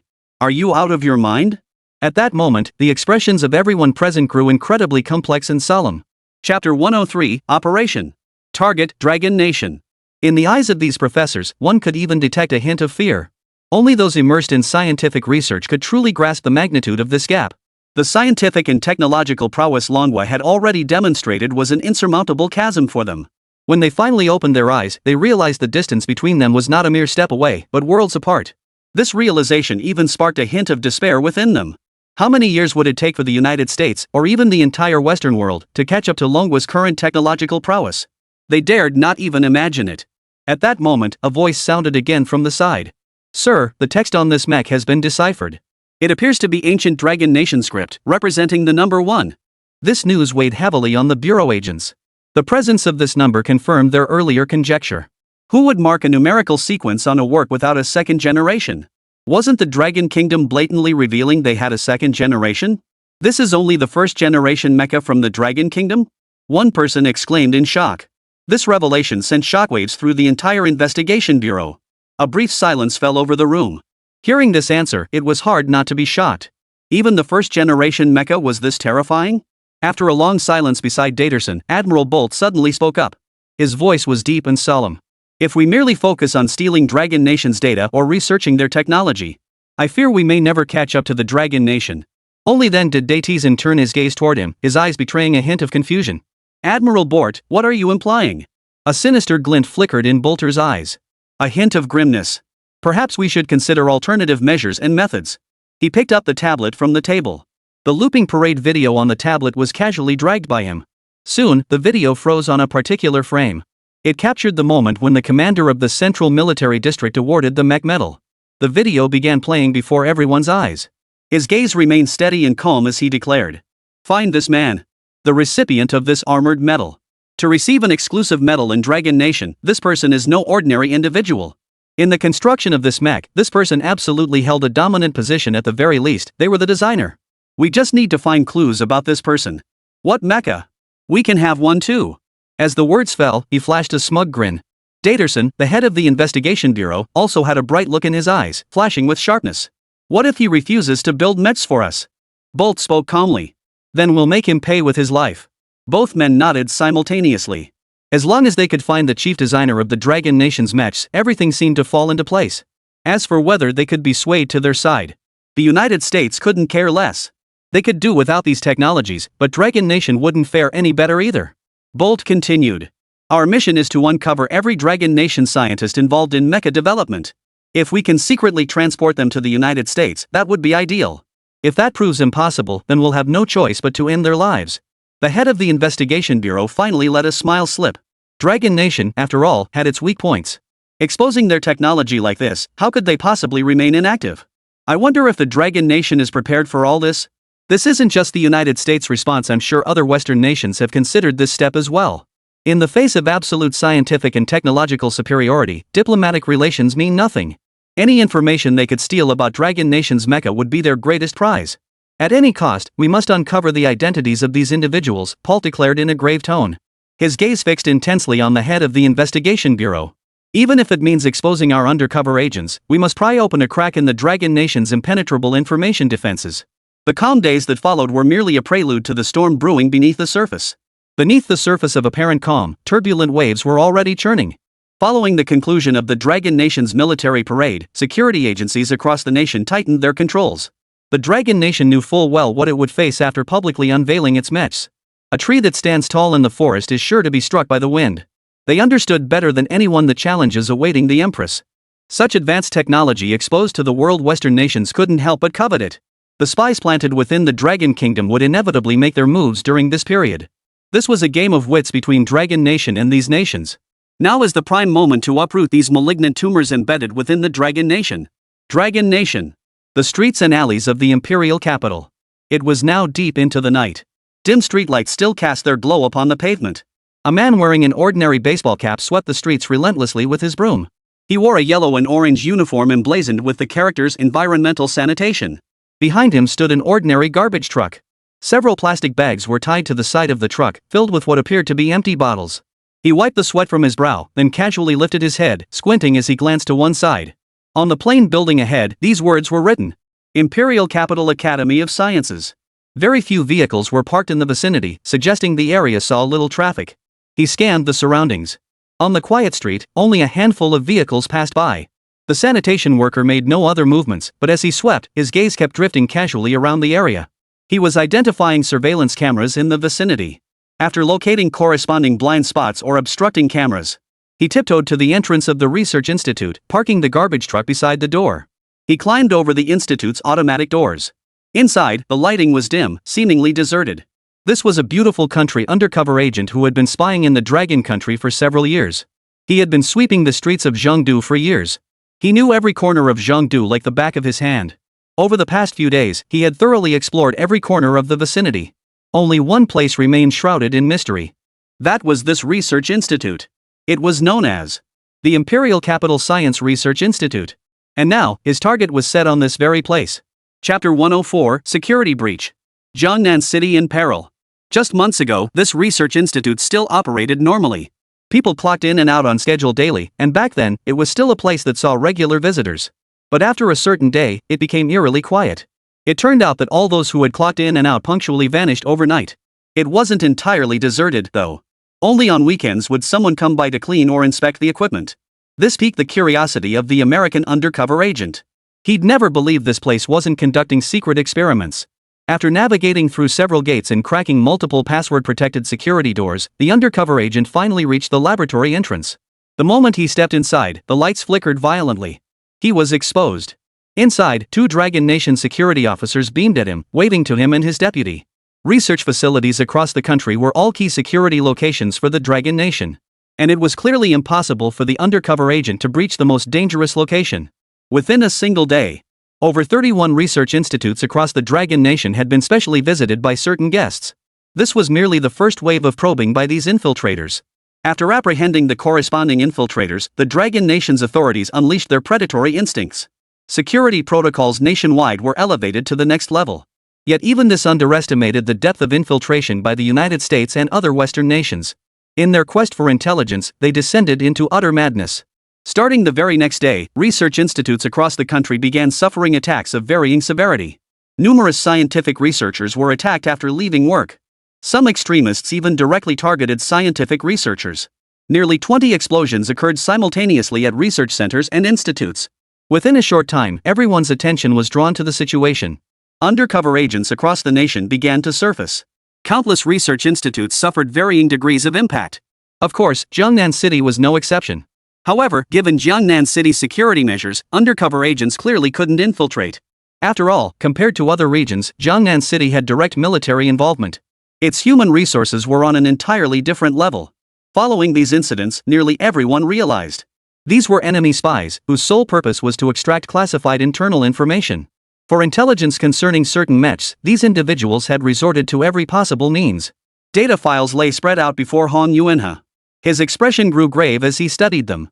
On this single day in Jiangnan City alone, numerous such incidents had surfaced. And nationwide, this city ranked among those with the highest incidence rates. As someone bound by a confidentiality agreement, deep down, he couldn't help but feel uneasy. But what infuriated him even more was how brazen these undercover agents had become. If they were merely stealing documents or discreetly gathering intelligence, that might be tolerable. But for so many to march straight toward the research institute? That was downright foolish. But the facts proved these undercover agents possessed extraordinary capabilities. Through their relentless efforts, 2 hidden research bases in Dragon Country were exposed. Of course, it was merely exposure. The classified documents within these research institutes or bases remained completely secure. Hong Yuanhe still harbored deep concerns for the Dragon Nation. Just then, his door opened as young Tianlong walked in holding a phone. "Here's your phone." He placed the phone directly on the table. After signing the Dragon Nation's confidentiality agreement, one would be subject to 24-hour surveillance. Using certain communication devices also required supervision by designated personnel. Not even the head of the Jiangnan City Security Bureau was exempt. Cameras had been installed throughout their living and working spaces. Should anyone disappear from camera view for over 1 minute, corresponding officers would immediately arrive at the main entrance. Forced detention will be enforced.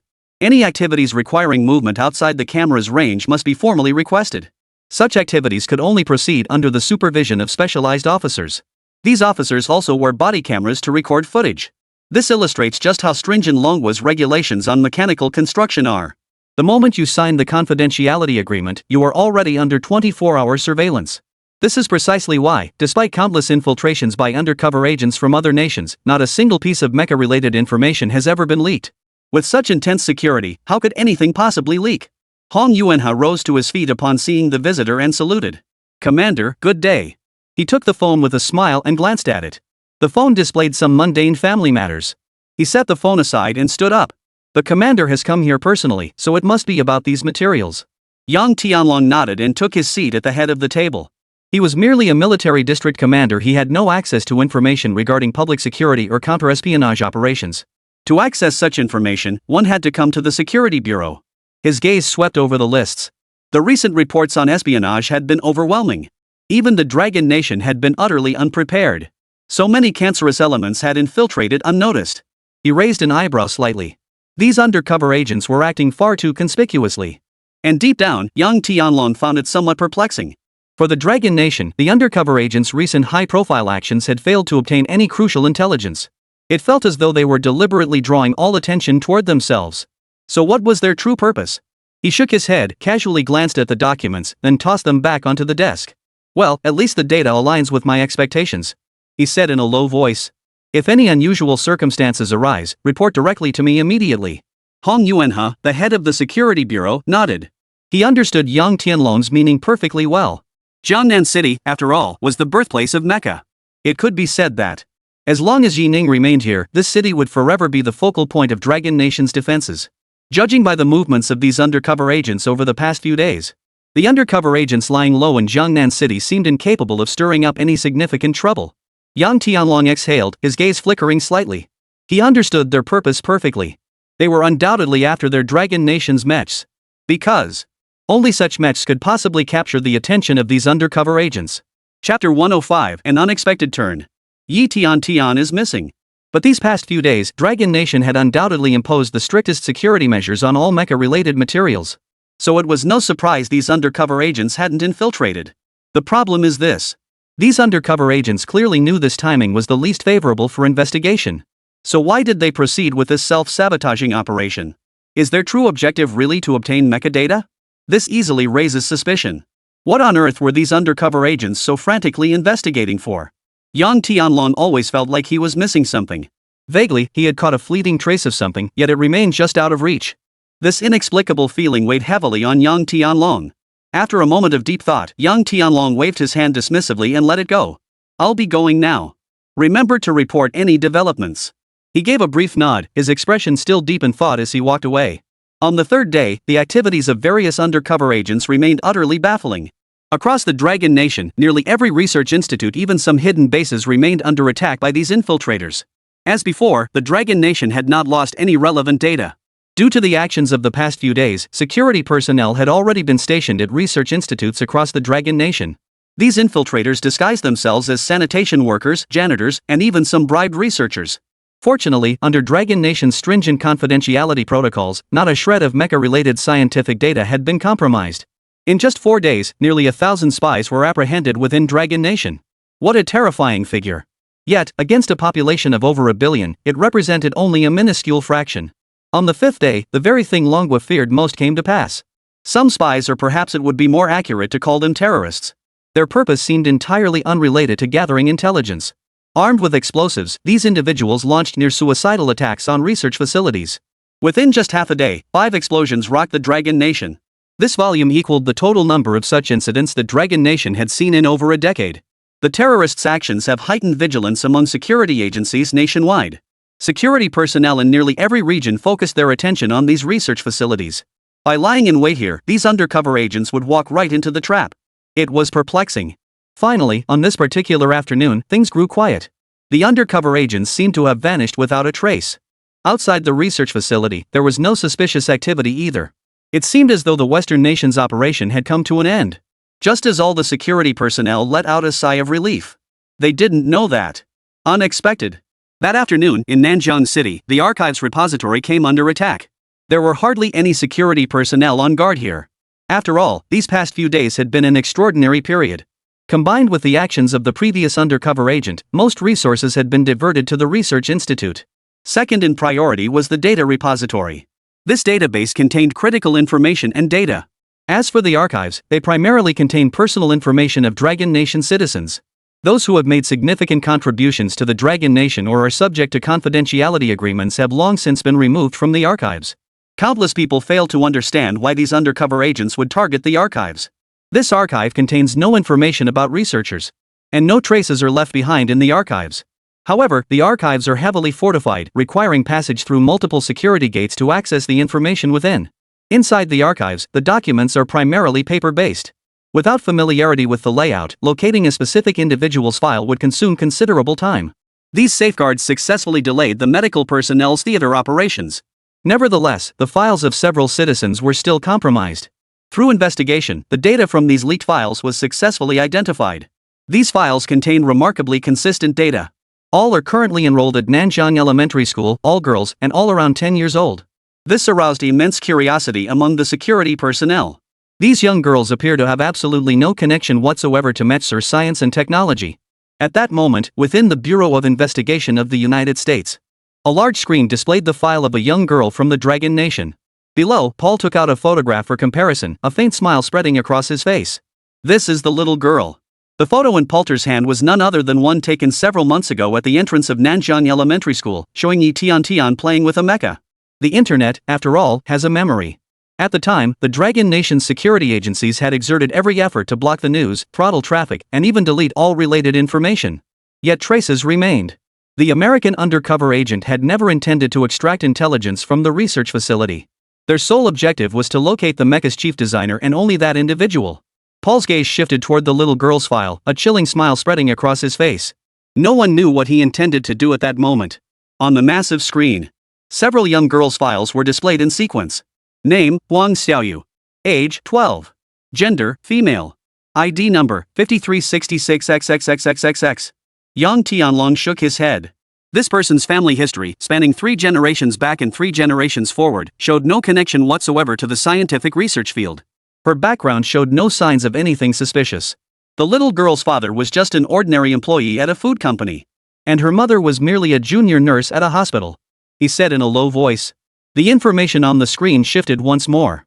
Yang Tianlong's gaze returned to the little girl's information. Name, Yi Tian. Name, Yi. In an instant, Yang Tianlong's heart tightened. Could it be a coincidence? He must be overthinking it.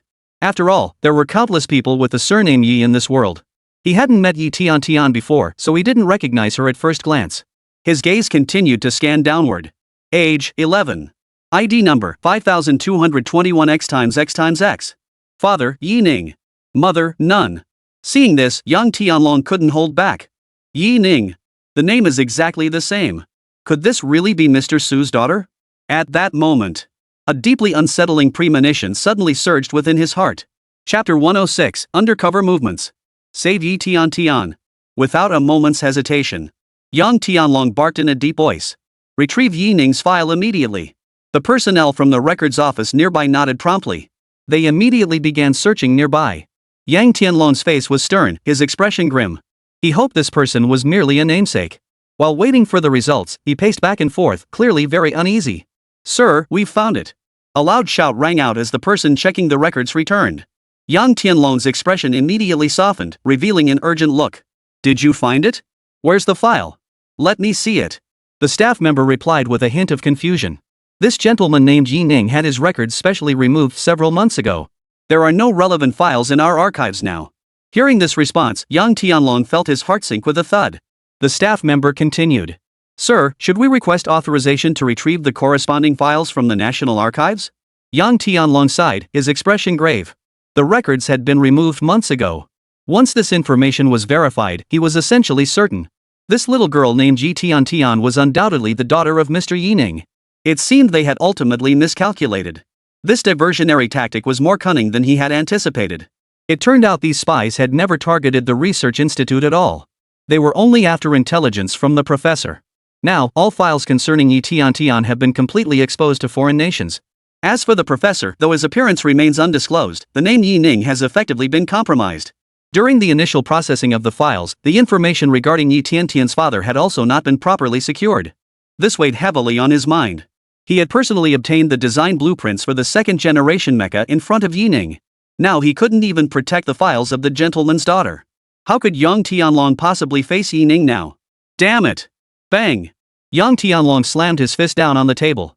He was consumed by self-reproach. He never imagined that even with Longgua's airtight security, these spies and undercover agents could still find a way in. This self-reproach lasted only a minute. Yang Tianlong pushed it aside. Now was not the time for self-reproach. The most crucial task at hand was to protect the master's daughter. He picked up the phone in his hand, hesitating for a long time. But no matter what, he had to report this news to the master. He exhaled, took a deep breath, and dialed the number. The ringing tone felt like it lasted for centuries. Finally, 10 seconds after dialing, the call connected. Yi Ning's calm voice came through the receiver. Have the research supplies arrived? For Yi Ning, receiving calls from others was rare. Even when he did answer, it was usually about research supplies. So he naturally assumed it might be a new shipment arriving. Yang Tianlong's voice came through, deep and measured. It's me, Yang Tianlong, commander of the Central Military District. The one who requested your research findings last time. Yi Ning held the phone, slightly surprised, his brow furrowing. What could this man want with him? He had virtually no dealings with the military. Still, Yi Ning didn't hang up. He replied calmly. What is it? As he spoke, faint crackling sounds of chemical reactions mingled in the background. Yang Tianlong spoke with a sense of guilt and remorse. My deepest apologies, sir. Your daughter's files have been compromised. It is our failure for not safeguarding your daughter's records properly. Yi Ning remained calm, nodding slightly. Oh. This lukewarm tone only deepened Yang Tianlong's sense of guilt. He said in a low voice. I'm sorry, but your daughter may face some danger from now on. I don't know exactly what level of danger it will be. The voice on the phone remained calm and composed. On the other end, Yi Ning's sight seemed to be filled with the constant hum of reagents or electronic equipment. Yang Tianlong felt extremely uneasy. He had hesitated many times before dialing this call. The mistake with the files must have left the master utterly disappointed in him. He had imagined the master's fury once the call connected. Or even a tirade of curses, or some other venting of frustration. He had even imagined the professor storming out of the lab on the spot. He had anticipated all of it. But upon hearing Yi Ning's calm voice, this military heavyweight whose mere presence in the Central Military District made others avert their gaze was thrown into disarray. Such a formidable commander, revered throughout the military region, had involuntarily lowered his head during Yi Ning's phone call. The commander must be furious. Yang Tianlong immediately snapped to attention, exclaiming loudly. This is our responsibility. We failed to safeguard your daughter's records, and we will take full responsibility. Only then did Yi Ning's voice come through the phone. HM? What do you mean? Yang Tianlong composed himself and replied. We will protect your daughter. At this moment, Yi Ning's brows furrowed slightly, and a hint of displeasure finally crept into his tone. It won't be necessary. I don't want you to interfere with my daughter's life. Yi Ning had agreed to cooperate with the Dragon Nation because it could provide him with research supplies. He also didn't want his daughter's life to be overly disrupted. He wanted to give Yi Tian a happy and peaceful childhood. Therefore, he naturally declined Yang Tianlong's suggestion. This left Yang Tianlong, who had been preparing to speak passionately once more, momentarily stunned. Yi Ning's voice came through again. Nothing else. I'll hang up now. Unless it's the research supplies arriving, don't interrupt my experiment for now. Before Yang Tianlong could fully recover, the call abruptly ended. The persistent beep beep beep of the disconnection echoed in his ears. Staring at his phone, he recalled Yi Ning's earlier words. Though tinged with displeasure, he hadn't once mentioned Yi Tian's safety. There was not even a hint of concern in his tone, nor any questioning of the security department. To him, it all seemed like nothing more than a trivial matter. This left Yang Tianlong speechless. Yet, if he were truly to do nothing, that sense of inadequacy deep within Yang Tianlong's heart remained irreparable. After a long pause, he dialed a number. Yeah, it's me. Immediately select several elite operatives from the Cheetah Special Forces unit. I'll send you a target. No matter what, you must rescue her. Remember, absolutely must. Chapter 107, Bait. Encirclement of Yi Tian. At the U.S. Bureau of Investigation headquarters. Several investigators were examining several files they had obtained. Paul chuckled softly. Given how secretive the Dragon Nation is, it'd be a miracle if you could find anything. Trust me, this little girl named Yi Tian is no ordinary child. The head of the bureau, Dae Tizan, frowned slightly. What makes you think that? Isn't this a bit too hasty? Just because she was standing next to the mecha? His hand twitched a gesture uniquely his own. Have you considered that she might just be an ordinary little girl? How much would that cost us? Bolt waved his hand confidently. My gut tells me. This little girl is our only breakthrough. Just by standing beside the mech. She is destined to be extraordinary. Daterson was somewhat perplexed. For the investigation bureau, any action required a degree of certainty or corresponding evidence. This current move felt out of character for him. How certain are you? Bolt chuckled softly. It's certain. Daterson frowned. Only 70%? Bolt spread his hands. I admit there's an element of gamble involved. But this answer cost the lives of hundreds of outstanding undercover agents. You'll just have to take my word for it, he said, glancing at the screen beside him. Trust me, there's no need to keep investigating. This is the little girl we've been searching for. Among all these people, only this little girl has had contact with the mecha. Daterson fell silent. The facts spoke for themselves. They had been searching for the file based on a single photograph. It was their only lead. Bolt remarked with a hint of teasing. That mecha guy from Dragon Country might just be this little girl's dad. Or perhaps Mr. Yining? Daterson fell silent, offering no reply. He could only concede to Poulter's suggestion. All right. He nodded. I'll contact the most capable and suitable agent in the United States to handle this. A hint of ambition flickered in his eyes. If this little girl truly had connections to the scientists researching the mecha, then the United States would have hope. Using the girl as leverage, that scientist wouldn't be able to refuse, would he? At the thought of this perfect opportunity, a smile involuntarily spread across his lips. Dragon Nation. Compared to the terror of days past, the past few days had been relatively calm. It must be said that the previous events had caused considerable panic among the people of Dragon Country. Yet anger predominated, intertwined with that fear. The undercover agents who had been active before have now suddenly vanished without a trace. After all, such undercover agents are extremely valuable assets for other nations. Countries might spend decades just to plant a single one. Under normal circumstances, the West would never make such a self-destructive move. Yet the silence itself was another terrifying, undeniable truth. The enemy nation had already obtained certain intelligence. In recent days, a Western customer had appeared at the cafe near Nanjiang Elementary School. This individual hailed from the United States and worked at a foreign language training center in Nanjiang. Almost every day at the exact time Nanjiang Elementary dismissed, he would sit by the window in the cafe, sipping his coffee. A laptop sat on the table, its screen filled with foreign language teaching materials. When school dismissed, he would almost always set aside his work and begin savoring his coffee. At these moments, his gaze would casually sweep over the crowd of students leaving school. Occasionally, he would glance at his wristwatch. Finally, when he spotted Yi Tian, a smile couldn't help but curve his lips. After several days of observation, he had pretty much figured out the little girl's dismissal time. He also knew very well that traffic near the school was often congested. The woman who came to pick her up would likely take about 5 more minutes to reach the school gate. And those brief 5 minutes were his window of opportunity. He raised his hand and shouted in awkward Chinese. Waiter, the bill, please. Then he gathered all the items on the table and turned to leave. By the time the waiter arrived, no one was found in the booth. 400 yuan bills from the Dragon Kingdom lay quietly on the table. The waiter looked around in confusion and remarked, "What a strange person." A Western-looking man had just stepped out of the coffee shop. A young man followed immediately behind. Dressed in a hoodie, he wore headphones over his ears. As he walked, his body swayed involuntarily. It seemed as though the music in his headphones had reached its climax. His gaze darted around as he swayed, unintentionally scanning his surroundings. It was dismissal time at Nanjiang Elementary School. The surrounding environment was exceptionally noisy. People engaged in conversation instinctively raised their voices. Yet he remained completely unaffected by the noise, lost in his music. He even murmured something under his breath amidst the clamor. It was a sound only he could hear. Reporting, suspicious individual detected. After uttering those words, he blended into the crowd, moving with the flow of people. This man was the elite agent dispatched by the Dragon Nation specifically to protect Yi Tian. Although Yi Ning had bluntly refused their protection, showing not a shred of concern, how could the Dragon Nation stand idly by? Protecting its citizens was their duty. Especially since this individual was the daughter of Mr. Yi Ning. Over the past few days, outside Nanjiang Elementary School, countless elite operatives lay in wait. These individuals were special forces soldiers who had participated in world-class individual combat competitions. Whether it was disguise, search and seizure, or tracking and counter-tracking, they were all top tier. As for physical prowess, the bare minimum requirement for special forces, they were the cream of the crop. Their objective was singular: to screen out every suspicious individual without alerting their protected target. At this moment, the Westerner mingling among the Chinese crowd at the entrance of Nanjiang Elementary School stood out like a sore thumb. This drew extra glances from the hurried crowd. Sugar-coated hawthorn on a stick. Kids, come get some candied hawthorn. The vendor's cries echoed from the entrance.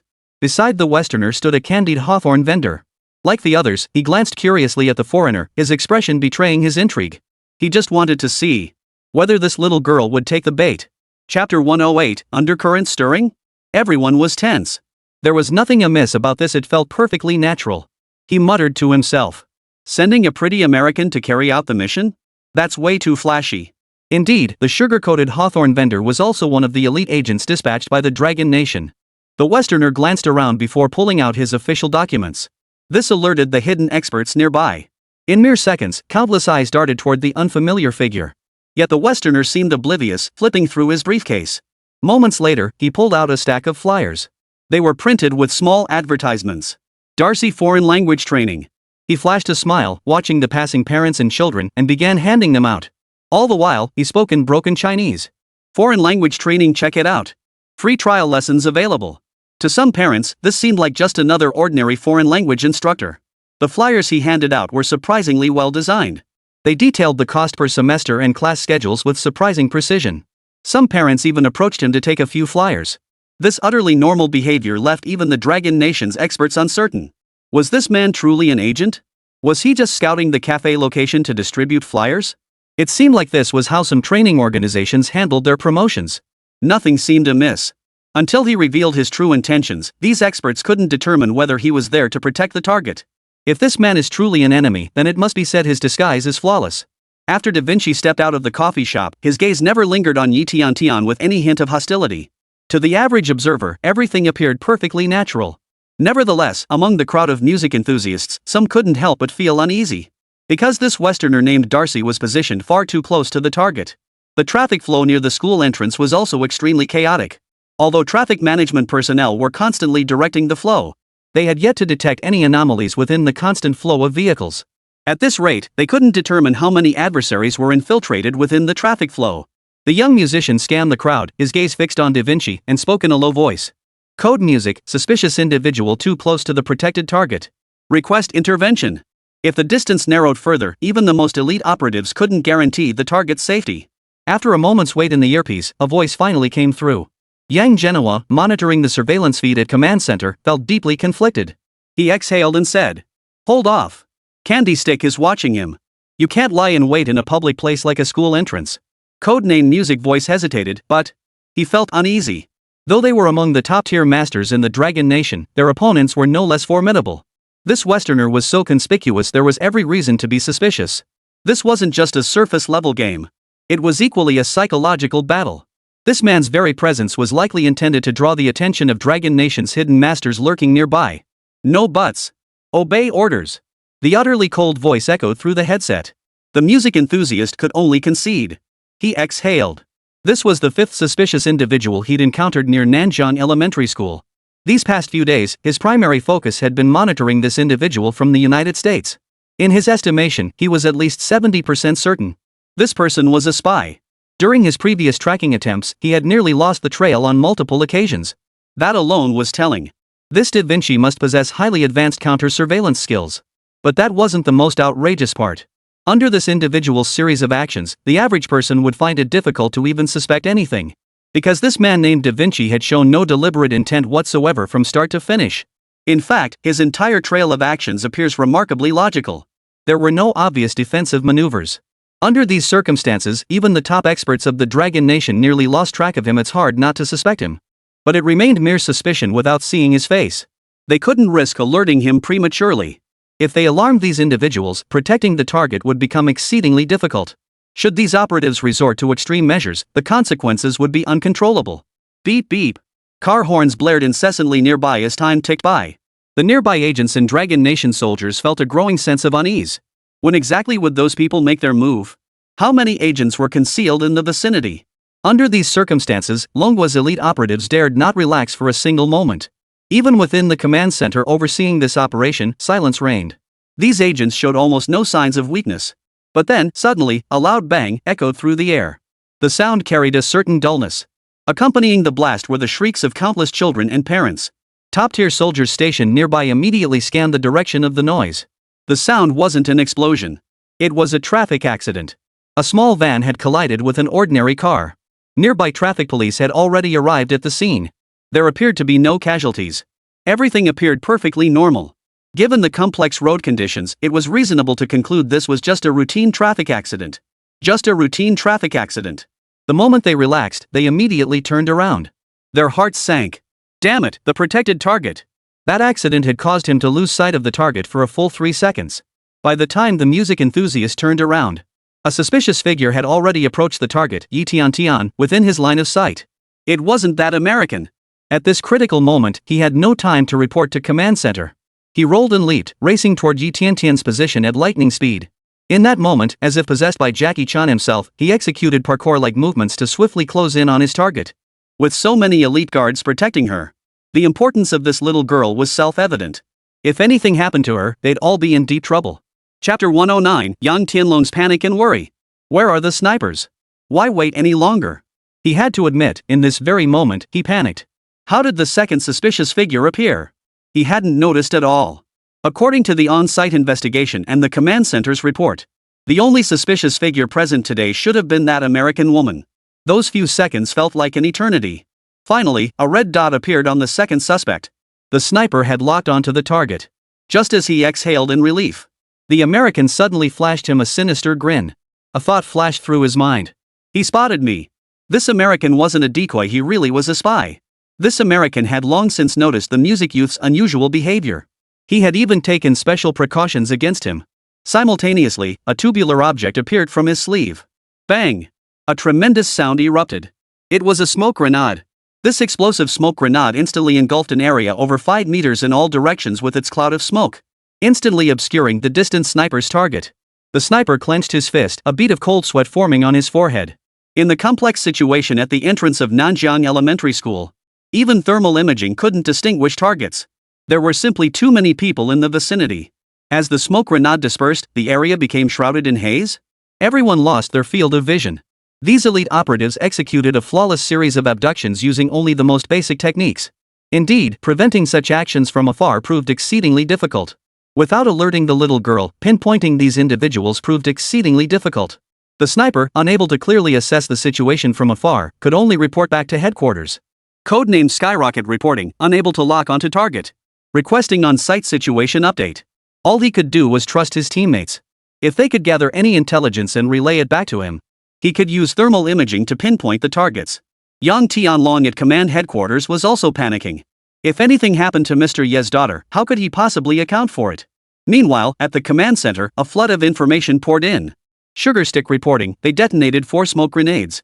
Current intelligence is inconclusive. Amidst the report, he could still hear the screams of nearby children and parents.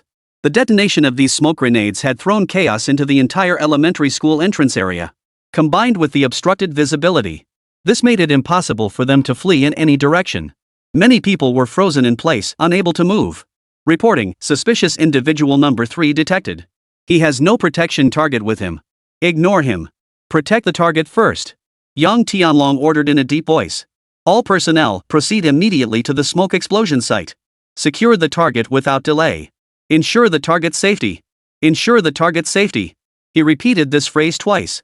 It was clear that Yang Tianlong was extremely tense at that moment. The surveillance feed had long been obscured by smoke, rendering visibility impossible. As the commander, he knew he absolutely couldn't panic in this situation. At the scene, countless people converged on Yi Tian's location. Codename Candy Stick was closest to the American woman. He immediately followed suit. The two even exchanged blows for a moment. But that Da Vinci had no intention of prolonging the fight. He merely defended passively, then slipped away amidst the chaotic crowd. As Candy Stick attempted to pursue further, another smoke grenade exploded. Visibility vanished completely. The agents paid him no mind whatsoever, charging straight toward Yi Tian. This is bad. The situation had turned dangerous. The obstructed vision made it impossible to pinpoint the target's location. Coupled with the school entrance's uniquely advantageous environment, they couldn't track her any further. Amidst the smoke, many lost their bearings. The spread of 4 smoke grenades rendered these elite Dragon Nation forces completely immobilized. Sugar Stick had no choice but to report directly to headquarters. Codename, Candy Stick. Excessive smoke on the scene makes pinpointing the location impossible.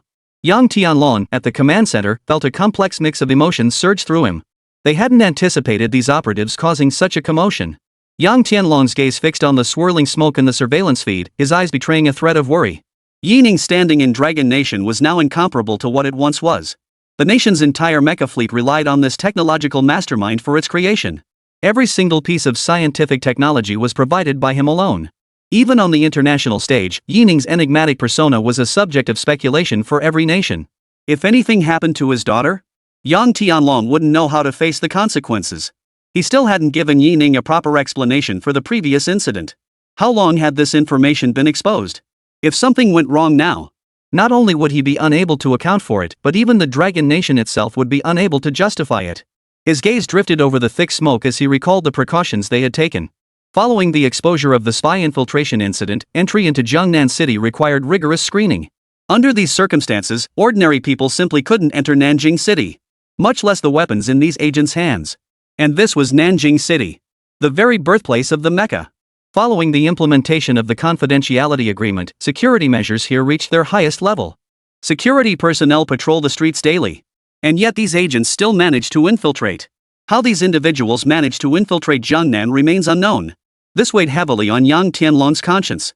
If only Nanjing City's overall security had been twice as stringent. Even if it had caused a bit more commotion. Under such rigorous screening, it would be impossible for so many to slip through the cracks. Yet under these circumstances, nearly 7 suspected agents still managed to slip through. This was his most serious dereliction of duty. Sigh. Yang Tianlong sighed, his gaze fixed intently on the surveillance footage near Nanjiang Elementary School. In his mind, he kept repeating to himself, "Please, nothing bad must happen. Please, nothing bad happened." Back when the Three Kingdoms and the Thief Nation invaded Guahai, he hadn't felt this tense. Even during that drug bust in his youth, when he faced death in the graveyard, he hadn't felt the slightest panic. But today, he was truly panicking. Chapter 110, Are you sure this is our target? The real reason Yang Tianlong was panicking was because the person he was tasked with protecting this time held far too much value. His gaze fixed on the walkie-talkie beside him, his expression hardened with resolve. The Central Army's vehicles could deploy to Jiangnan at any moment. And if necessary, they could seal off the entire city. They'd conduct a full-scale manhunt. On my turf, you think you can take someone and just walk away? Not a chance. Not with Yang Genoa in charge, it's simply impossible. At the entrance of Jiangnan Elementary School, the situation here was far more complicated than imagined. Surrounding the area were elite soldiers from the Dragon Nation. They never imagined that under the watchful eyes of so many, these individuals would dare to act so brazenly. Taking advantage of the Dragon Nation's people as cover, they acted with utter recklessness. It must be said that this lapse in duty stemmed partly from misjudgment. In their calculations, these agents should have detonated at most 1 or 2 smoke grenades. Yet after detonating a full 4 smoke grenades in succession, they finally snapped back to reality. This plan had a flaw. Despite having sealed off all roads near Jiangnan Elementary School in advance, all their efforts proved futile. One oversight spoils the whole plan.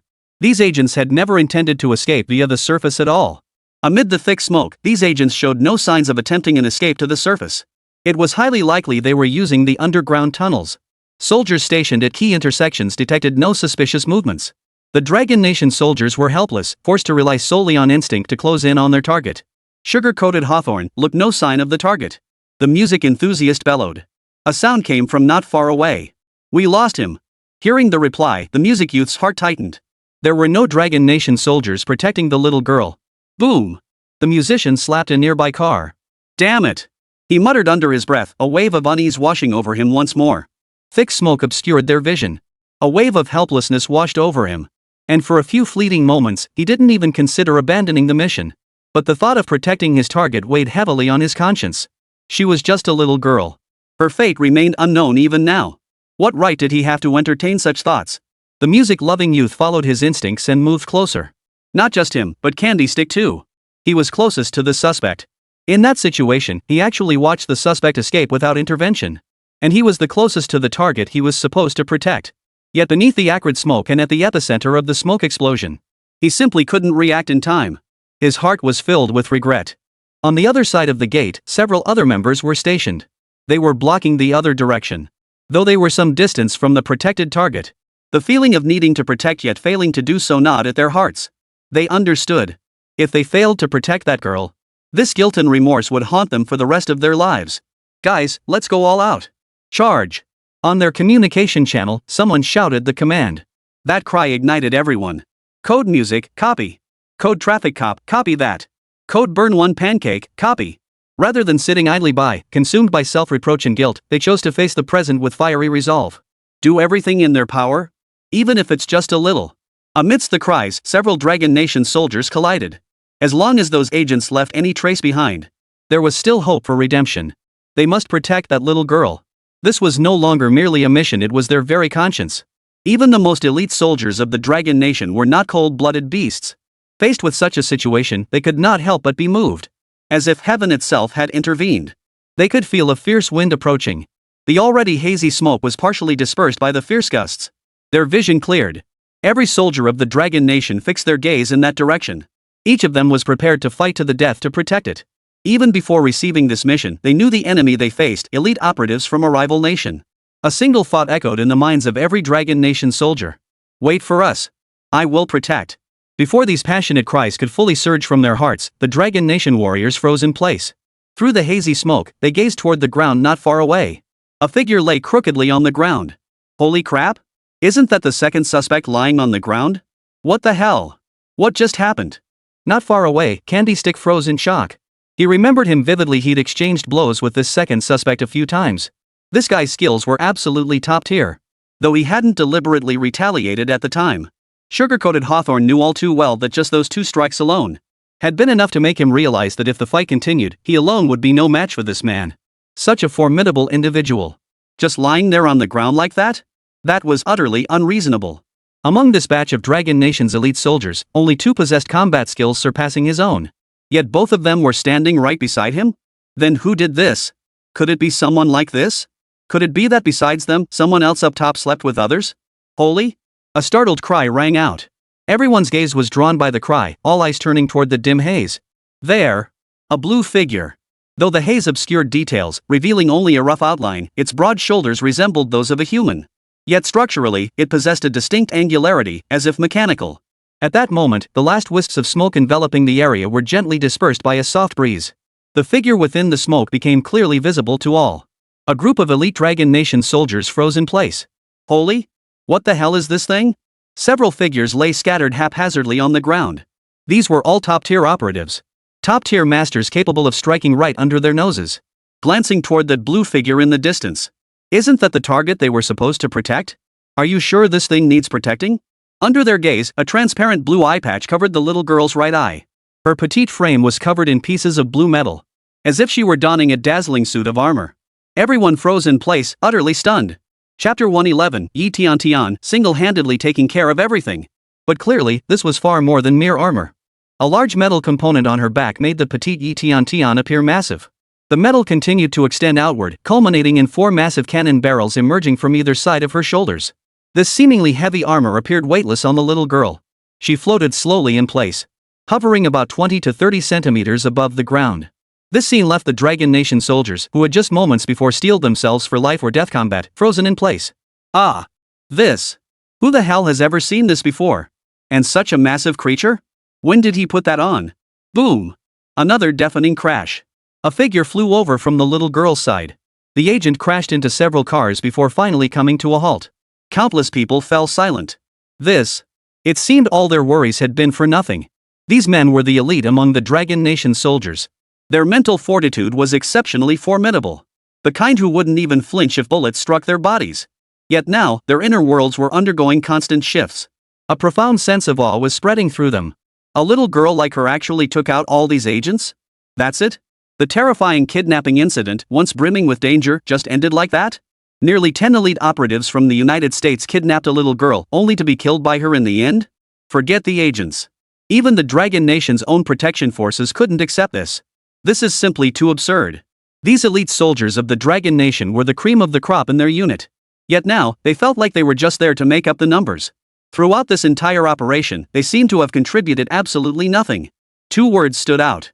Useless. Meanwhile, the command center had detected something amiss at the scene. What's the situation on the ground? What's happening at the scene? Yang Tianlong grew increasingly uneasy. Why had these people suddenly gone silent? Through the on-site cameras, he could see the smoke seemed to have dissipated. But what exactly was happening at the scene? This angle simply couldn't show it. His anxiety grew by the second. Over and out. Come in, please respond. Yang Tianlong frantically switched between channels. Yet even on this special unit's internal communication channel, there was no sound whatsoever. This only made him panic even more. Oh no! Something major must have happened on the scene. No matter what the situation was, it was impossible to go this long without a single message. Could it be? Suddenly, an absurd yet complex thought slowly took shape in his mind. Could it be that all the warriors protecting the Dragon Nation had sacrificed themselves? Yang Tianlong's heart grew heavy with dread. No! Resolution followed. A sharp gleam flashed in his eyes. Yang Tianlong was already preparing to contact the Southern Military District to deploy troops into Jiangnan. On his own turf, outsiders could not be allowed to run rampant like this. Troops must be dispatched. Let him see the resolve of our Dragon Nation. No matter what, we must bring back Mr. Ye's daughter. This is what they must accomplish. But just then, a sudden rustling sound came through his earpiece. Rustle, rustle, rustle. The sound of a microphone being rubbed came through. Hello? Hello? Codename Hawkeye, it seems everything's been taken care of. This left Yang Tianlong momentarily stunned. What's going on? Just like that. Suddenly resolved? He hadn't heard any squad communication either?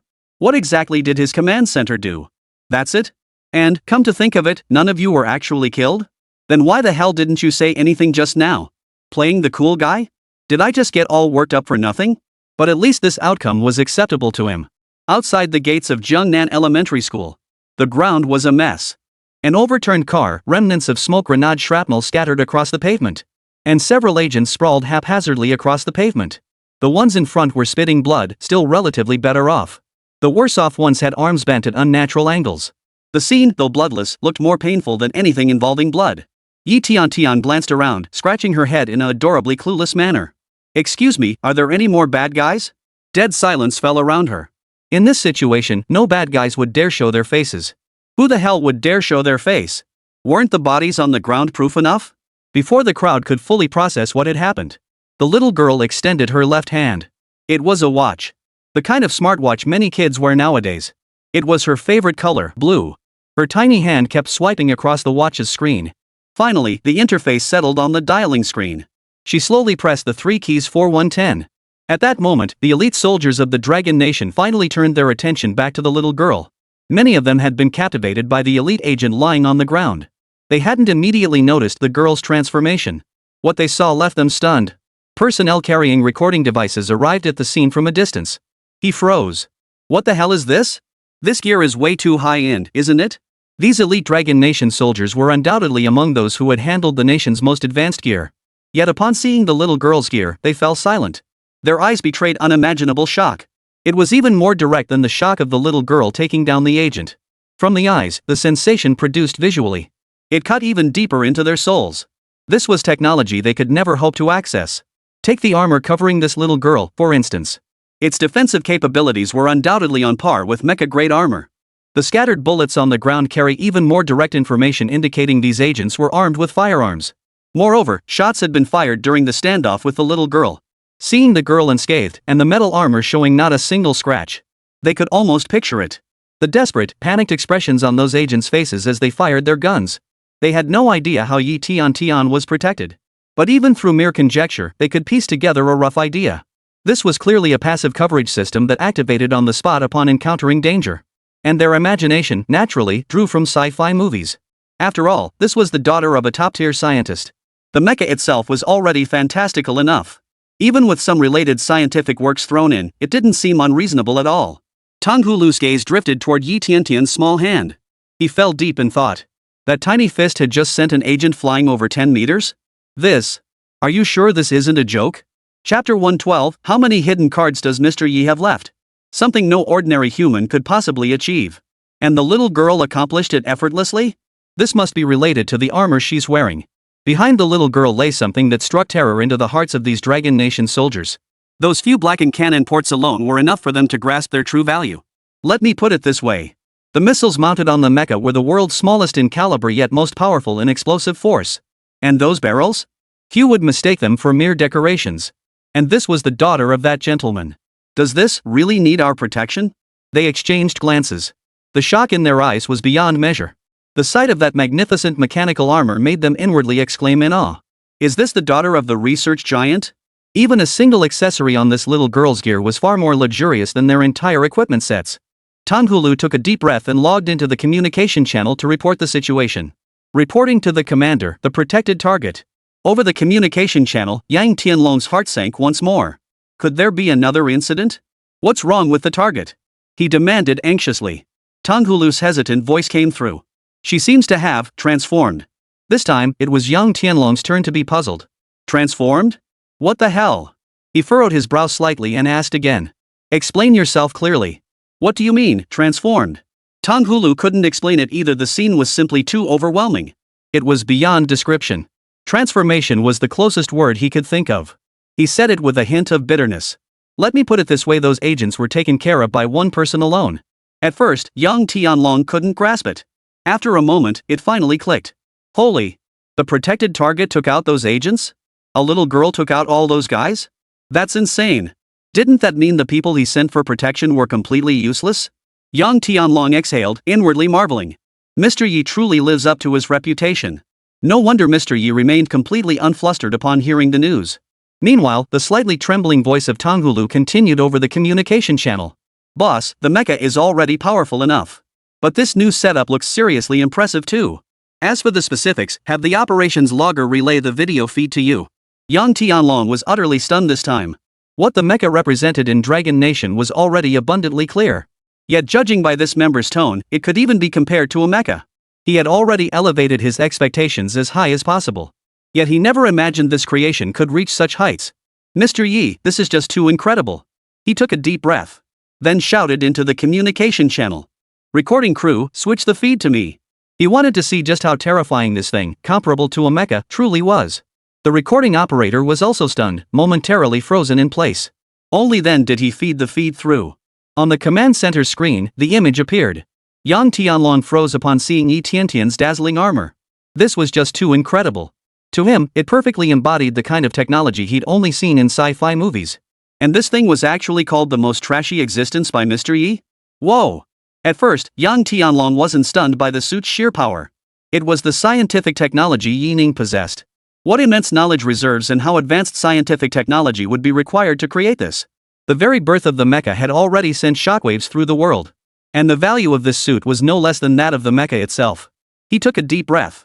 Considering Mr. Su's previous habits and the terrifying scientific nature of this artifact, it was quite possible that this was merely one of his most ordinary creations.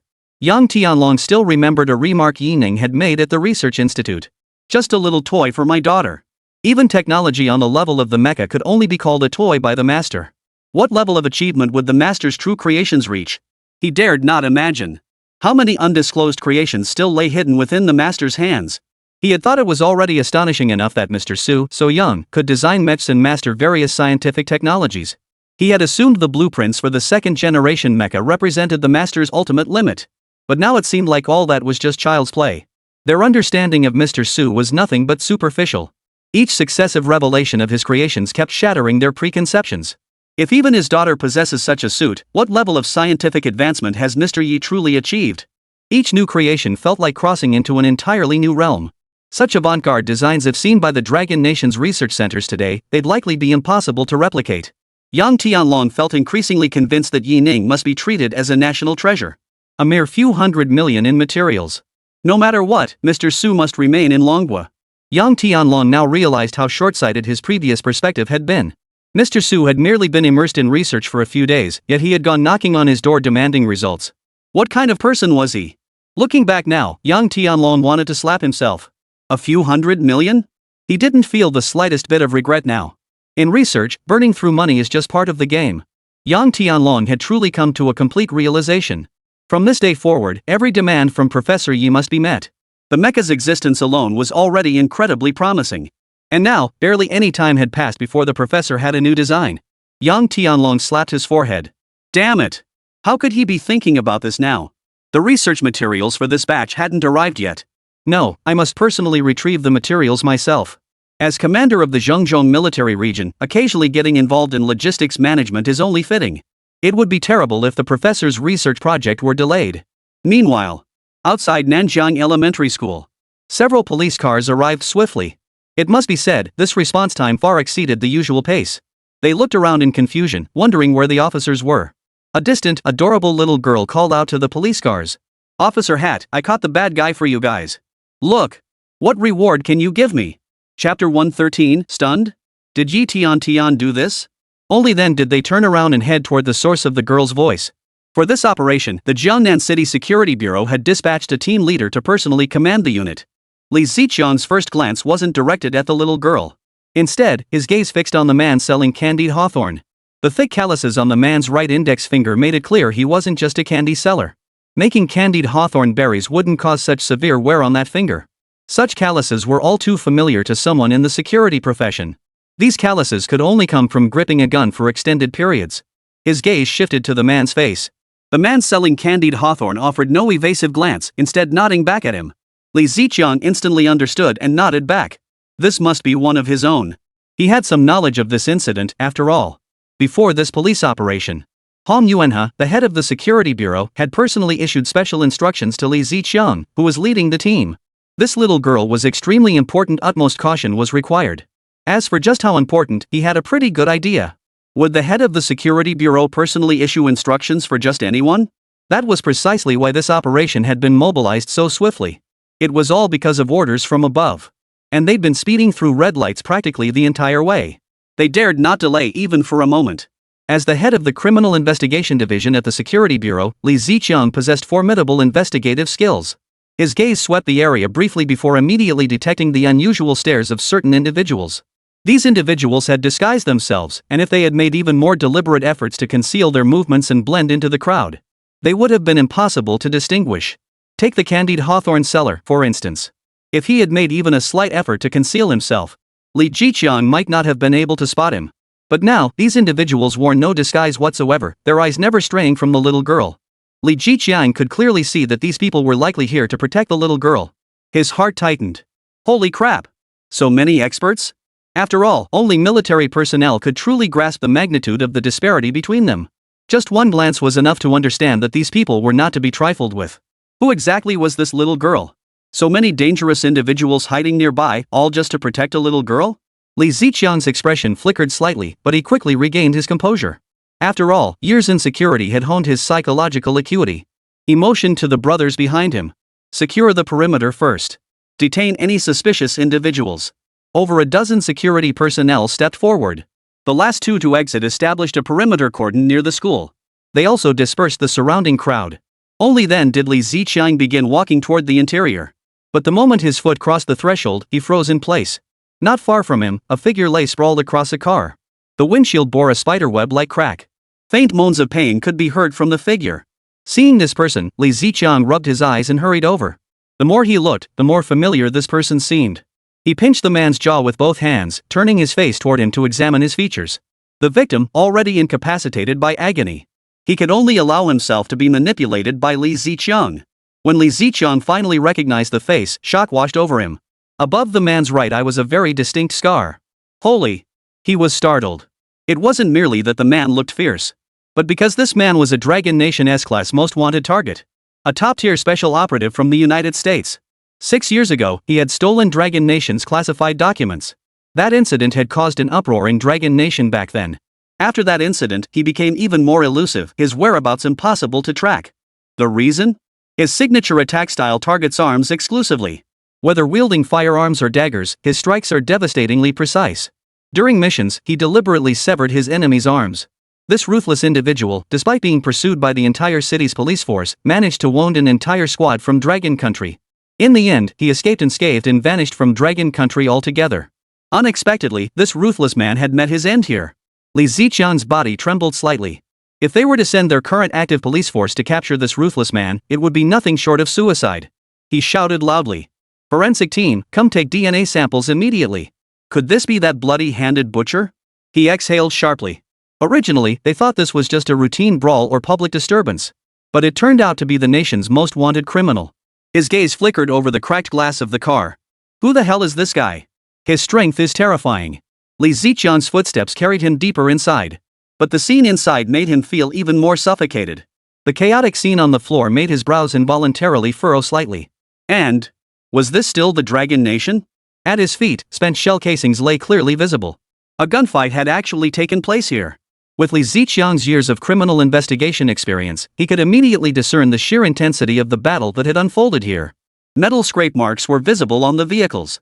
These are explosive smoke grenades. He carefully turned over the bodies lying on the ground. Blood trickled from the corners of their mouths as they gasped for breath, clearly on the brink of death. Their enemies were terrifying beyond belief. Li Ziqiang merely gave their bodies a cursory examination before sucking in a sharp breath. Whoa! At least half of this man's ribs were shattered. This was clearly the result of being struck by something massive. This was utterly horrific. He gently removed the man's disguise, and was stunned again when he saw the man's true face. Holy?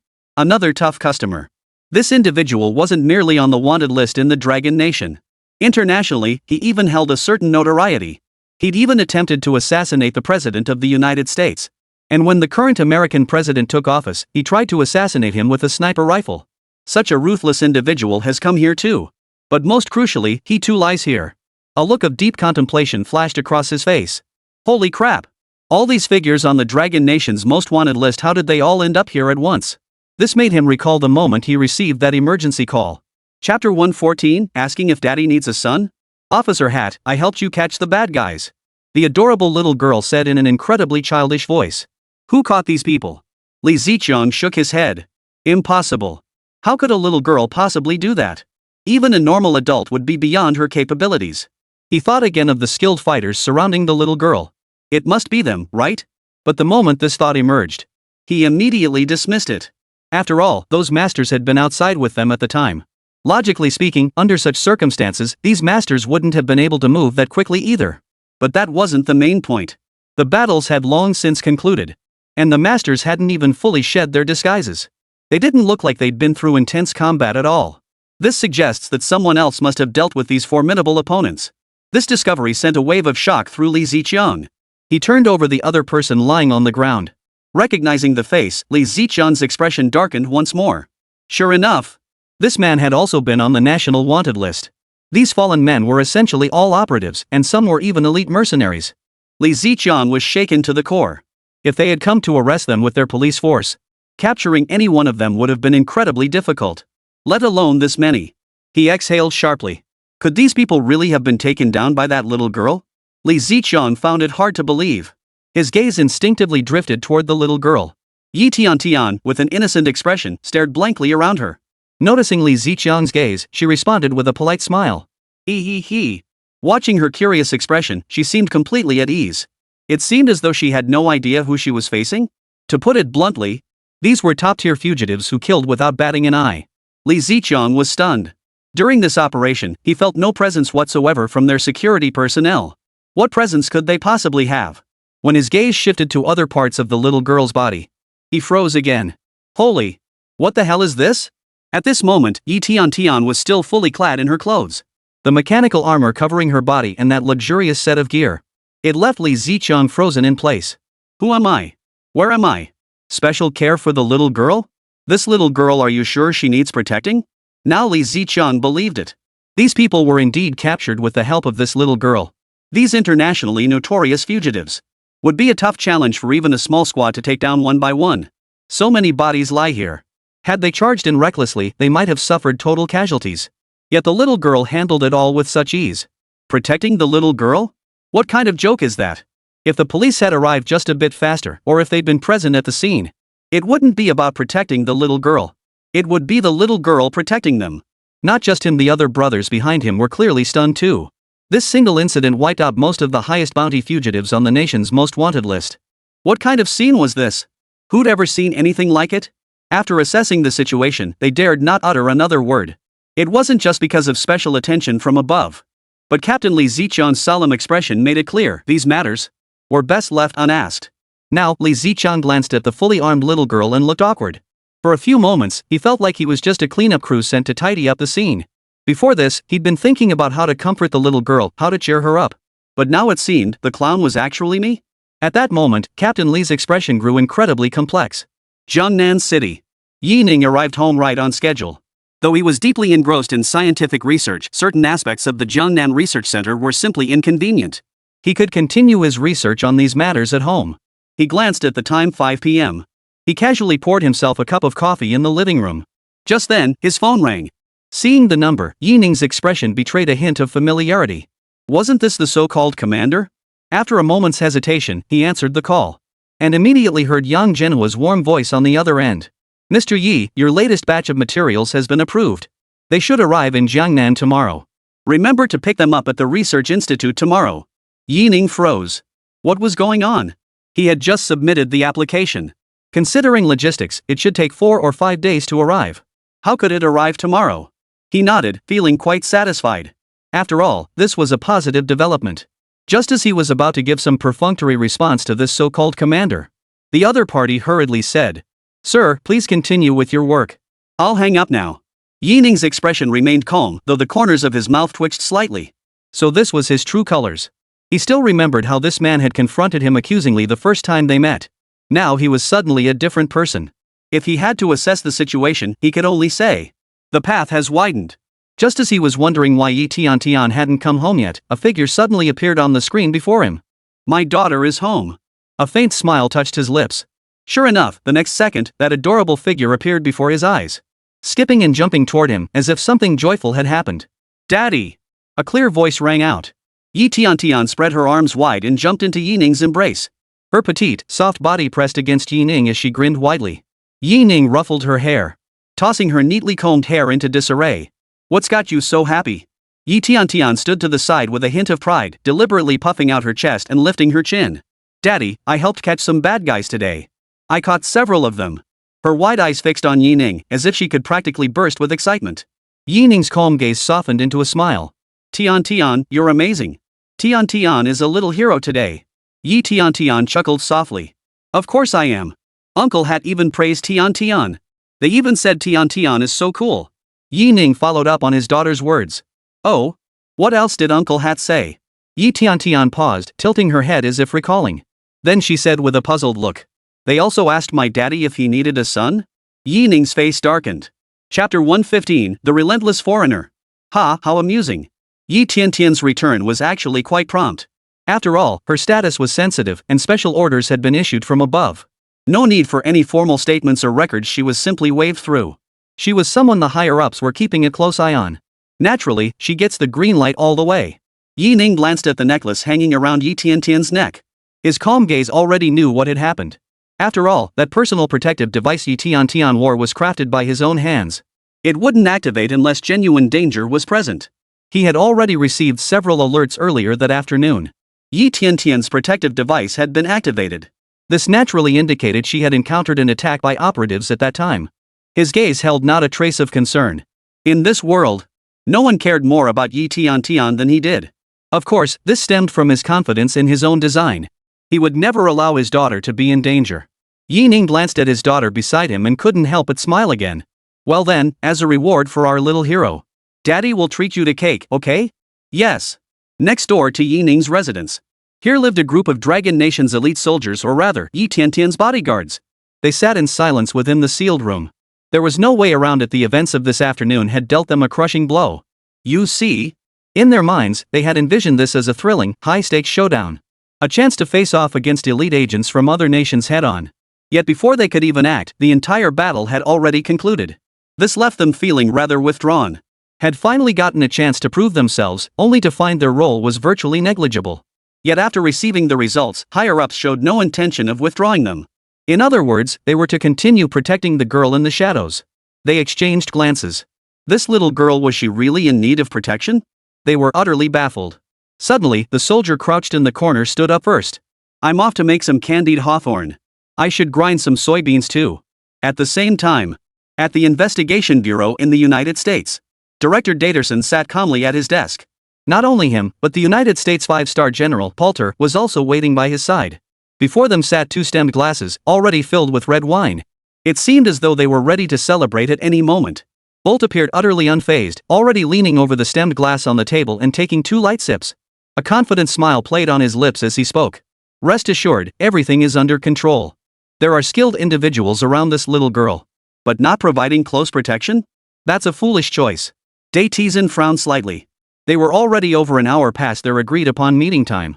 Even finding a secure location to relay information should have been sufficient, and this delay left him feeling somewhat uneasy. Bolt swirled the red wine in his glass as he continued.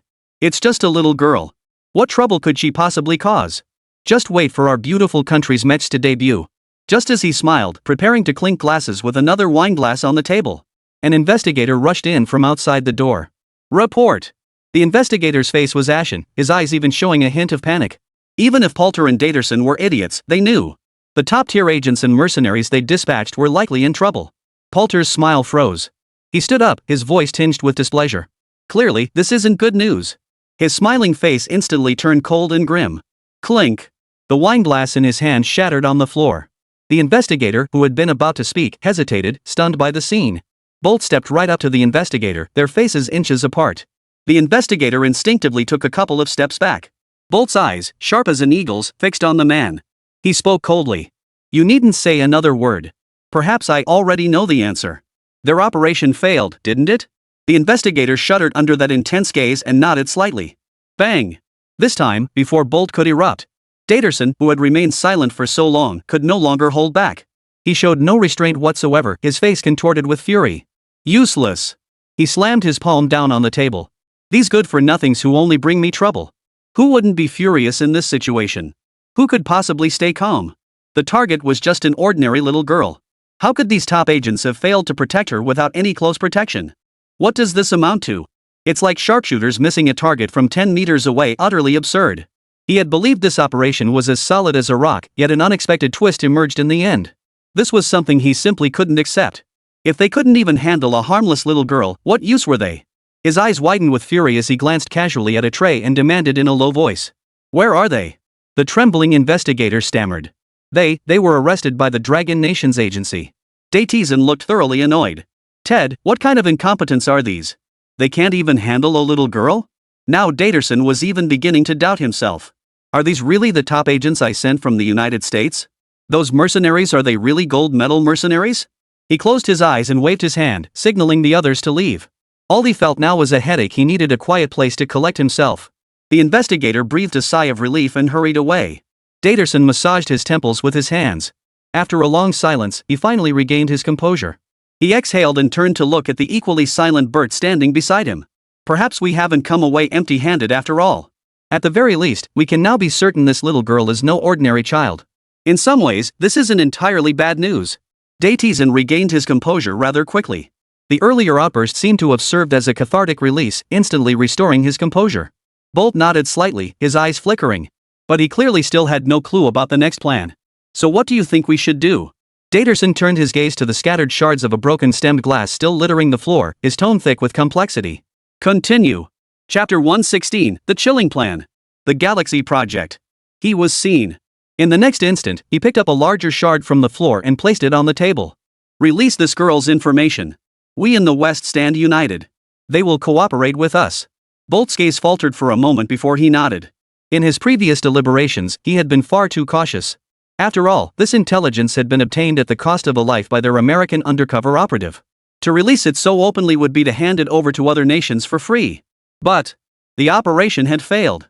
This could still be considered a decent solution. It could even be considered a better approach. Daterson swept aside the dense pile of documents on the desk, revealing the final, familiar file before him. Yi Tiantian's file. He said calmly. Even our top agents couldn't handle her. Looks like this little girl has some serious connections to that mecha guy from Dragon Nation. Bolt, make arrangements.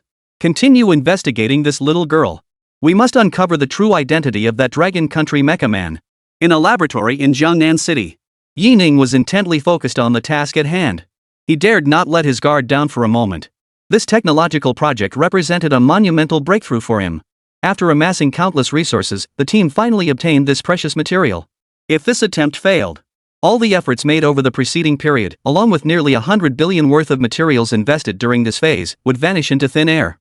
All research would have to be scrapped and restarted from scratch. As each metal component interlocked with precision, the allure of metal and technology collided. Those extraordinary atoms fused into these peculiar metals, triggering an exceptionally unique reaction. The very atmosphere within the laboratory shifted subtly. This was one of the rare experiments that made Yi Ning feel tense since he had resumed his scientific journey. As the final components settled into place on the completed work, the world seemed to fall silent. This moment stretched on for nearly a full minute. Yi Ning finally exhaled in relief. Nothing was amiss. Success. Those simple words were what every researcher longed to hear. He exhaled. The shuttle break was finally complete. He removed his mask and walked toward the laboratory exit. At that moment, a slow smile spread across Yi Ning's lips. The shuttle break was the most challenging component of this research project. He hadn't expected such good fortune success on the very first attempt. In Jiangnan City's scientific circles, Yi Ning was a well-known figure. After all, since the mecha medal was established, as the first to know, they were well aware who this medal truly belonged to. Ever since Yi Ning joined the Jiangnan Research Institute, countless researchers have come here in waves. Among them were renowned domestic scientists and professors in related fields. They held the recipient of this mecha medal in the highest regard, with countless individuals eager to pay their respects. However, Yi Ning kept to himself, rarely venturing beyond the laboratory. He never roamed the research center during regular hours. This only deepened the sense of mystery surrounding Yi Ning's identity among the institute's staff. At that moment, in the corridor of the research building, a group of people gazed at Yi Ning in the distance, their expressions filled with hesitation. Is that Mr. Yi? Holy crap, Mr. Yi is actually in this building. I really want to go say hello. Whispers circulated among the crowd, though no one dared approach him rashly. Yi Ning clearly paid them no mind, holding a document in his hand. After all, he had once worked at the research center himself. He was well aware of some of the rules here. He walked straight toward the director's office of the Academy of Sciences. This office was considerably larger than the others. Still, it was reasonable, hardly extravagant. The door wasn't closed, but Yi Ning didn't walk straight in. He knocked on the open door before preparing to enter again. But that single knock startled the dean inside the office. Professor Yu turned around, narrowing his eyes. Holy crap, it's this big shot. He immediately stood up and said, Mr. Yi, please come in.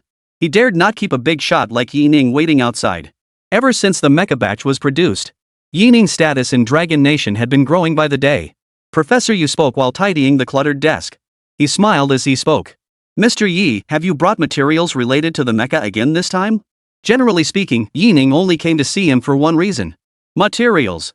Otherwise, they didn't need to pay him any mind. Though they hadn't truly interacted much. But everyone had witnessed his time at the Jiangnan Research Institute. Yi Ning was a living, breathing research maniac. He spent almost all his time in the lab, and only when certain materials became scarce would he emerge into the public eye. As they spoke, Professor Yu had already tidied the table. He continued. I wonder what materials you require this time, sir? Yi Ning shook his head calmly. I'm not here for research materials. This momentarily startled Professor Yu. Ha! Only then did he realize his discourtesy. He hastily waved his hands in apology. My apologies. What I meant to ask is, what was the gentleman's purpose in coming? Yi Ning smiled and spoke calmly. Because our recent research has yielded results. I wish to proceed with the next phase of practical implementation. This left Professor Yu momentarily dumbfounded. He muttered to himself, practical action, huh? Like you'd run out of space in a whole floor of labs? He hesitated slightly. So what you're saying is? Yi Ning replied calmly. For now, this cramped lab space doesn't support my practical work. As Professor Yu and the dean exchanged puzzled glances, Yi Ning let a faint smile slip across his face. He placed the documents in his hands on the table. I think you might want to take a look at this. Professor Yu's gaze fell upon the stack of documents. A hint of anticipation flickered in his eyes. Though he didn't know what these were, the contents written on them didn't matter. One thing alone was enough to validate his anticipation. That this stack of documents came from the hand of Mr. Yi Ning. He nodded, neatly arranging the documents before him. The opening words came into view. Project Galaxy. Professor Yu's pupils contracted slightly as he glanced up at Yi Ning. If this truly matched his innermost thoughts, it would be a bit too grandiose. His gaze swept toward the subsequent content. In that instant, he froze in place. A look of utter shock spread across his face. Is this even a plan that should exist at humanity's current stage? Clearly, the concept of galactic traversal left him utterly stunned. The astonishment it evoked was no less than when he first encountered a mecha. He took a deep breath and shifted his gaze back to the text. He was stunned. This can't be a joke, right? Because within this thick stack of documents lay the description of a plan so grand it bordered on the unimaginable. Chapter 117, an existence that even Professor Yu found astonishing. His eyes flickered slightly, stunned by the directness of the content. For a moment, he even forgot why Yi Ning had come to see him. Professor Yu murmured the words over and over. The Galaxy Project, the Galaxy Project. He seemed possessed. The Galaxy Project outlined by Yi Ning was simply too fantastical. The various incredible theories and corresponding concepts within it left him utterly amazed. This was undoubtedly a plan far more significant and far-reaching than the United States' once secret Project Orion. The Orion project had brought humanity its first atomic bomb. But the Galaxy project would take humanity to the even more mysterious expanse of the starry heavens. He had finished reading this thick stack of the Galaxy project without even realizing it. Only then did he snap back to reality, his gaze settling on Yining. He could scarcely believe it. How long had it been since he finished building the mecha? And now he was attempting another breakthrough, building a spacecraft capable of traversing the cosmos? Professor Yu took a deep breath, his mind reeling with astonishment. This proposal had already hinted at it in scattered glimpses, indicating that Mr. Yi had fully mastered the core technology and had developed a mature design for the spacecraft's various components. This was something he simply couldn't believe. When his gaze fell upon Yining once more, his eyes brimmed with admiration. As a fellow researcher, Professor Yu understood that feeling all too well. He held profound respect for Yining's spirit of exploring the unknown. After thoroughly reviewing the Galaxy project, Professor Yu knew this was no longer merely China's quest to explore the unknown cosmos. Yining's scientific design now represented all of humanity. Thoughts swirled through his mind, constantly recalling his own early days entering the research field. But his reverie was soon interrupted by Yining. "What are your thoughts, Dean?" Professor Yu snapped back to reality, his voice trembling slightly as he replied. "Support. Absolutely support it. 100% support." The triple emphasis proved old Yu's strong confidence in this plan. This is a spaceship, after all. This project remains in the realm of human imagination. Yet the proposal Yining just presented already contained a complete design. How could he not be stunned? Professor Yu exclaimed excitedly. Ever since the events surrounding Yining began to unfold, Dragon Nation had placed its full trust in Yining. At the highest levels, it had long been decided through meetings that all scientific research needs would be fully accommodated for Yining. This was precisely why Professor Yu, as the director of a research institute, could agree so readily. Moreover, given Yining's current standing, this wasn't a consultation at all, it was merely a courtesy call. Professor Yu continued his warm inquiry. "What else might you require, sir?" As if suddenly remembering something, he continued, speaking to himself. "Facilities? I'll immediately request an experimental site for you from the higher-ups. What kind of environment would you prefer for your experimental base? How could we not support this? It's a spaceship, after all." According to the description in the Galactic Project, if this spacecraft can be successfully developed, it could potentially reach every corner of the galaxy in subsequent missions. This would significantly enhance Dragon Nation's influence in aerospace and other fields. Yining nodded, speaking calmly. "I have some ideas in mind. Regarding the site and all subsequent design issues, I believe the uninhabited region in the northwestern desert is also highly suitable." Professor Yu hurriedly took notes. He understood the significance of this project. The Dragon Nation would likely fund the establishment of an exclusive research base for the professor. For Dragon Nation, the spacecraft represented an absolutely monumental scientific achievement. He kept asking questions. Does the professor require a military presence for security? Does the professor require additional assistance? What other needs might you have, sir? After some discussion, Professor Yu solemnly cradled the Galaxy project in his arms and inquired, "What are your plans now, sir? When is the Galaxy project scheduled to commence?" Yining smiled faintly. "Now." Professor Yu froze in place. "Begin preparations immediately?" Yining pulled another blueprint from his briefcase. Galactic Strategic Spacecraft. The title alone captured his attention. Professor Yu was utterly stunned. He had actually completed the spacecraft design. Professor Yu gazed at the blueprint nearby and spoke cautiously. "Sir, may I examine this blueprint? For any researcher in the scientific field, who wouldn't want to take a look? After all, these were the blueprints for humanity's future spacecraft." He would get an early glimpse of the technological marvels contained within. Yining casually replied, "No problem." He slid the blueprints toward the other person. Professor Yu took a deep breath. He had already reviewed the details of the Galaxy project. He possessed a certain understanding of the capabilities these blueprints held. As he unfolded the blueprint, a breathtaking sight met his eyes. The ordinary paper seemed inadequate to contain such invaluable information. Each stroke of the line sketched upon it coalesced into an utterly fantastical form. This single blueprint alone had him utterly captivated. He felt as though he were gazing upon a fully constructed spacecraft. Every single piece of metal within it appeared utterly perfect to his eyes. The blueprint itself was not particularly detailed. Yet the simple textual descriptions were enough to leave him awestruck. Could this truly be technology crafted by human hands? Professor Yu murmured this in awe without realizing it. In his eyes, this spacecraft had reached a level of flawless perfection. Every nook and cranny seemed vividly alive before his eyes. Despite his current expertise, there were still many aspects he couldn't fully comprehend. His gaze darted back and forth across the blueprint. The design of each component sparked countless inspirations within him. These things could actually be carried by such an amazing object. Energy aggregation, separable propulsion, subatomic transmission, wave progression, reactor-style construction. These terms kept flashing before his eyes, leaving him utterly stunned. These somewhat unfamiliar designs left him utterly stunned. Some of the concepts were even entirely new to him. How could such designs ones he couldn't even conjure in his mind be achieved? Genius. This was truly the work of a genius. Mr. Yi. No. It should be called Yi the Master. He's nothing short of a genius. Each and every design left Professor Yu utterly amazed. Chapter 118, Report it. This absolutely must be reported. As he hesitated and pondered for a long while, Professor Yu. After much hesitation and contemplation, Professor Yu slowly spoke up. Mr. Yi, might we request to examine these blueprints for a period of time at the Research Institute? Such crucial blueprints surely wouldn't exist in just one copy. Yi Ning waved his hand dismissively. Since the director is interested, you may take it. This blueprint was no ordinary mecha design schematic. Many of the components within them weren't standalone entities. Even the smallest component required Yi Ning's assembly. Strictly speaking, the blueprint he gave the dean could at best be considered a catalog. That's right, that thick stack was, at best, merely a catalog.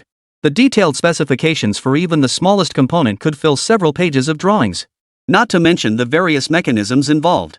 These were technologies Yi Ning had already mastered, so he didn't include them. Only a single line of text on the design drawings briefly described the function of each device. Professor Yu took a deep breath. Sir, rest assured. I will immediately report this Galaxy Project initiative. Mr. Yi, please focus solely on gathering the necessary items or experimental materials. The rest, I will certainly help Mr. Yi resolve. From any perspective, Professor Yu could not possibly refuse someone possessing such cutting-edge technological expertise. Moreover, this was a request he simply could not refuse. Naturally, he would do his utmost to fulfill every one of Yi Ning's requests. The sheer impact of these blueprints was overwhelming. Yi Ning nodded and casually remarked, "Then I'll leave it to you." He was thoroughly satisfied with the attitude shown by the Manhwa Research Institute toward him. After Yi Ning departed, Professor Yu remained in the office, studying the blueprint intently. After a long wait, he slowly emerged from the world of the blueprint. Such a design blueprint was far too profound for him to fully grasp alone. He took the project proposal and blueprint into his hands. Once again, waves of emotion surged within Professor Yu. Since the advent of mecha, Yi Ning had delivered an astonishing number of surprises. He considered himself a relatively composed individual. Yet everything changed after meeting Yi Ning. His gaze returned to the blueprint. He alone couldn't fully grasp the magnitude of this revelation. After all, within his own field of expertise, he had already been profoundly shaken. There were still many aspects he did not fully grasp. Professor Yu took a deep breath. This was a spacecraft for space exploration. If these blueprints weren't shared with experts from the Dragon Nation Space Agency for reference, it simply wouldn't make sense. He had believed Yi Ning's emergence would reshape the military industry landscape in the Dragon Nation. He envisioned Yi Ning leading China to global prominence in military technology. Who would have thought he could even build spacecraft? Although mechs and spacecraft are two types of vehicles with certain commonalities, the gap between them is immense. This thing is meant to navigate space. The environments they endure and the engineering calculations required are entirely different. For Professor Yu, these distinctions were crystal clear. That's precisely why aerospace engineering is its own distinct field of study. Professor Yu quickly pulled out his phone. These blueprints were personally designed by Mr. Yi Ning. And if the Dragon Nation Space Agency could glean theoretical insights from them, it would represent a quantum leap forward. He scrolled through his contacts, searching for a friend employed at the Dragon Nation Space Agency. After a long search, he paused in surprise. After so many years in scientific research, he never imagined that someone working at the space agency would be one of his former students? And the position was merely that of an ordinary member of the space agency. That simply wouldn't do. After a moment's hesitation, he decided against it. For such a critical matter, contacting the director of the space agency would be best. Since he lacked direct contact information, he decided to report it directly to higher authorities. He would report directly to the National Research Center of Longwa. He dialed the number. The line connected quickly. "Hello, it's me, Professor Yu, director of the Jiangnan City Research Institute." The person on the other end flinched slightly upon hearing the name. But when the city name Jiangnan came up, the person answering visibly panicked for a moment. "Holy, that's Jiangnan City." Various background noises soon filled the line. Then came the flustered voice of the employee who had taken the call. "Sorry, hold on a moment." At the same time, footsteps could be heard approaching, along with some muffled shouts. Soon, the footsteps resumed. This is the National Research Center of Longwa. May I speak with Director Yu? Professor Yu nodded. This is he. The person answering the call was Guaijia, another top expert at the National Research Center. He couldn't help but ask curiously. What might have brought you to call, Professor Yu? He felt a flicker of unease. After all, the previous calls had directly depleted over half of the nation's scientific research reserves. He had casually mobilized research materials worth hundreds of billions. How could they possibly sustain that? Even just once or twice had already caused significant damage. If it happened several more times, it would truly be unbearable. Due to this batch of material transfers, Xinghua's payments to institutions undertaking national research projects this year had more than doubled. Naturally, all 10 times that amount flowed into the Jiangnan Research Institute into Yining's hands. Expert Gua clearly felt the pressure, speaking with extreme caution. Professor Yu, however, made no attempt to hide his amusement, letting out a direct laugh. These fellows, always thinking about hoarding materials, what good does that do? He didn't bother to tease them, getting straight to the point. Cut the crap. I'm not here to chase you for materials this time. Hearing this, Guaijia breathed a sigh of relief. Even over the phone, Professor Yu could hear him exhale. Professor Yu, what brings you to call this time? If I recall correctly, I've already sent over all the materials I promised. I shouldn't be missing any from you. Professor Yu shook his head slightly. Guaijia is a government official, after all. Why does he keep harping on about materials? Besides, it's a good thing he wants your materials. This young comrade clearly has a narrow perspective. He remarked with a sigh. I just wanted to ask for the contact information of the director of the Longwa National Space Agency. As the words fell, Guaijia grew even more puzzled. National Space Administration? He paused, then asked in return. What do you need Director Zhang's number for? Your research center's project doesn't have anything to do with the space agency, does it? As he asked these questions to himself, a possibility occurred to him, and he blurted out. Surely it's not that mecha metal guy. Before he could finish, Professor Yu on the other end of the line cut him off with a direct answer. He nodded. Yes, Mr. Yi has just completed a full design blueprint for the Galaxy spacecraft. A sudden silence fell over the phone line. Guaijia was utterly speechless upon hearing the news. What? What the hell? A complete blueprint for a galactic spacecraft? Chapter 119, Did the joke become reality? Guaijia was utterly dumbfounded. He never imagined his offhand joke would actually come true. As for Mr. Ye's capabilities, no one would question them. After all, that gentleman's technological prowess essentially represented the world's top tier. How long had it been? From the mecha's debut to now, in just a few short days he'd completed an entirely new design blueprint? This was nothing short of astonishing. At the Dragon Nation National Research Center, their expectations have never been set this high. After all, research cycles for projects typically range from 1 to over 10 years. Generally speaking, if a project can be successfully developed within 3 years, that's considered relatively fast progress. And the Dragon Nation had no other expectations for Yining. After all, the scientific advancements revealed in the blueprints for the second-generation mecha alone were already immense. Those scientific achievements alone had saved Longwa nearly 50 years of development time. While dominating various industries, it also filled gaps in previously unexplored fields. Yet in less than half a year, Yining had already ventured into aerospace. For other researchers, switching fields was like crossing mountains. If one's initial field of study had no connection to aerospace, venturing into that domain would be virtually impossible. Guaijia exhaled deeply, shaking his head in admiration. Truly peerless, utterly peerless. He never doubted Yining's capabilities for a moment. With Yining's capabilities, aerospace might hold no challenges for him at all. In the scientific community, this enigmatic gentleman was widely regarded as a true all-rounder. Within the realm of science, there was likely nothing the gentleman did not understand. Though Guaijia was deeply impressed, he refrained from saying much. After all, asking too many questions might get him invited for a chat. Everything discussed with Dean Yu was now classified information. When it comes to matters unrelated to one's own work, the less you know, the better. Then, the next moment, his expression shifted, and he spoke in an incredibly solemn tone. All right. I'll text you Director Zhang's number right away. If there's nothing else, I'll hang up now. Professor Yu nodded. The instant the call ended, his phone vibrated. It was a text message containing a string of numbers. This must be Director Zhang's number. Without hesitation, old Yu dialed the number. The call connected quickly. After all, it was a private number. Ordinary people wouldn't be able to call it anyway. Hello, who is this? The voice on the other end inquired. After all, it was an unfamiliar number. I'm Professor Yu, director of the Jiangnan City Research Institute. Zhang Yichuan looked puzzled. May I ask what this is about? From his bewildered tone, it was clear Zhang Yichuan hadn't signed any confidentiality agreements. He was unaware of certain events concerning Jiangnan City. Yet the faint flicker in his eyes suggested he had picked up on some minor details. Still, he dared not speak carelessly. After all, without signing the relevant agreement, this matter must not be discussed. Professor, you said with a smile. You should know who that gentleman is. No need to even mention the name. Zhang Yichuan's face instantly darkened. Holy, that's not what I meant to say. I don't want to know. Professor Yu, please get to the point. Your vague hints are leaving me completely confused. What gentleman? But as the head of the space agency, he remained relatively composed, attempting to gloss over the matter with perfunctory words. This time, Professor Yu burst into a hearty laugh. Seeking you out? Good news. Good news? That gentleman recently designed blueprints for a space vehicle. This project is probably beyond the scope of our institute's involvement. That's precisely why he came to you. As the words fell, Director Zhang's face lit up with delight, a hint of anticipation flickering in his eyes. Which gentleman is it? Professor Yu nodded. In this world, how many people could the venerable Professor Yu still address as Sir? Zhang Xianchun, director of the Aerospace Bureau, took a deep breath, suppressing his excitement. Thank you, Professor Yu. At that moment, Zhang Xuanchuan's heart tightened with anticipation. His excitement and thrill were palpable. Those were the blueprints of that esteemed gentleman. Ever since the mecha's debut, that gentleman's stature in Dragon Nation had become deeply ingrained in the public consciousness. Even he, as the bureau chief, felt a sense of urgency. He saw. He took a deep breath and spoke in a solemn tone.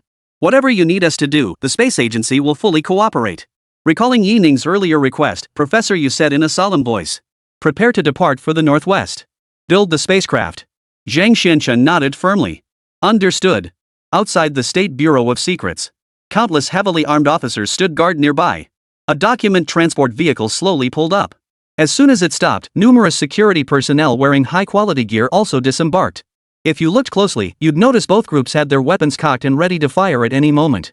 The most unwise choice at this moment would be to approach the area. You might get shot on the spot. The vehicle was transporting the very plan Yi Ning had drafted earlier. Project Galaxy. This plan was seized by the Security Bureau before it could be uploaded to the archives. Simultaneously, confidentiality agreements were drafted for all personnel involved. In these matters, the Dragon Nation had always been extremely cautious. By the time this document reached the National Security Bureau safely, Yi Ning had already set off for the northwestern desert. Across the entire Dragon Nation, imperceptible changes were unfolding. A large contingent of troops secretly deployed in Jiangnan City vanished without a trace, while security protocols at the National Island Research Institute were simultaneously scaled back. Overnight, Long was seen to revert to the era before the public unveiling of its mecha. The once dominant Dragon Nation had quietly grown still, like a mighty lion entering a period of rest. This profound stillness served to conceal the covert operations unfolding behind the scenes. This sent the sensitive Western nations into a panic. Could the Dragon Nation be preparing to strike back? Chapter 120, Advance. The Great Northwest. The barren deserts of the Northwest. A pristine region yet to be fully developed by the Dragon Nation, where the environment remains largely unchanged from centuries past. Desolate and barren, it was covered in sand dunes and gobi terrain. Yi Ning chose this location precisely because it was a place the Dragon Nation never imagined. For survival here was already an immense challenge. Here, they would face every conceivable peril. Nature itself is their greatest enemy. The people of the Northwest called it the land of natural calamities. This unique ecological environment has shaped all of this. Water scarcity, sandstorms, extreme temperature fluctuations, and even sandstorms will be the challenges they must confront. This is the uninhabited zone known as the Dragon Kingdom. After decades of exploration, the Dragon Kingdom has only scratched the surface of this region. Its extreme environment has drawn countless people to it like moths to a flame. At the edge of the northwestern desert, several cars were casually parked by the roadside. This was a small town. It wasn't large by visual estimation, it could accommodate no more than a few thousand people at most. Yi Ning stepped out of the vehicle. He casually stretched his body. He felt okay. After all, his ride was a mecha. As for the others, they probably weren't feeling so great. He felt a bit helpless. There were countless methods available, yet he had to choose the slowest one. There was no way around it. Too many eyes were watching his every move. After all, when he chose the Northwest Desert as his testing ground, he should have anticipated this outcome. These few vehicles only carried the escorting soldiers for protection. The main force was still trailing behind. Supplies were undoubtedly the scarcest commodity in the Northwest. Water and food both indispensable. Therefore, at least 10 large trucks followed behind, transporting various supplies and related equipment. Yi Ning rubbed his temples, feeling a headache coming on. These people. Never mind. I suppose this is just how the Dragon Nation treats me. In the small town, it's mostly local residents. And few people would travel to such an uninhabited area. Unless, of course, they'd lost their minds. After all, vanishing in the Northwest Desert means not even your body will be recovered. Geographically speaking, this area is the closest to the Northwest Desert. This nearest still meant a considerable distance. As the vehicles pulled up near the small town, many locals had already begun casting curious glances. Their attire, compared to modern trends, still carried a distinct charm. How does one describe a place as remote? It's a place where regular courier companies wouldn't deliver packages. As Yi Ning stepped out of the vehicle, a crowd immediately gathered around him, some clustering close by his side while others followed behind. Yi Ning felt a bit helpless, but he could only get used to it. Things would improve once they reached the Northwest Desert. He turned to Su Muchio beside him and asked, "When will the supply vehicles arrive?" Su Muchio paused briefly. "About 3 hours or so." Yi Ning fell silent. "These trucks are moving way too slow. Falling behind like this is just ridiculous," he muttered under his breath. "I should have built a few Optimus Primes." Su Muchio, sitting close by, overheard the muttered words and rolled his eyes. "Is this what a top researcher looks like?" she explained to Yi Ning. "The supplies we brought along in the vehicle have long since run out. If we don't wait for the supply truck, your accompanying soldiers might go hungry." Yi Ning nodded. He understood this well. After all, in such extreme circumstances, securing supplies was paramount to guaranteeing safety. Yi Ning turned to Su Muchio beside him. "How much supplies does your plan account for transporting?" This time, Su Muchio didn't answer directly. Instead, she returned to the vehicle and began flipping through documents. She pulled out a file folder, her beautiful eyes fixed intently on the documents. After a moment, she replied solemnly. "Approximately 3,000 tons of supplies will be delivered in batches. The delivery cycle will likely span 1 to 3 months. Yi Ning's expression went blank. He hadn't anticipated this at all. After all, he had merely initiated the Galaxy project to develop aerospace technology. He hadn't been involved in the details of the current Galaxy spacecraft or the potential future Galaxy space station depot. He took a deep breath and accepted the documents directly from Su Muchio's hands, skimming through them briefly. Yi Ning was stunned. The scope of resources covered was far too broad. The most fundamental needs were water and food.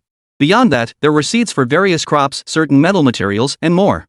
The most absurd part was that it even included soil? Damn it! What the hell is this for?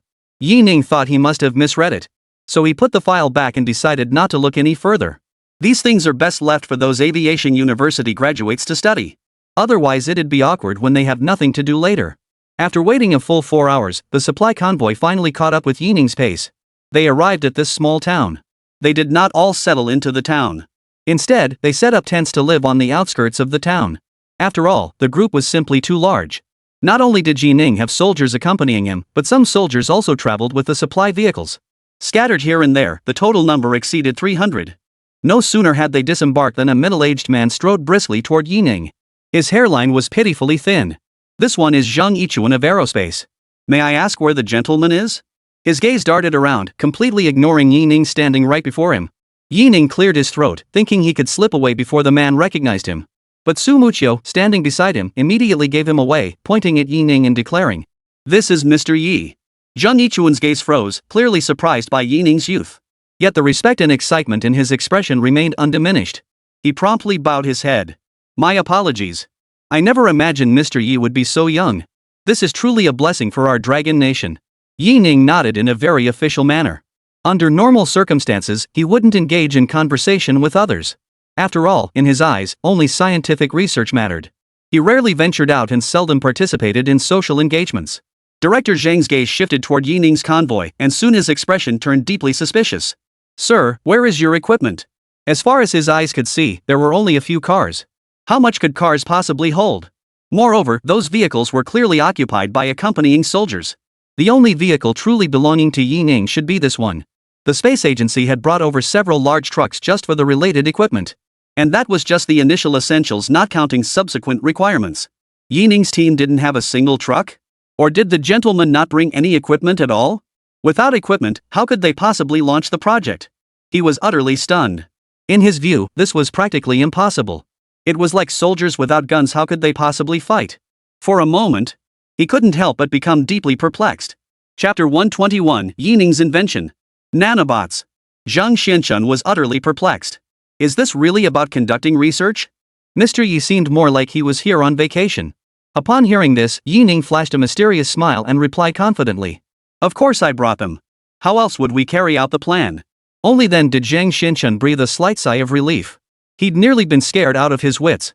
He glanced over the trucks in their convoy, knowing exactly what each one contained. Yining's equipment wasn't in any of the corresponding trucks, it must still be in the rear convoy. After all, it was Mr. Ye's property, it had to be transported separately, with security protocols likely stricter than those for their own equipment. He nodded thoughtfully. Zhang Xianchen said with a smile. Then I shan't disturb you further, sir. After seeing Yining off, he departed with a satisfied smile.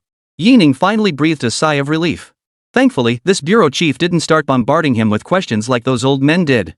His gaze turned toward the northwest. In a few more hours, they would finally reach the Northwest Desert. Their destination. At the Bureau of Investigation in the United States.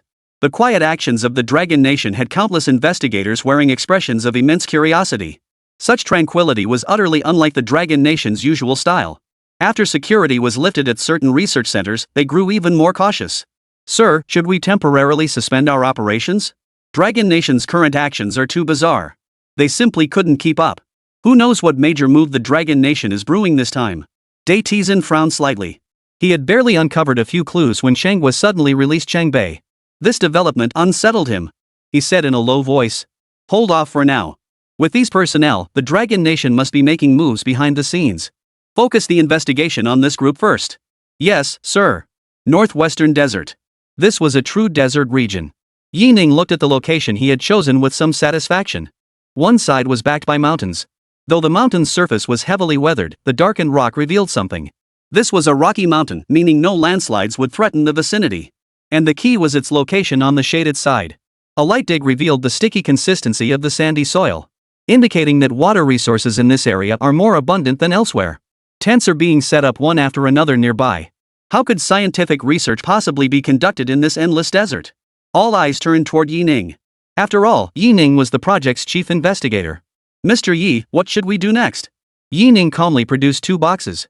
Zheng Yichuan, standing nearby, asked with evident curiosity. Mr. Yi, what does this mean? Yining smiled and replied calmly. Just a little preparation. This remark only deepened the confusion among the crowd. What was this all about? What kind of preparations could 2 boxes possibly entail?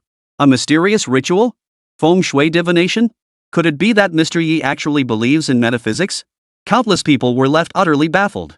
What kind of approach is this? Since there's no wind, some researchers from the space agency couldn't help but feel anxious. Could this gentleman be unreliable? This is the Northwest Desert, after all. And the location Yining had chosen was deep within the desert. If anything went wrong, they wouldn't be able to shoulder the responsibility. Yining scanned the surroundings, showing no hesitation. He opened the box right before everyone's eyes. Under countless eyes, the 2 boxes in Yining's hands were opened. Countless dust-like particles scattered from within. Everyone froze in shock. Holy! What the hell is this? These countless specks, swarming like fireflies, what the hell are they? But soon enough, they found their answer. Those specks of light began moving independently. Everyone instinctively cleared the area. Under their gaze, the world seemed to transform into data. Above the open ground, the earth began to solidify. Materials unnatural to this barren Northwest Desert appeared before their eyes. The ground immediately began forming reinforced concrete, penetrating deep underground, conforming to the terrain before them. The foundation grew layer by layer, like a Lego model. Under the coordinated operation of hundreds of millions of light points, the pace of construction became visible to the naked eye. When a section of foundation materialized before their eyes, they fell silent. At that moment, Yining calmly announced the answer. He glanced at the stunned crowd frozen in place, then casually waved his hand. Just some nanobots. You all go back to work. Don't mind me. The moment he finished speaking, the others were stunned. What? Nanobots? They were all dumbfounded. This was a bit too much of a game changer, wasn't it? Nano-robots? Unbelievable. These are nanobots. Robots built at the nanoscale? This kind of thing only existed in fictional imagination. They were designs born solely from theory and concept. Zhang Yichuan was completely stunned. Mr. Yi actually built this thing? Just how many other things is he hiding up his sleeve? Mecha operation is just basic stuff? You've got to be kidding me. Based on molecular nanotechnology, this thing actually works? And judging by the robot's movement patterns, this is clearly pre-programmed and fully controllable. If it were just 1 or 2, they might still understand. But the scattered specks of nanobots filling this space? There must be billions upon billions of them. Billions of nanobots just pulled off a magic trick right before their eyes. They're extracting molecules from the air and synthesizing them into desired substances. Soil, steel, water, lime. These substances appeared in the nanobots' database as elemental combinations. Based on these molecular arrangements, they directly assembled massive structures one after another. This was too sci-fi. On the open ground, structures continuously emerged day after day, as if it were a colossal 3D printer. Except this 3D printer requires no materials whatsoever. These nanorobots autonomously seek out corresponding molecules within the surrounding environment. They then directly fabricate corresponding substances out of thin air using specific molecular and atomic structures. The sheer awe this evoked far surpassed that of any mecha. The accompanying staff members were utterly dumbfounded by the spectacle. This is called preparation? They stood in corners, watching as building frameworks began to materialize one after another. This still requires their team? Zheng Yichuan swallowed hard beside them. He was genuinely baffled. He stared blankly at Yining before him, utterly stunned. Is this Mr. Ye's invention? It's absolutely terrifying. His gaze drifted toward the large truck behind them, and he fell silent. All these construction materials he was hauling. What the hell use are they now? Chapter 122, is that all? Watching this unfold, he couldn't shake the feeling that this was like using a sledgehammer to crack a nut. This stuff is nanobots. They should be utilized in biology or medicine, at the very least. And yet, sir, you're using them for construction. Zheng Yichuan's body trembled slightly. A whirlwind of thoughts swirled through his mind. What a reckless wastrel. In theory, these nanobots could even detect excess pest cells and eliminate them directly. What is plague? The world's most incurable disease. As a tool capable of curing plague, these nanorobots were actually dragged over by the professor to mix with cement. What else could this be but a waste of precious resources? Still, the rest of us remain in awe. The sheer number of these nanorobots is simply staggering. For the professor, perhaps this is the true purpose of nanorobots. The people who had accompanied him sat in the shade, staring blankly. There was simply no role for them to play in this vicinity. The visual spectacle was overwhelming. It felt like stepping into the world of the Minecraft game. Within this vast expanse, a colossal factory came into view. Some of the bolder souls walked over out of curiosity. Their hands touched the structures. The tangible sensation of solid surfaces sent shockwaves through them. These structures that had materialized out of thin air were real. One person slammed his hand against a stone pillar. Thud! A dull sound echoed. They were all stunned. This was real too. A factory had materialized out of thin air. And the material of this factory was even more astonishing. Its hardness far surpassed that of the foundation structure. It seemed to be constructed from some kind of special material. Moreover, the facilities inside are impeccably organized and fully equipped. This left countless people in awe. Is all this real? These things evoked a sense of unreality and surrealism. In the distance, a middle-aged man wearing a hat and sporting a beard observed the scene, glancing around. He walked to a corner and pulled a complex sheet of paper from his pocket.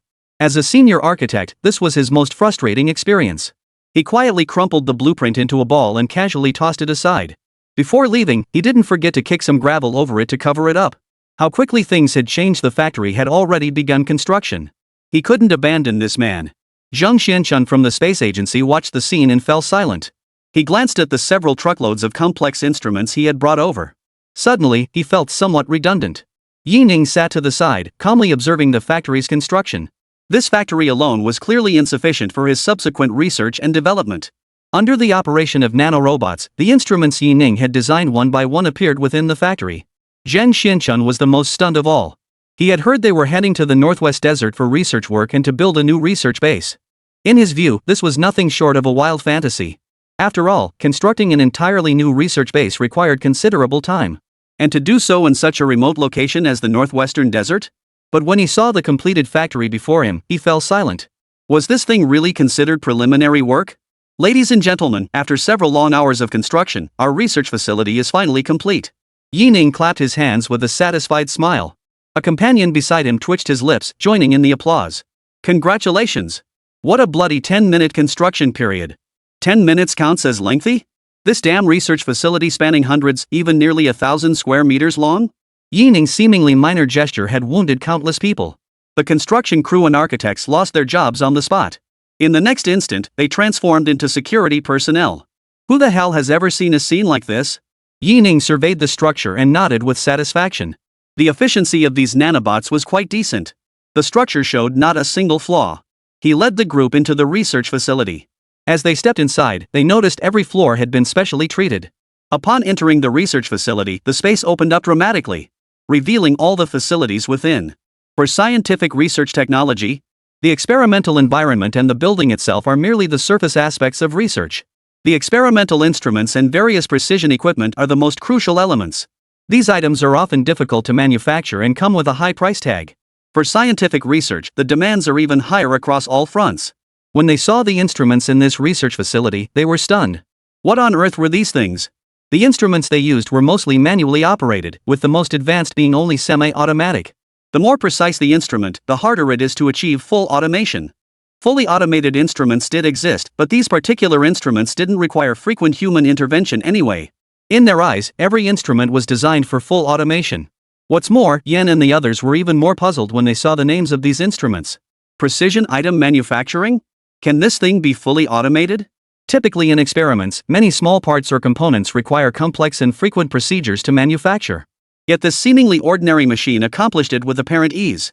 They could hardly believe it. They continued walking inside. The subsequent instruments and facilities left them even more speechless. Microelement analysis.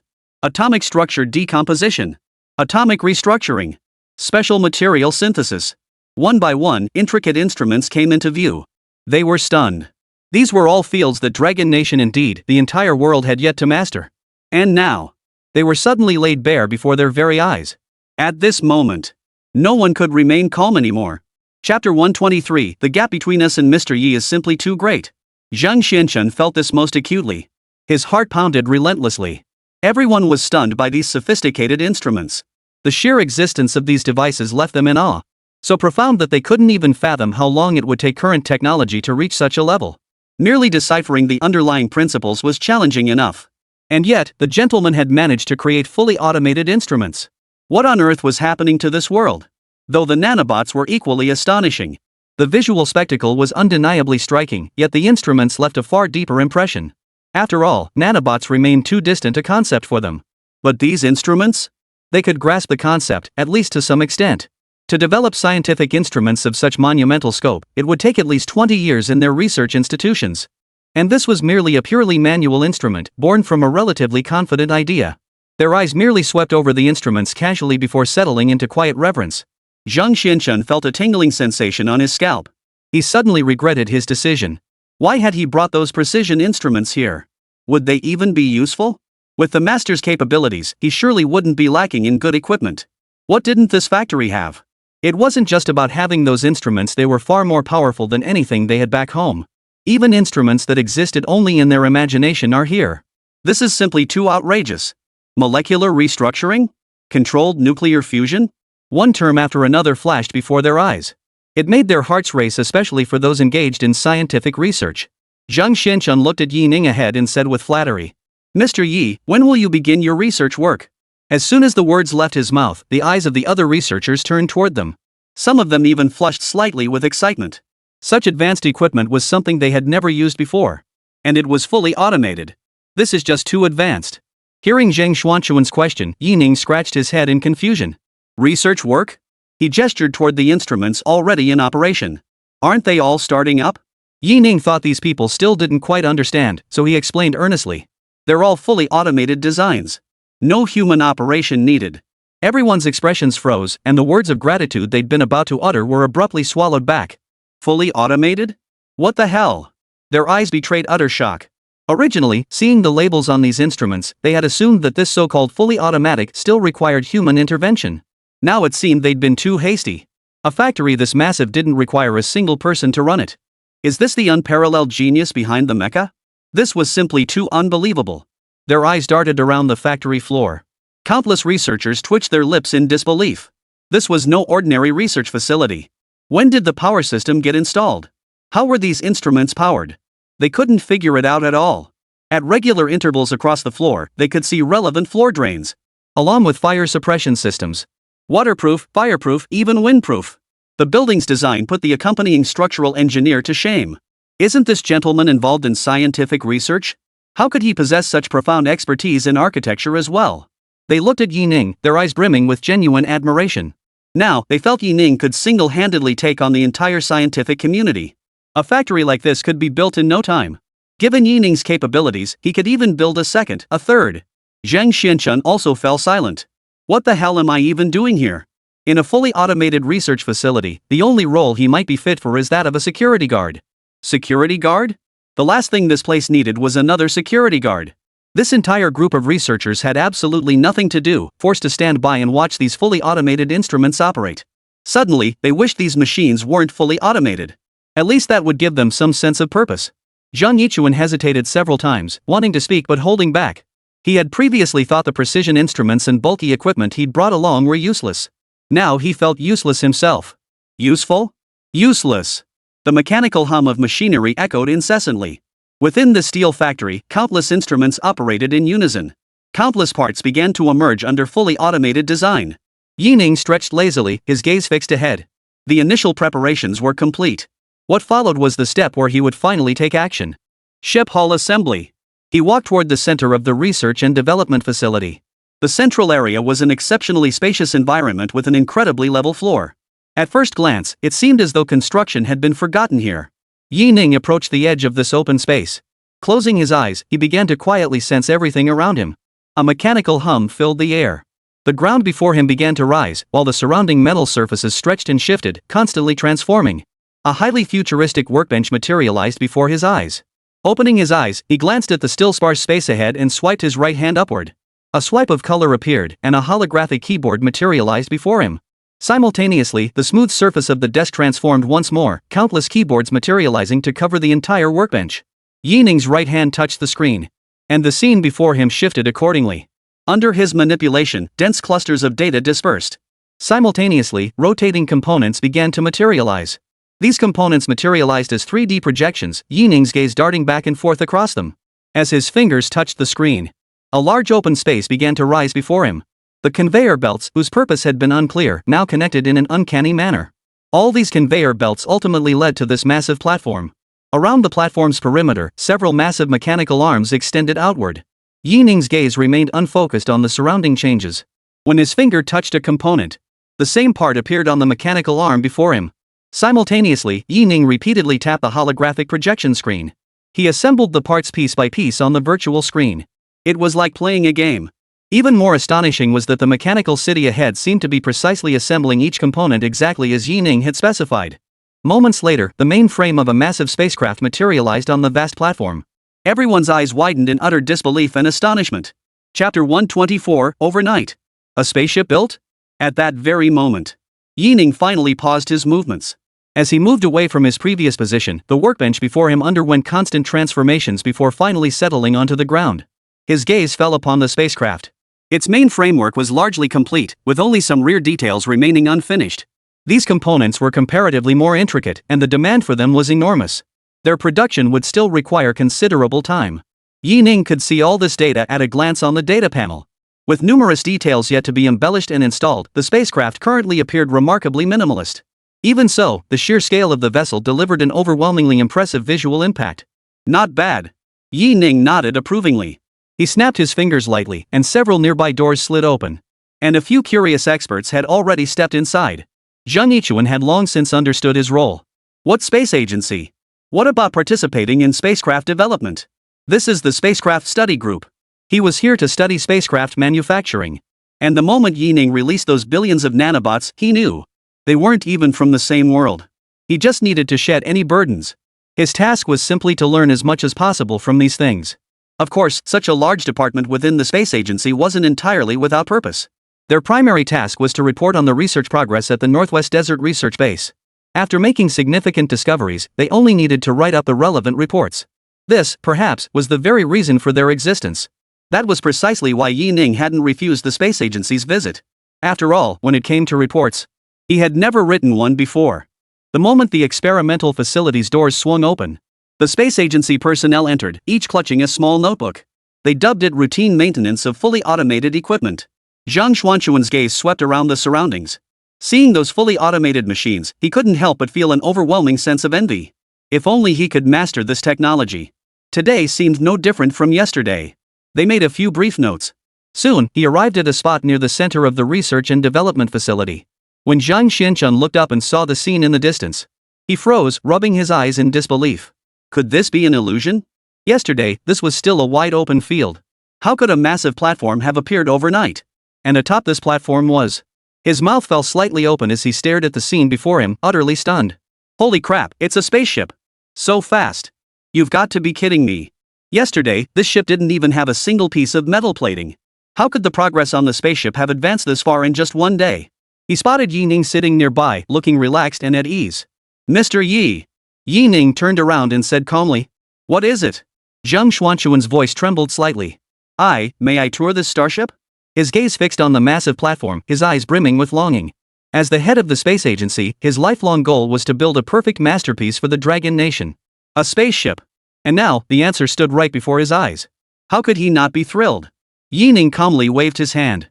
Oh, feel free to look around. No need to mind me. After saying that, he flopped back onto the lounge chair, perfectly content. Despite the fact that this lounge chair looked utterly out of place in the pristine research facility, this fully automated facility was far safer than his own lab. He had absolutely no worries. As for damage to equipment or other items, well, it would be hard to find weapons capable of destroying this equipment. As for tours or such, Yi Ning couldn't care less. Zheng Yichuan exhaled deeply. Thank you, sir. He bowed slightly toward Yi Ning before striding directly toward the massive platform. The adjacent staircase led directly onto the platform. It was an extremely close distance. The massive spacecraft possessed a uniquely striking exterior. Its structural framework alone was enough to leave Zheng Yichuan awestruck. The entire vessel had no visible support structures. Two massive mechanical arms held the enormous vessel suspended in the air. At the bottom of the ship, intricate lines formed a large, regular ring-shaped design. Numerous sections were left open. He noticed a name inscribed on a nearby machine. Light Energy Projector. He fell silent. What exactly was a light energy projector? This ventured into his knowledge-blind spot. Yet just from the name alone, he could make a rough guess. Light energy. It represented immense power. It was a universally acknowledged concept in the scientific community. Much like quantum mechanics. Many were aware of its existence. Yet in practical application in human development, we have grasped only a tiny fraction of its potential. Solar energy harnesses the radiant heat emitted by the sun for utilization. This represents modern technology's application of light energy. True light energy, however, contains immense power. For light is a wave possessing energetic properties, a spectrum of electromagnetic waves. If harnessed, this would be immense energy. Clearly, he was not yet certain of the answer. He merely imagined it in his mind. He stood rooted to the spot for a long while, allowing himself to be overwhelmed by the shock. His gaze swept across the rest of the spacecraft. The uniquely designed cockpit immediately caught his eye. The sensation it evoked was nothing short of breathtaking. The design seemed like the work of divine craftsmanship, as if it had been formed naturally. In just an instant, he was completely captivated. At the same time, United States. Within the Bureau of Investigation, the Dragon Nation's tranquility unsettled them deeply. After developing such a war weapon as the mecha, they couldn't just sit idly by. Allowing the Dragon Nation to develop unchecked offered them no advantage whatsoever. Sir, we've uncovered new leads. An investigator shouted loudly. Daterson immediately turned his head, his gaze burning intensely as he fixed it on the investigator before him. There. The investigator held several documents in both hands. Based on current evidence, it appears the Dragon Nation is likely secretly developing new scientific technologies once again. In recent days, personnel at the Dragon Nation Space Agency have sharply decreased. Their research focus is highly likely to be aerospace technology. For instance, spacecraft. Datison's eyes flickered slightly. Dragon Nation's research scope is incredibly broad. But with such vast scientific capabilities, spacecraft undergoing updates and iterations is only natural. The clues are still too scarce at this point. These were merely their one-sided speculations. What exactly Longwei was developing required more evidence to confirm. Datison nodded. Very well, keep digging. Chapter 125, Weapon Systems Handled with Ease. Northwestern Desert. Inside the research facility. At that moment, other members of the space agency hurriedly arrived. Countless personnel engaged in spacecraft research focused their attention inward. The central display left them stunned. What is this? How long has it been? The spacecraft is nearly complete already? Their eyes were unfocused, as if they were in a dream. Gazing at the colossal spacecraft, they were already itching to tour it. For those working in the aerospace field, this is a tremendous boon. Upon spotting Zheng Xianchun observing the scene, they all breathed a sigh of relief. Other experts also made their way onto the platform to begin close-up observations. Zheng Xianchun remained unfazed by the arriving crowd. His hand gently touched the spacecraft. The smooth texture made him doubt his senses. His gaze fell upon the spacecraft once more, now tinged with astonishment. It had a temperature? The spacecraft's surface felt nothing like ice-cold metal. And the instant he made contact, he recoiled in fright. He took a deep breath and touched it again. Nothing unusual happened to his hand. Neither cold nor hot. His eyes flickered. The ship's temperature matched his own, which explained the sensation. Zhang Yichuan hesitated slightly, then rubbed his hands together. The warmth in his hands had clearly increased slightly. He touched it again. Still, nothing unusual happened. A look of surprise crossed his face. Does this ship's temperature change based on the unit it touches? Even the color of the area he touched shifted slightly. He was stunned. Holy, what kind of system is this? If I'm not mistaken, this ship hasn't even been activated yet. Which means this is the metal's inherent effect. How on earth was this special alloy manufactured? Zhang Yichuan was utterly stunned. This spacecraft was flawless in every conceivable way. He couldn't find a single flaw. He even praised certain aspects of its design. In a space environment, this size might be the most scientifically sound design. The ship's loading system is way too sci-fi. Beam loading? What kind of knowledge gap is this? What kind of knowledge gap is this? Some observing experts could still utter words of astonishment. Zhang Xianchun had long been overwhelmed by the sheer shock. In his mind, all those complex terms coalesced into two words. Miracle. This is nothing short of a miracle. His gaze held an indescribable mix of emotions. It was hard to believe this was the work of someone attempting spacecraft construction for the very first time. Zhang Xianchun distinctly felt, as he touched the flying ship, as if countless fine lines were constantly dancing across the metal surface. Even in its rudimentary form, the spacecraft possessed such flawless design. What would it look like if this ship were successfully built? But recalling Yi Ning's first creation, his heart eased somewhat. After all, it was the recipient of the Dragon Nation medal. His gaze drifted toward Yi Ning in the distance, his eyes filled with respect. Mr. Yi must have poured immense effort into crafting these spacecraft. Such flawless designs must have demanded immense dedication. Yi Ning yawned, interrupting Zhang Yichuan. He stood up, stretched lazily once more, and remarked, "It's only 4 o'clock? How boring." He shook his head casually and added, "Since we have time today, let's add a weapon system while we're at it." He said earnestly. "Yeah, going to bed at 4 is still too early." "What the heck? A weapon system?" Zhang Yichuan swayed slightly, rubbing his temples. He seemed to doubt whether he had heard correctly. The integration of weapon systems is invariably highly complex. Countries around the world have never ceased their pursuit of weaponry development. Precisely because of this, nations soon hit a bottleneck in their weapons development. Yet Yi Ning's casual tone made him begin to doubt himself. Complex weapon systems just like that? Yet compared to these complex emotions, Zhang Yichuan's heart was filled most with excitement. He instinctively asked Yi Ning, "What kind of weapon?" This was a creation designed by Mr. Yi himself. How could he not be excited? Who wouldn't be eager to see Mr. Yi's creation? Especially one of such immense strategic significance. Yi Ning smiled faintly, offering no direct reply. He simply raised his right hand and gently pushed forward. The smooth floor immediately rose upward. The concealed workbench reappeared. Zhang Yichuan and the other experts nearby were startled. Only then did their gazes shift to examine the floor, which appeared indistinguishable from ordinary flooring. How did this workbench rise? Simultaneously, the screen materialized once more before the workbench. This startled the professors and experts. Holy crap! Such advanced technology? Is this even Earth? Their eyes scanned the screens briefly. They couldn't make heads or tails of this stuff. Yi Ning casually tapped his fingers on the intricate components. On the workbench, the parts materialized before their eyes. Their eyes shifted back to the workbench, which was equally advanced. They fell silent. Even the most basic equipment Yi Ning was using would be a daunting challenge for them to study and replicate. Yi Ning frowned slightly, waved his right hand, and the virtual screens vanished. The workbench surface smoothed out, revealing several sheets of special material floating on the tabletop. Yi Ning glanced over the blueprints, seemingly contemplating some construction. Then he reached out toward the components scattered across the desk. The components assembled themselves in his hands. Finally, they formed a peculiar shape. The expert's expressions betrayed immense curiosity. Could this be the weapon the gentleman mentioned? It was only palm-sized? A weapon this small couldn't possibly be that impressive, could it?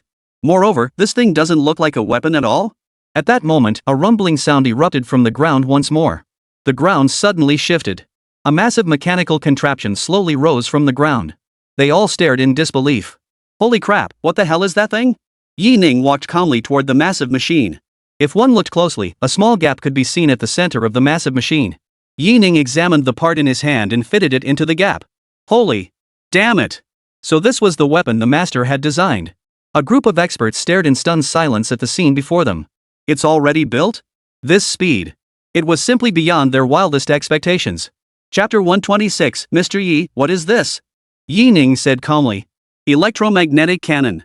The words fell, and silence descended upon the surroundings. They exchanged glances, their expressions clouded with confusion. Though the weapon's construction had left them awestruck, they genuinely didn't understand what kind of effect this cannon would have.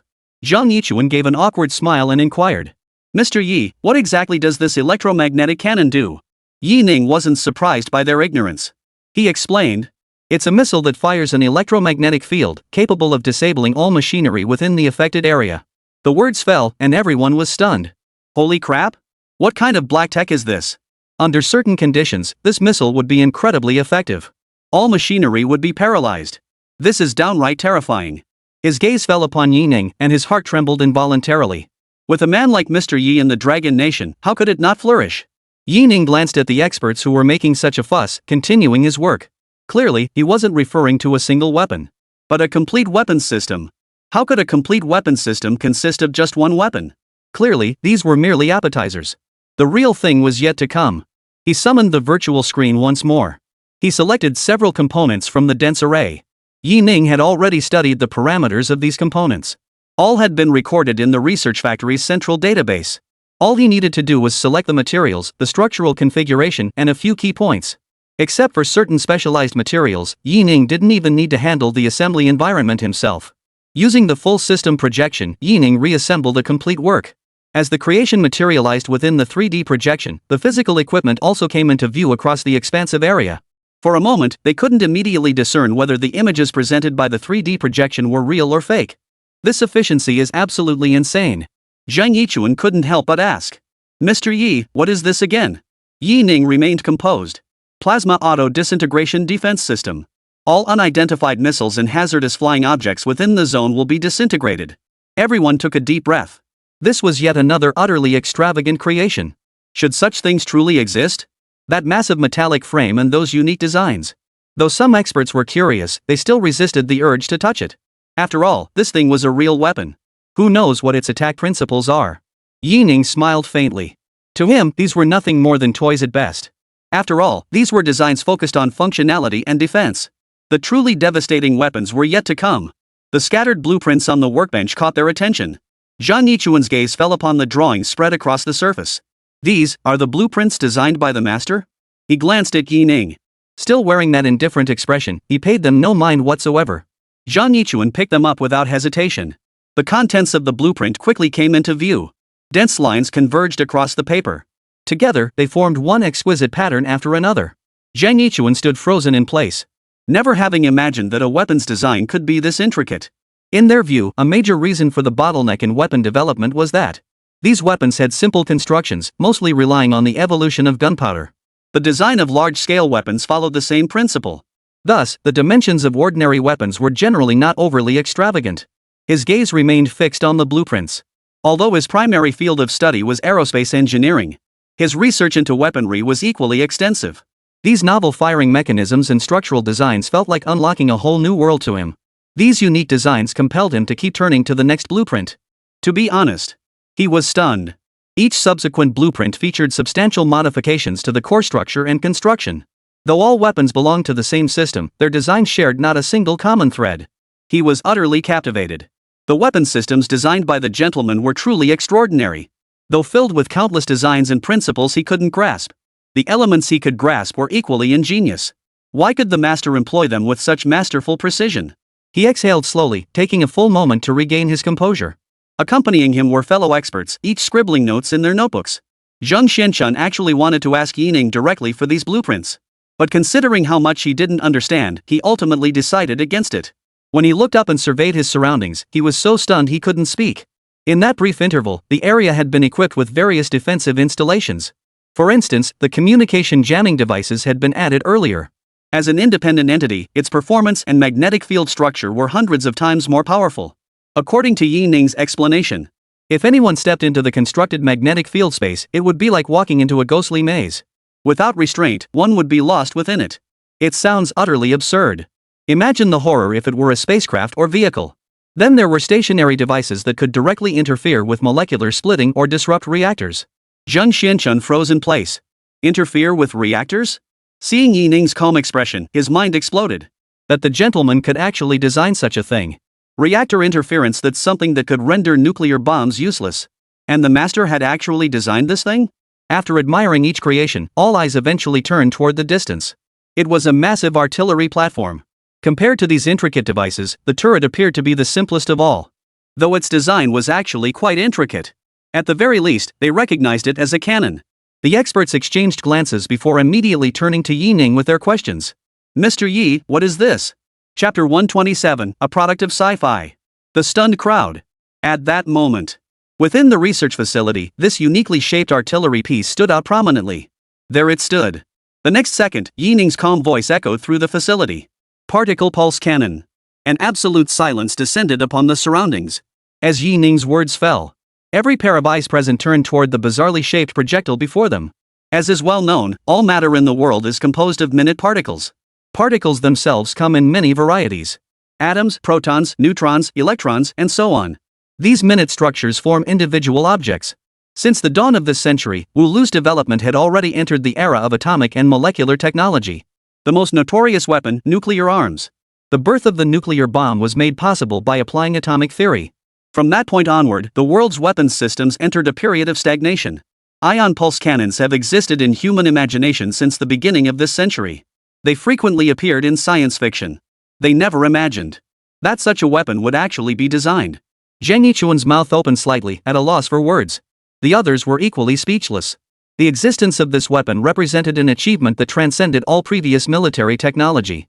The United States had spent decades developing particle weapons, yet none could be deployed. Ultimately, they had to abandon the research. Even the particle pulse cannon project had once been secretly developed in the Dragon Nation. Yet after countless experiments and due to its extreme difficulty, countless experts reached the same conclusion. It was impossible. Though the concept was highly appealing, it proved theoretically untenable at the time. The weapon that once sparked international fervor gradually faded from public view. Yet, unexpectedly, today we witness a successfully developed particle pulse cannon. The tremor in Zhang Yichuan's heart finally gave way. This thing actually exists. Taking a deep breath, he turned to Yi Ning and asked, "May I see the design blueprints for this weapon?" Yi Ning nodded. As for the astonished reactions of these researchers, he had long since grown accustomed to them. He spoke calmly. Use pulses to accelerate these particles and neutrons accordingly. Simultaneously, use electromagnetic forces to converge these particles. With only a brief charge, the particle pulse cannon generates a reactor effect. As he spoke, he produced the design blueprints for the particle pulse cannon. He paid no heed to such blueprints. Yi Ning possessed absolute confidence in himself. Even with blueprints in hand, could not be manufactured without his direct involvement. Within the scientific knowledge Yi Ning had grasped, there were far too many blank areas for humanity. However, Yi Ning had underestimated these experts' passion for scientific research. To be precise, it was the spirit of the Dragon Nation. When he produced that blueprint, the experts all gathered together, each voicing their own views and opinions. Led by Zhang Yichuan, their eyes shone with intensity. In that instant, they became utterly absorbed. Zhang Xuanchuan's eyes glowed red with fervor as he exclaimed, "It can actually be done! The particle pulse cannon!" He never imagined that this weapon, once merely a fantasy from decades past, would actually see the light of day today. The particle pulse cannon before him now was likely the only one in the world. It wasn't just Zhang Xinchun. Nearly all these experts were individuals who had lived through that era. Many had conducted research on this once controversial weapon. These experts all trembled.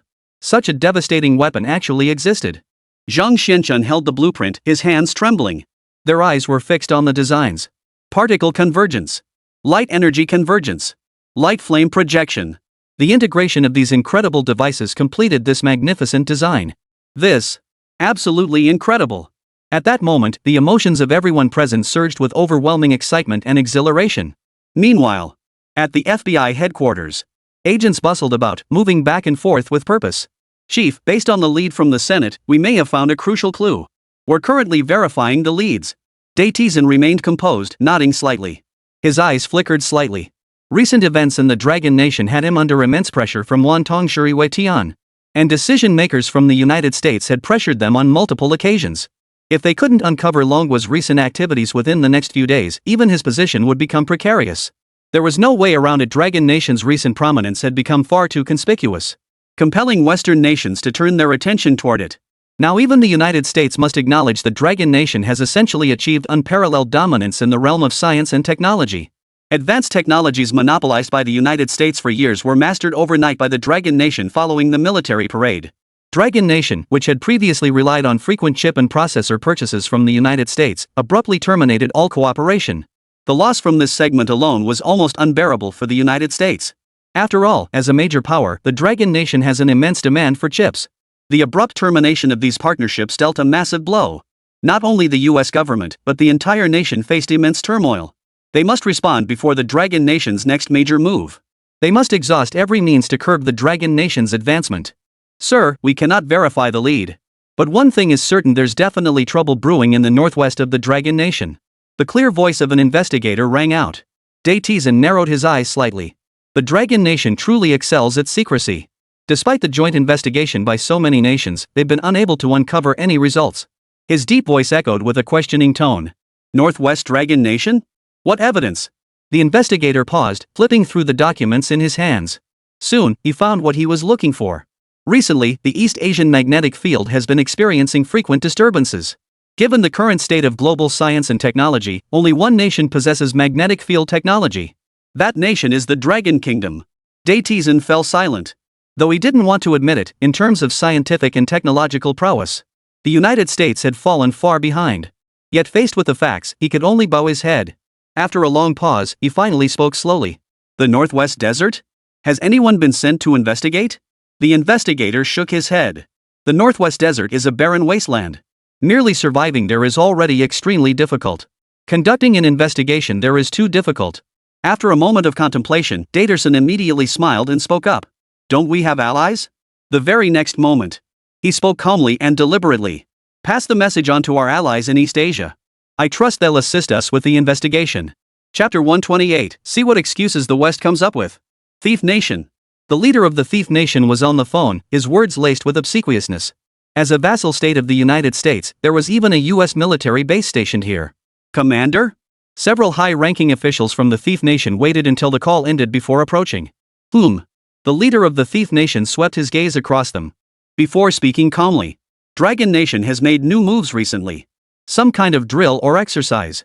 Go make arrangements. As for the location of the exercises, I trust you understand. With that, the leader of the Thief Nation strode off. There was nothing to be done. The Dragon Nation's recent developments were simply too alarming, and its neighbors in East Asia felt the crisis most acutely. If they could maintain friendly relations, that would be one thing. But given their strained ties with Dragon Nation, they certainly couldn't sit idly by. Clearly, it wasn't just Thief Nation, even Participate Nation and Horse Nation had taken corresponding measures. They absolutely cannot allow the Dragon Nation to develop so unchecked. Their failure to react when Dragon Nation developed its mecha earlier represents their greatest loss. They won't make the same mistake twice. Dragon Nation Ministry of National Defense. A man hurried in. Clutching a stack of documents, he panted as he spoke. Minister. Trouble. The neighboring country has been acting restless lately. Joe Wegwa frowned, his tone tinged with irritation. What's the rush? What is it? Speak slowly. This is not how you conduct yourself. Having served in this position for nearly a decade, his composure was something others couldn't replicate. What hadn't he experienced in recent years? Joe Wegwa waved his hand dismissively. Go on. At that moment, the man spoke slowly. Tugwa has gathered a large number of soldiers at the border between the two countries and resumed military exercises. No official reports or statements have been released. Joe Wegwa could no longer remain calm. What does this mean for Thief Nation? How dare they loiter at the very edge of Dragon Nation? Does this mean they have no intention of maintaining diplomatic relations whatsoever? His eyes flickered slightly. Dispatch reinforcements immediately. Togwa's rash actions were certainly not arbitrary. It must be a premeditated move. He paused, then shouted again. Hold on. Get our vehicle-mounted surface-to-surface missiles over there for a test run. Who doesn't know how to conduct a military exercise these days? As the words fell, his gaze sharpened, his expression turning intensely solemn and complex. He glanced at the documents in his hand. Why did the Thief Nation choose this exact spot along the border? After pondering the documents briefly, Joe Wegwa arrived at an answer. Northwest. Not long ago, he had also dispatched an elite unit to the northwest to assist Mr. Yu with his research. He slammed his hand on the table and couldn't help but curse. Those little bastards, their noses are sharp as dogs. Such classified matters had actually been dug up by these fellows. Dragon Nation's security protocols clearly needed strengthening. Soon, he began to grasp the underlying issues. Everyone knew full well who was behind the theft. A nation where even the United States could station troops directly. This meant that the Dragon Nation wasn't the only one daring to stir trouble at its borders. Upon this realization, Joe Wegwa felt a sinking sensation in his heart. Sure enough, the office door swung open once more. Bang! This time, the man didn't even knock before barging straight in. Minister, it's bad news. Countries like South Korea and Malaysia are conducting military exercises. Joe Wegwa exhaled sharply. His gaze swept over the map on the desk. Almost all nations with strained relations with Dragon Nation were making moves. War, they clearly dared not provoke. This was clearly a blatant disregard for the Dragon Nation's authority. They were testing the Dragon Nation's limits. Such behavior instantly ignited Joe Wegwa's fury. As a Dragon Nation citizen, how could he tolerate being trampled upon by these tiny nations? Flames seemed to erupt from his chest. That seething fury threatened to erupt at any moment. He slammed his hand down on the table. Tell our Dragon Nation border soldiers, hold the frontier at all costs. Not one step back. This concerns the honor and dignity of our Dragon Nation. Only then did he add. Immediately notify all major military districts to reinforce the border fortifications at once. We cannot let our border warriors suffer. His gaze swept across those nations, his eyes blazing with a hunger that seemed to devour them, searching for an outlet for his fury. The Dragon Nation would not strike first unless other nations provoked conflict. This was a trap. A trap laid by the United States from behind. If the Dragon Nation couldn't resist striking first, then all the enemy heads on the battlefield would turn against it. This was the manipulation of public opinion. Joe Wegwa's eyes flashed with contempt. How many years has it been? The United States still resorts to these tactics. How could he possibly fall for it? It's just a show on the sidelines who can't pull that off. These people were clearly here to pick a fight. The matters he could arrange have now been largely completed. Once again, these nations are amassing troops at the border without warning. This constitutes a violation of the alliance's peace treaty in a certain sense. The next move rests with the Ministry of Foreign Affairs. At this very moment, the Ministry of Foreign Affairs is also overwhelmed with work. So many nations had simultaneously resorted to such extreme measures. Initially, the Ministry of Foreign Education and Training maintained a state of denial. Numerous staff members were rushing back and forth, frantically organizing documents. Song Yu-hon, however, sat calmly in his office sipping tea. Before him lay a towering stack of documents. He too was seething with rage. He just vented it differently. Song Yu-hon understood clearly. In this incident, the Foreign Education Department had limited room to maneuver. As long as these nations did not cross borders, the Foreign Ministry could not take substantive action against them. This situation is referred to in diplomatic circles as a Cold War. It was a way to assert sovereignty without resorting to military force. Clearly, these nations had learned their lesson from the previous incident. As long as they stay within their borders, they won't be at a disadvantage. Meanwhile, the United States stands as their powerful ally behind the scenes. Song Yu-hong sat in his office, casually crossing one leg over the other. He glanced at the watch on his right wrist from time to time. The U.S. Morning Post was scheduled to arrive in about 1 minute. He waited with remarkable composure. What new excuse would the United States come up with this time? As the second hand ticked down, the time for the American Morning Post had arrived. The American Morning News began playing on the screen he had opened. Sure enough, the familiar figure appeared on screen as the broadcast commenced. The U.S. Foreign Minister, dressed in a sharp suit, stood at the center and spoke calmly. Ladies and gentlemen, I find the actions of certain nations utterly disgraceful. Reporters below began asking questions. Minister Kegros, may I ask what happened with the snow? Certainly, Kegros replied with a gentlemanly smile. Then, in a solemn tone, he declared.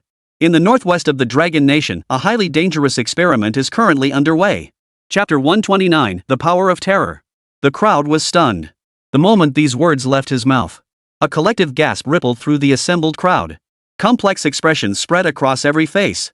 Dragon Nation? Dragon Nation had only recently developed its mecha, and now it was riding high on its success. Any misstep would inevitably draw attention to its vulnerabilities. At this critical juncture, it was inconceivable that Dragon Nation would make such a foolish move. Even in the United States, there were still some objective journalists. In my view, Dragon Nation wouldn't commit such a foolish act. But these voices were quickly drowned out by other reporters. Mr. Keglo, could you reveal what dangerous experiments Dragon Nation is conducting right now? Kegro shrugged casually. Who knows? Human experiments? Or virus research? Who knows? The words had barely left his mouth when gasps rippled through the crowd. Human experimentation and viral research, these are both internationally prohibited. Both legally and morally, these are things everyone avoids. For long way to pursue such research at this very moment? That seems incredibly unwise. Oh my God, I can't believe the Dragon Nation would do something like this. God, have mercy on those poor children being abused by the Dragon Nation. The crowd immediately erupted into commotion. Kegro let out a smile. This was precisely the scene he had hoped to witness. After a long wait, a few reporters finally voiced their doubts. Mr. Kigro, what evidence do you have to confirm that the Dragon Nation is conducting such insane experiments? Upon hearing the question, Kigro turned toward the camera. It's simple. It depends on whether Longwa dares to prove it themselves. If Longwei is willing to disclose the secret experiments hidden in the Northwest, I am willing to believe them. Northwest Desert. This experimental base hidden within the Gobi Desert seems somewhat cut off from the world. But appearances can be deceiving. The signal base established here, along with the energy supply from Yining's research facility. Signal reception here was actually far superior to other locations. Zheng Yichuan, who had been inspecting the particle pulse cannon, suddenly received a call that annoyed him. But there was nothing he could do about it. After all, it was a call from his superior, he had to answer it. But the instant he answered, his expression changed. Holy, something's wrong. His expression shifted as he glanced toward Yining. Mr. Yi, there's a problem. The Thief Nation seems to have launched military exercises near the Dragon Nation. Their target appears to be us. Yining remained calm. Zheng Yichuan's eyes brimmed with worry as he continued speaking to himself. The higher-ups have instructed us to continue our research and not evacuate. Upon hearing this news, he felt a surge of panic, but more than that, anger. How long had they even been researching in this desert? Why were they applying pressure so soon? He turned to look at Yining. Sir, what do you suggest? Yining remained calm, a faint smile on his face. He wasn't particularly interested in these international affairs. But if they interfered with his experiments, that was more than a little annoying. He gestured to one side. Perfect. We can test the particle pulse cannon's effectiveness. Zheng Yichuan, who had been looking slightly worried, immediately lit up with delight. Right. Why hadn't he thought of that? The particle pulse cannon's destructive power would be more than enough to intimidate these people. Perhaps it was because the particle pulse cannon was such a sci-fi concept that it blurred his grasp of reality. For a moment, it hadn't even occurred to him. Moments later, in the Northwest Desert, Yining led the group to a relatively open clearing. A particle pulse cannon stood positioned not far ahead. And they couldn't help but feel a twinge of apprehension. This was the firing test for a particle pulse cannon. Who had ever witnessed such a spectacle? The spectacle of a particle pulse cannon firing would undoubtedly be far more awe-inspiring than a rocket launch. Zheng Yichuan's gaze turned toward Yining. Mr. Yi. The test launch location is. Yining smiled faintly, his gaze fixed on the west as he casually pointed in that direction with his right hand. This way, then.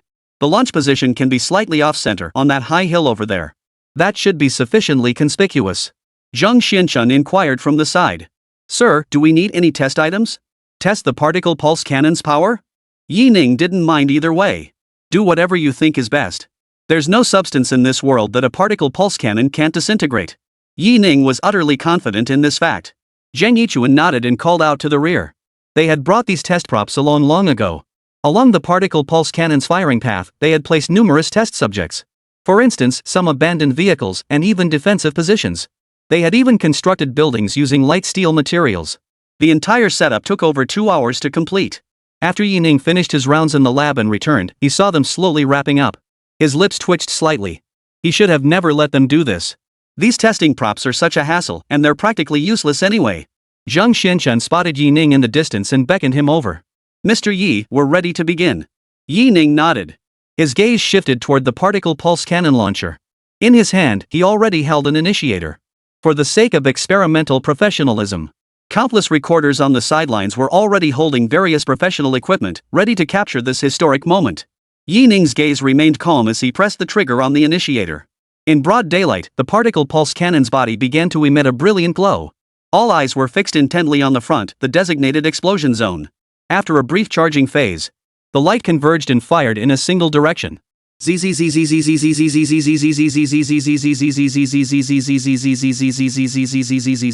With a loud crackling sound.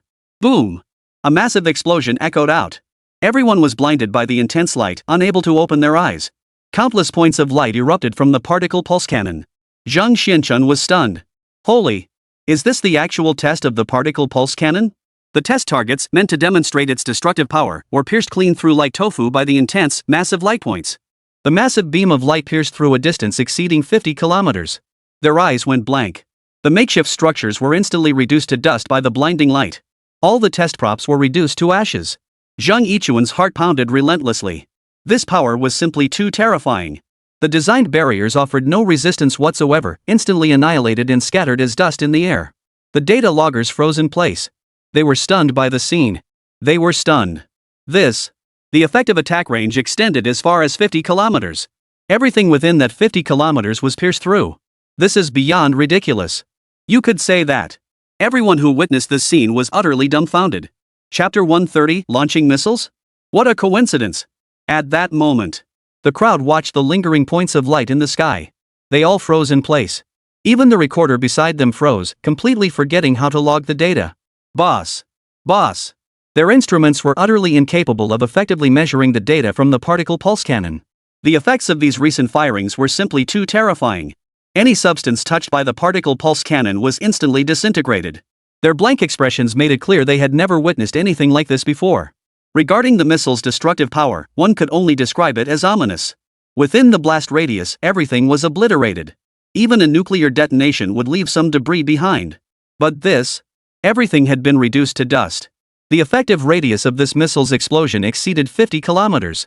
This thing maxed out both its destructive power and blast radius. According to Yining, this test detonation was merely a small particle pulse cannon. This was, after all, a weapon that existed only in theory and design. Even the test personnel were unprepared for it. It was the first time they'd witnessed such terrifying power since the nuclear age ended. But the most astonishing aspect wasn't even that. After the particle pulse cannon detonated, it left no radioactive residue on the ground nor any toxic or harmful substances whatsoever. The visual impact of the explosion surpassed that of a 10-megaton TNT blast. This blindingly bright light drew the attention of many in the barren northwest of the Dragon Nation. Of course, those paying attention weren't just Dragon Nation citizens. At the same time, at the border of the three nations, motorcycle convoys from the three nations were aimlessly cruising about. Their mission was to exert pressure here. Now, the issues in the northwest of Dragon Nation had become a topic of public discourse. At that moment, they suddenly sensed a flash of white light streaking across the sky. This aroused curiosity among the soldiers of the three nations. What the hell is that? They were completely unaware of the danger it posed. The Sangwa military command, however, remained composed. The Three Kingdoms military commander watched the scene unfold, his expression abruptly darkening. Holy, is this ING Star Wars? Don't joke around. That terrifying blast of light. Which direction?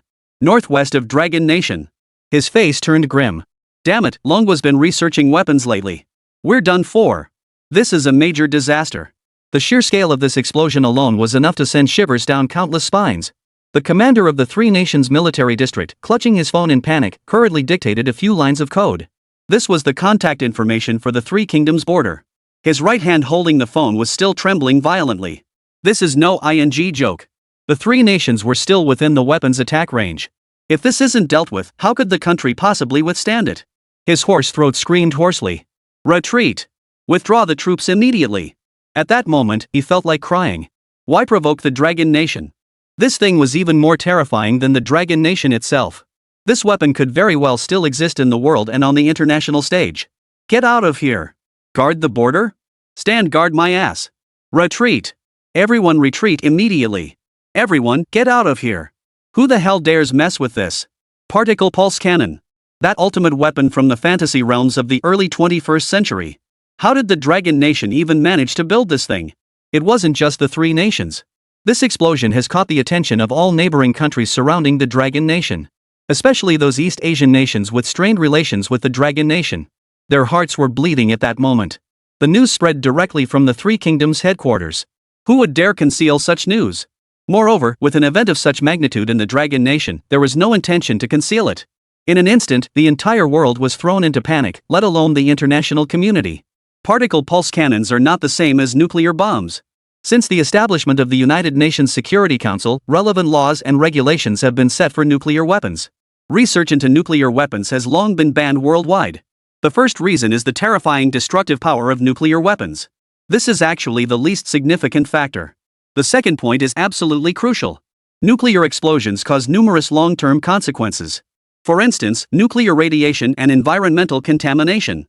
Some effects might dissipate in a few hundred years, while severe radiation could persist for nearly 10,000 years. This is the fundamental reason why nuclear weapons must be abolished. And this factor is entirely absent in particle pulse cannons. Particle pulse cannons do not pollute the environment. The Alliance Security Council has no grounds to ban this weapon. Even on the world's fishing vessels, they cannot condemn the Dragon Nation. Meanwhile, videos of the particle pulse cannon's deployment spread like wildfire across the internet. Not just major nations, the entire internet was stunned. The particle pulse cannon has actually been successfully developed. This achievement filled countless Dragon Nation citizens with pride. And those nations that had been conducting military exercises near the Dragon Nation's borders or pressuring it suddenly retreated. Holy crap? Who'd dare mess with them now? They're neighboring countries. If the Dragon Nation were to deploy this particle pulse cannon, it could obliterate their entire country from within Dragon Nation's borders. Especially that little country. Thief Nation's territory is only as big as a single province in Dragon Nation. Who would dare provoke them further? Eventually, all the East Asian nations locked in confrontation withdrew their troops. Some nations, like the Three Kingdoms, didn't even have troops stationed along their borders. Who wouldn't be alarmed by this situation? After the Dragon Nation's particle pulse cannon test, the news quickly spread like wildfire. Clearly, the firing of the particle pulse cannon sent shockwaves through numerous neighboring nations. There was simply no way around it. They wanted to keep a low profile, but their capabilities simply wouldn't allow it. After all, the commotion was simply too immense. In footage broadcast by the United States, the terrifying particle pulse cannon erupted, leaving nothing but destruction in its wake. The terrifying destructive force left countless people in shock. Holy? Could it be that the most perfect weapon concept from the early 21st century has actually been realized? This can't be a joke, right?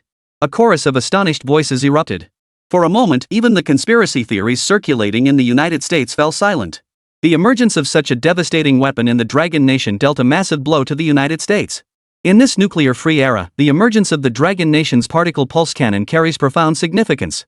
Ironically, however, the neighboring nations of the Dragon Kingdom remained conspicuously silent. Logically, they faced the greatest threat and were the first to issue statements.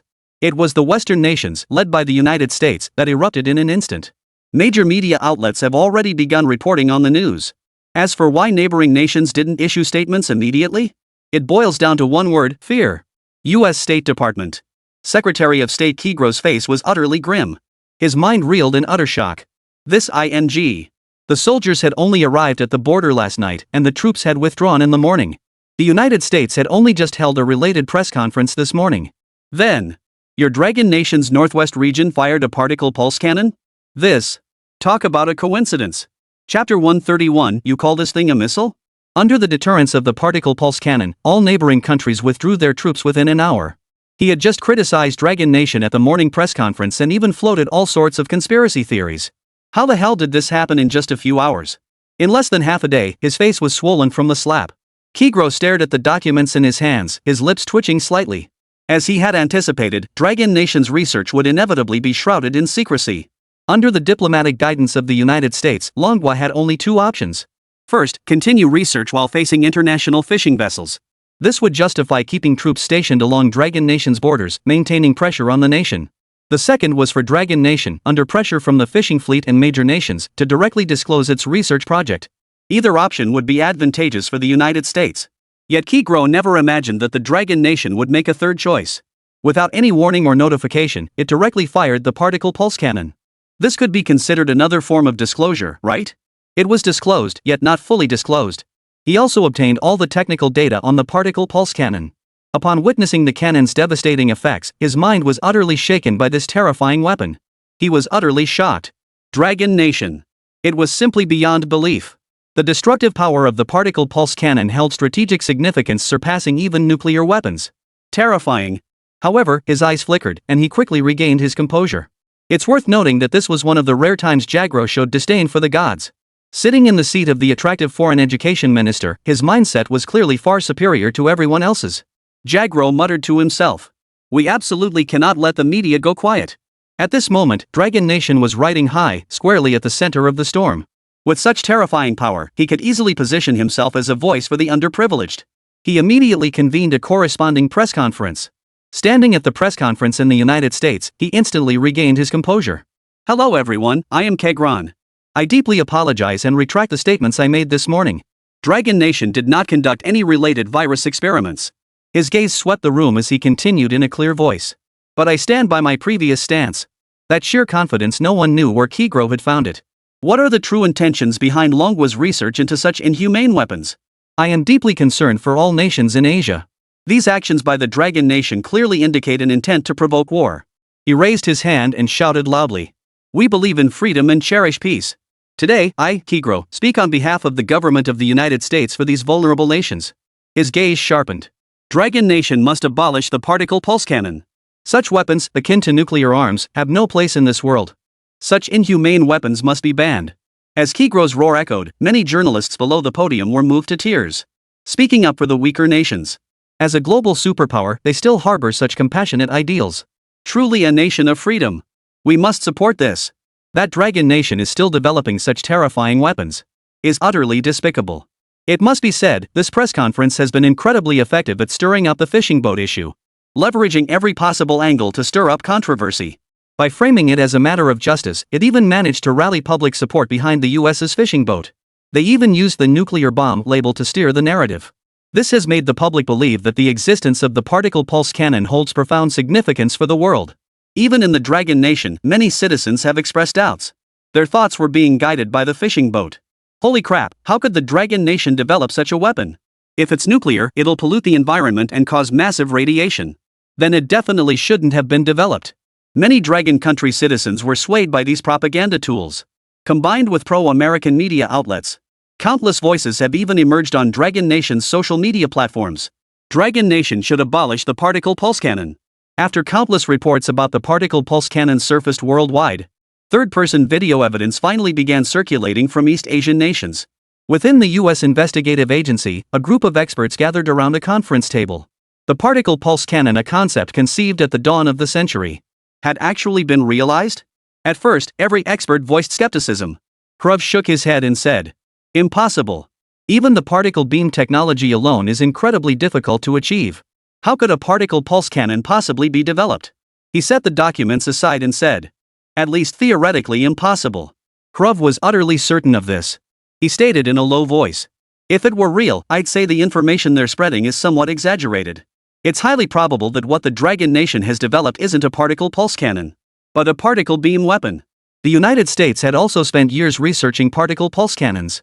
Many members of the Investigation Bureau's team were originally part of that research group. They each voiced their opinions, yet reached a unified conclusion. Including Kruv, they clearly no longer believed it. Despite the Dragon Nation's now exposed technological prowess being utterly formidable, Daterson of the Investigation Bureau didn't beat around the bush. After all, these experts had proven themselves unreliable during this period. He produced a video clip and stated calmly, "Take a look for yourselves. This is a test firing of the particle pulse cannon." The experts' eyes fixed on the footage. They did not see the particle pulse cannon itself. It was a barren desert. In the center, scattered buildings and even a wrecked utility vehicle lay in wait. In the next instant, without any warning whatsoever, a blinding flash erupted. The structures were instantly pierced through. Its formidable disintegration capability is downright terrifying. The experts were stunned. They were utterly stunned. In the upper left corner of the video, several Chinese annotations. Below, there was even an English caption added for their viewing. "Dragon Nation Missile Test. You call this a missile test? You call this thing a missile? Are you kidding me?" The sheer scale of that explosion alone could easily rival a nuclear bomb. Chapter 132, Dragon Nation's Deterrence Tactics. Even the experts were stunned. Particle pulse cannons. Has the Dragon Nation truly mastered this technology? Those insurmountable technologies and impossible equations. Kruv was speechless. As a researcher himself, he was tempted to defect to the Dragon Nation. The technological gap between the two nations was simply too vast. The experts remained silent for a long while before the team leader finally spoke with difficulty. "Commander, it should indeed be a particle pulse cannon." Daterson already had his answer, merely waiting for the experts to confirm it. How could one possibly counter such a superweapon that transcended nuclear arms? When he first saw the video footage, he too had been stunned by the devastating effects it demonstrated. "Rough, restart the particle pulse cannon development project immediately. The United States absolutely must possess this technology. Otherwise, the Dragon Nation will inevitably dominate the international stage. Additionally, infiltrate agents immediately to gather intelligence on every detail concerning the particle pulse cannon." Daterson's gaze fixed on the distant horizon. This was the first time since the mecha incident that he had felt such an overwhelming sense of crisis. The United States could not afford to wait any longer. In the Dragon Country Ministry of Education office, two men sat inside, their faces clouded with worry as they discussed matters. Who else could it be but Son Yu-hung, Minister of Foreign Education, and Zhou Weiguo from the Ministry of National Defense? The pressure from Dragon Nation's neighboring countries was indeed mounting. Should conflict truly erupt, it would be highly disadvantageous for Longwa. As a major power, Longwa would inevitably face consequences on the international stage. They shook their heads.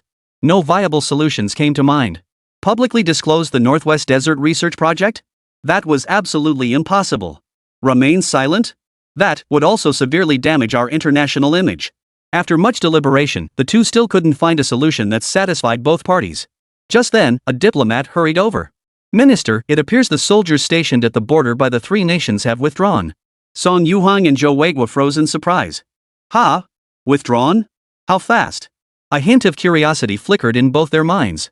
What's going on? Yet his face remained utterly calm as he nodded. After the diplomat departed, Song Yuhang immediately began flipping through the documents on the table. Damn it, this doesn't make sense. Why would the three nations withdraw their troops now? Shouldn't they be using this chance to keep pressuring Dragon Nation? Zhou Weiguo was equally baffled. Why withdraw now? Our foreign ministry hasn't even intervened yet. How could they possibly withdraw voluntarily? He and Song Yuhang began flipping through documents on the table together.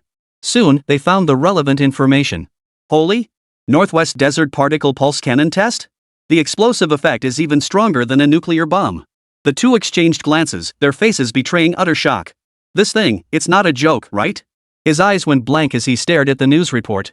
To counter international fishing vessels, both men were closely monitoring news releases from Western nations. They paid no attention to domestic developments at all. Then they glanced back. Had Tuozi's nuclear test gone off? Holy, that explosion looks terrifying. Amidst their shock, the door to the foreign ministry office swung open once more. Still the same diplomat, who spoke with evident delight. Minister, your decision was absolutely perfect. The particle pulse cannon test detonation. All neighboring border countries have withdrawn their troops. The two men froze, exchanged glances, and cleared their throats. As the head of the Foreign Affairs Department, Song Yuhang was a seasoned operator. He nodded calmly in response. Ahem. Of course. Zhou Weiguo chimed in solemnly from the side. After discussing with Director Song, we've decided to proceed with the test detonation immediately. Indeed, the results are quite remarkable. The two men spoke without a hint of embarrassment. Song Yuhang's gaze remained somewhat unfocused as he spoke. Everything just now had been nothing but a forced composure. Deep down, he was still reeling from the shock. Both of them let a smile slip. After the border incident erupted, they immediately notified the Northwest Desert region. This sudden test detonation of the particle pulse cannon was clearly the idea of that gentleman. This thing didn't detonate earlier or later, it chose to test fire at this sensitive moment. This was clearly deliberate. Earlier, so many East Asian nations had united to confront the issue. This test saved not only the Dragon Nation's fishing vessel, but also his foreign ministry. Reflecting on this, Song Yuhang felt a renewed sense of admiration for Mr. Yi. Even the most routine test explosion, under Mr. Ye's guidance, could yield unexpectedly powerful results. In the Foreign Education Department office, Song Yuhang let a faint smile escape his lips. Since the professor had resolved their issues, it was now up to them to clean up the remaining mess. We owe you our deepest gratitude once again, Professor. He waved his hand dismissively and called out loudly. Prepare for the press conference. His gaze fixed on the northwest, the corners of his mouth curled upward involuntarily. Even in the barren Northwest Desert, the gentleman could still deliver surprises. He tidied the scattered papers on the desk and walked out calmly. Song Yuhang now clearly possessed greater confidence. Zhou Weiguo, the Minister of National Defense who had been preparing various contingency plans, shook his head with a smile. When it came to matters concerning the fishing vessel, entrusting them to Song Yuhang would be the more appropriate choice. Song Yuhang studied the documents in his hands. He understood perfectly well that every aspect of the fishing vessel situation required his preparation. There was no need for extra preparation time. Outside the Foreign Education Department office, numerous journalists had already gathered. After all, the Ministry of Foreign Affairs had remained silent for so long. And these reporters had been waiting for an unknown duration. After all, for such a significant matter, it was impossible for the Minister of Foreign Education to come out and speak. Song Yuhang adjusted his collar slightly, flashing a very official smile. Countless cameras below were already trained on him. Countless reporters holding microphones were already bursting with anticipation. May I ask, what is the Dragon Nation's stance on the particle pulse cannon as a weapon? It's been reported that the particle pulse cannon has a significant impact on the global environment. Is this claim accurate? What is Longwa's stance regarding the military forces stationed along its borders by neighboring countries? Is it reasonable for Longwa to possess such inhumane weapons? Can you directly address these questions? At that moment, a swarm of reporters unleashed a barrage of questions. Chapter 133, Dragon Nation acting out of necessity. At that moment, countless microphones thrust forward. The reporters jostled and pushed toward Song Yuhang, as if desperate to shove their microphones right into his mouth. Faced with this barrage of questions and the sea of cameras, Song Yuhang showed not a trace of panic. He calmly waved his hand and smiled as he said, "No rush. I'll answer each question in turn." His tone carried not a hint of urgency. Ever since detonating that particle pulse cannon, his confidence had been unwavering. Song Yuhong adjusted the microphone with his right hand. "How does the Dragon Nation view the newly developed particle pulse cannon?" My country, of course, supports the open development of particle pulse cannons. Moreover, as the creation of that gentleman, I naturally hold the particle pulse cannon in high regard. Having made such a monumental contribution to the Dragon Nation, it would be difficult for me not to hold that gentleman in the highest regard. The word "that gentleman" appeared twice in his speech. Everyone's expression shifted slightly. Who in the Dragon Nation didn't know that gentleman? At the military parade, he was awarded a special medal. These journalists were clearly well aware of the situation. Their expressions betrayed utter astonishment. The particle pulse cannon was also that gentleman's creation? These journalists were well aware of the particle pulse cannon's significance. Without the deterrent of this missile, neighboring countries surrounding the Dragon Nation would never have withdrawn their troops so swiftly. Ignoring the reporter's astonishment, Song Yuhong continued. As for the claim that the particle pulse cannon pollutes the environment, it is clearly baseless. Testing has confirmed that the particle pulse cannon does not pollute any environment. Although its destructive power rivals that of a nuclear bomb, it contains no nuclear elements such as hydrogen, deuterium, or tritium. He observed the journalist's expressions, revealing no trace of emotion. As for why he was so familiar with the particle pulse cannon? That was all just a fabrication of his own. When it comes to the state, even black can be twisted into white. That's the sheer audacity of the Ministry of Foreign Affairs. How could he possibly know the effects of a particle pulse cannon? Could it impact the environment? Song Yuhong had no clue whatsoever. Yet despite this, he stated it with a calm expression. The Foreign Ministry can casually spout conspiracy theories. Longwa's statement was actually quite restrained. Song Yuhong continued his address. If detonating a particle pulse cannon carries no side effects whatsoever, then it absolutely cannot be considered a humanitarian weapon. I hope Western nations refrain from making reckless assumptions about this point. It is merely a missile with slightly greater destructive power. I hereby reject the views expressed by the United States as well. He looked at the other journalists and continued. Regarding the neighboring countries bordering my Dragon Nation, I have only one thing to say. He smiled as he spoke, echoing the words he had uttered after the Dragon Nation's first nuclear bomb was developed. A necessary measure taken out of sheer necessity. As the words fell, the journalists froze in place. A faint tremor ran through their hearts. How familiar those words sounded. On the surface, it seemed like a compromise, but wasn't it also a blatant threat? In that moment, all the emotions these journalists had been harboring surged to the surface. Some elderly reporters even had tears welling up in their eyes. From a nuclear-free state to one possessing nuclear weapons, how much hardship had the Dragon Nation endured? And now, as the Dragon Nation utters these words once more, Dragon Nation is no longer the Dragon Nation of old. The Dragon Nation of today had long since awakened, bearing the weight of nearly a century of Longwa's memories. A legacy of glory and shame they must bear. The same words, after a century of transformation, carry two distinct meanings. What a case of being forced into action. After these emotions erupted, the journalists didn't even consider verifying those questions. A faint tremor stirred within them. Just those few subtle gestures stirred the hearts of everyone present. This news spread from the small foreign teacher's office throughout the entire Dragon Nation. In an instant, countless people across the nation were deeply moved. Though it was a phrase once used by their forebears, it now stirred the blood of countless Longwa citizens. This is the spirit we Longwa people should embody. The doubts about Longwa and its particle pulse cannons vanished instantly. This is the true nature of the Dragon Nation. When facing external forces, the Dragon Nation stands exceptionally united. At the press conference, the room fell completely silent for over a full minute. Song Yuhong, too, felt profound emotion welling up inside him. He never imagined that after a century, he would utter such words. He looked around and continued. Back then, the Dragon Nation's journey from being non-nuclear to nuclear was made possible by the relentless efforts of our predecessors and martyrs. The same holds true today. Dragon Nation standing on the international stage. This too would not have been possible without the silent dedication of that unnamed gentleman behind the scenes. As these words fell, countless people in the Dragon Nation fell silent once more, honoring our forebears and paying respect to those below. At this moment, solemnity descended across the entire nation. A tribute to these scientists who dedicated themselves in silence. Countless citizens of the Dragon Nation turned toward the northwest, saluting or offering a silent salute with their gaze. With such dedication, you have contributed so much to the Dragon Nation. Yet in the public eye, he remains merely a renowned physician. Facing such a revered figure, one must be worthy of such honor. Not only ordinary citizens of the Dragon Nation, but also many high-ranking government officials. Even military representatives were moved by this collective sentiment at that moment. They too gazed toward the northwest, silently saluting. His name must not be forgotten. His name should shine brightly across the Dragon Nation. Countless citizens of the Dragon Nation thought this involuntarily. Song Yuhong also fell silent, overcome by the same emotions. Before countless cameras, he saluted toward the northwest. After a long moment, he lowered his hand and calmly addressed the journalists, his gaze fixed upon them. Any further questions? In an instant, the surrounding area fell silent, utterly still. The journalists all fell silent. They had already received the best possible answer. Chapter 134, The Excited Ouyang Boss. Anything else? Following the release of this news, discussions about medical matters was propelled to its peak. Mr. Mecha's standing in the hearts of the people soared even higher. A nationwide trend of revering scientific research began to sweep across the Dragon Nation.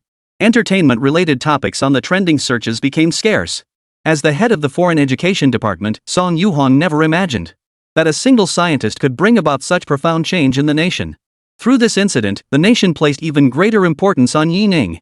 This was particularly true for Song Yuhong and Zhou Weiguo, who felt it deeply. The Dragon Nation also decided to dispatch high-level officials to the northwest for an inspection tour, and to engage in dialogue with that gentleman. In the northwest region of the Dragon Nation, an elderly man arrived with a contingent of soldiers.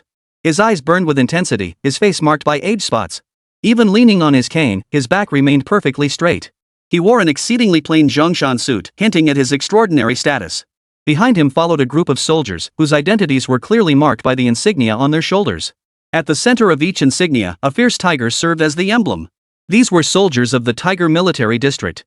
That this elderly man commanded an escort of elite military personnel further underscored his extraordinary status. His eyes were as sharp as an eagle's. This was a rigid, eccentric old man. He is Ouyang Su, one of the decision-making counselors of the Dragon Nation. And under the highest decision-makers of the Dragon Nation, he even holds veto power.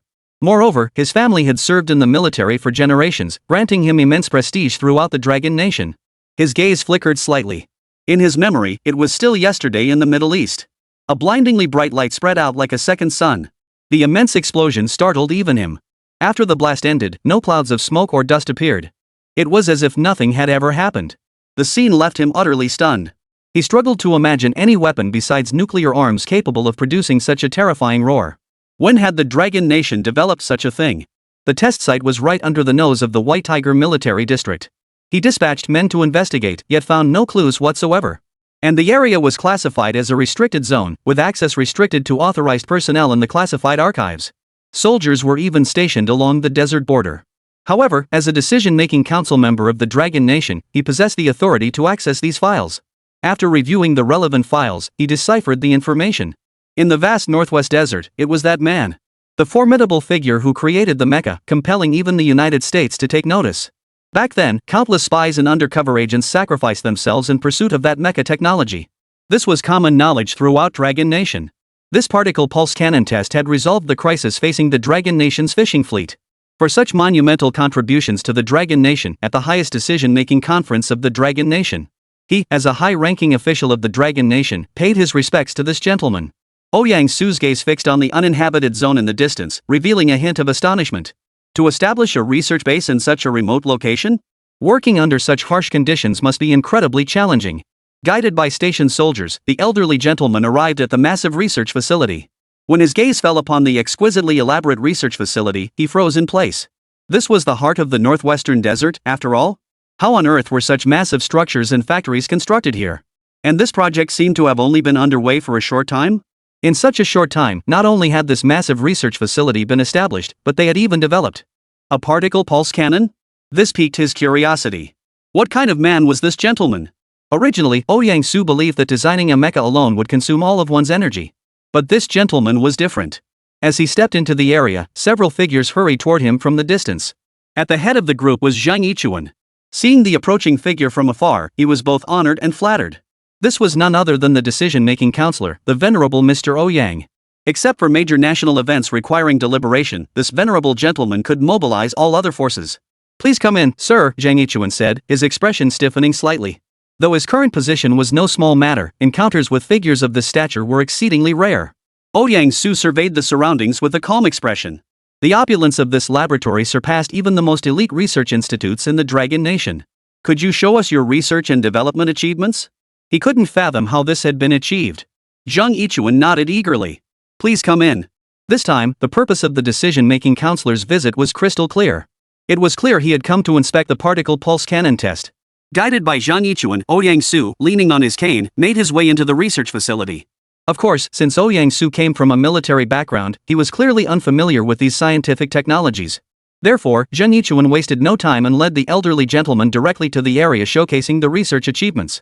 Despite his advanced age, Ouyang-su moved with surprising agility.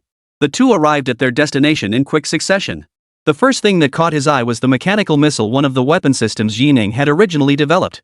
Ouyang-su examined the uniquely shaped missile and inquired. "What is this?"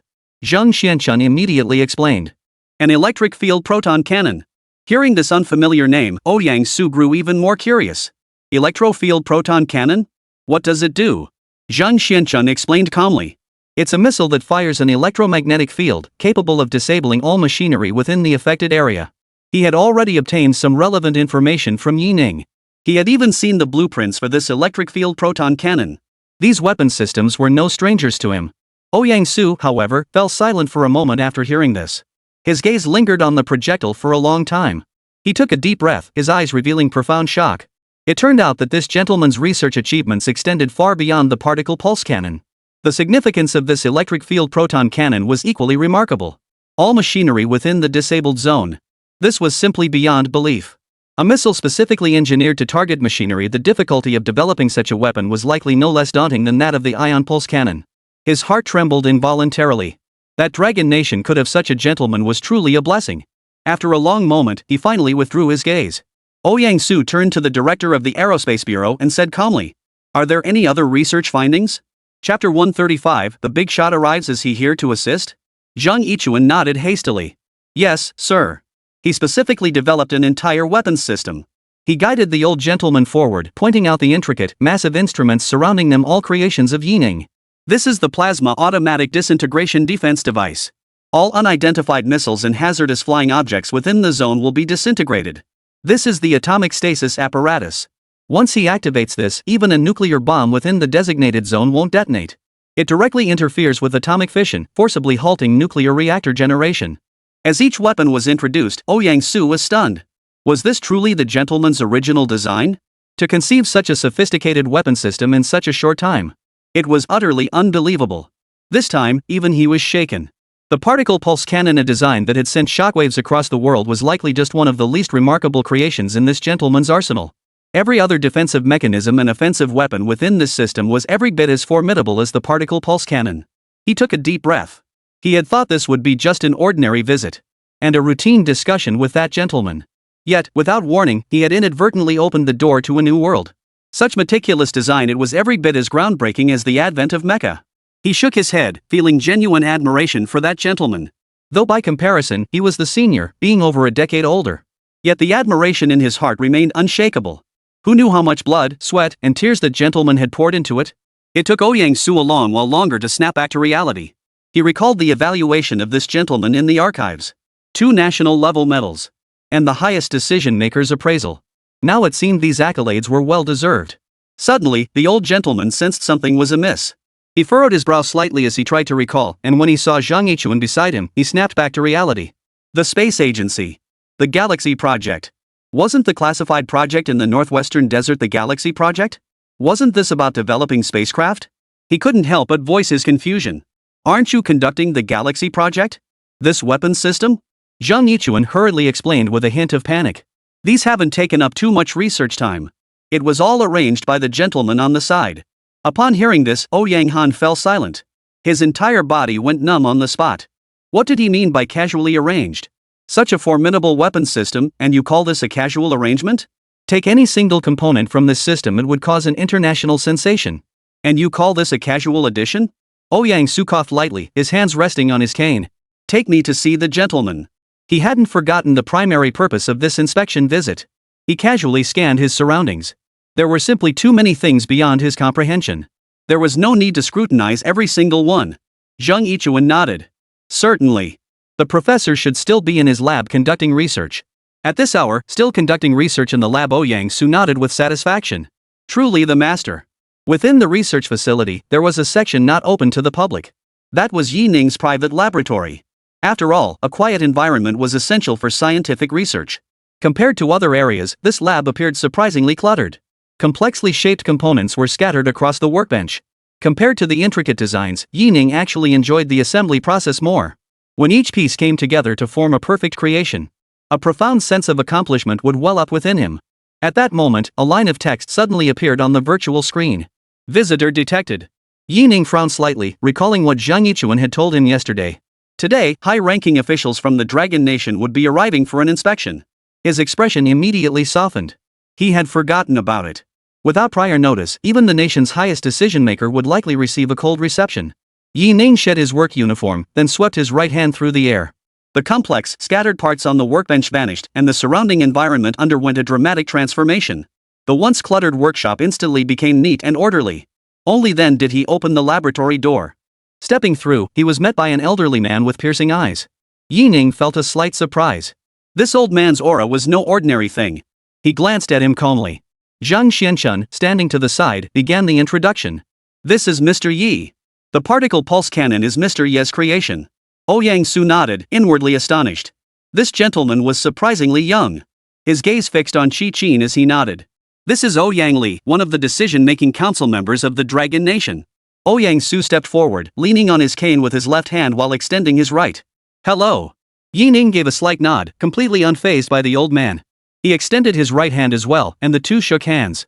As their hands clasped, their eyes locked for a long moment. Only then did Ouyang Su's expression soften into a slightly warmer smile.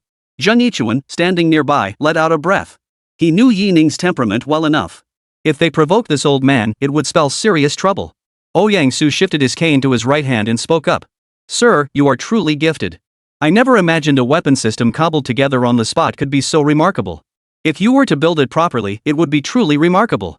He looked at Yining, fully aware in his heart. Such a young prodigy. There was no second like him in the Dragon Nation. In such a short time, Yining had completely transformed the Dragon Nation. Such talent must be treated with the utmost respect. Yining glanced over, somewhat surprised. He hadn't expected this old man to resort to flattery. As a decision-making counselor of the Dragon Nation, this man could mobilize the entire Yu Nation's resources. You flatter me. Compared to this decision-making counselor, Yining spoke even less, his words seeming almost precious. This had Zhang Yichuan, standing nearby, growing anxious. This is a high-level inspection from Dragon Nation, not you inspecting Dragon Nation's high-level officials. The exchange between the two men was, as usual, guarded. Ouyang Su remained calm, utterly unfazed by Yining's attitude.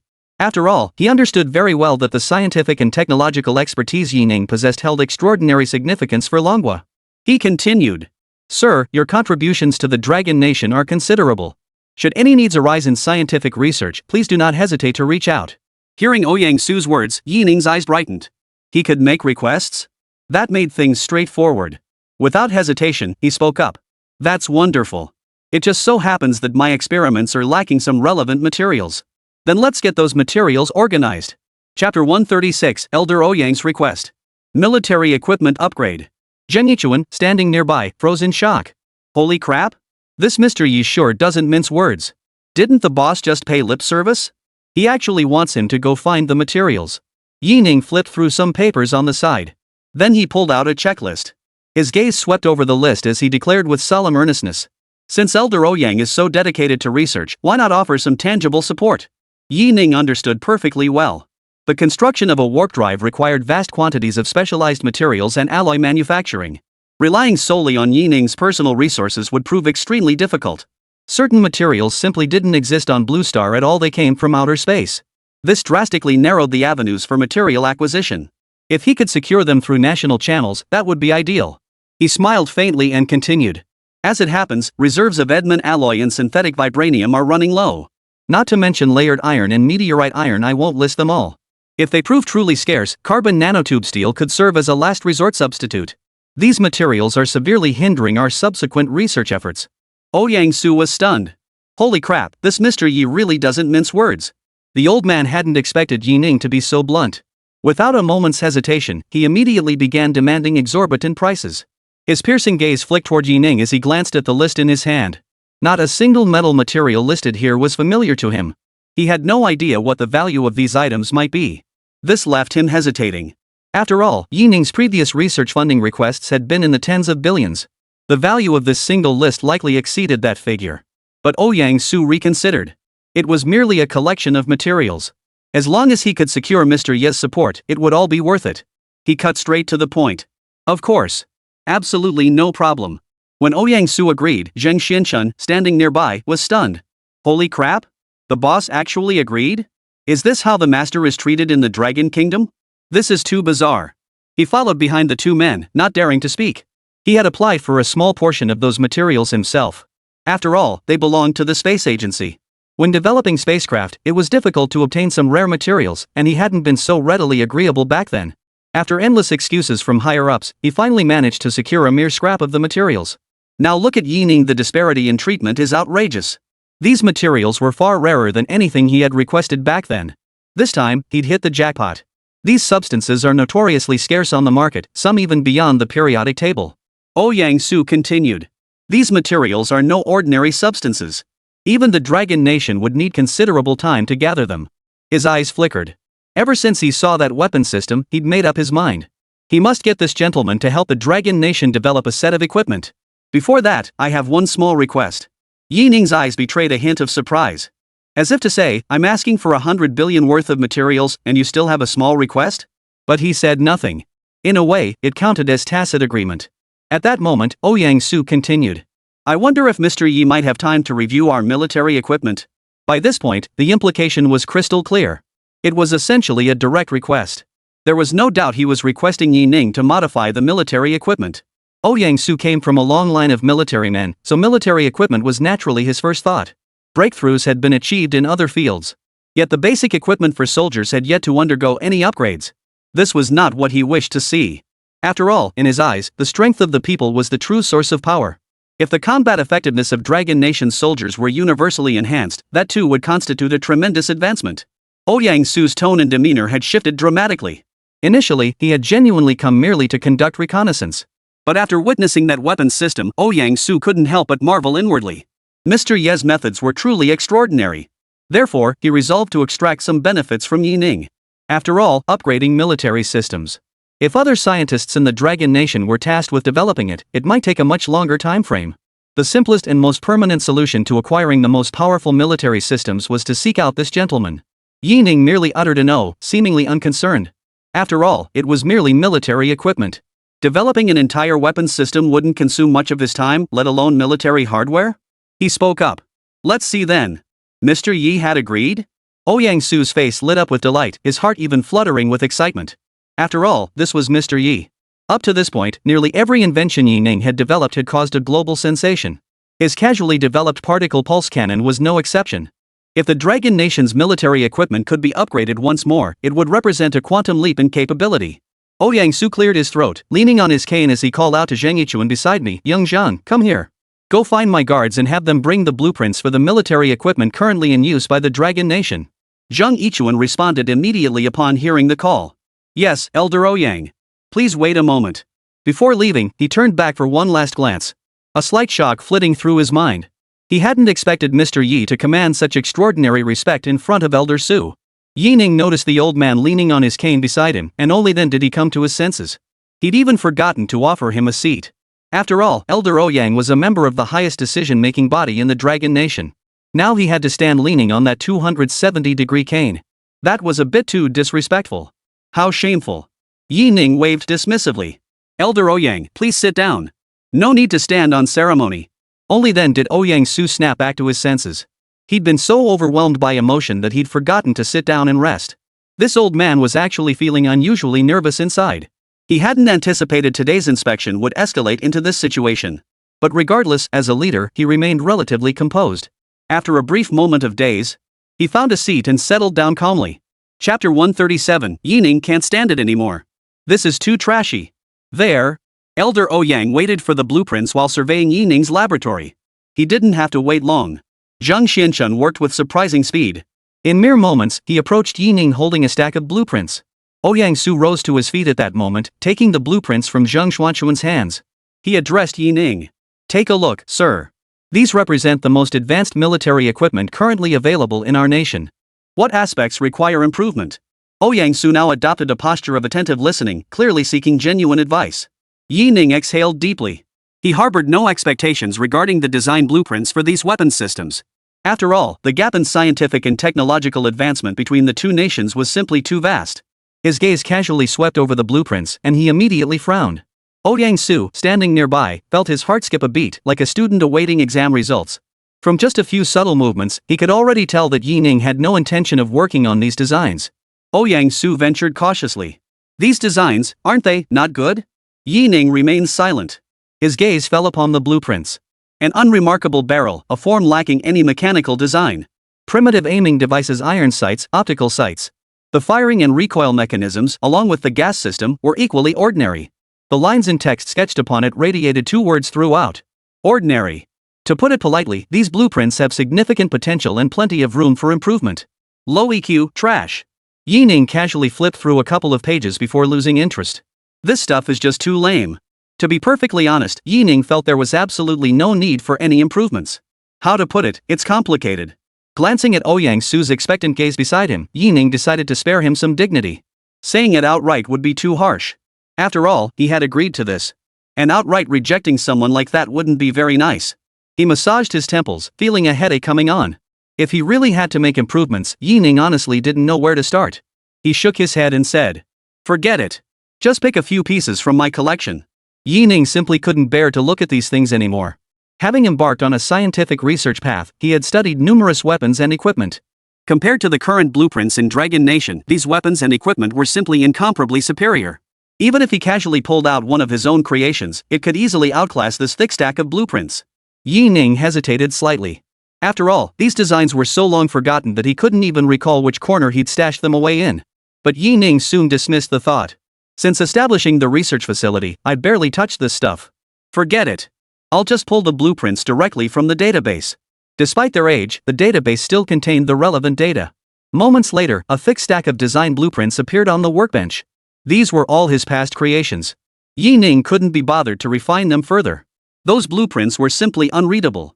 After all, his current designs were perfectly adequate. Though this action was rather perfunctory. It was nowhere near meeting Elder Ouyang's request for improvements. But recalling those outdated designs, he shook his head firmly. This certainly wasn't half-hearted. He explained to the puzzled Yang-soo standing nearby. These are all military equipment design blueprints I've created. Feel free to pick any you like. At that moment, Yang-soo felt an even greater surge of delight. Holy crap! This was an unexpected windfall.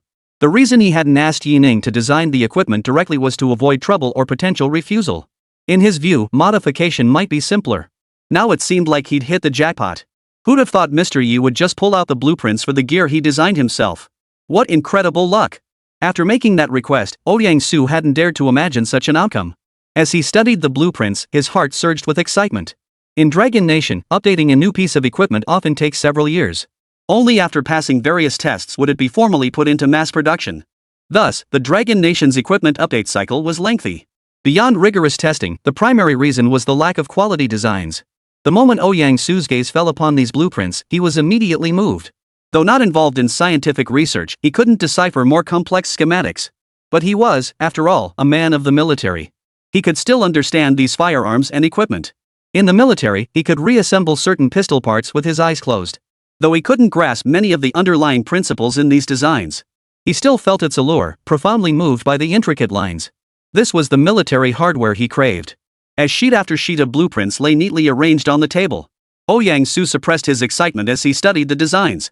These were all Mr. Ye's designs, and best of all, he could pick any he wanted. This left him exhilarated for quite some time. His gaze fell upon the blueprints. Holy crap! What the hell is this? Portable mobile energy cannon?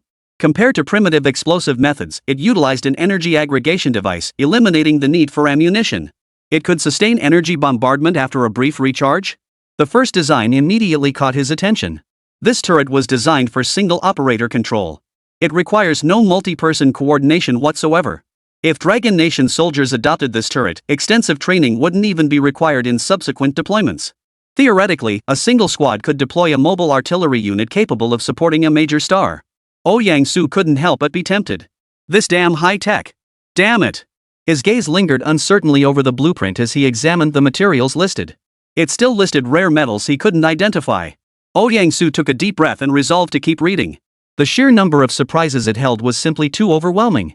Chapter 138, The Dream Gun? Yang-soo was thrilled. This was merely one of Mr. Ye's research achievements. There must be more to come. His gaze drifted toward the subsequent blueprints. Another design that stirred his heart. An unmanned stealth submarine. His heart trembled with excitement. This thing was like a deep-sea shark. It possessed all the capabilities of a standard submarine while adding formidable stealth capabilities. But if that were all it could do, it would be far too simple. It was essentially a mobile jammer. It could disrupt electromagnetic fields and radio wave transmission within certain areas. Ships caught in its wake could lose control instantly. In naval combat, it can deliver unexpected results. Beyond that, it possesses formidable combat capabilities. And surprisingly, the submarine is equipped with underwater missiles and timed adhesive bombs. Compared to Mr. Ye's other creations, this one may seem ordinary, but it's far from simple. If the Dragon Nation's navy could deploy a few of these, they'd likely be unmatched in surface combat. Ouyang Su studied the blueprints for a moment before deciding to continue reviewing them. While the unmanned stealth submarine held strategic value in naval warfare, what he truly sought was to enhance the Dragon Nation's individual combat capabilities and equip its soldiers with wearable devices. Ideally, the material requirements should be commonplace to facilitate mass production. Simultaneously, the nation's overall strength would receive a substantial boost. Ouyang Su shook his head and continued scanning the pages. This time, his eyes refused to look away. His gaze locked onto the blueprints before him, his heart trembling with excitement. Exoskeleton armor. Its other name, the mechanical exoskeleton. Each mechanical plate would cover the wearer's entire body. While providing protection, it dramatically enhances combat capabilities. Within the exoskeleton armor's specialized kinetic system, the wearer's physical capabilities would be substantially amplified. An ordinary person wearing it can achieve roughly 15 times greater strength. Moving with lightning speed becomes second nature. The exoskeleton armor's circulation system will substantially conserve the wearer's physical energy. Even during intense physical exertion or combat, fatigue is minimized. Under certain conditions, it can even enable multi-stage horizontal jumps. Furthermore, the exoskeleton possesses adhesive capabilities at key points. When traversing high altitudes, corresponding suction capabilities activate. The mechanical arms possess powerful magnetic force.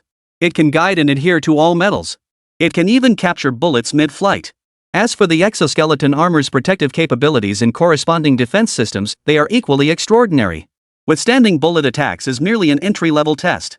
When equipped with exoskeleton armor, it can withstand everything from powerful fragmentation grenades to anti-tank missiles designed to penetrate heavy armor. The wearer remains completely unharmed. It's practically a simplified version of a mech. If Dragon Nation could mass-produce exoskeleton armor, the combat capability of its individual soldiers would be elevated to an unimaginable level. At that very moment, his mind was made up. He must take this blueprint with him. Ouyang Su's eyes trembled. No matter what materials the exoskeleton armor required, no matter how exorbitant the cost, he would find a way to take it with him. Its design perfectly aligned with every vision Ouyang Su had conceived, embodying all his principles. He glanced at Yi Ning beside him, only to discover with astonishment that the latter showed no change in expression whatsoever. Silently nodding, Ouyang Su set the blueprint aside before continuing to scan the rear. He could scarcely believe it. So many flawless designs, all created by a single person. Not a single research team in the Dragon Nation could have conceived any one of them. He was stunned. Deep down, he felt a numbness. A sense of unreality washed over him, and he even wondered.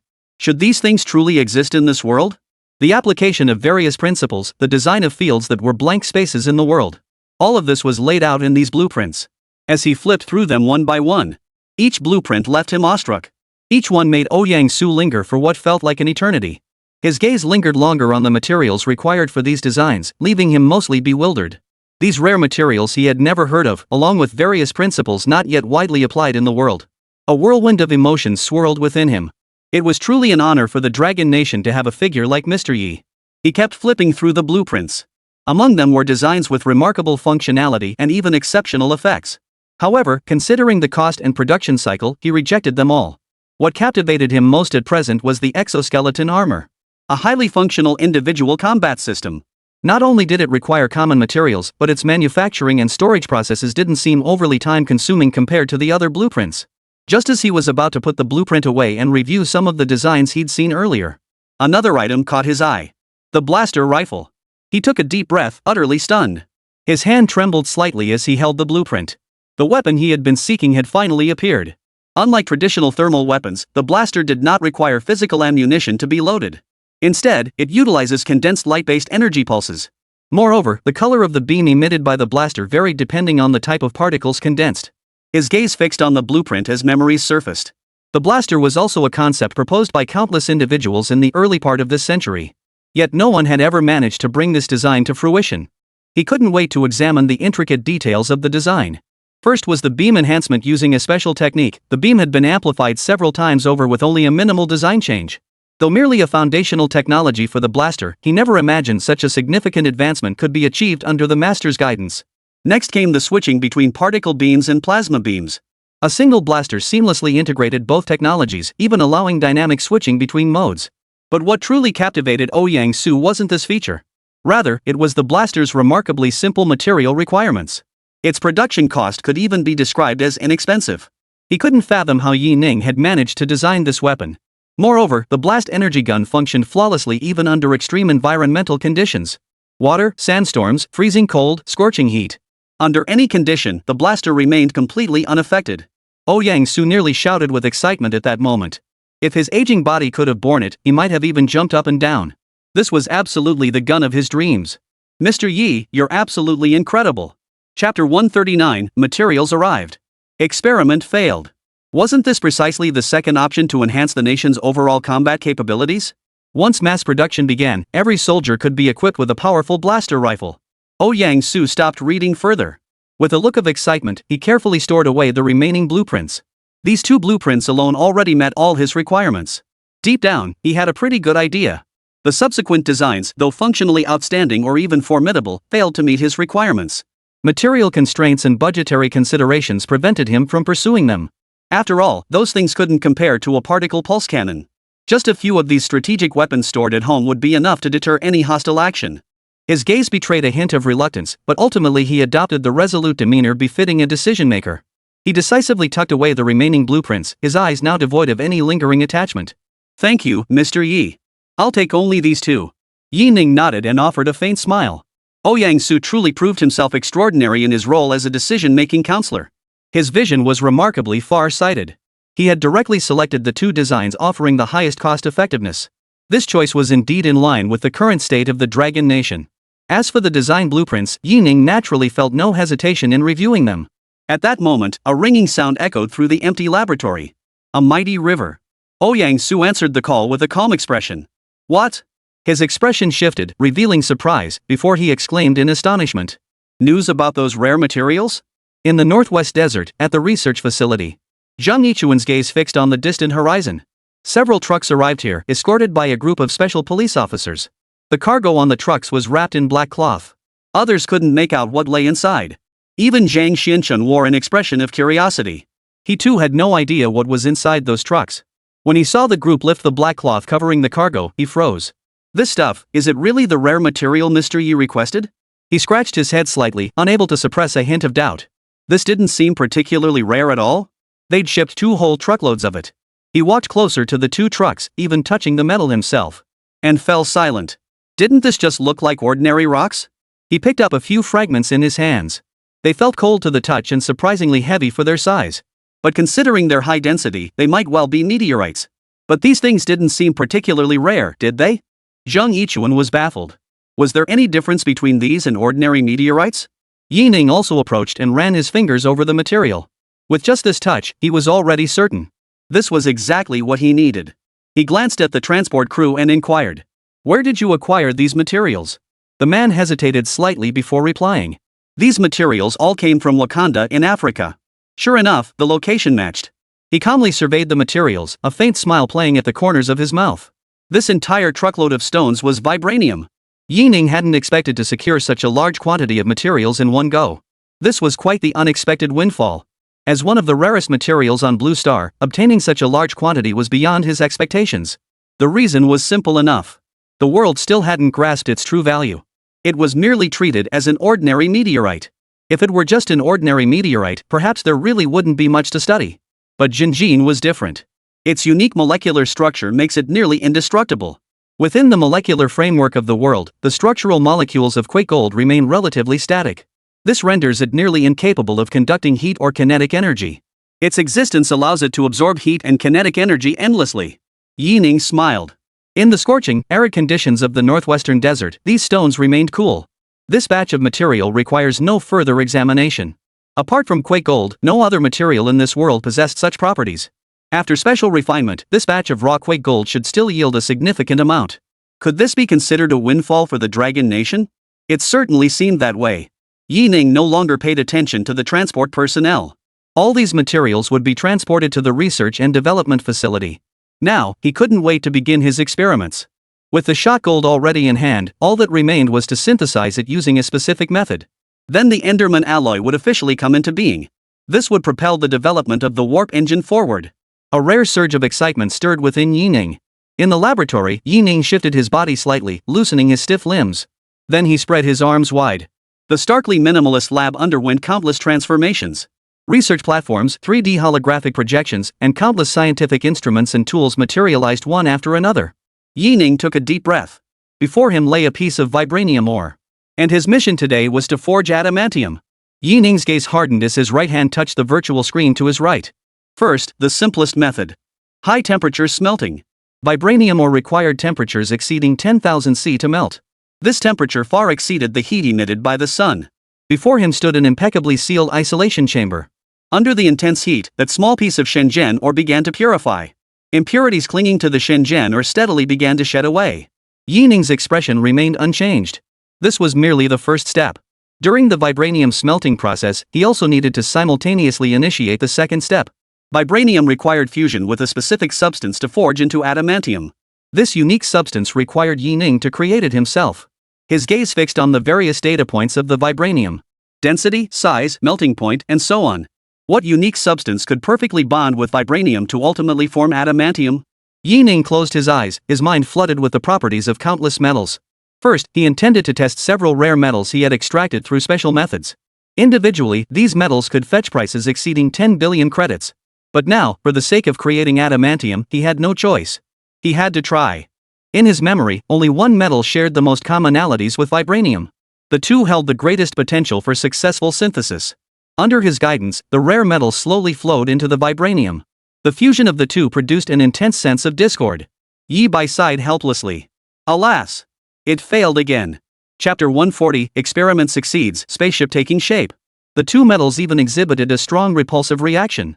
Yi Ning remained undeterred, his expression unchanged. This outcome had been entirely within his expectations. Under the intense heat of smelting, he meticulously removed all materials except the quake metal.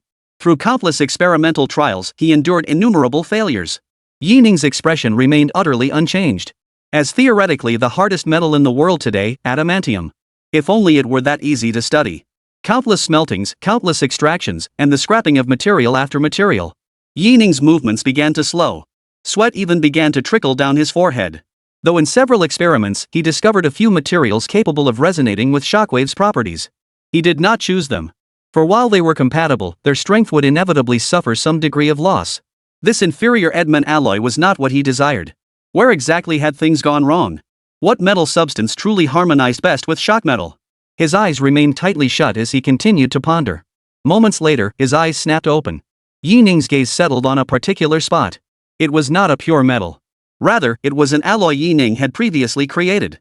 Yet its density, melting point, and metallic properties aligned perfectly with the characteristics of quake gold. A faint smile touched Yi Ning's lips. Before him, complex formulas and data began to process. The final data slowly materialized, and he wore an expression of confidence. At that moment, he knew the answer. Upon encountering Jinjin, this unique alloy began to interact with it. Both exhibited terrifyingly similar properties. While the vibranium itself began to undergo constant transformation. Compared to before, though the naked eye could not discern the details, Yi Ning understood it perfectly well in his heart. Success! Edelman alloy. He wiped the sweat from his forehead, a smile spreading across his lips. His thinking had been constrained all along. The effect achieved by combining with shock gold could never be accomplished by a single metal alone. Yi Ning exhaled deeply and removed his protective suit. His gaze fell upon the small piece of adamantium alloy. Within the isolated zone, countless wisps of mist rose. This single piece of adamantium alloy took several minutes to cool. Yi Ning waved his hand, and the surrounding protective barriers began to shift and contract. His right hand, clad in a white glove, slowly touched the piece of adamantium alloy. There was no unusual sensation or reaction. The touch remained as cold as ever. This uniquely shaped piece of adamantium alloy was the key material for the warp engine. Now, it could be described in 4 words. Indestructible. With the current state of civilization, not even Yi Ning could destroy this piece of Enderman alloy. From the moment it was cooled after smelting, this property was set in stone. Even subjected to temperatures of 500,000 degrees Celsius, the Enderman alloy shows not a single trace of melting. Yining breathed a sigh of relief just as the laboratory doors swung open. Zhang Yichuan was the first to enter. His gaze immediately locked onto Yining as he asked with a hint of impatience in his voice. "Mr. Yi, did it work?" Yining said nothing, merely offering a faint smile as he handed over the Edman alloy in his hand. The latter immediately began examining the alloy. His gaze fixed on the parameters displayed on the virtual screen. Zhang Xianchun froze. The hardness test results were filled with question marks. His gaze fell upon the metal samples, his heart pounding with shock. He couldn't help but ask, "What's the approximate hardness of Edman alloy?" Yining gave a non-committal smile. "Beyond human destruction." Zhang Yichuan fell silent for a moment, his mind reeling with astonishment. This metal was simply too god-tier. Without any complex features, just 4 simple words were enough to convey its terrifying nature. Indestructible. This was nothing short of a miracle in human history. If adamantium could be used to craft armor, wouldn't that achieve true invincibility on a physical level? A material that barely wears down? That's terrifying. If it could be mass-produced and widely utilized across all fields. Zhang Xianchun couldn't even begin to imagine the possibilities. Yining smiled and shook his head, taking the piece of adamantium back. If it could truly be mass-produced, that would be ideal. But vibranium is scarce, not something you can just get your hands on. This stuff basically diminishes with every use. Yining paid no heed to Zhang Xianchun, who remained in a state of shock and reverie. He turned and headed toward the research facility. Right now, he was far more concerned with the warp engine than with the Edman alloy. At the center of the research facility, the spaceship was largely complete. However, the most critical component, the warp drive, had yet to be successfully developed due to material constraints. But now, things were different. Yining stood on the platform, with several blocks of Edman alloy components laid out before him. These were the critical components for the warp drive. Under the guidance of the robotic arm, the larger components had been successfully installed. Only a small final component remained for the warp drive. Yining smiled faintly. Such a meaningful task naturally had to be done by his own hands. The remaining piece of adamantium alloy was the very first one he had synthesized. He slowly stepped onto the platform, his right hand securing the final component onto the warp drive. Everything seemed to grow quieter. Yining gazed at the starship, his expression one of satisfaction. With the warp engine successfully built, the ship's overall progress was now roughly 80% complete. Before this, the ship had appeared to be nearly complete, but its actual progress had only been around 40%. After all, for any mechanical system, the engine is the most crucial source of power. The warp engine alone accounted for nearly 50% of the spacecraft's development progress, underscoring its critical importance. For it was a propulsion system capable of exceeding the speed of light. By generating a gravitational field within a powerful magnetic field, it propels the spacecraft at high speeds. Chapter 141, Panic. They've awakened. As long as the sector engines function normally, the spacecraft will enter a higher dimensional space for navigation. This principle enables travel faster than light. Now that the engine system has been successfully installed, the remaining details do not affect the spacecraft's operation. This colossal spacecraft is now fully operational. Yining stood to the side, a faint smile playing at the corners of his mouth. All the hard work over this period has finally paid off. Now that the warp engine is successfully installed, why not test fire it to evaluate the spacecraft's performance? It would be rather inexcusable not to. Yining activated an incredibly complex interface on the workbench. Simultaneously, an alert tone began sounding throughout the vicinity. "Initiate spacecraft launch?" Yining asked calmly. "Yes." The moment the words left his lips, a 10-second countdown appeared on the virtual screen before him. Simultaneously, the central section atop this immense research facility began to shift and transform. Amidst the shifting machinery, the vast central space was fully revealed. The spaceship, previously enclosed within the facility, emerged directly atop the factory as the massive platform rose. The top of this research facility was actually a spacecraft docking bay. In that instant, the entire colossal research facility seemed to exist solely for the sake of that spacecraft. As the platforms finally ceased their movements, the colossal spacecraft began to move slowly. Countless jets of light erupted from its underside. Such a spectacular sight drew countless researchers and members of the space agency to witness it. Countless people were stunned. Holy! Is this a success? Can this spacecraft actually fly normally now? That massive frame, just how much energy must it consume to operate? Countless people were filled with curiosity. If this were a spacecraft designed by someone else, people might start mocking it by now. This bloated, unwieldy frame, could it even escape Earth's gravity to reach space? But there are no ifs. This is a spacecraft designed by the master. They could probably grasp the principles and design behind it. Which scientist here hasn't visited it? They are quite familiar with it. Simply enabling the spacecraft to hover in midair is already astonishing. Ordinary spacecraft simply cannot achieve that. Just as they were wondering why the spacecraft was merely hovering in place, the next instant, this immense spacecraft simply vanished. Yes, vanished. They felt a sudden gust of wind sweep over them. The massive silhouette before their eyes had vanished. They were utterly stunned. Were it not for the swirling sand and dust filling the sky, some might have thought it an illusion. The spacecraft transported at speeds exceeding light, making the changes imperceptible to the human eye. This was the warp drive. At that moment, Yi Ning remained in the research facility, where various scenes unfolded before him. This was the first-person view of the starship. Yi Ning nodded and began recording the data. Excellent. The spacecraft has successfully activated. All systems, temperatures, and statuses are operating normally. Meanwhile, the United States, a special region. Approximately 130 kilometers east of the upper reaches of the Lehman River, this site once housed a U.S. Air Force base. Later, due to the United States Manhattan Project, the research and development of nuclear weapons, this area was repurposed for covert experiments. It also served as a testing ground for various aircraft and was the site of numerous mysterious and anomalous events. Rumors among the American populace suggest numerous unidentified flying objects were sighted in this area. This has sparked immense curiosity among countless people. And on U.S. government maps, this area bears the designation Area 51. This seemingly ordinary area concealed all manner of eerie phenomena. Admiral Burt, we've got a major problem. A soldier shouted urgently over the phone, his voice trembling with excitement. On the other end, Bolter frowned slightly. But when he saw the caller ID, his expression shifted slightly. Why is this call coming from that sector? He suppressed his unease and inquired. What's wrong? The soldier on the line took a deep breath and said, there's movement in the deepest part of the zone. Bolt's brow furrowed deeper. Kid, you better explain this clearly. What exactly is going on? The voice on the other end continued. The human cryogenic equipment in the deepest section has stopped functioning. Hearing this, Howard instantly lost his composure, his expression shifting dramatically. Damn it! Didn't I tell you that area is top secret? Your job was only to patrol and guard. Who gave you permission to touch that equipment? The soldier's voice sounded aggrieved. We were just on routine patrol. We didn't touch any of the equipment. We didn't even enter that restricted zone. At that moment, the phone on the soldier's end began to make some noise. Faint voices could be heard through the line. Admiral Robal. Let me handle this. Someone else came over to take the call. Paulette frowned slightly. Robal, you're not telling me you shut down the cryogenic chamber, are you? Robal shook his head. As one of Area 51's security chiefs, he certainly wouldn't do something that foolish. He replied calmly. Of course not. The doctor said they seem to have been triggered by something. What kind of stimulus?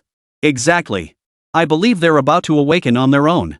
As the words fell, Paul's expression changed dramatically. He had assumed it was merely a malfunction with the cryogenic chamber, an accidental shutdown that could be resolved by simply closing it again. Now it seemed the problem was far more complex than it appeared. He remained silent for a long moment before speaking slowly. So, Robal, are you saying they've awakened? After a moment of silence from the other side, Robal spoke calmly. They now exhibit signs of life. Their awakening was only a matter of time. Prepare to welcome them. They have truly awakened. Chapter 142, The Mad Plan. Release them. At Area 51 in the United States. Within this mysterious enclave, all human searches are strictly prohibited year-round, and even blocks all signals. The United States frequently conducts various covert experiments here. Despite emerging seemingly out of nowhere without recorded history, they astonishingly developed extraordinary scientific technologies.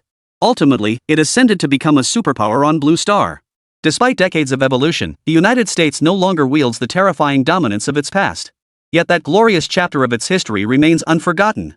Deep within Area 51 at this moment, soldiers maintained an ironclad perimeter around the restricted zone.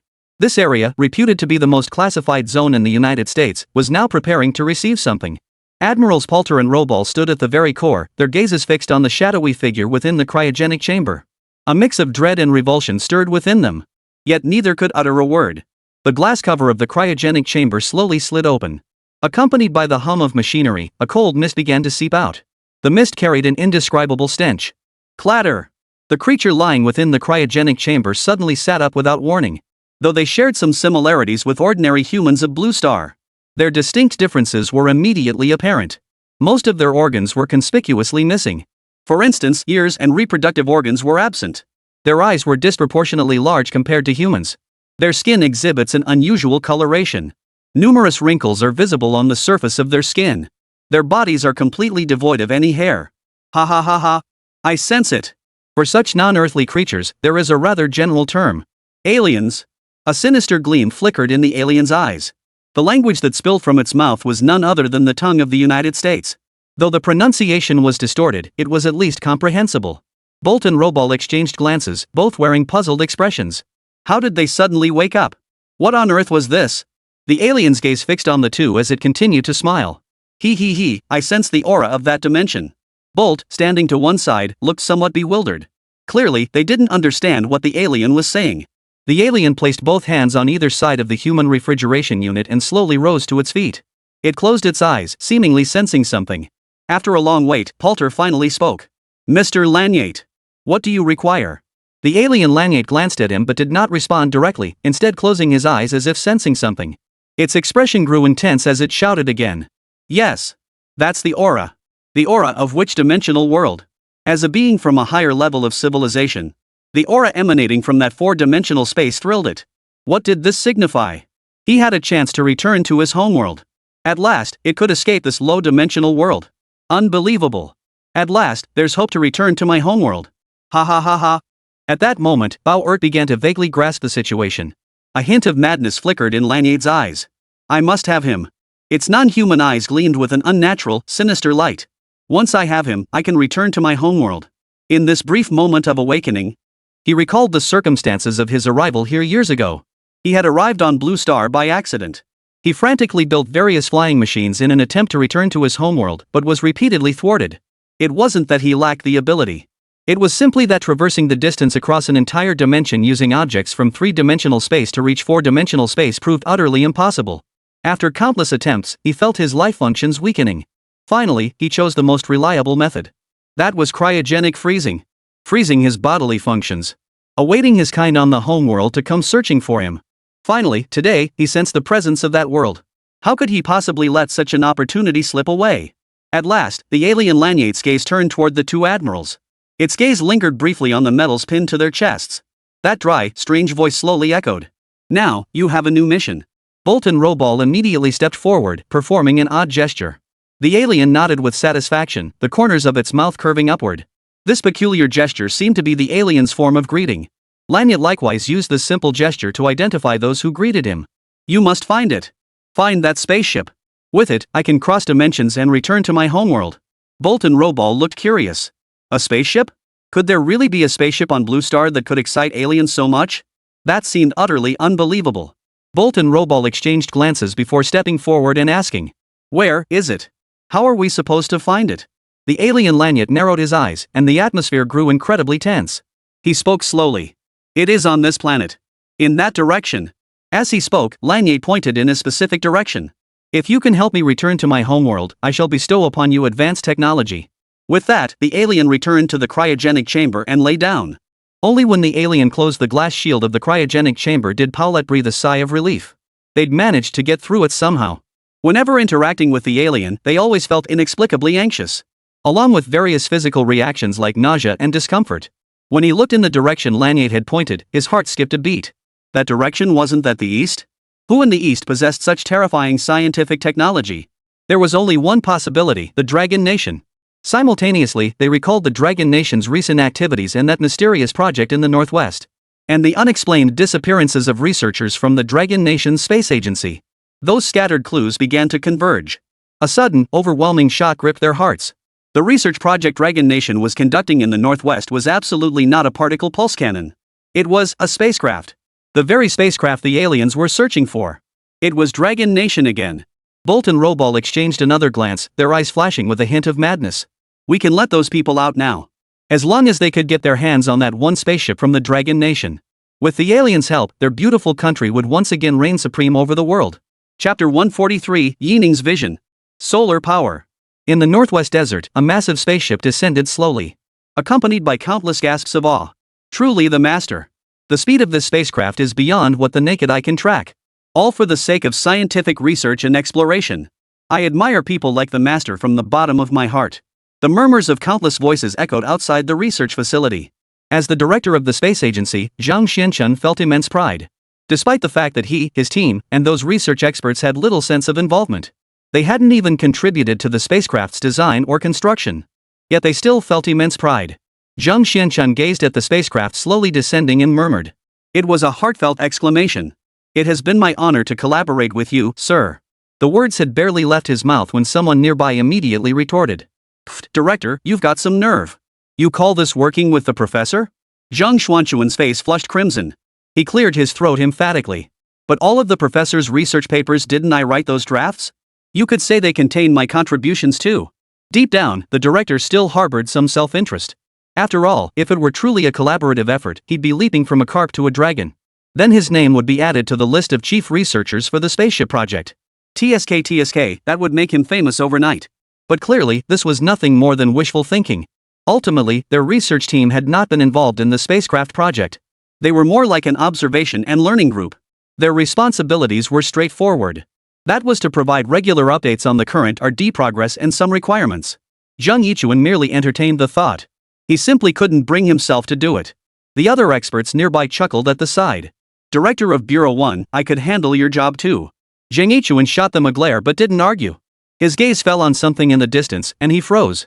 Mr. Yi, why are you out here? The others also turned their attention toward him. In this place, Yining's status remained unmatched. Curiosity flickered in their eyes. In Yining's hand was a peculiar object. Under the blazing sun, it somehow cast an eerie shadow over everyone. This only heightened their curiosity. Yining's gaze remained calm as he offered a faint smile. Zhang Yichuan, as always, approached with his usual brazen familiarity. His gaze fell upon the spaceship, and he thought to himself, Mr. Yi is truly remarkable. The project research had been completed in such a short time. The spacecraft has successfully completed its test flight and returned flawlessly. Could the project research be ending already? Though conditions here were a bit harsh, he still felt a bit reluctant to leave. He remarked quite naturally, Mr. Yi, now that the spacecraft project has been successfully developed, are you taking some time off to get some fresh air? I wonder what your plans are after completing this project, sir? Yining shot Zhang Yichuan a strange look. Who told you the spacecraft development was complete?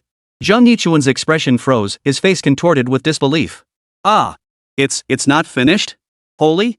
The damn spacecraft has already successfully completed its test flight and returned. You're telling me the spacecraft development isn't finished? If this happened at the space agency, it would be an absolute scandal. In spacecraft development, even a single missing screw is no trivial matter. Mr. Yi actually started test flights before the spacecraft was even fully developed? And the most outrageous part is that the flight actually returned successfully? Yi Ning remained composed as he stated earnestly. Of course, although the spacecraft test flight succeeded, its most critical energy system remains incomplete. To be precise, the spacecraft's progress is only about 80% complete. As he spoke, Yi Ning placed the peculiar device in his hand under the sunlight. Zhang Yichuan stared at the spacecraft in utter shock. The energy system isn't fully developed? Its test flight speed alone had already surpassed the speed of light. It was already imperceptible to the naked eye. How could it achieve this without a fully developed energy system? Yi Ning's few brief words had shaken him for an entire year. He found it almost impossible to accept this reality. After a long wait, his gaze finally settled on the small object in Yi Ning's hand. Sir, what is this? It was a ring-shaped design. Its entire body was crafted from an unknown metal, its color profoundly deep. Yi Ning flipped it over in his hand, his eyes still fixed on the deep, dark ring. This is the energy system I'm currently developing. Zhang Yichuan didn't ask questions right away. Instead, he stood beside Yi Ning and observed it for a while. When he realized he couldn't discern what it was, his expression turned intensely curious. What kind of energy system is this? A new type of energy battery? How much energy could such a small piece of material possibly store? It wasn't that he looked down on Yi Ning. Rather, the object in Yi Ning's hand, though seemingly mysterious, showed no signs of any special mechanism. It even looked rather ordinary. If anyone else were holding it, he might have dismissed it as just an ordinary rock. Yi Ning gave a non-committal smile. He turned to the experts and asked, Do you know what holds the world's greatest potential for usable energy? Zhang Yichuan froze, falling silent. The others wore similar expressions. This was a rare opportunity for the master to engage with them. They had to answer well. This was also an opportunity. Coal, oil, natural gas, these are all finite resources. In comparison, wind and hydropower held far greater potential. In modern times, the two most advanced and widely utilized are undoubtedly electricity and nuclear energy. Zhang Yichuan rose first, replying with some uncertainty. Electricity and nuclear energy? Yi Ning shook his head. No. The crowd below also showed expressions of confusion. Yi Ning didn't keep them in suspense, speaking calmly. In my view, the most exploitable energy source should be stellar energy. In your understanding, the most fitting answer would be solar energy. The sun is also a type of star. Though humanity's utilization of the sun remains extremely limited at present, Currently confined to thermal conversion and photovoltaic conversion. Yet this holds immense potential for future development. Zhang Yichuan paused, processing Yining's words. This answer wasn't entirely foreign to him.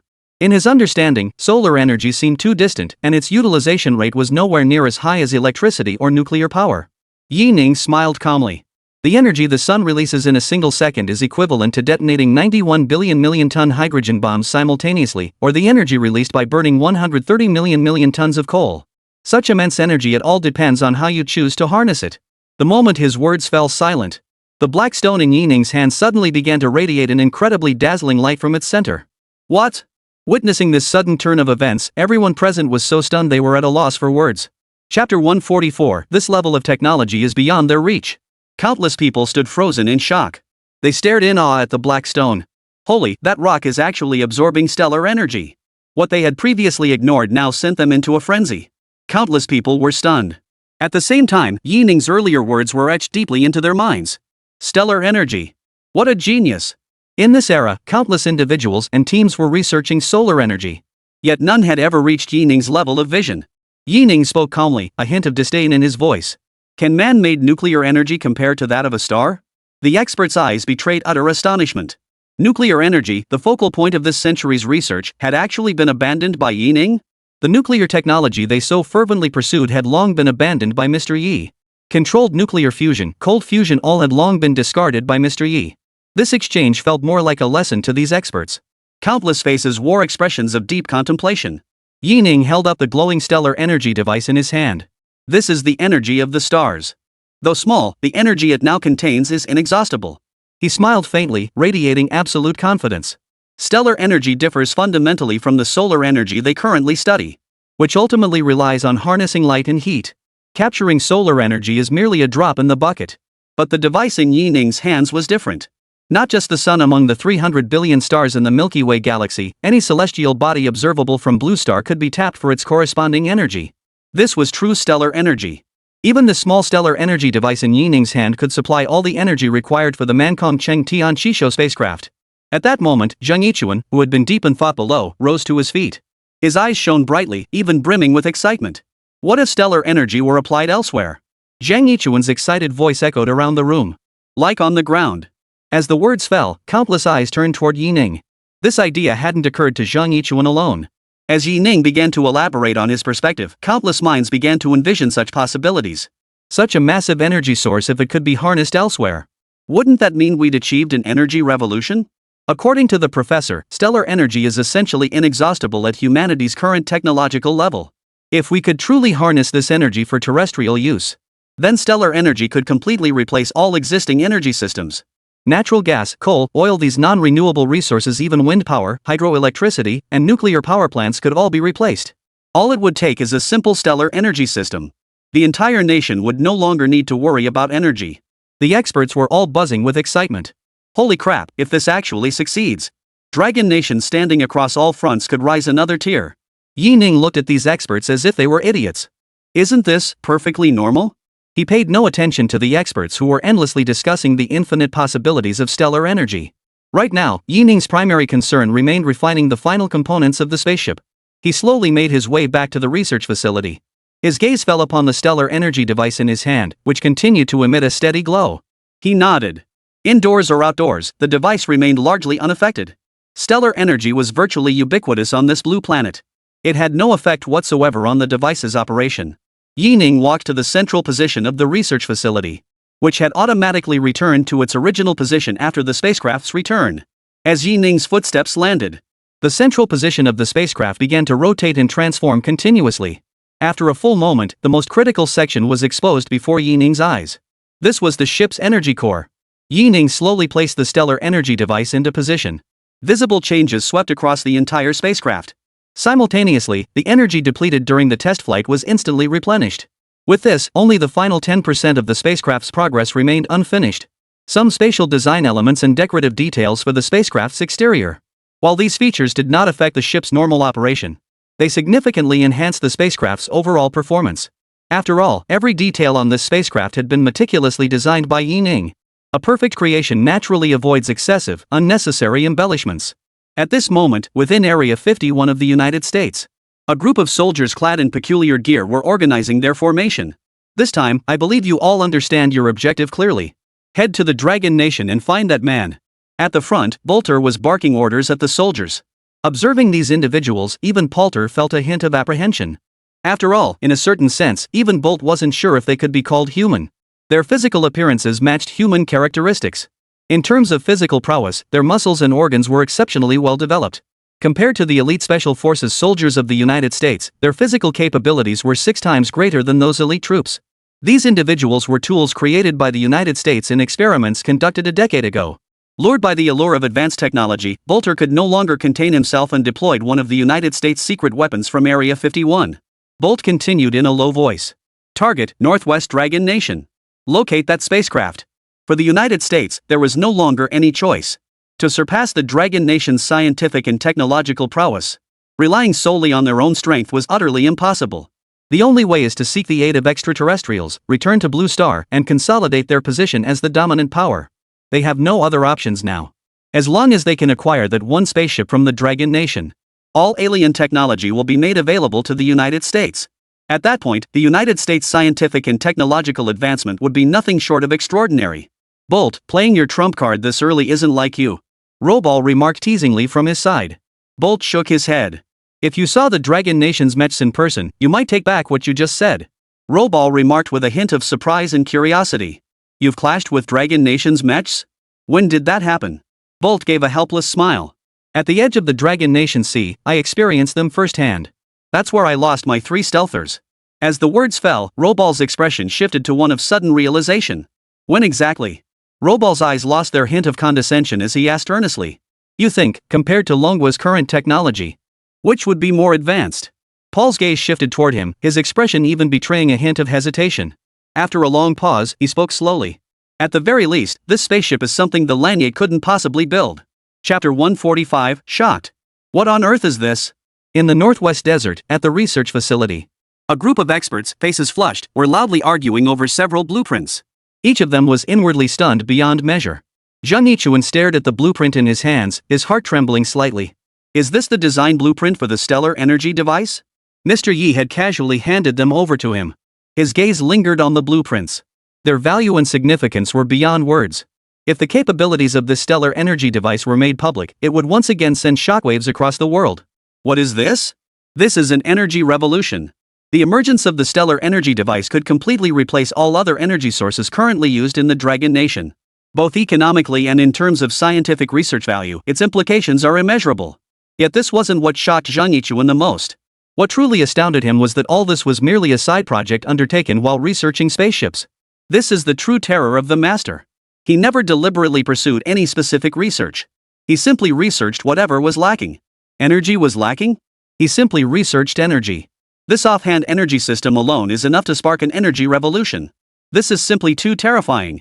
Zhang Xianchun stared at the blueprints in his hands, unable to suppress a sense of awe welling up inside him. An energy revolution? Achieved so effortlessly? It brought with it an intense sense of unreality. Yet seeing the approval documents from higher up still left him feeling like he was in a dream. He glanced toward the research lab and murmured softly. Truly a master.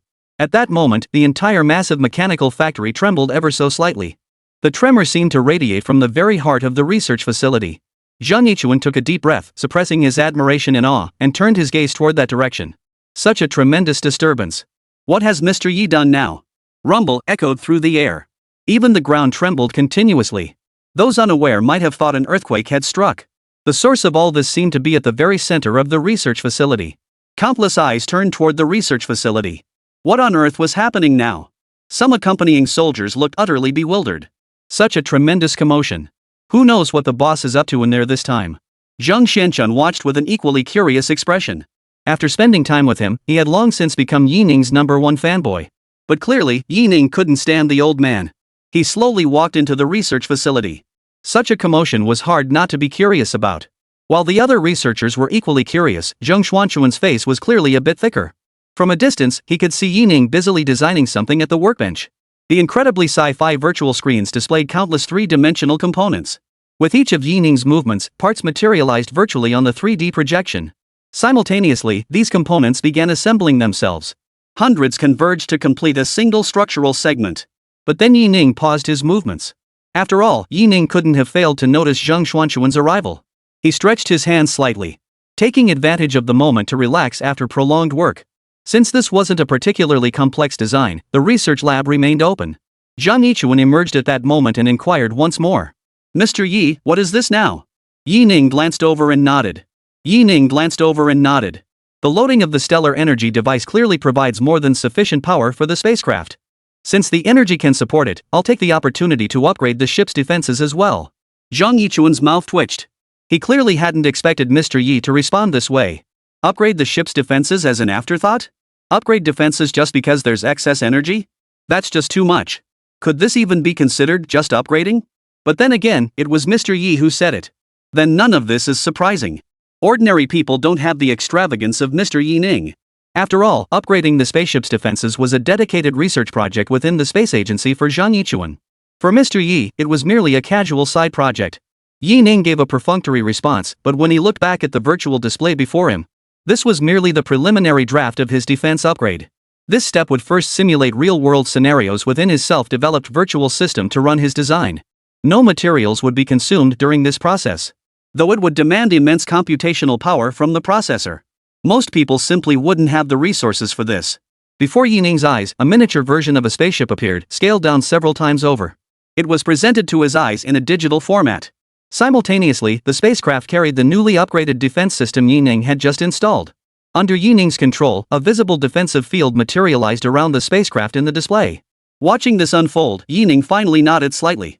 In a simulated environment, it could operate flawlessly. Yi Ning was actually quite confident in this aspect. However, for the sake of scientific rigor, meticulous attention to detail was still essential. This procedural step still needed to be completed. At that moment, Yi Ning's hands brushed over the intricate buttons on the workbench. With each successive press, the robotic arm at the front of the workbench began its continuous operation. The spaceship's defensive upgrades proceeded methodically. Yi Ning remained calm. He had invested considerable effort into this spaceship project. The evolution of science and technology signified the evolution of civilization. He sensed what lay ahead. Yi Ning's design for the defense systems was remarkably simple yet brutal. Thanks to the development of stellar energy, the spacecraft faced no energy constraints whatsoever. In fact, it produced a substantial surplus. Yi Ning decided to maximize the utilization of this energy. After accounting for the ship's normal operational requirements, every last bit of surplus energy was channeled into the defense systems. He maxed out the defense attributes outright. Additionally, the spacecraft was equipped with energy storage units and emergency power contingency measures. Yi Ning spared no expense in energy materials. Moreover, the spacecraft's design allocated significant space for these systems. A status panel for the spacecraft appeared before Yi Ning. The data was crystal clear. The ship's energy systems remained consistently at full capacity. Beneath Yi Ning's seat, additional details appeared on the status panel. A defensive field materialized around the spacecraft's perspective graphic. Zhang Xianchun, standing to the side, was utterly stunned. Holy! What kind of operation is this, only possible for humans in heaven? He was starting to feel a bit lost. Chapter 146, Testing. A terrifyingly powerful effect. Originally, he thought that while pairing a spaceship with a stellar energy device seemed compatible, handling the overflowing energy would be problematic. But Yi Ning immediately found a solution. Not only did it perfectly utilize all the excess energy, but it also significantly enhanced the spacecraft's defensive capabilities. Could this magnificent spacecraft truly be made in Dragon Nation? As the head of the space agency, Zhang Xianchun could scarcely believe he'd witnessed such a masterpiece in his lifetime. Zhang Xianchun stared at Yi Ning in utter awe. Sir, your design is absolutely brilliant. Zhang Xianchun exclaimed excitedly. Sir, you must have conceived this design before the energy system was even developed, right? Otherwise, how could this defense system fit so perfectly with the energy device? Yi Ning smiled. It's not that exaggerated. Zhang Yichuan shook his head, his face darkening. Mr. Yi, you're being too modest. Yi Ning shrugged. It's just a derivative product. A last-minute solution. If energy overflows, that's a design flaw in my book. As the words fell, Zhang Yichuan's mouth twitched. He couldn't speak anymore. This was a spur-of-the-moment fix? If Yi Ning hadn't explained it in person, he would have sworn this defense mechanism had been present in the blueprints all along. He gazed at the colossal spaceship, his eyes brimming with anticipation. Sir, has that defense mechanism been installed yet? Yi Ning waved his right hand, closing the starship's status panel. He nodded in response. Of course. But next, I want to test the force field's defensive capabilities. Zhang Xianchun immediately stepped forward. He knew his moment to shine had arrived. In these tests, he was usually the one to adjust the materials for calibration. Sir, how will you conduct the test? Where will the testing take place? Yi Ning glanced around the laboratory environment and looked left and right before speaking. How about testing right here? The words left Director Zhang speechless. Here? What kind of testing would be done here? He looked bewildered. What kind of experiments could possibly be conducted in this cramped research facility? Moreover, the place was filled with precision instruments and automated research equipment. Even the slightest disturbance could disrupt the instruments and equipment. Testing in such an environment seemed impractical. Yi Ning shrugged, casually leaning against the plain workbench as he said. What else could we test? The newly upgraded defense system, of course. The words had barely left his mouth when Zhang Yichuan froze in shock. His eyes were filled with utter disbelief. Testing the ship's defenses here? What kind of joke is this? The idea seemed utterly absurd to him on instinct. Testing the spacecraft's defenses under these circumstances. He was momentarily at a loss for words. He stared at Yi Ning in the distance and repeated. Here? As he spoke, Zhang Yichuan gestured toward the ground. Yi Ning nodded. It must be said that Zhang Yichuan's initial reaction was one of disbelief. It wasn't that he doubted Yi Ning's design, but rather that no one would ever use a lighter for illumination inside a gunpowder storehouse. In his view, such an action was far too dangerous. It was a perfectly normal subconscious reaction. Yi Ning looked at Zhang Yichuan and urged him. You can go prepare some weapons for testing now. As he spoke, Yi Ning began opening the spacecraft's control interface, simultaneously placing his finger on the defense force field option. Suddenly, a peculiar transformation unfolded around them. Centered on the spacecraft, an invisible yet clearly discernible force field slowly unfolded. The defensive force field spread outward, its range equally astonishing. Within moments, the ship's protective force field had enveloped the entire research facility. Only then did Zhang Xianchun instantly grasp the situation. The defensive force field's range was incredibly vast. Just as he thought everything was over, he turned his head. Holy? The spacecraft's defensive field was still expanding? Just how big was this thing? In that instant, Zhang Yichuan was completely stunned. Was this the ship's true defense system? He turned around, suppressing his shock, and asked Yi Ning. Mr. Yi, the range of this force field. Yi Ning nodded slightly. Based on the supply of stellar energy, the defensive force field can provide maximum protection within a diameter of 10 kilometers. Of course, the field's range can be expanded further, though this would slightly diminish its strength. This left Zhang Xianchun of the space agency unable to sit still. This thing could be called a derivative. Such a formidable defensive field, yet designed so effortlessly by the professor. At that moment, Zhang Xianchun finally dismissed all his doubts. Sir, I'll deploy it for testing immediately. Without delay, Zhang Xianchun contacted the soldiers stationed near the research facility. They would begin testing with simpler weapons first. The soldiers gathered 10 kilometers south of the research facility. Zhang Xianchun suddenly halted the soldiers participating in the testing. A sudden curiosity struck him. What would happen if he ordered these soldiers to attack within the facility? Fire at the distant sand dunes. No specific target, just fire randomly. The soldiers looked somewhat bewildered, unsure of the purpose. But upon hearing Zhang Xuanchuan's command, they didn't hesitate. Several men fired decisively. The moment they pulled the triggers, a gunshot rang out. Bang! Zhang Xianchun raised an eyebrow. Had the shots hit their mark? At that moment, he seemed to see a tangible ripple spreading out from the center of the research base. The bullets that had been fired froze in midair, suspended less than a millimeter from the muzzles. As if time itself had frozen. Then, without warning, the bullets simultaneously fell freely to the ground. The soldiers were stunned. Holy? What the hell is going on? Their guns had suddenly become useless? Zhang Yichuan was stunned. Holy? This is terrifying. Zhang Yichuan was filled with utter dread. But even so, he decided to test it one more time. Then he continued addressing the crowd present. Let's try grenades too.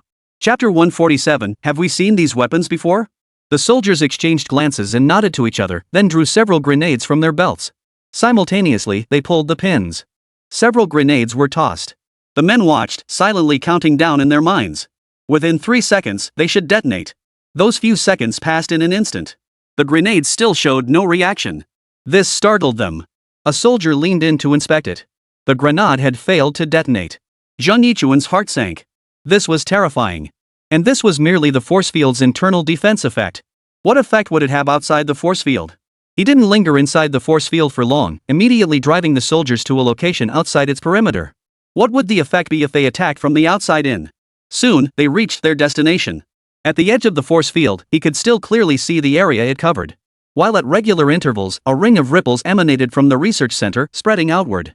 Zhang Xianchen nodded and took cover at a distance to observe. Simultaneously, he issued another command. Fire! This time, he had the soldiers test with sniper rifles.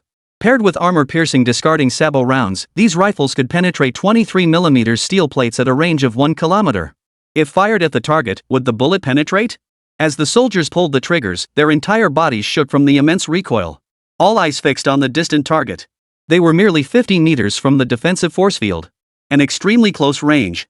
Under their watchful eyes, the impacted section of the massive defensive field merely rippled with a faint disturbance. The soldiers froze in surprise. It seemed to have absolutely no effect. Zhang Xianchen, observing through binoculars from a distance, had already spotted the spent shell casings on the ground outside the field. And sure enough, the defensive force field did not disappoint him. In subsequent tests, grenades and various firearms were also put to the test. These small arms couldn't make the slightest dent in the defensive force field. Zhang Yichuan smiled faintly. Now the real show was about to begin. Anti-tank missile. That is, rocket-propelled grenades. Now we're moving into the missile testing phase. To ensure safety, the soldiers were positioned a kilometer away for the test. These are genuine anti-tank missiles. Some missile designs even incorporate steel balls. At the moment of detonation, the scattering of these steel balls can inflict immense damage. Boom! The anti-tank missile detonated successfully outside the force field. Simultaneously, a cloud of smoke and dust filled the air. While the blast radius proved effective, it paled in comparison to the defensive force field. They couldn't see the explosion site itself. But looking up at the faint ripples appearing on the force field, they knew it remained completely undamaged. The subsequent tests grew even more extreme. Several missiles were directly deployed from the military base adjacent to the research facility. The test results remained consistent without exception. The defensive force field remained completely intact. This left the experts observing the test stunned. Holy? Powered by stellar energy and with such a vast coverage area. Hiding inside would make you invincible, right? The blast effects couldn't even penetrate the force field. How do you break through this defense? Is there even a need to test it? Zhang Yichuan's lips twitched as he considered fetching the newly developed blast energy rifle for testing. Or even bring the particle pulse cannon for a direct confrontation. Zhang Yichuan stared at the undamaged defensive force field, his lips twitching. After a moment's hesitation, he pulled a phone from his pocket. Mr. Yi, our standard weapons simply can't penetrate the force field. In my opinion, it hasn't achieved any testing effect at all. Yining's voice came through the phone. Don't hold back. Use whatever you have. We've only just gotten our hands on that. If all else fails, there are still plenty of weapons in the research facility. Move everything over there. Zhang Xianchen nodded, biting his lip hard. Use the blast cannons. This batch of blaster rifles had mostly been manufactured recently. And they never imagined their first deployment would be here. Several soldiers exchanged glances. The experts observing from the sidelines also began exchanging glances. Blast cannons differ from conventional firearms, as they accelerate particles to condense light energy pulses. Through sustained firing in varied particle types, the blaster's disintegration capability proved exceptionally potent. Even steel plates several meters thick could withstand only seconds under the disintegration blast of an energy rifle. Compared to conventional thermal weapons, the destructive power of the blaster gun is in a league of its own. As they watched the soldiers pull the triggers, several hearts tightened. Big. Though the sound lacked the explosive force and intimidating effect, countless others were utterly convinced of its destructive force. Beams of light struck the defensive stance. Still, there was no reaction whatsoever. Only a faint ripple could be seen, perhaps slightly larger than before. From the previous fine sand falling on water to the growth of small pebbles. This left the experts stunned. Even the blaster rifle proved ineffective. The atmosphere suddenly fell silent. The test soldiers withdrew one by one. And some gazed at the quiet surroundings with curiosity. Is the test over? It seemed not. They turned their gaze toward the platform. Several oddly shaped machines were slowly approaching. Holy crap! Electromagnetic railguns. And what's that? Ion energy cannons. Each weapon left the experts stunned. Holy crap, these are all weapons designed by the master. Compared to the traditional thermal weapons of the Dragon Nation, their destructive power was unimaginably greater. Zhang Yichuan, who was overseeing the test, felt a tremor in his own heart. Holy! Even he had only seen these weapons in the master's laboratory. They'd never been fired before. Even in theory and on paper, their destructive potential was utterly absurd. If such attacks struck a defensive force field, the scene, he dared not imagine it. Chapter 148, Commencing Test Flight. Could the defensive force field withstand such an assault? This became a point of profound uncertainty in everyone's minds. After all, The collision between this 100-mile-wide defensive force field and these epical weapons. Countless hearts couldn't help but swell with anticipation. Under the gaze of countless onlookers, the electromagnetic railgun fired first. The electromagnetic railgun harnessed the interaction of electric currents to propel the explosive projectile at its core. In terms of destructive power, it was in no way inferior to the others. ZZZZT. Amidst the hopeful gazes of the crowd. Boom! The sound of an explosion echoed. Within the defensive barrier, it left only a faint ripple. Countless people were stunned. Still unscathed? Zhang Yichuan exhaled, his suspended heart still refusing to settle. His gaze shifted to the ion energy cannon. Compared to other weapons, the ion energy cannon's damage could transcend another tier. Its sustained ion laser fire could infinitely amplify the weapon's destructive potential. After successful activation, the ion energy cannon began a slow charge. A faint glow could even be seen spilling from its barrel. Boom! A massive beam erupts from the barrel. This time, the weapon's destructive power truly did not disappoint. Circular ripples continuously spread across the defensive force field. A full 10 seconds of relentless assault. The assault concluded. The defensive force field remained unscathed. Countless people were utterly shocked. This force field far exceeded their expectations. It was simply terrifying. With mixed emotions, the experts returned to the research base. Their gazes fell upon Yi Ning in the laboratory. They marveled at the formidable power of this defensive force field. Meanwhile, doubts began to surface in Zhang Yichuan's mind. They had spent quite some time together. And he understood Yi Ning's designs quite well. Every design choice had its rationale. But did space exploration really require cannons and shields? As the head of the space agency, they had ventured into space multiple times. There's simply no need for such considerations. He looked at Yi Ning and couldn't help but ask. Mr. Yi, designing so many offensive and defensive systems into the spacecraft. All this preparation, are you guarding against something? Yi Ning smiled and shook his head, avoiding a direct answer. In my view, a spacecraft should possess these capabilities to undertake space travel. It might also make it easier to deal with any asteroids encountered in space. Zhang Xianchun, standing beside him, nodded in agreement, finding his words deeply insightful. Watching Yi Ning, he felt the man remained as profoundly principled as ever. Yi Ning's eyes flickered as his mind raced with thoughts. Within his research system, his current scientific and technological assessment? Merely a galaxy-level civilization. The universe was boundless and vast, even the Milky Way was but a small part of it. Above this civilization, he did not know if higher-tier civilizations existed. Yet for Yi Ning, his current galactic-level civilization still held immense potential for advancement. To address various measures and unforeseen contingencies, he must proceed with caution. Meanwhile, inside Area 51 of the United States, several FBI agents hurried to the location. Admiral Bort, look what good news I've brought. Bolt glanced over, slightly surprised. Director Detson of the Bureau had personally come. But it made sense, really. After all, that thing had awakened. Driven by the interests of outer-form technology, the Investigation Bureau naturally spared no effort. Bolt spoke calmly. What good news could there be? Surely you haven't already gained control of that mysterious spacecraft? Dateson replied with a faint smile. Almost. Recent investigations revealed a mysterious magnetic field covering a region in the northwest of the Dragon Kingdom. This magnetic field has disrupted all detection efforts. That spacecraft should be in the northwest of the Dragon Kingdom. It's been virtually confirmed. What? Upon hearing this, Paul's expression couldn't help but become intensely excited and exhilarated. Northwestern Desert. Amidst this vast expanse of desert, the research facility stood out like a sore thumb. Countless people bustled about within the research zones.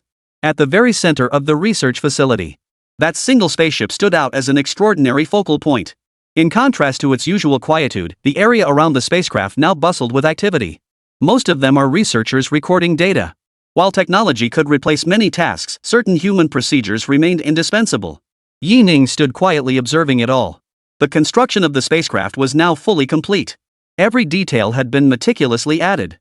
Whether it was the basic equipment, the hardware facilities, or the most critical operating system, everything was now flawless.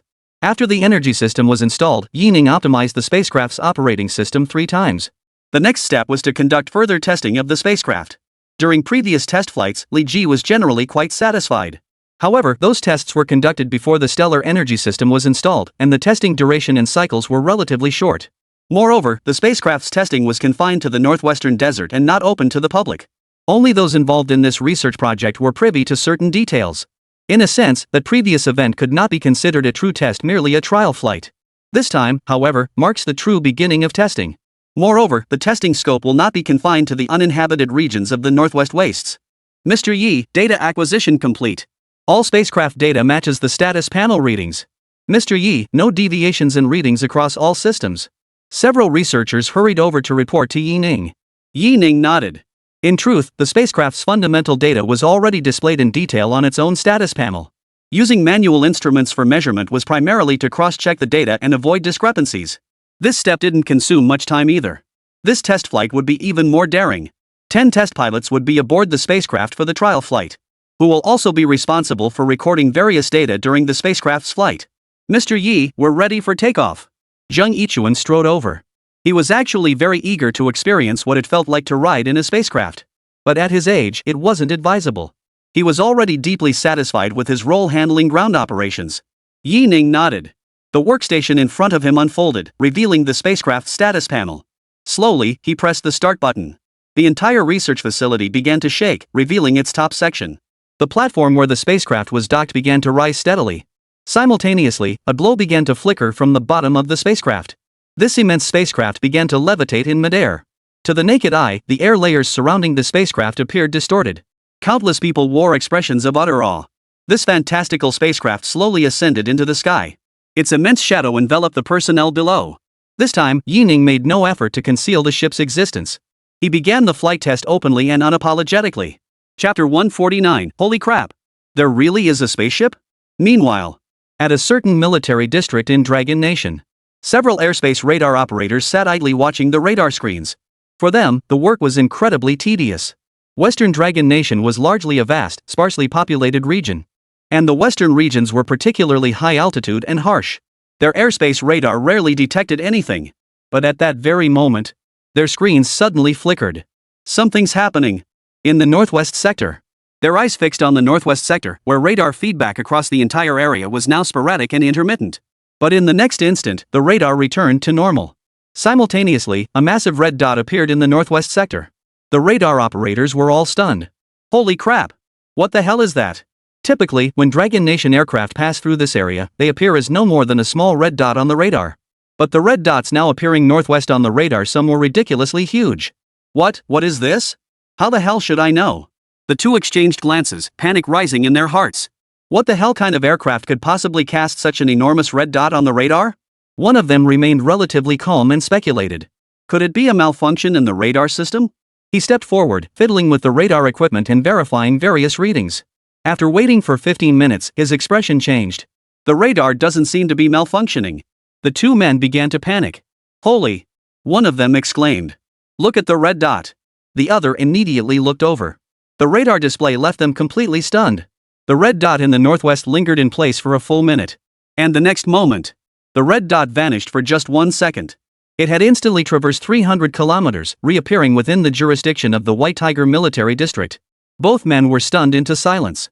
That enormous red dot had materialized out of thin air, without any warning or advance notice.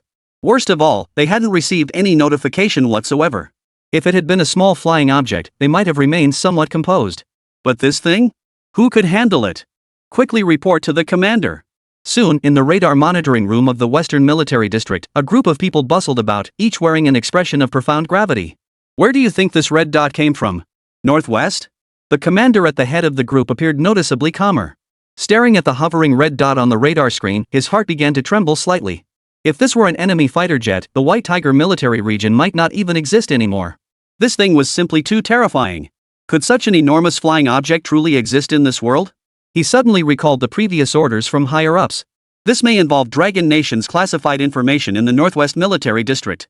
The commander hurriedly interjected. Keep this quiet for now. This matter must not be disclosed to anyone. His gaze fixed on the radar screen, hesitation flickering in his eyes. Deep within, he too was utterly stunned. This thing, it's downright terrifying.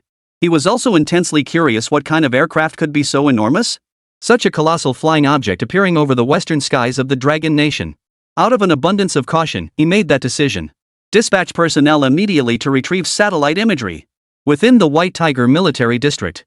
Radar monitoring and satellite surveillance room. Several commanders stared intently at the satellite imagery, their expressions grave. Launch a search for this target immediately. These commanders were somewhat familiar with the situation in the Northwest. They immediately accorded the matter the highest priority. After several rounds of deliberation, they decided to first verify the satellite imagery. The satellite monitoring operators were thrown into a flurry of activity. Especially the newly assigned technician, Xiaolu. Sweat beaded on his cheeks as he inwardly cursed. What the hell is going on? Wasn't the White Tiger Military Region's satellite monitoring supposed to be a cushy job? No work to do all day, and you can slack off whenever you want. And leaders rarely inspect this place. I finally pulled some strings to get into this department. And on my very first day on the job, I stumble upon this scene. He was nearly numb. Behind him stood none other than the heavyweights of the White Tiger Military Region. The commander, deputy commander, and various political commissars of the White Tiger Military Region. These were the big shots among big shots. Little Lou looked utterly flustered. Was he really going to slack off now? He fumbled frantically with the satellite control console. Beside him stood a man a few years his senior, yet clearly more seasoned. While continuously operating the controls, he kept reporting the corresponding coordinates. Still, their overall movements were remarkably swift. And they should be able to locate the target with ease in a short time. Soon, the relevant satellite imagery was retrieved. Countless people stared at the images on the screen, utterly stunned. Holy, Commander, it's a spaceship. The commander exhaled. Indeed. That project in the Northwest Military District seems to be related to aerospace. It must be our own people, no doubt about it. Even so, he was utterly stunned. But even if it was our own people conducting the test, someone should have issued a notification. This completely unexpected experiment caught him off guard. How should this be handled? Send a helicopter to make an announcement? Wouldn't that be a bit embarrassing? Compared to a spaceship, a helicopter seemed utterly insignificant. The commander hesitated for a moment before saying, "Ignore it for now." Deep down, the commander had already made up his mind this spacecraft was almost certainly one of their own. At that moment, in a western city of the Dragon Nation, Xinjiang was undoubtedly the most prosperous city in Western Dragon Nation. In this terrain, the temperature difference between the daytime heat and nighttime chill was stark. On the streets, people dressed lightly, while the scorching sun in the sky showed no mercy. The ground was hot enough to fry an egg. A child gazed up at the sky and muttered blankly, "If only we could cover up the sun." The words had barely left his lips. The blazing sun seemed to vanish instantly, and a shadow swept across the sky. The child smiled and looked up. His smile froze, and he stared at the object above the new city with an expression of utter curiosity. Staring into the light, the child couldn't make it out clearly. He only sensed something in the sky obscuring the new city. A vast shadow enveloped part of the city. This sudden shadow was strange enough. It caused countless people to lift their heads and gaze toward the sky. But once they did, trouble was brewing. Holy? What the hell is that thing? Are you kidding me? It was a massive flying object, hovering calmly above the new city. Countless people were completely dumbfounded. All eyes were fixed on the sky above. What the hell is that thing?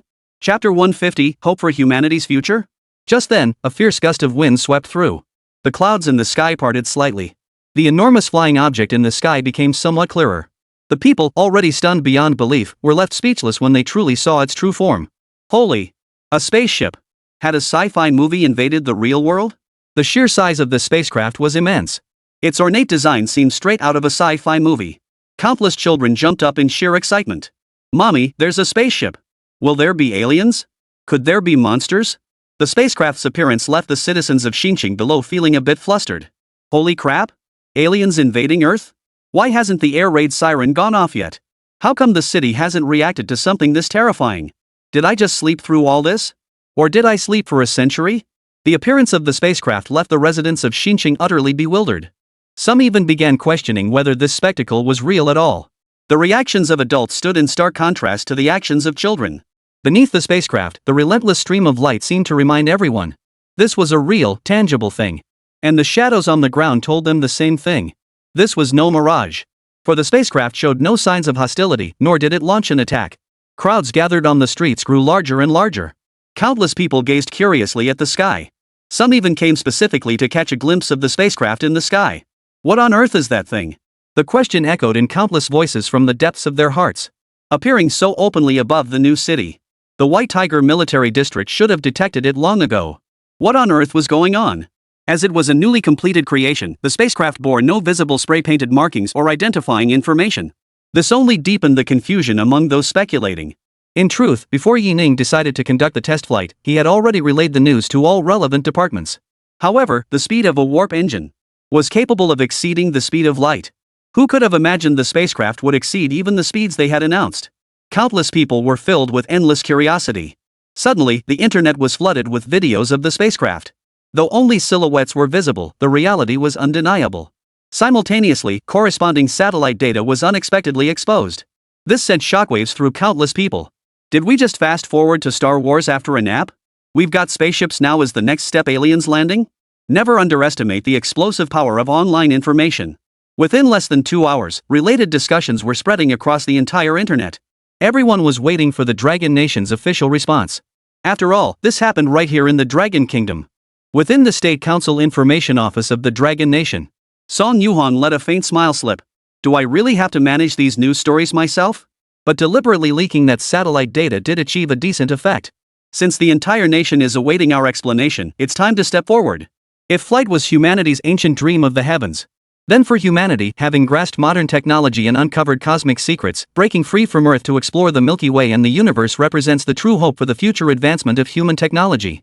With the advancement of the Industrial Revolution, gradually came the steam engine, the train, the computer, the mobile phone. Human technological progress has advanced step by step. Compared to the preceding millennia, the pace of technological advancement over the past century or two has been remarkably rapid. At the dawn of the 21st century, a famous question was posed.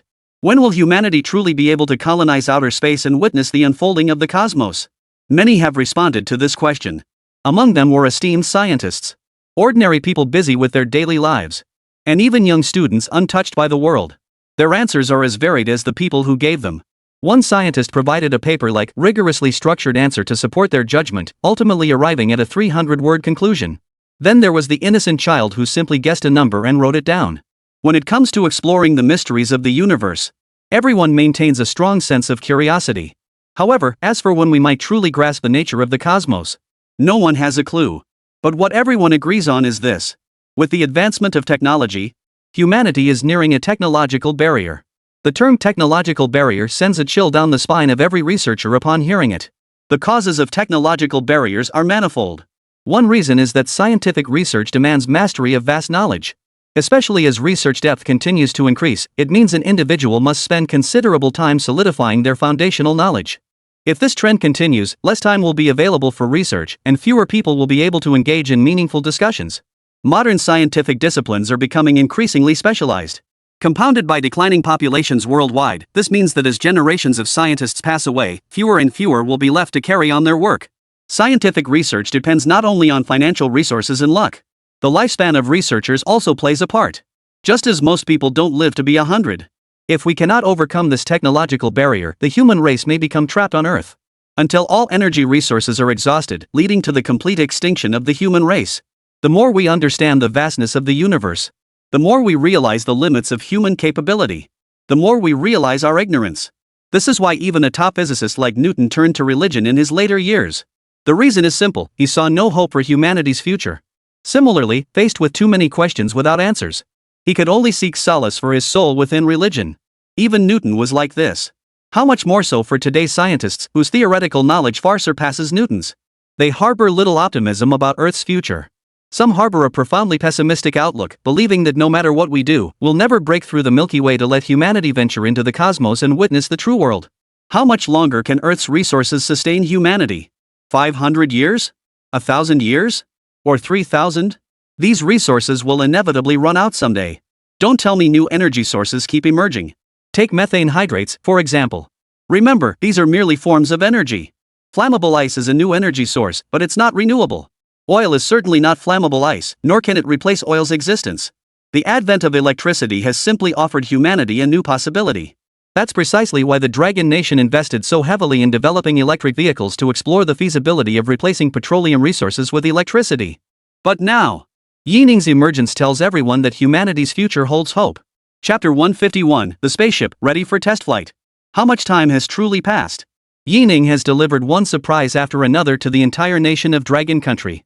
First, the initial design blueprints for the mecha. Then the second-generation mecha blueprints. Followed by those advanced weapons. Even before fully mastering these technologies, they had already propelled the nation's overall technological advancement by leaps and bounds. The Dragon Nation's high command kept all information about Yining tightly under wraps, fearing that those with ulterior motives might learn of his existence and harm him.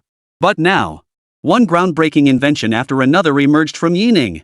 This finally made the Dragon Nation's leadership realize one crucial truth. Yining is a true national treasure. So what if others learn about the mecha? while others still believe the mecha Arlong was trump card.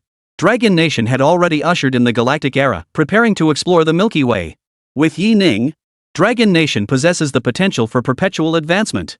With Yi Ning, Dragon Nation gained hope for exploring the true cosmos. With Yi Ning, the future of the Dragon Nation is bright. To Yi Ning, the Dragon Nation owes an unpayable debt. All it can do is conceal Yi Ning's information while secretly signaling its people to control the fishing vessel. That such a national treasure exists in the Dragon Kingdom. It is precisely because of this national treasure that the Dragon Nation can achieve its great rejuvenation and return to the pinnacle of the world. Thus, upon learning that Yi Ning's spacecraft was fully prepared and about to commence test flights, all major official media outlets began relentlessly hyping this news. Dragon Nation will conduct a spacecraft test flight this afternoon at approximately 4 p.m. Citizens are advised to remain calm. Breaking news, latest report: our nation's spacecraft test flight scheduled for 4 p.m. today. This spacecraft marks a significant step forward in our nation's space exploration capabilities. Countless independent media accounts were also going wild, relentlessly promoting the spacecraft's significance to Dragon Nation.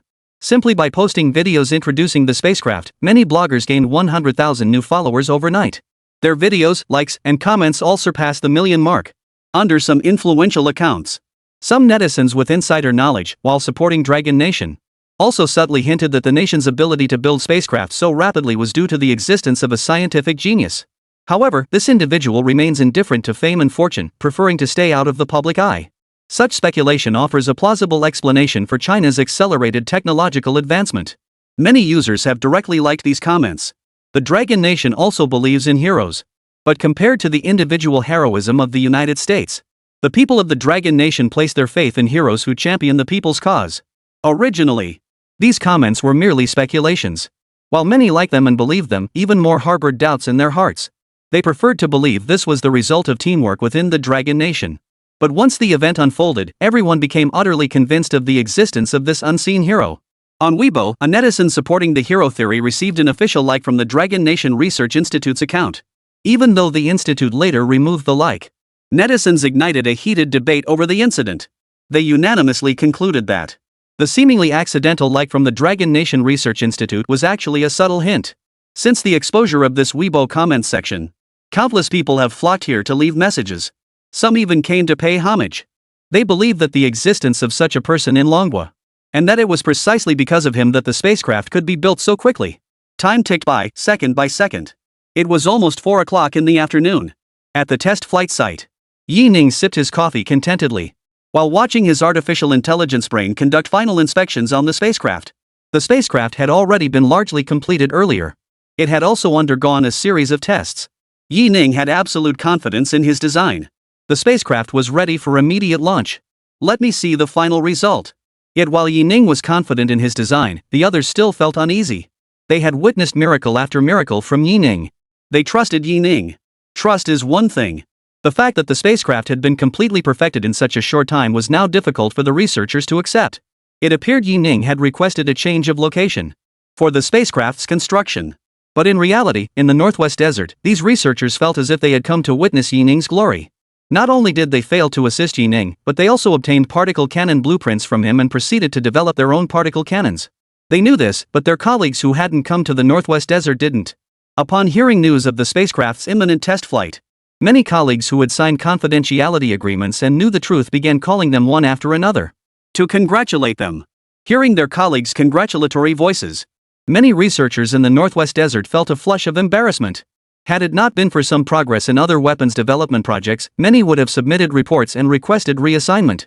Ultimately, it was a deputy director of the space agency who noticed Yi Ning's relaxed demeanor. He plucked up his courage and approached Yi Ning, speaking in a tone of utmost respect. Mr. Yi, perhaps you should personally inspect the spacecraft. This time, following orders from above, we're broadcasting the entire process live. Truthfully, it wouldn't be a problem if the spacecraft had some issues, but we're concerned about the impact on your reputation. The deputy director cautiously explained the gravity of the situation to Yi Ning. Yi Ning merely smiled calmly and set down his coffee. Rest assured. Yi Ning, don't treat these matters lightly. He tapped his smart brain. A full system projection instantly materialized before him. See, my smart brain is already conducting step-by-step scans of every section of the ship. If any issues arise, I'll be the first to know. Likewise, during the test flight, the spacecraft is equipped with repair systems and backup systems. Nothing will go wrong.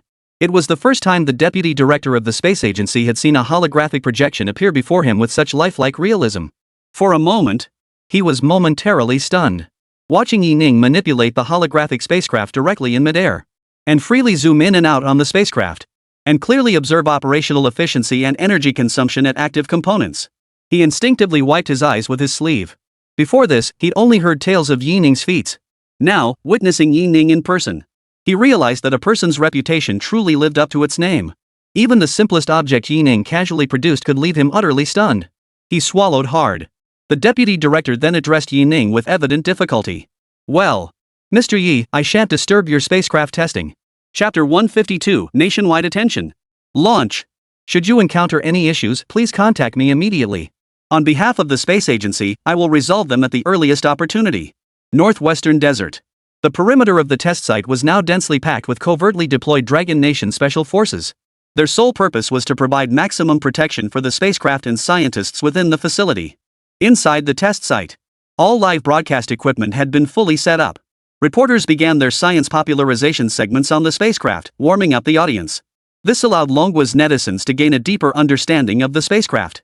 Even without extensive promotion, within minutes of the live stream going live, massive crowds of netizens flooded in. Official live streams across all platforms continuously report data to television executives. 1 million viewers in minutes. 10 million within 3 minutes. 5 minutes, 50 million. This is the unity of the people of Dragon Nation. This is the people's hope for the Dragon Nation. When reporter Kong Ning heard the numbers relayed through his earpiece by the director, Kong Ning remained outwardly composed, but inwardly he was utterly stunned. As an official court reporter, Kong Ning had seen it all. He had covered the most brutal battlefields abroad, never flinching even when facing imminent danger. He had interviewed heinous criminals, listening calmly as they recounted their criminal histories. He had produced numerous feature reports, gaining first-hand understanding of many of Dragon Nation's policies. Yet for Kong Ning, his previous best live streaming record had barely reached 10 million viewers, a milestone achieved only after streaming for over an hour. But now, in just 5 minutes, he'd surpassed 50 million. If he kept streaming for a while longer, would he reach 100 million viewers? This scale could only be compared to watching a major gala event. Facing the camera, Kong Ning grew increasingly conscious of his every word and action. He was terrified that any slip-up might ruin this glorious moment. Glancing at the time displayed beside the camera, it was now 3:55. Kong Ning knew the spacecraft test flight was about to begin. He took a few light steps, and the camera followed his movement. "Hello everyone, behind me is the spacecraft independently developed by scientists from the Dragon Nation." At that moment, viewers in the livestream saw an enormous object behind Kong Ning. But the spacecraft was so enormous it completely filled the entire screen, leaving viewers with no clear impression of its design. The director recognized the issue, instructing the camera to capture the front view of the saucer-shaped craft before immediately switching to a panoramic mode. Only then did the livestream viewers truly see the spacecraft's form. It resembled an enlarged cigar, elongated in shape. Its elongated shape prompted many to instinctively search for Kong Ning's location. Until finally, in the drone aerial footage, they spotted Kong Ning, tiny as a black speck, at the ship's bow. It was only then that viewers watching the livestream fully grasped just how enormous this spacecraft truly was. Holy crap! That host looks like an ant next to that ship. How huge must this ship be? How much did it cost to build something like this? My imagination was truly limited by my own perspective. I thought it would be no bigger than an airplane. Looking at it now, this ship could be as big as an aircraft carrier. Can this spaceship actually fly? I thought it would launch from a platform like a rocket. But now it looks like the rocket is lying on the ground. The test flight is in minutes. Is there still time to load it onto the launch pad? They won't delay it, right? I don't understand it, but I'm utterly amazed. China rocks. Upon seeing the spacecraft for the first time, viewers in the livestream were stunned by its sheer size. It's no wonder before seeing it in person, who could truly grasp what a spacecraft looks like. Their imaginations were just that, imagination. As for what the real spacecraft looked like, they weren't Yi Ning. How could they possibly describe it? For these netizens, many found it hard to believe after seeing this spacecraft. How could such a massive spacecraft possibly take flight? The state of mind among the live stream viewers at that moment. Kong Ning, of course, remained unaware. He continued describing the on-site conditions. This spacecraft is located at a secret training ground in Northwest Dragon Nation. Current wind conditions are northwest winds at force 3, with air humidity at. In short, today's weather is ideal for the Han Nation spacecraft's test flight. With 2 minutes remaining, viewers, please follow our camera for a close-up look at the spacecraft. Kong Ning had barely finished speaking. The live feed switched again. This time, the camera zoomed directly into the spacecraft, allowing viewers to see its condition. The spacecraft appeared as if forged from a single sheet of steel plate. At the very least, no rivets or seams were visible from the exterior. Under the sunlight, the spacecraft's black coating reflected a cold, eerie glow, lending it an air of profound mystery. Even through the live stream, the vessel's appearance conveyed an undeniable sense of uniqueness to the viewers. Witnessing this scene, the discussion among viewers in the live stream grew increasingly heated. 2 minutes passed in the blink of an eye. Before the viewers could even register the passage of time, Kong Ning appeared in the live stream. However, his position had shifted considerably from where he'd been at the start of the broadcast. At the very least, the viewers could now see the entire spacecraft. Dear viewers, the spacecraft is about to take off. Let us witness this historic moment with our most enthusiastic gaze. 5, 4, 3, 2, 1. Amidst the on-site sounds, Yi Ning pressed the spacecraft's launch button in the final second of the countdown. Power surged into the spacecraft, causing the entire vessel to tremble slightly. Viewers in the live stream could see. The sand and gravel beneath Kong Ning's feet began to dance across the ground. Suddenly, the massive spacecraft began to hover silently in midair. In the blink of an eye, many witnessed the massive spacecraft in the livestream already lifting off the ground. Some viewers rubbed their eyes in disbelief, thinking they were seeing things. No engine flames, no flashy special effects. The spacecraft now hovered silently in the air like a grim reaper. In the livestream chat, the viewers heard not a single sound from Baide. If anything could be detected, it was only the faint, scattered lights flickering from the underside of the spacecraft. As if in the blink of an eye, everything had changed. Chapter 153, Shocking Sight. The spaceship takes off. Holy! Is this really a spaceship? What kind of technology is he using? This is terrifying. This can't be CGI. It can't be fake. A spaceship this huge just took off like that? Can someone knowledgeable please explain this? Is this the power of future technology? If this were applied to aircraft, the US would be in big trouble. Straight up and down? Where's the engine flame?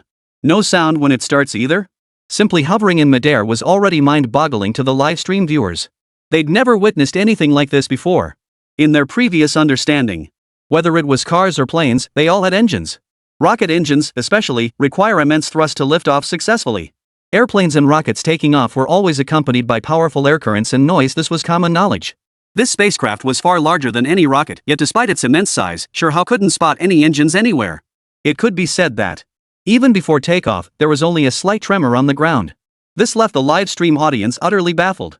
What these viewers didn't know was, they were only able to witness the spacecraft's ascent because Yi Ning had taken the live broadcast into consideration. Otherwise, with the spacecraft Yi Ning designed, the moment it ignited, it would have streaked toward the sky like a meteor. There'd be no chance for viewers to watch for this long. It hovered for a minute or two. Yi Ning allowed the live stream viewers to adjust to the current situation.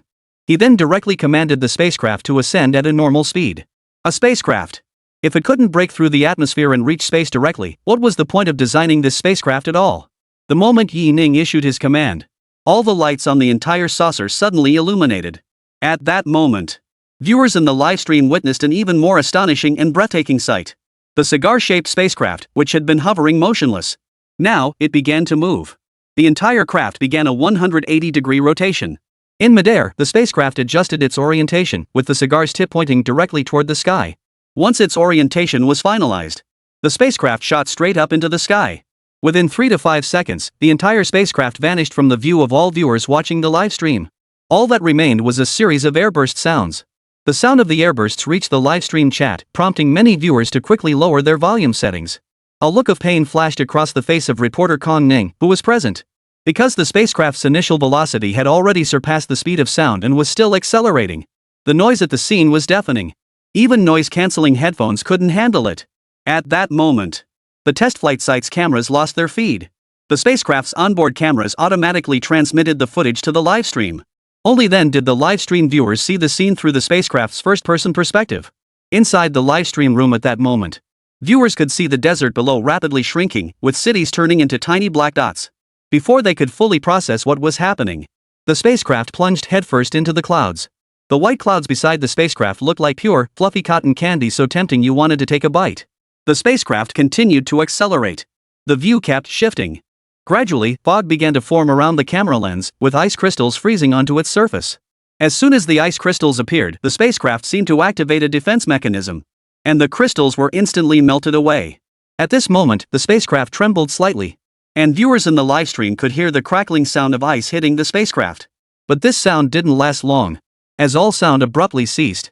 Only then did the viewers realize the spacecraft had broken through the atmosphere. The entire Earth was now coming into view. The entire planet was steadily shrinking, transforming into a stunning sapphire blue sphere. White clouds swirled around this azure sphere. It's breathtaking. Absolutely stunning.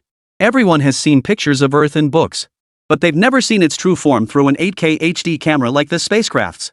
The spacecraft continued its relentless forward journey, and Earth gradually began to shrink. Just then, sunlight poured over the far side of Earth, warm and scorching, as if a mother gazed tenderly upon her child. For some reason, the sun and Earth were in this very state.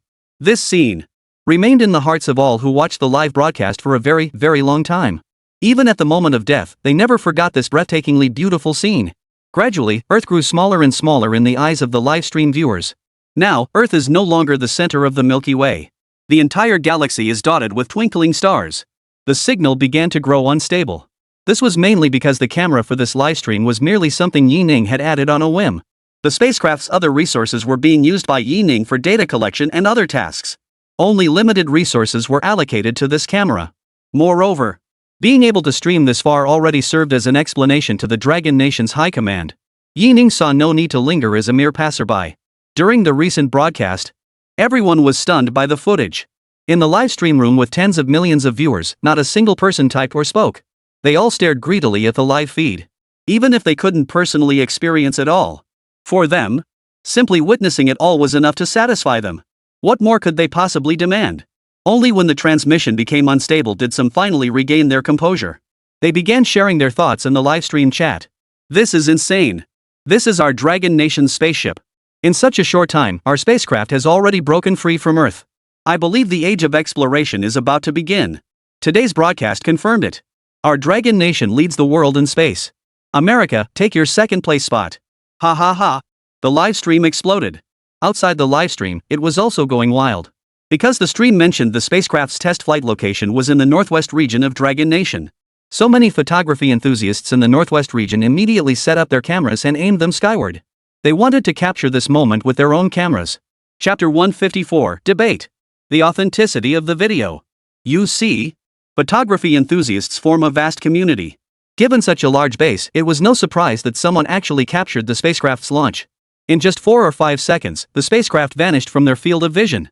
Even if you doubt your own eyes, you have to trust your camera. Many uploaded their short videos online, causing a huge sensation.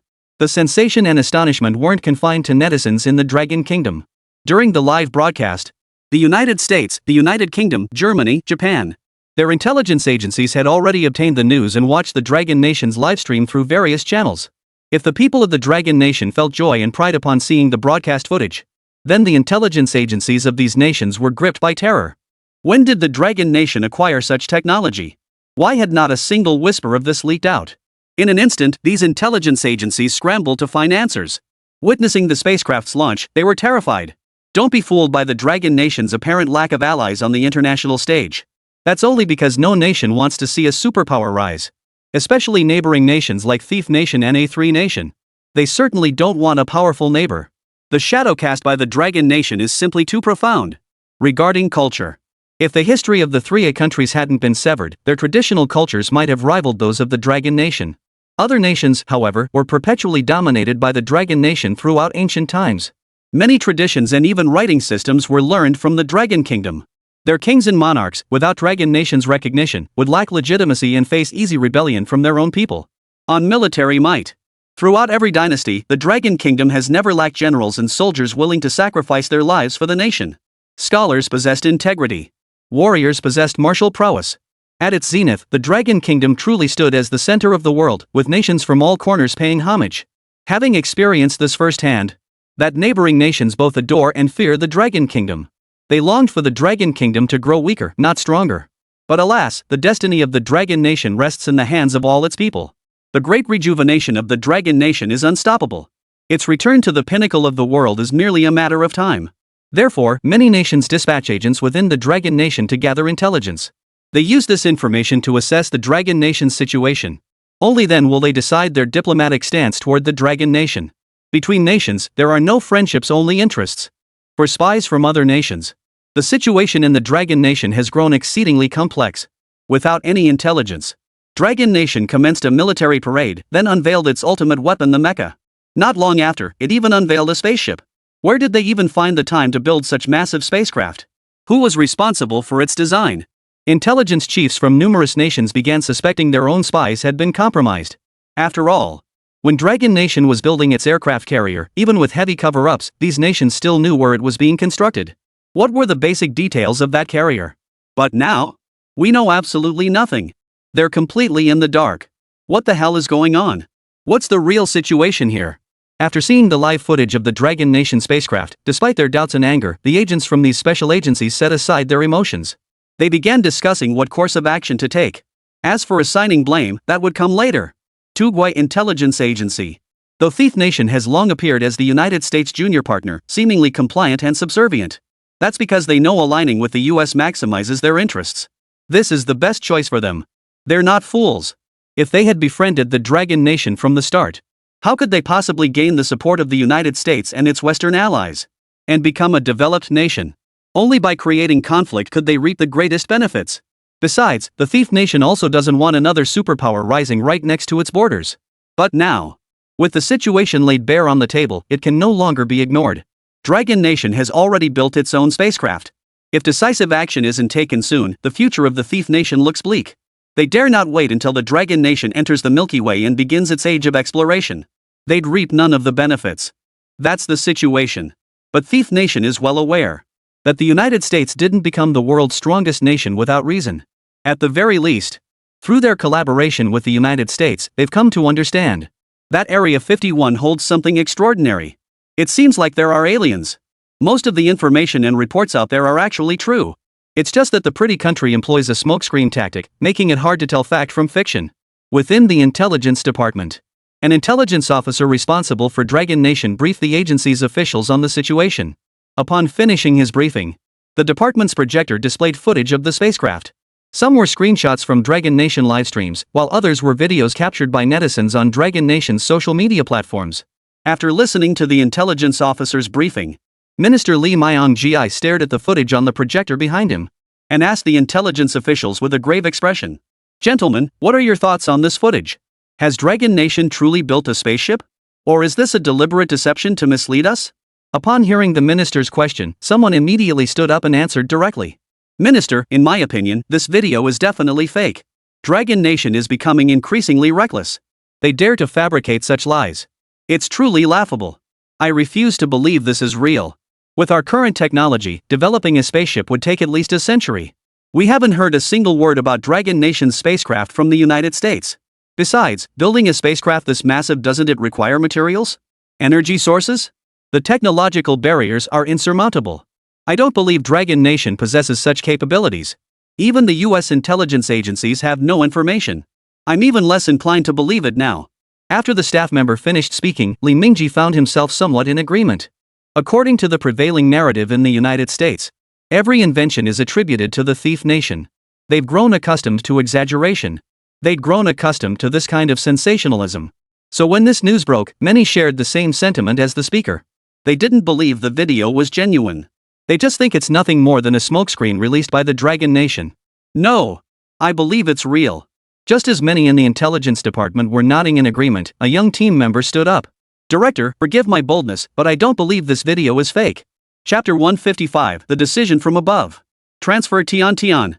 First, we must note that some segments in this video are live footage. Pointing at the reporter, the team member addressed the intelligence department personnel. "You can look him up online. You'll find plenty of news articles about him. He's an official reporter from Longwa. He wouldn't fabricate anything. And look at his commentary on the footage. I can't find any signs of fabrication. His expressions are too natural. It makes me believe this is real. This is just one of my methods for verifying authenticity." Then, this team member said, "Now look at those videos collected from the internet. I just compared them. They're all filming the exact same object. The reference points are identical. Think about it, how much technical skill would it take to fake it from different angles? If there's even one mistake, the whole thing falls apart. Most importantly, why would the Dragon Nation go to such lengths to create all these fake videos? I can't think of a single reason. All things considered, I believe this video is genuine." Upon hearing the young team member's statement, many in the intelligence department fell silent. They listened to his words, repeatedly comparing the footage. In the end, they reluctantly concluded that the team member was right. No flaws could be found in the footage. Even across different videos, the people and animals appearing were identical. If forgery had truly reached this level, it would confront the very first question raised by this team member. What does Longwa want? To show off with this video? To deceive them with fake footage? That makes no sense. That's not how Longwa operates. So this video might just be the real deal. If it is real, the implications are enormous. The matter had grown too large for the Director of Intelligence to handle alone. Realizing this, he picked up the phone and began reporting to his superior. Meanwhile, the actions taken by the Thief Nation. The three nations were also actively pursuing their own agenda. Being neighbors with Dragon Nation, they were the first to detect any stirrings. The third country had also analyzed the situation and concluded that this video was genuine. Dragon Nation has truly built a spaceship. The three nations are now urgently discussing countermeasures. The United States. Unlike the three nations, as the world's leading technological powerhouse, the beautiful country boasts the largest number of research professors. Upon viewing this footage, numerous experts and government officials initially dismissed it outright. Even if they couldn't believe it, they still confirmed to American intelligence that this video was real. Dragon Nation has truly built a spaceship. Next came. A series of explanations followed. No engines were visible, leaving many possibilities. It could be powered by conventional nuclear fuel. Given the spacecraft's massive size, it could also be that nuclear technology has made a breakthrough. Controlled nuclear fusion is now being used. If it's controlled nuclear fusion, the spacecraft's performance would need to be recalculated. The information available now is still too limited. They can only speculate. No concrete research has been conducted. Thus, the United States also initiated urgent discussions. High-level officials convened urgent meetings to strategize how to address this challenge. Meanwhile, while Yi Ning and his team of supporting scientists were busy in the Northwest Desert, after careful deliberation, decided to process Tiantian's school transfer. She was transferred to a new school.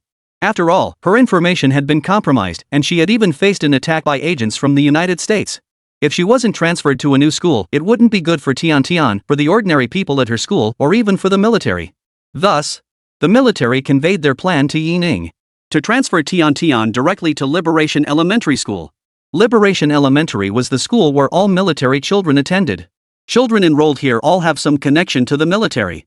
Some parents currently held high-ranking positions within the Vermilion Bird Military District.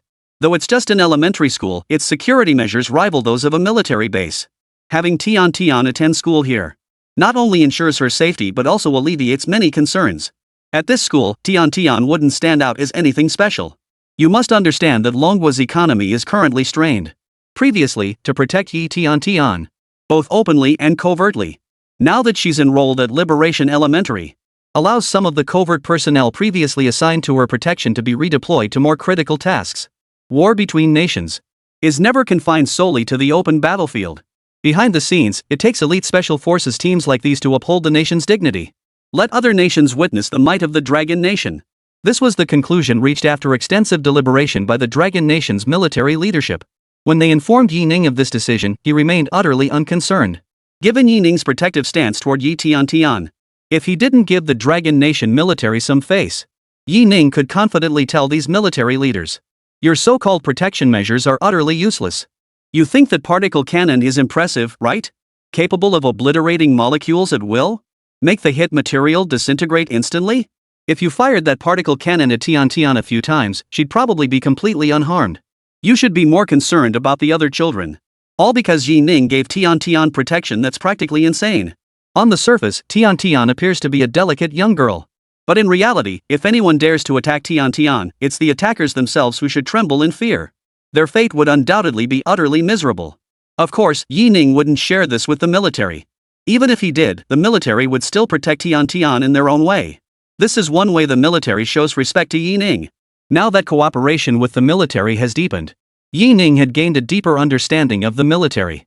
Apart from certain technological aspects the military doesn't understand or can't handle, it's still quite prudent to entrust other matters to them, freeing him from unnecessary distractions, and can instead focus quietly on his research at the testing site.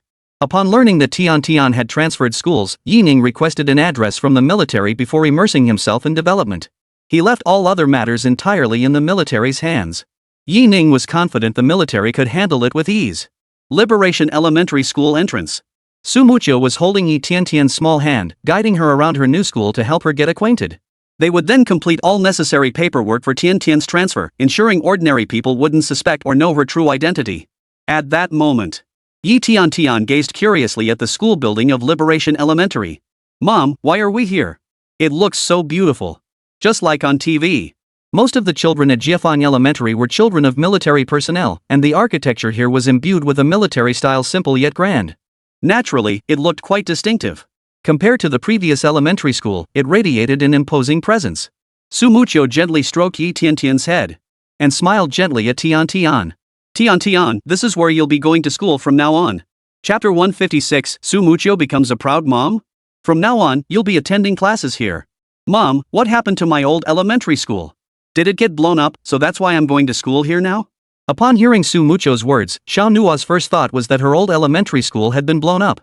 That's why she ended up attending Liberation Elementary School now. Hearing Xiao Nua ask this question in her sweet, soft voice, Su Muqiu was at a loss for words, unsure how to respond. Xiao Nua was a good kid in every way, but sometimes her childish words were indeed a bit too candid. Moreover, she seemed to harbor some fixation about the school, stubbornly believing that if it was blown up, she wouldn't have to go to school anymore. After a moment's thought, Su Muqiu decided to leverage Yi Ning's authority as a shield. He patiently crouched down and addressed Xiao Nua. This is your father's decision. He believes this school is a better fit for you than your previous elementary school. Do you like this school? Upon hearing Su Muqiu's words, Xiao Nua nodded repeatedly. Xiao Nua likes this school. That sounds wonderful. Xiao Nua is already looking forward to making friends here. Hearing Xiao Nua say this, Su Muqiu breathed a sigh of relief. Taking Yi Tiantian's small hand, Su Muqiu led her into the school grounds. Su Muqiu exuded elegance, while Xiao Nua had a sweet, charming appearance. Just looking at this scene, they formed a perfectly harmonious mother-daughter duo. Anyone who saw them would likely think so. As the tall figure and petite child walked through the campus, they drew the attention of many teachers and children. That big sister is so pretty. I wish my mom were as pretty as her. She's so gorgeous. That big sister is the most beautiful person I've ever seen. Why am I not that big sister's daughter? She's just too gorgeous. Wah! Along the way, everywhere Su Muqiu and Yi Tian passed, people stared at them. Within the military, Su Muqiu had grown accustomed to such attention. Whenever she visited lower-level units, the young soldiers would all salute her the moment they saw her. Some outstanding officers, upon seeing her for the first time, were so struck by her beauty that they declared their feelings on the spot. She had witnessed far grander scenes than this countless times. So Su Muqiu didn't think much of it. As for Xiao Nua, she'd always been a carefree soul since childhood. Otherwise, she wouldn't have casually driven her mecha out to play, then acted like nothing had happened and wanted to head straight to the amusement park. They arrived at the academic director's office. Upon seeing Su Muqiu, a warm smile spread across the principal's face. Having held this position for decades, he had seen countless people come and go.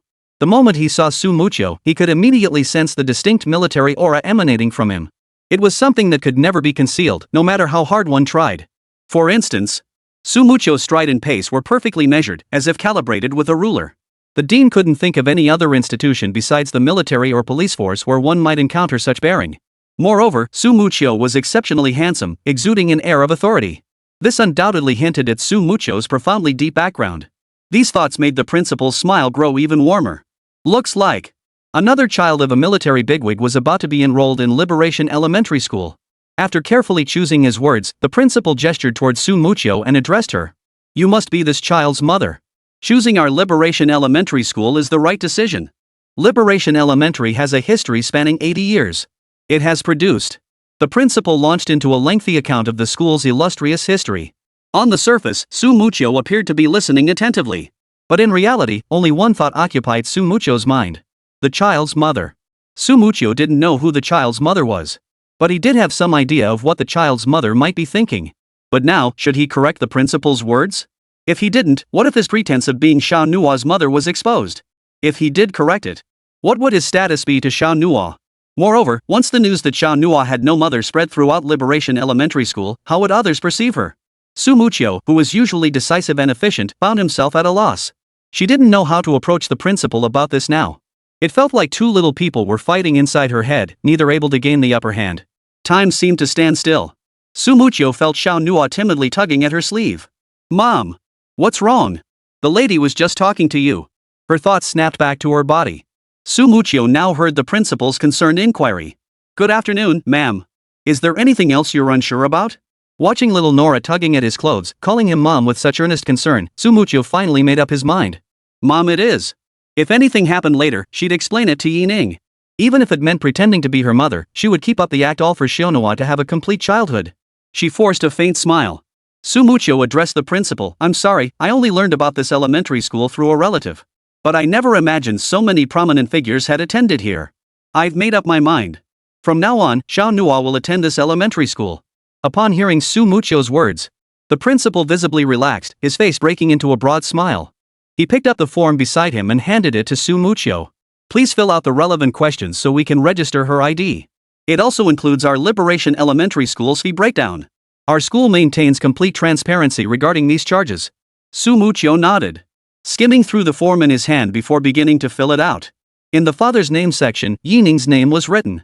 In the mother's section, only 3 characters were written. Sumucho. Occupation. Military. After completing the form and paying the fees, the principal grew even more enthusiastic towards Sumucho and Yi Tiantian. Glancing at the form, the principal explained the arrangements to Sumucho. Ms. Su, our Liberation Elementary School has 6 grades and 70 classes in total. At present, I have placed your daughter in class 5 of grade 3. You may follow me now to observe our teachers in action. Rest assured, our teachers undergo rigorous screening and special vetting before being hired. We will provide Xiaonua with the highest quality education. Chapter 157, Your gun can't hold a candle to mine. Along the way, people kept greeting the principal. The principal responded with a smile, engaging warmly with passing teachers and children. The principal was a woman in her 50s. Her husband was an officer in the military, so she understood the inner workings of the army very well. Deep down, the principal held immense admiration for any woman who could establish herself within the military. Not every woman possesses the courage to choose military service over a life of luxury, nor endure such hardships. The military is no ordinary place. It's a man's battlefield. Deep down, the principal found herself leaning towards Sumucho. In his mind, Sumucho truly embodied what it meant to be a woman. Truly embodying the spirit of a woman. She cautiously inquired of Yi Wanqing, Mrs. Yi, why hasn't the child's father come? Our school offers excellent conditions. He should have been here to see it too. Hearing the principal say this, Yi Wanqing's mind drifted to Yining, wholly absorbed in his research. His father is currently working in a military laboratory. Top secret project, he can't get away. I'll just have to pay extra attention to Tian myself. Though she had never met Yining, the principal's impression of him was already exceptionally favorable. His mother is a military officer. Her father was a truly great scientist. And Tian is so adorable. This family seemed to be living straight out of a fairy tale. The principal immediately felt a deep sense of respect for this family. He didn't ask much about Yining. The principal maintained the necessary discretion and vigilance. Thus, they were introduced and walked along, finally arriving at Tian's classroom. Quietly pushing open the back door, they found only a few children still working on their lessons at the back. The rest were intently listening to the teacher. Apple. Apple. Apple. Children, repeat this word with me. Apple. Apple. Apple. Great. You all did wonderfully. What comes after apple? It's banana, right? Banana, banana. Banana. The children followed the teacher in reading the word. Banana, banana. Banana. Observing this teaching environment and listening to the teacher's lesson for a while longer, Sumucho expressed his satisfaction. I'm very impressed with the teaching staff at your Ho Primary School. From now on, Tian is in your capable hands. If anything comes up, please communicate and consult with us parents. Upon hearing Sumucho's words, the principal immediately called the homeroom teacher. He then added Sumucho to the class WeChat group, QQ group, and various learning apps. After settling these matters and instructing Tian to behave properly, Sumucho finally departed with peace of mind. Throughout the entire process of Sumucho handling the paperwork, Yi Tian remained exceptionally well behaved, not uttering a single word. Her big, mischievous eyes simply scanned the surroundings with curiosity. After Sumucho left, before Yi Tian could even go to collect her books, a whole bunch of kids had already gathered around her. Hi. My name is Zhang Junhui. What's your name? It's great to meet you. Was that your mom with you earlier? She's really pretty. Hi. Can I be your friend? A whole flock of children, like sparrows, chirping and chattering around Yi Tian, making her incredibly happy. Don't let her cute appearance fool you. She also had some boyish traits, loving lively crowds. Seeing so many children gathered around her, Yi Tian was overjoyed, constantly answering their questions. Hi, everyone. My name is Yi Tian. I'm 10 years old. You can just call me Tian. I really enjoy making friends with all of you. I hope we can all be friends from now on. Seeing Tian say this, the children were thrilled. So your name is Tian, what a lovely name. I'm only 9 years old. That means I should call you sister. Tian, I'm so happy to be your friend. Before long, Tian had blended right in with the other children. The children were also very fond of Tian.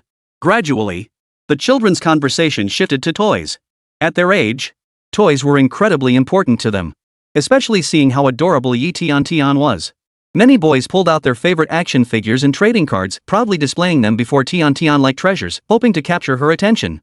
Naturally, Tian had a wonderful time playing with these boys. Just then, a little boy took out a paper gun and placed it before Tian. Tian, this is for you. I spent 2 whole days folding this paper gun. Isn't it pretty? No sooner had he finished speaking. The little boy looked at Tian with eager anticipation, hoping for her high praise. But what little Young didn't expect was, Tian was having a blast playing with the other boys' cards and toys. But when she saw this gun, she frowned. You put your heart into making this paper gun, and it looks pretty good, but it's too fake. I prefer things that look more real. The gun your dad made for you isn't as good as the one my dad made for me. Hearing Tian say this, the little boy's face flushed red instantly. This is already pretty good. I learned how to fold this gun from my dad. In my eyes, it's the most perfect gun. Hearing this, Tian reached straight for the backpack on her back. She pulled out a high-tech looking gun. Unlike traditional firearms, this gun had no magazine and no barrel. It only had a scope and a laser emitter. The entire weapon was black, except for a laser-engraved cartoon bear on the grip. This was one of Tian's favorite cartoon characters. Gazing at this high-tech firearm, the little boy dropped everything and let out a loud wow. So cool. This gun is so cool. Then, the little boy cautiously asked Tian, can I take a look and play with your gun? Chapter 158, Tian's live demonstration. The teacher was stunned.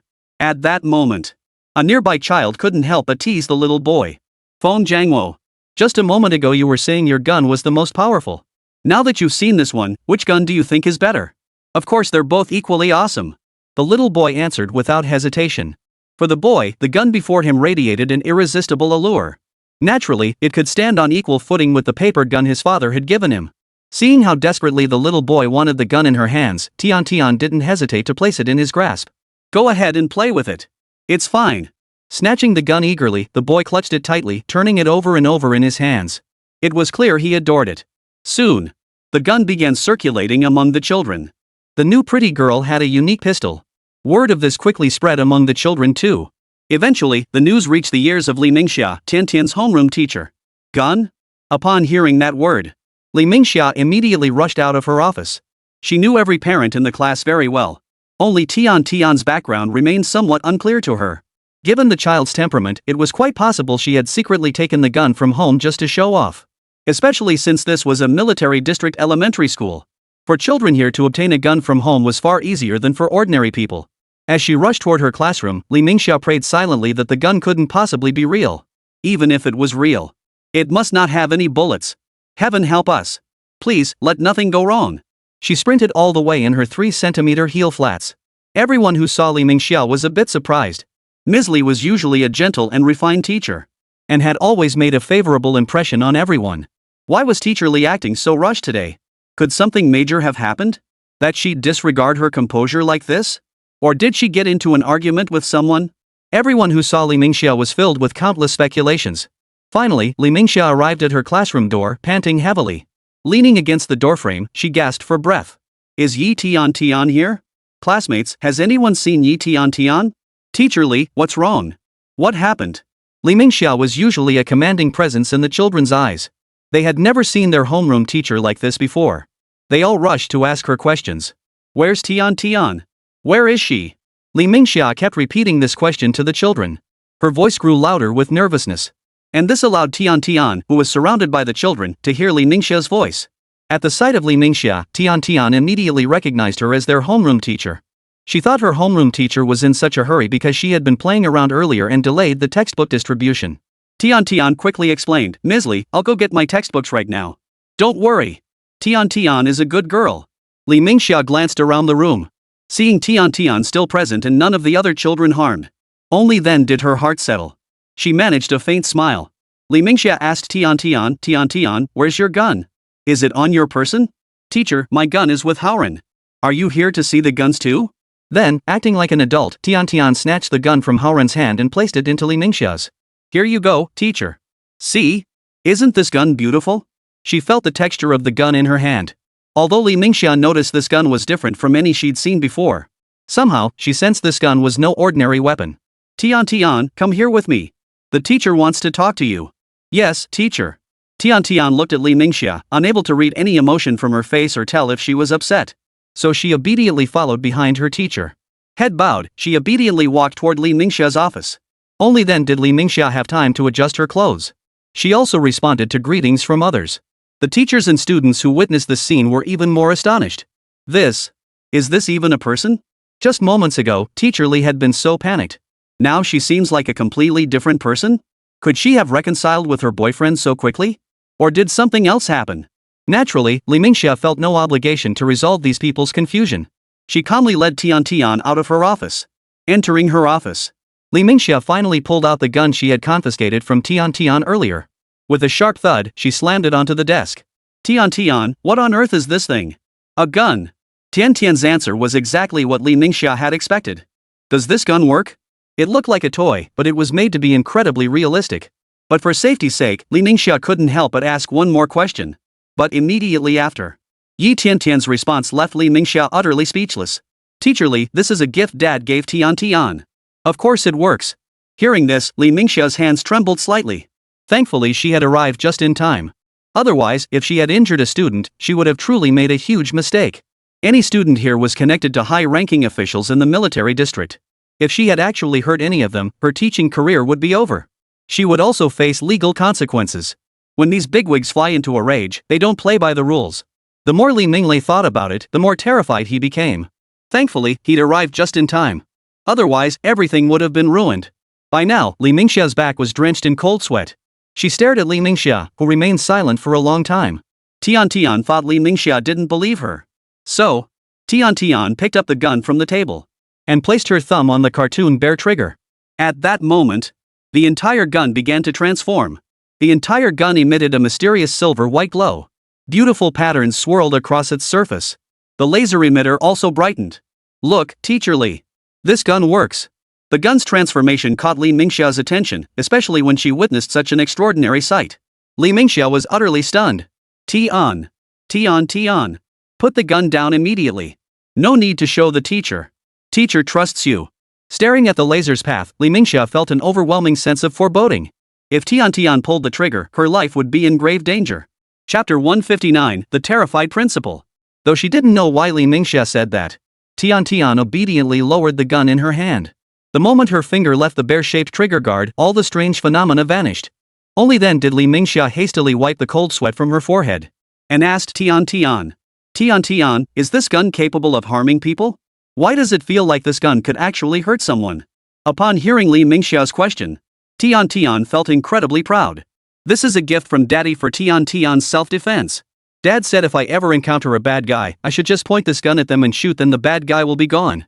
Gone? Li Mingxia repeated Tian's words.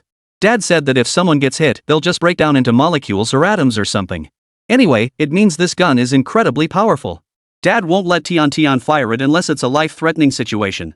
Hearing this, Li Mingxia felt an even greater shock in her heart. Decomposed into molecules, atoms? That would mean completely vanishing from this world. Leaving no trace behind? She had just strapped that gun to her own body. Li Mingxia nearly died of fright. If she'd just been a little careless and pulled the trigger, wouldn't she have been completely gone? How terrifying. Thank goodness she hadn't moved it. As if she could see the terror in Li Mingxia's eyes. At that moment, Tian quickly added. Teacher, don't worry. Teacher is a good person, Tian wouldn't shoot you. Plus, Daddy said this gun has fingerprint unlocking. Only Tian can use it, no one else can. Hearing this, Li Mingxia finally felt a little reassured. Who exactly is Tian's father? So terrifying. He just handed such a powerful gun to Tian? Treating Tian like it's some kind of toy. How irresponsible. What if something really happens?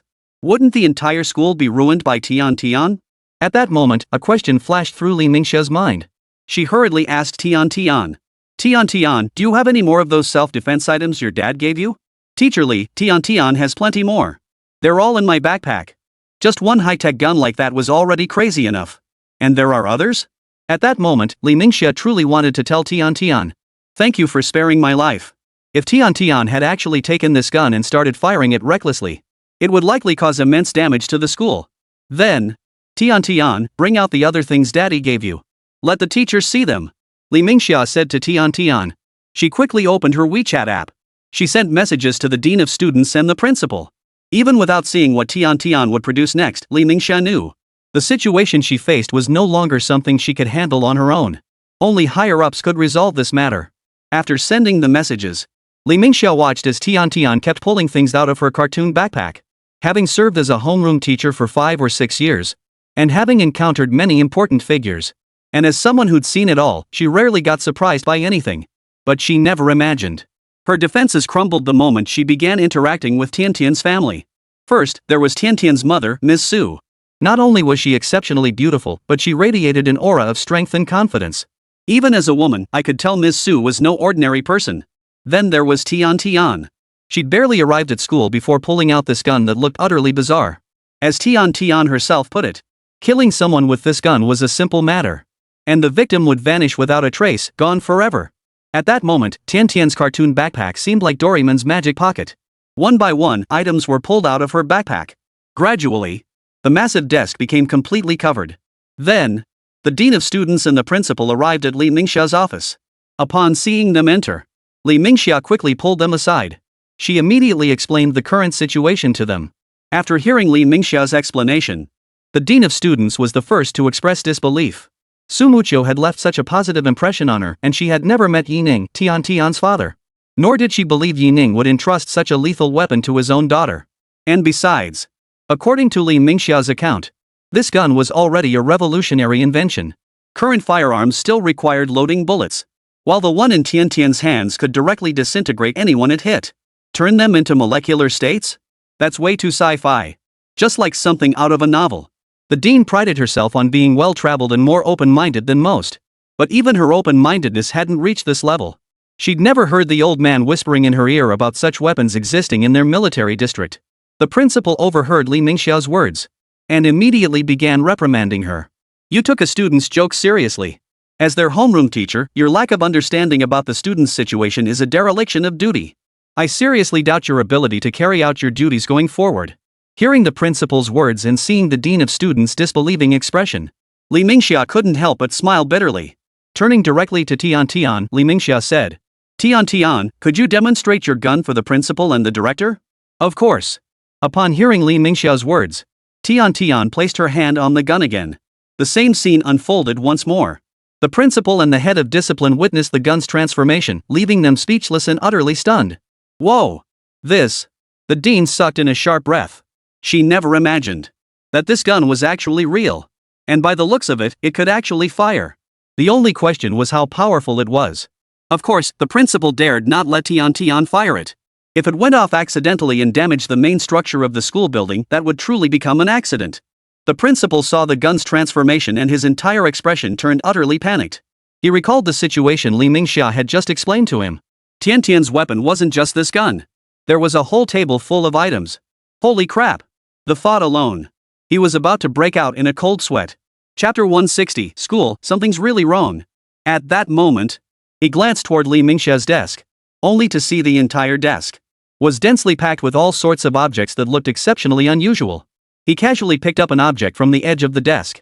The principal asked the dean of students beside him with a puzzled look. This looks like that thing from the Sakura anime. A bamboo dragonfly. Li Mingxia quickly replied. Having frequent contact with children, Li Mingxia naturally knew a bit about anime. The principal asked Tian Tian. Tian Tian, what is this bamboo dragonfly used for? This is a bamboo dragonfly. Just like Teacher Li said, this bamboo dragonfly can make people fly. It's so much fun. Hearing this, the principal's eye twitched. Just as he was about to say that children speak without restraint, how could such a tiny bamboo dragonfly possibly make someone fly? Li Mingxia spoke up. Tian Tian, you say this bamboo dragonfly can fly? Of course. Just put it on your head, and this bamboo dragonfly will make Tian Tian fly. Then could you show us how it works? I've only seen bamboo dragonflies in cartoons, teacher. I've never seen one in real life. Hearing Li Mingxia's words, the principal and the head of studies both nodded in agreement. The gun in Tian Tian's hands had already looked quite impressive. They dared not let Tian Tian experiment with it carelessly. If anything went wrong, they'd be the ones held responsible. But now, this bamboo dragonfly thing had no lethal potential. she could give it a try. Besides, they were indoors. Even if it took flight, Tian Tian's safety was guaranteed. After witnessing the gun incident earlier, they dared not take Yi Tian Tian's belongings lightly in the slightest. Yes, teacher. Upon hearing Li Mingxiao's words, Tian Tian readily agreed. she immediately placed the bamboo dragonfly on her head. Instantly, the bamboo dragonfly extended a thin, protective membrane-like substance over Tian Tian's body, which began to spin. With a light tap of her foot, Tian Tian floated effortlessly in midair. Then, Tian Tian began flying around the office, leaving the three witnesses utterly dumbfounded. Swallowing hard, the principal murmured to himself, Are these real? A bamboo dragonfly can actually make someone fly in the sky? Does that mean that gun is real too? How terrifying! The principal thought. Li Mingxia and the dean of students thought the same thing. Watching Tian Tian's figure soaring through the sky, they were all on the verge of tears. Was Tian Tian here to attend classes? She was here to show off her fighting skills. One pistol. A bamboo dragonfly had already stunned them this much. What about the rest of the stuff? Looking at the table laden with all sorts of items, the three of them exchanged glances, all falling silent. According to Tian Tian, all these things were given to her by her father. Just how high up was Tian Tian's father? The principal was the first to snap out of it. He quickly issued a gag order to the dean of students and Li Mingxia. You two stay here and watch over Tian Tian. Hand over your phones to me. No one leaves. You two keep an eye on each other. This matter is beyond our control. We'll have to bring in higher-ups. If any word leaks out, I'm sure you know what the consequences will be. After the principal issued the order, he grabbed the principal's and Li Mingxia's phones and hurried away. Liberation Elementary School is affiliated with the military. The principal also had direct channels to high-ranking military officials. Almost immediately, the principal dialed the number of the military district's logistics director and outlined the situation to the logistics director, Wang Kai. Upon hearing the principal's words, Wang Kai was taken aback. He tentatively asked the principal, Old Zhang, has Chen been drinking? How much did he drink to get this drunk?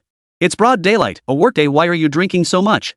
Can he even recognize the people around him? Give them your phone. I'll tell them your address and have them take you home. Wang Kai's son was also a student at Jiefang School. After the child enrolled, over time, Wang Kai and the principal became good friends, often sharing drinks and tea together. When trouble arose, the principal immediately sought Wang Kai's assistance. Hearing Wang Kai say this, the principal felt somewhat helpless and kept explaining to Wang Kai, I'm at school right now. I'm not drunk. Everything I said is true. You need to come handle this immediately. I really can't handle this. Hello? Right. You're not drunk. I believe you.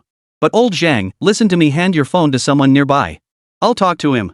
Wang Kai kept nodding along with the principal's words, but the insincerity in his tone was obvious to anyone listening. In Wang Kai's view, the principal must be completely wasted to spout such nonsense. What laser pistol? What bamboo dragonflies? Old Zhang usually seemed like such a serious guy, how could he get so childish when he drank? I've never seen old Zhang like this when he's drunk before. Could it be, he just hasn't had enough to drink yet? Next time we drink, I'll make sure to pour him extra shots. Wang Kai silently resolved in his heart. The principal, upon hearing this, felt utterly helpless. Had he not seen those sweet-looking toys with his own eyes, he never would have believed they could be so deadly.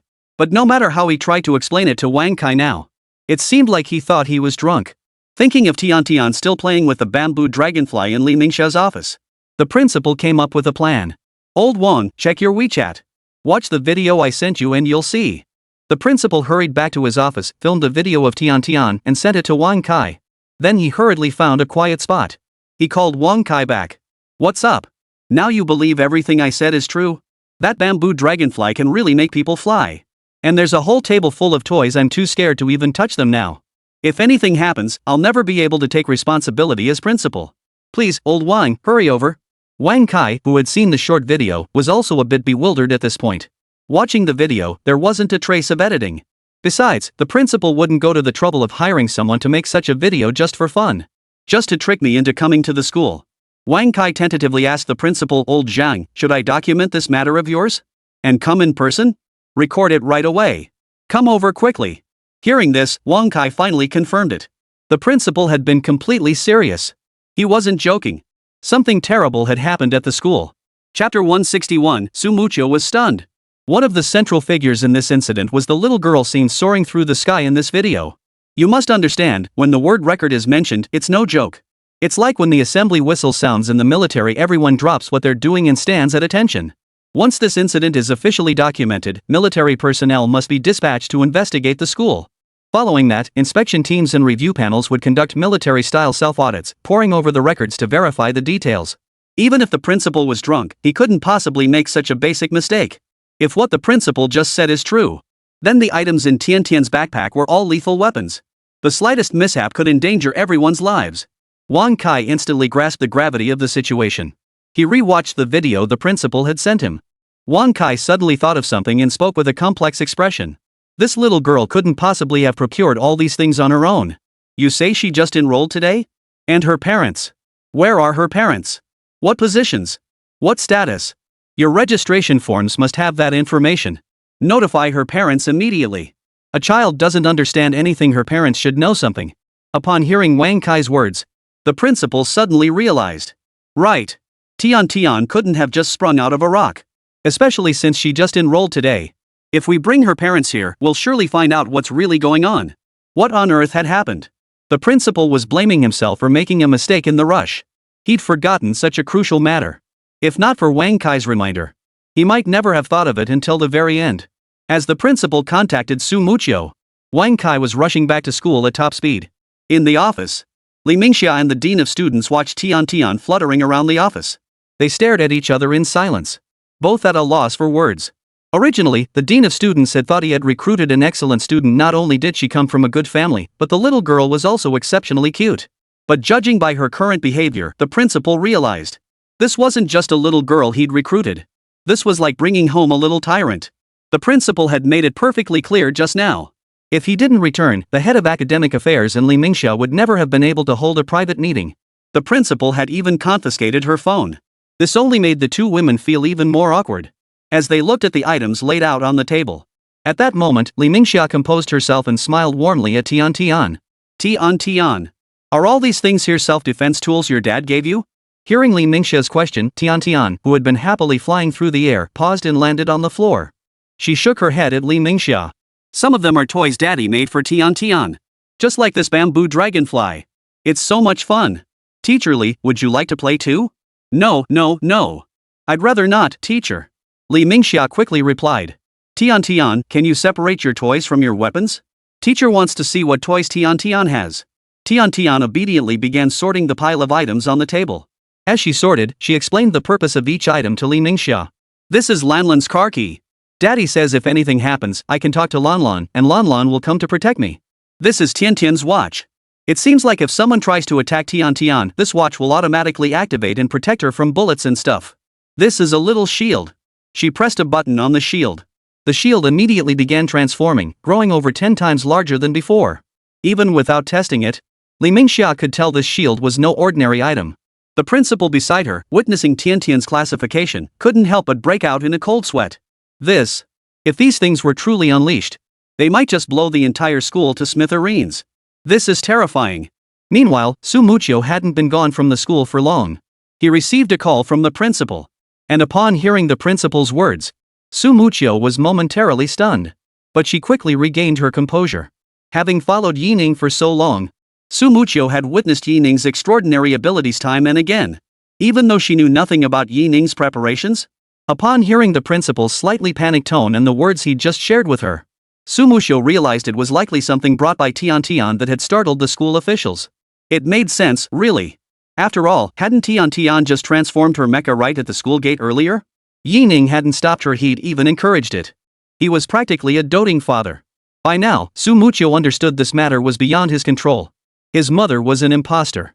Now that the school was calling for parents, Yining still had to be notified.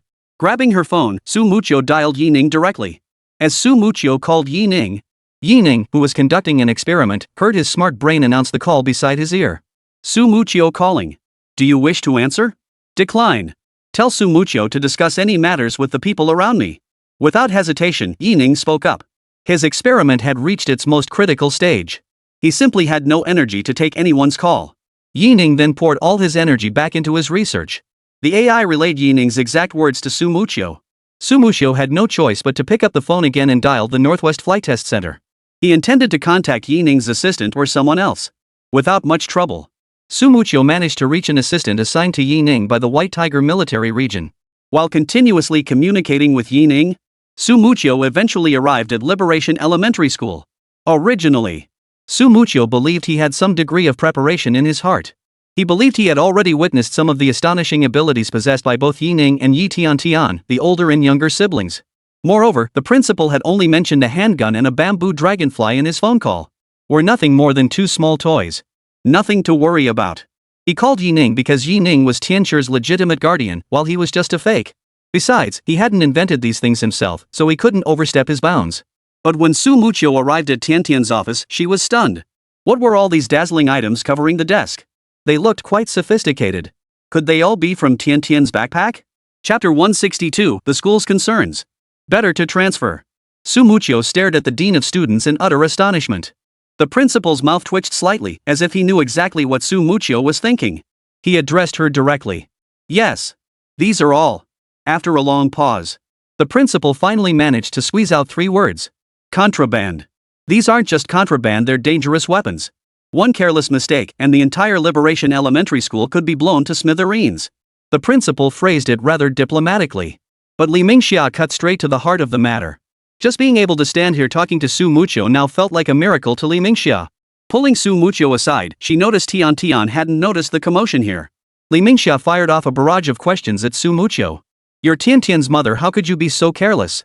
You let Tiantian handle such a dangerous weapon? And brought it straight to school? What kind of parent are you? Even if you're a soldier, you still have to consider your family. What if something happened to Tiantian playing with such dangerous weapons? How could I ever explain it to you? How would I explain it to the other parents? Not to mention, many of Tiantian's toys and weapons look highly advanced. If some unscrupulous criminals exploit Tiantian to get their hands on these weapons, imagine the devastation that could cause. Judging by this, Li Mingxia had completely adopted the role of Tiantian's mother. That's why she was speaking to Sumuchyo with such gravity. Sumuchyo had intended to counter her arguments. But seeing Li Mingxia's visibly anxious expression, the words stuck in her throat and she couldn't bring herself to speak. Sighing, Sumuchyo said to Li Mingxia, "It's my fault. I never imagined the child's father cared so deeply for Tiantian, secretly giving her all these things. I still need to talk to Tiantian's father about this matter, to find out exactly why this happened." He dialed the number for Yining's assistant. In front of Li Mingxia, explained the entire situation to the assistant in detail. Sumuchyo was no ordinary man. The assistant knew full well that Yi Tiantian was now under Sumuchyo's care. Yi Tiantian held an exceptionally vital position within Yiningzhong. Moreover, having personally witnessed the miracle Yining had created, and witnessed the spacecraft's successful launch, the assistant quickly processed Sumuchyo's words. Watching Yining tirelessly working in the laboratory, the assistant felt his admiration for Yining deepen even further. Capable of building spaceships above, he can also craft weapons and little toys for his daughter. Senior Su is truly a remarkable man. Though these self-defense weapons and little toys might be a bit overpowered. But that's no big deal. No big deal. After a moment of silent contemplation, the assistant decided to interrupt Yining's research. After all, what Sumuchyo had just discussed with him concerned Yi Tiantian. Ultimately, the decision rested with Yining. He knocked lightly on the laboratory's glass door. The assistant called out to Yining in a respectful whisper. Mr. Yi, there's been an issue with your daughter." The assistant then relayed the details he knew to Yining. As he listened, Yining suddenly realized. So that's why Sumuchyo came to see me earlier. Yes. Those little toys and self-defense weapons were all things I casually made for Tiantian. You know, someone's been targeting Tiantian lately. After thinking it over, I decided it'd be best to beef up her protection. So I made her a few more little gadgets. I know exactly what I made with my own hands. They'll definitely protect Tiantian to the greatest extent possible. Yining's words left his assistant momentarily speechless. Little trinkets? Are those things Senior Su gave Tiantian just little trinkets? According to Sumuchyo's account, these things could blow Liberation Elementary to smithereens. Yet to Senior Su, they're just little trinkets. This is so Su Senior. So, regarding Tiantian's situation, what are your thoughts? The assistant still turned to ask Yining. That girl, Tiantian. I never imagined that girl would pull something like this. I specifically told her to hide these self-defense items well. Not let anyone else know. Now look, everyone knows. It must be because she got first place on her exams recently. Taking her to the amusement park must have made her a bit wild. As if already picturing Yi Tiantian's mischievous antics, Yi Ning said this with a smile. I think maybe you should consider transferring Tian Tian to another school? Clearly, Jingfang Elementary is no longer the right fit for Xiaoyu. It seems quite a few teachers already know about Tian Tian's situation. If she stays at Jingfang Elementary much longer, your identity might be exposed too. Upon hearing his assistant's words, Yi Ning paused his work, thought it over carefully, and agreed with his assistant's suggestion. Transfer her. Tian Tian can't stay at Jiafang Elementary any longer. Once I wrap up these busy days, I'll personally select a new school for Tian Tian. Originally, Yi Ning had thought he could focus on his scientific experiments in the Northwest Desert and leave Tian Tian in Su Mucho's care. But now, hearing about Tian Tian's situation, Yi Ning felt uneasy. The previous school had been carefully selected by Yi Ning for Tian Tian, which allowed Tian Tian to attend school safely and steadily. Not to mention, Yi Ning had already warned Tian Tian about many things, and she never disobeyed his wishes to show off certain things. If she didn't go back and properly explain certain principles to Tian Tian, then no matter how many schools Tian Tian transferred to, she'd still face the same issues as at Liberation Elementary. Calculating the time, I've spent quite a while in the Northwest Desert, and haven't seen Tian Tian very often. Yi Ning truly missed Tian Tian, so he quickly wrapped up part of the project he was working on. Yi Ning headed straight back to his family's villa. Daddy! Daddy! The moment Yi Ning arrived at the villa's AI alerted Su Muxio and Yi Tian Tian inside that Yi Ning had returned. So Tian Tian immediately dropped the snack she was holding. Like a bird, she flew toward Yi Ning. Chapter 163, Su Mucho's Surprise. Their bond grows closer. Watching his daughter rush toward him, Yi Ning's face broke into a broad smile as he spread his arms wide, pulling Tian Tian into a warm embrace. Several days without shaving had left a light stubble on Yi Ning's face. He gently brushed her cheek with his stubble. Yi Ning affectionately ruffled Tian Tian's hair. Tian Tian, did you miss Daddy? Smack! Tian Tian planted a kiss on Yi Ning's cheek and said to him with delight. Of course I miss Daddy. Mommy's been so good to me, but my heart still longs for Daddy. Witnessing this heartwarming reunion between father and daughter, Su Mucho leaned against the doorway, his face also breaking into a satisfied smile, deeply moved. While Daddy was away, did Tian Tian behave herself? Hearing this question, Tian Tian shrank her little head. She stole a glance at Yi Ning before timidly answering. Daddy, Tian Tian has been very good. I always listen to Mom. If you don't believe me, you can ask Mom. He gently brushed a crumb of potato chip from the corner of Tian Tian's mouth. Yi Ning asked Tian Tian with a half smile. This is potato chip, right? What did Daddy tell Tian Tian before? These chips are junk food, avoid them if you can. So why is Sweetie sneaking chips behind Daddy's back? Is this how Tian Yuan shows she listens to Daddy? Daddy, I only ate a little bit. Tian Tian sucked on her finger as she spoke to Yi Ning. Just a little bit? Yeah. That's right. Just a little bit. Tian Tian answered Yi Ning with utmost sincerity. Yi Ning looked at Tian Tian and didn't call her out on the lie. This little girl must have eaten quite a lot while he was away. The junk food kids love chips, spicy strips, and the like. But with Su Muxio looking after her, Tian Tian probably hadn't gone too overboard, just eaten a bit more than usual. Yi Ning felt quite at ease with Su Muxio. Just a little bit then. Daddy believes in Tian Tian. Hearing Yi Ning's words, Tian Tian finally let out a sigh of relief. Then she quickly pretended nothing had happened. She looked to Yi Ning for praise. Daddy, don't worry. Tian Tian does everything perfectly. If Daddy doesn't let Tian Tian do something, Tian Tian absolutely won't do it. You can count on it. No matter what, Tian Tian will always listen to Daddy. Yi Tian Tian puffed out her cheeks and declared solemnly. Is that so? Then what's the situation at school? Dad heard from someone that after transferring schools, Tian Tian hasn't been behaving very well? Hearing Tian Tian's assurance, Yi Ning then posed another question. This time, Tian Tian knew she couldn't hide anything from Yi Ning. She stuck out her cute little tongue and pouted at Yi Ning. It's no big deal. The other kids wanted to play with Tian Tian, so they handed their toys over to her. Of course, Tian Shan has to let them play with Tian Shan's things too. Besides, Daddy said before that only Tian Tian can unlock those weapons and stuff. Even if the other kids hold them, they won't work. It's precisely because Daddy promised that Tian Tian felt safe letting those kids play with them. By the end, Tian Tian even turned the tables on Yi Ning. She said that if Yi Ning hadn't guaranteed the safety of these weapons, she would never have let the other kids play with them freely. Hearing Tian Tian's clever retort, Yi Ning just smiled and didn't dwell on her little tricks. Alright. Tian Tian, you know these things are here to protect you, not for you to show off. If you accidentally hurt a friend, imagine how heartbroken their parents would be. From now on, you're not allowed to take these things out carelessly. Do you hear me? Hearing Yi Ning's words, Tian Tian obediently replied. I understand, Dad. Tian Tian will always listen to Daddy and never take those things out again. Even if other kids ask for them, I won't give them to anyone. He gave Tian Tian's little nose a gentle scratch. Yi Ning held out his hand. Pinky swear. Sweetie must never do this again. Seeing Yi Ning's gesture, Tian Tian obediently held out her hand. The little pinky fingers of the two hands, one big and one small, hooked together. Both declared in unison. Cross my heart and hope to die, I swear I won't change. After saying this, they bumped their thumbs together, a promise between Yi Ning and Tian Tian. They chatted for a while longer. After listening to Tian Tian share some recent events, Yi Ning let her go watch TV. Watching Tian Tian cheerfully watch TV, Yi Ning finally turned his head to look at Su Muqiu. Unlike usual, perhaps because they were at home, Su Muqiu wasn't wearing his military uniform but instead a very form-fitting set of home clothes.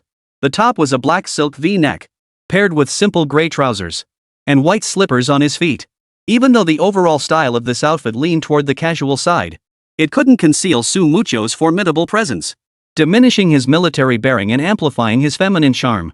Muqiu, thank you for taking care of Tian Tian these past few days. Yi Ning spoke first, expressing his gratitude to Su Muqiu. Without Su Muqiu's assistance during this period, he wouldn't have been able to conduct research at the Northwest test site with peace of mind. Even though Su Muqiu belonged to the Vermilion Bird Military District, but both in terms of sentiment and reason, Yi Ning felt he should express his gratitude to Su Muqiu.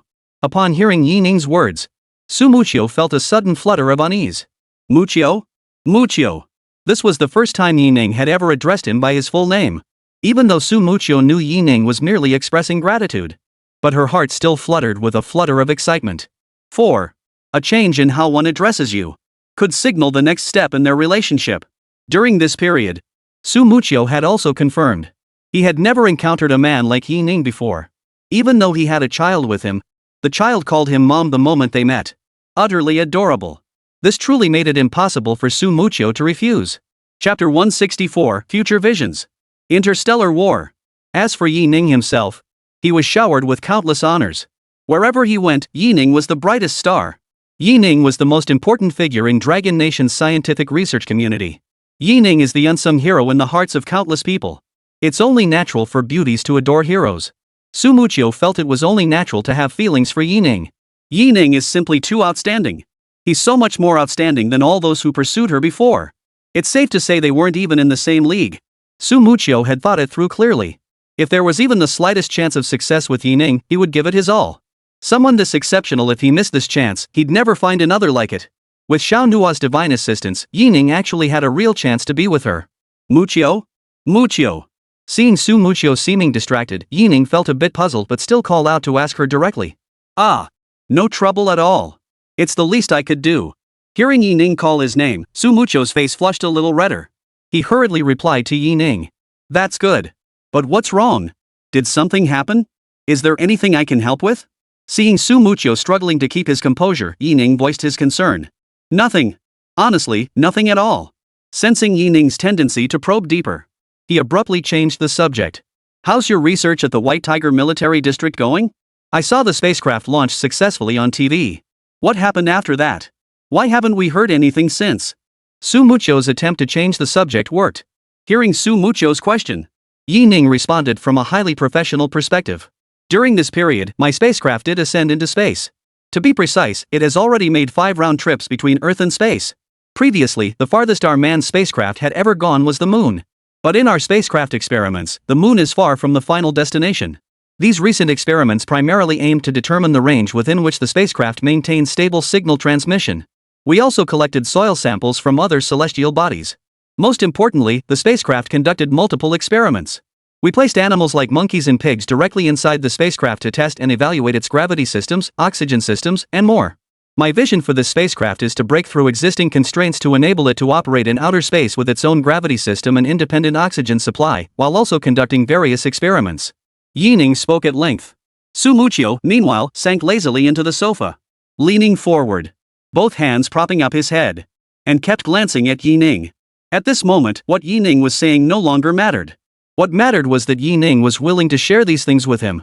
After an unknown amount of time had passed, before Yi Ning finally finished outlining his basic concept for the spaceship and the components already successfully tested.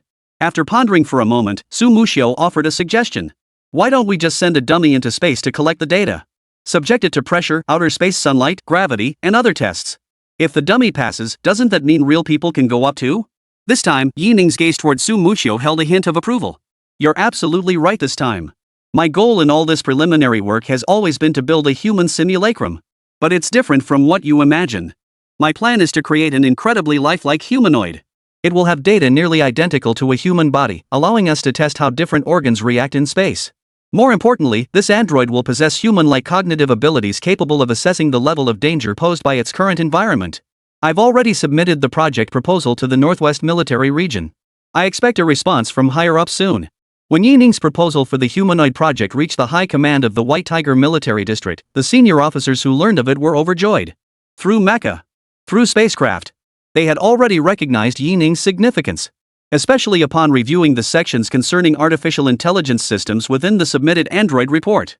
This sent waves of excitement through the technical officers of the White Tiger Military Region. For the high command of the White Tiger Military District, Yi Ning was a treasure. An extremely important treasure. The military values honor, but places even greater emphasis on capability. Yi Ning possessed the capability to make an entire military region's strength become incredibly formidable. Previously, everyone in the Suzaku Military District first discovered this powerhouse named Yi Ning. Thus, the Suzaku Military District gained its own mecha squadron. It could march with imposing might in the National Day Parade, representing the Suzaku Military District. It could immediately deploy to resolve national disputes, to expel the warships of the three nations and uphold our nation's prestige.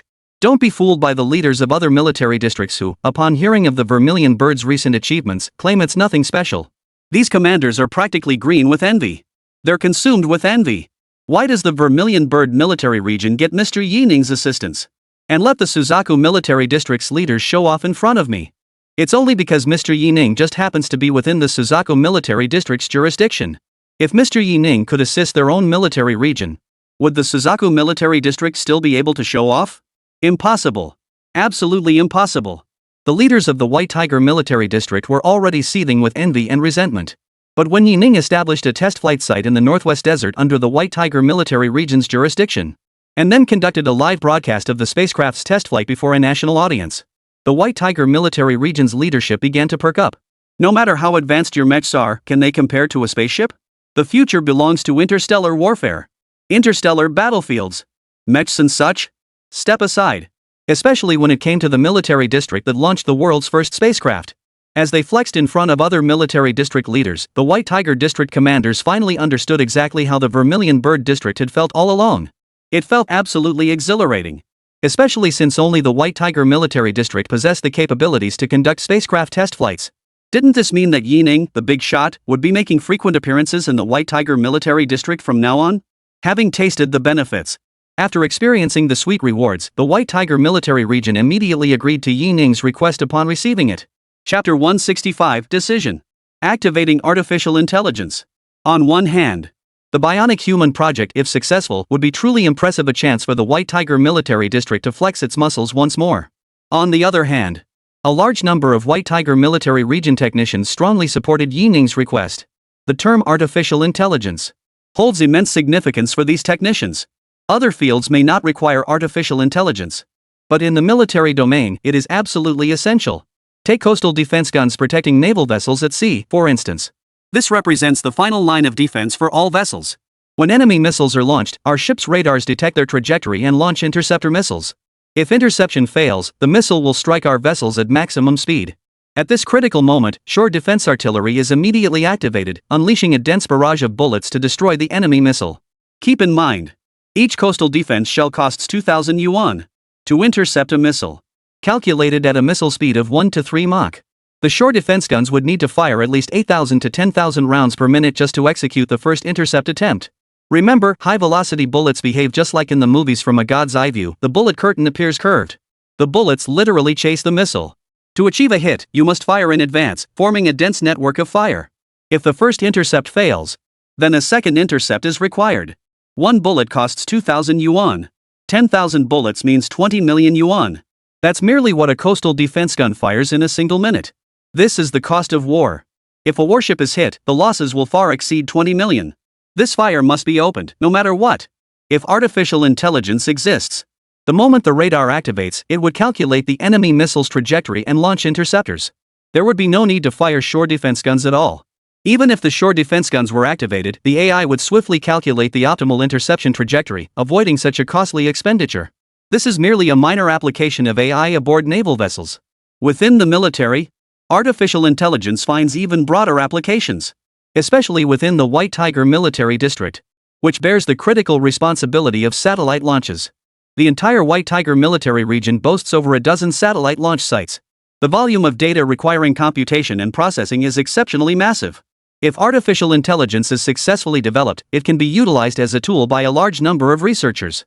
China's research costs would plummet dramatically. More projects could be undertaken. The suggestions of technical personnel must be taken seriously by all. Modern warfare is fought with technology. Drones, robotic dogs, and other new technologies are gradually assembling armies. Future wars will no longer be fought between individuals. It is a technological war between nations.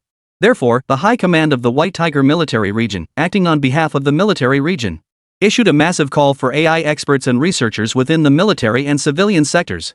With these experts and researchers assisting Yining, it is believed that artificial intelligence will be developed swiftly. At the 105th Research Institute under the White Tiger Military Region, a scientist in a white lab coat burst into the director's office, his face beaming with excitement. Waving his transfer order, he excitedly shouted at Director Chen Hai, "Sir! Great news! You've been assigned to the military region. They say it's for a top-secret AI project. Tell them I'm not going." Day in and day out, they don't focus on real research, just chasing after all that fluff. Artificial intelligence? That's just what tech companies use to fool kids these days. They pre-program the answers, then have people ask these so-called AI systems questions. All you get are predetermined responses. This is treating people like fools. Artificial intelligence? More like artificial idiocy. Which military leader got brainwashed this time? With brains like that, what are they doing in leadership? Qian Hai bluntly vented his frustration about modern AI to his students. His words were harsh, but he had a point. Qian Hai's words were a bit harsh. But that's just how today's AI is. It's nothing more than a marketing gimmick for businesses. Qian Hai wasn't optimistic about the military region's AI project. He believes it's merely a cover for some people seeking political achievements. If it succeeds, the credit goes to the leaders. If it fails, the leaders would simply wash their hands of responsibility and shift the blame onto technical personnel like them. Having worked at the Research Institute for over 2 decades, Qian Hai understood the inner workings of the system all too well. Hearing Qian Hai's complaints, his student wasn't surprised. Given Qian Hai's caliber, serving as director was nothing short of a waste of his talents. The entire missile system framework for the White Tiger military region was designed by his mentor, Qian Hai. This alone spoke volumes about his mentor's caliber. Technical personnel from other military districts frequently invited Qian Hai with great respect to design systems and give lectures. To impart system-related knowledge. He would answer their questions. If only my teacher weren't so temperamental and socially awkward. And given that this missile system couldn't be made public, he believed his mentor was at the very least an academician. He tapped the documents in his hand. Qian Hai's student smiled faintly at him. "Teacher, this is indeed the military district leadership's directive. But do you know who the initiator is? That person. The very Mr. Su you've been eager to meet." With Yining conducting spacecraft test flights at the White Tiger military region, legends about him began circulating. Many people now knew of Yining's existence. Most people held Yining in the highest regard. Upon hearing his student's words, Qian Hai immediately set aside his experiment and nervously pulled the student aside. "Why are you shouting so loudly? Afraid no one would hear? And how can you be so sure that's what the higher-ups intended?" Looking at Qian Hai, the student seemed somewhat helpless. "Teacher, word has spread among us technicians. This is the project Mr. Yi submitted to the higher-ups. You'll see once you look at the project. The Bionic Human Project. Besides the one who just launched the spacecraft, who else is researching this project? It seems the higher-ups are subtly hinting at leveraging Mr. Ye's reputation. They want scientists like you to assist him. Otherwise, how could we possibly have such detailed information through our channels?" Pondering his student's words, Qian Hai found his student's reasoning quite plausible. He snatched the documents from the student's hands and examined them closely. Chapter 166, The Crowd's Distrust. Yining slaps them in the face. Announcement regarding the Bionic Human Project recruitment. The first thing that caught his eye were these bold, crimson characters. Next, Qian Hai carefully examined the personnel requirements. Electrical systems. Medical specialist. Information science and automation. Astronomy. All told, there were over a dozen major categories requiring hundreds of scientists to participate. At that moment, Qian Haikai began to believe his students' words. As a seasoned researcher, Qian Hai's ability to interpret documents far surpassed that of his inexperienced student. First off, the document's title was crystal clear: Bionic Human Project. This explicitly signaled to all those in the know that this was His Excellency's flagship project. Then, seeing the demand for so many scientists, Qian Hai understood. Relying solely on the White Tiger military region, it would be utterly impossible to recruit such a large number of talents. But with that gentleman's involvement, the impossible became possible. Only the absolute best in their respective fields could serve as that gentleman's assistants, helping him with minor tasks. Given his capabilities capable of building spaceships, could he possibly fail to create a mere bionic human? This is not merely an opportunity to learn from that gentleman, but also a chance to enhance one's credentials. It was an opportunity to make an impression on that gentleman and build a personal connection. Such an opportunity presented to a top scientist. No one with a functioning brain would ever turn it down. Tell the military district. Qian Hai is on his way. Having resolved this matter, Qian Hai declared to his student with unwavering certainty. Yes, sir. Hearing Qian Hai's words, the student was filled with joy. For if his teacher went to the laboratory, he too could accompany him as his assistant and catch a glimpse of that man's true form. Even without meeting the man himself, Qian Hai's teachings had already elevated him to idol status in the student's eyes. At the same time, documents from the White Tiger military district were also delivered to the desks of many heavyweights in the scientific research community. Situations like Qian Hai's began unfolding across the nation. When these leaders deduced the true mastermind behind the bio-android project, they all reached a unanimous decision. To participate in this project, they must cultivate a strong relationship with Yi Ning. None of the scientists who came to participate in the Bionic Human Project could have imagined that the Bionic Human Project would ultimately lead to a situation that was fundamentally impossible to achieve. What's even more frustrating is that even though most scientists believed the project was doomed to fail, they had all signed confidentiality agreements for the project. Now, even if these scientists wanted to withdraw, it was impossible. Just moments ago, Chen Dahai reiterated the importance of adhering to confidentiality protocols. The implications of this, everyone understood. Even though these scientists were aware of Yi Ning's past exploits. But now, faced with this utterly surreal bionic human project, these scientists all felt Yi Ning was unreliable. In an instant, many scientists began whispering among themselves, discussing the bionic human project. Seeing the scientists below in such a state, Yi Ning tapped the microphone with his hand. Silence. Quiet. If anyone has questions, please voice them now. No whispering among yourselves. I'll say it again, if you have any questions, please voice them directly. I will answer them for everyone. After Yi Ning finished speaking, the scientists present reacted even more strongly. Immediately, someone spoke up from the back. Mr. Yi, your ideas are simply impossible to realize. Indeed. Mr. Yi, even if the bionic humans you envision were to be created, it would take decades, perhaps even centuries. Spaceships and bionic humans aren't built on the same design principles.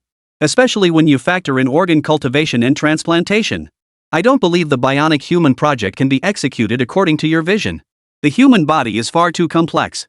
Even with the most advanced hospitals collaborating, creating a perfect replica bionic human is highly improbable. Mr. Yi, you really ought to reconsider. These scientists had a point. If Yi Ning's vision involved breaking through barriers like artificial intelligence, that would be straightforward. With so many scientists collaborating with Yi Ning, no matter how they approached it, breaking through this technical challenge is a feasible goal, and everyone feels hopeful about it. But the current bionic human project requires overcoming far too many technological hurdles. Artificial intelligence, circuitry systems, biology, including nanotechnology, microcircuit analysis and computation, computer programming, over a dozen major categories, dozens of subcategories. All these diverse elements combined. Even though everyone present is a top-tier scientist, they can't handle it all. Sometimes, research projects require a few geniuses to provide the initial spark of inspiration for everyone. But more often than not, research involves scientists toiling day and night in laboratories, conducting painstaking experiments. Moreover, the individuals present are all top-tier scientists from the Dragon Nation. Their experimental facilities are either university or company-provided laboratories.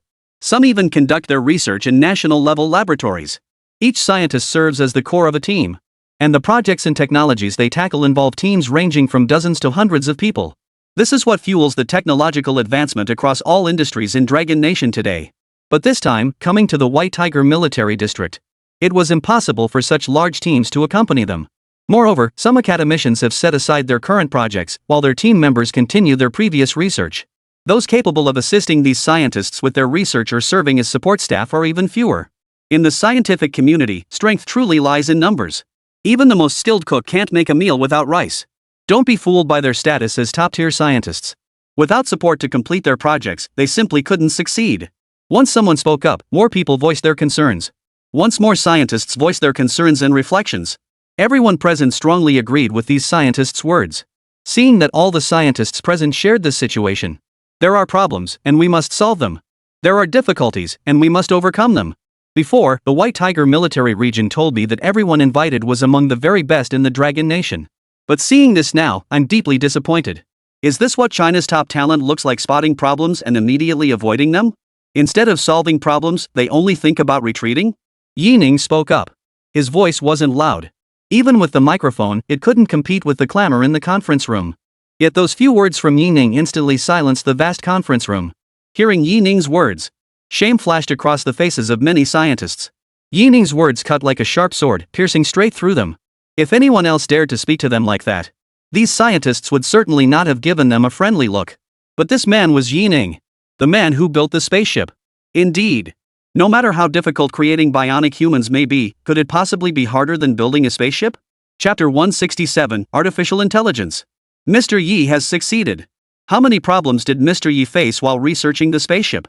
If he had backed down or retreated when problems arose, how could we have the news of Dragon Nation successfully launching a spaceship today? Compared to Mr. Ye's achievements, mine are insignificant. My mindset compared to Mr. Ye's is like heaven and earth.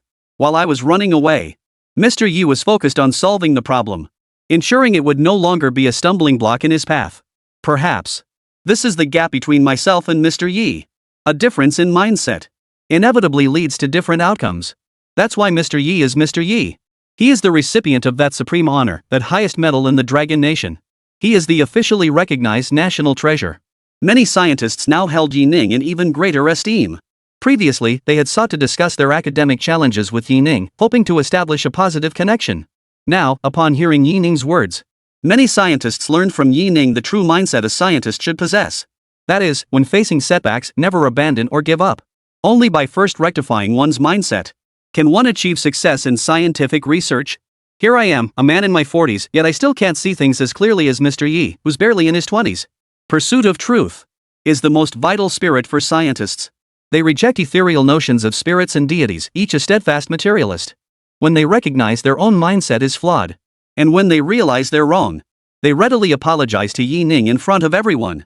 Mr. Yi, my thinking was flawed. I failed to maintain the proper attitude. I apologize to you. Mr. Yi's words have made this old man realize my own shortcomings. Where there are three people walking together, one of them must be my teacher. Thank you, Mr. Yi. You are my teacher.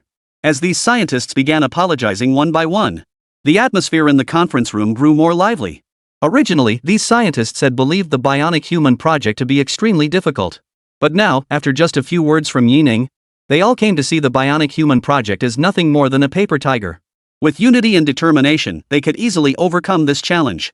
Mr. Yi, whatever you say, I'll follow your lead. Don't let my 65 years fool you. Working alongside a scientist like you, Mr. Yi, I'd gladly pull all-nighters every single day. This old body of mine can handle it. The conversation returned to the project. These scientists were still eager to collaborate under Yi Ning's leadership to bring the bionic human project to fruition. Yi Ning surveyed the eager scientists below the stage. He nodded with satisfaction. He had their support. With this project underway, it wouldn't take much time to complete. Excellent. Let us work together to complete the bionic human project in the shortest possible time. Yi Ning continued. The most crucial organ in a human being is undoubtedly the brain. The brain governs human behavior, enabling thought and learning. I believe that for the bionic human project, we must create this brain. Of course, this bionic brain is artificial intelligence. Not the current deceptive concept of AI, but an artificial intelligence that thinks like a human brain and processes information even faster. Everyone, please switch seats now. Have those working on programming and systems move to the front row. Within 2 minutes, everyone had rearranged their seating. Regarding AI experimentation and conceptualization, I've actually been working on related projects for quite some time. What I'm about to show you is my AI brain. Yi Ning powered up the conference room computer and used the projector to explain his previous experiments to the scientists. Look, this is the artificial brain I developed for myself. This AI can assist us with various tasks. For instance, it can remind us of our memos and help plan routes when we're traveling. I won't go into all the details, let's take a look at a live demo of this AI brain. He clicked the play button. A video Yi Ning had pre-recorded immediately appeared on the conference room projector. Yi Ning lightly tapped his watch. A virtual 3D robot-like figure instantly materialized directly above the watch face. The lifelike robot alone drew gasps from many scientists. Some scientists pushed their glasses up, leaning forward to get a better look. In the video, Yi Ning addressed the robot. Call Yi Tian Tian and tell her we're having steak tonight. Okay, calling Yi Tian Tian now. A dial tone sounded as the call connected. Hello, Yi Tian Tian. Your dad, Yi Ning, wants you to know that today's lunch is steak. A sweet child's voice came through the phone. Tell daddy I got it. And remind him my steak needs to be medium rare. Then Tian Tian hung up. The robot then addressed Yi Ning. Yi Tian Tian says she got it. And she told you her steak should be medium rare today.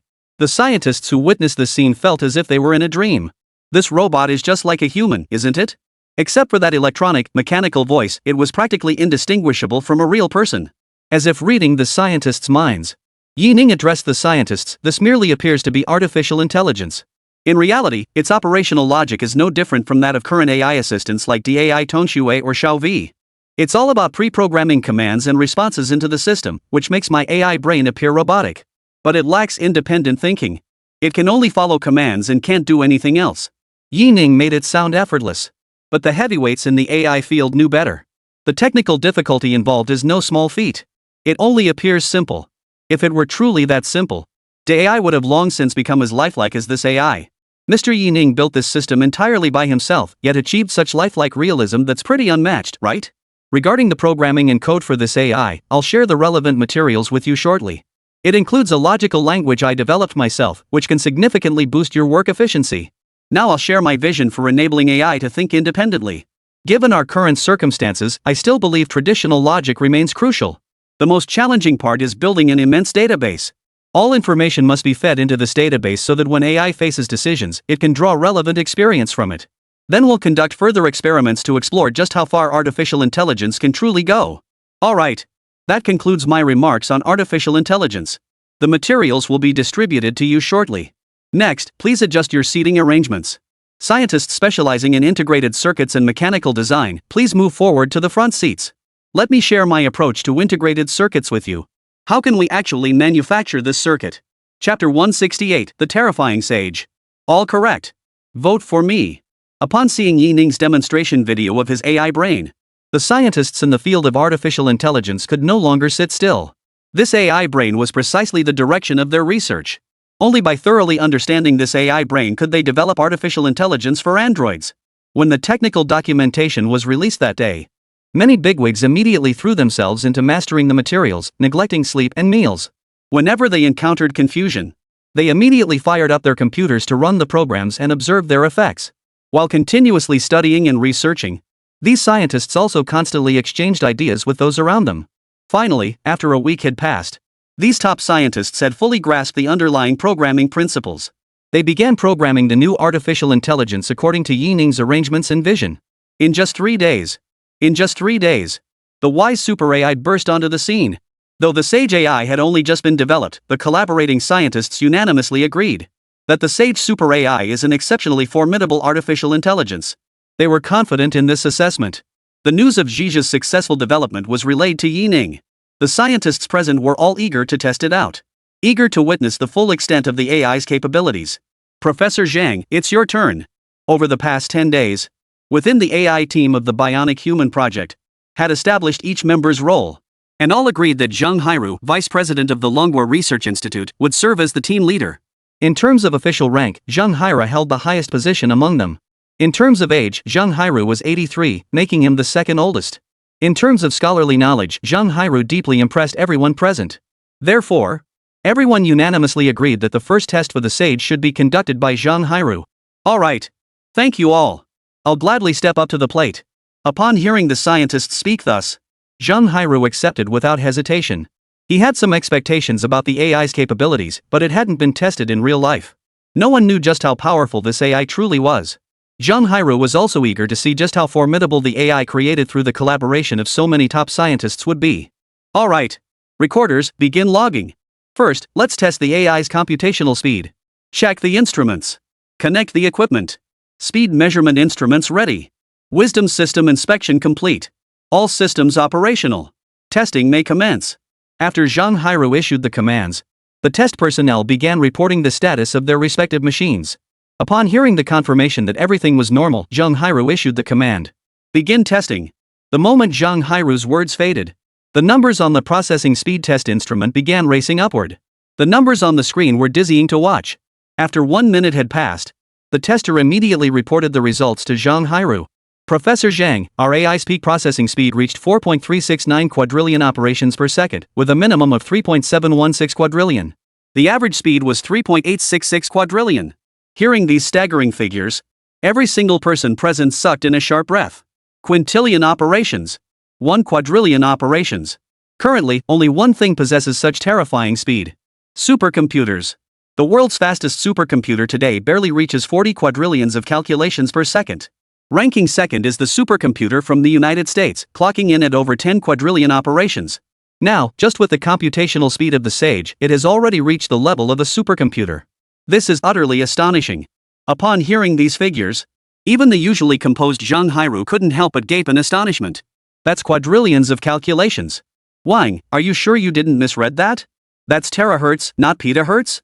Unable to contain himself, Zhang Hairu turned to the researcher operating the equipment and demanded. Professor Zhang, I checked 5 times, it's definitely him. The machine has recorded it too. Wow. Truly a sage. Impressive. This is just the speed test. Won't the subsequent projects be child's play for the sage? The other scientists who heard this data were even more unsettled. They hadn't anticipated this. That AI processing speeds could reach supercomputer levels so quickly. Wisdom was only just developed. It was developed in a hurry, and many aspects of its architecture could actually be optimized. It was only for efficiency that the Wise One was created this way. If given time to refine the programming and systems, doubling the AI's processing speed might be unlikely, but a 20% increase is still achievable. Zhang Hairu wasn't blinded by this temporary victory. He understood. The Wise One's processing speed meant little. It merely indicates a high processing rate. Just like those supercomputers, it could only be used in specific fields and for specific purposes. That was the original intent behind developing supercomputers. But the design philosophy behind the Wise One was different. According to Yining's vision, the Sage was designed to be applied across all of society and every conceivable situation. They weren't meant to be like supercomputers, where speed alone is the goal. Alright. Let's not get too excited just yet. Now we'll begin testing the Sage's judgment capabilities. Input the test papers we prepared earlier into the Sage. Connect the Sage to the network. Let it answer the questions. As soon as Zhang Hairu issued the command, researchers nearby immediately connected the AI to a dedicated fiber optic line. This marked the first time the Sage had been connected to the network. Previously, they had only written the programs within the Sage's database without injecting any content into it. Now, by connecting to the network, the Wise Ones would autonomously receive information and expand their own database. Within mere seconds, the download speed of the connected AI surged dramatically. It shot straight up to 3 terabytes per second. Simultaneously, the questions on the exam paper began to be answered one by the wise individuals. Upon completing each exam, researchers would evaluate the results and announce the final outcome aloud. The first exam paper is entirely correct. The second test paper is all correct. The third test paper is all correct. The succession of reports confirming correct answers filled the room with growing excitement. This meant his previous programming was flawless.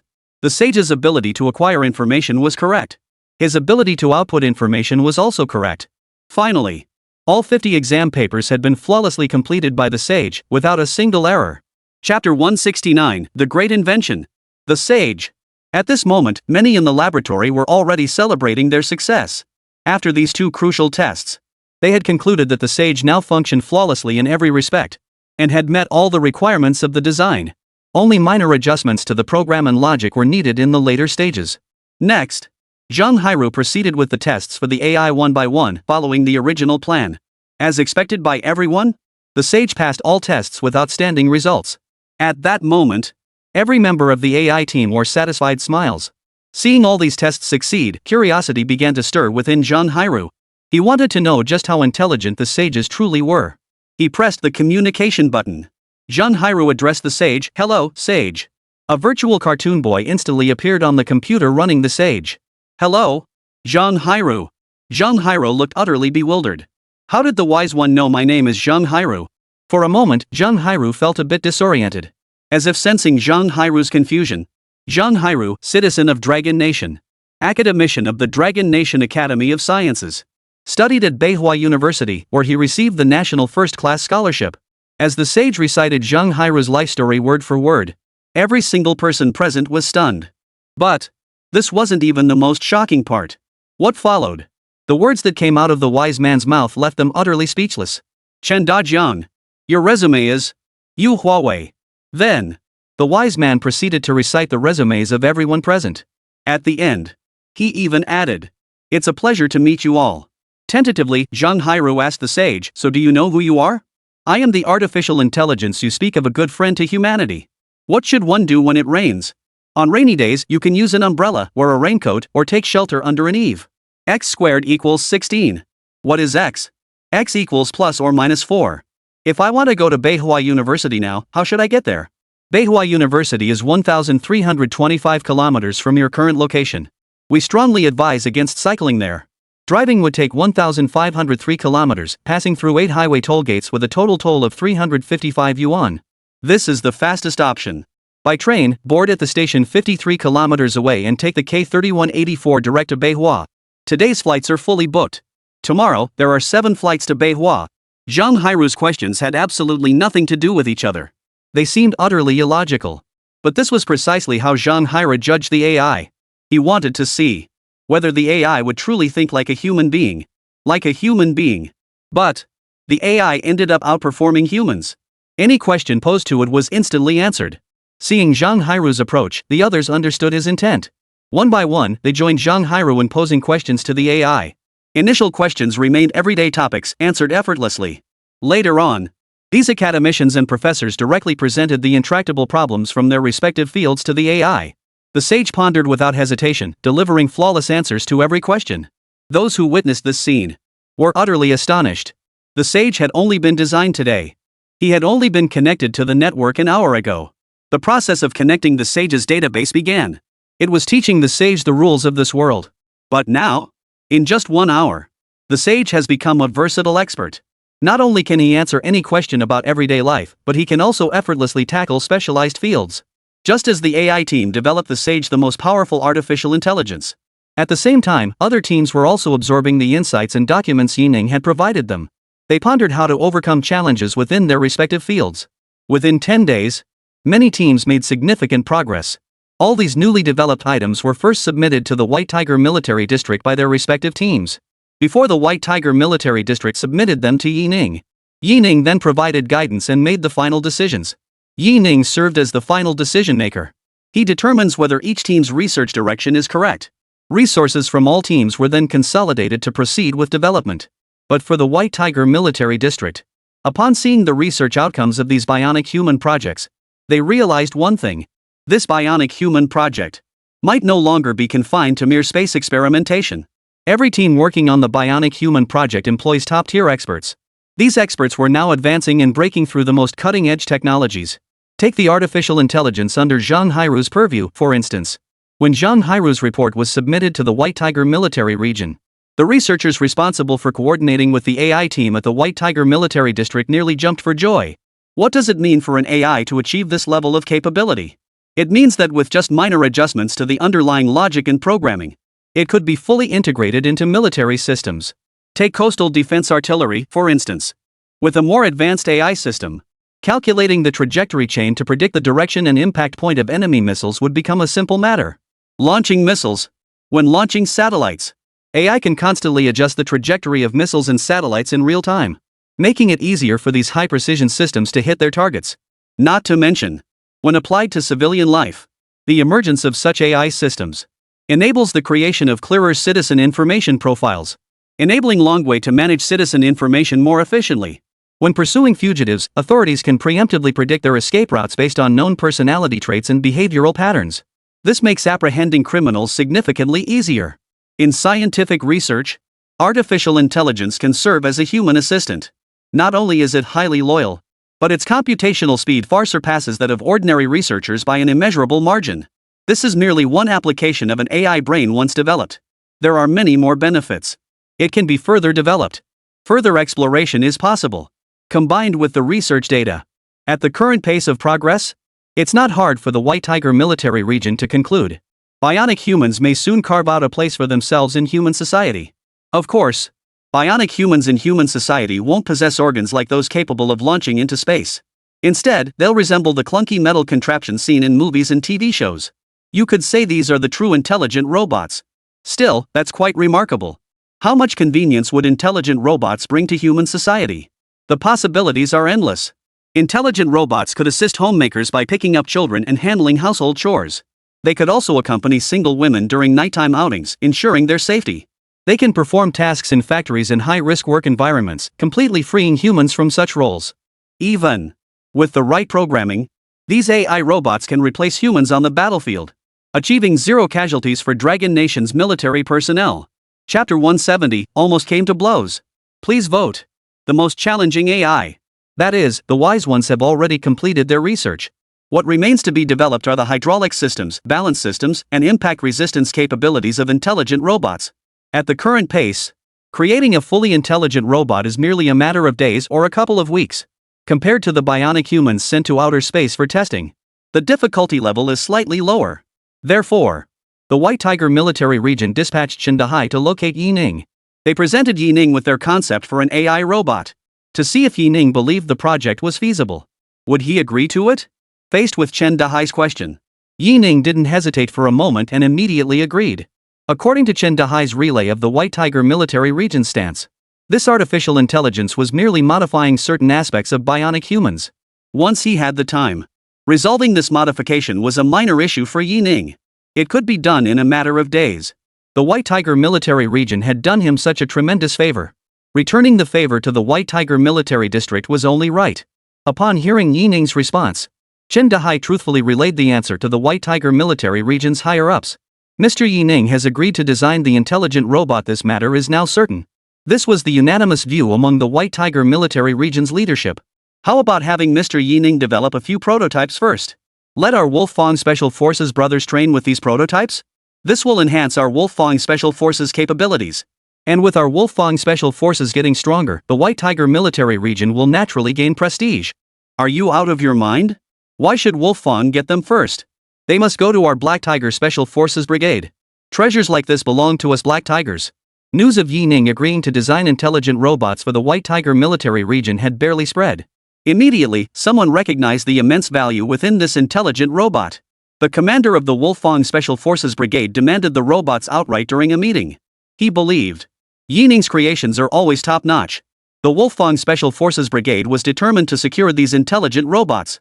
Seeing Wolfang's unwavering determination, the commander of Black Tiger Special Forces refused to back down. Why should the most advanced intelligent robot be deployed to your Wolfang Special Forces Brigade? Not ours?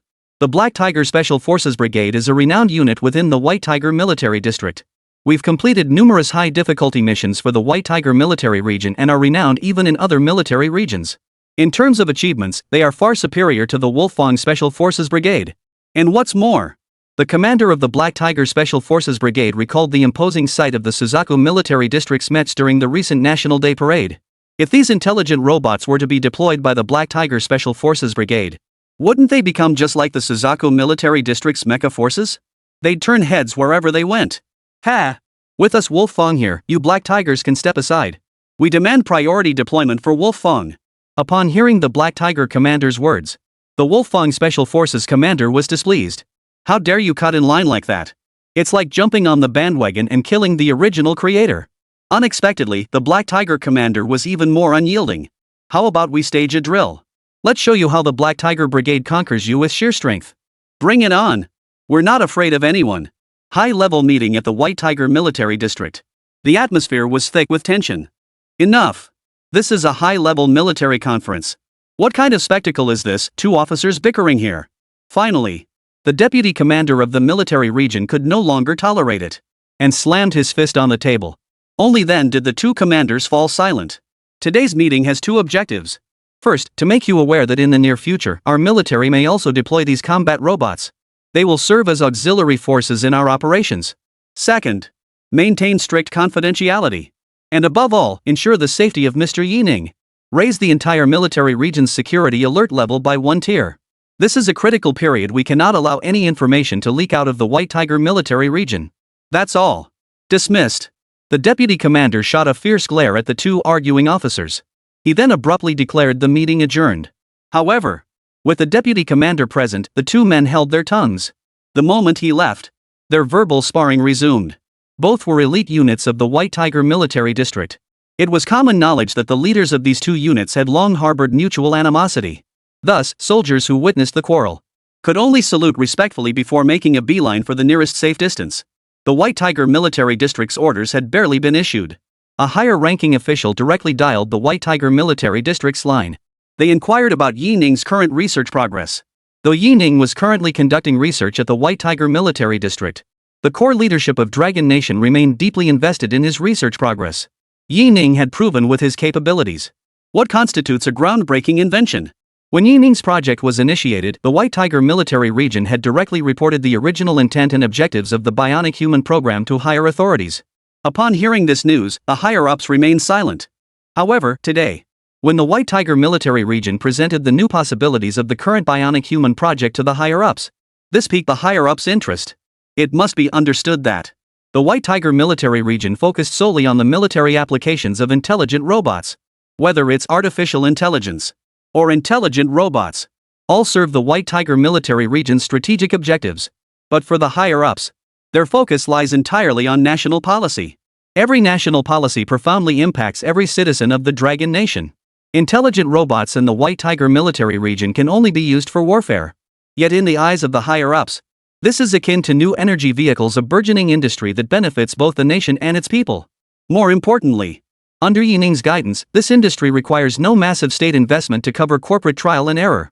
Investments can be recouped once the industry matures and thrives.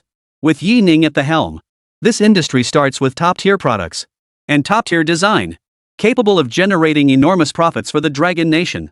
It is precisely because Yi Ning's inventions can influence the technological development of the entire Dragon Nation, allowing the people of Longwei to enjoy the conveniences of technology, that the highest authorities awarded Yi Ning that supreme medal. Now it seems, awarding Yi Ning this medal was absolutely the right decision. Before making this call, the higher-ups had already held internal discussions. They believed this industry is undoubtedly profitable. More importantly, it liberates labor, allowing the people of Longwei to live happier lives.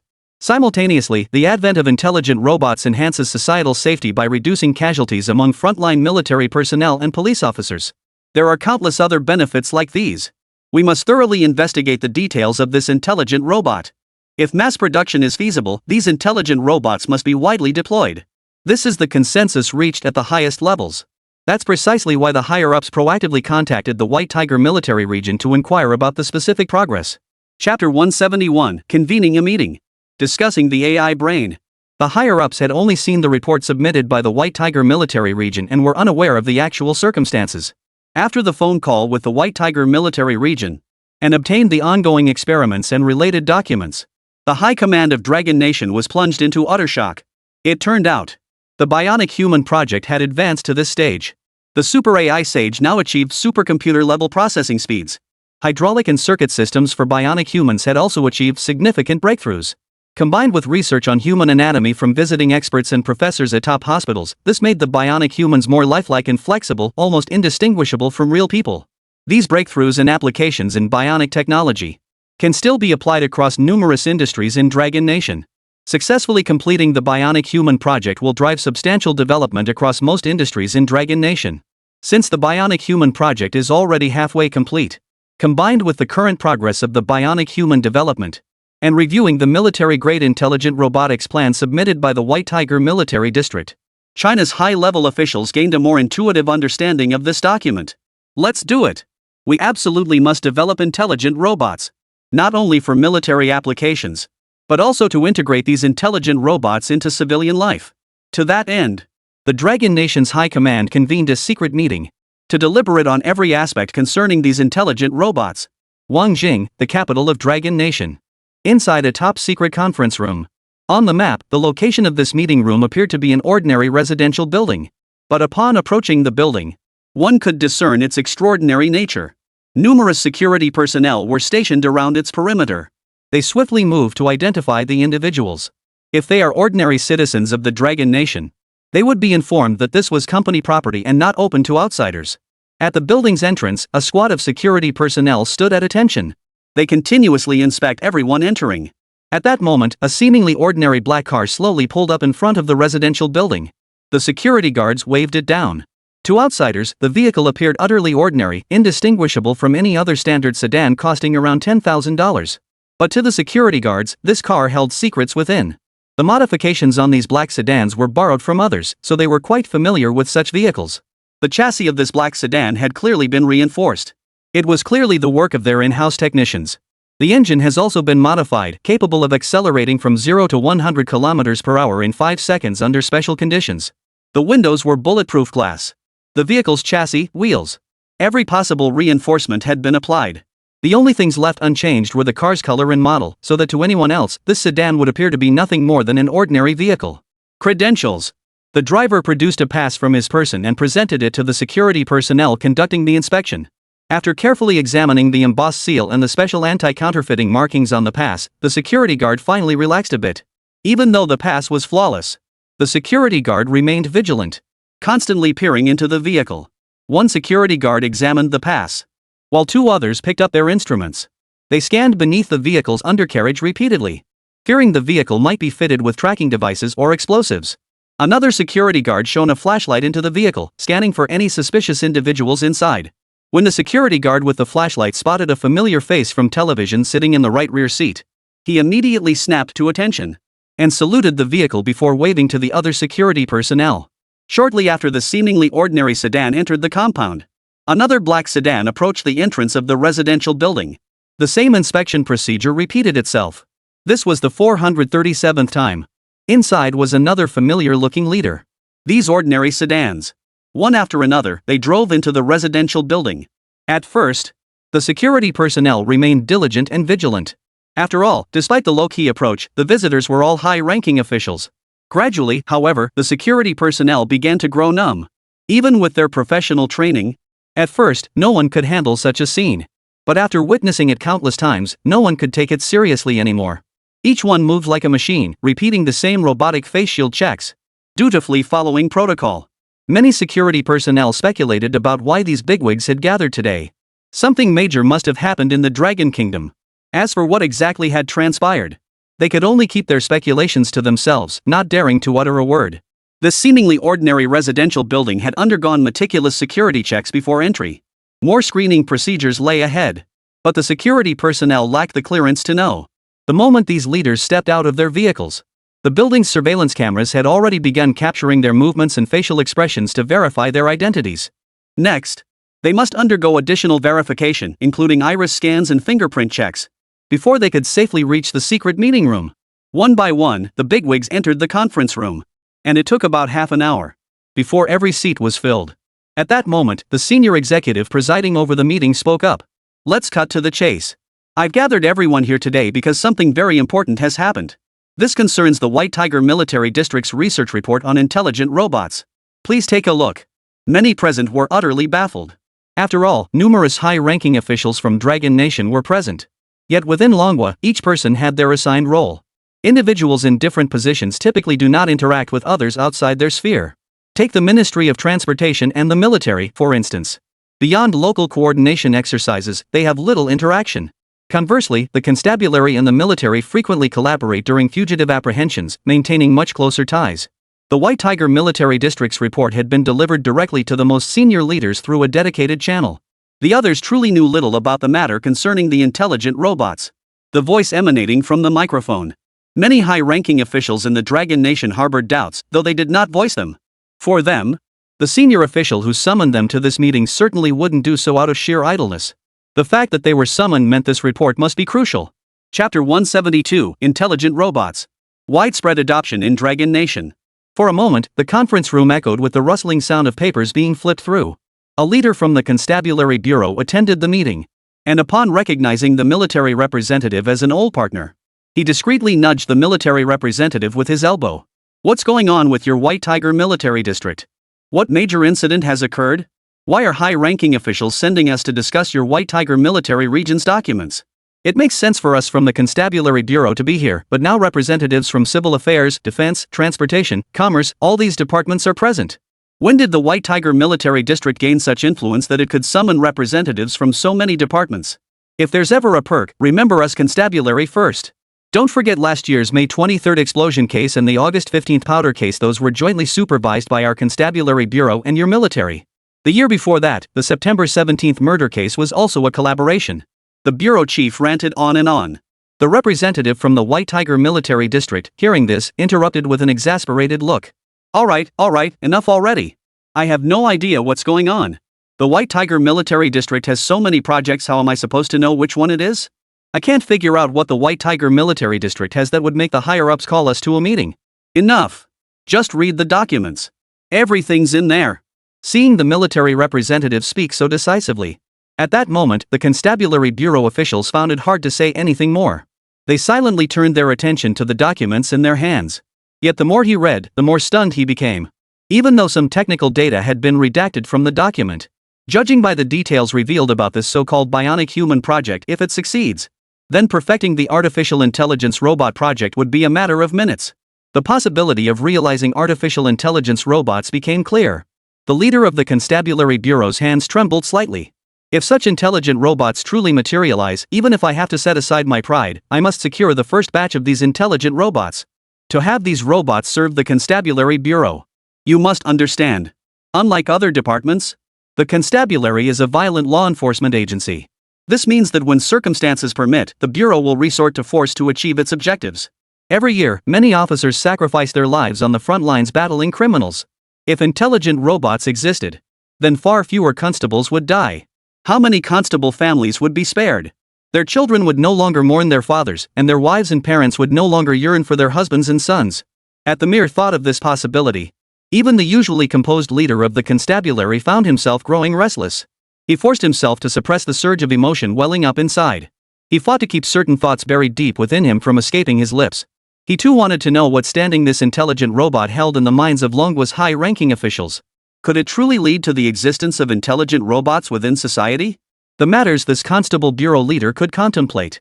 The bigwigs present could all envision it. The bureau chief envisioned deploying AI robots on the most dangerous front lines to drastically reduce losses among constables. Officials from other departments also envisioned applications for intelligent robots across various fields. Intelligent robots have applications everywhere. Many leaned back in their chairs, eyes closed, deep in thought about the potential applications of intelligent robots. Seeing that most had closed the documents in their hands, the senior executive chairing the meeting then spoke up. Seeing this document, I believe everyone understands why we've called this meeting in this manner. Before we begin our discussion, I must first emphasize a few points. The Constabulary Bureau. Your bureau must immediately strengthen security around the White Tiger Military District. Under no circumstances must agents from the United States or other nations be allowed to steal any information about our bionic humans or intelligent robots. Nor can we allow their agents to stir up trouble online. Transportation Department. Monitor vehicle movements near the White Tiger Military Zone. Any suspicious vehicles entering the White Tiger Military District's jurisdiction must be reported immediately to the military and the Constabulary Bureau. Military. You must prioritize protecting our research personnel. Ensure the security of your information. Do not allow scientists, your internal officials, or soldiers to be exploited by those with ulterior motives. You'll need to work harder lately. Strengthen protection for researchers and research facilities. One by one, the directives trickled down from the higher-ups. With one sole purpose. Safeguard the security of all researchers and information. Under no circumstances must any research projects involving bionic humans or intelligent robots be allowed to leak overseas. After these arrangements were finalized, the senior leadership addressed the attendees in the conference room. All right. Everyone may now speak freely and share your views on this intelligent robot. The representative from the Ministry of Commerce spoke first. I believe our Dragon Nation absolutely must develop this intelligent robot. Regardless of its form, it will boost the economy. It will get money flowing in the market. If we can ensure the technology remains highly confidential, exports could potentially reach 20 to 50 billion yuan within 6 months, based on my rough estimates. The representative from the Ministry of Commerce did not take any particular stance or perspective. He was merely evaluating the impact based on the intrinsic value of the intelligent robot itself. Based on the information in the report, Ministry of Commerce officials remain optimistic about the future of intelligent robots. Therefore, after the Ministry of Commerce representative finished speaking, many attendees in the conference room nodded slightly in agreement with the ministry's assessment. If the Ministry of Commerce says so, the leader of the Constabulary Bureau followed suit, voicing his own perspective.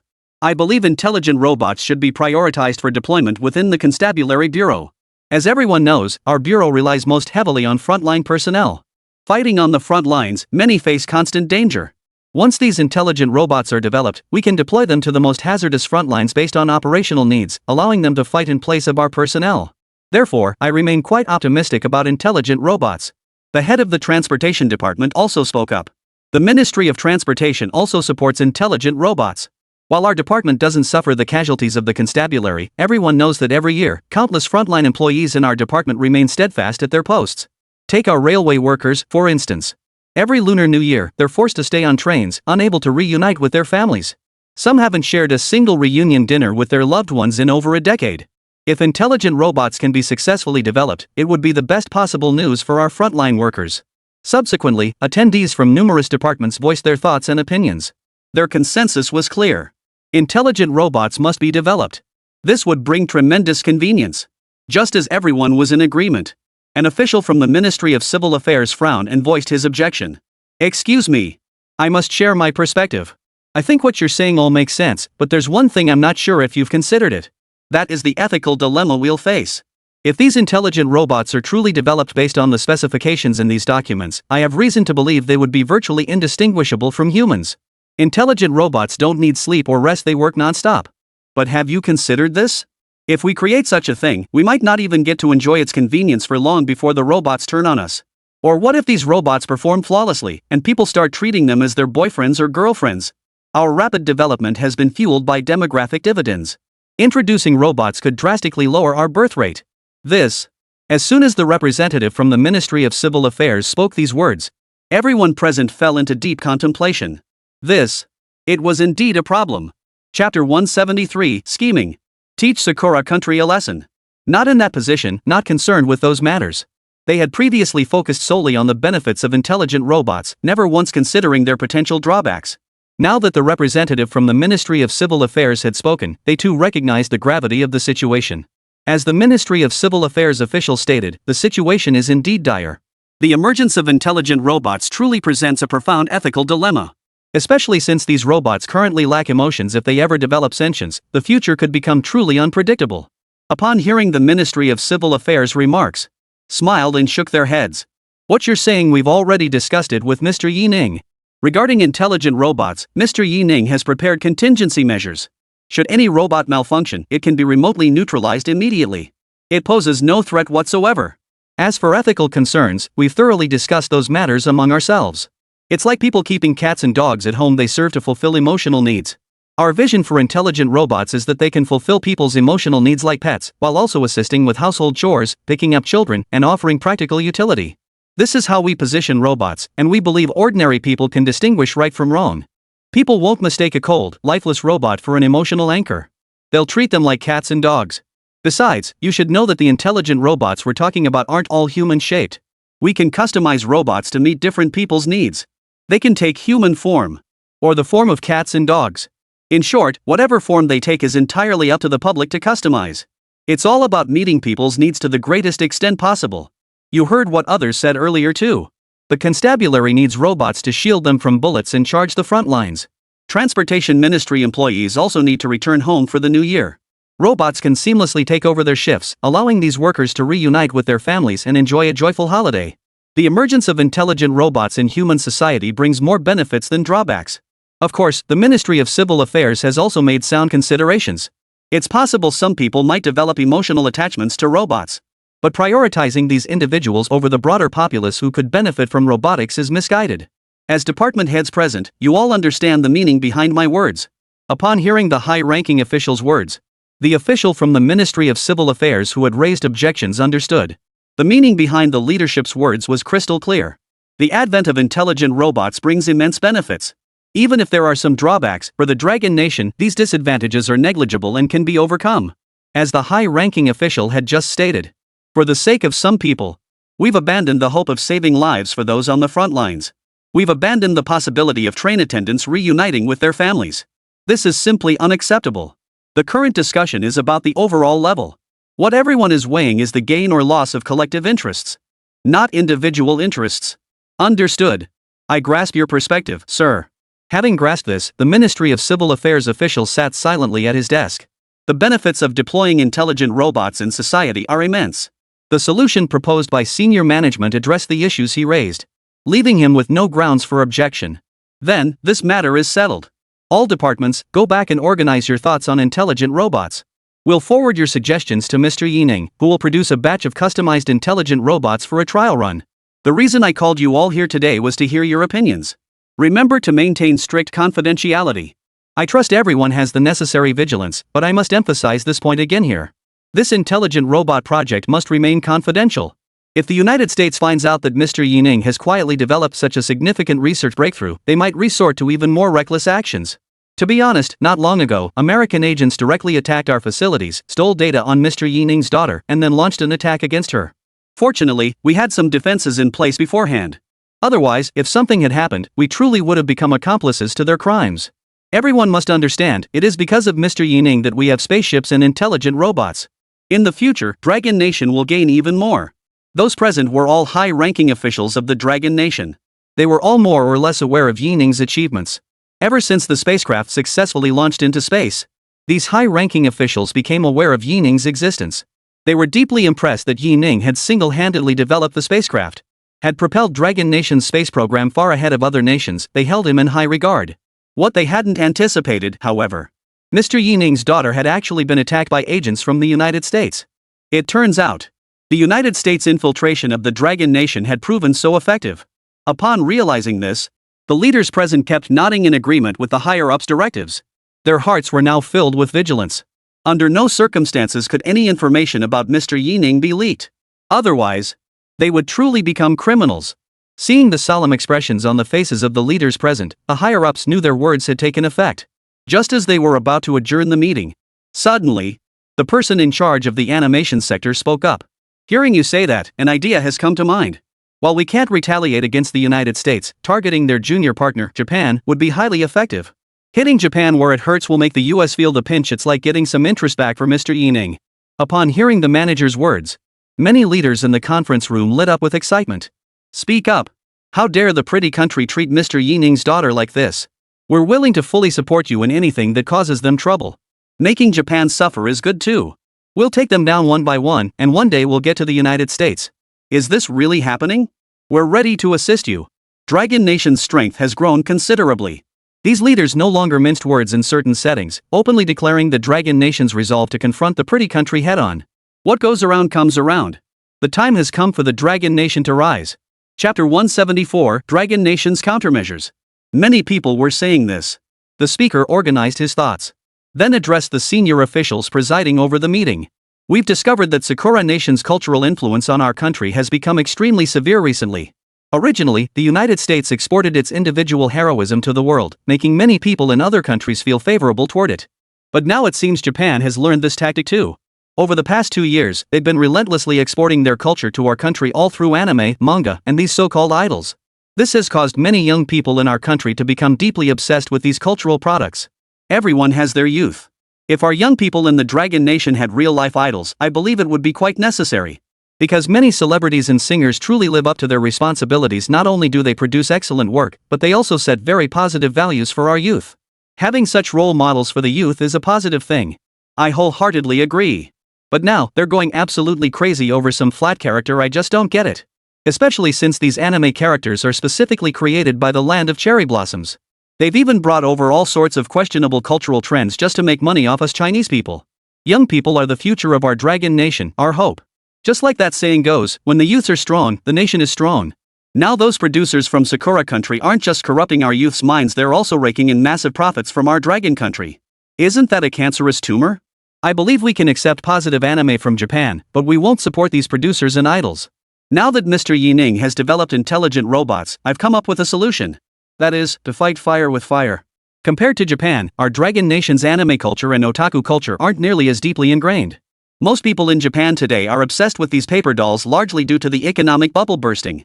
Fine, then we'll buy their copyrights and bring these paper dolls to life for them. Or offer custom orders. As long as they're willing to pay top dollar, we'll make them. This way, we not only recoup our losses but also make Japan taste its own medicine. Let them experience what cultural invasion truly means. Upon hearing the manager's words, Many cheered in agreement. Many among them had also noticed the current phenomenon of cultural invasion. Many people's children and grandchildren were deeply enamored with these so-called anime characters. Yet they found it utterly incomprehensible. However, the person proposing this suggestion was responsible for import-export film and anime approvals, so they understood the underlying reasons very well. Now that such a promising opportunity for implementation has arisen, he naturally had to bring it up. Let the land of cherry blossoms taste the bitterness the Dragon Nation has endured. Upon hearing this proposal, the higher-ups immediately gave the green light. All right. No problem. Then this matter is entrusted to your staff. Since this was a top-level meeting, after the meeting concluded, the attendees began to depart. One by one, vehicles that appeared perfectly ordinary vehicles departed from the secret base. In accordance with the committee's requirements during the meeting, a group of core personnel was assembled within the unit and presented their unit's specific requirements for intelligent robots. Intelligent robots held immense potential for future applications. The unit that seized this trend first would reap the benefits of this wave of intelligent robotics. The leaders understood this clearly and naturally urged their subordinates to resolve the issues promptly. Even though department heads were all in a hurry, they shared a common understanding. Regarding intelligent robot applications, the Ministry of Culture and Economy's countermeasures against Sakura Nation take absolute priority. This principle enjoys unanimous support. Mr. Yi has sacrificed so much for the Dragon Nation. Yet what has Mr. Yi received in return? His own daughter was attacked by agents dispatched by the United States. Had it not been for the higher-ups bringing this matter to light, none of these leaders would have known about Mr. Yi's ordeal. If this had happened to me, I would be absolutely furious. But what about Mr. Yi? He is currently engaged in research on bionic humans. Such magnanimity is beyond the reach of ordinary men. Mr. Yi could choose to pretend this incident never happened. But the leaders of the Dragon Nation cannot pretend nothing happened. They must recover what rightfully belongs to Mr. Yi. Otherwise, how could they ever face Mr. Yi-ning again? How could they ever look Mr. Yi-ning, a national hero of his caliber, in the eye again? Regarding what Sakura Nation has done now, as discussed at the previous meeting, we're merely collecting some interest. The discussions and intelligence shared during the meeting. The military selectively shared some details with the White Tiger Military District. This allowed the White Tiger Military Region to understand exactly what Yi Tian, Mr. Yi's daughter, had endured. Thus, the White Tiger Military District urged the researchers to accelerate their pace. The White Tiger Military District also aimed to develop intelligent robots as quickly as possible to exact a price from Sakura Nation. Mr. Yi-ning had given the White Tiger Military Region so much, and they naturally intended to repay him accordingly. Finally, after half a month, the prototype of the intelligent robot was crafted by the White Tiger Military Region's scientists and placed before the head of the Ministry of Culture. Upon seeing this intelligent robot, the head of the Cultural Department conducted a series of tests and found the intelligent robot to be exceptionally perfect. It completely replaced the functions of those paper-thin idol figures. Therefore, the Ministry of Culture immediately assembled the most elite special effects team, the most elite designers, the most elite marketing, began preparing to build hype for the intelligent robots. Originally, the Ministry of Culture officials planned to purchase the copyright from Sakura Nation, and then launch a counteroffensive. But now, upon seeing the prototype of this intelligent robot, a bold idea immediately sprang to mind among these officials. Why not create an AI idol outright? Then market and hype this AI idol, making it an overnight sensation online? Then export it directly to Japan, launching a devastating counterattack? Foreign idols? Nothing beats homegrown talent. This would be the most effective and straightforward form of cultural export. When this proposal reached the ministry's top brass, the higher-ups strongly endorsed the proposal. Thus, after meticulous preparation, the first video about intelligent robots was released on the Douyin platform. The video opened with countless people filming a stunningly beautiful woman with their cameras. Her appearance seemed almost unreal, as if she weren't human, yet she possessed an extraordinary beauty. The moment one laid eyes on her, they began to lose themselves. Chapter 175, Viral Sensation. The AI robot goes mainstream. The camera cuts in. A cute little boy walks right up to the beautiful woman. What are you doing here? They're all taking pictures of you with bad intentions. You'd better stay away from them. It's fine. I'm beautiful, so I'm not afraid of them taking pictures. Hearing the woman's words, the little boy nodded in agreement. They say you're so beautiful, so fake you can't possibly be human. Then are you human? The beautiful woman smiled at the little boy. Of course I'm human. If you don't believe me, go ahead and touch me. The little boy obediently reached out his hand toward the beautiful woman. But as soon as his fingers lightly touched her skin, immediately, numerous star-shaped spots appeared where their skin touched. You're definitely not human. I'm certain. Seeing the situation before him, the little boy declared with absolute certainty to the AI. You look so beautiful, you must have used some trick. I bet it's that bracelet of yours. It's this bracelet that made you look so beautiful now. The little boy pointed at the sparkling bracelet on the beautiful woman's wrist. He stated his conclusion directly to the camera. Oh? Are you sure it's the bracelet? Then try it yourself and see if this bracelet is as magical as you claim. The woman said to the little boy with keen interest. The boy wasn't intimidated by her challenge. He picked up the woman's exquisitely beautiful bracelet and slipped it onto his own wrist. Looking at the woman, she showed no change whatsoever, still as stunning as ever. But when the boy turned his gaze back to the crowd filming with their phones, the situation had completely changed. Those holding their phones now appeared to the boy as demons and monsters, like a procession of ghosts at night. The woman leaned close to the boy's ear and whispered to him. Now, what I see, you can see too. You. Who are you? Hearing the woman speak thus, the little boy immediately asked aloud. The woman smiled calmly and replied to the boy. I am Lu Yeshi, also a demon hunter. At this point, the entire video came to an end. The account that posted this video across all platforms is also named Lu Yeshi. Its profile contained only a single line. My name is Lu Yeshi, an intelligent robot who hunts demons. The concept behind this video is wildly imaginative. It's meticulously crafted. Combined with its status as a key project of the Ministry of Culture, it immediately received top recommendations across major platforms. It went viral instantly. On the day of its release, Lu Yeshi's account gained 3 million followers on Douyin, crossing the 10 million follower milestone across all platforms. Likes, comments, shares were countless. What's even more noteworthy is that all shopping platforms have already launched Lu Yeshi's official flagship store. Pre-sales for Lu Yeshi have commenced. Simply pay a 1,000 deposit and complete payment during the sale period. You can own the Lu Yeshi. Originally, the release of this premium video had already drawn considerable attention, especially after seeing the tagline on Lu Yeshi's homepage, prompted many to search for this AI robot. At first, it seemed like just another empty promise from Lu Yeshi's video account. But unexpectedly, the entire platform launched a pre-sale. Everyone was stunned. They couldn't quite believe it. Could it be? Could Lu Yeshi actually be real? Could it be that the entire online pre-sale was actually powered by an AI robot? Since it was only a pre-sale, no one had actually received any physical products sold by Lu Yeshi online. This sparked even more discussion and speculation. This phenomenon-level discussion isn't just trending within manhwa. It has directly spread to foreign online platforms. It has reached the land of cherry blossoms. Japan is already a country where anime and manga are everywhere. Now, seeing the exceptional quality of videos posted by Lu Yeshi's account, they instantly became fans of Lu Yeshi. Especially after learning that Lu Yeshi might be launching a pre-sale in China. They've gone absolutely wild. Could they actually buy their idol with money? In an instant, the topic of registering accounts on Dragon Country shopping platforms exploded across Sakura Nation. Many went so far as to bypass the Great Firewall to create accounts. Then, spending 1,000 yuan, they secured a spot in Lu Yeshi's fan club. In the internet age, what spreads fastest? Information, of course. Once significant news or interesting events occur, they can spread globally through various media channels in no time. All under heaven bustles, all for profit. The world bustles, all for profit. It is precisely by disseminating such news that media outlets and bloggers reap their rewards. That's why they're so enthusiastic and actively involved in these matters. When the virtual character Lu Yeshi exploded in popularity in China, many foreigners in China immediately picked up on the buzz, sensing a potential viral trend. So these foreigners directly created videos and posted them on international platforms like Twitter and TikTok. This sparked considerable curiosity and attention from international netizens. While there are many foreigners in China, when compared to the vast foreign population, these individuals appear quite insignificant.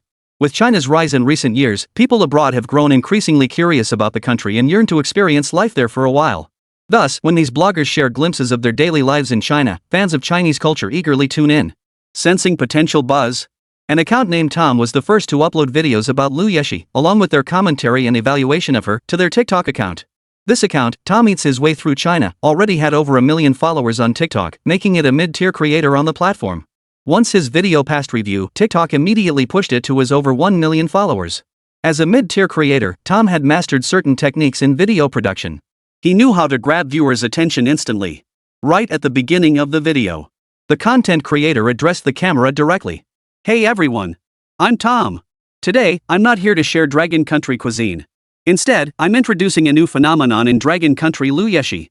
As you know, I occasionally update with topics about other fresh things in China. Today I'm going to share the hottest video in Dragon Country right now. It's about an intelligent robot. Chapter 176, completely exploded. Phones wore out. This video just dropped on China's TikTok and gained over 1 million followers in a single day. I think you guys might be interested in this video too. Alright. Without further ado, let's watch the original video. Hearing Tom's words, many fans' curiosity was piqued. They were dying to see what kind of video could rack up so many likes. So they all clicked on the video. Fans of Tom Eats His Way Through China were instantly captivated by Lu Yeshi's high-quality content. First off, it must be said, the production quality of Lu Yeshi's videos was exceptionally polished. The visuals are crisp and detailed, with vivid character models, clearly the result of investing heavily in top designers dedicated to crafting this content. The dialogue in Lu Yeshi's video is universally understandable in China. But since Tom targets TikTok's international audience, this translator provided subtitles for Lu Yeshi's video, enabling those users to grasp the content, even if the translation isn't perfect. Paired with the visuals in Lu Yeshi's video, these international viewers gained a general grasp of the content. They grasped what the video was about. It turns out the story revolves around a demon hunter. However, this hunter might have a rather unique identity. As Tom stated from the outset, this beautiful woman is actually an intelligent robot. An intelligent robot that hunts demons? This concept is incredibly novel. It caught the attention of many overseas netizens. After years of watching superhero movies, many viewers have grown tired of the same old popcorn movie themes. They crave something fresh and new. Now, seeing Lu Yeshi's stunning appearance in the video and her exceptionally solid characterization, many international netizens immediately formed an impression of Lu Yeshi. Unfortunately, the video ended without a conclusion. They're also dying to know what happens next in the story. After watching the video up to this point, many of them gave Tom Eats All of China a thumbs up and followed the channel. Originally, they thought the video ended right there. But upon checking the progress bar, many viewers sensed this video wasn't ordinary. They didn't click to exit. Sure enough, at the end, Tom Eats His Way Through China dropped an even bigger bombshell. Hey, friends! Feeling surprised seeing this video now, huh? I also have an announcement to make. The character Lu Yeshi isn't just appearing in this video. She's also launching pre-sales directly on major shopping platforms across the Dragon Kingdom.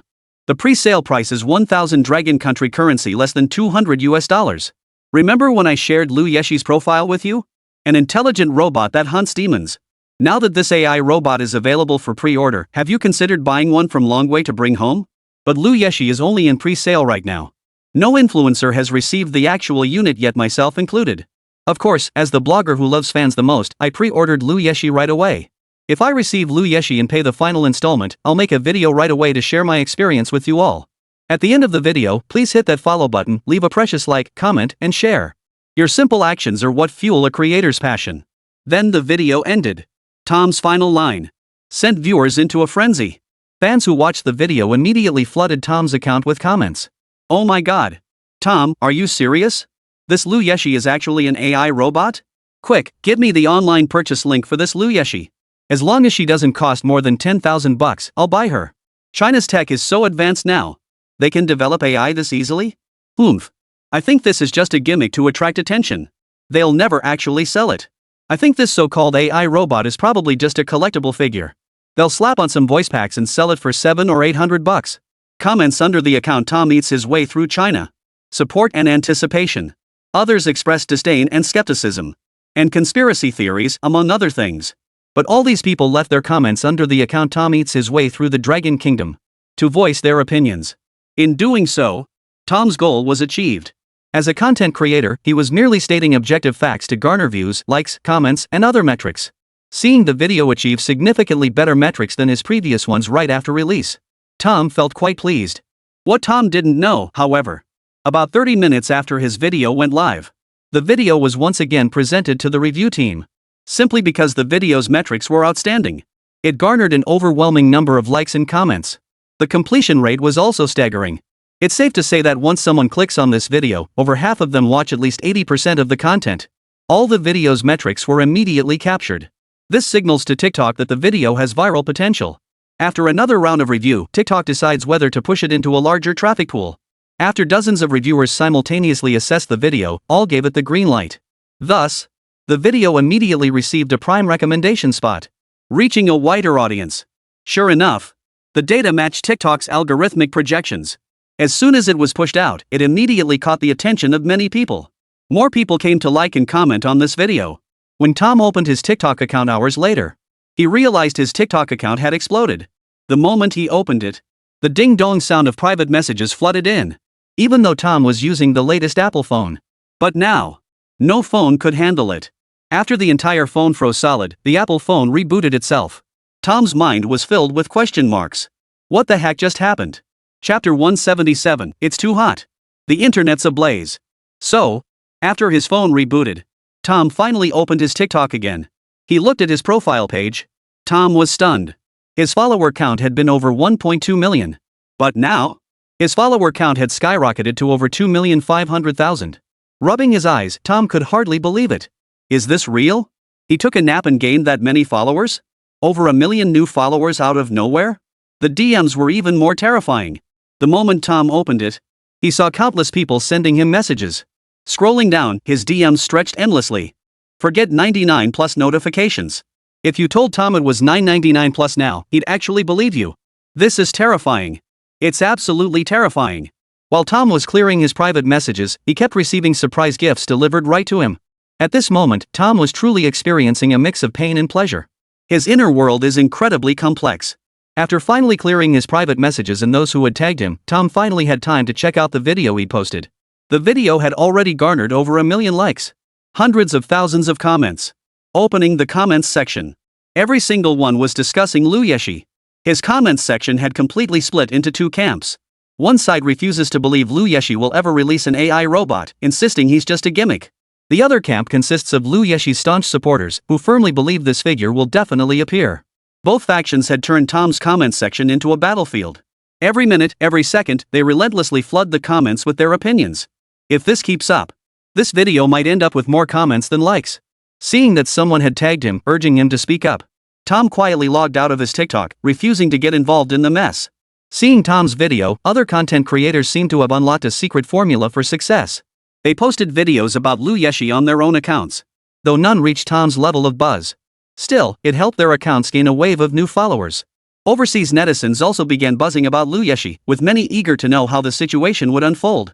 In China, Lu Yeshi's Weibo account suddenly posted an update. The intelligent robot Lu Yeshi has launched pre-sales for customized services across all platforms in China.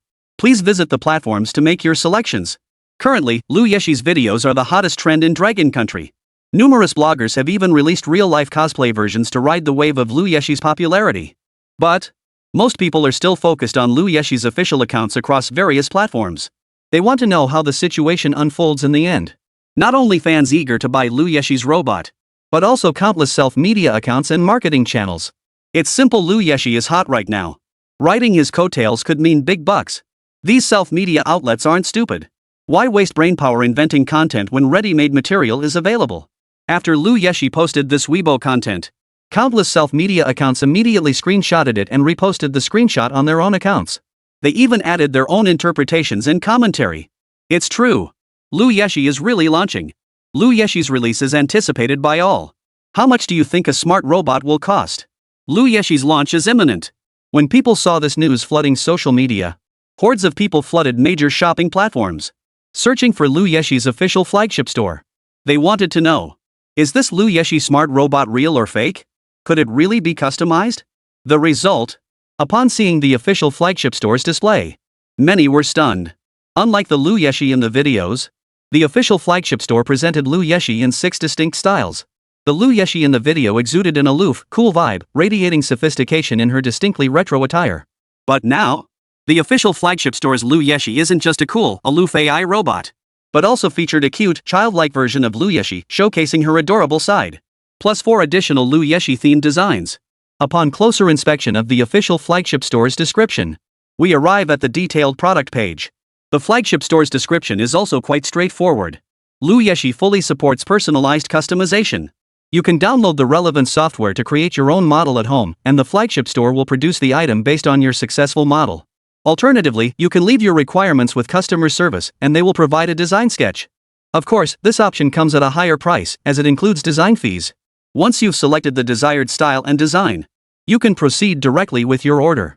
Lu Yeshi's pricing is quite reasonable. The childhood version costs just over 20,000 yuan, while the adult version is under 50,000 yuan. Tens of thousands of yuan. For the average person, that's still a significant sum. And they won't pay it if they feel like they're being taken for a ride. Many who saw the price didn't buy and are waiting to see what happens. But there are plenty of wealthy individuals in China. Spending tens of thousands on an intelligent robot is something they gladly do, even if they get scammed. It's only tens of thousands of yuan. In their eyes, it's the price of a handbag, a few outfits, or a few fancy meals. They don't feel shortchanged spending this money to own an intelligent robot. So these wealthy individuals are placing orders one after another, choosing their favorite models. Within a single day, Lu Yeshi's total online sales had already surpassed 50,000 units. Countless people were eagerly awaiting review videos from those who had received Lu Yeshi's smart robot. They were curious whether this Lu Yeshi truly lived up to the claims made by the official flagship store. Chapter 178. This is clearly a human being. Lu Yeshi's official flagship store was exceptionally generous. This was something no one had anticipated. Just the day after customization opened, people were already flooding WeChat Moments, Weibo, and Douyin with posts showing off the smart robots they'd received. They chose the official designs, with no customization whatsoever, which is why the company could ship so quickly, allowing these pre-order customers to receive their smart robots. Soon after, a blogger named Daejiang Digital released a review video of Lu Yeshi, and those who watched the review couldn't stop exclaiming, "Holy crap!" The comments section was flooded with just 2 words, "I want one." Right from the start of Daejiang Digital's video, it showcased stunning 4K resolution, accompanied by a rhythmic drumbeat. The camera swiftly cuts between shots, slowly panning from various angles and details, allowing viewers to clearly see every detail on Lu Yeshi's body. From a wide angle, Lu Yeshi's figure appears exquisitely proportioned. Up close, every detail is flawless. Her body showed no rough edges or large gaps that might suggest poor quality. Instead, it radiated a smooth, glossy finish. At first glance, many viewers instantly developed a favorable impression of this intelligent robot. Hello everyone. I'm Daejiang Digital. Today, the smart robot Lu Yeshi I ordered has finally arrived. Now I'll review whether Lu Yeshi truly lives up to the intelligence promised by the official flagship store. What you just saw was a full-body close-up of Lu Yeshi. Pretty impressive, right? Now I'll show you how Lu Yeshi's functions work. According to the manual, Lu Yeshi takes 5 hours to charge and lasts 3 to 5 days on a single charge. Of course, I fully charged Lu Yeshi before starting this review, just to avoid any awkward moments during testing due to low battery. Alright. Now comes the moment of truth. Lu Yeshi, activate. As Daejiang Digital uttered these words, the audience watched as Lu Yeshi's head, which had been hanging down, slowly lifted up. After scanning the room, Lu Yeshi turned to look at Daejiang Digital Technology. Hello? My name is Lu Yeshi. I'm an intelligent robot who hunts demons. Nice to meet you. Daejiang Digital witnessed this scene but remained unfazed. Instead, it smiled at Lu Yeshi and said, "Just call me Daejiang." "Okay, Daejiang."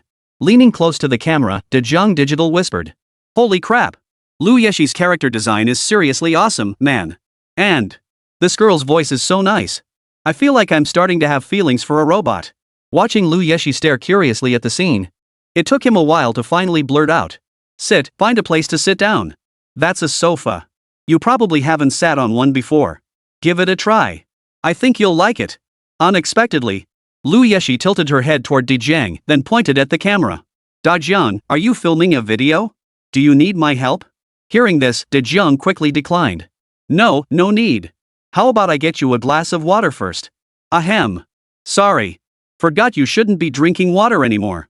Hearing Daejiang's words, Lu Yeshi obediently sat down on the sofa. With a pained expression, Daejiang Digital vented to the camera. "I'm gonna puke, guys. Is this supposed to be my review video for Lu Yeshi, or Lu Yeshi reviewing humans? Lu Yeshi feels just like a real girl to me. Don't let my constant goofing around on camera fool you in real life. I'm a total social anxiety wreck. What do I do? What the hell do I do?" Then, Daejiang Digital mustered his courage, grabbed the camera, and walked straight over to the sofa. Watching Lu Yeshi curiously inspecting everything in the house, Daejiang Digital addressed Lu Yeshi. "Lu Yeshi, what can you do? I mean, besides chatting with me like this, what other skills do you have?" "I can cook. I can help with housework. Pick up your kids from school. I can go running with you. And of course, if there's anything you don't know, you can always ask me. My knowledge base should cover all your daily needs." Hearing Lu Yeshi say this, Daejiang Digital's interest immediately peaked. "My favorite dish is twice-cooked pork. Can you make it?" "I do. The ingredients are in the fridge. Shall we try it now?" "Sure." Cut 2. The scene immediately cuts to Lu Yeshi wearing an apron, cooking for Daejiang Digital. Guys, I'm seriously impressed. Lu Yeshi can actually cook. At that moment, just as Lu Yeshi served the twice-cooked pork onto a plate, Without hesitation, Daejeon Digital picks up a piece of pork belly directly from the plate. He popped it straight into his mouth. Then, he wore an utterly ecstatic expression. Sizzle. Delicious. Rich yet not greasy, melts in your mouth. So satisfying. Lu Yeshi, your cooking skills are truly impressive. He addressed the camera. Daejeon Digital spared no praise for Lu Yeshi. Next, several more edited clips were inserted. In the footage, Daejeon Digital was seen happily doing household chores with Lu Yeshi, running together, and shopping together. At the end of the video, the screen plunged into complete darkness. Only a few large white characters appear. Lu Yeshi, you deserve it. The moment this video was released, it instantly went viral across the entire internet. Previously, people speculated about how intelligent Lu Yeshi might be. Now, seeing this isn't some artificial intelligence. It's clearly a human being, for crying out loud. After seeing this video, many people stopped hesitating and immediately opened their Taobao apps. They began selecting their favorite styles from Lu Yeshi's flagship store. As soon as Tom, who's eaten his way across China, saw Lu Yeshi's products were available for purchase, he placed his order immediately. Since his location was farther from the shipping hub, updates weren't as swift as those from Daejeon Digital. However, most of Tom's fans are overseas followers on TikTok. So his videos going up a bit later wasn't a big deal. Overseas fans first discovered Lu Yeshi through Tom. Consequently, Tom was the first to reap the benefits of this trend in subsequent reviews. As soon as Tom got his hands on Lu Yeshi's product, he promptly released a review video as well. Seeing Lu Yeshi's various features left overseas netizens utterly astonished. They exclaimed in disbelief, "This isn't just a smart robot. This is practically a living, breathing human being." Chapter 179, Going Viral. Exploding globally. Among them, many netizens from the land of cherry blossoms flooded the comments section. Only 50,000 yuan? They can afford it. They're practically begging Tom to help them buy Lu Yeshi. Not only would they pay Tom his due, but they'd throw in extra perks. Even though Tom was tempted, he still refused. He understood his role perfectly. He was simply a blogger guiding overseas netizens to explore Dragon Country cuisine. As long as he stayed true to that, he'd remain unshakable. As for this kind of shopping for others arrangement, it was best for him to decline. What Tom didn't know, however, after posting that video, Westerners from other countries were fine. They knew they were too far from the Dragon Kingdom. No matter how desirable Lu Yeshi might be, getting their hands on her in the short term would require paying tenfold the price. Otherwise, there's no way they could get their hands on Lu Yeshi. Beyond envy, these Western netizens retained a measure of rationality. For the land of cherry blossoms, there's simply no room for rationality. The distance between Sakura Country and Dragon Country is far too short. By plane, it takes only a few hours from the Dragon Nation to the land of cherry blossoms. There's no significant geographical gap. Moreover, Japanese anime has already become a nationwide trend sweeping the nation. When Lu Yeshi's videos reached Japan, they instantly became a massive sensation there. Many have already become fans of Lu Yeshi. Others, who weren't fans of Lu Yeshi, upon seeing the custom-made intelligent robots posted by bloggers in the Dragon Kingdom, began to consider Lu Yeshi's official flagship store. Couldn't they have their favorite fictional characters? Could they also be customized through Lu Yeshi's official flagship store? How incredibly exciting that would be for them. Just then, Lu Yeshi's official account made another announcement. Lu Yeshi will launch on global shopping platforms. All custom content related to Lu Yeshi in China will be available on overseas platforms simultaneously. The moment this news broke, it was immediately reposted by various media outlets in Sakura Country. Many have already visited Japan's Amazon shopping platform. Due to the suddenness of Lu Yeshi's announcement, a massive influx of Japanese users flooded Amazon Japan's platform. This directly caused the Amazon platform to crash. Many programmers who were off duty received urgent calls from their bosses, urging them to return to work immediately. Hurry up and fix the servers. Once the servers were back online, a massive wave of Japanese shoppers flooded into Lu Yeshi's official flagship store. They immediately began shopping. Some fans who adored multiple characters at once, and those who loved multiple characters at once. On the very day Lu Yeshi's official flagship store launched sales in Japan, total sales soared to billions of cherry blossom currency. Converted to Dragon Nation currency, that's roughly 80 to 90 million. This is the sheer influence of Lu Yeshi. The Sakura Nation's high-ranking officials who witnessed this scene were utterly dumbfounded. Their original plan had seemed foolproof. Sakura Nation is a small country, with few resources. Whether they could survive depended entirely on the attitudes of the United States and China. Their original plan was straightforward. They planned to export anime to the Dragon Nation for profit. The Dragon Nation's own anime industry has always been underdeveloped, and it lacks other sectors to compensate for this deficiency. Therefore, The land of cherry blossoms has consistently profited from the Dragon Nation. But now, Liu Yeshi's emergence seems to have shattered everything. Who even talks about Japan's anime anymore? Everyone's talking about Liu Yeshi from the Dragon Kingdom. Liu Yeshi has become a cultural icon for the Dragon Nation. Online, fan-created works about Liu Yeshi are everywhere. Offline, the intelligent robot Liu Yeshi is the core competitive advantage, especially with customization support, allowing various anime characters from Sakura Country to come to life. This is truly terrifying. Japan's high-level officials were utterly dumbfounded upon witnessing this. They couldn't conceive of any way to prevent Liu Yeshi from being sold in Japan. Likewise, they lack the technology to create intelligent robots capable of replacing Liu Yeshi's position. In Sakura Country, Liu Yeshi followed the same policy as the Dragon Nation. He accepted all customizations for facial features, body types, and so on. However, on a global scale, most modifications merely tweak Liu Yeshi's appearance to align with local aesthetic preferences. For Liu Yeshi as a character, most didn't alter the unforgettable impression left by the previous teaser. Mysterious and dashingly heroic. Demon Hunter. This is how the world perceives Liu Yeshi. Western audiences, in particular, are quite taken with this high-tech aesthetic and visual style. That teaser trailer captured the attention of most viewers. The 6 distinct Liu Yeshi smart robots further enriched his life story and worldview. Netizens everywhere now know that even the dashing Liu Yeshi had his moments of youthful innocence and charm. He also had a rebellious phase marked by pride and recklessness, finally maturing into a steady and handsome demon hunter. The worldview gradually solidified. Liu Yeshi's character has become increasingly solidified. Under these circumstances, Liu Yeshi's popularity overseas is no less than what he enjoys in China today, particularly among some fervent international fans. They've gone so far as to purchase the entire 6-piece Liu Yeshi set. As they put it, if you love an AI robot, then you must possess everything about that person. Some adore Liu Yeshi from her lowly days. Some adore her as a young woman. Others adore the grown-up, poised and elegant Liu Yeshi. Foreign netizens are going wild over this. And don't even get me started on the creative domestic netizens.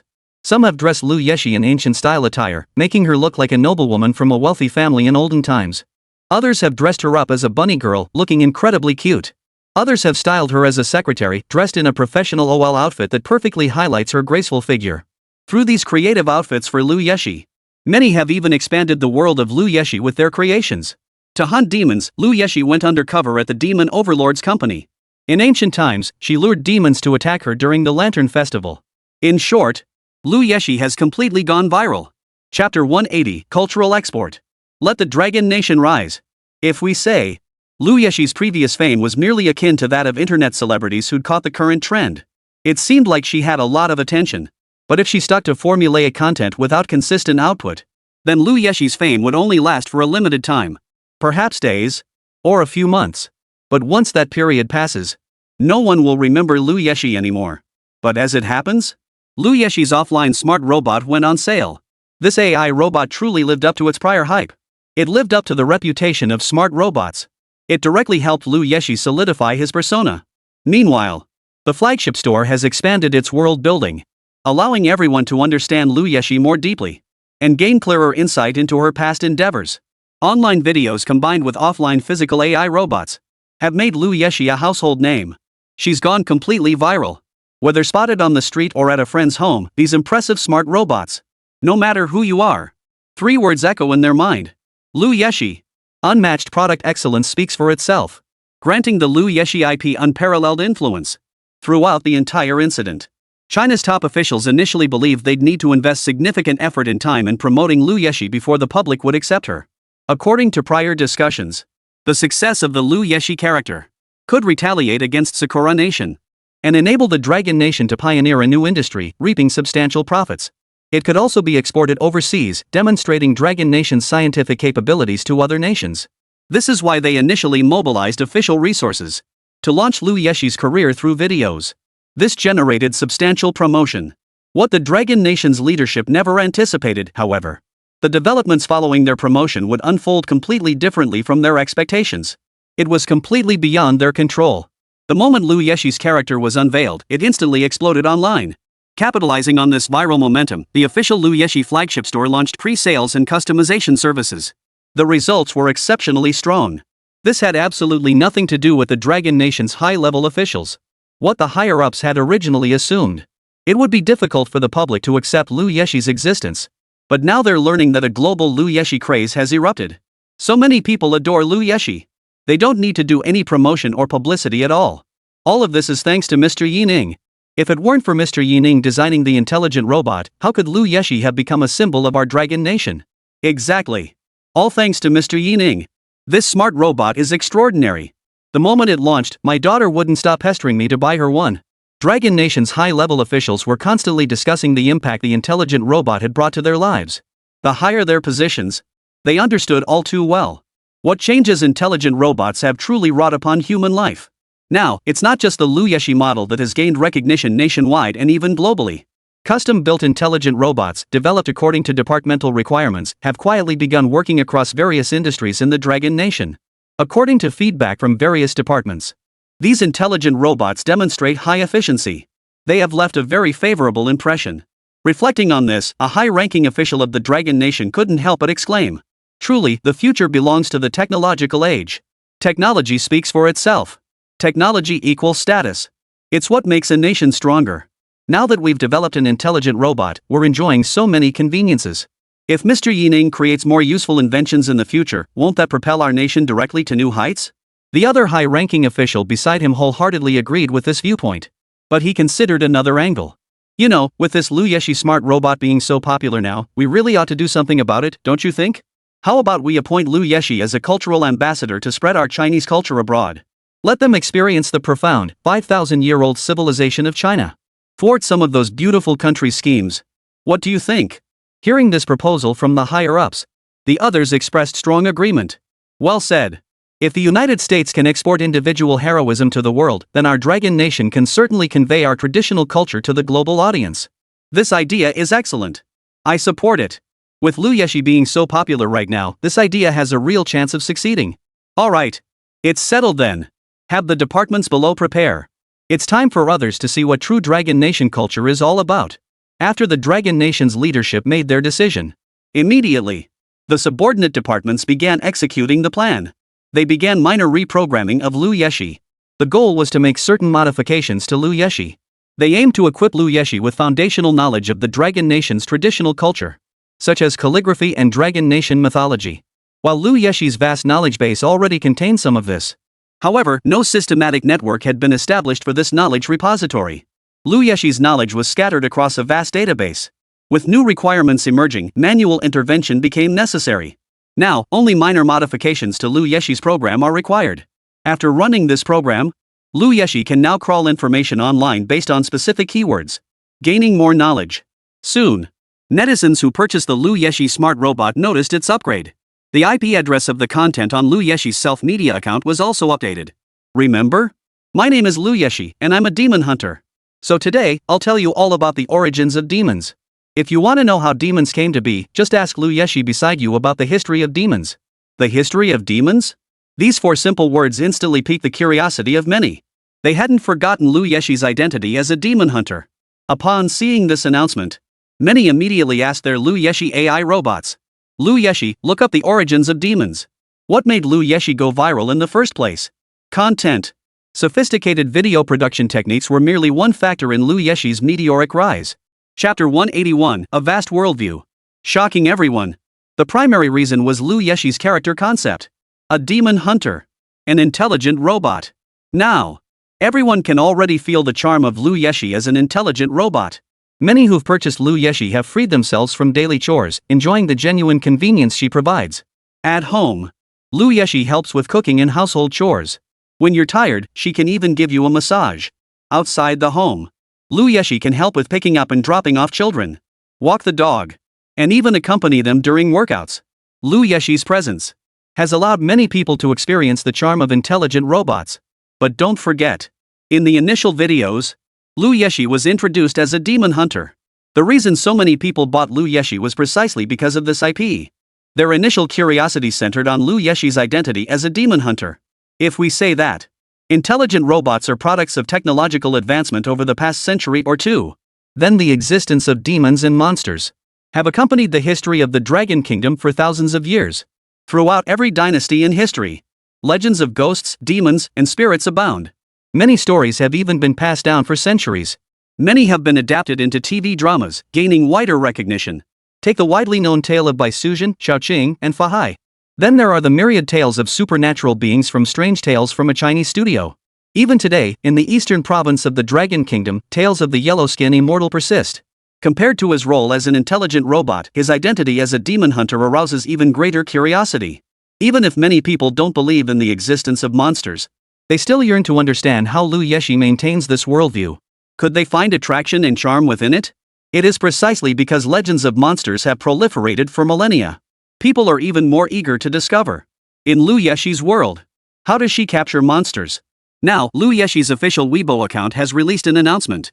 This has piqued the curiosity of the people of Longhua who initially bought into her identity. They too are eager to learn the origins of these demons. And even more eager to learn how Lu Yeshi captures them. Dragon Country. Lu Yeshi's official media accounts across all major platforms are promoting this news. Overseas, Lu Yeshi's official flagship store has pinned this news at the top. When numerous international netizens purchased Lu Yeshi's robot, they realized that the price for Lu Yeshi's smart robot was actually quite reasonable. It was actually incredibly affordable. Just as imagined. Lu Yeshi's intelligent robot fulfills every requirement I've ever dreamed of in an AI companion. Especially for Sakura Country, a nation born from anime culture. Anything related to anime is bound to be wildly popular there. When their netizens purchased Lu Yeshi, they became utterly enamored with this major IP. Loving someone, even if that person is an AI robot. Overseas fans' fervor is no less intense than anywhere else. They all became devoted fans of Lu Yeshi. Many, like netizens in the Dragon Kingdom, spontaneously launching adaptations and fan works for Lu Yeshi. Some even received official endorsements. Yet they haven't forgotten Lu Yeshi's identity as a demon hunter. Legends of demons and monsters exist in every country. Only the stories differ. They were also curious. How would Lu Yeshi handle the backstory behind the character of Lu Yeshi? At the same time, due to Lu Yeshi's presence, these international netizens have developed an even deeper interest in Dragon Nation culture. Thus, these international netizens, following the official narrative, began to express their understanding of the origin of demons to Lu Yeshi in their own languages. After uttering these words, Lu Yeshi's subsequent response left these international netizens utterly stunned. They never imagined. An extraordinarily grand history, spanning an unimaginably long time, unfolded before them. The name of this era was called the Primordial Chaos. The Dragon Phoenix Cataclysm. The War of Wizards and Demons. Pangu creating the world. Hou-Yi shooting the suns. One by one, the traditional myths of the Dragon Kingdom unfolded in chronological order. Like an exquisitely beautiful scroll painting, slowly unfolding before these foreign netizens. As Lu Yeshi narrated these myths with grace and eloquence, these foreign netizens were so stunned they could barely utter a word. OMG. God. My God. I apologize for my previous prejudice. Is this the history of the world's only ancient civilization? It's simply too vast. Good heavens. My goodness. This is the primordial chaos? This is the history of the immortals? Were immortals ever this powerful? Previously, due to various reasons, foreign netizens weren't very familiar with the situation in the Dragon Kingdom. Many still held views of the Dragon Kingdom frozen in time decades ago. Prejudice is a mountain. Without the right path, one might carry these preconceptions their entire life. But once those prejudices are set aside and view things objectively, one discovers so much more beauty. The Dragon Nation's high-level strategy is ingeniously designed. They did not force Lu Yeshi to promote Longhua's culture and history to foreign netizens. Had they done so, it would feel to those netizens like checking the channel before turning on the TV, just like ads, extremely unpleasant. It would backfire completely. But now, given that Lu Yeshi's established persona is that of a demon hunter, then, by blending in elements of traditional Chinese mythology, and introduce the origins of demons, then gradually promote Dragon Nation culture, no one will object. In fact, foreign netizens might even take the initiative to learn about these things. Forced indoctrination only backfires. Appropriate guidance is what makes things happen naturally. Sure enough, the day Lu Yeshi's official flagship store unlocked the history of demons, both domestic and international media were flooded with Dragon Nation's mythical legends. You see, the worldview of the primordial era has been refined over the years. It has long since taken shape. Every year, China produces blockbuster novels and films based on the primordial chaos universe. Practice is the sole criterion for testing truth. The achievements of these primordial chaos novels vividly demonstrate the allure of this world. This also explains why the primordial era instantly became a phenomenon-level topic of discussion upon its release. Some discuss the rivalries and entanglements among immortals. Some analyze whether the primordial era has historical basis or can be verified. Others are sharing content on Douyin and Weibo, recommending books to help fans of the primordial chaos worldview discover even more outstanding works. Chapter 182, Poetry Goes Viral. It's a blazing hit. Whether it's domestic media or international platforms. On this day, everywhere is buzzing with discussions about the primordial era. The primordial chaos worldview is simply too vast. Every single famous figure within it could easily warrant its own book. The fervor surrounding primordial chaos has remained consistently high on international social media. Then, a Chinese artifact went viral on an overseas shopping platform. That artifact is the brush pen.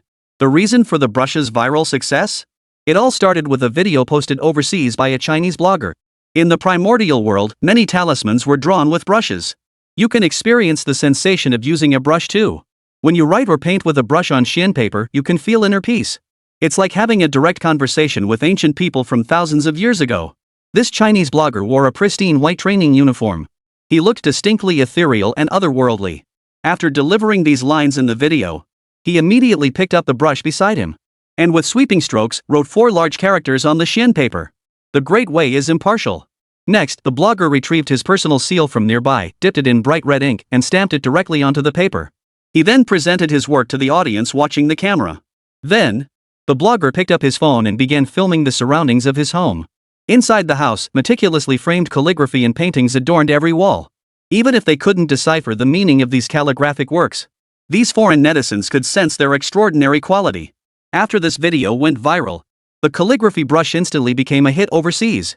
Many people began documenting their own amusing anecdotes involving calligraphy brushes, exposing more people to videos about calligraphy brushes. Seeing the brush's immense popularity and surprisingly affordable price, international netizens grew curious about it. They started ordering them online in droves, preparing to buy one themselves to give it a try. And just like that, starting with the official flagship store's promotional messages from Lu Yeshi, the worldview and myths of the primordial era began to gain traction overseas. Now, brush pens have gained recognition and understanding among more international audiences. For years, China's leadership has relentlessly promoted its culture abroad. Yet what they never anticipated was, all their years of effort couldn't match the impact of Lu Yeshi's promotion. From Lu Yeshi's formidable capabilities as an AI robot, has begun to gain recognition from international netizens. From the vast worldview of the primordial era, many international netizens have already become immersed in it, finding the primordial chaos world and its related stories deeply captivating. Starting with the calligraphy brush, international netizens are increasingly engaging with and learning about the culture of the Dragon Kingdom.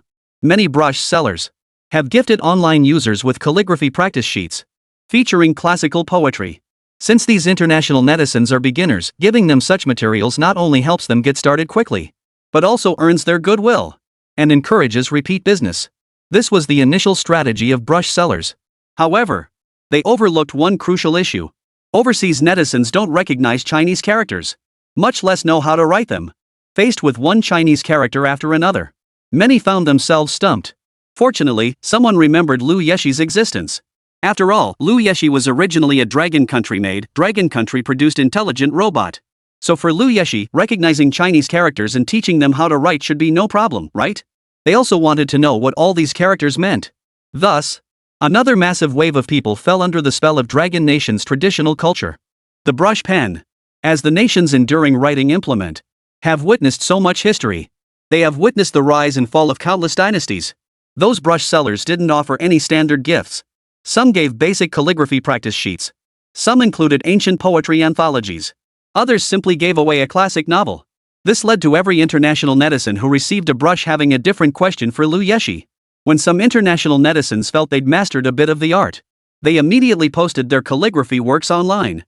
Some shared their rendition of Inscription on a Humble Abode. Others shared Tang and Song dynasty poetry. Others simply wrote a few characters, filmed a video, and uploaded it. When these foreign calligraphy enthusiasts saw the videos others posted and the explanations below them, their initial excitement turned to astonishment and shock. They had assumed that once they deciphered an ancient text or grasped the meaning of a few Chinese characters, they had mastered the culture of the Dragon Kingdom.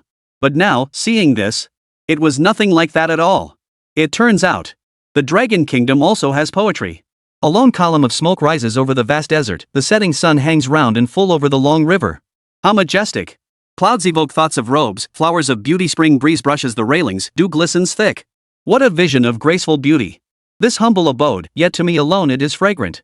Just 8 words, yet the imagery within is so profoundly thought-provoking. Calligraphy has always been a means to understand culture. The more one delves into the culture of the Dragon Kingdom, the more profound and vast its heritage feels. Like a jar of aged wine sealed away, its flavor deepens with each sip. The more you savor it, the more profound it becomes. Gradually, more and more international netizens have fallen in love with poetry. They've fallen for the culture of the Dragon Kingdom. At first, overseas netizens found the explanations of these poems rather unclear. Even when Lu Yeshi explained them, lacking a foundation in Chinese culture, they could only grasp fragments. When they shared their interpretations online, the resulting meanings drifted even further from the original intent. Gradually, this trend began to shift. It all started when overseas Chinese saw videos of these foreign netizens learning calligraphy. While they enjoyed seeing foreigners engage with Chinese culture, they couldn't stand watching these foreigners gleefully misinterpret the meanings of the poems on screen. Even if these foreign netizens create videos out of genuine affection for Chinese culture, this was not the true history. So these Chinese netizens start directly educating the foreign netizens. What exactly does that line mean? What did the poet endure in that era, and what emotions drove them to write these verses? Entire foreign social media platforms, short videos, and the like, have become platforms for educating people about Chinese poetry and history. Now, whenever foreigners spot a distinctly Chinese face, they flood the comments section of these accounts, seeking guidance on topics encountered while studying poetry and history. Chapter 183, Let the Dragon Nation's Spirit Spread Across the Globe. Among these, the most famous incident involves the world's richest man, Xiaoma, founder of Shoshu, sharing an ancient Chinese poem on his Twitter. Boiling beans with beanstalks, the beans weep in the pot. Born from the same root, why such urgency to boil each other? As the world's richest man, his Twitter account boasts tens of millions of followers. When they saw Xiaoma post this ancient poem, they assumed he was also someone who appreciates Chinese culture. After running it through translation software, they reached a conclusion. The ancient poem posted by Xiaoma, it was telling people how to cook beans. When foreign netizens smugly posted the translation directly under Xiaoma's account, thousands immediately gave it a thumbs up. They all agreed the netizen was absolutely right. Xiaoma did indeed post a recipe. It perfectly aligned with current trends and was incredibly stylish. Chinese netizens who saw this translation couldn't hold back any longer. What? Qiao Ji's 7-step poem, and now foreigners are comparing it to a recipe? If Qiao Ji were alive today, he'd probably. His coffin lid wouldn't stay shut. He'd definitely rise from the grave to explain things to these idiots. But we can't just let these clueless foreign netizens keep getting it wrong. A Chinese person commented under the post. This isn't a recipe at all. It's sheer desperation. It's life itself. Then, the blogger explained the specific meaning. It was to tell these netizens that the ancient poem's meaning had nothing to do with cooking. Rather, it was Qiao Ji's utterly helpless choice. If he couldn't write this poem, he was done for. Alas, Chinese culture is currently booming overseas. Many of these foreign netizens have also learned some Chinese characters. When they encountered the character in the ancient poem, they looked it up in dictionaries and found no other interpretations whatsoever. So countless foreign netizens immediately ganged up on the Chinese person who explained 7-step poem. If you don't understand, don't spout nonsense. This isn't what you claim it is. It's clearly about beans. It's a recipe. You look like a decent person, but your conscience is rotten. Chinese people don't deceive foreigners. Swear to God, is what you're saying true? This is hilarious. You claim it's not a recipe? It's clearly about beans and that thing called a pot. I looked it up, a pot is for cooking. In ancient times, it perfectly fits this poem. This is a cooking method. In an instant, over 100 rebuttal posts appeared instantly. Seeing this, the Chinese person felt utterly helpless and hurriedly responded. Fine. Whatever you think it is, it is. It's a recipe. A recipe, okay? Many foreign netizens witnessed this exchange, sitting at their computers, thrilled beyond measure. Having studied Dragon Country culture for a while now, these little tricks definitely won't fool them. But what these foreign netizens didn't expect was this Chinese person directly wrote about their experience in a post and published it in the comments section. Ha. That's so clumsy. I'm literally laughing my ass off. These foreigners are too adorable. Guys, I'm dying laughing. This is exactly why I'm clueless but still right. You know what? These netizens actually have some skills. Otherwise, they wouldn't even know what beans are. After seeing this Chinese person's post, netizens burst out laughing. They never imagined foreign netizens could be this hilarious. Not only did they make solid points, but they also used such refined language to utterly shut down this Chinese user trying to educate them. After seeing this post, immediately sparked a wave of people organizing to defend the 7th-step poem in Xiaoma's comments section. Since foreigners appreciate our Dragon Nation's culture, we absolutely must share the correct information with them.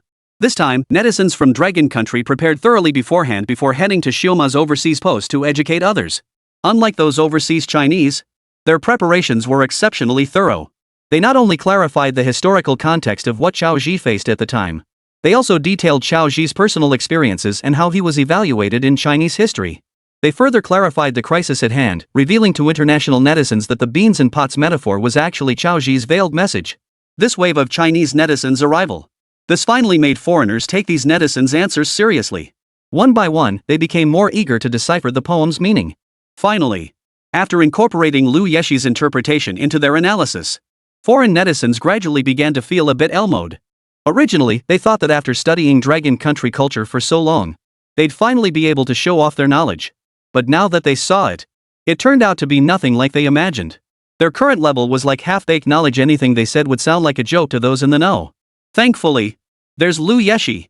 It was precisely because of the embarrassment caused under Xiaoma's post that these foreign netizens now appreciate Lu Yeshi's exceptional talent even more. Originally, I thought Lu Yeshi was an AI robot. But now it's clear.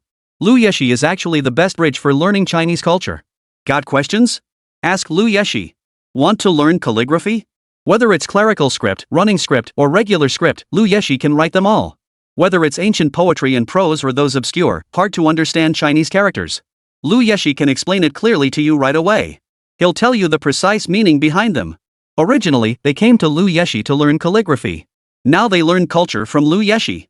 In their eyes, had become an indispensable tool for learning Dragon Nation culture in daily life.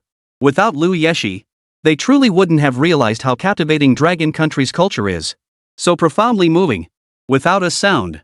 Become an indispensable person in their lives. Life with Lu Yeshi was simply too convenient. So convenient. What made these foreigners feel even more at ease was that, even while abroad, they could still experience the charm of traditional Chinese culture. Even just thinking about it, it feels utterly beautiful. Even a single Chinese character, the strokes within it are incredibly beautiful. Pick any poem from the 300 Tang poems and find it deeply thought-provoking. Look at this.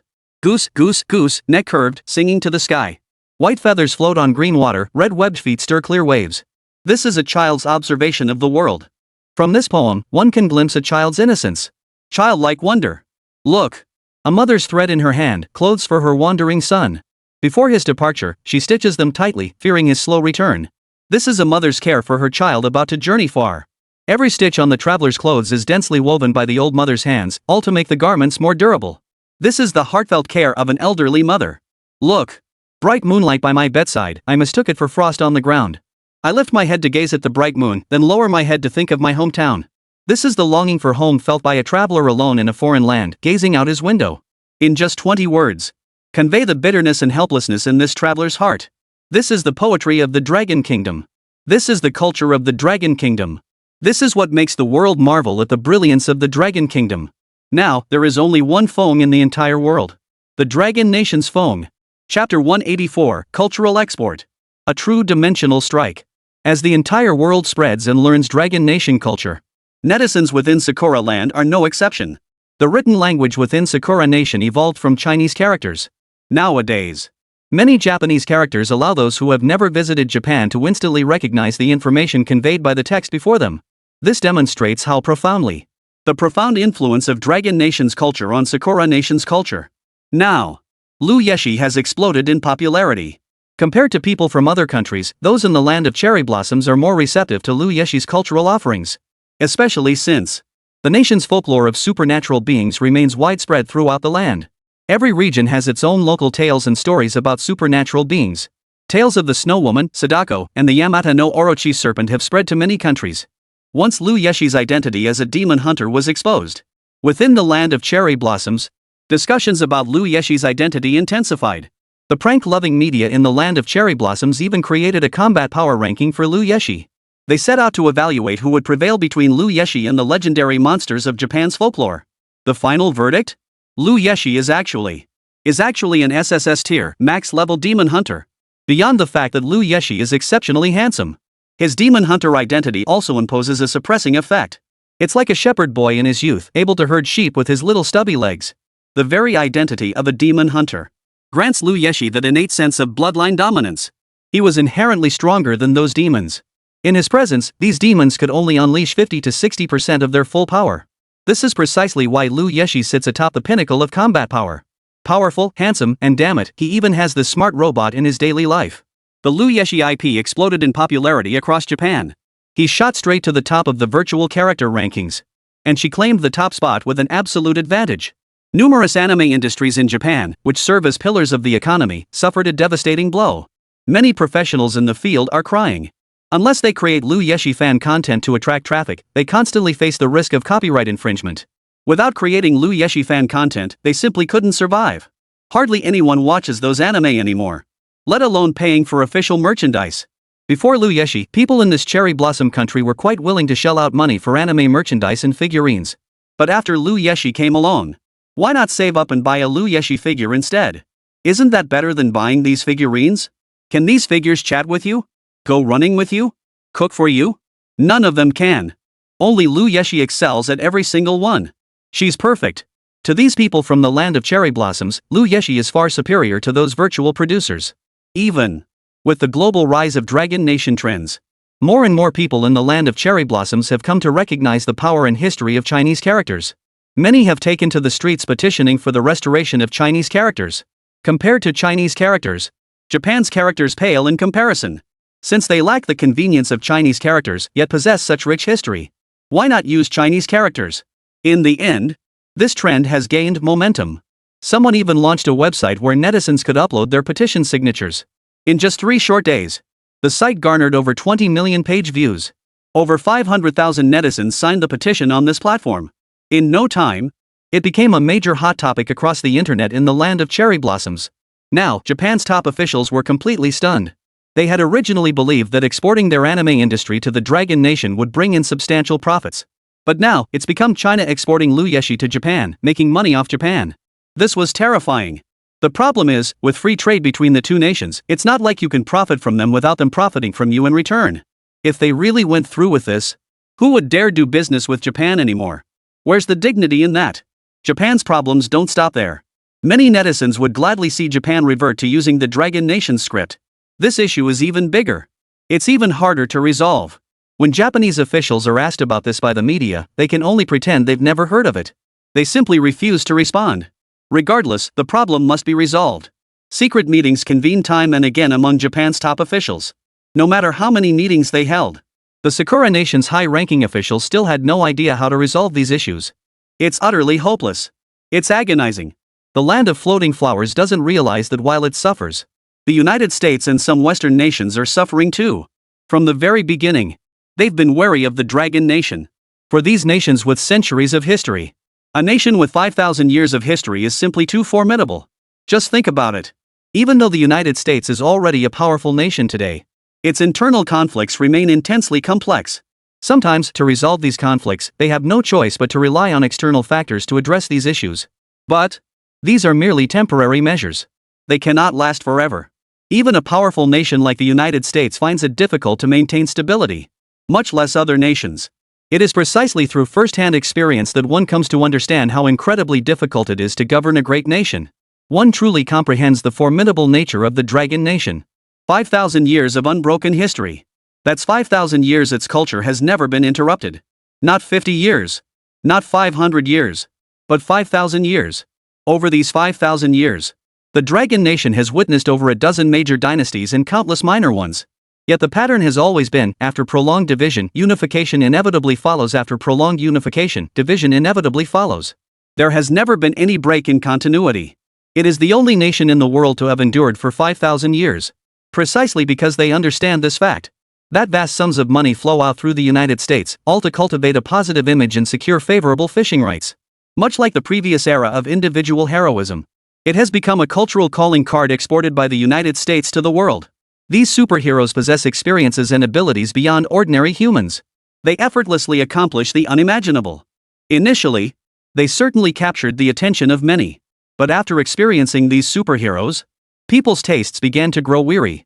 Superheroes are like fast food, tasty at first, but after a few servings, you realize they're bad for you. Add to that the United States' recent string of questionable actions on the international stage have significantly tarnished the image of the United States in the eyes of many. Now, China's traditional culture having stood the test of time, it has directly become the world's new favorite. It has gained global recognition. It has garnered positive encouragement and influence, and the people of the Dragon Kingdom are deeply proud. They have also begun to gradually correct some of the erroneous notions that previously existed in society. Chapter 185 Prepare. The next experiment. Originally, many machines and products in Dragon Country were touted as foreign-made, as if foreign-made products were inherently superior. The moon was rounder abroad. It was precisely this marketing tactic that allowed import-export merchants to rake in huge profits. But now, more people are recognizing the quality of Dragon Country manufacturing. Made in China not only guarantees quality but also offers great value. So why buy foreign goods? Many Dragon Country people were unaware of this before, going on shopping sprees while traveling abroad. Take that period when Dragon Country folks went on a foreign tableware buying spree, claiming these items met higher hygiene standards, were more eco-friendly, and were specially designed by foreign designers. But when they got home and checked the labels, made in China, then they'd search on Taobao back home. Well, the same products cost 3 times more abroad than in China. I went abroad myself. Not only did I fail to get a quality product, you've wasted your time, energy, and money. What's the point? When this netizen turned their experience into a humorous story and shared it, many other netizens chimed in the comments section, sharing their own pitfalls. Toilet seats, electronics, tools, whatever you buy abroad, it's all made in China. But these were just exports. Truth is, buying the exact same items in China is not only cheaper but also more convenient. Not only has the quality of foreign products plummeted in China. Now, Chinese people's views on foreigners have changed. They used to believe that since foreigners came to China, the country should grant them special privileges and preferential treatment. It is precisely under the influence of this perception. Many Chinese citizens persistently believe foreigners possess an aura of sacredness. Some even insisted on marrying only foreigners. But now, foreigners are studying Dragon Country culture. Many foreigners approach Chinese accounts with a humble attitude, eager to learn, hoping Chinese people will teach them traditional Chinese culture. Overseas, countless foreigners are studying Chinese, preparing to study in China, to experience some of Dragon Country's cuisine, experience the landscapes of the Dragon Kingdom. They now hold an objective view of China. They now recognize that the Dragon Kingdom is the safest and most peaceful nation in the world. At night, you can stroll freely through the streets without fear of attack. Hungry? No matter the hour, Dragon Country has restaurants open even at 3 a.m. There are eateries catering to the midnight crowd. As long as you have money and don't break the rules, the treatment you receive in Dragon Country is simply unmatched anywhere else. Even foreigners. They've even ranked the world's green cards. The conclusion? Despite its population, Dragon Nation's green card is the hardest to obtain. To date, fewer than 1,000 foreigners have been granted Longwa citizenship. In a decade, only a few dozen individuals have been granted Dragon Nation citizenship. Some celebrities have even renounced their Chinese citizenship to join other nations. Now, trying to revert back to Dragon Country citizenship is simply impossible. Dragon Nation is now immensely popular worldwide. Many have revised their perceptions of the Dragon Nation and are actively embracing its culture. All of this is all thanks to Liu Yeshi. Without Liu Yeshi's initial promotion, the Dragon Kingdom could never have successfully brought its culture to the world. What happened in the Dragon Kingdom? What unfolded across the world? Yining had no clue. During this period, Yining had been completely cut off from the outside world. He was constantly coordinating, communicating, and guiding the massive team of bioengineered humans. Whenever any issues arose, he would directly liaise with the team leader, ensuring the leader understood his position as a council member. However, news of Liu Yeshi's monumental success eventually reached Yining's ears. As his excited assistant delivered the good news, Yining responded with a simple "oh," and showed no further reaction. His full attention was fixed on the instrument panel. Those around him, witnessing Yining's state of mind, felt even greater admiration. This is what a great scientist looks like. Never dwelling on past achievements. Focused solely on what inventions he could create in the future. What an inspiration. To collaborate with a man of such noble character as Mr. Yining is his honor. Check the elbow area. Examine the condition of the elbow. And the right thigh. The nanobots aren't showing any sensor readings here. Yining was directing his assistant beside him. He instructed the assistant to follow his orders. Most teams assigned to the Bionic Human project had completed their tasks. Yining had begun testing the Bionic Human, and the current phase involved collision testing, marking the final phase of testing for the android. This test simulates how the android responds when subjected to impact. It will determine whether the cyborg's post-collision responses align with medical experts' projections, whether its physical strength matches that of a human body, and whether the nanobots within the android can transmit signals back to the control console in real time. In space, collisions are unavoidable. Not all celestial bodies follow the predictable paths of the sun, moon, or planets. More often, we encounter tiny asteroids and irregular celestial bodies. Even a spacecraft have some means of handling these objects. In practice, if a spacecraft collides with an object, the crew feels it. They'll be jolted around with the ship, and some might even slam into the walls. This is one reason why the Android project is so crucial. Humanity's understanding of the cosmos remains too limited. But by preparing more thoroughly, we'll have an extra layer of safety when humanity truly begins interstellar travel. Thankfully, after undergoing a series of tests, the android showed no major issues. Only minor glitches. Minor adjustments to the cyborg structure and systems will suffice. There were no design flaws in the main structure. Everything else was straightforward. With Yi Ning present, resolving these issues is effortless.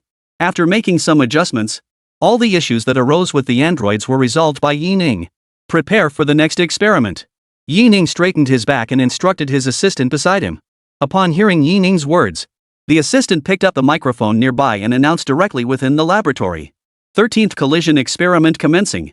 Recording experimental data now. Chapter 186, Test Flight, about to begin. The scientists in the lab immediately went on high alert. They began adjusting their instruments. Another collision test on the bionic human commenced. Over the past 2 days, these scientists had been conducting repeated tests on the bionic human. Because the bionic human project is now nearing completion. Only minor issues remain, which should be resolved today. Once testing is complete, the androids can be deployed aboard spacecraft and have them replace humans in exploring the vast, boundless, and profoundly mysterious cosmos. Exploring the far reaches, it's truly beyond belief. We've conducted over a dozen experiments, and the testing phase of the Android project is nearing its conclusion. As for when the Android product will be fully tested, the scientists have a clear idea in their minds. It's just a matter of days now. The issues with the bionic humans are becoming fewer and fewer. No new problems have emerged. Given this progress and trajectory, the perfect bionic human product will soon be declared fully tested. Finally, after the 13th experiment, the scientists overseeing the tests were thrilled to discover all readings on the instruments were normal. Sensors normal. Hydraulic systems, electrical systems normal. Nano-robot feedback normal. On the computer, real-time data from all parts of the android is being detected. Success! We did it! Finally got it working. I can't take it anymore.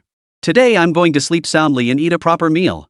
You see, the scientists in this lab are all in their 40s and 50s. And the chance to work alongside Yi Ning was something they had earned by outcompeting many other scientists. Under these circumstances, they cherished the chance to work with Yi Ning all the more. Whenever they had a moment, they'd immerse themselves in the lab, continuously testing the bionic humans and troubleshooting various issues. Given the physical capabilities of scientists in their 40s and 50s, their current workload was completely draining their bodies. It must be understood that scientific research differs fundamentally from other professions. When inspiration strikes, many immerse themselves in the lab for weeks on end, neglecting everything else.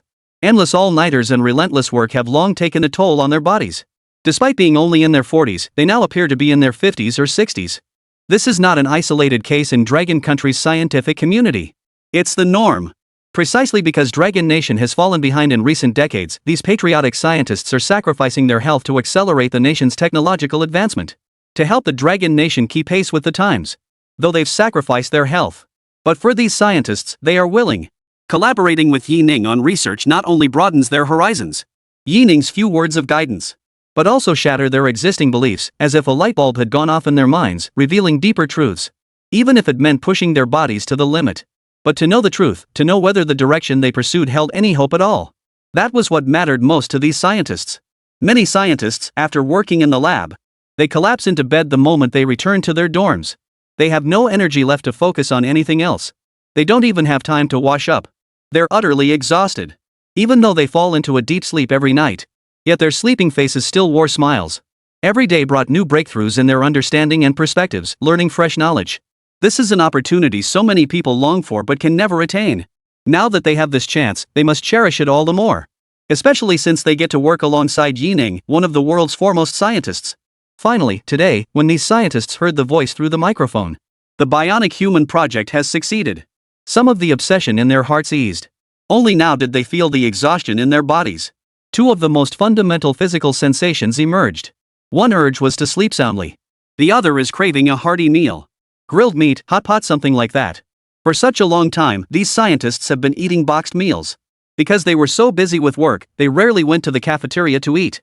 Day after day of the same flavorless boxed meals, many of them were sick of it. But for the sake of their research, they didn't care about any of that. They gritted their teeth and persevered. Watching the scientists stretch and chat one by one, a faint smile touched Yi Ning's lips. During this period, Yi Ning witnessed the hardships these scientists endured. As a fellow researcher, Yi Ning was struck by the sheer purity of their scientific pursuit. Whenever he had the time to offer guidance, Yi Ning never hesitated to share his insights, explaining the knowledge he possessed to them. Even though many of these scientists, Yi Ning still took the time to explain things to them. The reason Yi Ning did this was simple. He wasn't trying to make the scientists understand what he knew. That was utterly unrealistic. He simply couldn't bear to see these scientists spend their entire lives chasing after some so-called truth. As fellow pure scientists, Yi Ning wanted to help those who shared his pursuit. At the very least, he had the experience of success. He could offer these scientists explanations and guidance. If one must pinpoint Yi Ning's motivation for this, it would be a personal tribute to this spirit of pure science. He clapped his hands. Yi Ning motioned for the assembled scientists to quiet down. He picked up the microphone in the lab. With a smile on his lips, Yi Ning addressed the assembled scientists directly. Now, I am delighted to announce the successful completion of the Bionic Human Project. After this, all we need to do is transplant artificial intelligence into the cyborg's body, and everything will be resolved. It's still early today. Go rest and have your meals. This afternoon, I'll integrate the AI into the bionic body, and then we can prepare for the test flight. Upon hearing Yi Ning's words, the scientists in the lab grew restless one by one. Mr. Yi, I can do it. Why should I rest now when the test flight is this afternoon? What time is it?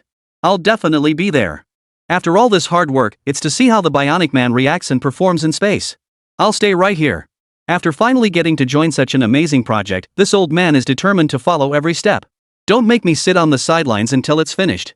For a moment, too many voices spoke at once. Yi Ning could only hear the scientists speaking within close proximity. Despite the clamor, Yi Ning understood what these scientists were trying to convey. They understood Yi Ning's dedication, but compared to pursuing truth, they yearned to pursue truth themselves. They wanted to know immediately whether the bionic man's test flight aboard the spacecraft would succeed. Chapter 187, Tomorrow. Witness history together. At that moment, the lab buzzed with excitement. Yi Ning saw only eyes burning with desire, eyes seeking truth. But looking at the dark circles under these scientists' eyes, disheveled hair, and their lab coats stained with all manner of grime, Yi Ning fell silent. These scientists had already sacrificed so much over the past days. There truly was no reason to abandon them and complete this experiment alone. After a moment's thought, Yi Ning spoke up. Then, let's call off today's test flight. The success of the Bionic Human Project is the result of everyone's collective effort. Since that's the case, we should all share in the fruits of our victory together. Everyone should take the day off. Even if we're just insignificant specks on the path of scientific research, such an important occasion as the spacecraft launch deserves us to dress up properly. Oh, right. I'll report the Bionic Human Project's progress to the military district shortly. Everyone, rest when you need to rest, eat when you need to eat, and shower when you need to shower. Tomorrow, we must appear at the test flight site looking sharp and ready. Together, we'll witness the success of the Bionic Human Project. Hearing Yi Ning say this, everyone present breathed a sigh of relief. They began to glance at each other. Only now did they realize Yi Ning hadn't been exaggerating at all. The people beside them either had dark circles under their eyes and bloodshot eyes, or reeked of smoke, covered in grease stains, looking as if they hadn't bathed in days. You see? In this kind of environment, forget about bathing. Being able to wash your face is already a blessing. After so many days of grueling work in the lab, many scientists had developed a strong bond. Seeing the state of those around them, some scientists couldn't resist teasing others. Professor Zhang, you're usually so fastidious. What's with the scruffy beard today? Where's your dignity? Your gentlemanly demeanor? Ha! Look who's talking. Check out your clothes. How many days have they gone without washing? See all those grease stains? He leaned in for a whiff. Professor Zhang exclaimed dramatically. You reek.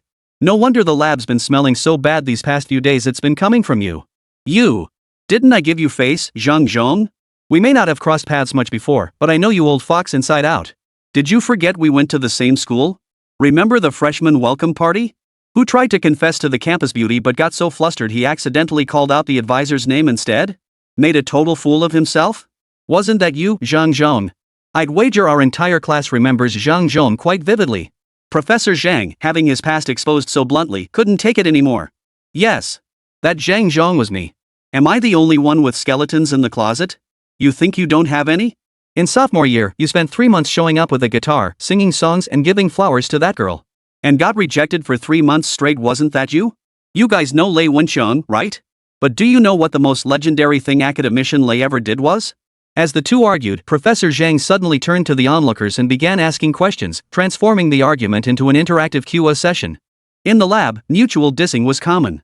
But the kind who knew each other inside out and started spilling the beans? It wasn't just Professor Zhang and the other guy.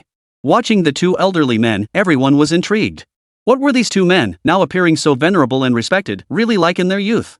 At this point, Professor Zhang swept his gaze across the entire room. Spotting Yi Ning watching with an expression of pure curiosity, he felt a surge of satisfaction.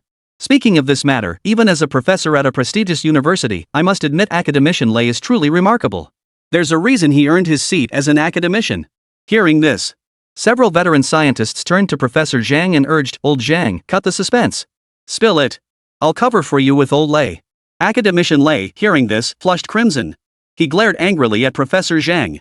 "Zhang Zhong. If you say a word, I'll never let you off the hook. Why don't we just settle this with a damn fight?" Seeing academician Lei's reaction, the onlookers' curiosity was piqued even more, forming a human barrier to prevent academician Lei and Professor Zhang from getting close. Even Yi Ning stood nearby, smiling as he dissuaded academician Lei. "Old Lei. Who hasn't been young? Just let Professor Zhang speak.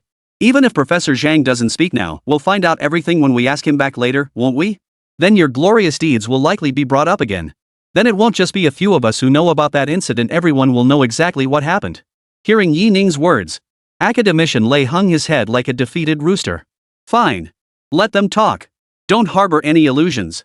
Let me make this clear, what I did back then was the ignorance of youth. It doesn't mean I'm still like that now." Seeing that academician Lei had agreed, Professor Zhang proceeded to recount academician Lei's glorious past. "You know why academician Lei insisted on sending flowers to that girl for 3 months? It all stemmed from getting drunk in his youth. After drinking, academician Lei lost a game of rock paper scissors. The penalty was to confess his feelings to that girl for 100 days. Back then, old Lei was quite the catch himself, but the girl he confessed to was the campus beauty from Nanjing Normal University. Think about it, what's the most abundant thing at Normal University? Beautiful women. And the campus beauty among them couldn't possibly be anything less than stunning. No one thought old Lei's confession would succeed. Not even Lei himself believed it would. But old Lei and his roommate kept this confession secret so well, everyone actually thought Lei really liked the campus beauty. Then, after confessing for 99 days, with just 1 day left, old Lei and his roommate agreed, it's the 100th day now. 1 more day won't make a difference. But the campus beauty had already planned to accept old Lei on the 100th day. Think about it, someone confessing to you every single day for 3 months straight, with roses and chocolates every day. Who wouldn't be moved? Especially since old Lei outdid all her other suitors. Comparison kills, and competition makes you throw things away. With old Lei around, he blew everyone else out of the water. The campus beauty knew exactly who to choose. On the 100th day, when the school beauty couldn't wait for old Lei any longer, she came straight to our school and confessed to him. If you think old Lei ended up with that campus beauty, you're dead wrong. When the campus beauty arrived, she was dressed to the nines. Word had spread, and plenty of girls from the neighboring Normal University followed her to witness this historic moment. Chapter 188, Report. Urgent notice. Not to mention our school, it was packed with people. The beauties from the neighboring Normal University are each more stunning than the last. That's a rumor that spread far and wide. Now, the school beauty from such a prestigious university is confessing to our school's old Lei. How incredibly prestigious is that? But when old Lei saw the whole scene, he just said one thing to the campus beauty. "Sorry, I don't like you anymore. Pursuing you for 99 days was my way of respecting your feelings. Giving up on the 100th day is my self-forgiveness. There's no possibility between us anymore." Hearing those words, both our schools went wild. The school beauty fainted on the spot. And old Lei became an overnight sensation at our school. Of course, all this was before old Lei got drunk again. Professor Zhang shot a slightly mocking glance at academician Lei. Professor Zhang said with gleeful schadenfreude. Academician Lei's confession was just because he lost a drunken bet. But when the truth came out, it turned out he was drunk again. The campus beauty was so furious she showed up wielding a knife. Old Lei, drunk as a skunk, hid in his dorm like a woman and didn't dare come out. And just like that, academician Lei went from being a legend at our university to becoming a legend at another. If this incident had blown over, it wouldn't be so bad. The problem is, it hasn't blown over. Because that campus beauty is actually working on the bionic human project now. That's Professor Qian from the medical school. Professor Zhang didn't name the campus beauty outright, but everyone present knew exactly who he meant. There are only a handful of experts at the hospital. With her academic background and surname, identifying Professor Qian was straightforward. Everyone present looked at academician Lei with an unusual sense of admiration. Damn impressive. Damn, he's a real legend. Losing a drinking bet is one thing. But then you went and confessed your feelings to her. Confessing your feelings is one thing. But you rejected them. And even if you did refuse, you went and spilled the beans about what happened earlier while you were drunk. One blunder after another. If any one of those links had broken, academician Lei wouldn't have ended up in this mess. From one myth to another, it took academician Lei just 2 drinking sessions. Academician Lei isn't just highly skilled in research, but his emotional intelligence is truly impressive. Old Lei, do you still drink now? Someone noticed this peculiar detail and asked the academician directly. Shaking his head, academician Lei replied honestly. Drinking causes trouble. After that incident, I quit drinking altogether. Upon hearing academician Lei's story, many scientists in the lab felt this gossip had thoroughly satisfied their curiosity. Who would have thought? Academician Lei had such a youthful past. He outright rejected the campus beauty's confession. And he even let slip the reason for his rejection. Thank goodness academician Lei isn't in the same research group as that campus beauty now. Otherwise, if the 2 parties involved heard this story, they could literally dig a 3-bedroom apartment out of the ground with their feet from sheer embarrassment. Alright. We've heard all we need to hear. We'll keep this confidential for old Lei. Don't breathe a word of this outside. The rest of you should get some rest and freshen up. We'll meet at the test flight field tomorrow at 8:30 sharp. That's all. Yining noticed that academician Lei still seemed a bit awkward. He then urged the scientists present to get some proper rest. They needed to be in top form for tomorrow's test flight and help relieve the pressure on academician Lei. Having worked alongside him for so long, Yining had come to understand academician Lei. The old man was utterly devoted to research, though sometimes a bit stubborn. Evidently, he had been quite stubborn in his youth. In today's terms, one might say academician Lei was a bit of a straight shooter. The public humiliation was already awkward enough. If everyone started comforting him with more kind words, the old man might genuinely lose it. After calming the scientists down, Yining organized the materials in his hands, preparing to discuss the test flight arrangements for the bionic human project with the White Tiger military region. Hello everyone. This is daily news. Breaking news. China's first bionic spacecraft will undergo test flight tomorrow at 8:30 a.m. from an undisclosed launch site. Stay tuned. This is Southern Weekly. Breaking news alert. China will conduct a bionic spacecraft flight experiment tomorrow at approximately 8 a.m. Reports indicate China will commence bionic human experiments aboard a spacecraft tomorrow. This bionic human experiment holds significant importance for our nation. If successful, this experiment will deepen our understanding of space and usher in a new era of space exploration. The bionic human project will undergo its test flight tomorrow. This marks another pioneering endeavor for our nation. Should the experiment succeed, humans will finally be able to experience the wonders of space firsthand. Tune in tomorrow at 8:30 a.m. for our live broadcast of the bionic human project. Stay tuned. Afternoon. Numerous media outlets immediately published news about tomorrow's bionic spacecraft test flight. After Yining discussed the bionic project with the White Tiger military region, the White Tiger military district immediately reported to the Dragon Nation's High Command. They conveyed Yining's vision to the Dragon Nation's High Command. The progress of the bionic human project. The White Tiger military district had been closely monitoring it all along. However, in terms of timing, every Wednesday, Yining arranges for someone to brief the White Tiger military district on the latest progress, keeping them informed of the experiment's current stage. The White Tiger military district then reports the progress of the bionic human project to higher-ups. This ensures higher-ups are informed of the project's development. This has always been a step-by-step reporting process. This has always been the rule in Dragon Nation. When something happens, you report it level by level, letting your leader and your leader's leader know what's going on. That way, they can properly handle the paperwork. According to the White Tiger military region's projections, even at the fastest pace, the launch of the bionic human project would take at least 10 days. Don't be fooled by the fact that the bionic humans have been manufactured. The White Tiger military region believes that the final testing and modifications for the bionic human project will also require a significant amount of time. But unexpectedly, under Yining's leadership, these scientists worked at an astonishing pace. In just a few days, the testing of the bionic humans has already been fully completed. This outcome far exceeded the expectations of the Dragon Nation's High Command. It surpassed even the White Tiger military district's expectations. Such rapid progress truly caught the White Tiger military region off guard. especially upon hearing Yi Ning's announcement that the android project's test flight was scheduled for tomorrow. The White Tiger Military District was completely unprepared. Yet such a monumental matter could not be kept from the higher-ups. Time was of the essence, leaving no room for further deliberation. Ultimately, the White Tiger Military Region's leadership made a difficult decision. They bypassed the established chain of command and directly dialed the emergency line to contact the Dragon Nation's High Command, Dragon Nation's capital. Inside a top-secret communications room, the light representing the White Tiger Military District shifted from steady green to a flashing red. Simultaneously, a frantic ringing erupted beside the red light. Immediately, an alarm sounded throughout the communications room. Chapter 189, Ensure the spacecraft's launch at all costs. The alarm instantly caught the communications officer's attention.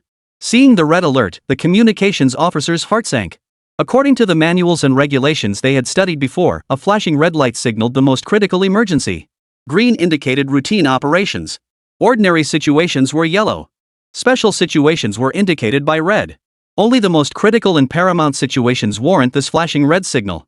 This signifies the White Tiger Military Region is facing a colossal problem. It must be resolved. Otherwise, disaster will surely strike. Upon seeing this, the communications officer promptly followed protocol and escalated this call from the White Tiger Military Region to higher command. Even though this communications officer had served at his post for 7 or 8 years and had handled numerous emergencies, but a red alert level emergency? He had never encountered one before. Even while following the manual to execute the necessary procedures, the dispatcher felt a surge of panic. This is a red alert. Something major must have happened. Could it mean war is imminent? The thought filled him with unease. But then he reminded himself, he was just a communications officer, there was nothing he could do. His mind calmed considerably. The call kept getting transferred. Finally, a high-ranking official from the Dragon Nation answered.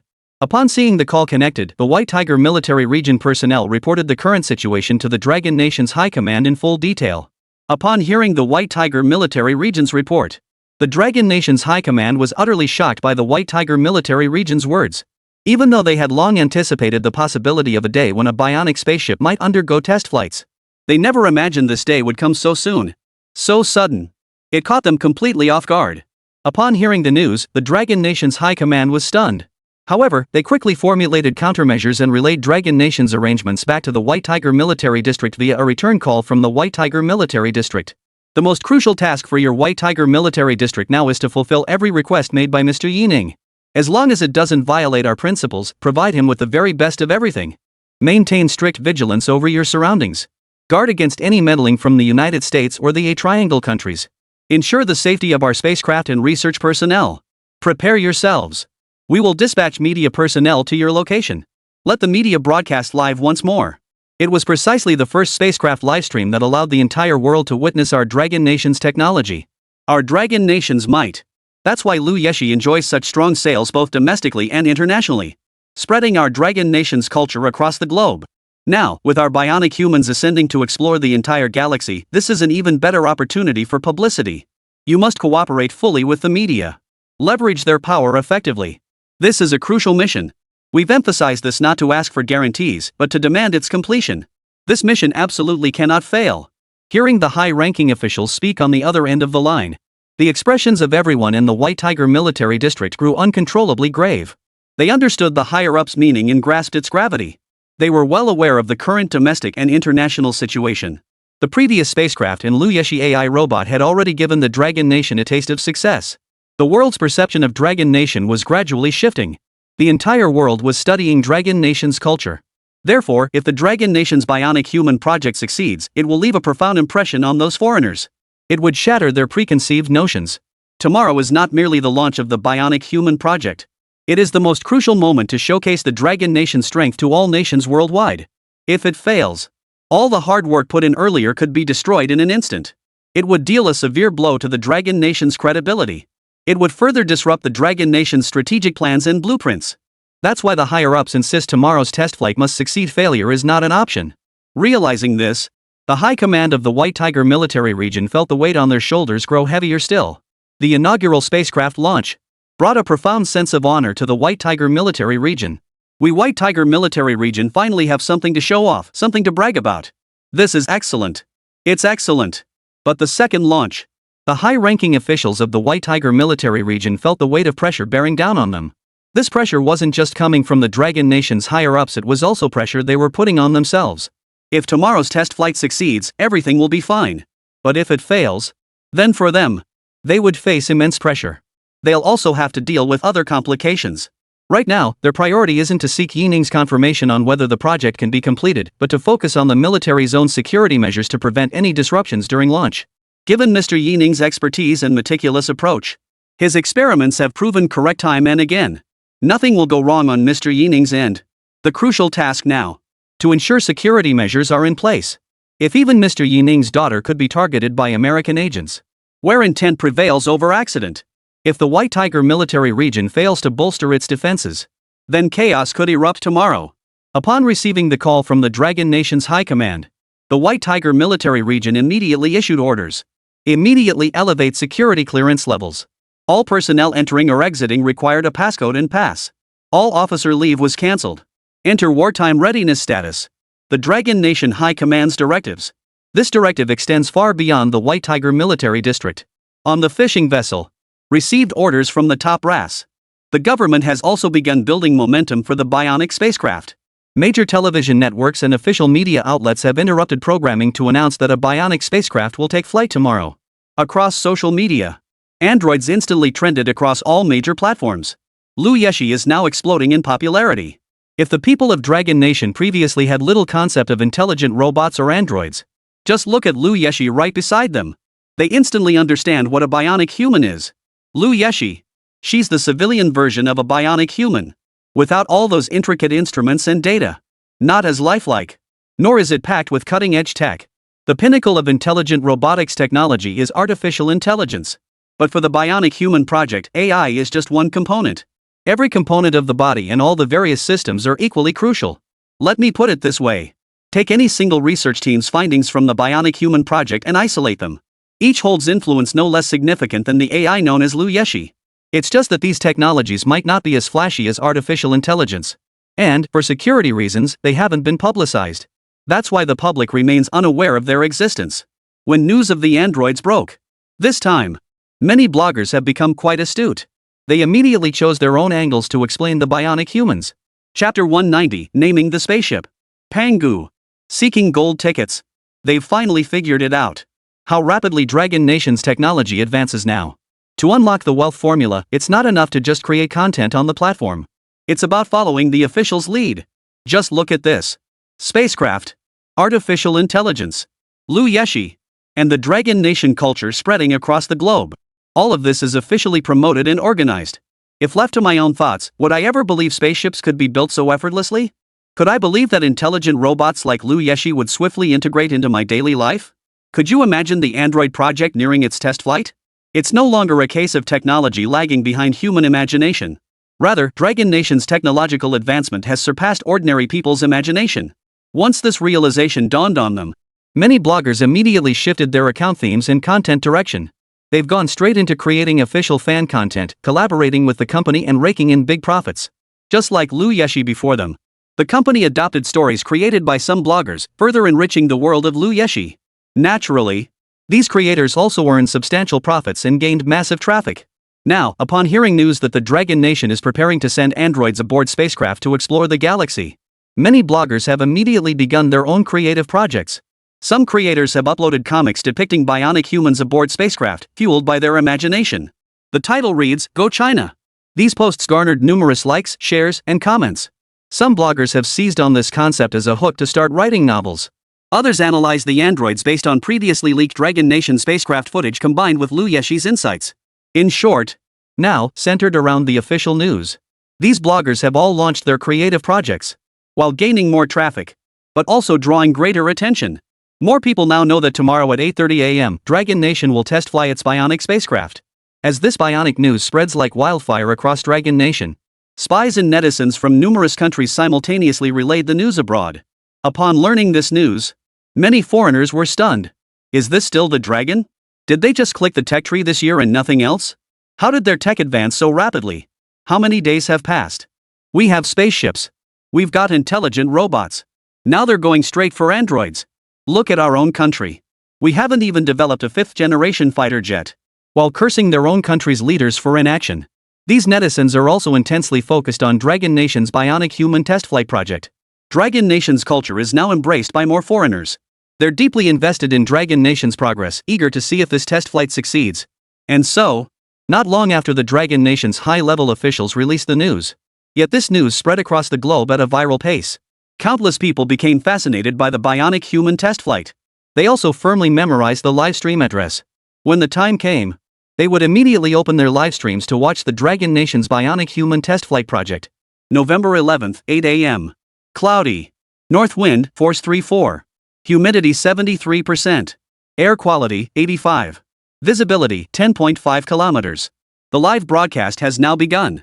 Along with the live stream's promotional preview, countless netizens from home and abroad clicked on the live stream link, eager to witness the test flight firsthand. The official female host passionately introduced everything about the test flight site to the live audience. Weather, humidity, and various other conditions. Regarding the spacecraft itself, the host did not elaborate further. Currently, apart from its exterior design, all spacecraft data remains under strict confidentiality. Following the spacecraft's successful launch last time, numerous nations have dispatched their own agents to secretly investigate manhwa and gather information related to the spacecraft. They allow the Dragon Nation to possess the most powerful weapon. But if these nations lacked such spacecraft, they would be restless. Therefore, the host had previously communicated with the White Tiger Military District. He understands what he can and cannot say. This time, only the name of the spaceship was revealed. Pangu. This is the first spacecraft. It is also the first spacecraft to leave Earth and explore the Milky Way. Dragon Nation culture is profound and extensive. Every naming carries deep meaning. The moment the name Pangu was announced, countless citizens of the Dragon Nation instantly understood the profound hopes the higher-ups placed upon this spacecraft. For you must understand, Pangu is a supreme deity in Dragon Nation mythology. The emergence of humanity was precisely because Pangu wielded the Pangu axe to cleave the heavens and earth. After his passing, the various parts of Pangu's body transformed into mountains, rivers. Just as the saying goes, when a whale falls in the ocean, all things are born. In the myths of the Dragon Kingdom, Pangu is held in profound gratitude. It is believed that without the existence of this great god Pangu, humanity could never have emerged to inhabit this universe. Now, the advent of man's spacecraft is akin to the Pangu axe wielded by the great god Pangu. The blade drawn from its sheath, exploring the Milky Way, seeking the mysteries of the cosmos. The people of the Dragon Kingdom felt their hearts stir at the mention of Pangu, filled with boundless hope for the future. Foreign netizens heard the words Pangu. Were also abuzz with discussion. Pangu. I know this figure. He's a truly great deity of the Dragon Nation.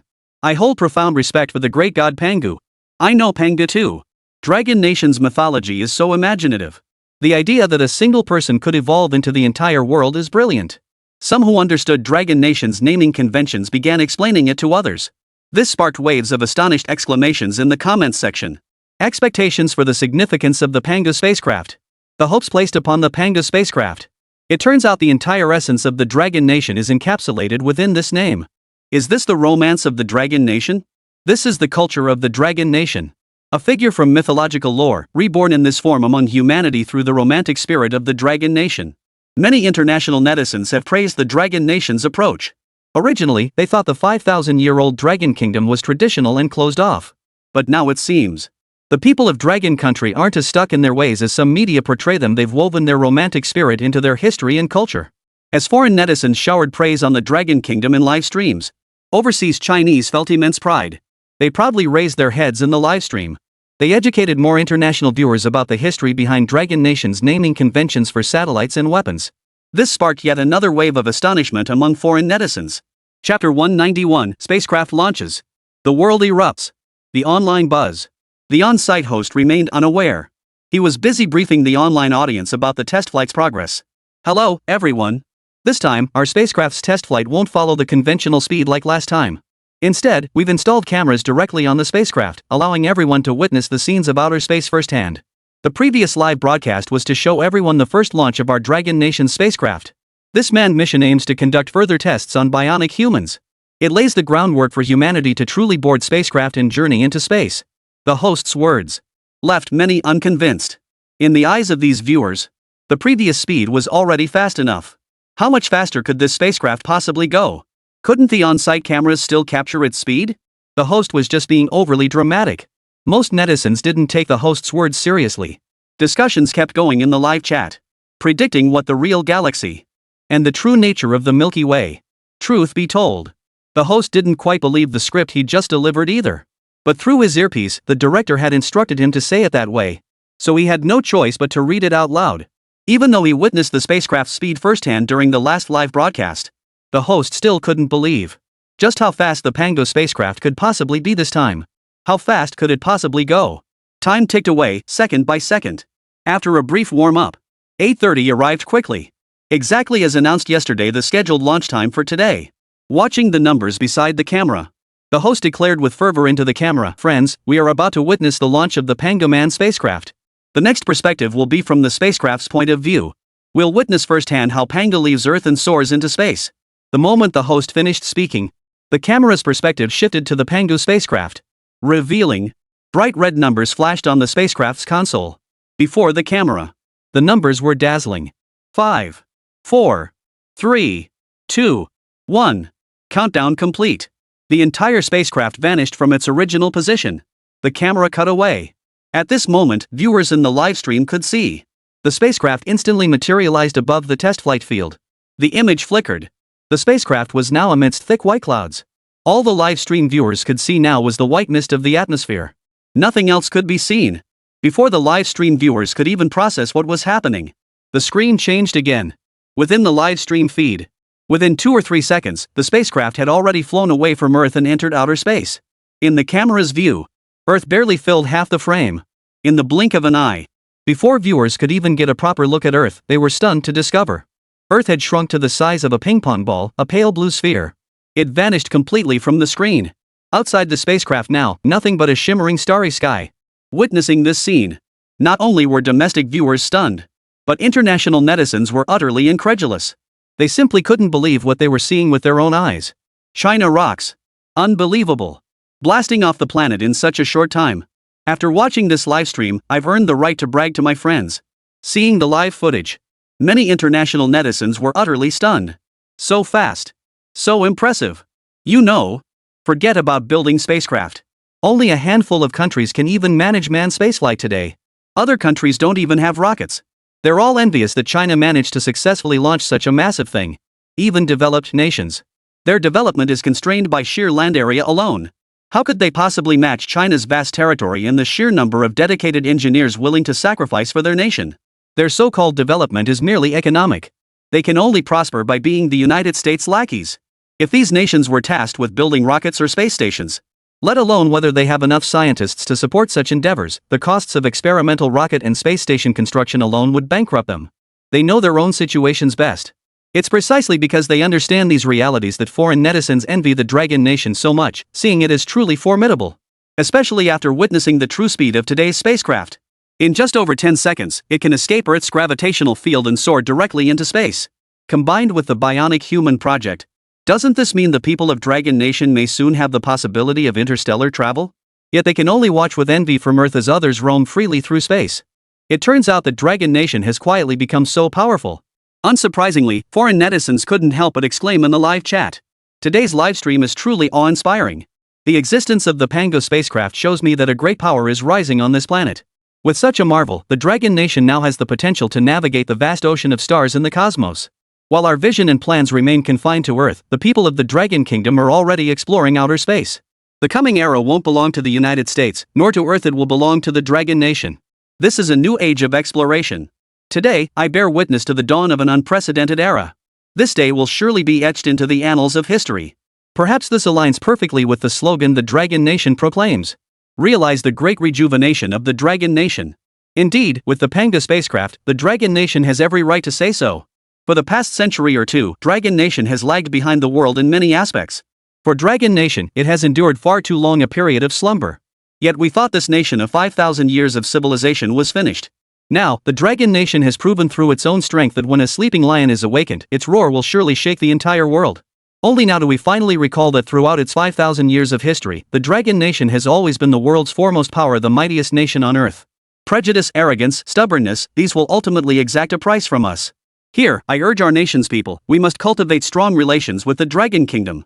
We may do without some of today's so-called technologies, but if we fail to keep pace with the Dragon Nation's age of exploration, we will fall permanently behind. Chapter 192, Launch in 1 second? Is this for real?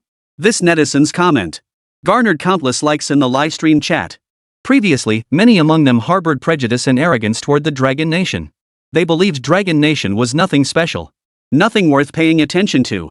But now, seeing everywhere in their own country, from household appliances and building materials to everyday items like phones and clothing, most of it came from the Dragon Kingdom.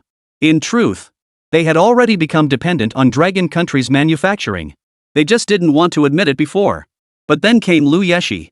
The emergence of the spaceship has caused these netizens to set aside their prejudices and begin re-evaluating the Dragon Kingdom. At this point, these foreigners finally recognized that the 5,000-year-old culture of the Dragon Kingdom is profound and vast. Dragon Country has always been open and inclusive. It was their preconceived biases that clouded their judgment of the true state of the Dragon Kingdom. Now, the Dragon Nation proves itself time and again through its own strength, demonstrating that its rise is unstoppable. The uninitiated see the spectacle, the initiated see the substance. Many foreign scientists are also watching this live broadcast. How long does it take for a rocket launched from Earth to break through the atmosphere? Any nation that has conducted rocket test flights can provide this answer. Approximately 25 minutes to half an hour. This represents the current limit of human technology. However, when spacecraft first took flight, these scientists realized they were wrong. They were wrong by a wide margin. Because the spacecraft took only about 5 minutes to break through the atmosphere, directly shattering their understanding. As for what fuel and engines the spacecraft actually used, it has long become a topic of discussion among nations. However, the Dragon Nation's classified documents are exceptionally well protected. To this day, scientists from other nations can only speculate about the spacecraft specifications. Nothing has been verified. Originally, these scientists believed this was the absolute limit, and that it was utterly impossible to surpass it. Now, the Panga's live feed shattered their worldview. You must understand, the live broadcasts of Longwa's rockets and spacecraft aren't just being watched by domestic and international netizens for entertainment. Scientists from other nations are equally fixated on Dragon Nation's broadcast. For these scientists, what they gained from this live broadcast was far more authentic than any so-called data obtained through other channels. It's far more important. Early in the morning, many scientists were already glued to the live stream, watching the live broadcast of the Dragon Nation's manned spacecraft.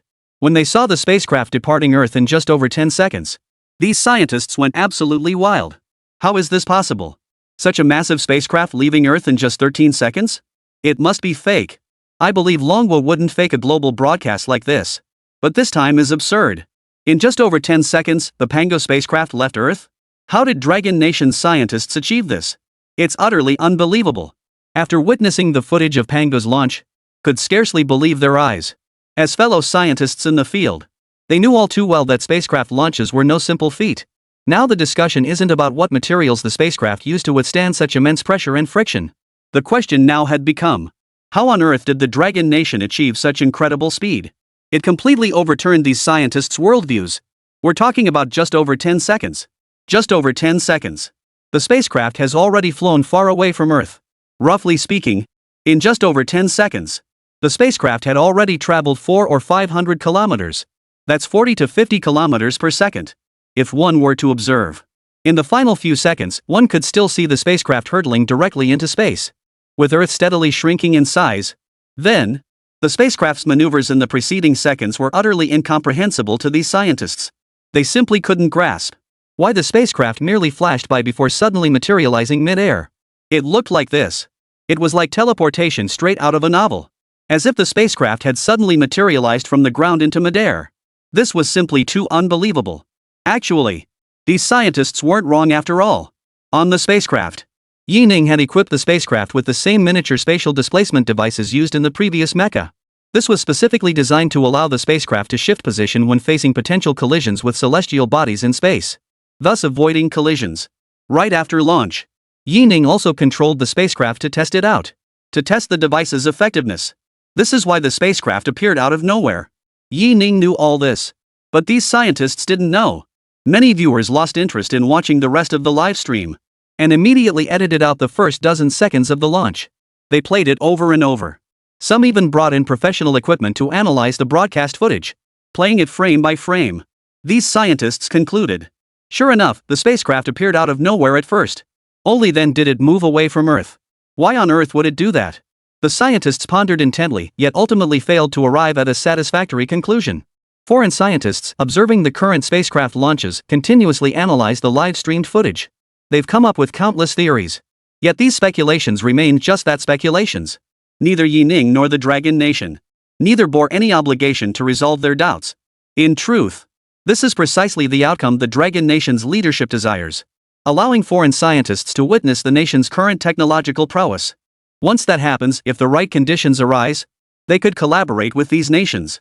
In short, with this formidable weapon, the spacecraft in hand, the Dragon Nation's government has absolutely no concerns. They can pursue self-development to their heart's content. This live broadcast was also being watched by the Dragon Nation's high-ranking officials in their conference room. For them, the emergence of manned spacecraft meant far more than just interstellar travel. Even though humanity's exploration of the cosmos remains limited, fundamental aspects have been largely understood by top-tier nations like Dragon Nation. For instance, which planets might be suitable for colonization and settlement? Which celestial bodies are essentially giant gold mines or diamond deposits? Which ones might harbor extraterrestrial life or contain ancient ruins?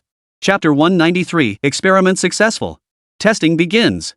All these years, the world's leading nations have never ceased their exploration of space.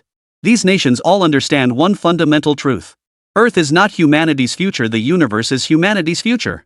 Earth's resources will inevitably be depleted one day.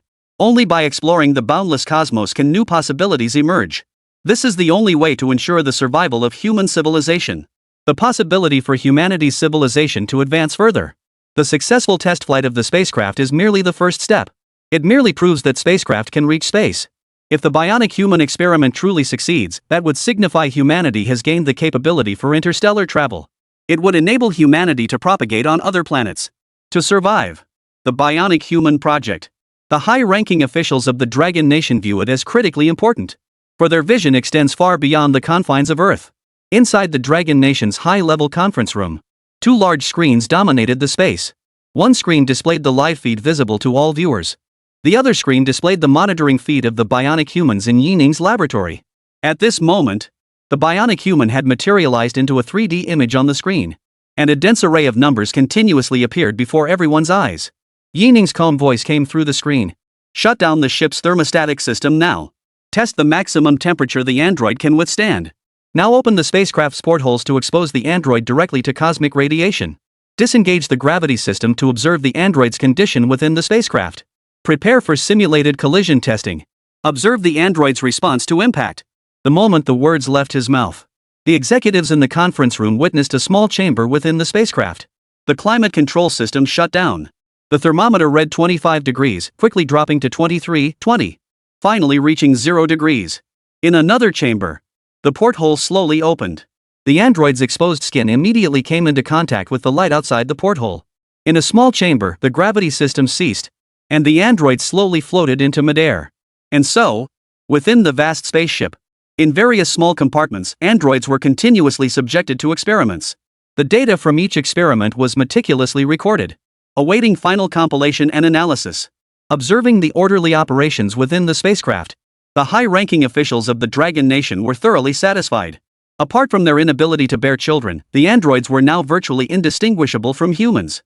The experiments and records Yining conducted on the bionic humans aboard the spacecraft are precisely the scenarios humanity will face aboard future spacecraft. Only by thoroughly considering these scenarios can we provide humanity with emergency response plans at the earliest opportunity. They must be informed how to resolve such problems. Essentially, the androids endure various disasters in place of humans, generating data that is compiled into manuals. This spares humanity from learning through bloody tragedies. What actions must absolutely be avoided under specific circumstances? Observing the patterns displayed on the 2 screens, a high-ranking official from the Dragon Nation couldn't help but speak up. Mr. Yi is truly remarkable. With just one person like him, our nation's technology has advanced at least a century. Absolutely. Without Mr. Yi, forget about building spaceships. Even developing that intelligent robot would take us at least 50, maybe 100 years of research. Absolutely. Without Mr. Yi, forget about building spaceships. Even developing that intelligent robot would take us at least 50, maybe 100 years. I genuinely wonder what scientific achievement Mr. Yi couldn't master. Mecha intelligent robots, Jade Bracelet spacecraft. He's not just a genius, he's a polymath. Dragon Nation's high-ranking officials were now showering Yining with praise. Without Yining, They couldn't even begin to imagine how many detours Longwa's technological development would have taken. How much manpower, material resources, and other assets would have been squandered. Today, all the high-ranking officials present had cancelled their own meetings. All gathered in this conference room to watch the images on 2 screens. Today's matter was simply too crucial. The success or failure of the Bionic Human project is directly tied to how soon Longwa can explore the cosmos. If today's android project trial succeeds and yields authentic data, then in the near future, Longwa's spacecraft will launch in great numbers to explore the solar system and the Milky Way. Today's Bionic Human experiment is undoubtedly a major experiment of strategic significance. As the Dragon Nation's high-ranking officials marveled at the developments, Yi Ning's voice echoed. Yi Ning's voice echoed. The various tests for the android project are looking quite promising so far. The spacecraft portholes I designed block various cosmic rays, allowing direct exposure to human skin. After 2 hours of irradiation testing, everything is normal. When the spacecraft entered zero gravity, the cyborgs performed admirably. There were some collisions between their bodies and the spacecraft, but these resulted only in bruises. According to the system's feedback, there were no serious injuries. During the collision test, the spacecraft experienced violent shaking, causing some minor scrapes among the bionic crew members inside. Nothing serious. We are currently approximately 10,000 kilometers from the launch site. These are the experimental data collected at this location. In a moment, we'll conduct data testing at 20,000 kilometers. Upon hearing Yi Ning's report, high-ranking officials from the Dragon Nation could no longer contain their excitement. They directly asked Yi Ning, "Mr. Yi, could you please explain the current status of our Bionic Human project? Could you explain the experimental progress of the Bionic Human project in simpler terms?" Yi Ning wasn't surprised by the sudden interruption. The White Tiger military region personnel had already briefed him on the relevant details. Yi Ning knew that Dragon Nation's high command might contact him at any moment. After a moment's thought, Yi Ning addressed the screen directly. "Current experimental data indicates that the spacecraft I designed is entirely sound. In certain scenarios, the occupants would face virtually no danger. This is the most fundamental consideration in spacecraft design, and I had anticipated this outcome. After conducting further tests in space, I plan to land the spacecraft on several planetary surfaces. This will allow us to collect soil samples while observing how these androids perform on planetary terrain." Gathering more data. Chapter 194, The Overseas Wanderer Wants to Go Home. Yi Ning's words. The senior officials present understood. They had originally assumed the android experiment was Mr. Yi Ning's internal test for the spacecraft. But now it was clear. It was nothing of the sort. When designing the androids, Mr. Yi Ning had already considered the scenario of them boarding the ship. To prevent any adverse outcomes, he had the androids undergo field testing directly. Judging by Mr. Yi's words, everything is unfolding exactly as he envisioned. Doesn't this imply that, once the android project is complete, the people of Dragon Nation will truly be able to travel through space aboard spacecraft and discover the real universe? At this thought, the Dragon Nation's high-ranking officials couldn't help but lose their composure. Their faces brimmed with joy. This live broadcast stirred the hearts of countless people and shattered countless preconceptions and notions. It showcased the might of the Dragon Nation. Domestic netizens take pride in the Dragon Nation launching yet another major project. This has filled foreigners with admiration for the Dragon Nation, and they envy its people immensely. Scientists are going wild. After watching the live broadcast, some began working day and night on research, desperately trying to keep pace with the Dragon Nation. Others sought out the Dragon Nation's official channels through various means, hoping the Dragon Nation's authorities would be gracious enough to share some knowledge about spacecraft. Following Lu Yeshi, the Dragon Nation's official Pangaman spacecraft test flight sent shockwaves across the world once more. Different people reacted differently. One group, witnessing Dragon Nation's current advancement, felt profound regret. These are the scientists who went abroad for studies and permanently settled abroad. You must understand. China boasts 2 premier institutions of higher learning. Graduates from these 2 institutions, you'll have no trouble finding work with their credentials. To put it bluntly, with this degree in hand, if you're willing to return to a small county town to become a civil servant or secure a position in a state-owned enterprise, it's a piece of cake. Of course, few graduates from these institutions choose such paths. As top-tier institutions, they naturally engage in international exchanges. Statistics show that only a paltry 19% of students from these elite institutions return to serve their country after studying abroad. In other words, of these 2 elite institutions, only about 20% of those who return to their home country. Shifting our focus beyond these 2 elite institutions, directly examining the return rate of all overseas students from Dragon Nation, it's a pitiful less than 30%. That's just 30% of the total. Among this third, A significant portion consists of those who went abroad to attend ordinary universities for a degree, then chose to return home. Just think about it. What a terrifying statistic. Those who can study abroad are not just individuals with some financial backing, but the nation's new generation of talent. The pinnacle of knowledge. Yet only 30% of such individuals return. The rest choose to settle abroad. A massive brain drain. How can Dragon Nation's technology possibly advance? How can it progress? It comes back to that old saying. Scientific research sometimes it hinges on creativity, but more often than not, it hinges on people. Only when more people dedicate themselves to scientific research can Dragon Nation's scientific research truly improve. Yet the massive exodus of top talent is undoubtedly a great loss for the Dragon Nation. Even Longwei respects the choices of these overseas students. They choose to live abroad, perhaps because of the high salaries and generous living conditions offered overseas. Perhaps it's the superior academic environment abroad, where they can focus solely on their research and development. Perhaps it's because opportunities are more abundant abroad, offering better prospects for their personal career advancement. Whatever the reason may be. But one thing must be clear. Once you leave, you're gone. Having acquired citizenship in another country, they have naturally lived and worked there for a considerable period. They have made significant contributions to their adopted homeland. And the country they join will grant them the opportunity to take the oath, granting these international students green cards, allowing them to stay. Originally, these individuals believed their choice was correct. Settling abroad must be far better than life in their homeland. They would gain respect, equality, and high salaries. But after spending some time abroad, many began to feel something was amiss. They realized their current life might not be what they truly desired. In their youth, they pursued material comforts. They sought an environment where life felt pleasant and carefree. But now, with more life experience, what they truly desire is the pursuit of inner peace. Even if they've obtained green cards, many still lie awake at night. They miss home. They miss the meals their parents cooked for them. They miss the childhood friends they grew up with naked together. The situation now. They are true-born, true-bred Dragon Country people. Even if they've built seemingly good lives abroad, many still feel utterly unable to integrate into this society. The cold, impersonal foreign society is fundamentally different from the warm, human-centered society of the Dragon Kingdom.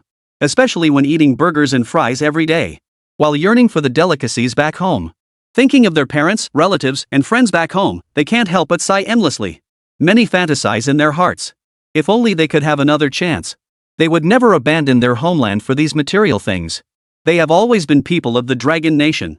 How they regret their past choices. Especially seeing Liu Yeshi's recent viral fame, many foreigners are now learning about Dragon Nation culture. When people encounter these individuals, they often approach them with questions. They ask about Dragon Nation's history, asking about Dragon Nation's customs and traditions, asking them about their hometowns in China. On the surface, these people seem delighted to answer others' questions. But in reality, their smiles are tinged with bitterness. They are Dragon Country people. Scientists in the Dragon Kingdom can create intelligent robots like Liu Yeshi, develop mecha, and build spaceships. But what am I doing here? Working for foreign institutions. Already in their 30s or 40s. They've come to their own realization. They know that talk about science knows no borders is complete bull. Yes. Science truly knows no borders. Any scientist can research any discipline. But scientists have national boundaries. No scientist from any country would unconditionally offer their nation's top research achievements to all of humanity. If that were to happen, the overall level of scientific research worldwide would undoubtedly rise significantly. So why doesn't any scientist selflessly publish their research findings? Isn't it precisely because scientists have national boundaries? As they witness the Dragon Nation's ever-growing prosperity, these overseas Chinese feel profound pride and honor in their homeland's strength. They deeply regret their choices back then. And at that very moment, a Chinese scientist spoke up directly. Overseas compatriots, we must unite. Leaves return to their roots. It's time for us, the wandering children of the nation, to come home. Chapter 195, The Return Fever. Everyone wants to come back. This phrase might not resonate much with those in the Dragon Kingdom. But for overseas Chinese who've struggled abroad for years, it struck a chord deep within their hearts. This bold idea took root in their minds. What if? Should they really go back? After all, the Dragon Kingdom is thriving more than ever. Its scientific research capabilities are growing stronger. More importantly, I now realize that choice back then was a mistake. He should never have abandoned the Dragon Nation for his own desires.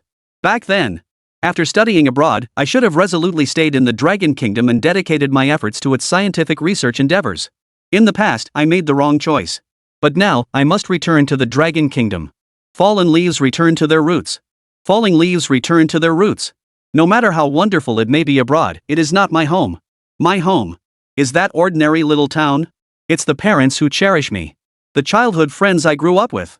On the surface, my home may not seem particularly grand. But in my heart, this home is the most important place in their hearts.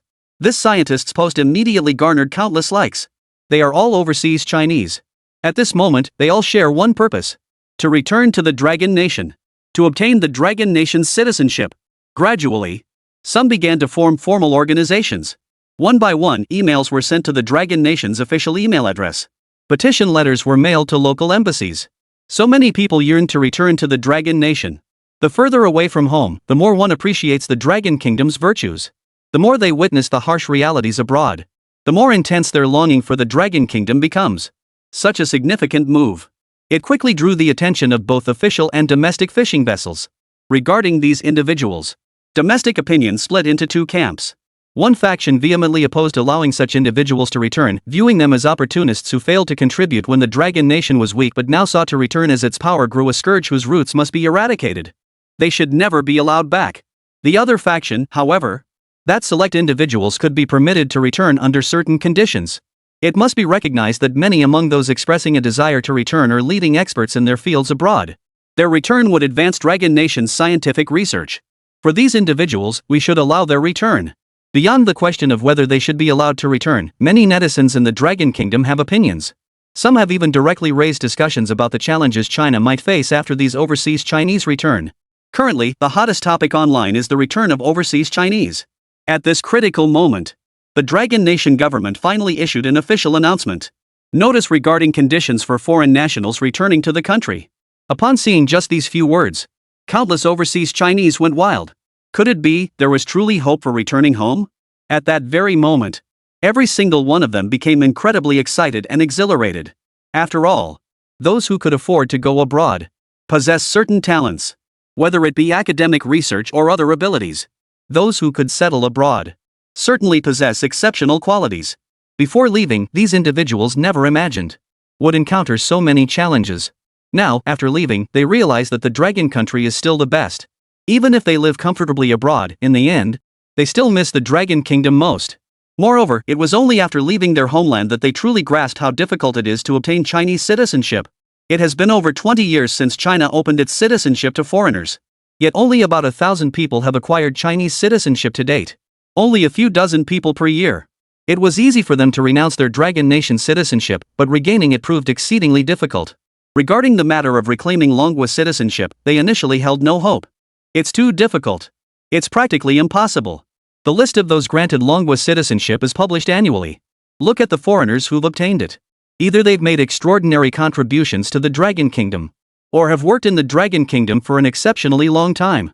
Only then can one obtain Longwa citizenship. At first, some still held out hope and applied to return home. But after repeated rejections, they came to understand the nation's resolve. Leaving is permitted. We won't stop you. But wanting to return is practically impossible. Dragon Nation citizenship isn't a joke. You can't just come and go as you please. It's simply impossible. This is the Dragon Nation's stance. The Dragon Nation doesn't need such people returning. This has always been the Dragon Nation's stance. Until recently, when witnessing the Dragon Nation's might and experiencing countless days and nights of emotional accumulation, the homesickness of overseas Chinese finally became unbearable. For them, there's no place like home. Nothing compares to the Dragon Kingdom. They realized long ago that relying solely on individual efforts, returning to the Dragon Kingdom was impossible. So now, what if we all sign a joint petition? Could that finally make the Dragon Kingdom take notice? Even if they don't grant us a special repatriation channel, they could at least show some leniency toward us former Dragon Country citizens. Let them see hope for returning to the Dragon Kingdom. Before the Dragon Nation's government issued an official statement, all Chinese people feel uneasy. Many have already steeled themselves, knowing this is their final attempt. If even this moment offered no chance to return to the Dragon Nation, then forget about the future. It would be even more impossible in the future. Thankfully, the Dragon Nation's government has finally issued a statement. It allows certain individuals to regain their Dragon Nation citizenship. This prompted many overseas Chinese to study the announcement, seeking to understand what documents or requirements were needed to return to the Dragon Nation. While the Dragon Nation's announcement has stirred significant reactions among overseas Chinese, within the Dragon Nation itself, there has been intense debate about this announcement. I believe these people should not be allowed to return. What is the government thinking? Let me state a simple fact: Dragon Nation was built and developed by all its citizens together. Yet these individuals left during its time of hardship and now seek to return and reap the rewards of its strength. Is that fair to us? Once you leave, don't come back. Better to stay foreigners. I suggest everyone watch what people say when they take the oath to join a foreign country. That way you'll see what these people who abandoned their Dragon Nation citizenship did back then. The link is. Why come back? Please, just stay abroad and cause trouble for other countries. Dragon Nation's temple is too small to accommodate such big shots like you. In Dragon Country, opposing voices erupted everywhere. The people of the Dragon Nation are now fully aware. Through widespread education, they now grasp the international landscape. They grasp more principles. Regarding the matter of overseas Chinese wishing to return to the Dragon Kingdom, many hold sharp, distinct viewpoints on the matter. Some opponents have even pinpointed the crux of the matter. Some draw parallels to past historical precedents. Others have analyzed official documents from the Dragon Nation. A prominent influencer named Tech Guy released a video expressing his views. Based on official Chinese documents, I originally opposed these individuals returning to China. But now I think letting them come back is actually a good idea. Chapter 196: Yining's Plan Moon Landing. Hold your fire before criticizing me. Watch this video first before sharing your own views and opinions. Regarding the official documents, I've summarized the following points. After reviewing these points, judge for yourselves whether it's worthwhile to bring these overseas Chinese back.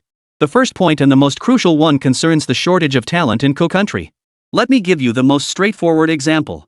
If we're talking purely about academic credentials and educational background, only those with PhDs from the world's top 100 universities meet this requirement. You might not grasp how elite these top 100 institutions truly are. Let me clarify, only the absolute pinnacle of our nation's universities rank among them roughly 50 to 60 in the global standings. This should give you a sense of the caliber of these top 100 institutions. And they specifically require a doctoral degree, making it even more exceptional. Earning a PhD in our country is already incredibly difficult. Some students take years longer than expected to graduate. Overseas requirements are even stricter.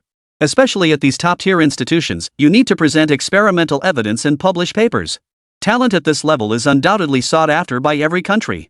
In fact, their salaries in manhwa might even be lower than what they could earn abroad. Of course, their salaries in China are undoubtedly top-tier, far exceeding the average person's income. So I wholeheartedly support the return of these talents.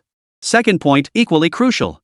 As the document states, individuals who actively uphold China's image abroad and make significant contributions to the nation. This speaks volumes. Their hearts remain with China while overseas. Such individuals deserve to have their citizenship restored. Third point, foreign nationals who have won major international awards. I reviewed the criteria and noticed that regardless of the award, it signifies being at the pinnacle of their field. Having such individuals return to Dragon Nation will undoubtedly accelerate its development. Finally, this blogger directly summarized the content of the document. I believe those who've read this far now have a solid grasp of the Dragon Nation's document. Here, Tech Guy will say just one thing. Bringing these people back to our country won't be a loss for us.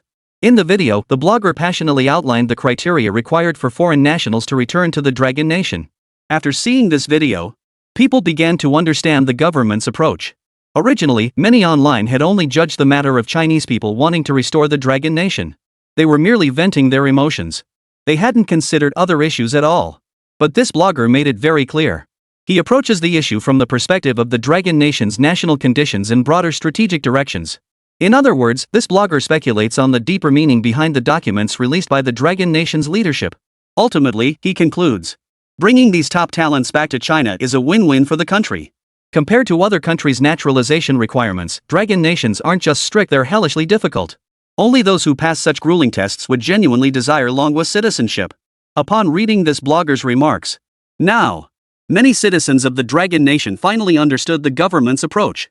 This is still offering a chance to the very best talents. Because these individuals have proven their worth through their own abilities, the Dragon Nation is making an exception for them, allowing them the possibility of returning home. The annual exodus of so many talents to foreign lands has deeply troubled the Dragon Nation's leadership. Perhaps this document had been drafted long ago, but the right opportunity had never presented itself. Now, the opportunity has finally arrived, and the Long Kingdom government has released this document directly for all to see. After learning all this, the people of manhwa have grown less critical and more understanding. Interest in this matter has surged among the people of manhwa. After all, many Chinese individuals have achieved remarkable success in their respective countries.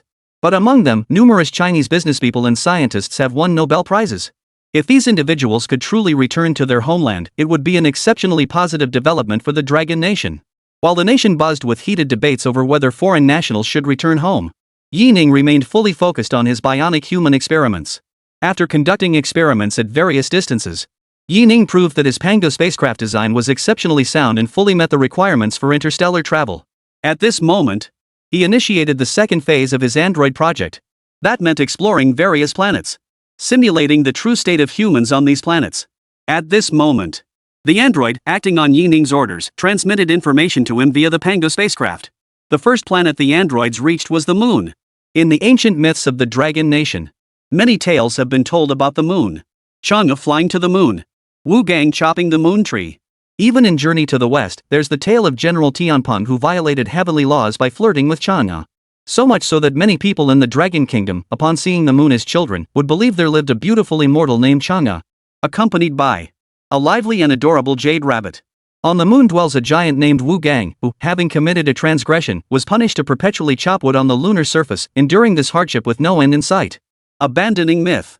According to the real world, all nations on Earth possess the most knowledge about the moon. For instance, the distance from Earth to the moon is 380,000 kilometers. The reason the moon appears bright is not because it emits light, but because it reflects light. Furthermore, the moon always presents the same face toward Earth. This means that no matter when you look, the far side of the moon is never visible from Earth. Whether in mythology or reality, myths and speculations surrounding the moon have never ceased. Therefore, Yi Ning assigned the android's first mission to the moon. Unlike ordinary people, Yi Ning obtained top-secret documents from the Dragon Nation, which included not only higher resolution images but also predictions about lunar conditions. In short, mysterious phenomena on the moon had also aroused official suspicion. They documented all these speculations. When the right opportunity arises, they will verify them. Chapter 197. The moon. Is there really life there? Coincidentally, Yi Ning's spacecraft is heading to the moon as its first stop. The Dragon Nation authorities have generously provided him with all relevant data. After reviewing the files, Yi Ning became even more certain of one thing. The moon is no ordinary place. The mere fact that the far side of the moon is never visible from Earth at any time is utterly bizarre. Even in the cosmos where anything is possible, the probability of this happening is too low. It's highly likely the result of some extraterrestrial influence. Previously, China also obtained some lunar soil samples. Upon analyzing the soil samples, Yi Ning discovered the presence of titanium. Moreover, the concentration of titanium was dozens of times higher than normal levels. Titanium simply cannot exist naturally in such quantities, let alone in randomly sampled soil. Such a massive concentration of titanium was utterly unreasonable. Harboring considerable skepticism, Yi Ning confirmed the landing site of the Pango spacecraft. It was the moon. The landing site was on the far side of the moon, the exact center of the side facing away from Earth. Since we're exploring mysteries, let's uncover every secret the moon holds. Let Yi Ning understand what truly happened on the moon. Beep beep beep. The instrument beeped incessantly. Through the night vision goggles, Yi Ning could see the spacecraft steadily approaching the calculated location. As the distance grew ever shorter, within his field of vision, the lunar surface became increasingly clear. The terrain here resembled that facing Earth's surface, both covered in craters and pits, as if countless meteorites had struck this area. Crater after crater stretches endlessly. They stretch endlessly across the vast lunar landscape. Deploy 10 androids. Yi Ning issued the command to the spacecraft. This time, Yi Ning's spacecraft carried the largest number of experimental androids. Dense and numerous, there were over 1,000 of them. Only after these androids were depleted would the spacecraft return. After replenishing its supply of bionic humans, it would once again soar into space to explore the solar system. As long as they could uncover the secrets of the moon, these androids meant nothing to Yi Ning. Would be no problem at all. The moment Yi Ning issued his command, the spacecraft touched down on the surface, releasing 10 replicants. At that moment, the screen displayed projections of the androids. The projection displayed the first-person perspective of these 10 androids. Following their assigned routes, the androids immediately scattered in all directions. Remember, the moon's gravity is 1/6 that of Earth. When Yi Ning developed the android project, he had already factored in elements like gravity. Now, these androids could explore the lunar terrain at full speed. They would explore at maximum speed. After deploying these 10 robots, the spacecraft deployed another 90 bionic humans to the remaining 9 locations selected by Yi Ning. Similarly, everything these bionic beings could see was synchronized to Yi Ning's neural interface via the spacecraft. The wall before him displayed the combined view of 100 bionic humans. It looked densely packed. But in reality, Yi Ning had just casually created a small program to identify these images. Once it detected something resembling architectural structures, it could be instantly identified. 10 minutes passed. Half an hour passed. An hour passed. With all these real-time images of bionic humans plus the God's eye view of the spaceship. 1 hour. Nothing at all had been found. Yi Ning had prepared himself for this outcome. An hour was still too short for the android's range of movement. Even with simultaneous searches, they had only explored a small portion of the moon's far side. Pangu, deploy another 100 androids. Yi Ning issued the command to the spacecraft. Thus, Pangu deployed another 100 androids. 200 androids now searched the lunar surface simultaneously for anomalies. Yi Ning waited before the monitors. But after a full day, there was absolutely nothing to show for it. Perhaps there was nothing at all on the far side of the moon. Online speculation was just that, speculation. How could there possibly be aliens or anything like that on the far side of the moon? Yi Ning stared at the live feed and reached his own conclusion. In a single day, 200 bionic agents searched 200 different locations in real time and found nothing. Evidently, there truly was nothing left on the moon. Continuing the search would be a waste of time. Better to withdraw the androids. Just as Yi Ning was about to do so, Yi Ning's assistant offered a suggestion. Mr. Yi, I have an unpolished idea. I believe that if aliens truly have a base on the moon, it's most likely not on the surface but inside a crater. Yesterday I spotted several enormous craters. It's highly probable that the entrance to the alien base lies within one of them. Upon hearing his assistant's words, Yi Ning's eyes lit up. This possibility Yi Ning hadn't even considered. When he first laid eyes on the far side of the moon, the first thing that caught his eye was a crater. However, this crater wasn't particularly large, appearing more like a recent formation. The series of craters beside it were similarly sized. Yi Ning immediately assumed that all the craters on the far side of the moon were of this small scale. There couldn't possibly be anything inside. But now, prompted by his assistant's reminder, Yi Ning realized a certain possibility. The moon does have extremely large craters. Craters dozens of kilometers in diameter are not unheard of. If alien structures or bases were to exist, these craters would serve not only as natural barriers but also make them nearly impossible to locate. Pangu, send the androids to the nearest crater to investigate. The crater must have a radius of at least 3 kilometers. Anything smaller than 3 kilometers, no need for the androids to go. Upon hearing Yi Ning's command, the androids, who had been exploring in an orderly fashion, abruptly changed their routes in unison. Soon, a group of androids arrived before the massive crater.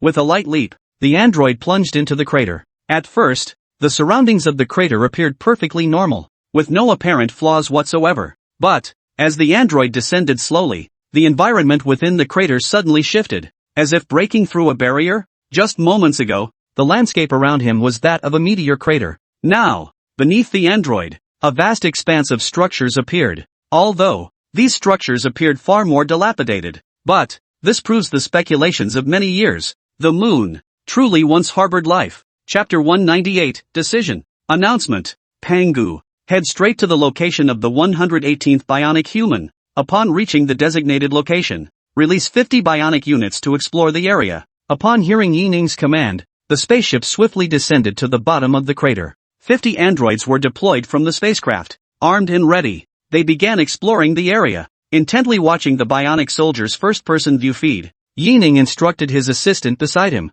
share our findings with the White Tiger Military District. Let's see how they handle this situation. After the spacecraft launched successfully, the White Tiger Military District significantly reduced its focus on Yi Ning. They understood that space exploration is rarely smooth sailing. Yi Ning might achieve great success in scientific research, but in the realm of space exploration, Yi Ning was unlikely to achieve any breakthroughs in the near future. The universe is vast. Distances within the cosmos are not measured in thousands of kilometers. They are measured in light years. Light travels at a speed of 30,000 kilometers per second. A light year, as the name suggests, is the distance light travels in 1 year. Roughly calculated, that's 9.47 trillion kilometers. And with such an immense unit of measurement as the light year, in the vastness of the cosmos, it is essentially insignificant. The more humanity understands and explores the cosmos, the more it recognizes its own limitations, our own inadequacies. This is precisely why the White Tiger Military Region believes Yi Ning cannot achieve any scientific breakthroughs in the short term.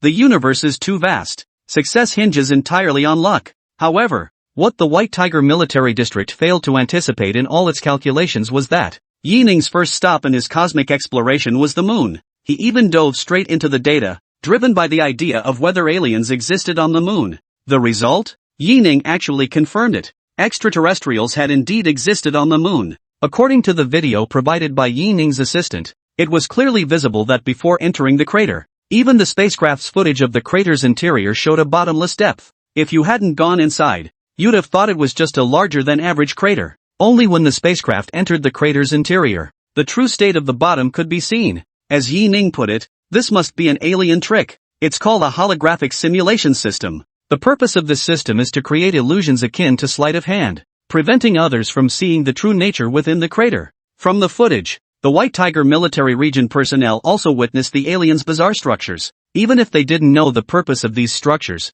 they understood. These structures could not possibly be natural formations. This is the strongest evidence for extraterrestrial existence. With these images and videos, we can confidently state that humans are not the only intelligent beings in the universe. Aliens truly exist. News of this magnitude, even the White Tiger Legion couldn't handle it alone. So they escalated the report through the ranks, all the way to the highest levels of the Dragon Nation. Aliens truly exist in this world. What should we do?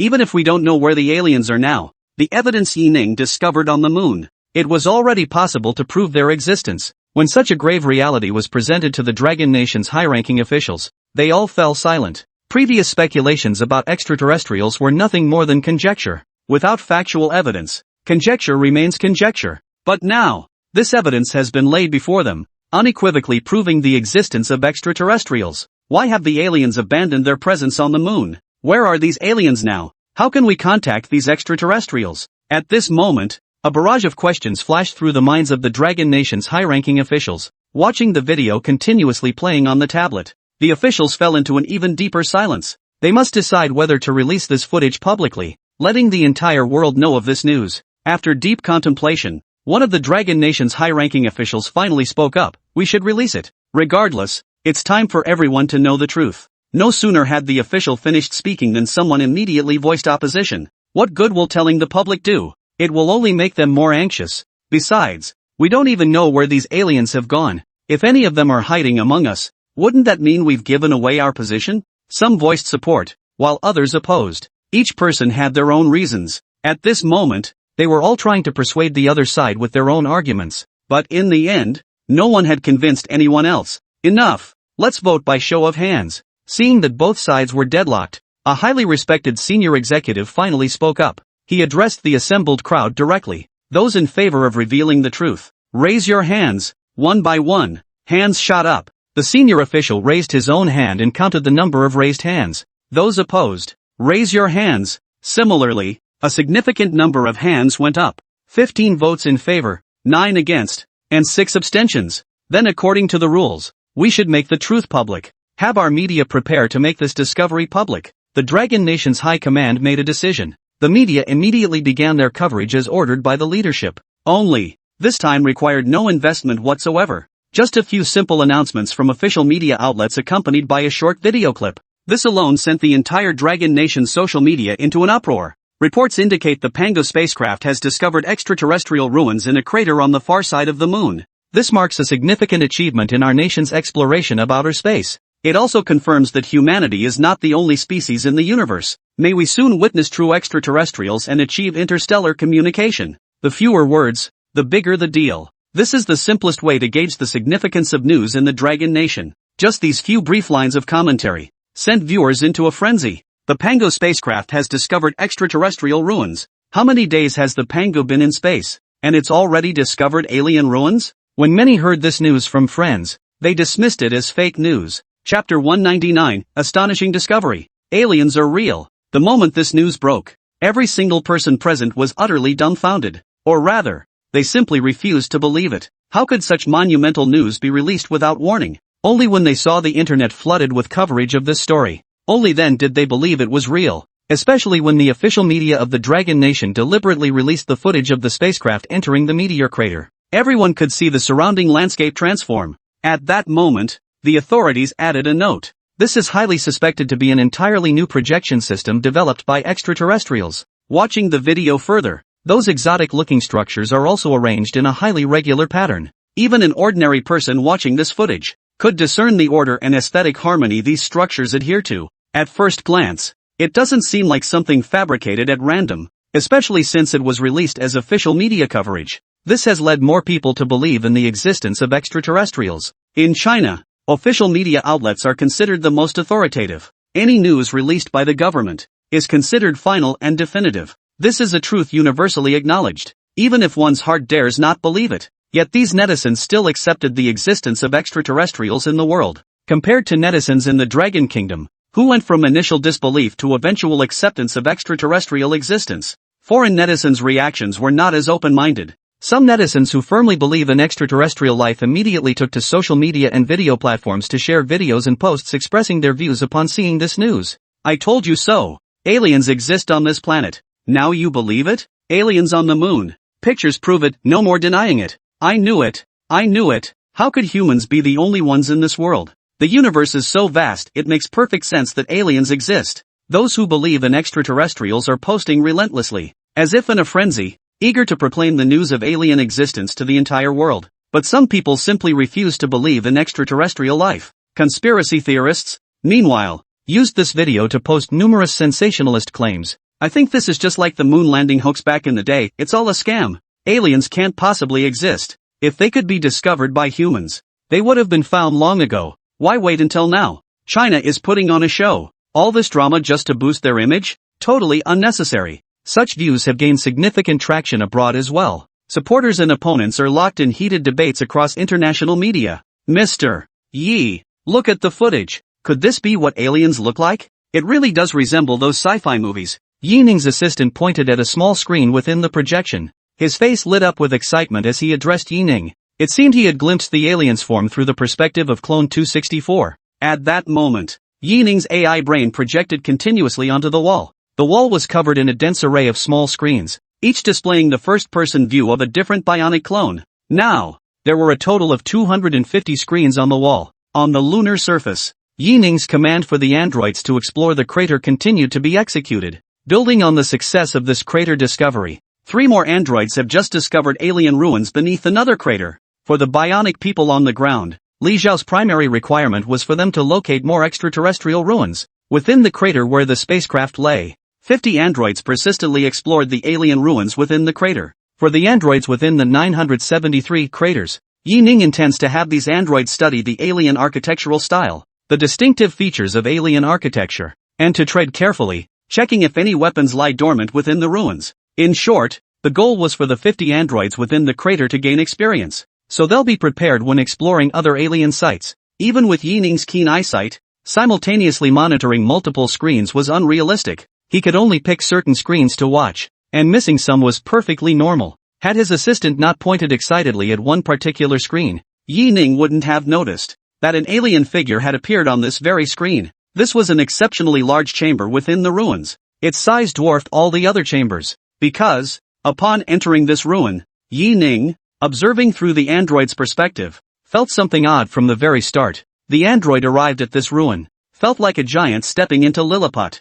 This group of androids all shared a uniform height of 175 meters, which is considered average height among humans. Yet at this very height of 175 meters, amidst the ruins of an alien civilization, surveying the remnants of their dwellings, one gets the impression these structures weren't particularly large, perhaps only about 2 meters tall. More likely, were scattered along the road, resembling nutrient pods. At a glance, many of the nutrient pods were damaged. The only one that looked relatively intact was the room where the alien figure was discovered. This room was about the size of a human dwelling. Among these alien ruins, it stands out like a sore thumb, which is precisely why the assistant noticed it immediately. Glancing at the scene his assistant pointed to, Yi Ning pressed his hand toward the void. The image shifted to the center of the wall, instantly magnified hundreds of times. Now, Yi Ning and his assistant could see the contents of the image much more clearly. In the image, an alien corpse lay inside an intact nutrient chamber. The reason it was referred to as a corpse, because this alien was clearly in a mummified state.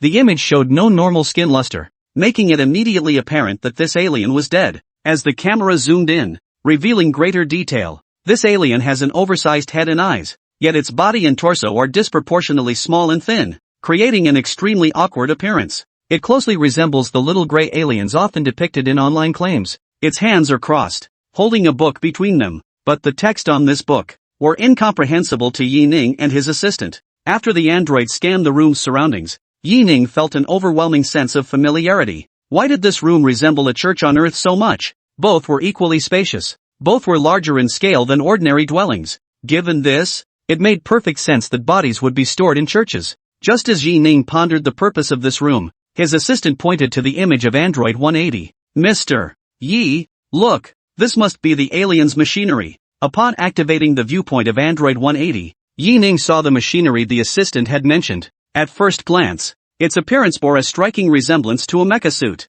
Chapter 200, Excitement. Begin dissecting the alien. Perhaps due to the machinery's loss of functionality, Yi Ning could now see that the arm of this mecha-like object had fallen limp to the ground. Dozens of branches and, each bearing various tools. From the bionic man's perspective at this moment, the very center of this machine was precisely the space designed to accommodate a seated person. Estimating roughly, this space could comfortably accommodate a person between 1 meter and 1 meter 30 centimeters tall to operate the machine. This aligns with the dimensions of the structure we observed earlier. The size of the nutrient pods matched up, indicating that this alien is not particularly tall, standing just over a meter tall. The machinery they use, along with their technology, appears quite advanced. However, the technology employed by these aliens still falls within the realm of human technological imagination. That was Yi Ning's assessment of their technological level. Upon receiving the White Tiger Military Region's report that Yi Ning had located extraterrestrials, Dragon Nation's High Command immediately connected to the live feed from Yi Ning's location.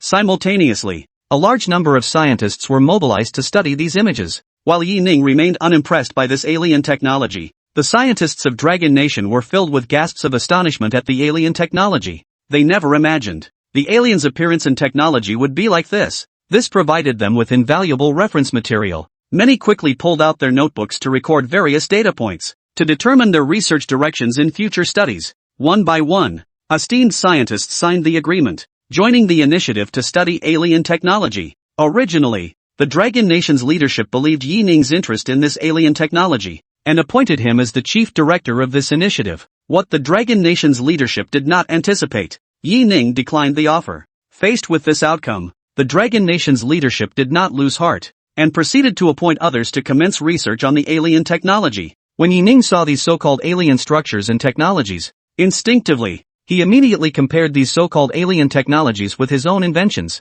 Amateurs look at the spectacle, while experts see the substance. Upon seeing the alien technology, Yi Ning also wanted to know what level of technological advancement these aliens possessed, and whether there was anything worth learning or drawing inspiration from. However, after controlling the bionic man to explore the alien ruins thoroughly, Yi Ning observed numerous alien technologies. After briefly examining these alien technologies, he felt it was nothing special. These alien technologies were merely stylistically different from Earth's designs, but in terms of functionality, were essentially the same. At best, one could say the fundamental design principles remained the same, at most offering limited inspiration. The possibility of creating new technologies by studying these alien innovations, such a possibility simply doesn't exist, even if Yi Ning were aware of these details. In the end, Yi Ning still complied with the Dragon Nation's request, and brought back some materials from the alien structures along with some alien machinery and such, for Dragon Nation's scientists to study. For items that couldn't be removed,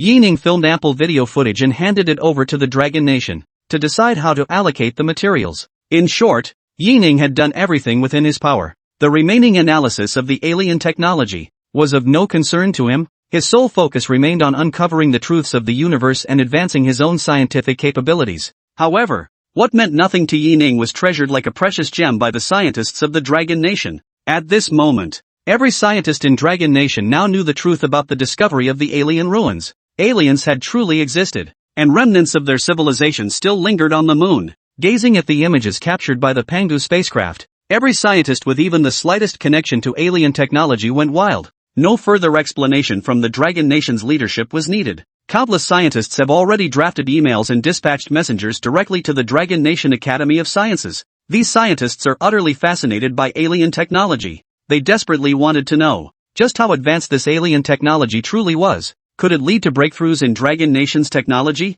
applicable to Dragon Nation itself? It's no wonder these scientists are so fixated on alien technology. If pressed to explain, On one hand, these scientists genuinely find the diverse alien technologies fascinating. On the other hand, it stems from sheer curiosity about extraterrestrials. Earth has always been filled with legends about extraterrestrials, yet no one has ever seen an alien. We have no idea what form extraterrestrials might take, how they survive in the world, or how they survive in oxygen-deprived outer space. These scientists are human too, so it's only natural they're curious about extraterrestrials. The first thing to catch attention was naturally the holographic projection system. The moment we first saw this holographic projection was truly breathtaking. Compared to everything else, this full-scale projection felt like something straight out of a movie. From the outside, the crater's interior appeared empty. Once you enter the crater's interior, and descending to a certain depth, the scenery around you begins to shift rapidly. It's like something straight out of a movie. In an instant, the entire cavern undergoes a transformation.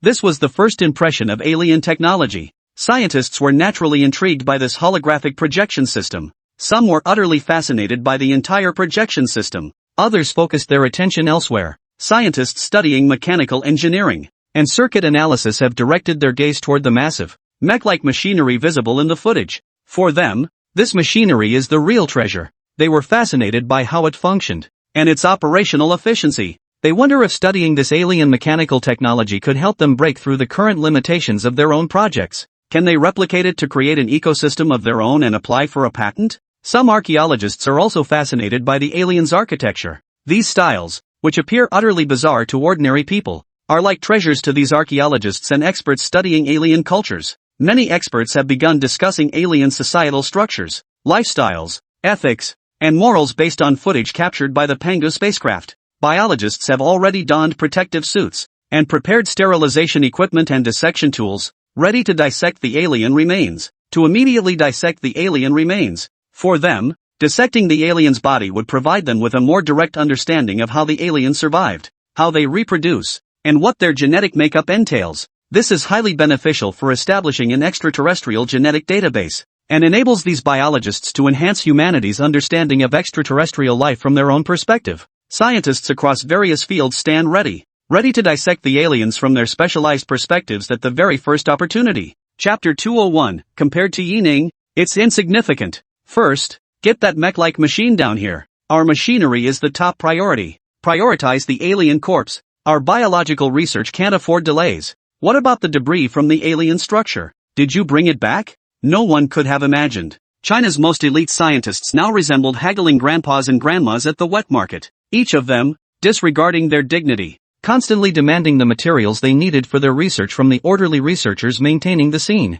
These scientists were either academicians of the Dragon Nation Academy of Sciences, or renowned professors from various universities. In the eyes of ordinary people, these individuals appear as dignified elders, but in the eyes of the researchers maintaining order, they are the big shots, the real deal. If any of these elders were to suffer injury or harm due to shoving or scrambling, the researchers truly couldn't afford the consequences. So the researchers maintaining order could only smile apologetically at these academicians and professors. Please, everyone, just line up properly and take turns. We're following protocol to disinfect the Pangu spacecraft. Once disinfection is complete, we'll deliver the materials you need directly to you, even if it's to the moon. There are no microorganisms on the moon's surface. You must understand, when spacecraft return to Earth, their exteriors endure intense heat exposure. While this high temperature can sterilize it, Yining still stipulated to the White Tiger Military District personnel, under no circumstances, the spacecraft must be disinfected upon its return from outer space.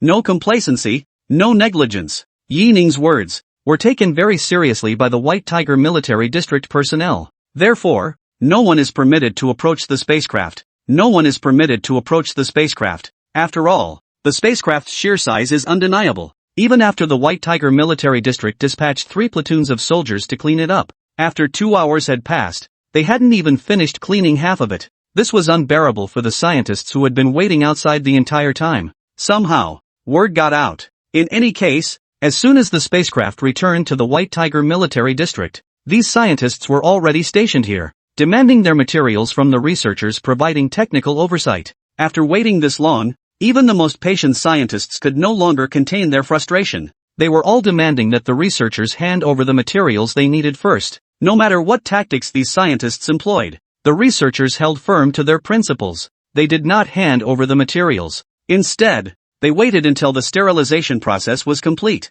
before the researchers delivered the materials to the scientists' laboratories. Upon seeing the materials arrive, the crowd that had gathered moments before scattered like startled birds and beasts. In the blink of an eye, the vast area was completely deserted. Only the stunned researcher remained, staring blankly at the empty space. They truly hadn't anticipated that these scientists weren't just fast at requesting materials, but their evacuation speed was even faster. Their retreat speed bore no relation to their advanced age. As it turned out, these scientists weren't just quick to evacuate, they were also remarkably swift in researching this alien technology. Upon obtaining the alien machinery resembling mecha, mechanical experts immediately began studying the device. Given that this alien machinery bore an uncanny resemblance to mecha, many scientists from the Suzaku military district who had originally developed the mecha were also reassigned to the project. The original intent of higher-ups was that these scientists, with their experience in mecha research, they might decipher these machines more swiftly. But what the higher-ups didn't anticipate was,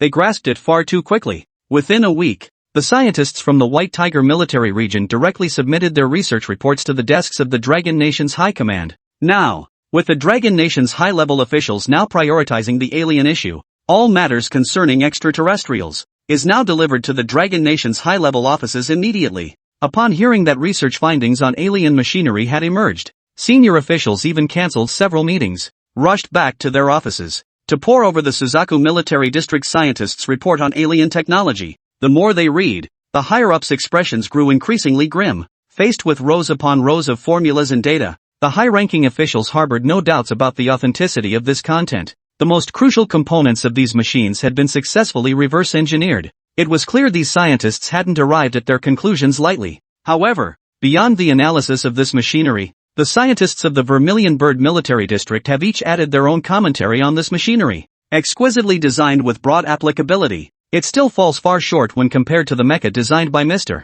Yi Ning. Simply put, these machines are functional, but when compared to Yi Ning's mecha design, they simply pale in comparison. To put it plainly, the scientists at the Suzaku Military District spent the entire week working in vain. These alien machines are nowhere near as effective as the mecha designed by Mr. Yi Ning. Upon reviewing the research report produced by the Suzaku Military District scientists, the Dragon Nation's High Command couldn't help but smile wryly. He wasn't technically trained, and the various data, formulas, and operational procedures within the documents, he couldn't make heads or tails of it. However, for this high-ranking official, he understood people, just as mathematicians find joy in numbers, and how contemplation sharpens the thinker's mind. This high-level executive may not understand technology, but he understands human psychology. When he saw the scientists of the Vermilion Bird Military District's assessment of the alien technology, through the written report, it was as if he could see the expressions on these scientists' faces as they wrote their reports.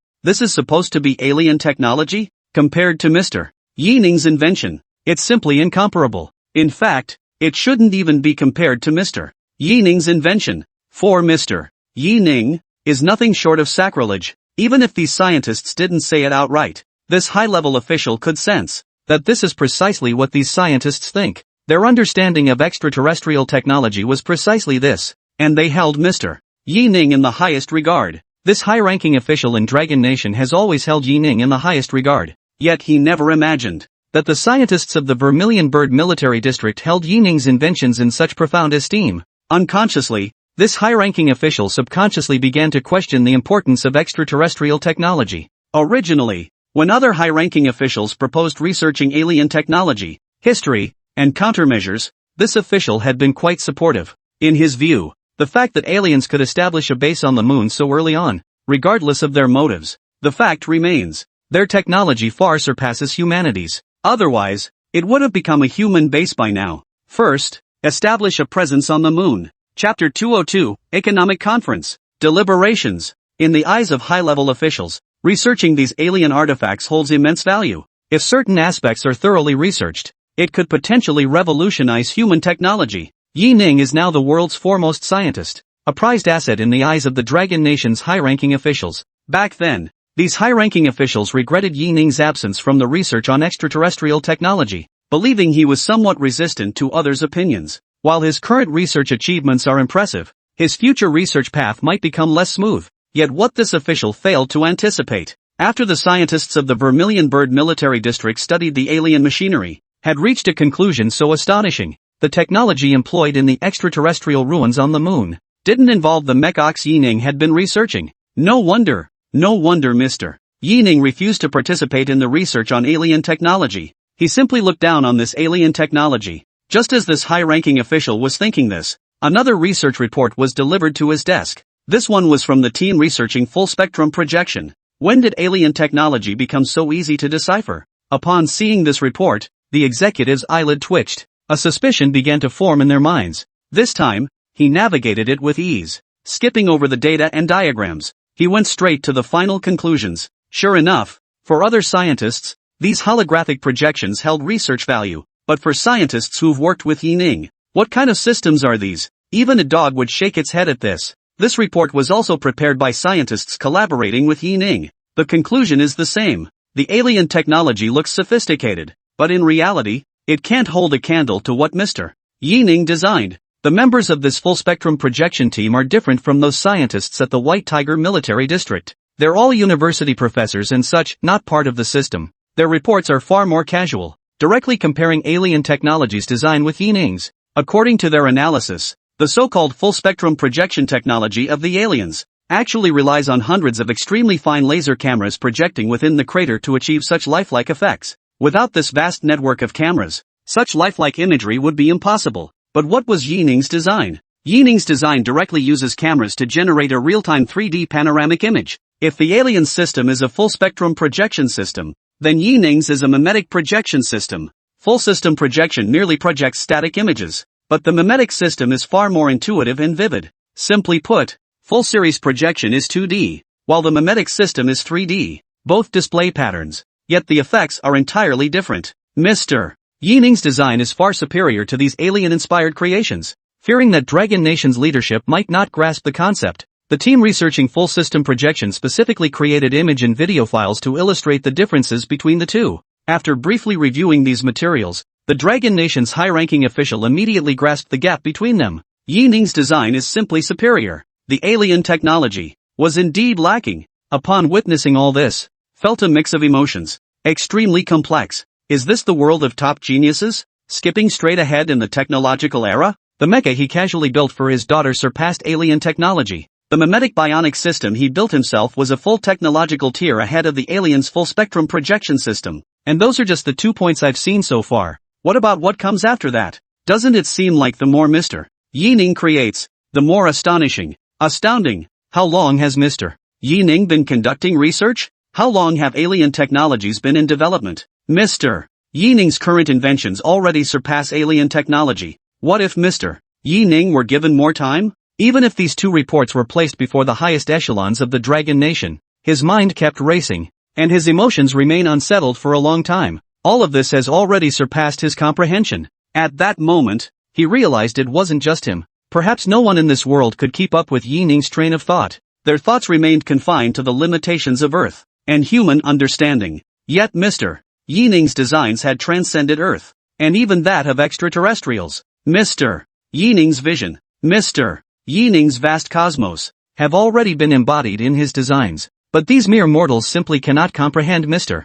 Yining's intentions and dedication. Seated at their desks, this high-ranking official of the Dragon Nation had not moved his body for a long time. He had pondered deeply, and gained greater clarity. For him, sitting in this position meant contemplating matters of utmost importance. Every decision he made would affect the livelihoods of countless people. He had once believed he possessed profound insight into this world, but now he no longer thought so. Everything he does, were all grounded in Earth, in the context of the Dragon Nation. But what about Mr. Yining? He hadn't shared his plans with anyone. Judging by the technologies developed by Mr. Yining, his intent is clear: to pursue the truth of the universe, to reach the very end of scientific inquiry. What he saw was the Dragon Nation. What Mr. Yining sees is the universe. What I think and what Mr. Yining thinks are fundamentally different. They are not even on the same level. Upon realizing this truth, this high-ranking official of the Dragon Nation could only sigh deeply. He picked up the phone. The high-ranking official instructed his secretary to convene an emergency meeting with other top officials.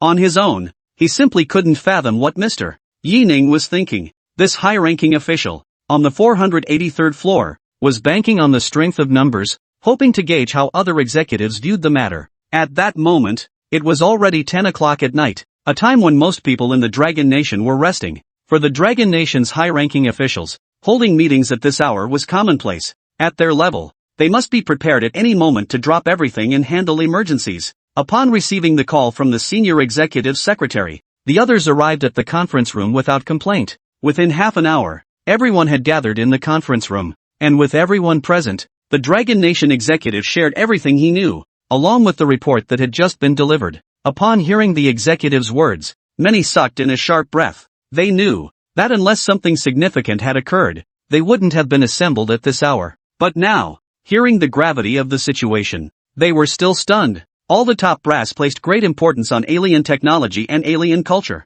They never imagined that Dragon Nation's technology could possibly surpass extraterrestrial technology. To them, with Yi Ning at the helm, Dragon Nation's technological advancement has accelerated rapidly, but compared to extraterrestrial technology, there remains a gap. After all, the aliens have established a base on the moon. Their capabilities must surpass those of the Dragon Nation. Chapter 203, Yi Ning's goal is conquest. It can be said that the technology possessed by these aliens now serves as the blueprint for Dragon Nation's future technological development. If we can decipher their technology, it will bring immense benefits to the Dragon Nation. It could accelerate the nation's overall development pace. The Dragon Nation's leadership has good reason for this perspective. Due to historical circumstances, China's scientific research sector lags behind foreign counterparts by several decades. It was precisely by studying successful foreign cases and methodologies that Dragon Nation could rapidly catch up in a short time. Now, researching alien technology is essentially a repeat of that successful formula.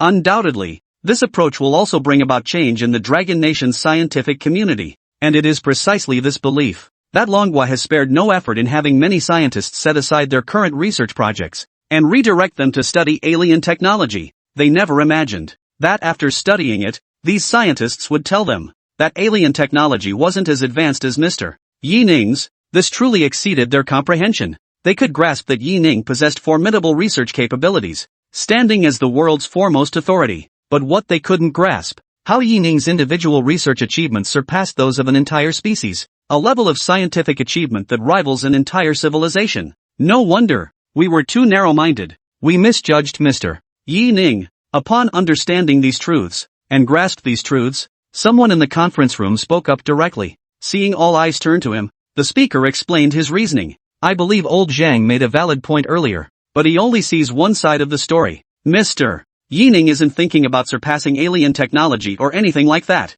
You need to look at this from a different angle. It's like two boxers stepping into the ring. When their abilities are evenly matched, the outcome is unpredictable. After the match, they might even become friends. But if their abilities are vastly different, the outcome on the boxing ring is a crushing defeat. You're still fixated on Mr. Yi Ning surpassing alien technology. You haven't considered the other possibility at all. What if Mr. Yi Ning's goal isn't peaceful coexistence with those aliens, but conquest? We know next to nothing about the cosmos, that's the truth. But resources are distributed throughout the cosmos. Not every planet holds resources. Not every planet is habitable. Couldn't it be that habitable planets become coveted by all species, sparking fierce competition? Wouldn't the one with the strongest fist be able to claim more planets? If aliens exist, then such battles must also occur in the cosmos. Think about it, when humanity seeks to leave Earth and acquire more resources, we'll inevitably face this reality. Even if aliens coexist peacefully with us and we avoid war, once negotiations break down, won't military might still decide everything? Mr. Yi Ning must be considering precisely this point. That's precisely why Mr. Yi Ning insists on equipping his spacecraft with weapon systems, and why he shows little interest in their alien technology. I believe this is Mr. Yi Ning's true mindset and intention. Perhaps it's a limitation of our perspective. In this regard, we truly fall short of Mr. Yi Ning. Upon hearing these words from the high-ranking official, the meeting room fell into an even deeper silence. If we say that, the first executive's words had broadened their horizons, and prompted them to consider more possibilities, then this executive who just spoke had considered things more deeply and comprehensively. His logical chain was tighter and more grounded in reality. Exactly. That's definitely how reality works. Even if we don't know how many alien civilizations exist in the universe, or how many resource planets exist, as high-ranking officials of the Dragon Nation, they understand these principles are fundamentally the same. Wherever there are people, there are rivalries. The only way to determine one's place in the world is through the simplest and most brutal means, military might. Truth lies only within the range of cannon fire. The The same holds true in the cosmos. Without strength, you must grovel and bow. You become prey to be slaughtered. What unfolds in the cosmos may be even more brutal. Without formidable strength to back you up, humanity's reckless entry into space. For humanity, it might not be a good thing. It's more likely to be disastrous. Fortunately, Mr. Yi-Ning has considered this issue. Thankfully, Mr. Yi-Ning is a citizen of the Dragon Nation, not a scientist from some other country. How fortunate for Dragon Nation to have Mr.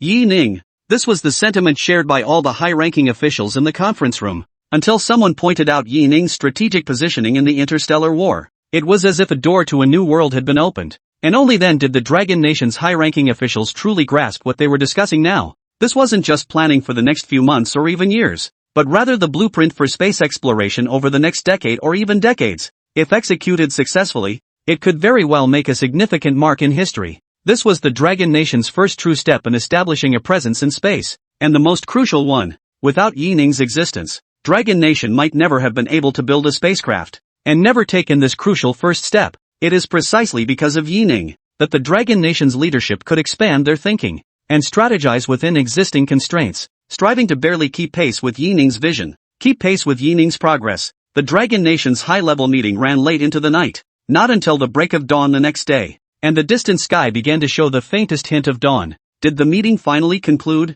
Yawns echoed continuously throughout the conference room filled with high-ranking officials. The room was thick with smoke, and the thick haze made the secretary cough uncontrollably upon opening the door. The meeting finally concluded. After leaving the conference room and taking a brief rest in their own offices, these high-ranking officials of the Dragon Nation would once again face the tedious demands of government affairs. Though exhausting, this was their reality. Before departing, all the high-ranking officials of the Dragon Nation reached an agreement. The discussions, speculations, and crucial strategic plans that unfolded in the conference room today, no one was to discuss them in any setting whatsoever. No speculation or information could be leaked. The matters discussed today were of paramount importance. This concerns Dragon Nation's strategic deployment in space. This is a matter of overarching significance, strategically significant. Even though this meeting was so sudden, those attending could only confirm certain matters through conjecture. Yet, this in no way diminishes the meeting's significance. This meeting is crucial for the Dragon Nation. Perhaps it holds equal significance for humanity as a whole. The successful launch of Dragon Nation's spacecraft and its discovery of alien ruins represent a small step for Dragon Nation's space exploration, yet a giant leap for humanity's cosmic journey. As the Dragon Nation's spacecraft departed Earth, it signified that humanity as a species had broken free from Earth's constraints, unlocking the possibility of interstellar travel. This holds extraordinary significance for humanity. Chapter 204, Mr. Yi, truly a national treasure. Exiting the conference room, some executives could rest briefly in their offices before preparing for the meeting. Others had already begun implementing the decisions made in the conference room. Within the conference room, their speculations remained just that, speculations, unverified. All along, Yi-Ning had been fighting a lonely battle. His research held significant value for the Dragon Nation, yet the Dragon Nation lacked scientists of Yi-Ning's caliber to assist him or collaborate with him. Now they have some idea of Yi-Ning's intentions. The Dragon Nation's high-ranking officials also believed they had gained some understanding of Yi-Ning's plans for the universe and the future.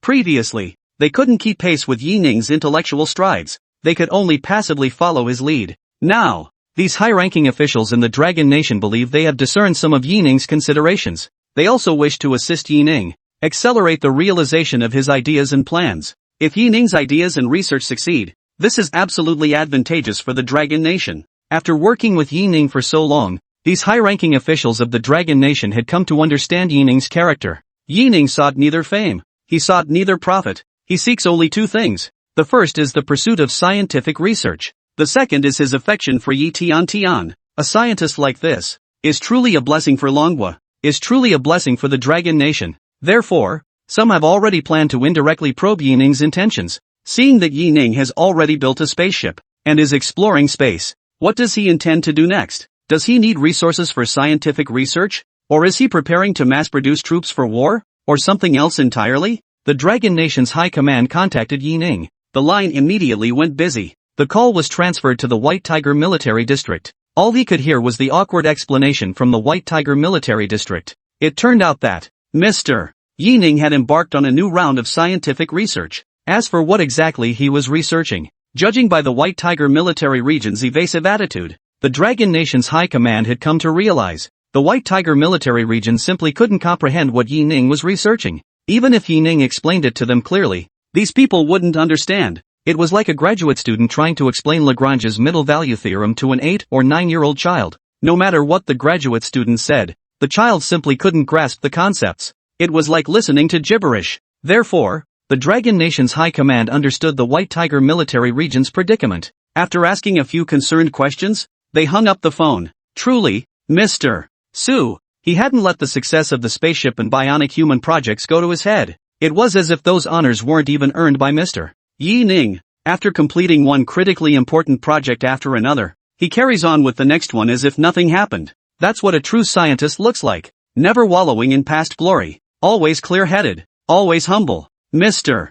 Yi Ning. Truly a national treasure. While the Dragon Nation's high-ranking officials were in session, at the same time, in a different location, the high-ranking officials of the United States were also holding a meeting. For the Dragon Nation, their meeting commenced at around 10 p.m. For the beautiful country, it was broad daylight. Each wore an expensive suit. Neatly tied ties adorned their necks. Their leather shoes polished to a mirror-like shine. This meeting was being held aboard a submarine. The submarine's location was unknown. Even the captain remained unaware of the vessel's final destination until receiving explicit orders. Once these high-ranking officials boarded the submarine activated its radar at maximum power, and activated all surveillance equipment, and would immediately launch torpedoes at any suspicious activity in the surrounding waters. Originally, these high-ranking officials had no intention of holding meetings aboard the submarine. The submarine's cramped quarters lacked air conditioning. Once submerged, the environment became exceptionally humid with foul-smelling air. This was utterly intolerable for the pampered high-ranking officials from the United States.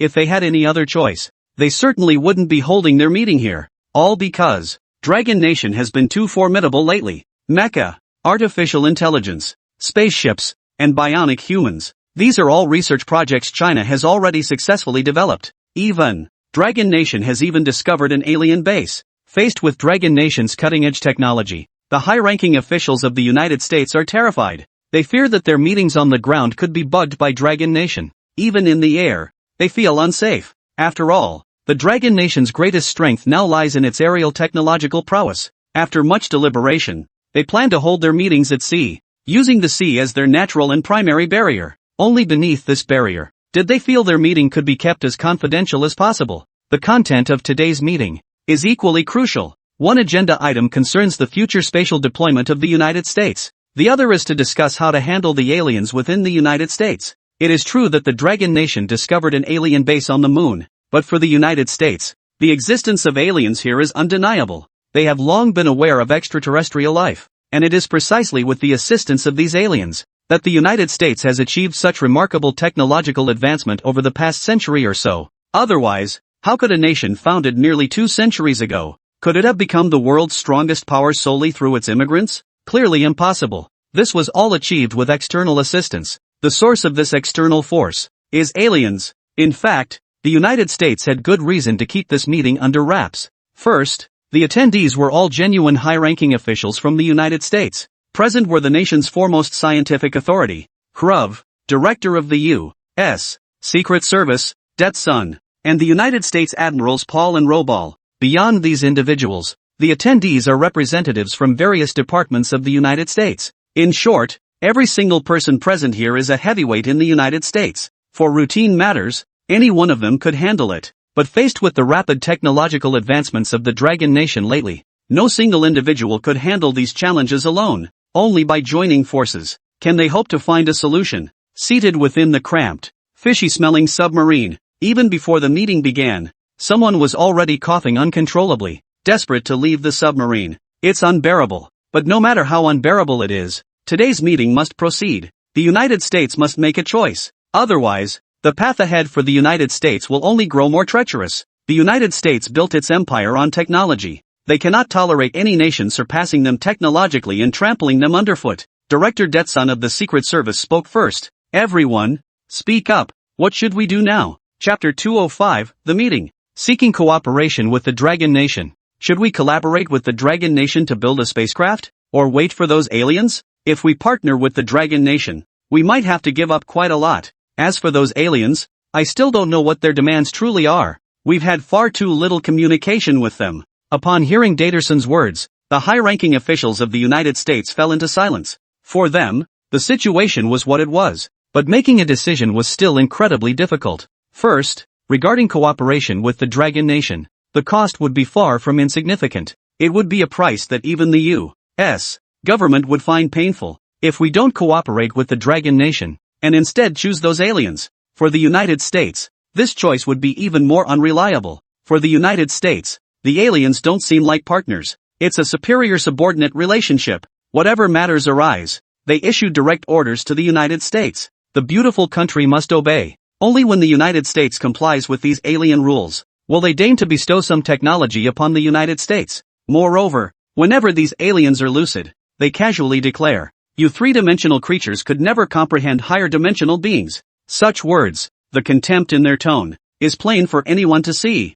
Before, the United States had no choice to rapidly advance its technology. They had no choice but to follow the aliens' lead. Now that the Dragon Nation possesses such technology, especially after witnessing the alien ruins on the lunar base, the top brass in the United States have started to get ideas. Aliens? They just seem formidable. If these so-called four-dimensional aliens truly possess the capabilities they claim, they'd be truly high-dimensional beings, with advanced technology, and incredibly intelligent. Then why did their lunar base become ruins? Why? Are these aliens only clinging to survival in Area 51? Why? Are these aliens now forced to bully others on Earth? Whatever the reason, this is the fate of the aliens. Which means, aliens also have someone to fear, and can be destroyed. Once this fact was recognized, the high-ranking officials of the United States would convene this meeting. If aliens are truly formidable, then these high-ranking officials would be groveling at their feet right now, instead of acting like traitors, hiding away in secret meetings. I believe I still have a say in this matter.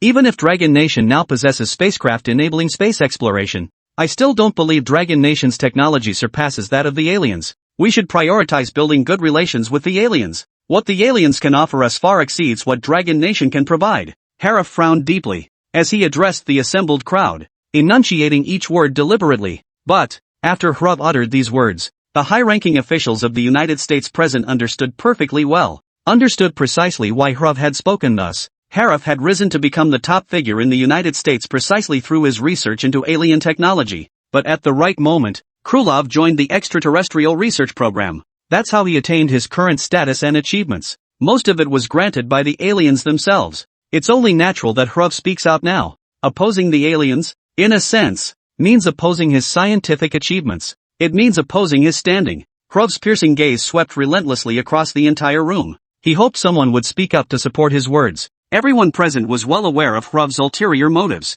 However, aside from Hruv himself, no one present had particularly warm relations with the aliens. Nor did anyone speak up in agreement with Hruv. Admiral Paul of the United States spoke up. Professor Hruv has a point, but we must remember, the purpose of today's meeting is not to take sides, but to serve the interests of our beautiful country. Everything must be guided by the supreme principle of serving the interests of our beautiful nation. I urge everyone to keep this principle in mind when speaking. Upon hearing Poulter's words, many nodded in agreement. Krul blared at Poulter with fury. It seemed Poulter's remarks had thoroughly infuriated Hruv. Before Hruv could say more, others immediately chimed in to support Poulter's words. I think Admiral Poulter is absolutely right. The purpose of our meeting today is to protect the interests of our beautiful country to the greatest extent possible. Everything else is completely off the table. The more benefits the Dragon Nation offers us, the more we'll cooperate with them. The more the aliens give us, the more we'll cooperate with the aliens. Was met with unanimous agreement from those present. Exactly. Aliens aren't our only option anymore. We can choose the Dragon Nation too. It's not like only aliens have spaceships. If they could repair theirs, they wouldn't be stuck on Earth. From that perspective, they're no better than the Dragon Nation. If we can cooperate with the Dragon Nation, then I'm all for it. Seeing that nearly everyone in the submarine agreed with Paul's words, Hruv dared not remain angry any longer. There was nothing he could do. They outnumbered him. No matter how brilliant his research was, he was an academic, fundamentally different from these military men. However, to keep these people supporting the aliens, Harif suddenly had an idea and proposed a new perspective. Gentlemen, I fully agree with your perspective. In truth, researching Dragon Nation's technology is something I can accept. But have you considered one crucial question? If we want Dragon Nation's spacecraft data, what must we give in return? What can we offer? Give Dragon Nation money? Remember, Our beautiful country already owes Dragon Nation a huge debt. If we convert the data into monetary value, even if we manage to buy it back, we might not be able to afford the experiments. Give Dragon Nation our data? That's our nation's most cutting-edge technology. If we hand that over, before long, the number of these things floating on Dragon Nation seas will surely rival our own. Beyond these options, we have nothing else to offer Dragon Nation, especially with how fast their tech is advancing now. Don't forget all the cutting-edge inventions they've rolled out recently. The gap between us and the Dragon Nation is rapidly closing. Whatever we give them, the consequences for our beautiful country would be unbearable. Chapter 206, the Grand Finale. If we were to suggest anything else to the high-ranking officials present, they might not understand. But the moment Ruff uttered these words, everyone present understood what he meant. If you want to obtain spaceship data from the Dragon Nation, that would be an act of treason. The more you give, the faster they grow. In the end, the colossal expenses of developing spacecraft could very well crush the United States. They only want the spacecraft blueprints. They don't want the United States to disappear. Seeing the gathering fall silent, a faint smile touched Khrushchev's lips. He spoke softly to the conference room. Therefore, we must maintain good relations with the aliens. After all, we have a foundation of cooperation. Requesting some spacecraft data allows us to study it gradually over time. It might take longer than the Dragon Nation, but the cost will be significantly lower. This time, Krulov's words swayed quite a few people. Many found his reasoning quite compelling. I still believe we must break free from our dependence on the aliens for technology. Their technology has its limits. For our nation to progress, we can't keep relying on these aliens. Besides, what if we really alert them? Even with Harif speaking out like this, some still believe. Collaborating with aliens is like bargaining with a tiger, and could easily lead to trouble. Hearing this, Harif's smile froze on his face, and his entire demeanor turned solemn and grave. Then, a new round of debate commenced. Finally, the high-ranking officials aboard the submarine reached a shared consensus. At this stage, American technology must gradually wean itself off alien technology and establish an independent technological system. We absolutely must develop spacecraft. Send the tech experts from Google to hack into China's networks and directly search for spacecraft data. Regardless, in today's world, the United States holds the top position in technological prowess. A vast pool of talent can be recruited by the United States to serve its interests. Once the American leadership reached consensus aboard the submarine, documents were immediately transmitted to every department of the United States. These departments were instructed to execute according to their directives. Not only were cyber experts from official agencies mobilized, but also cybersecurity personnel from Silicon Valley, network engineers, and master hackers were recruited through every possible channel. Inside the U.S. Department of Homeland Security building, inside the Texas safe house, Xiaoyi's villa, individuals of diverse backgrounds, hackers recruited through diverse channels and identities are being assembled in various ways and locations. Similar to the Dragon Nation's classified projects, everyone signed non-disclosure agreements, preparing to launch a cyber attack against Longwa. Andre, it's you! What are you doing here? Inside the Texas safe house, a hacker stared excitedly at the man beside him, glasses perched on his nose, plaid shirt, and a full beard. If this man walked down the street, the good folks of the States would surely mistake him for an ordinary guy with no special skills. Yet this very man was a legendary figure among hackers in the United States. The cybersecurity textbooks he authored are required reading at top American universities. Many of his theories on cyber offense and defense are still employed by American security professionals today. Even after meeting numerous hackers within this safe house, many hackers were still genuinely surprised. Many hackers were still utterly astonished. They never imagined what kind of problem that would bring a top-tier computer genius like Andre from the United States to this place. Once people recognized Andre, many rushed over to greet him. Andre, I've long admired your reputation. Professor Andre, hello. I attended your lecture at Harvard University and gained so much from it, truly grateful to you. Professor Andre, never imagined I'd run into you here over a decade after graduation. Andre showed no trace of arrogance. He responded politely to everyone who greeted him, was met with a courteous response. Seeing Andre so refined and approachable, some even took the liberty of asking questions that had been on their minds, and directly discussed academic matters with him. Professor Andre, I have a different perspective on your assertion that attacking a network requires using numerous servers as intermediaries before directly launching a data stream assault. When Andre noticed someone addressing him, patiently addressed the hacker's question, the atmosphere within the safe house began to shift immediately. Earlier, everyone in the safe house, everyone had been playing with their phones, casually waiting to learn what the mission entailed. But now everyone turned to Andre with their doubts. Andre kept answering them. Thus, The safe house seemed to have instantly transformed into an academic conference. Everyone began discussing academic issues related to cybersecurity. True to his reputation as the pioneer of cybersecurity, and he could answer every single question, were answered by him, earning the profound admiration of the young hackers within the safe house, until someone posed the final question to Andre. Mr. Andre, do you know why we've been gathered here today? This question was the one on every hacker's mind in the safe house. Some had only been here an hour or two, while others had been in this safe house for 3 or 4 days. During this time, their phones had been confiscated, and they had no access to the internet. Inside the safe house, only a few pitiful magazines offered any distraction. Many who arrived spent their days either eating or sleeping, living like pigs. Beyond this, a steady stream of new arrivals keeps filling the safe house. They all share one identity: hackers. And now, their purpose was simple and clear: to hack into the Dragon Nation's network at any cost and steal its most vital classified documents. But what they didn't know was, every move they make is now under the watchful eye of the Dragon Nation. It could be said that, for the Dragon Nation, their identities were uncovered the moment they began gathering to enter the Dragon Nation. The reason the Dragon Nation hadn't arrested them all along was simple. It was to see what exactly they were up to. Now that they knew, there was no more hesitation. Direct arrest. After extracting information from them, it was immediately reported to the higher-ups, and the higher-ups decided to use this incident as leverage for direct countermeasures against the United States. Meanwhile, on the other side, Yi Ning continued to propel the spaceship forward, for he knew his next battlefield would be in space. And so, the book is complete.